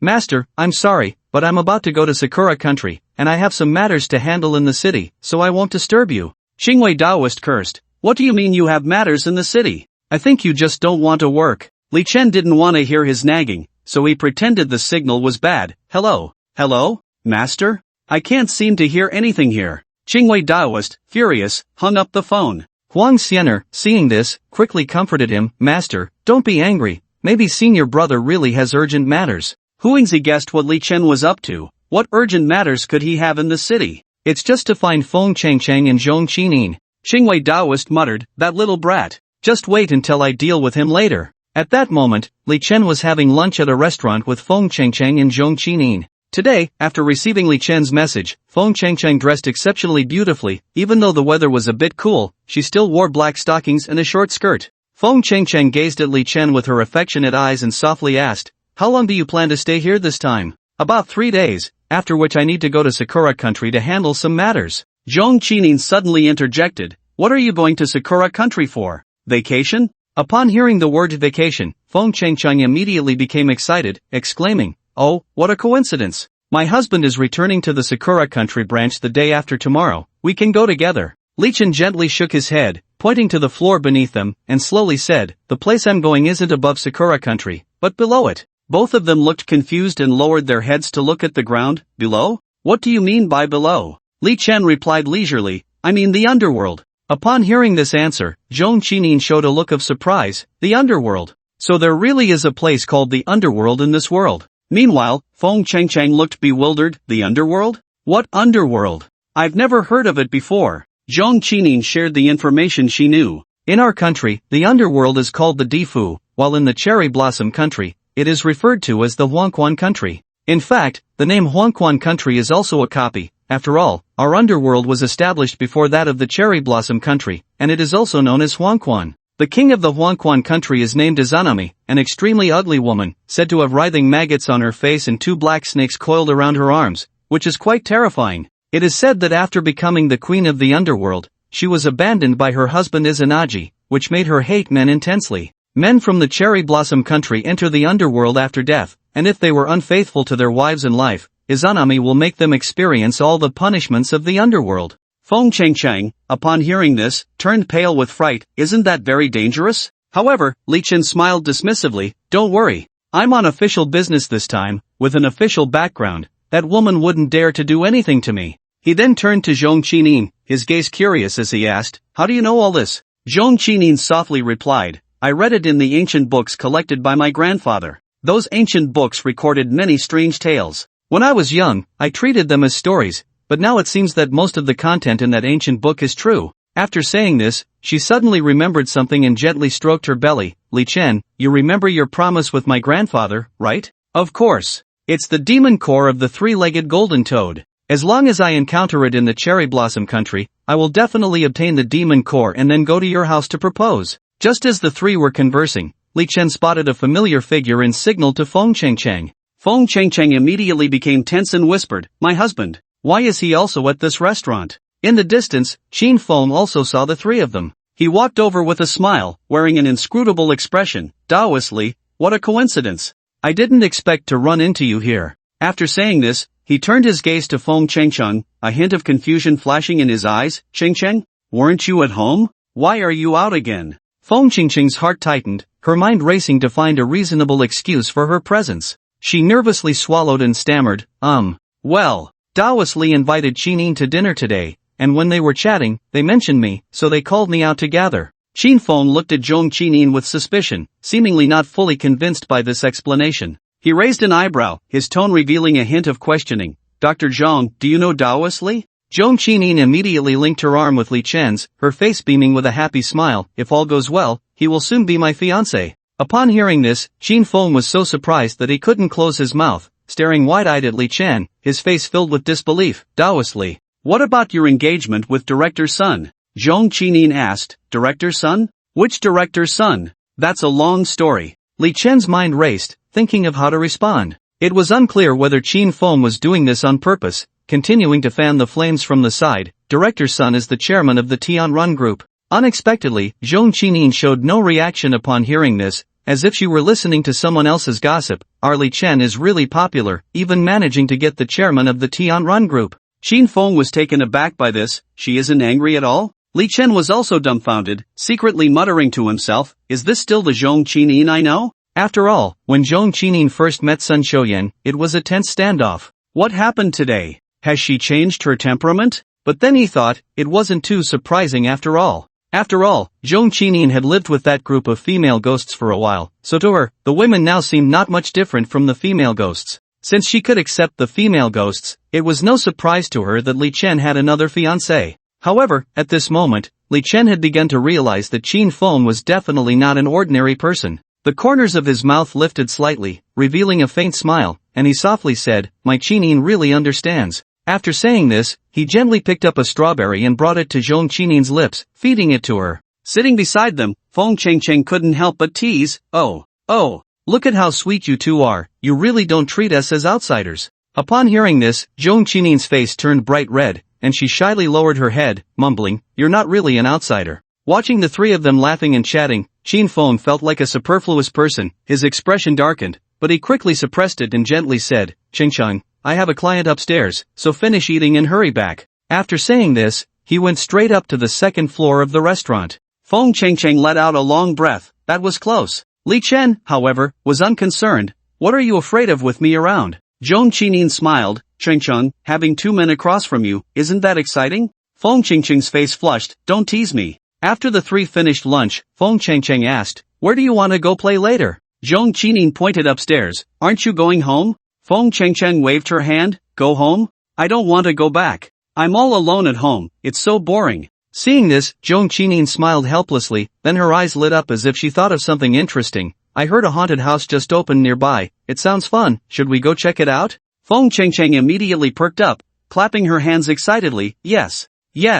I haven't played in a long time. Li Chen couldn't help but interject. You two pregnant women are actually going to a haunted house? Feng Chengcheng stood up impatiently. What are we afraid of? We've lived with real ghosts before. What's a haunted house to us? Inside the haunted house, the dim, eerie lights, combined with the occasional wailing sounds, scared the two directly into Li Chen's arms. They were really both timid and playful. He didn't know who had just said that haunted houses weren't scary. Suddenly, he felt something was off. Why was there a chilling sensation here? This feeling couldn't be created by human lighting arrangements. Li Chen immediately activated his spirit-seeing technique. Upon looking, he found that the entire haunted house was shrouded in a thick, oppressive ghostly aura. There were indeed ghosts here, and not just one. Just then, a ghost dressed in white suddenly appeared. Feng Chengcheng and Zhong Qinin were startled, but then they both burst into laughter. This is so fake. However, Li Chen noticed something was wrong with this ghost. Its eyes were hollow, and it looked like it was about to lose its vitality. That feeling was somewhat similar to when he had just seen the fat guy a few days ago. This was clearly someone who had been with the Yin spirits for too long. A sense of unease surged in Li Chen's heart, and he lowered his voice. You guys better not play anymore, there are really ghosts here. Just as he finished saying this, a man suddenly fell from the sky and appeared in front of them. This man had a fat head and big ears, with a mouth full of fangs, looking extremely terrifying. His whole body had already begun to rot, emitting a foul stench. Feng Chengcheng and Zhong Qinin were so frightened by the horrific sight before them that they closed their eyes and screamed. They tightly grasped Li Chen's hand, their bodies trembling uncontrollably. Li Chen looked at the man, quickly gathering a powerful force in his palm, ready to unleash a palm thunder. The man sensed the danger, turned, and fled back to the rooftop, disappearing into the darkness in the blink of an eye. Feng Chengcheng said with a trembling voice, we should leave here quickly. It's really too terrifying. Li Chen gently nodded and comforted her. Don't worry, I will protect you. But since you are both pregnant, it's indeed not suitable to stay in such a cold place. However, at that moment, a white shadow flashed in the corner, and a small spider instantly vanished into the darkness. In fact, Li Chen had already noticed that the three of them were being followed when they left the restaurant, but he didn't expect the stalker to be so bold, daring to follow them so closely. As expected, this person should be a skilled expert. Since that was the case, he was quite curious to see what this person wanted to do. So he deliberately pretended to be nonchalant, smiling at the two and saying, I just ate too much and now feel a bit drowsy. How about we find a place to rest? Upon hearing this, Feng Chengcheng's eyes lit up, excitedly saying, great. Just across this street is the best hotel in Jinzhou. After saying that, she eagerly took Li Chen's hand and quickly walked out of the haunted house. Upon entering the hotel, The front desk girl asked. Sir, ma'am, would you like to book a room? Li Chen took out his ID while glancing back, noticing that the person was still following him. 1 room will be fine. How many people will be staying? 3. The front desk girl said. I'm sorry, even for 1 room, we need IDs for all 3 people. Nearby, a pair of brothers visiting from out of town looked at Li Chen and the 2 beautiful women beside him with envy. One nudged the other. Bro, when do you think we can be like this? The other shook his head helplessly. Don't even think about it, or your wife will break your legs. The man sighed. Why did I marry a tigress? Room 8122. Li Chen closed the door and quietly left a pool of shadow thunder at the entrance. Just then, Feng Chengcheng suddenly hugged him tightly from behind, murmuring, You bad guy, I've missed you so much while you were gone. After saying that, she eagerly leaned in to kiss him. However, at the critical moment, Li Chen turned around, gave her a look, and softly said, Follow me. The 2 were immediately confused by his actions. What's wrong? Feng Chengcheng asked in a low voice. Li Chen frowned slightly and said in a deep voice, Since we left the restaurant, someone has been following us. Ha? Feng Chengcheng and Zhong Qinin exchanged surprised glances, their eyes filled with confusion. Have you offended anyone recently? Feng Chengcheng looked innocent and quickly shook her head. I'm just a full-time housewife, who could I offend? Zhong Qinin also shook her head. Even though I work in the criminal police team, I'm in the forensic room every day. I wouldn't offend anyone. Then it must be me? But I just returned to Jinzhou yesterday, and I haven't offended anyone. So what do we do now? Feng Chengcheng asked. Li Chen remained very calm, even smiling slightly. Don't worry, it's fine, the fish will bite soon. After saying that, he carefully walked to the door and gestured for the 2 to stay back a bit. Just then, a puzzled voice came from outside the door. What is this? Why is it sticky? Li Chen's eyes suddenly brightened, and he felt a secret joy in his heart. Hee, it's finally here. Just as he thought, he quickly summoned a ball of shadow thunder, then abruptly opened the door and forcefully flung the black liquid outside towards the eavesdropper. In the blink of an eye, the black liquid wrapped around the eavesdropper like a large net. Then, with a strong pull, Li Chen yanked the person wrapped in the black liquid directly into the room. Ouch! That hurts! A girl's sharp scream and cries came from within the liquid. Li Chen bent down to check the shadow thunder he had just left at the door and saw a wooden spider the size of an orange stuck to it. A wooden spider? Yanjia technique? Gong Sun Yubing? He recalled that in the underworld, it was Gong Sun Yubing who had bitten him with a wooden spider in the middle of the night. Thinking back to the girl's voice, it was indeed Gong Sun Yubing. He immediately turned around and retracted the shadow thunder. Sure enough, he saw Gong Sun Yubing struggling on the ground. He asked in confusion, Why are you here? The little beauty suddenly stood up,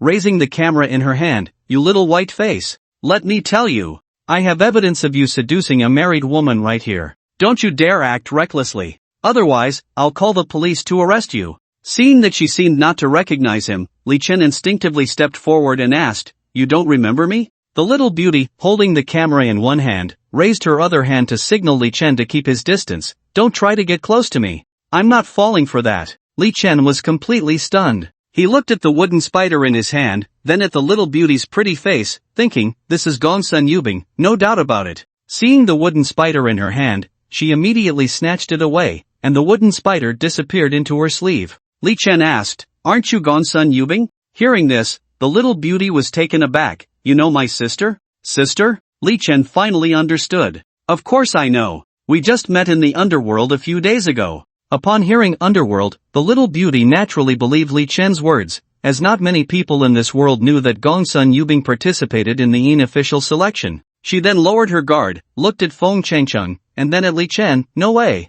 Even if you know my sister, I still have to complete my task. After saying that, she raised her camera and started snapping pictures. At that moment, Kuo Linger suddenly burst out from the jade pendant, snatched the camera, and proudly returned to Li Chen's side. The little beauty angrily shouted, Give it back to me. Li Chen flipped through the contents of the camera while saying, Oh, you've taken quite a few pictures. So, why are you photographing us? Although he already had an answer in his heart, he still wanted to confirm it from her. The little beauty pouted, Humph. I'm not telling you. Li Chen revealed an evil smile. I can subdue your sister, so why would I be afraid of your stubbornness? Seeing the malicious look in his eyes, the little beauty instinctively took a step back and threatened, I'm very powerful. Don't force me to take action. After saying that, a palm-sized bronze spider stood on her shoulder. Bronze Yanjia? Unexpectedly, another bronze Yanjia from the Gongsun family was in her hands. You still want to fight me? Li Chen summoned the red glaze. Looking at the red glaze and Huolinger in front of her, the little beauty exclaimed, "You are Li Chen, the one who defeated my sister in the official selection? What? After stalking me for so long, you finally know my identity?" The little beauty, knowing she was no match for him, retracted the bronze spider. "Alright, ask me anything you want to know." It turned out that this little beauty was named Gongsun Yuqing, the twin sister of Gongsun Yubing. The two of them had trained together since childhood, both possessing the highest talents in their family, so they were awarded the pair of bronze spiders from the clan. However, due to the selection process, the limited spots were given to Gongsun Yubing. In a fit of anger, she ran away from home. After arriving in Jinju City, in order to survive, she joined a private detective agency, specializing in secretly taking photos for clients. Yesterday, the agency received a payment from Qin Feng, who suspected that the child in Feng Qingqing's belly was not his own and hoped the agency could help find the real father. This led to the events that followed. Feng Qingqing's heart tightened. "I didn't expect he would guess it. Gongsun Yaching felt somewhat helpless. Meeting you has been my misfortune. Let's just forget about today, but you have to return my camera. Then you can't follow me anymore." Gongsun Yaching gritted her teeth in anger, but felt powerless. Reluctantly, she said, "Fine. I got it." Just then, Gongsun Yaching's stomach suddenly let out a loud grumble. Li Chen couldn't help but laugh, teasing, "You haven't eaten yet, have you?" Gongsun Yaching's face instantly turned bright red, and she awkwardly looked down, stammering, "How can I eat when I've spent all my money? I was counting on this job to make some cash, and now it seems I won't earn anything." Li Chen shook his head helplessly, secretly amused. He took out his phone, waved it, and said to Gongsun Yaching, "Let's be friends. Why at each other as friends?" Li Chen pretended to be regretful and sighed, "Alright. I was going to transfer you some money for a meal." Gongsun Yaching's eyes immediately lit up. She quickly pulled out her phone from her pocket, excitedly saying, Add. I'll add you right now." Looking at the 10,000 yuan that arrived, Gongsun Yaching was overjoyed. "I'm definitely keeping this friend." Li Chen shook the camera, a sly glint in his eyes. "You know what to do, right?" She immediately understood. "Got it. After following you all day, I saw nothing." 2 days later, late at night, Li Chen and Meng Zi arrived punctually at Bao Zhang's office. Bao Zhang took out a palm-sized bronze token. "You two will set sail for the underworld tonight. When you see their king of hell, give her this token, and she will naturally arrange your subsequent tasks." Li Chen curiously asked what they were going to do in the underworld. Bao Zhang explained, "This time, you are being sent to fairy souls. The underworld has its own rules. Each country's underworld only accepts the souls of its own citizens, so those who die abroad can only become wandering spirits in the mortal realm. Of course, to prevent foreign souls from causing trouble in their realm, each country's underworld will place them in a designated city, where special agents maintain order. The designated place for the Cherry Blossom country is set in Tokyo.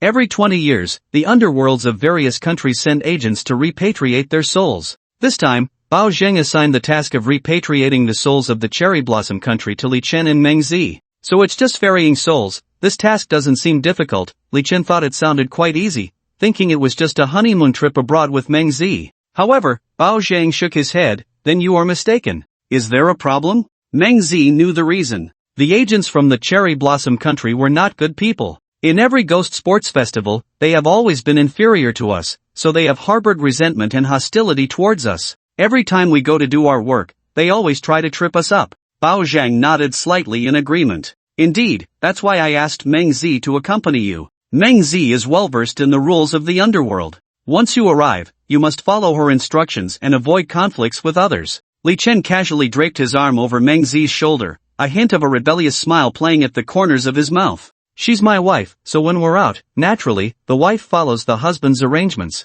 How could it be the other way around?" Immediately after, a look of disdain crossed his face as he carelessly added, "What does it matter if those Cherry Blossom country officials don't cooperate? Just beat them into submission." Bao Zhang's expression turned serious, and he spoke sternly, "Work and life cannot be mixed. I don't care who takes charge in your daily life, but for this overseas mission, you must absolutely obey Meng Zi's orders." Seeing Bao Zhang's anger, Li Chen quickly lowered his head and replied, "Understood, Lord Bao." Bao Zhang's expression softened slightly. "Good. There's no time to waste. You two should hurry to the underworld port. I've arranged for a ship to take you to the underworld." The two left the office, and Meng Zi took out a delicate porcelain bottle from her pocket and handed it to Li Chen. "This is the medicine I prepared for you over the past few days. Take one pill every day, and in half a month, you won't have to worry about losing your vitality anymore." Li Chen's face lit up at her words. but soon he wore a mischievous smile as he looked at Meng Zi. So, does that mean even if I'm with Yan Ling in the future, I won't have to worry about losing my vitality?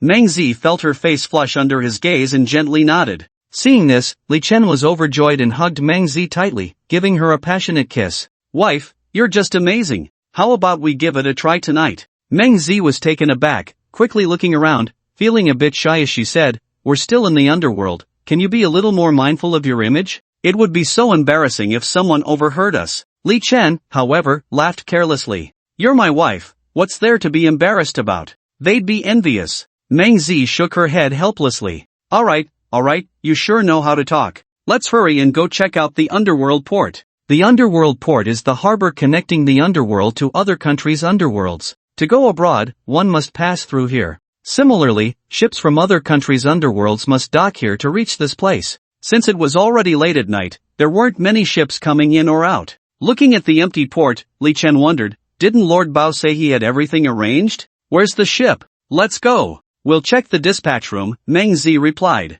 Inside the dispatch room, the lights were bright. A huge screen hung on the wall, displaying surveillance videos from various intersections. In the dispatch room, two girls were sprawled over the table, fast asleep, and they looked somewhat familiar from behind. Li Chen walked in, unable to help but frown at the sight. Hey! Wake up! As he spoke, he slapped the table hard. At the sound, the two girls were immediately startled awake, their eyes still a bit dazed. However, when they saw who it was, their faces showed surprise. What are you doing here? Li Chen recognized the two girls as the black and white impermanents, Xue Luyi and Xue Luran. No way, you two got reassigned again? White impermanence Xue Luran awkwardly fiddled with her fingers. Sigh, these past few days, the personnel department has been mixing up the information of new employees, and as a result, we ended up here. Li Chen thought to himself, 66666. From black and white impermanence to the underworld service hall, then to the personnel department, and now to the dispatch room. This must have all happened in just a month.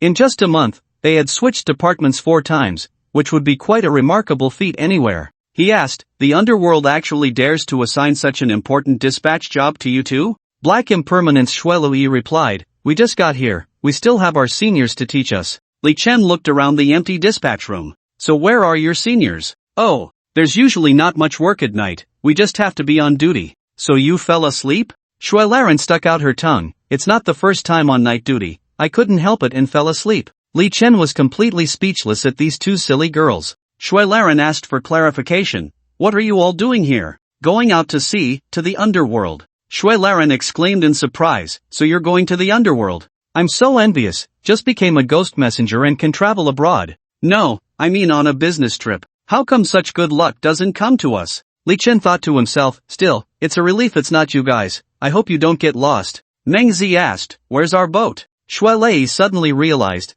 the captain specifically instructed us to prepare the boat when he got off work. I just forgot about it after playing a few rounds of games. I'll go get the boat now. Li Chen felt a bit uneasy. The boat you prepared shouldn't have any problems, right? We're going out to sea, if something goes wrong, it could be deadly. Don't worry. I guarantee it'll be fine, just follow me. Shuelei led the way, vividly describing how the underworld highly valued their sea mission and had specially arranged a luxurious giant ship. But when they reached the dock, they saw a lonely little broken boat swaying with the waves. It was even a wooden boat. There were holes in it. Li Chen's eyes widened in disbelief. This is the boat you prepared? Do you think it can make it to the underworld? Shuelei awkwardly smiled. Sorry, it's too dark. We went to the wrong dock. The boat at dock 3 is the one prepared for you. The 4 of them walked a bit further and finally saw a giant ship. This giant ship quietly docked at the port like a massive steel beast. It was over 100 meters long, had 4 levels, and could accommodate at least 1,000 people.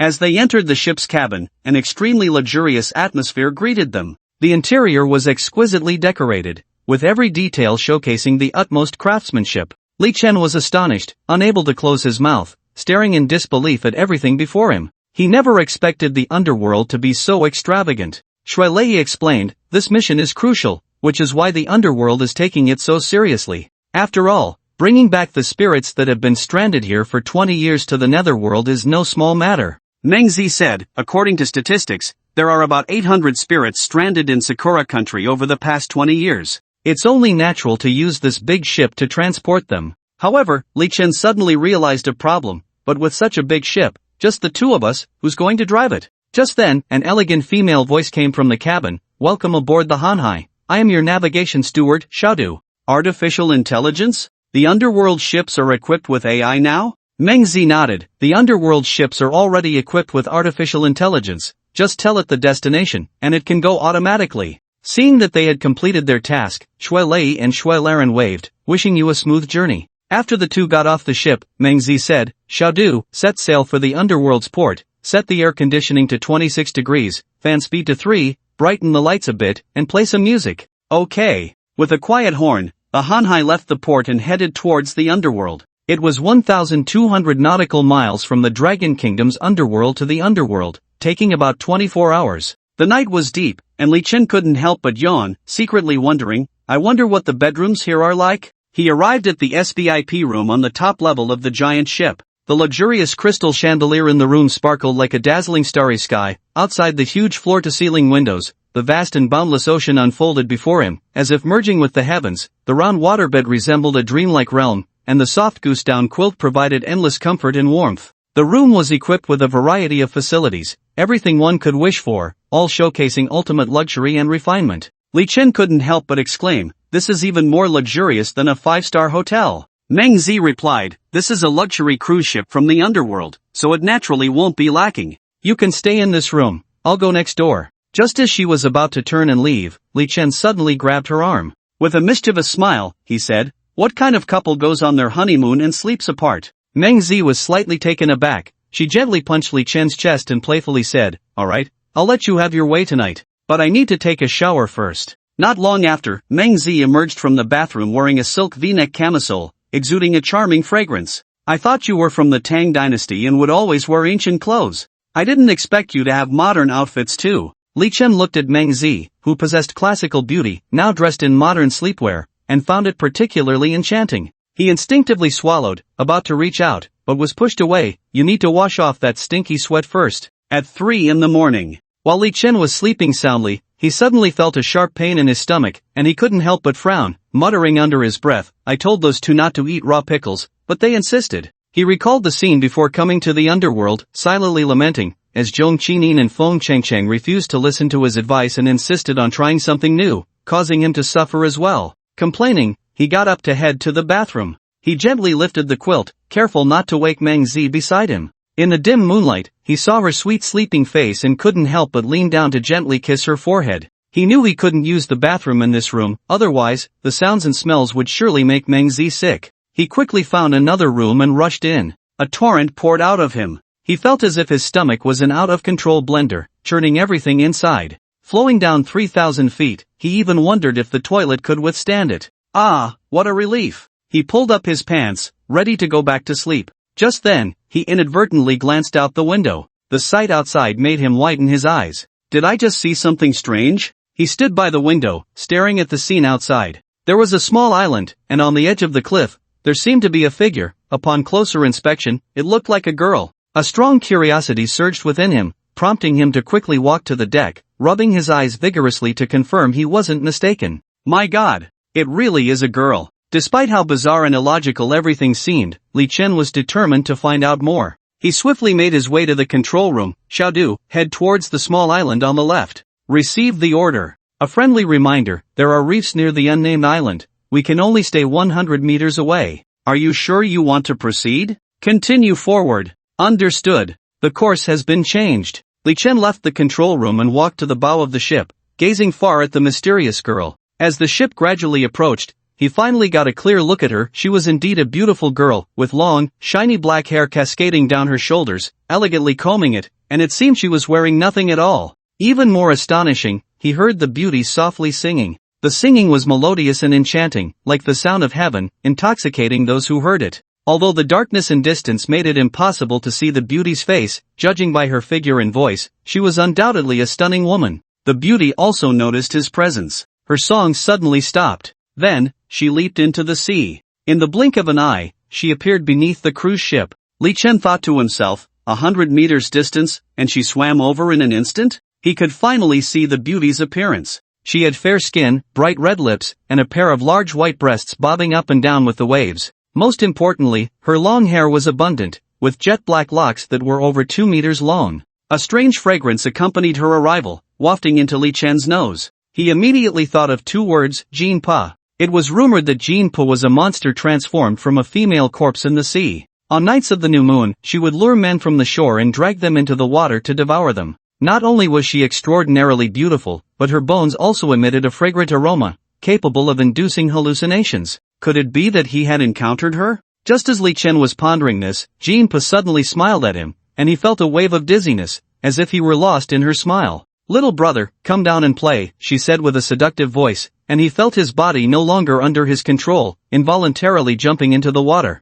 He then quickly wrapped his arms around her waist. Her skin was icy cold but exceptionally smooth. Li Chen, having experienced many battles, quickly regained his composure, focused his mind, and immediately activated his lightning technique, striving to regain control of his body. A charming smile appeared on Jin Po's face as she sweetly asked, "Little brother, do you think I'm beautiful?" Her voice was melodious and full of alluring charm, as if it could penetrate the soul. Li Chen was suddenly startled, secretly marveling at Jin Po's power. If he hadn't practiced the lightning technique, he might have already been enchanted and lost his reason. To uncover Jin Po's true intentions, Li Chen decided to play along with her words. He smiled and replied, "Beautiful. Of course, beautiful." Upon hearing Li Chen's praise, Jin Po's gaze became even more dreamy. Her lips slightly parted as she softly said, "Little brother, is your body hot?" As she spoke, her hand gently caressed Li Chen's chest, her fingertips slowly gliding over his firm torso. However, at that moment, a glint of cold light suddenly flashed in Jin Po's eyes, and her originally slender fingers instantly sprouted sharp, pointed nails. She quickly extended her fingers, attempting to cut through Li Chen's skin with her sharp nails. But to her surprise, no matter how hard she tried, she couldn't get any closer. The corners of Li Chen's mouth curled up slightly, revealing a mysterious smile. Suddenly, a dazzling bolt of lightning radiated from his body, and a suit of armor formed from condensed lightning appeared on him. Jin Pa felt a powerful current coursing through her body, instantly numbing her. She screamed in terror, her body darting back as she hurriedly swam away, creating distance between herself and Li Chen. "Is this your lightning technique?" "That's right," Li Chen replied loudly. "Aren't you trying to enchant me? Don't run away." Jin Pa chuckled lightly, her voice ethereal. "I didn't expect to encounter a tough opponent today." As she chanted incantations, the surrounding waters seemed to be manipulated by some mysterious force, beginning to churn violently. At the same time, a tremendous suction force suddenly emerged in the sea around Li Chen, like a bottomless black hole, trying to swallow everything. Li Chen was startled, but he reacted quickly, immediately exerting all his strength to use the lightning technique, attempting to break free from the powerful suction. However, in the water, there was no place to gain leverage, and he felt his body being continuously pulled toward the depths of the sea. At the critical moment, he quickly summoned a surge of dark thunder and wrapped it around the railing of the giant ship. Then, using all his strength, he pulled himself up and finally succeeded in getting back on board. The ghostly woman looked greedily at Li Chen, her eyes sparkling with desire, and said, "Little brother, I just discovered that you are a young god body, so you can't escape today." After saying this, the ghostly woman floated above the sea, her hands dancing as the surrounding seawater instantly coalesced into 2 massive water dragons that circled behind her. With a gentle flick of her finger, the 2 water dragons, mixed with surging seawater, roared forth towards Li Chen's direction. Faced with this fierce attack, Li Chen silently lamented. Fighting in the water was clearly not his strong suit, and the impact from the 2 water dragons was formidable. But the ghostly woman seemed to have forgotten something important: water conducts electricity. Li Chen's eyes turned cold. He decided to take this opportunity to teach the ghostly woman a harsh lesson. He summoned dark thunder to form a wall that blocked the 2 water dragons while simultaneously launching a bolt of bright thunder towards the sea surface. The bright thunder struck the water, and the current quickly spread across the entire sea surface. Caught off guard, the ghostly woman couldn't help but scream as the powerful current coursed through her. Her body trembled slightly, and her once beautiful face twisted into a grotesque expression. Seizing the chance, Li Chen exerted all his strength to enhance the dark thunder, reinforcing his defenses. The 2 water dragons also lost control, transforming into countless droplets that fell onto the giant ship. The ghostly woman glared at Li Chen in anger, not expecting to suffer a loss at sea. Gritting her teeth, she said, "You dare to scheme against me?" Li Chen sneered. "This is called using someone's own methods against them." Inside the room, Meng Zi was also awakened by the sounds of their battle. Looking at the ghostly woman on the sea, she raised her arm, and the sky instantly changed. Dark clouds gathering as streams of blood mist coalesced together, from which countless arms emerged. Meng Zi's gaze was cold, revealing a hint of authority. With a wave of her arm, the massive arm formed from the blood mist struck towards the ghostly woman. The ghostly woman's face changed dramatically. She hurriedly cast a spell to defend herself, but the power of the blood arm was too great, easily breaking through her defenses. Ah! The ghostly woman screamed as the blood arm tightly grasped her. She struggled, but the more she fought, the tighter the blood arm wrapped around her. Meng Zi, please. Spare me. The ghostly woman's pleas for mercy came from the grip of the blood hand. Meng Zi controlled the arm, bringing the ghostly woman before her, loosening her grip somewhat. Do you know me? The ghostly woman nodded. 100 years ago, in this very sea, I witnessed your technique of ghostly whales. Meng Zi snorted coldly. Since you know who I am, you still dare to be reckless. Speak, why are you here? The ghostly woman, frightened, timidly recounted the events. Her name was Wenjin, a child from a nearby fisherman's family. 200 years ago, a wealthy young master took a liking to her and wanted to make her his concubine. She refused to comply and tried to leave on a fishing boat.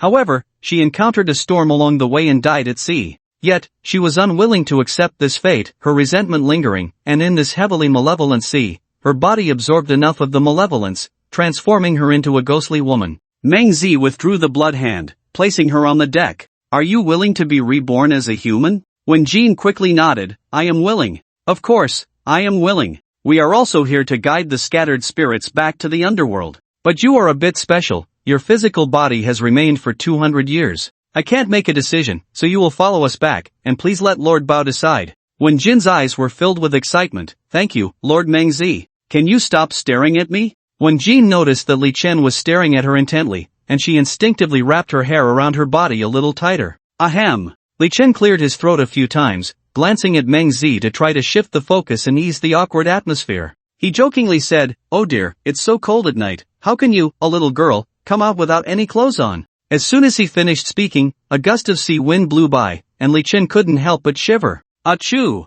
Having just fallen into the sea, he was soaked to the skin, and now the sea breeze hit him, making him feel a chill and causing him to sneeze. Just right, I have some clothes with me, come over and change with me. Li Chen rubbed his arms, trying to warm himself up. However, Meng Zi shot him a fierce glare, then tightly grabbed Wen Jin's hand and said, I have clothes, no need for yours. With that, she pulled Wen Jin and quickly returned to the room. Watching the two leave, Li Chen couldn't help but laugh. He secretly muttered to himself, could it be that the big wife is jealous? Thinking of this, the corners of his mouth lifted slightly, and a strange joy surged in his heart. Back in the room, Li Chen saw Wen Jin, who already had a good figure, wearing Meng Zi's ancient costume, looking even more graceful. Not bad. With two beautiful girls accompanying him, this journey would definitely not be lonely. He also changed out of his wet clothes, preparing to go back to bed. Unexpectedly, Meng Zi said, you go next door. Why? Wen Jin is sleeping with me tonight. And you, get out. Hearing this, Li Chen was unhappy. Why should I?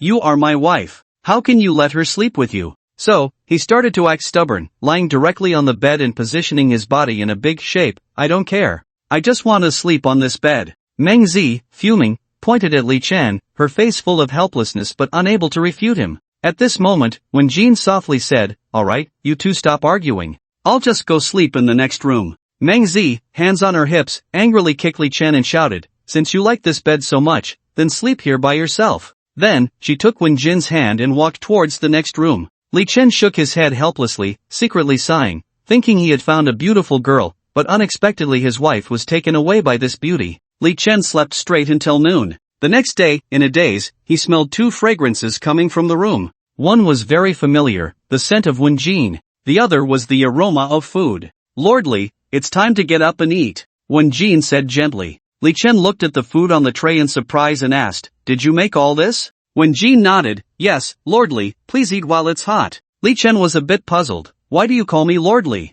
Wen Jin blinked her beautiful big eyes and explained, because you are a ghost messenger, of course, you're Lordly. No, I'm not used to being called that, you should use another title. Then what should I call you? Li Chen looked at her, slightly older than him, originally wanting her to call him 11 brother, but then thought, she may look young, but she had actually lived for 200 years. I'm a Taoist, so just call me Taoist Li. When Jin nodded, okay. Taoist Li, Meng Zi, and I have already eaten, you should hurry and eat too. Li Chen looked out the window, seeing the gloomy rain outside, and lay back down. On rainy days, one should sleep more. Suddenly, Meng Zi rushed in from outside in a panic. You two, hurry and go take a look. The three hurried to the cockpit, and the scene before them left them stunned. the mist mingled with a light drizzle, obscuring their vision, but they could still see an ancient old ship approaching head-on. The ship looked extremely old, as if it had weathered the test of time. It was wooden, giving off a sense of antiquity, yet its size was shocking, over 30 meters long, with a mast towering over 10 meters high.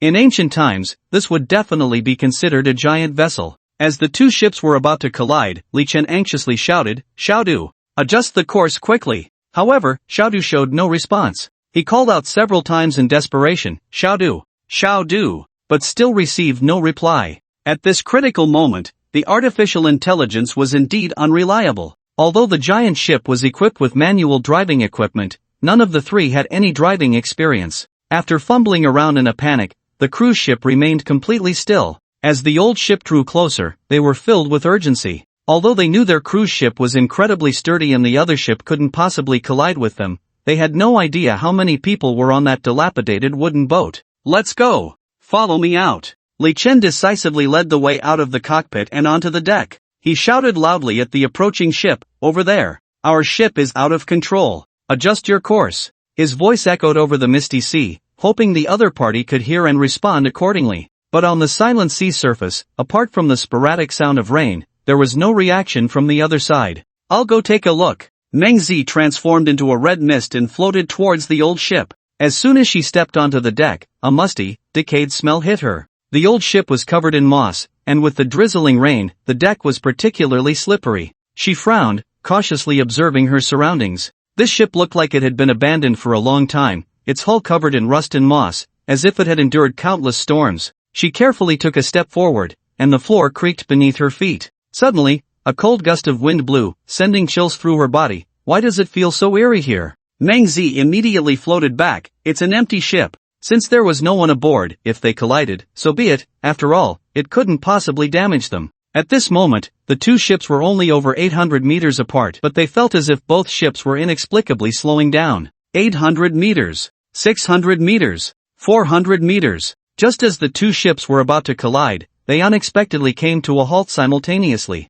"This is really damn strange," Li Chen thought curiously. "Let's go check it out." Meng Zi reminded, "Be careful, there might be something unclean inside." Li Chen chuckled, "Unclean? Compared to us, it might be a bit weaker." But when Jean suddenly spoke up, "Wait. I remember now, this seems to be the legendary ghost ship." The ghost ship. It was first discovered in 1684. It was said that when it was found, the ship was completely empty, yet everything inside was intact, even coffee steaming hot. But the ship was undamaged, and the crew and passengers had vanished. Later, many people reported seeing this ghost ship in different seas. Some had boarded the ship to explore but never returned. Thus, the legends about the ghost ship grew more numerous and increasingly fantastical. There were rumors that the ghost ship was inhabited by a group of evil pirates who would plunder the souls of those who boarded, preventing them from ever returning to the human world. Others said there was a mysterious power on the ship that could control a person's mind, turning them into a living corpse. These rumors filled people with fear and awe towards the ghost ship.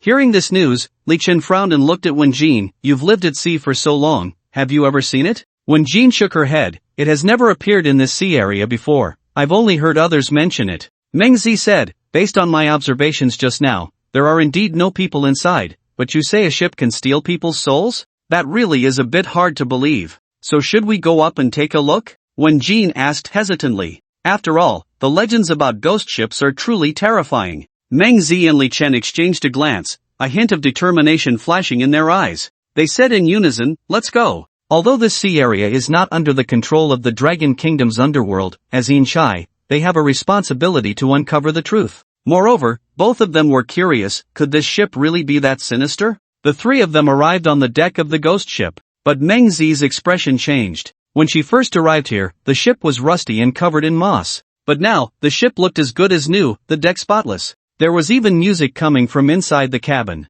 At that moment, a handsome young man with blonde hair and blue eyes walked out of the cabin, speaking fluent Chinese. "Welcome aboard the Bakey." The three looked at the man warily. Could it be an illusion? Li Chen immediately focused his energy to impact his brain, but when he opened his eyes, the scene before him remained unchanged. Meng Zi and Wen Jin also shook their heads slightly, indicating they couldn't see any tricks either. Since that was the case, they could only take it one step at a time. Li Chen frowned, his tone carrying a hint of dissatisfaction. "Your ship almost collided with mine just now. I was shouting from the other side. Didn't you hear me?" The young man smiled apologetically and explained, I'm really sorry, we are having a party on the ship, and it's very noisy inside, so we didn't hear your shouts. After saying that, he warmly invited the three, would you like to come in and enjoy some delicious food with us? Li Chen pondered inwardly, what exactly is this person up to? However, since the other party had already extended an invitation, he decided to go in and investigate. Upon entering the cabin, the three were stunned by the sight before them. The entire interior of the cabin was decorated extravagantly, filled with rich 17th century Baroque style. Gorgeous decorations, exquisite carvings, and dazzling lights intertwined, creating a dreamlike atmosphere. Some crew members held knives and forks, others carried wine glasses, and even two beautiful young ladies were dancing a lively tap dance in the central dance floor. The young man enthusiastically led them to their seats and poured each of them a glass of red wine. He smiled and said, please taste our homemade red wine, it's quite good. The three exchanged glances, their eyes revealing caution. They had no intention of easily drinking this unknown liquid. After all, everything here seemed so mysterious. Seeing that the three were slow to raise their glasses, the young man's face showed signs of impatience, urging, hurry up and drink. Don't hesitate. However, the three remained unmoved. The young man grew increasingly anxious, his expression gradually turning fierce, and his voice rose by an octave, you should drink already. A hint of threat flashed in his eyes, seemingly very displeased with their refusal. Other crew members also looked at them, drink up. Li Chen looked coldly at the man before him, slowly raising his wine glass, then gently tilting it, causing the bright red liquid to flow out and drip onto the crimson carpet beneath. That originally ordinary red wine began to sizzle, emitting wisps of green smoke, and gradually eroding the carpet, ultimately forming a huge hole. The man, seeing his little trick exposed, revealed a sinister smile on his face, and a cold glint flashed in his eyes. He let out a cold laugh. Do you think you can leave here so easily? No one who comes aboard this ship has ever walked out alive. At the same time, the other crew members stood up, their faces twisted in grotesque expressions, brandishing sharp knives and forks as they lunged at Li Chen and the others. Facing the onslaught, Li Chen remained unafraid. He suddenly kicked up, toppling the table in front of him and using its momentum to push it forward. Meanwhile, he formed a hand gesture and chanted incantations, and a dazzling bolt of lightning shot out, accurately striking several others. Meng Zi was not to be outdone. She quickly removed the hairpin from her head, which transformed into a gleaming dagger in the blink of an eye. Without hesitation, she swung the dagger with fierce decisiveness, slicing through the man's throat. However, a shocking scene unfolded. The man did not fall. Instead, he instantly turned into a wisp of black smoke, vanishing into thin air. When Jean manipulated her long hair, which coiled around the throats of several people like agile snakes, those individuals were tightly constricted, unable to breathe, their faces turning red as they struggled before also dissipating into black smoke. In just a moment, more than 20 crew members were easily dealt with by Li Chen, Meng Zi, and Wen Jin, leaving the scene exceptionally clean and swift, without a trace of hesitation. Is that it? The ghost ship is nothing like I expected. As soon as Li Chen finished speaking, suddenly, all the candle holders in the cabin extinguished, plunging the once bright cabin into utter darkness. The surroundings fell eerily silent, with only the sound of waves outside relentlessly crashing against the hull. This strange silence made Li Chen feel as if a pair of eyes were watching them closely from the darkness, making him uneasy. He cautiously scanned the area, trying to locate whatever was hidden in the shadows. Meng Zi lowered her voice and said to the others, I think there must be something else on this ship, everyone be careful. Just then, a low, rumbling laugh suddenly broke the silence in the cabin. The laughter seemed to come from the depths of hell, chilling and terrifying, echoing throughout the cabin. Li Chen shouted warily, Who? Come out. Stop playing tricks. However, the only response was that bone-chilling laughter. The laughter grew louder, shifting from a low rumble to a sharp scream, as if it were piercing their eardrums. This scream sounded like countless vengeful souls wailing in unison, sending chills down their spines. Suddenly, the candle holders lit up automatically, emitting a faint and gentle glow that illuminated the surroundings. They discovered that a strange eye had appeared on the wall directly facing them. The shape of the eye was very peculiar, unlike anything they had ever seen. Its black pupil was elongated, interspersed with mysterious blue light. Surrounding the pupil were strands of orange-yellow silk that radiated outward in a bizarre manner, creating a dazzling effect. Moments later, the eye suddenly changed.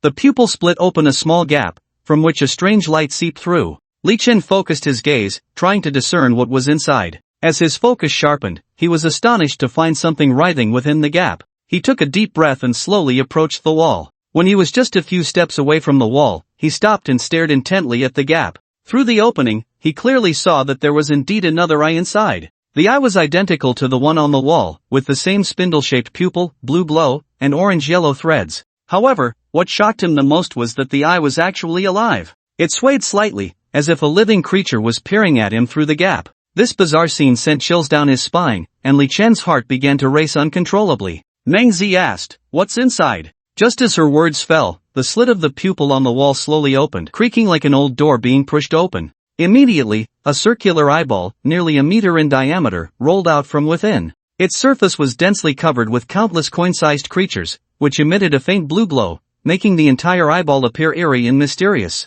Even more unsettling was the fact that dozens of long, slender tentacles extended from the main body of the eyeball, each ending in sharp claws that gripped the ground tightly, anchoring the eyeball firmly in place. The three stared wide-eyed at the enormous eyeball before them, a strong sense of unease swelling in their hearts. At that moment, the creatures on the eyeball seemed to receive some unknown command and suddenly took flight, swarming towards them like a horde of locusts. Faced with this sudden onslaught, Li Chen wasted no time and quickly summoned his thunder sword, swinging the long blade in an attempt to drive the creatures away. However, the creatures moved with remarkable agility, as if they had their own consciousness, constantly evading his attacks. Seeing this, Meng Zi immediately controlled her dagger to fly into the air, swiftly slicing down one creature after another. Yet, despite the rapid strikes of the dagger, more creatures continued to pour out of the eye, like an endless tide. Just because the tiger doesn't show its power, do you think I'm Hello Kitty? Li Chen summoned the young thunder in his right hand, and the thunder sword transformed into flickering bolts of lightning,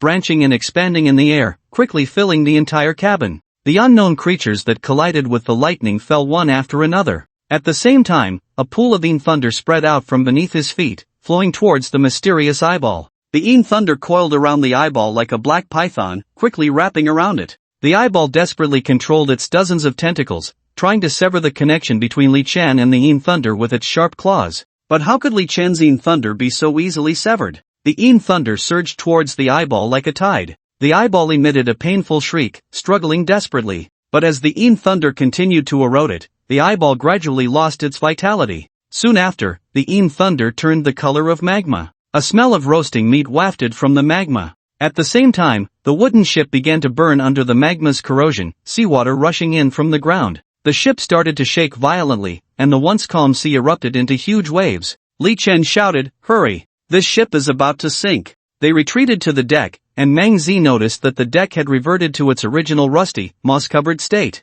Li Chen and Wen Jin were seeing this scene for the first time, but there was no time for them to think. They returned to their cruise ship. At that moment, Xiaodu spoke up, "Danger detected in the left front, should we evade? How can you work again?" Li Chen commanded, "Continue sailing towards the underworld." Received. The cruise ship resumed its journey. Watching the raging fire behind them, the three of them, though unsure of what that monster truly was, felt relieved to have eliminated a threat to the people. Meng Zi speculated that when they approached the ghost ship, Xiaodu's lack of response was likely due to the eyeball emitting an electromagnetic field that disrupted Xiaodu's signal. Including his second time on the ghost ship, the sights he saw were different from the first time, also due to the monster's electromagnetic field disrupting his brainwaves. Li Chen wondered, but speaking of which, what exactly is that monster? It can even generate an electromagnetic field? Meng Zi speculated, "I'm not sure, but it definitely isn't an ordinary marine creature. Maybe it's some kind of mutated species affected by radiation."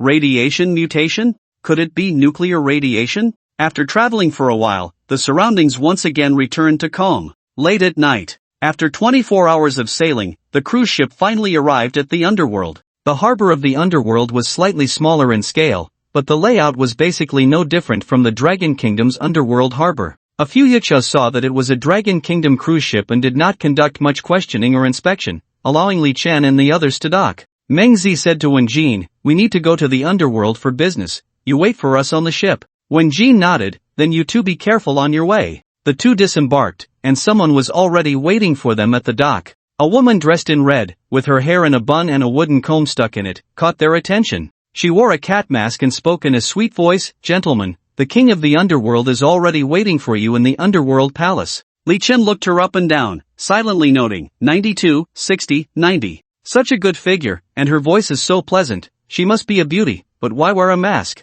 Li Chen smiled and asked, "What should I call you, miss?" "I'm called Azumi Naneo, just call me Azumi." She smiled slightly and then gestured for them to follow, "Please this way." Li Chen and Meng Zi followed her through several streets, arriving in front of a magnificent palace. Izumi Nanao stopped and pointed at the palace, saying, "This is the underworld palace." The two looked up and saw the grand doors tightly closed, with two yakshas standing guard at the entrance, holding long spears. Izumi Nanao stepped forward, exchanged a few words with the yakshas, then turned back and said, "Gentlemen, please enter." Li Chen and Meng Zi walked into the underworld palace, and a sense of majesty enveloped them. The underworld palace had also modernized with the times. The three took the elevator straight to the top floor, the king of the underworld's office. Izumi Nanao raised her hand and gently knocked on the door. "Lady name, the Dragon Kingdom envoys have arrived." A captivating woman's voice came from inside the room, "Come in." Upon opening the door, the sight that greeted them startled both of them. A woman in a purple long dress stood quietly by the window. Each of her arms was wrapped around a black cobra. Upon seeing someone enter, the two cobras immediately flicked their tongues and hissed, their crimson eyes fixed intently on the three, sending chills down their spines. Since the woman was facing away from them, they could not see her face clearly. When she slowly turned around, Li Chen struggled to suppress the urge to vomit, forcing back the bile that rose in his throat. The woman's appearance was truly horrifying. Half of her face was stunningly beautiful, and if one only looked at that half, she could definitely be considered a great beauty. However, looking at the other half of her face revealed a ghastly sight, with visible decay and even a few maggots slowly wriggling inside. It seemed that Zhong Qinin was right. Izanami's appearance was indeed somewhat terrifying. She looked at the two of them with great interest. "You are the envoy sent by the Dragon Kingdom?" Li Chen nodded stiffly, not wanting to make eye contact with such a disturbing face. Izanami smiled slightly, but her smile appeared even more sinister on that eerie face. "You should have been briefed about this mission by your Lord Bao, but what I want to say is that the situation has changed." Meng Zi asked, "What happened?" Izanami explained the reason. The spirits of Longwa had always been monitored uniformly in Tokyo. However, 2 months ago, the yokai from Manhwa country suddenly became uncontrollable, infiltrating Tokyo, rampantly hunting spirits, and even collecting the souls of the living. Li Chen was taken aback. Could this be related to the batch of yokai that entered Longwa? Although the Onmyoji of Manhwa country were doing their best to capture the yokai, this time it seemed that someone was coordinating the yokai, with clear divisions of labor, all aimed at collecting souls, without directly confronting the Onmyoji. Meanwhile, the spirits from various countries felt their lives were threatened, and they too became uncontrollable, fleeing Tokyo in droves. Li Chen asked, "You can't be suggesting that we search for the spirits all over the world ourselves, can you?" Izanami smiled and shook her head, "Not at all. The yokai have stabilized a lot recently, and we have already gathered the spirits again. Only a portion is in Tokyo, while the other part is in Hokkaido." Hearing this, Meng Zi's heart sank. Indeed, the underworld had no good intentions. The distance between these two cities was not short, and if they had to manage both sides simultaneously, it would likely consume a lot of time and energy. She guessed Izanami's plan and frowned, asking, "You want us to act separately?" Izanami nodded, a glint of cunning in her eyes, praising, "The little girl is quite clever, that's exactly what I mean." Then she added, "Currently, the spirits are in a state of panic. If you act separately, it will save a lot of time, and we can bring them back sooner, allowing our underworld to feel more at ease." Meng Zi speculated that while Izanami's approach seemed to avoid responsibility, this was her territory, and she couldn't say much. So, she could only agree, "All right, we accept your arrangement." Izanami nodded, then turned her gaze to the two, smiling as she asked, "So who will go to Tokyo? Who will go to Hokkaido?" Li Chen thought, Hokkaido might not be bad? "I don't know, but I know Tokyo is quite warm, it should be nice there. I'll go to Tokyo." Meng Zi thought for a moment and found this arrangement reasonable, so she said, "That's fine, our office in Manhwa country is in Tokyo, and the person in charge there is familiar with the situation in Tokyo. With her around, it will be easier for you to act." Izanami frowned slightly and looked at Meng Zi, asking, "So you two have decided?" Meng Zi nodded, "Yes. He goes to Tokyo, and I go to Hokkaido." Seeing that both had made their decisions, Izanami said no more, only stating, "Since you have decided, prepare to depart." As she spoke, she took out 2 jade tokens from the drawer and handed them to them. "This is the proof for traveling back and forth between the underworld and Manhwa country. You must keep it safe, otherwise, you won't be able to return." Then she turned to Meng Zi and said, "Little girl, you might need to work a bit harder. The teleportation point to Hokkaido is quite far, and a section of the railway is broken, so all high-speed trains in that section are temporarily suspended. You need to take a bus now, which will take about 4 hours. Then she spoke to Li Chen, "Young man, you made a good choice. It only takes 20 minutes to take the high-speed train to the Tokyo teleportation point from here. It's already quite late, so you can leave tomorrow and still make it." With that, Izanami waved her hand, and the 2 jade tokens flew towards Li Chen and Meng Zi respectively. Seeing that Izanami had arranged the task, Izumi Nanako said, "You two, I will now arrange for you to go to Manhwa country, please follow me." The two followed Izumi Nanako to a station, where she sent Meng Zi onto the bus and waved her hand, "Take care on your journey." After she and Li Chen watched Meng Zi leave, she turned to Li Chen and said, "Come with me." Li Chen sat in the passenger seat of Mizuki Nanako's BMW Mini, looking out at the scenery, and noticed the lights around them gradually becoming sparse. He couldn't help but curiously ask, "Where are we going?" Mizuki Nanako smiled and replied, "To my house." Li Chen felt a bit confused, thinking, "Didn't we agree that I would rest well tonight and head to Tokyo tomorrow? Why is she suddenly taking me to her house?" Then, he couldn't help but sneak a glance at Mizuki Nanako beside him, secretly muttering to himself, "Could it be that this girl is interested in me?" But then again, a girl with a figure like hers, a typical beauty from the land of the rising sun, he had only seen in movies before. Maybe. With that thought, a hint of anticipation rose in Li Chen's heart. However, at that moment, Mizuki Nanako noticed the smile on Li Chen's face and curiously asked, "What are you laughing about?" Li Chen was startled by the sudden question and quickly composed himself, pretending to be calm as he said, "Nothing, nothing."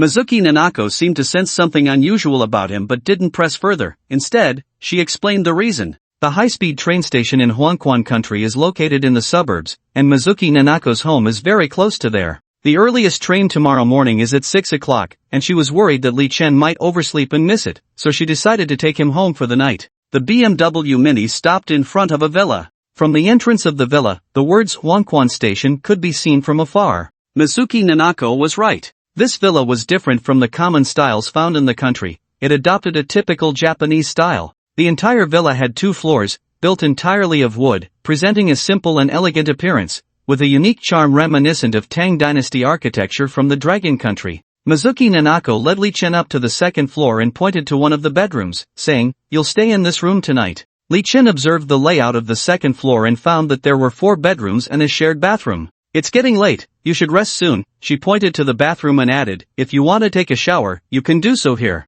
I'll bring you towels and other things later." After saying this, Mizuki Nanako turned and left. About 10 minutes later, Li Chen emerged from the bathroom wearing loose pajamas. However, at that moment, he heard a beautiful singing voice coming from the master bedroom. "This girl sings really well." Li Chen was about to return to his bedroom to sleep when he inadvertently glanced into her bedroom. He saw a camisole, black stockings, and a JK uniform. But there was no one there. Where did she go? Driven by curiosity, Li Chen walked in and discovered that there was a bathroom in the bedroom as well. The bathroom door was slightly ajar. Through the crack, he saw Mizuki Nanako sitting in the bathtub, enjoying a soak, her fair skin fully visible. But she was still wearing that cat mask. Strange, who takes a bath while wearing a mask? Just as he was about to take a closer look, Mizuki Nanako seemed to sense something and suddenly turned her head. Their eyes met through the door crack. "What are you doing in here?" Mizuki Nanako instinctively covered herself. "I heard you singing outside, and when I saw the door wasn't closed, I came in to take a look. I didn't expect you to be taking a bath." Mizuki Nanako explained, "I usually live alone and don't have the habit of closing the door. I didn't mean to. I'll go out right now." Li Chen returned to his room, the image of Mizuki Nanako from earlier still lingering in his mind, stirring his emotions. Knock, knock, knock. A silver bell-like voice came from outside the door. "Are you asleep?" A wave of confusion surged in Li Chen's heart. "What does she want from me?" The door slowly creaked open, and the charming figure of Shinjin Nanako appeared at the entrance. She was wearing a vibrant red silk camisole, the delicate fabric shimmering enticingly under the light. She softly said, "You mustn't go out and talk about what happened earlier." Li Chen quickly nodded in response, "Don't worry, I definitely won't say anything." She slowly walked to the bedside and sat down, her slender fingers gently brushing over the sheets. She lifted her head, her eyes sparkling with shyness, like the most exquisite flower in spring. She quietly gazed at Li Chen, as if time had frozen at that moment, an indescribable atmosphere enveloping the two. What does this girl want? Why did she just sit down? After a moment of silence, Shinjin Nanako finally spoke, her voice soft. "I know that your relationship with Meng Zi is not ordinary, but I also have feelings for you, otherwise I wouldn't have let you stay at my house." Li Chen was taken aback. "Are girls from Sakura country this direct?" She then asked, "Do you like me?" Li Chen smiled and pulled Shinjin Nanako into his embrace. "With a figure like yours, who wouldn't like you?" Shinjin Nanako reached out and turned off the light. The next day, Li Chen rubbed his eyes, preparing to get up and catch the high-speed train. Suddenly, he felt something hard poking at his waist. He reached out to feel around and finally found the object. Turning on the bedroom light, he discovered it was Shinjin Nanako's cat mask. Remembering the scene after the lights went out last night, he felt a wave of emotion. Although he couldn't see anything at the time, that experience was indeed wonderful. Li Chen turned to look at Shinjin Nanako beside him, only to find her fair back facing him, sleeping soundly. Looking at her quiet silhouette, curiosity welled up in Li Chen. He wanted to see what she really looked like. He cautiously leaned over, trying to get a clear view of her face. However, when he finally saw her face, he couldn't help but exclaim, "What the hell?" Although Shinjin Nanako had an oval face, her forehead, cheeks, and chin were all dark. This sudden shock caused Li Chen to lose his balance and roll off the bed. He stared wide-eyed in terror, a phrase echoing in his mind. The old saying is indeed true, when the lights are off, everyone looks the same. Li Chen quickly scrambled to his feet, frantically turned off the light, as if that would make the terrifying image disappear. Then, he grabbed his clothes and dashed out the door as if fleeing for his life. Just as he was hurriedly getting dressed outside, Shinjin Nanako came out wearing the mask, her tone filled with confusion. "Why are you out here?" Li Chen could only pretend that nothing had happened. "I didn't want to disturb your rest." Shinjin Nanako came to his side, linking her arm with his, leaning against him. "You're so considerate." Li Chen didn't want to stay there for another second. I still need to catch the high-speed train." Sitting on the high-speed train, Li Chen felt a lingering fear, muttering to himself, "In the future, I need to be more careful when meeting women, or I might suffer a big loss." Just then, he heard a clear voice, "Uncle, are you going to be reincarnated too?" He turned his head and saw a cute little girl looking at him with innocent eyes. Li Chen smiled and replied, "No." However, as soon as he finished speaking, he suddenly realized something was off. This place seemed different from the underworld of the Dragon Country. According to the rules of the Dragon Country's underworld, when a person dies, they need to cross the Naiha Bridge and drink Mangpa soup, but clearly, there wouldn't be any of that here. Curiously, he asked the little girl, "Do you all reincarnate from here?" The little girl nodded in affirmation. Then, Li Chen asked, "Don't you need to drink Mangpa soup?" The little girl shook her head and suddenly realized, "Oh, so you are from the Dragon Kingdom. Here, there is no Mangpa soup, only the robber of clothes." "Robber of clothes? What is that?" Li Chen was filled with confusion. The robber of clothes is an old woman who lives by the River of Three Paths. She is the gatekeeper of the river and is responsible for receiving souls and helping them reincarnate. When souls enter the underworld, they pass through the River of Three Paths, where the robber of clothes will strip them of their garments, signifying that the deceased has transformed from human to non-human. At the same time, she hangs the deceased's clothes on a tree. If the branches bend significantly, it indicates that the person was extremely sinful and will face severe judgment. Only when the clothes no longer bend the branches can it be said that the soul has atoned for its sins in the underworld and is eligible for reincarnation. When the soul returns to the River of Three Paths, she will return the clothes to them. Once the soul puts on the clothes again, all memories of their previous life will vanish, and they will be reborn. The train slowly came to a stop at the River of Three Paths station, and Li Chen followed the little girl out of the station. The surroundings were eerie, exuding a strange atmosphere. A dark, shiny river flowed in front of the station. This was the legendary River of Three Paths. The water emanated a chilling aura that seemed capable of devouring all life. On both banks of the river stood unknown large trees, appearing dry and decayed, devoid of vitality. Not a single leaf adorned any of the trees, only the gnarled branches stretched out awkwardly. The branches were laden with various garments, some even bending the branches low, as if recounting the numerous sins committed by their owners in life. A stone bridge spanned the River of Three Paths, where an old woman draped in a black scarf stood at the entrance, flanked by two yichas maintaining order. The little girl cheerfully said to Li Chen, "Uncle, I'm going to be reincarnated," and then skipped towards the bridge. The old woman, known as the robber of clothes, took out a mobile phone and scanned the little girl's eyes, confirming her identity before finding a garment on the tree and gently draping it over the little girl. The little girl suddenly became vacant-eyed and walked straight into a magic circle. Li Chen also approached the bridge, took out the jade talisman given by Izanami, and said, "Old woman, I am going to the human realm for business." The robber of clothes took the talisman, examined it carefully, then nodded, signaling the yakshas to let him pass. He walked to the teleportation magic circle and felt a darkness before finally arriving in the human realm. He looked around and found himself in a dense forest. How did they send me to such a desolate place? The forest had only a winding path, and after walking for a long time along it, he finally spotted a temple not far ahead.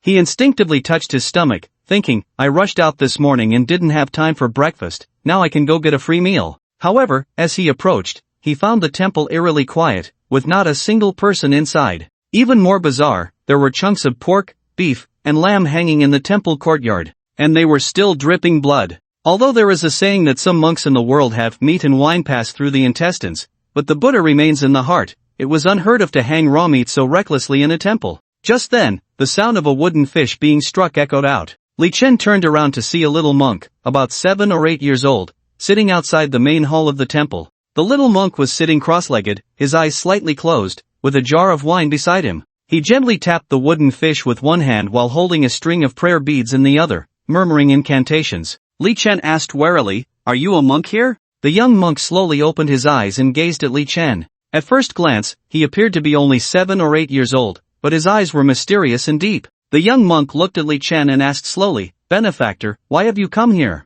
Li Chen hesitated for a moment before replying, "I accidentally got lost and thought I could find some food here. But looking at the situation now, it seems this place might not be suitable for me." After saying this, he turned to leave. The young monk spoke up, "Since you are already here, why not eat something before you go?" As he spoke, he pointed to the meat laid out in the courtyard. Li Chen sensed something was off and immediately used his spirit-seeing technique. As the spell was cast, the scene before him changed. The entire temple was shrouded in a thick, dark mist, sending a chill through him. What shocked him even more was that the meat in the courtyard was not ordinary pork or beef, but human limbs. Upon closer inspection, these limbs included human arms, thighs, and ribs. Moreover, judging by their appearance, all this meat seemed to come from women. Could he be the legendary Shitoku? Li Chen recalled some anecdotes about the land of cherry blossoms that Meng Zi had shared on the ship. Shitoku, named for his love of alcohol, often drank himself into a stupor. It was said that he had two faces, the cute boy and the red-faced demon.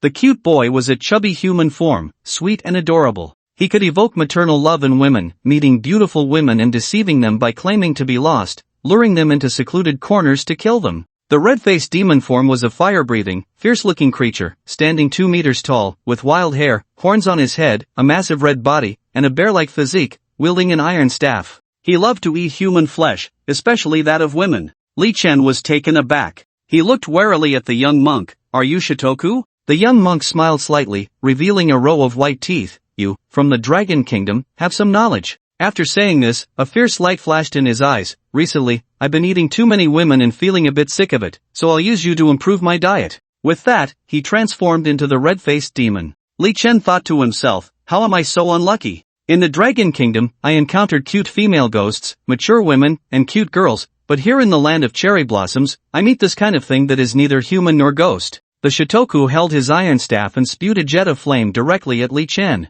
In a split second, Li Chen dodged the flames. While channeling Yin Thunder, he took out a talisman. "I'm already so hungry my stomach is growling, I don't have time to waste with you." The Yin Thunder surged toward Shitoku, and at the same time, beams of golden light shot out from the talisman. Seeing his feet bound, Shitoku roared in anger. He intended to lift his right foot but found himself firmly restrained by the Yin Thunder. Meanwhile, the golden light from the talisman transformed into a dozen golden chains. These chains, like golden dragons, danced in the air, exuding a powerful aura. Holy Golden Shackles Talisman, a low-tier talisman. Back in the 10,000 Great Mountains, Taoist Qingwei had used this talisman against Huangzi. The golden chains rushed toward the over 2-meter-tall Shitoku, binding him tightly to the ground. He struggled desperately, but it was all in vain. Shitoku's expression turned to one of terror. "You, Dragon Kingdom Taoist, how can you be so powerful?" Li Chen's lips curled slightly. "Meeting me, consider yourself unlucky." After saying that, the golden chains stirred, leaving deep gashes on Jiu Tun Tongzi.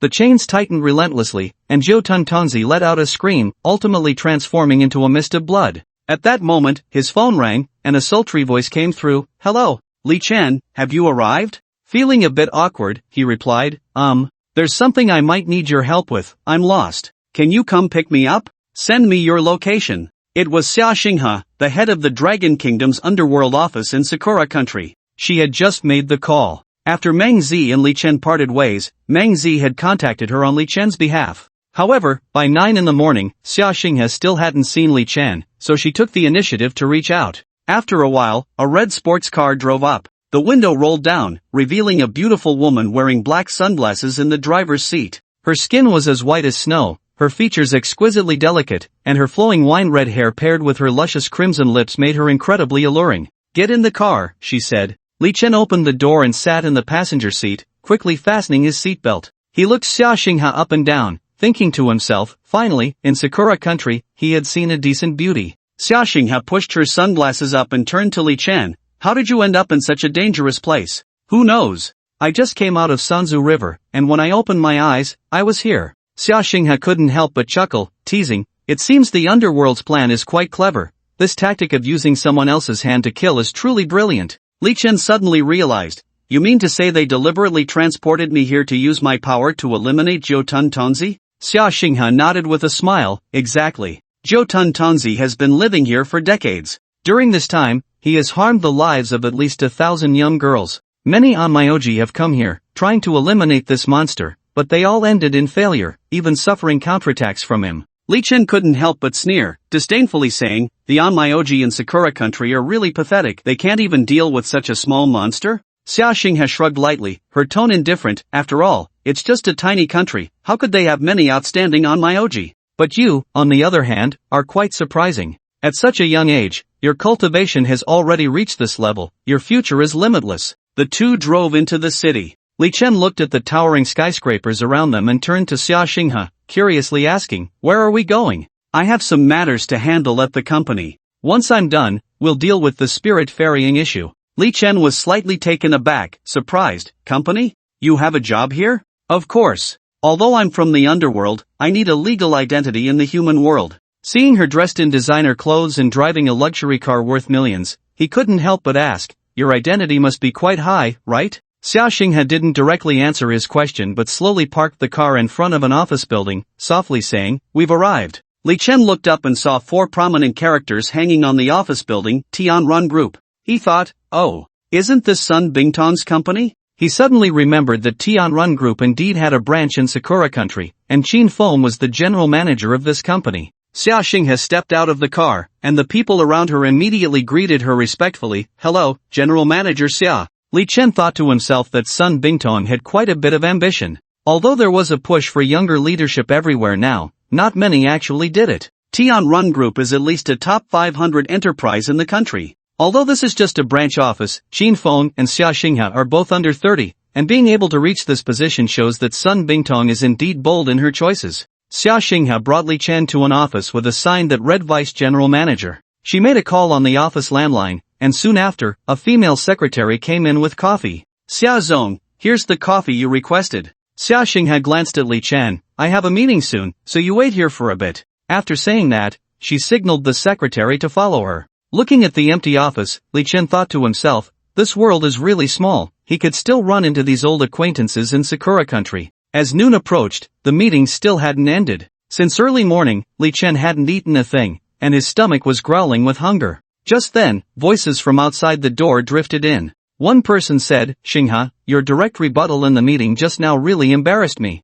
The other person responded somewhat coldly, I was just speaking based on the facts. That voice sounded quite familiar, could it be Qin Feng? Sure enough, Xia Xinghe and Qin Feng walked into the office one after the other. Qin Feng was momentarily taken aback, clearly not expecting to find anyone else in the office, and even more surprised to see it was Li Chen. A look of astonishment crossed his face as he blurted out, Taoistly, what are you doing here? Qin Zong, long time no see? Xia Xinghe was filled with confusion and couldn't help but ask, do you two know each other? Qin Feng nodded slightly, we've met a couple of times. He thought to himself, was he sent by the headquarters? But he quickly dismissed that idea. As the general manager here, he should know if someone from headquarters was sent. Qin Feng smiled slightly, I invited Taoistly to dinner before, but you didn't have time. Now that you're in Sakura country, I have to show some hospitality. Xia Xinghe was even more puzzled, is this really the usually decisive Qin Feng? Why is he being so polite to him? Although Li Chen didn't have a good impression of him,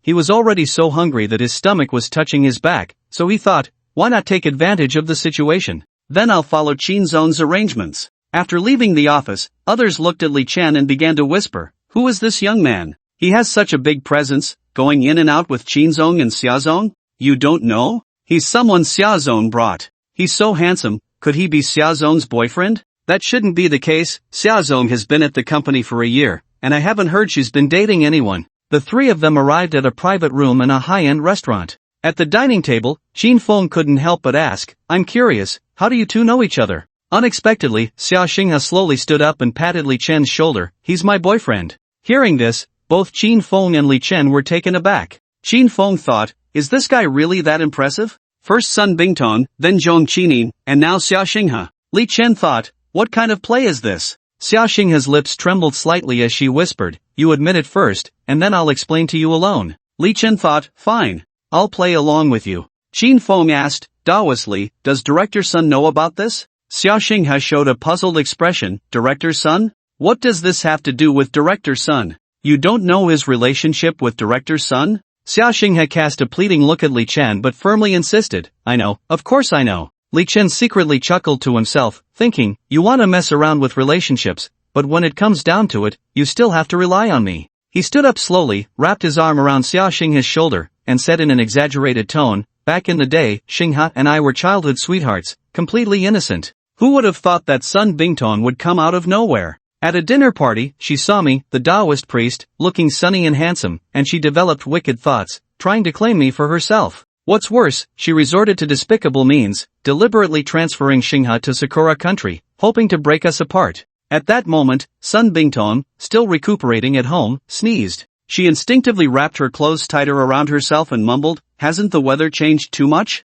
After getting stabbed a few times, my body has become so weak. Watching Li Chen's exaggerated performance, Xia Xinghe, though reluctant, could only grit her teeth and say, yes, that's exactly it. Qin Feng asked, what about your marriage with Director Sun? Li Chen sighed helplessly, sigh. I can only make things difficult for Xinghe. I can only sneak into Sakura country when I have time to date her. Qin Feng nodded, no wonder you haven't found a boyfriend, turns out you already have someone in your heart. After the three finished lunch, Qin Feng reminded Xia Xinghe, the president of GOG company scheduled a meeting with us and several other company presidents last week. This is crucial for the company's future development, so remember to be on time. Xia Xinghe nodded, don't worry, I'll be there. Alright, then I'll head back to the company first. With only himself and Xia Xinghe left in the private room, Li Chen asked, darling, now we should talk about why you made me pretend to be your boyfriend. Xia Xinghe shot him a glare, who's your darling? Oh, so quick to turn your back on me. Xia Xinghe shook her head helplessly, let me tell you.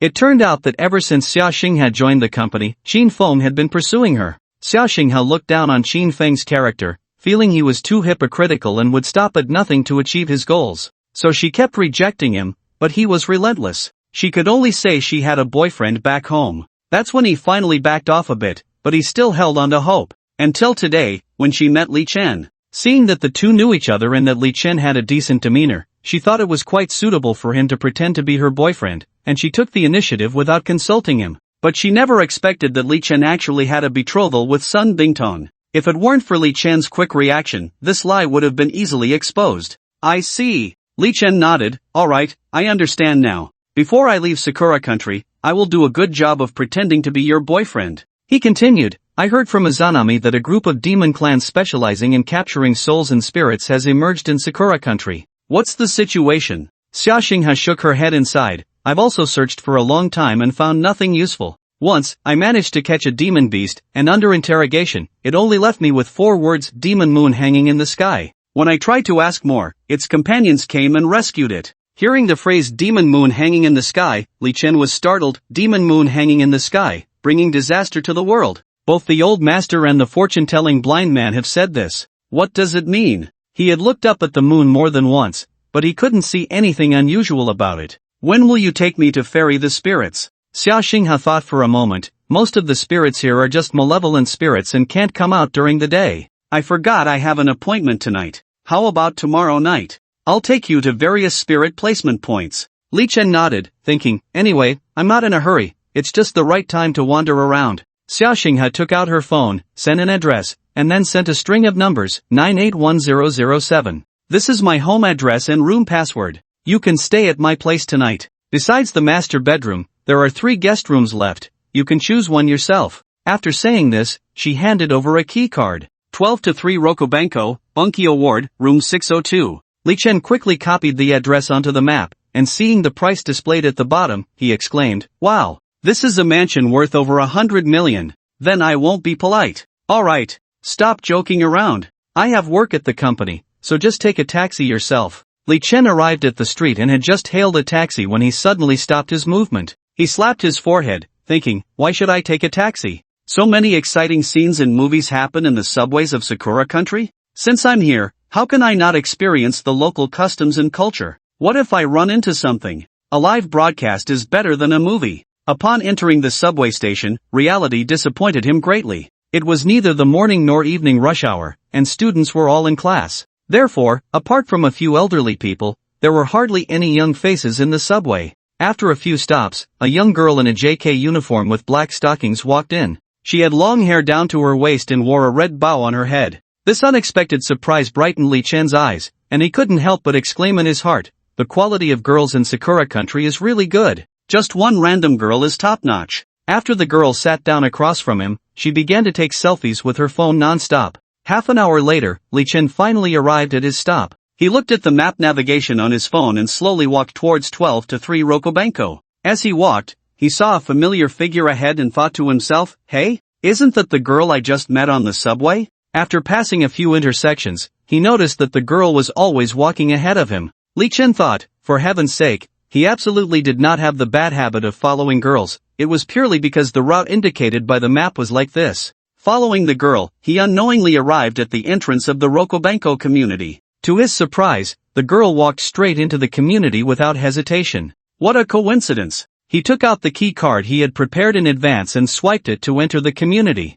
However, when he looked up, he found that the girl had vanished without a trace. Li Chen helplessly shrugged his shoulders, a hint of disappointment on his face. He continued to follow the map's instructions, step by step searching for Xiaoxing his home. Just as he turned a corner, a figure suddenly flashed out from the nearby bushes, blocking his path. Li Chen was startled and, upon closer inspection, realized it was the girl from earlier. She glared at him and questioned, "Why are you following me?" Li Chen quickly waved his hands, insisting he was wronged. "I'm not following you. I'm just looking for a friend according to the map." "Humph, you're lying. You clearly followed me all the way from the subway station and are trying to argue here.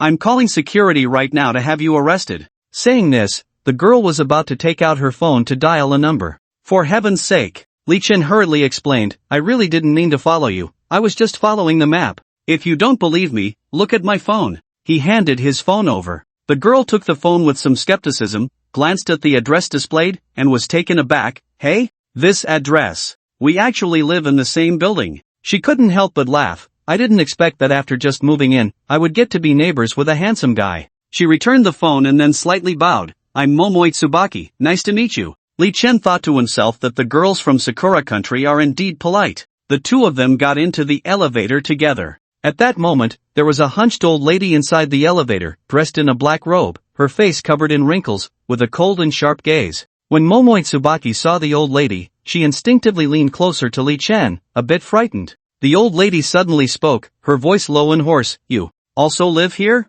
The two were taken aback by her inexplicable question. Li Chen and Momoi Tsubaki exchanged glances and then nodded simultaneously, indicating that everything was fine. "That's good." The old lady began to mutter to herself, and then inexplicably started singing. The singing was not beautiful, rather, it sounded eerie and strange, making the atmosphere in the elevator exceptionally bizarre. This continued until the elevator reached the 5th floor and finally stopped. "Goodbye." After Momoi Tsubaki bid farewell to Li Chen and waved her hand, she walked out of the elevator. Li Chen watched her figure gradually disappear at the door, feeling inexplicably uneasy. When he turned to look at the old lady again, he was shocked to find that she was staring at him with a very strange and chilling gaze. Li Chen's heart skipped a beat, and he quickly asked, "Is there something you need?" The old lady continued to stare at him, a strange smile suddenly appearing at the corner of her mouth as she slowly said, "Young man, be careful." Just then, with a crisp ding, the elevator doors opened, having reached the 6th floor. Li Chen stepped out of the elevator, but his curiosity got the better of him, and he turned to take another look inside.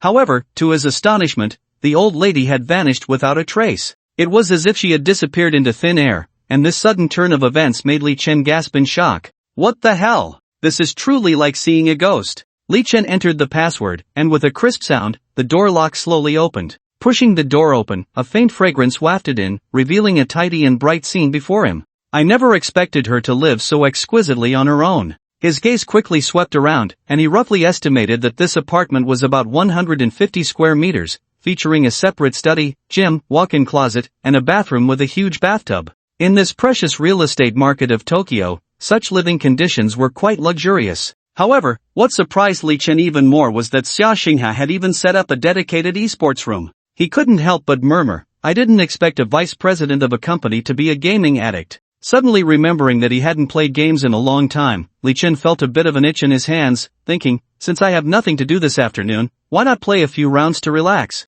Just as he was about to sit down, he unexpectedly noticed some strange items on the table. Lubricant? Cucumber? A pink electric toy? So this is how she usually passes the time. Wait, does that computer have? This is Sakura country, there must be some good stuff here that isn't available domestically. Li Chen couldn't wait to open the computer. According to his experience, whatever was big in size should be in that drive. Sure enough, this computer had 2 terabytes of storage, but the E-drive occupied a full 1 terabyte. Moreover, the E-drive was already marked in red. He clicked in, and saw that there was only one folder inside, named Study Materials. Li Chen, filled with excitement, opened the folder, but what lay before him was not the study materials he had imagined, but a pile of dense documents and videos. He curiously opened one of the documents, titled Criminal Psychology Research. Li Chen quickly skimmed through the content and found that these were analyses and studies of various criminal cases, each case detailed and in depth. He opened a few videos and saw similar content.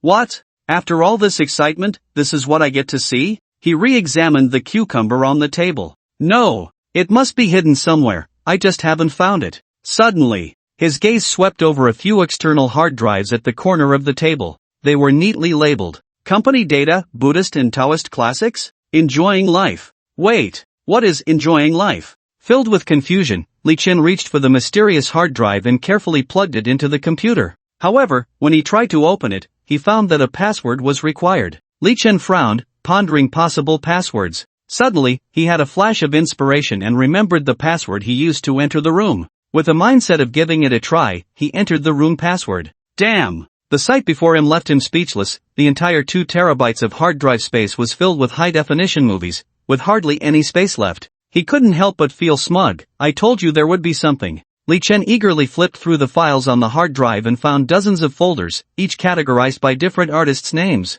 However, one particularly eye-catching folder caught his attention. Its file name was Myself. Could the contents of this folder really be as the name suggested? A wave of anticipation surged in Li Chen's heart as he excitedly clicked on it. Just as he had guessed, the folder contained dozens of videos. In these videos, there was only one person's figure, and that person was Xia Xinghe. The videos recorded her selfies in the office, car, bedroom, living room, and even the bathroom. Li Chen's eyes widened as he stared at Xia Xinghe on the screen, as if he were looking at a rare treasure. He couldn't wait to start clicking through these videos one by one, fully immersed in his study. As the videos played, Li Chen came to know a different Xia Xinghe. The variety of toys in the videos was not just limited to the 2 on the table. This little girl really has a lot of toys. Li Chen didn't let a single second go to waste. After watching dozens of videos, he could even recall where Xia Xinghe had a mole with his eyes closed. The sky gradually darkened. I'm actually a bit hungry. Li Chen went to the kitchen, opened the fridge, and found nothing to eat except a pile of face masks and cosmetics.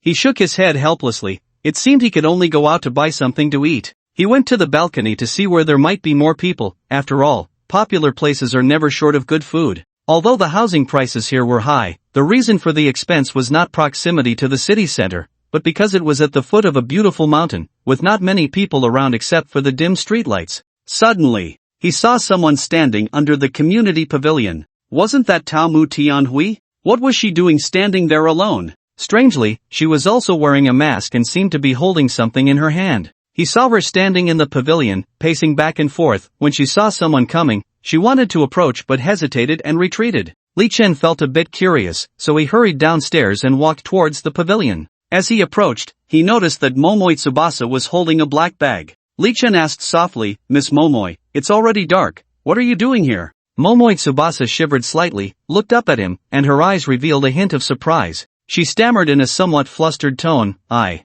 just came out for a walk. Li Chen noticed her nervousness, and his doubts deepened. He decided to probe a little, pointing at the black bag and saying, what are you carrying a black bag for at this hour? Momoi Tsubasa quickly hid the bag behind her, stuttering, and nothing, just some personal items. Seeing that he couldn't get much out of her, Li Chen said, I was thinking of looking around for something to eat, want to join me? Momoi Tsubasa hesitated for a moment, then nodded, sure. The two of them left the community, walking down the dimly lit street towards the subway entrance. Li Chen felt that Momoi Tsubasa seemed to want to say something several times but held back. At a street corner, he asked, "Do you have something to say?" Momoi Tsubasa stared at him blankly, then seemed to make some kind of decision. She slowly took off her mask. Li Chen was instantly stunned. He saw that there was a deep scar at the corner of Momoi Tsubasa's mouth, extending all the way to her earlobe. This was completely different from what he had seen during the day. A thought flashed through his mind, Kukusekana. It is said that Kukusekana wears a mask and carries scissors. If you encounter her, she will take off her mask and ask you, "Am I beautiful?" If you answer beautiful, she will use the scissors to cut your mouth to be as beautiful as hers. If you answer not beautiful, she will kill you with the scissors. Just like the yellow weasels of the Dragon Kingdom, there is basically no escape once you meet her. Momoi Tsubasa gradually started to smile. 4 teeth, 10 teeth, 16 teeth, 20 teeth, 28 teeth. They say a smile shouldn't show teeth, but she revealed a full 28 teeth. Although Li Chen had seen many female ghosts and monsters, this was the first time he felt such a chill. It was even more unsettling than seeing maggots on a face, and his body involuntarily recoiled. Momoi Tsubasa took out scissors from the black bag and stepped closer to Li Chen, looking at him with her big, watery eyes. "Hey, do you think I'm beautiful?" Although he could use force against Momoi Tsubasa, adhering to the principle of using words instead of violence, his mind raced to consider how to respond. "Why do you ask? Are you feeling insecure?" Momoi Tsubasa was taken aback. "Just answer whether I'm beautiful or not." Whether beautiful or not is a philosophical question and a subjective one. Lao Ma once said that the world is material. Let's put it this way, everyone's appearance is objective because facial features and body shape are objectively existent. But beauty is a subjective standard. What is beautiful is an aesthetic issue. Throughout history and across cultures, everyone has different standards. Just like the saying plump or slim, each has its own beauty. Momoi Tsubasa stared at him with wide eyes. Suddenly, she threw the scissors away, then squatted down, crossed her arms, buried her head deep in her arms, and began to cry. Seeing this scene, Li Chen was dumbfounded. What's going on? Why is she crying all of a sudden? He quickly walked over, squatted down beside her, and asked with concern, "Hey, what's wrong? Why are you crying so sadly?" However, upon hearing his inquiry, Momoi Tsubasa's cries grew louder. At that moment, a small car slowly drove by, and the people inside noticed the two of them. They mistakenly thought Li Chen was bullying Momoi Tsubasa.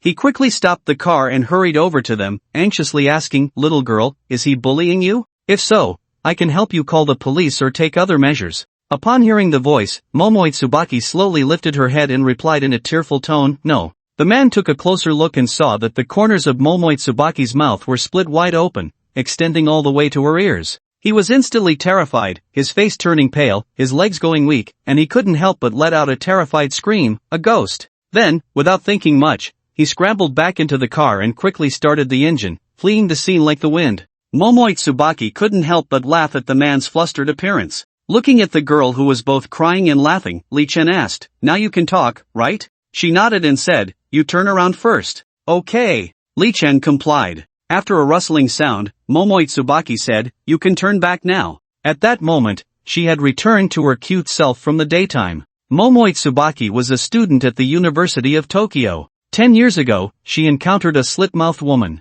At that time, when the slit-mouthed woman asked her a question, she could only answer that the woman was beautiful to save her life. After having her mouth cut, she eventually died from infection. She died unwillingly, and her soul lingered in the human world. 10 years later, she became a vengeful spirit. She transformed into the slit-mouthed woman, trying to take revenge on society. But this was her first day doing such things, and she was not very skilled. When she saw someone passing by under the pavilion in the community, she hesitated for a long time, still feeling too shy to ask, until Li Chen took the initiative to approach her. But unexpectedly, this guy Li Chen was not only unafraid of ghosts but also enjoyed having fun with them. When Li Chen made her speechless, she burst into tears from anger. Looking at the cute girl in front of him, Li Chen laughed, "You're really interesting." Momoi Tsubaki stomped her feet in anger, "Humph." Li Chen said, "If it weren't for me, wouldn't there be another pitiful person in the world just like you? I just want revenge. But what you're doing will only hurt more innocent people."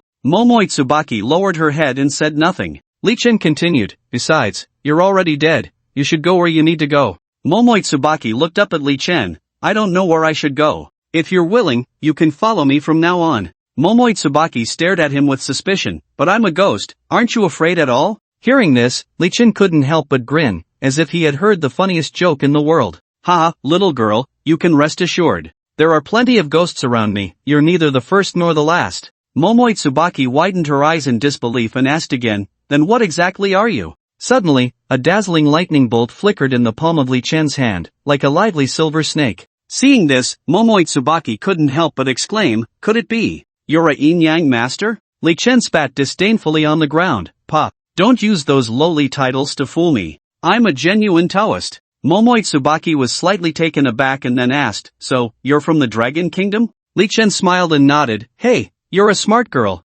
However, before he finished speaking, a gurgling sound suddenly came from Li Chen's stomach, which was particularly jarring in the quiet atmosphere. "Let's go, little sister, big brother will take you to find a place to fill your stomach." After saying that, Li Chen unhesitatingly took Tao Ding Tianhui's small hand and stepped forward. Suddenly, Li Chen turned his head nervously and cautiously asked, "You should be able to control your mouth from splitting open, right?" Tao Ding Tianhui nodded, "Of course." With that affirmative answer, Li Chen finally felt relieved. "Then let's go." The two walked until they almost reached the subway entrance when they spotted a ramen shop. Li Chen shouted, "Boss, 2 bowls of ramen." Before long, 2 steaming bowls of ramen were served. "Eat up." Li Chen picked up his chopsticks and started eating heartily. However, Tao Ding Tianhui just sat there quietly, looking at the ramen in front of her without moving her chopsticks. "What's wrong? Not to your taste?" Tao Ding Tianhui shook her head. "I'm not hungry. You can't skip meals. A person is like iron, and rice is like steel. If you skip a meal, you'll feel awful." Li Chen picked up a piece of beef and placed it in Tao Ding Tianhui's bowl, urging, "Eat up." Tao Ding Tianhui looked around cautiously and lowered her voice, saying, "I just upgraded from a vengeful spirit to a malevolent spirit yesterday, and I'm not quite used to eating it." Without hesitation, Li Chen placed the piece of beef into Tao Ding Tianhui's mouth. "You'll get used to it slowly." She chewed carefully a few times, and suddenly a look of joy appeared on her face. "Wow, after 10 years, I finally taste food again." Li Chen couldn't help but ask curiously, "Since you're a ghost, why did you just move downstairs from me?" "That was a house my dad gave me. Ever since I passed away, it has been sitting empty. After I became a malevolent spirit, I saw it was still vacant, so I moved in." Li Chen thought to himself, "Wow, another rich beauty. Isn't this situation just like Long Yingying's?" After they finished the ramen, they each went home. At midnight, Li Chen checked the time. "It's so late, why hasn't she come back yet?" Sigh, being a company leader is really not easy. Going out for business talks takes so long to return home. "Forget it, I won't wait for her." So, he stood up, found a guest room, and collapsed onto the bed, quickly falling into a deep sleep. He didn't know how much time had passed, but in a daze, Li Chen suddenly felt someone walk in. That person said nothing, took off their clothes, and then collapsed onto the bed like a pile of mud. "Ha, what's going on? This person smells strongly of alcohol." Li Chen frowned and reached out to turn on the bedside lamp. He saw that the person lying on the bed, reeking of alcohol, was none other than Xia Xinghe. This guy actually drank so much, and she even walked into the wrong house? It must be said, Li Chen really knew how to pick rooms. The guest room he was sleeping in was right next to the master bedroom, and Xia Xinghe, being drunk, mistakenly opened the wrong door and accidentally stumbled into Li Chen's room. At this moment, Xia Xinghe's fair skin looked particularly alluring under the dim light, causing Li Chen to involuntarily recall the scenes he had seen in the video earlier. His heart began to race, and his breathing quickened.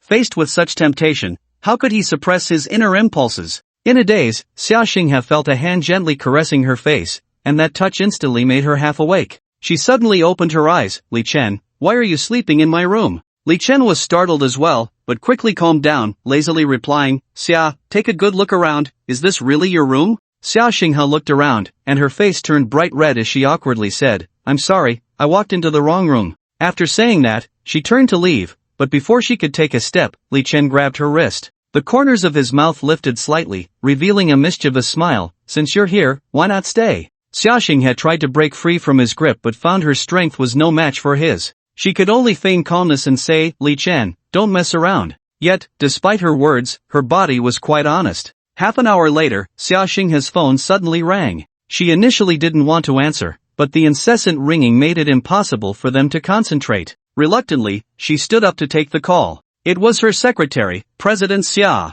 "President Qin is dead." Xia Xinghe immediately pushed Li Chen aside, the alcohol in her system fading significantly. "Dead? What happened?" The secretary replied, "President Qin was hit by a truck coming straight at him on his way back. He died on the spot." "Then why are you only calling now?" It just happened. Xia Xinghao was puzzled. Just happened? I've been home for half an hour, and he lives in the city center. How could it have just happened? The secretary explained, after you parted ways with President Qin, the CEO of GOG Company sought him out alone, which delayed his return. What a coincidence. Li Chen, upon hearing the news, felt a sense of glee. I didn't expect Qin Feng to die like this. Suddenly, they both heard strange noises coming from outside the room. Someone was trying to open the door. Xia Xinghao warned, be careful. It might be someone sent by GOG Company. Li Chen asked in confusion, who exactly did you provoke? First, someone gets hit by a car, and now it's the middle of the night with someone trying to pick a lock? Quick,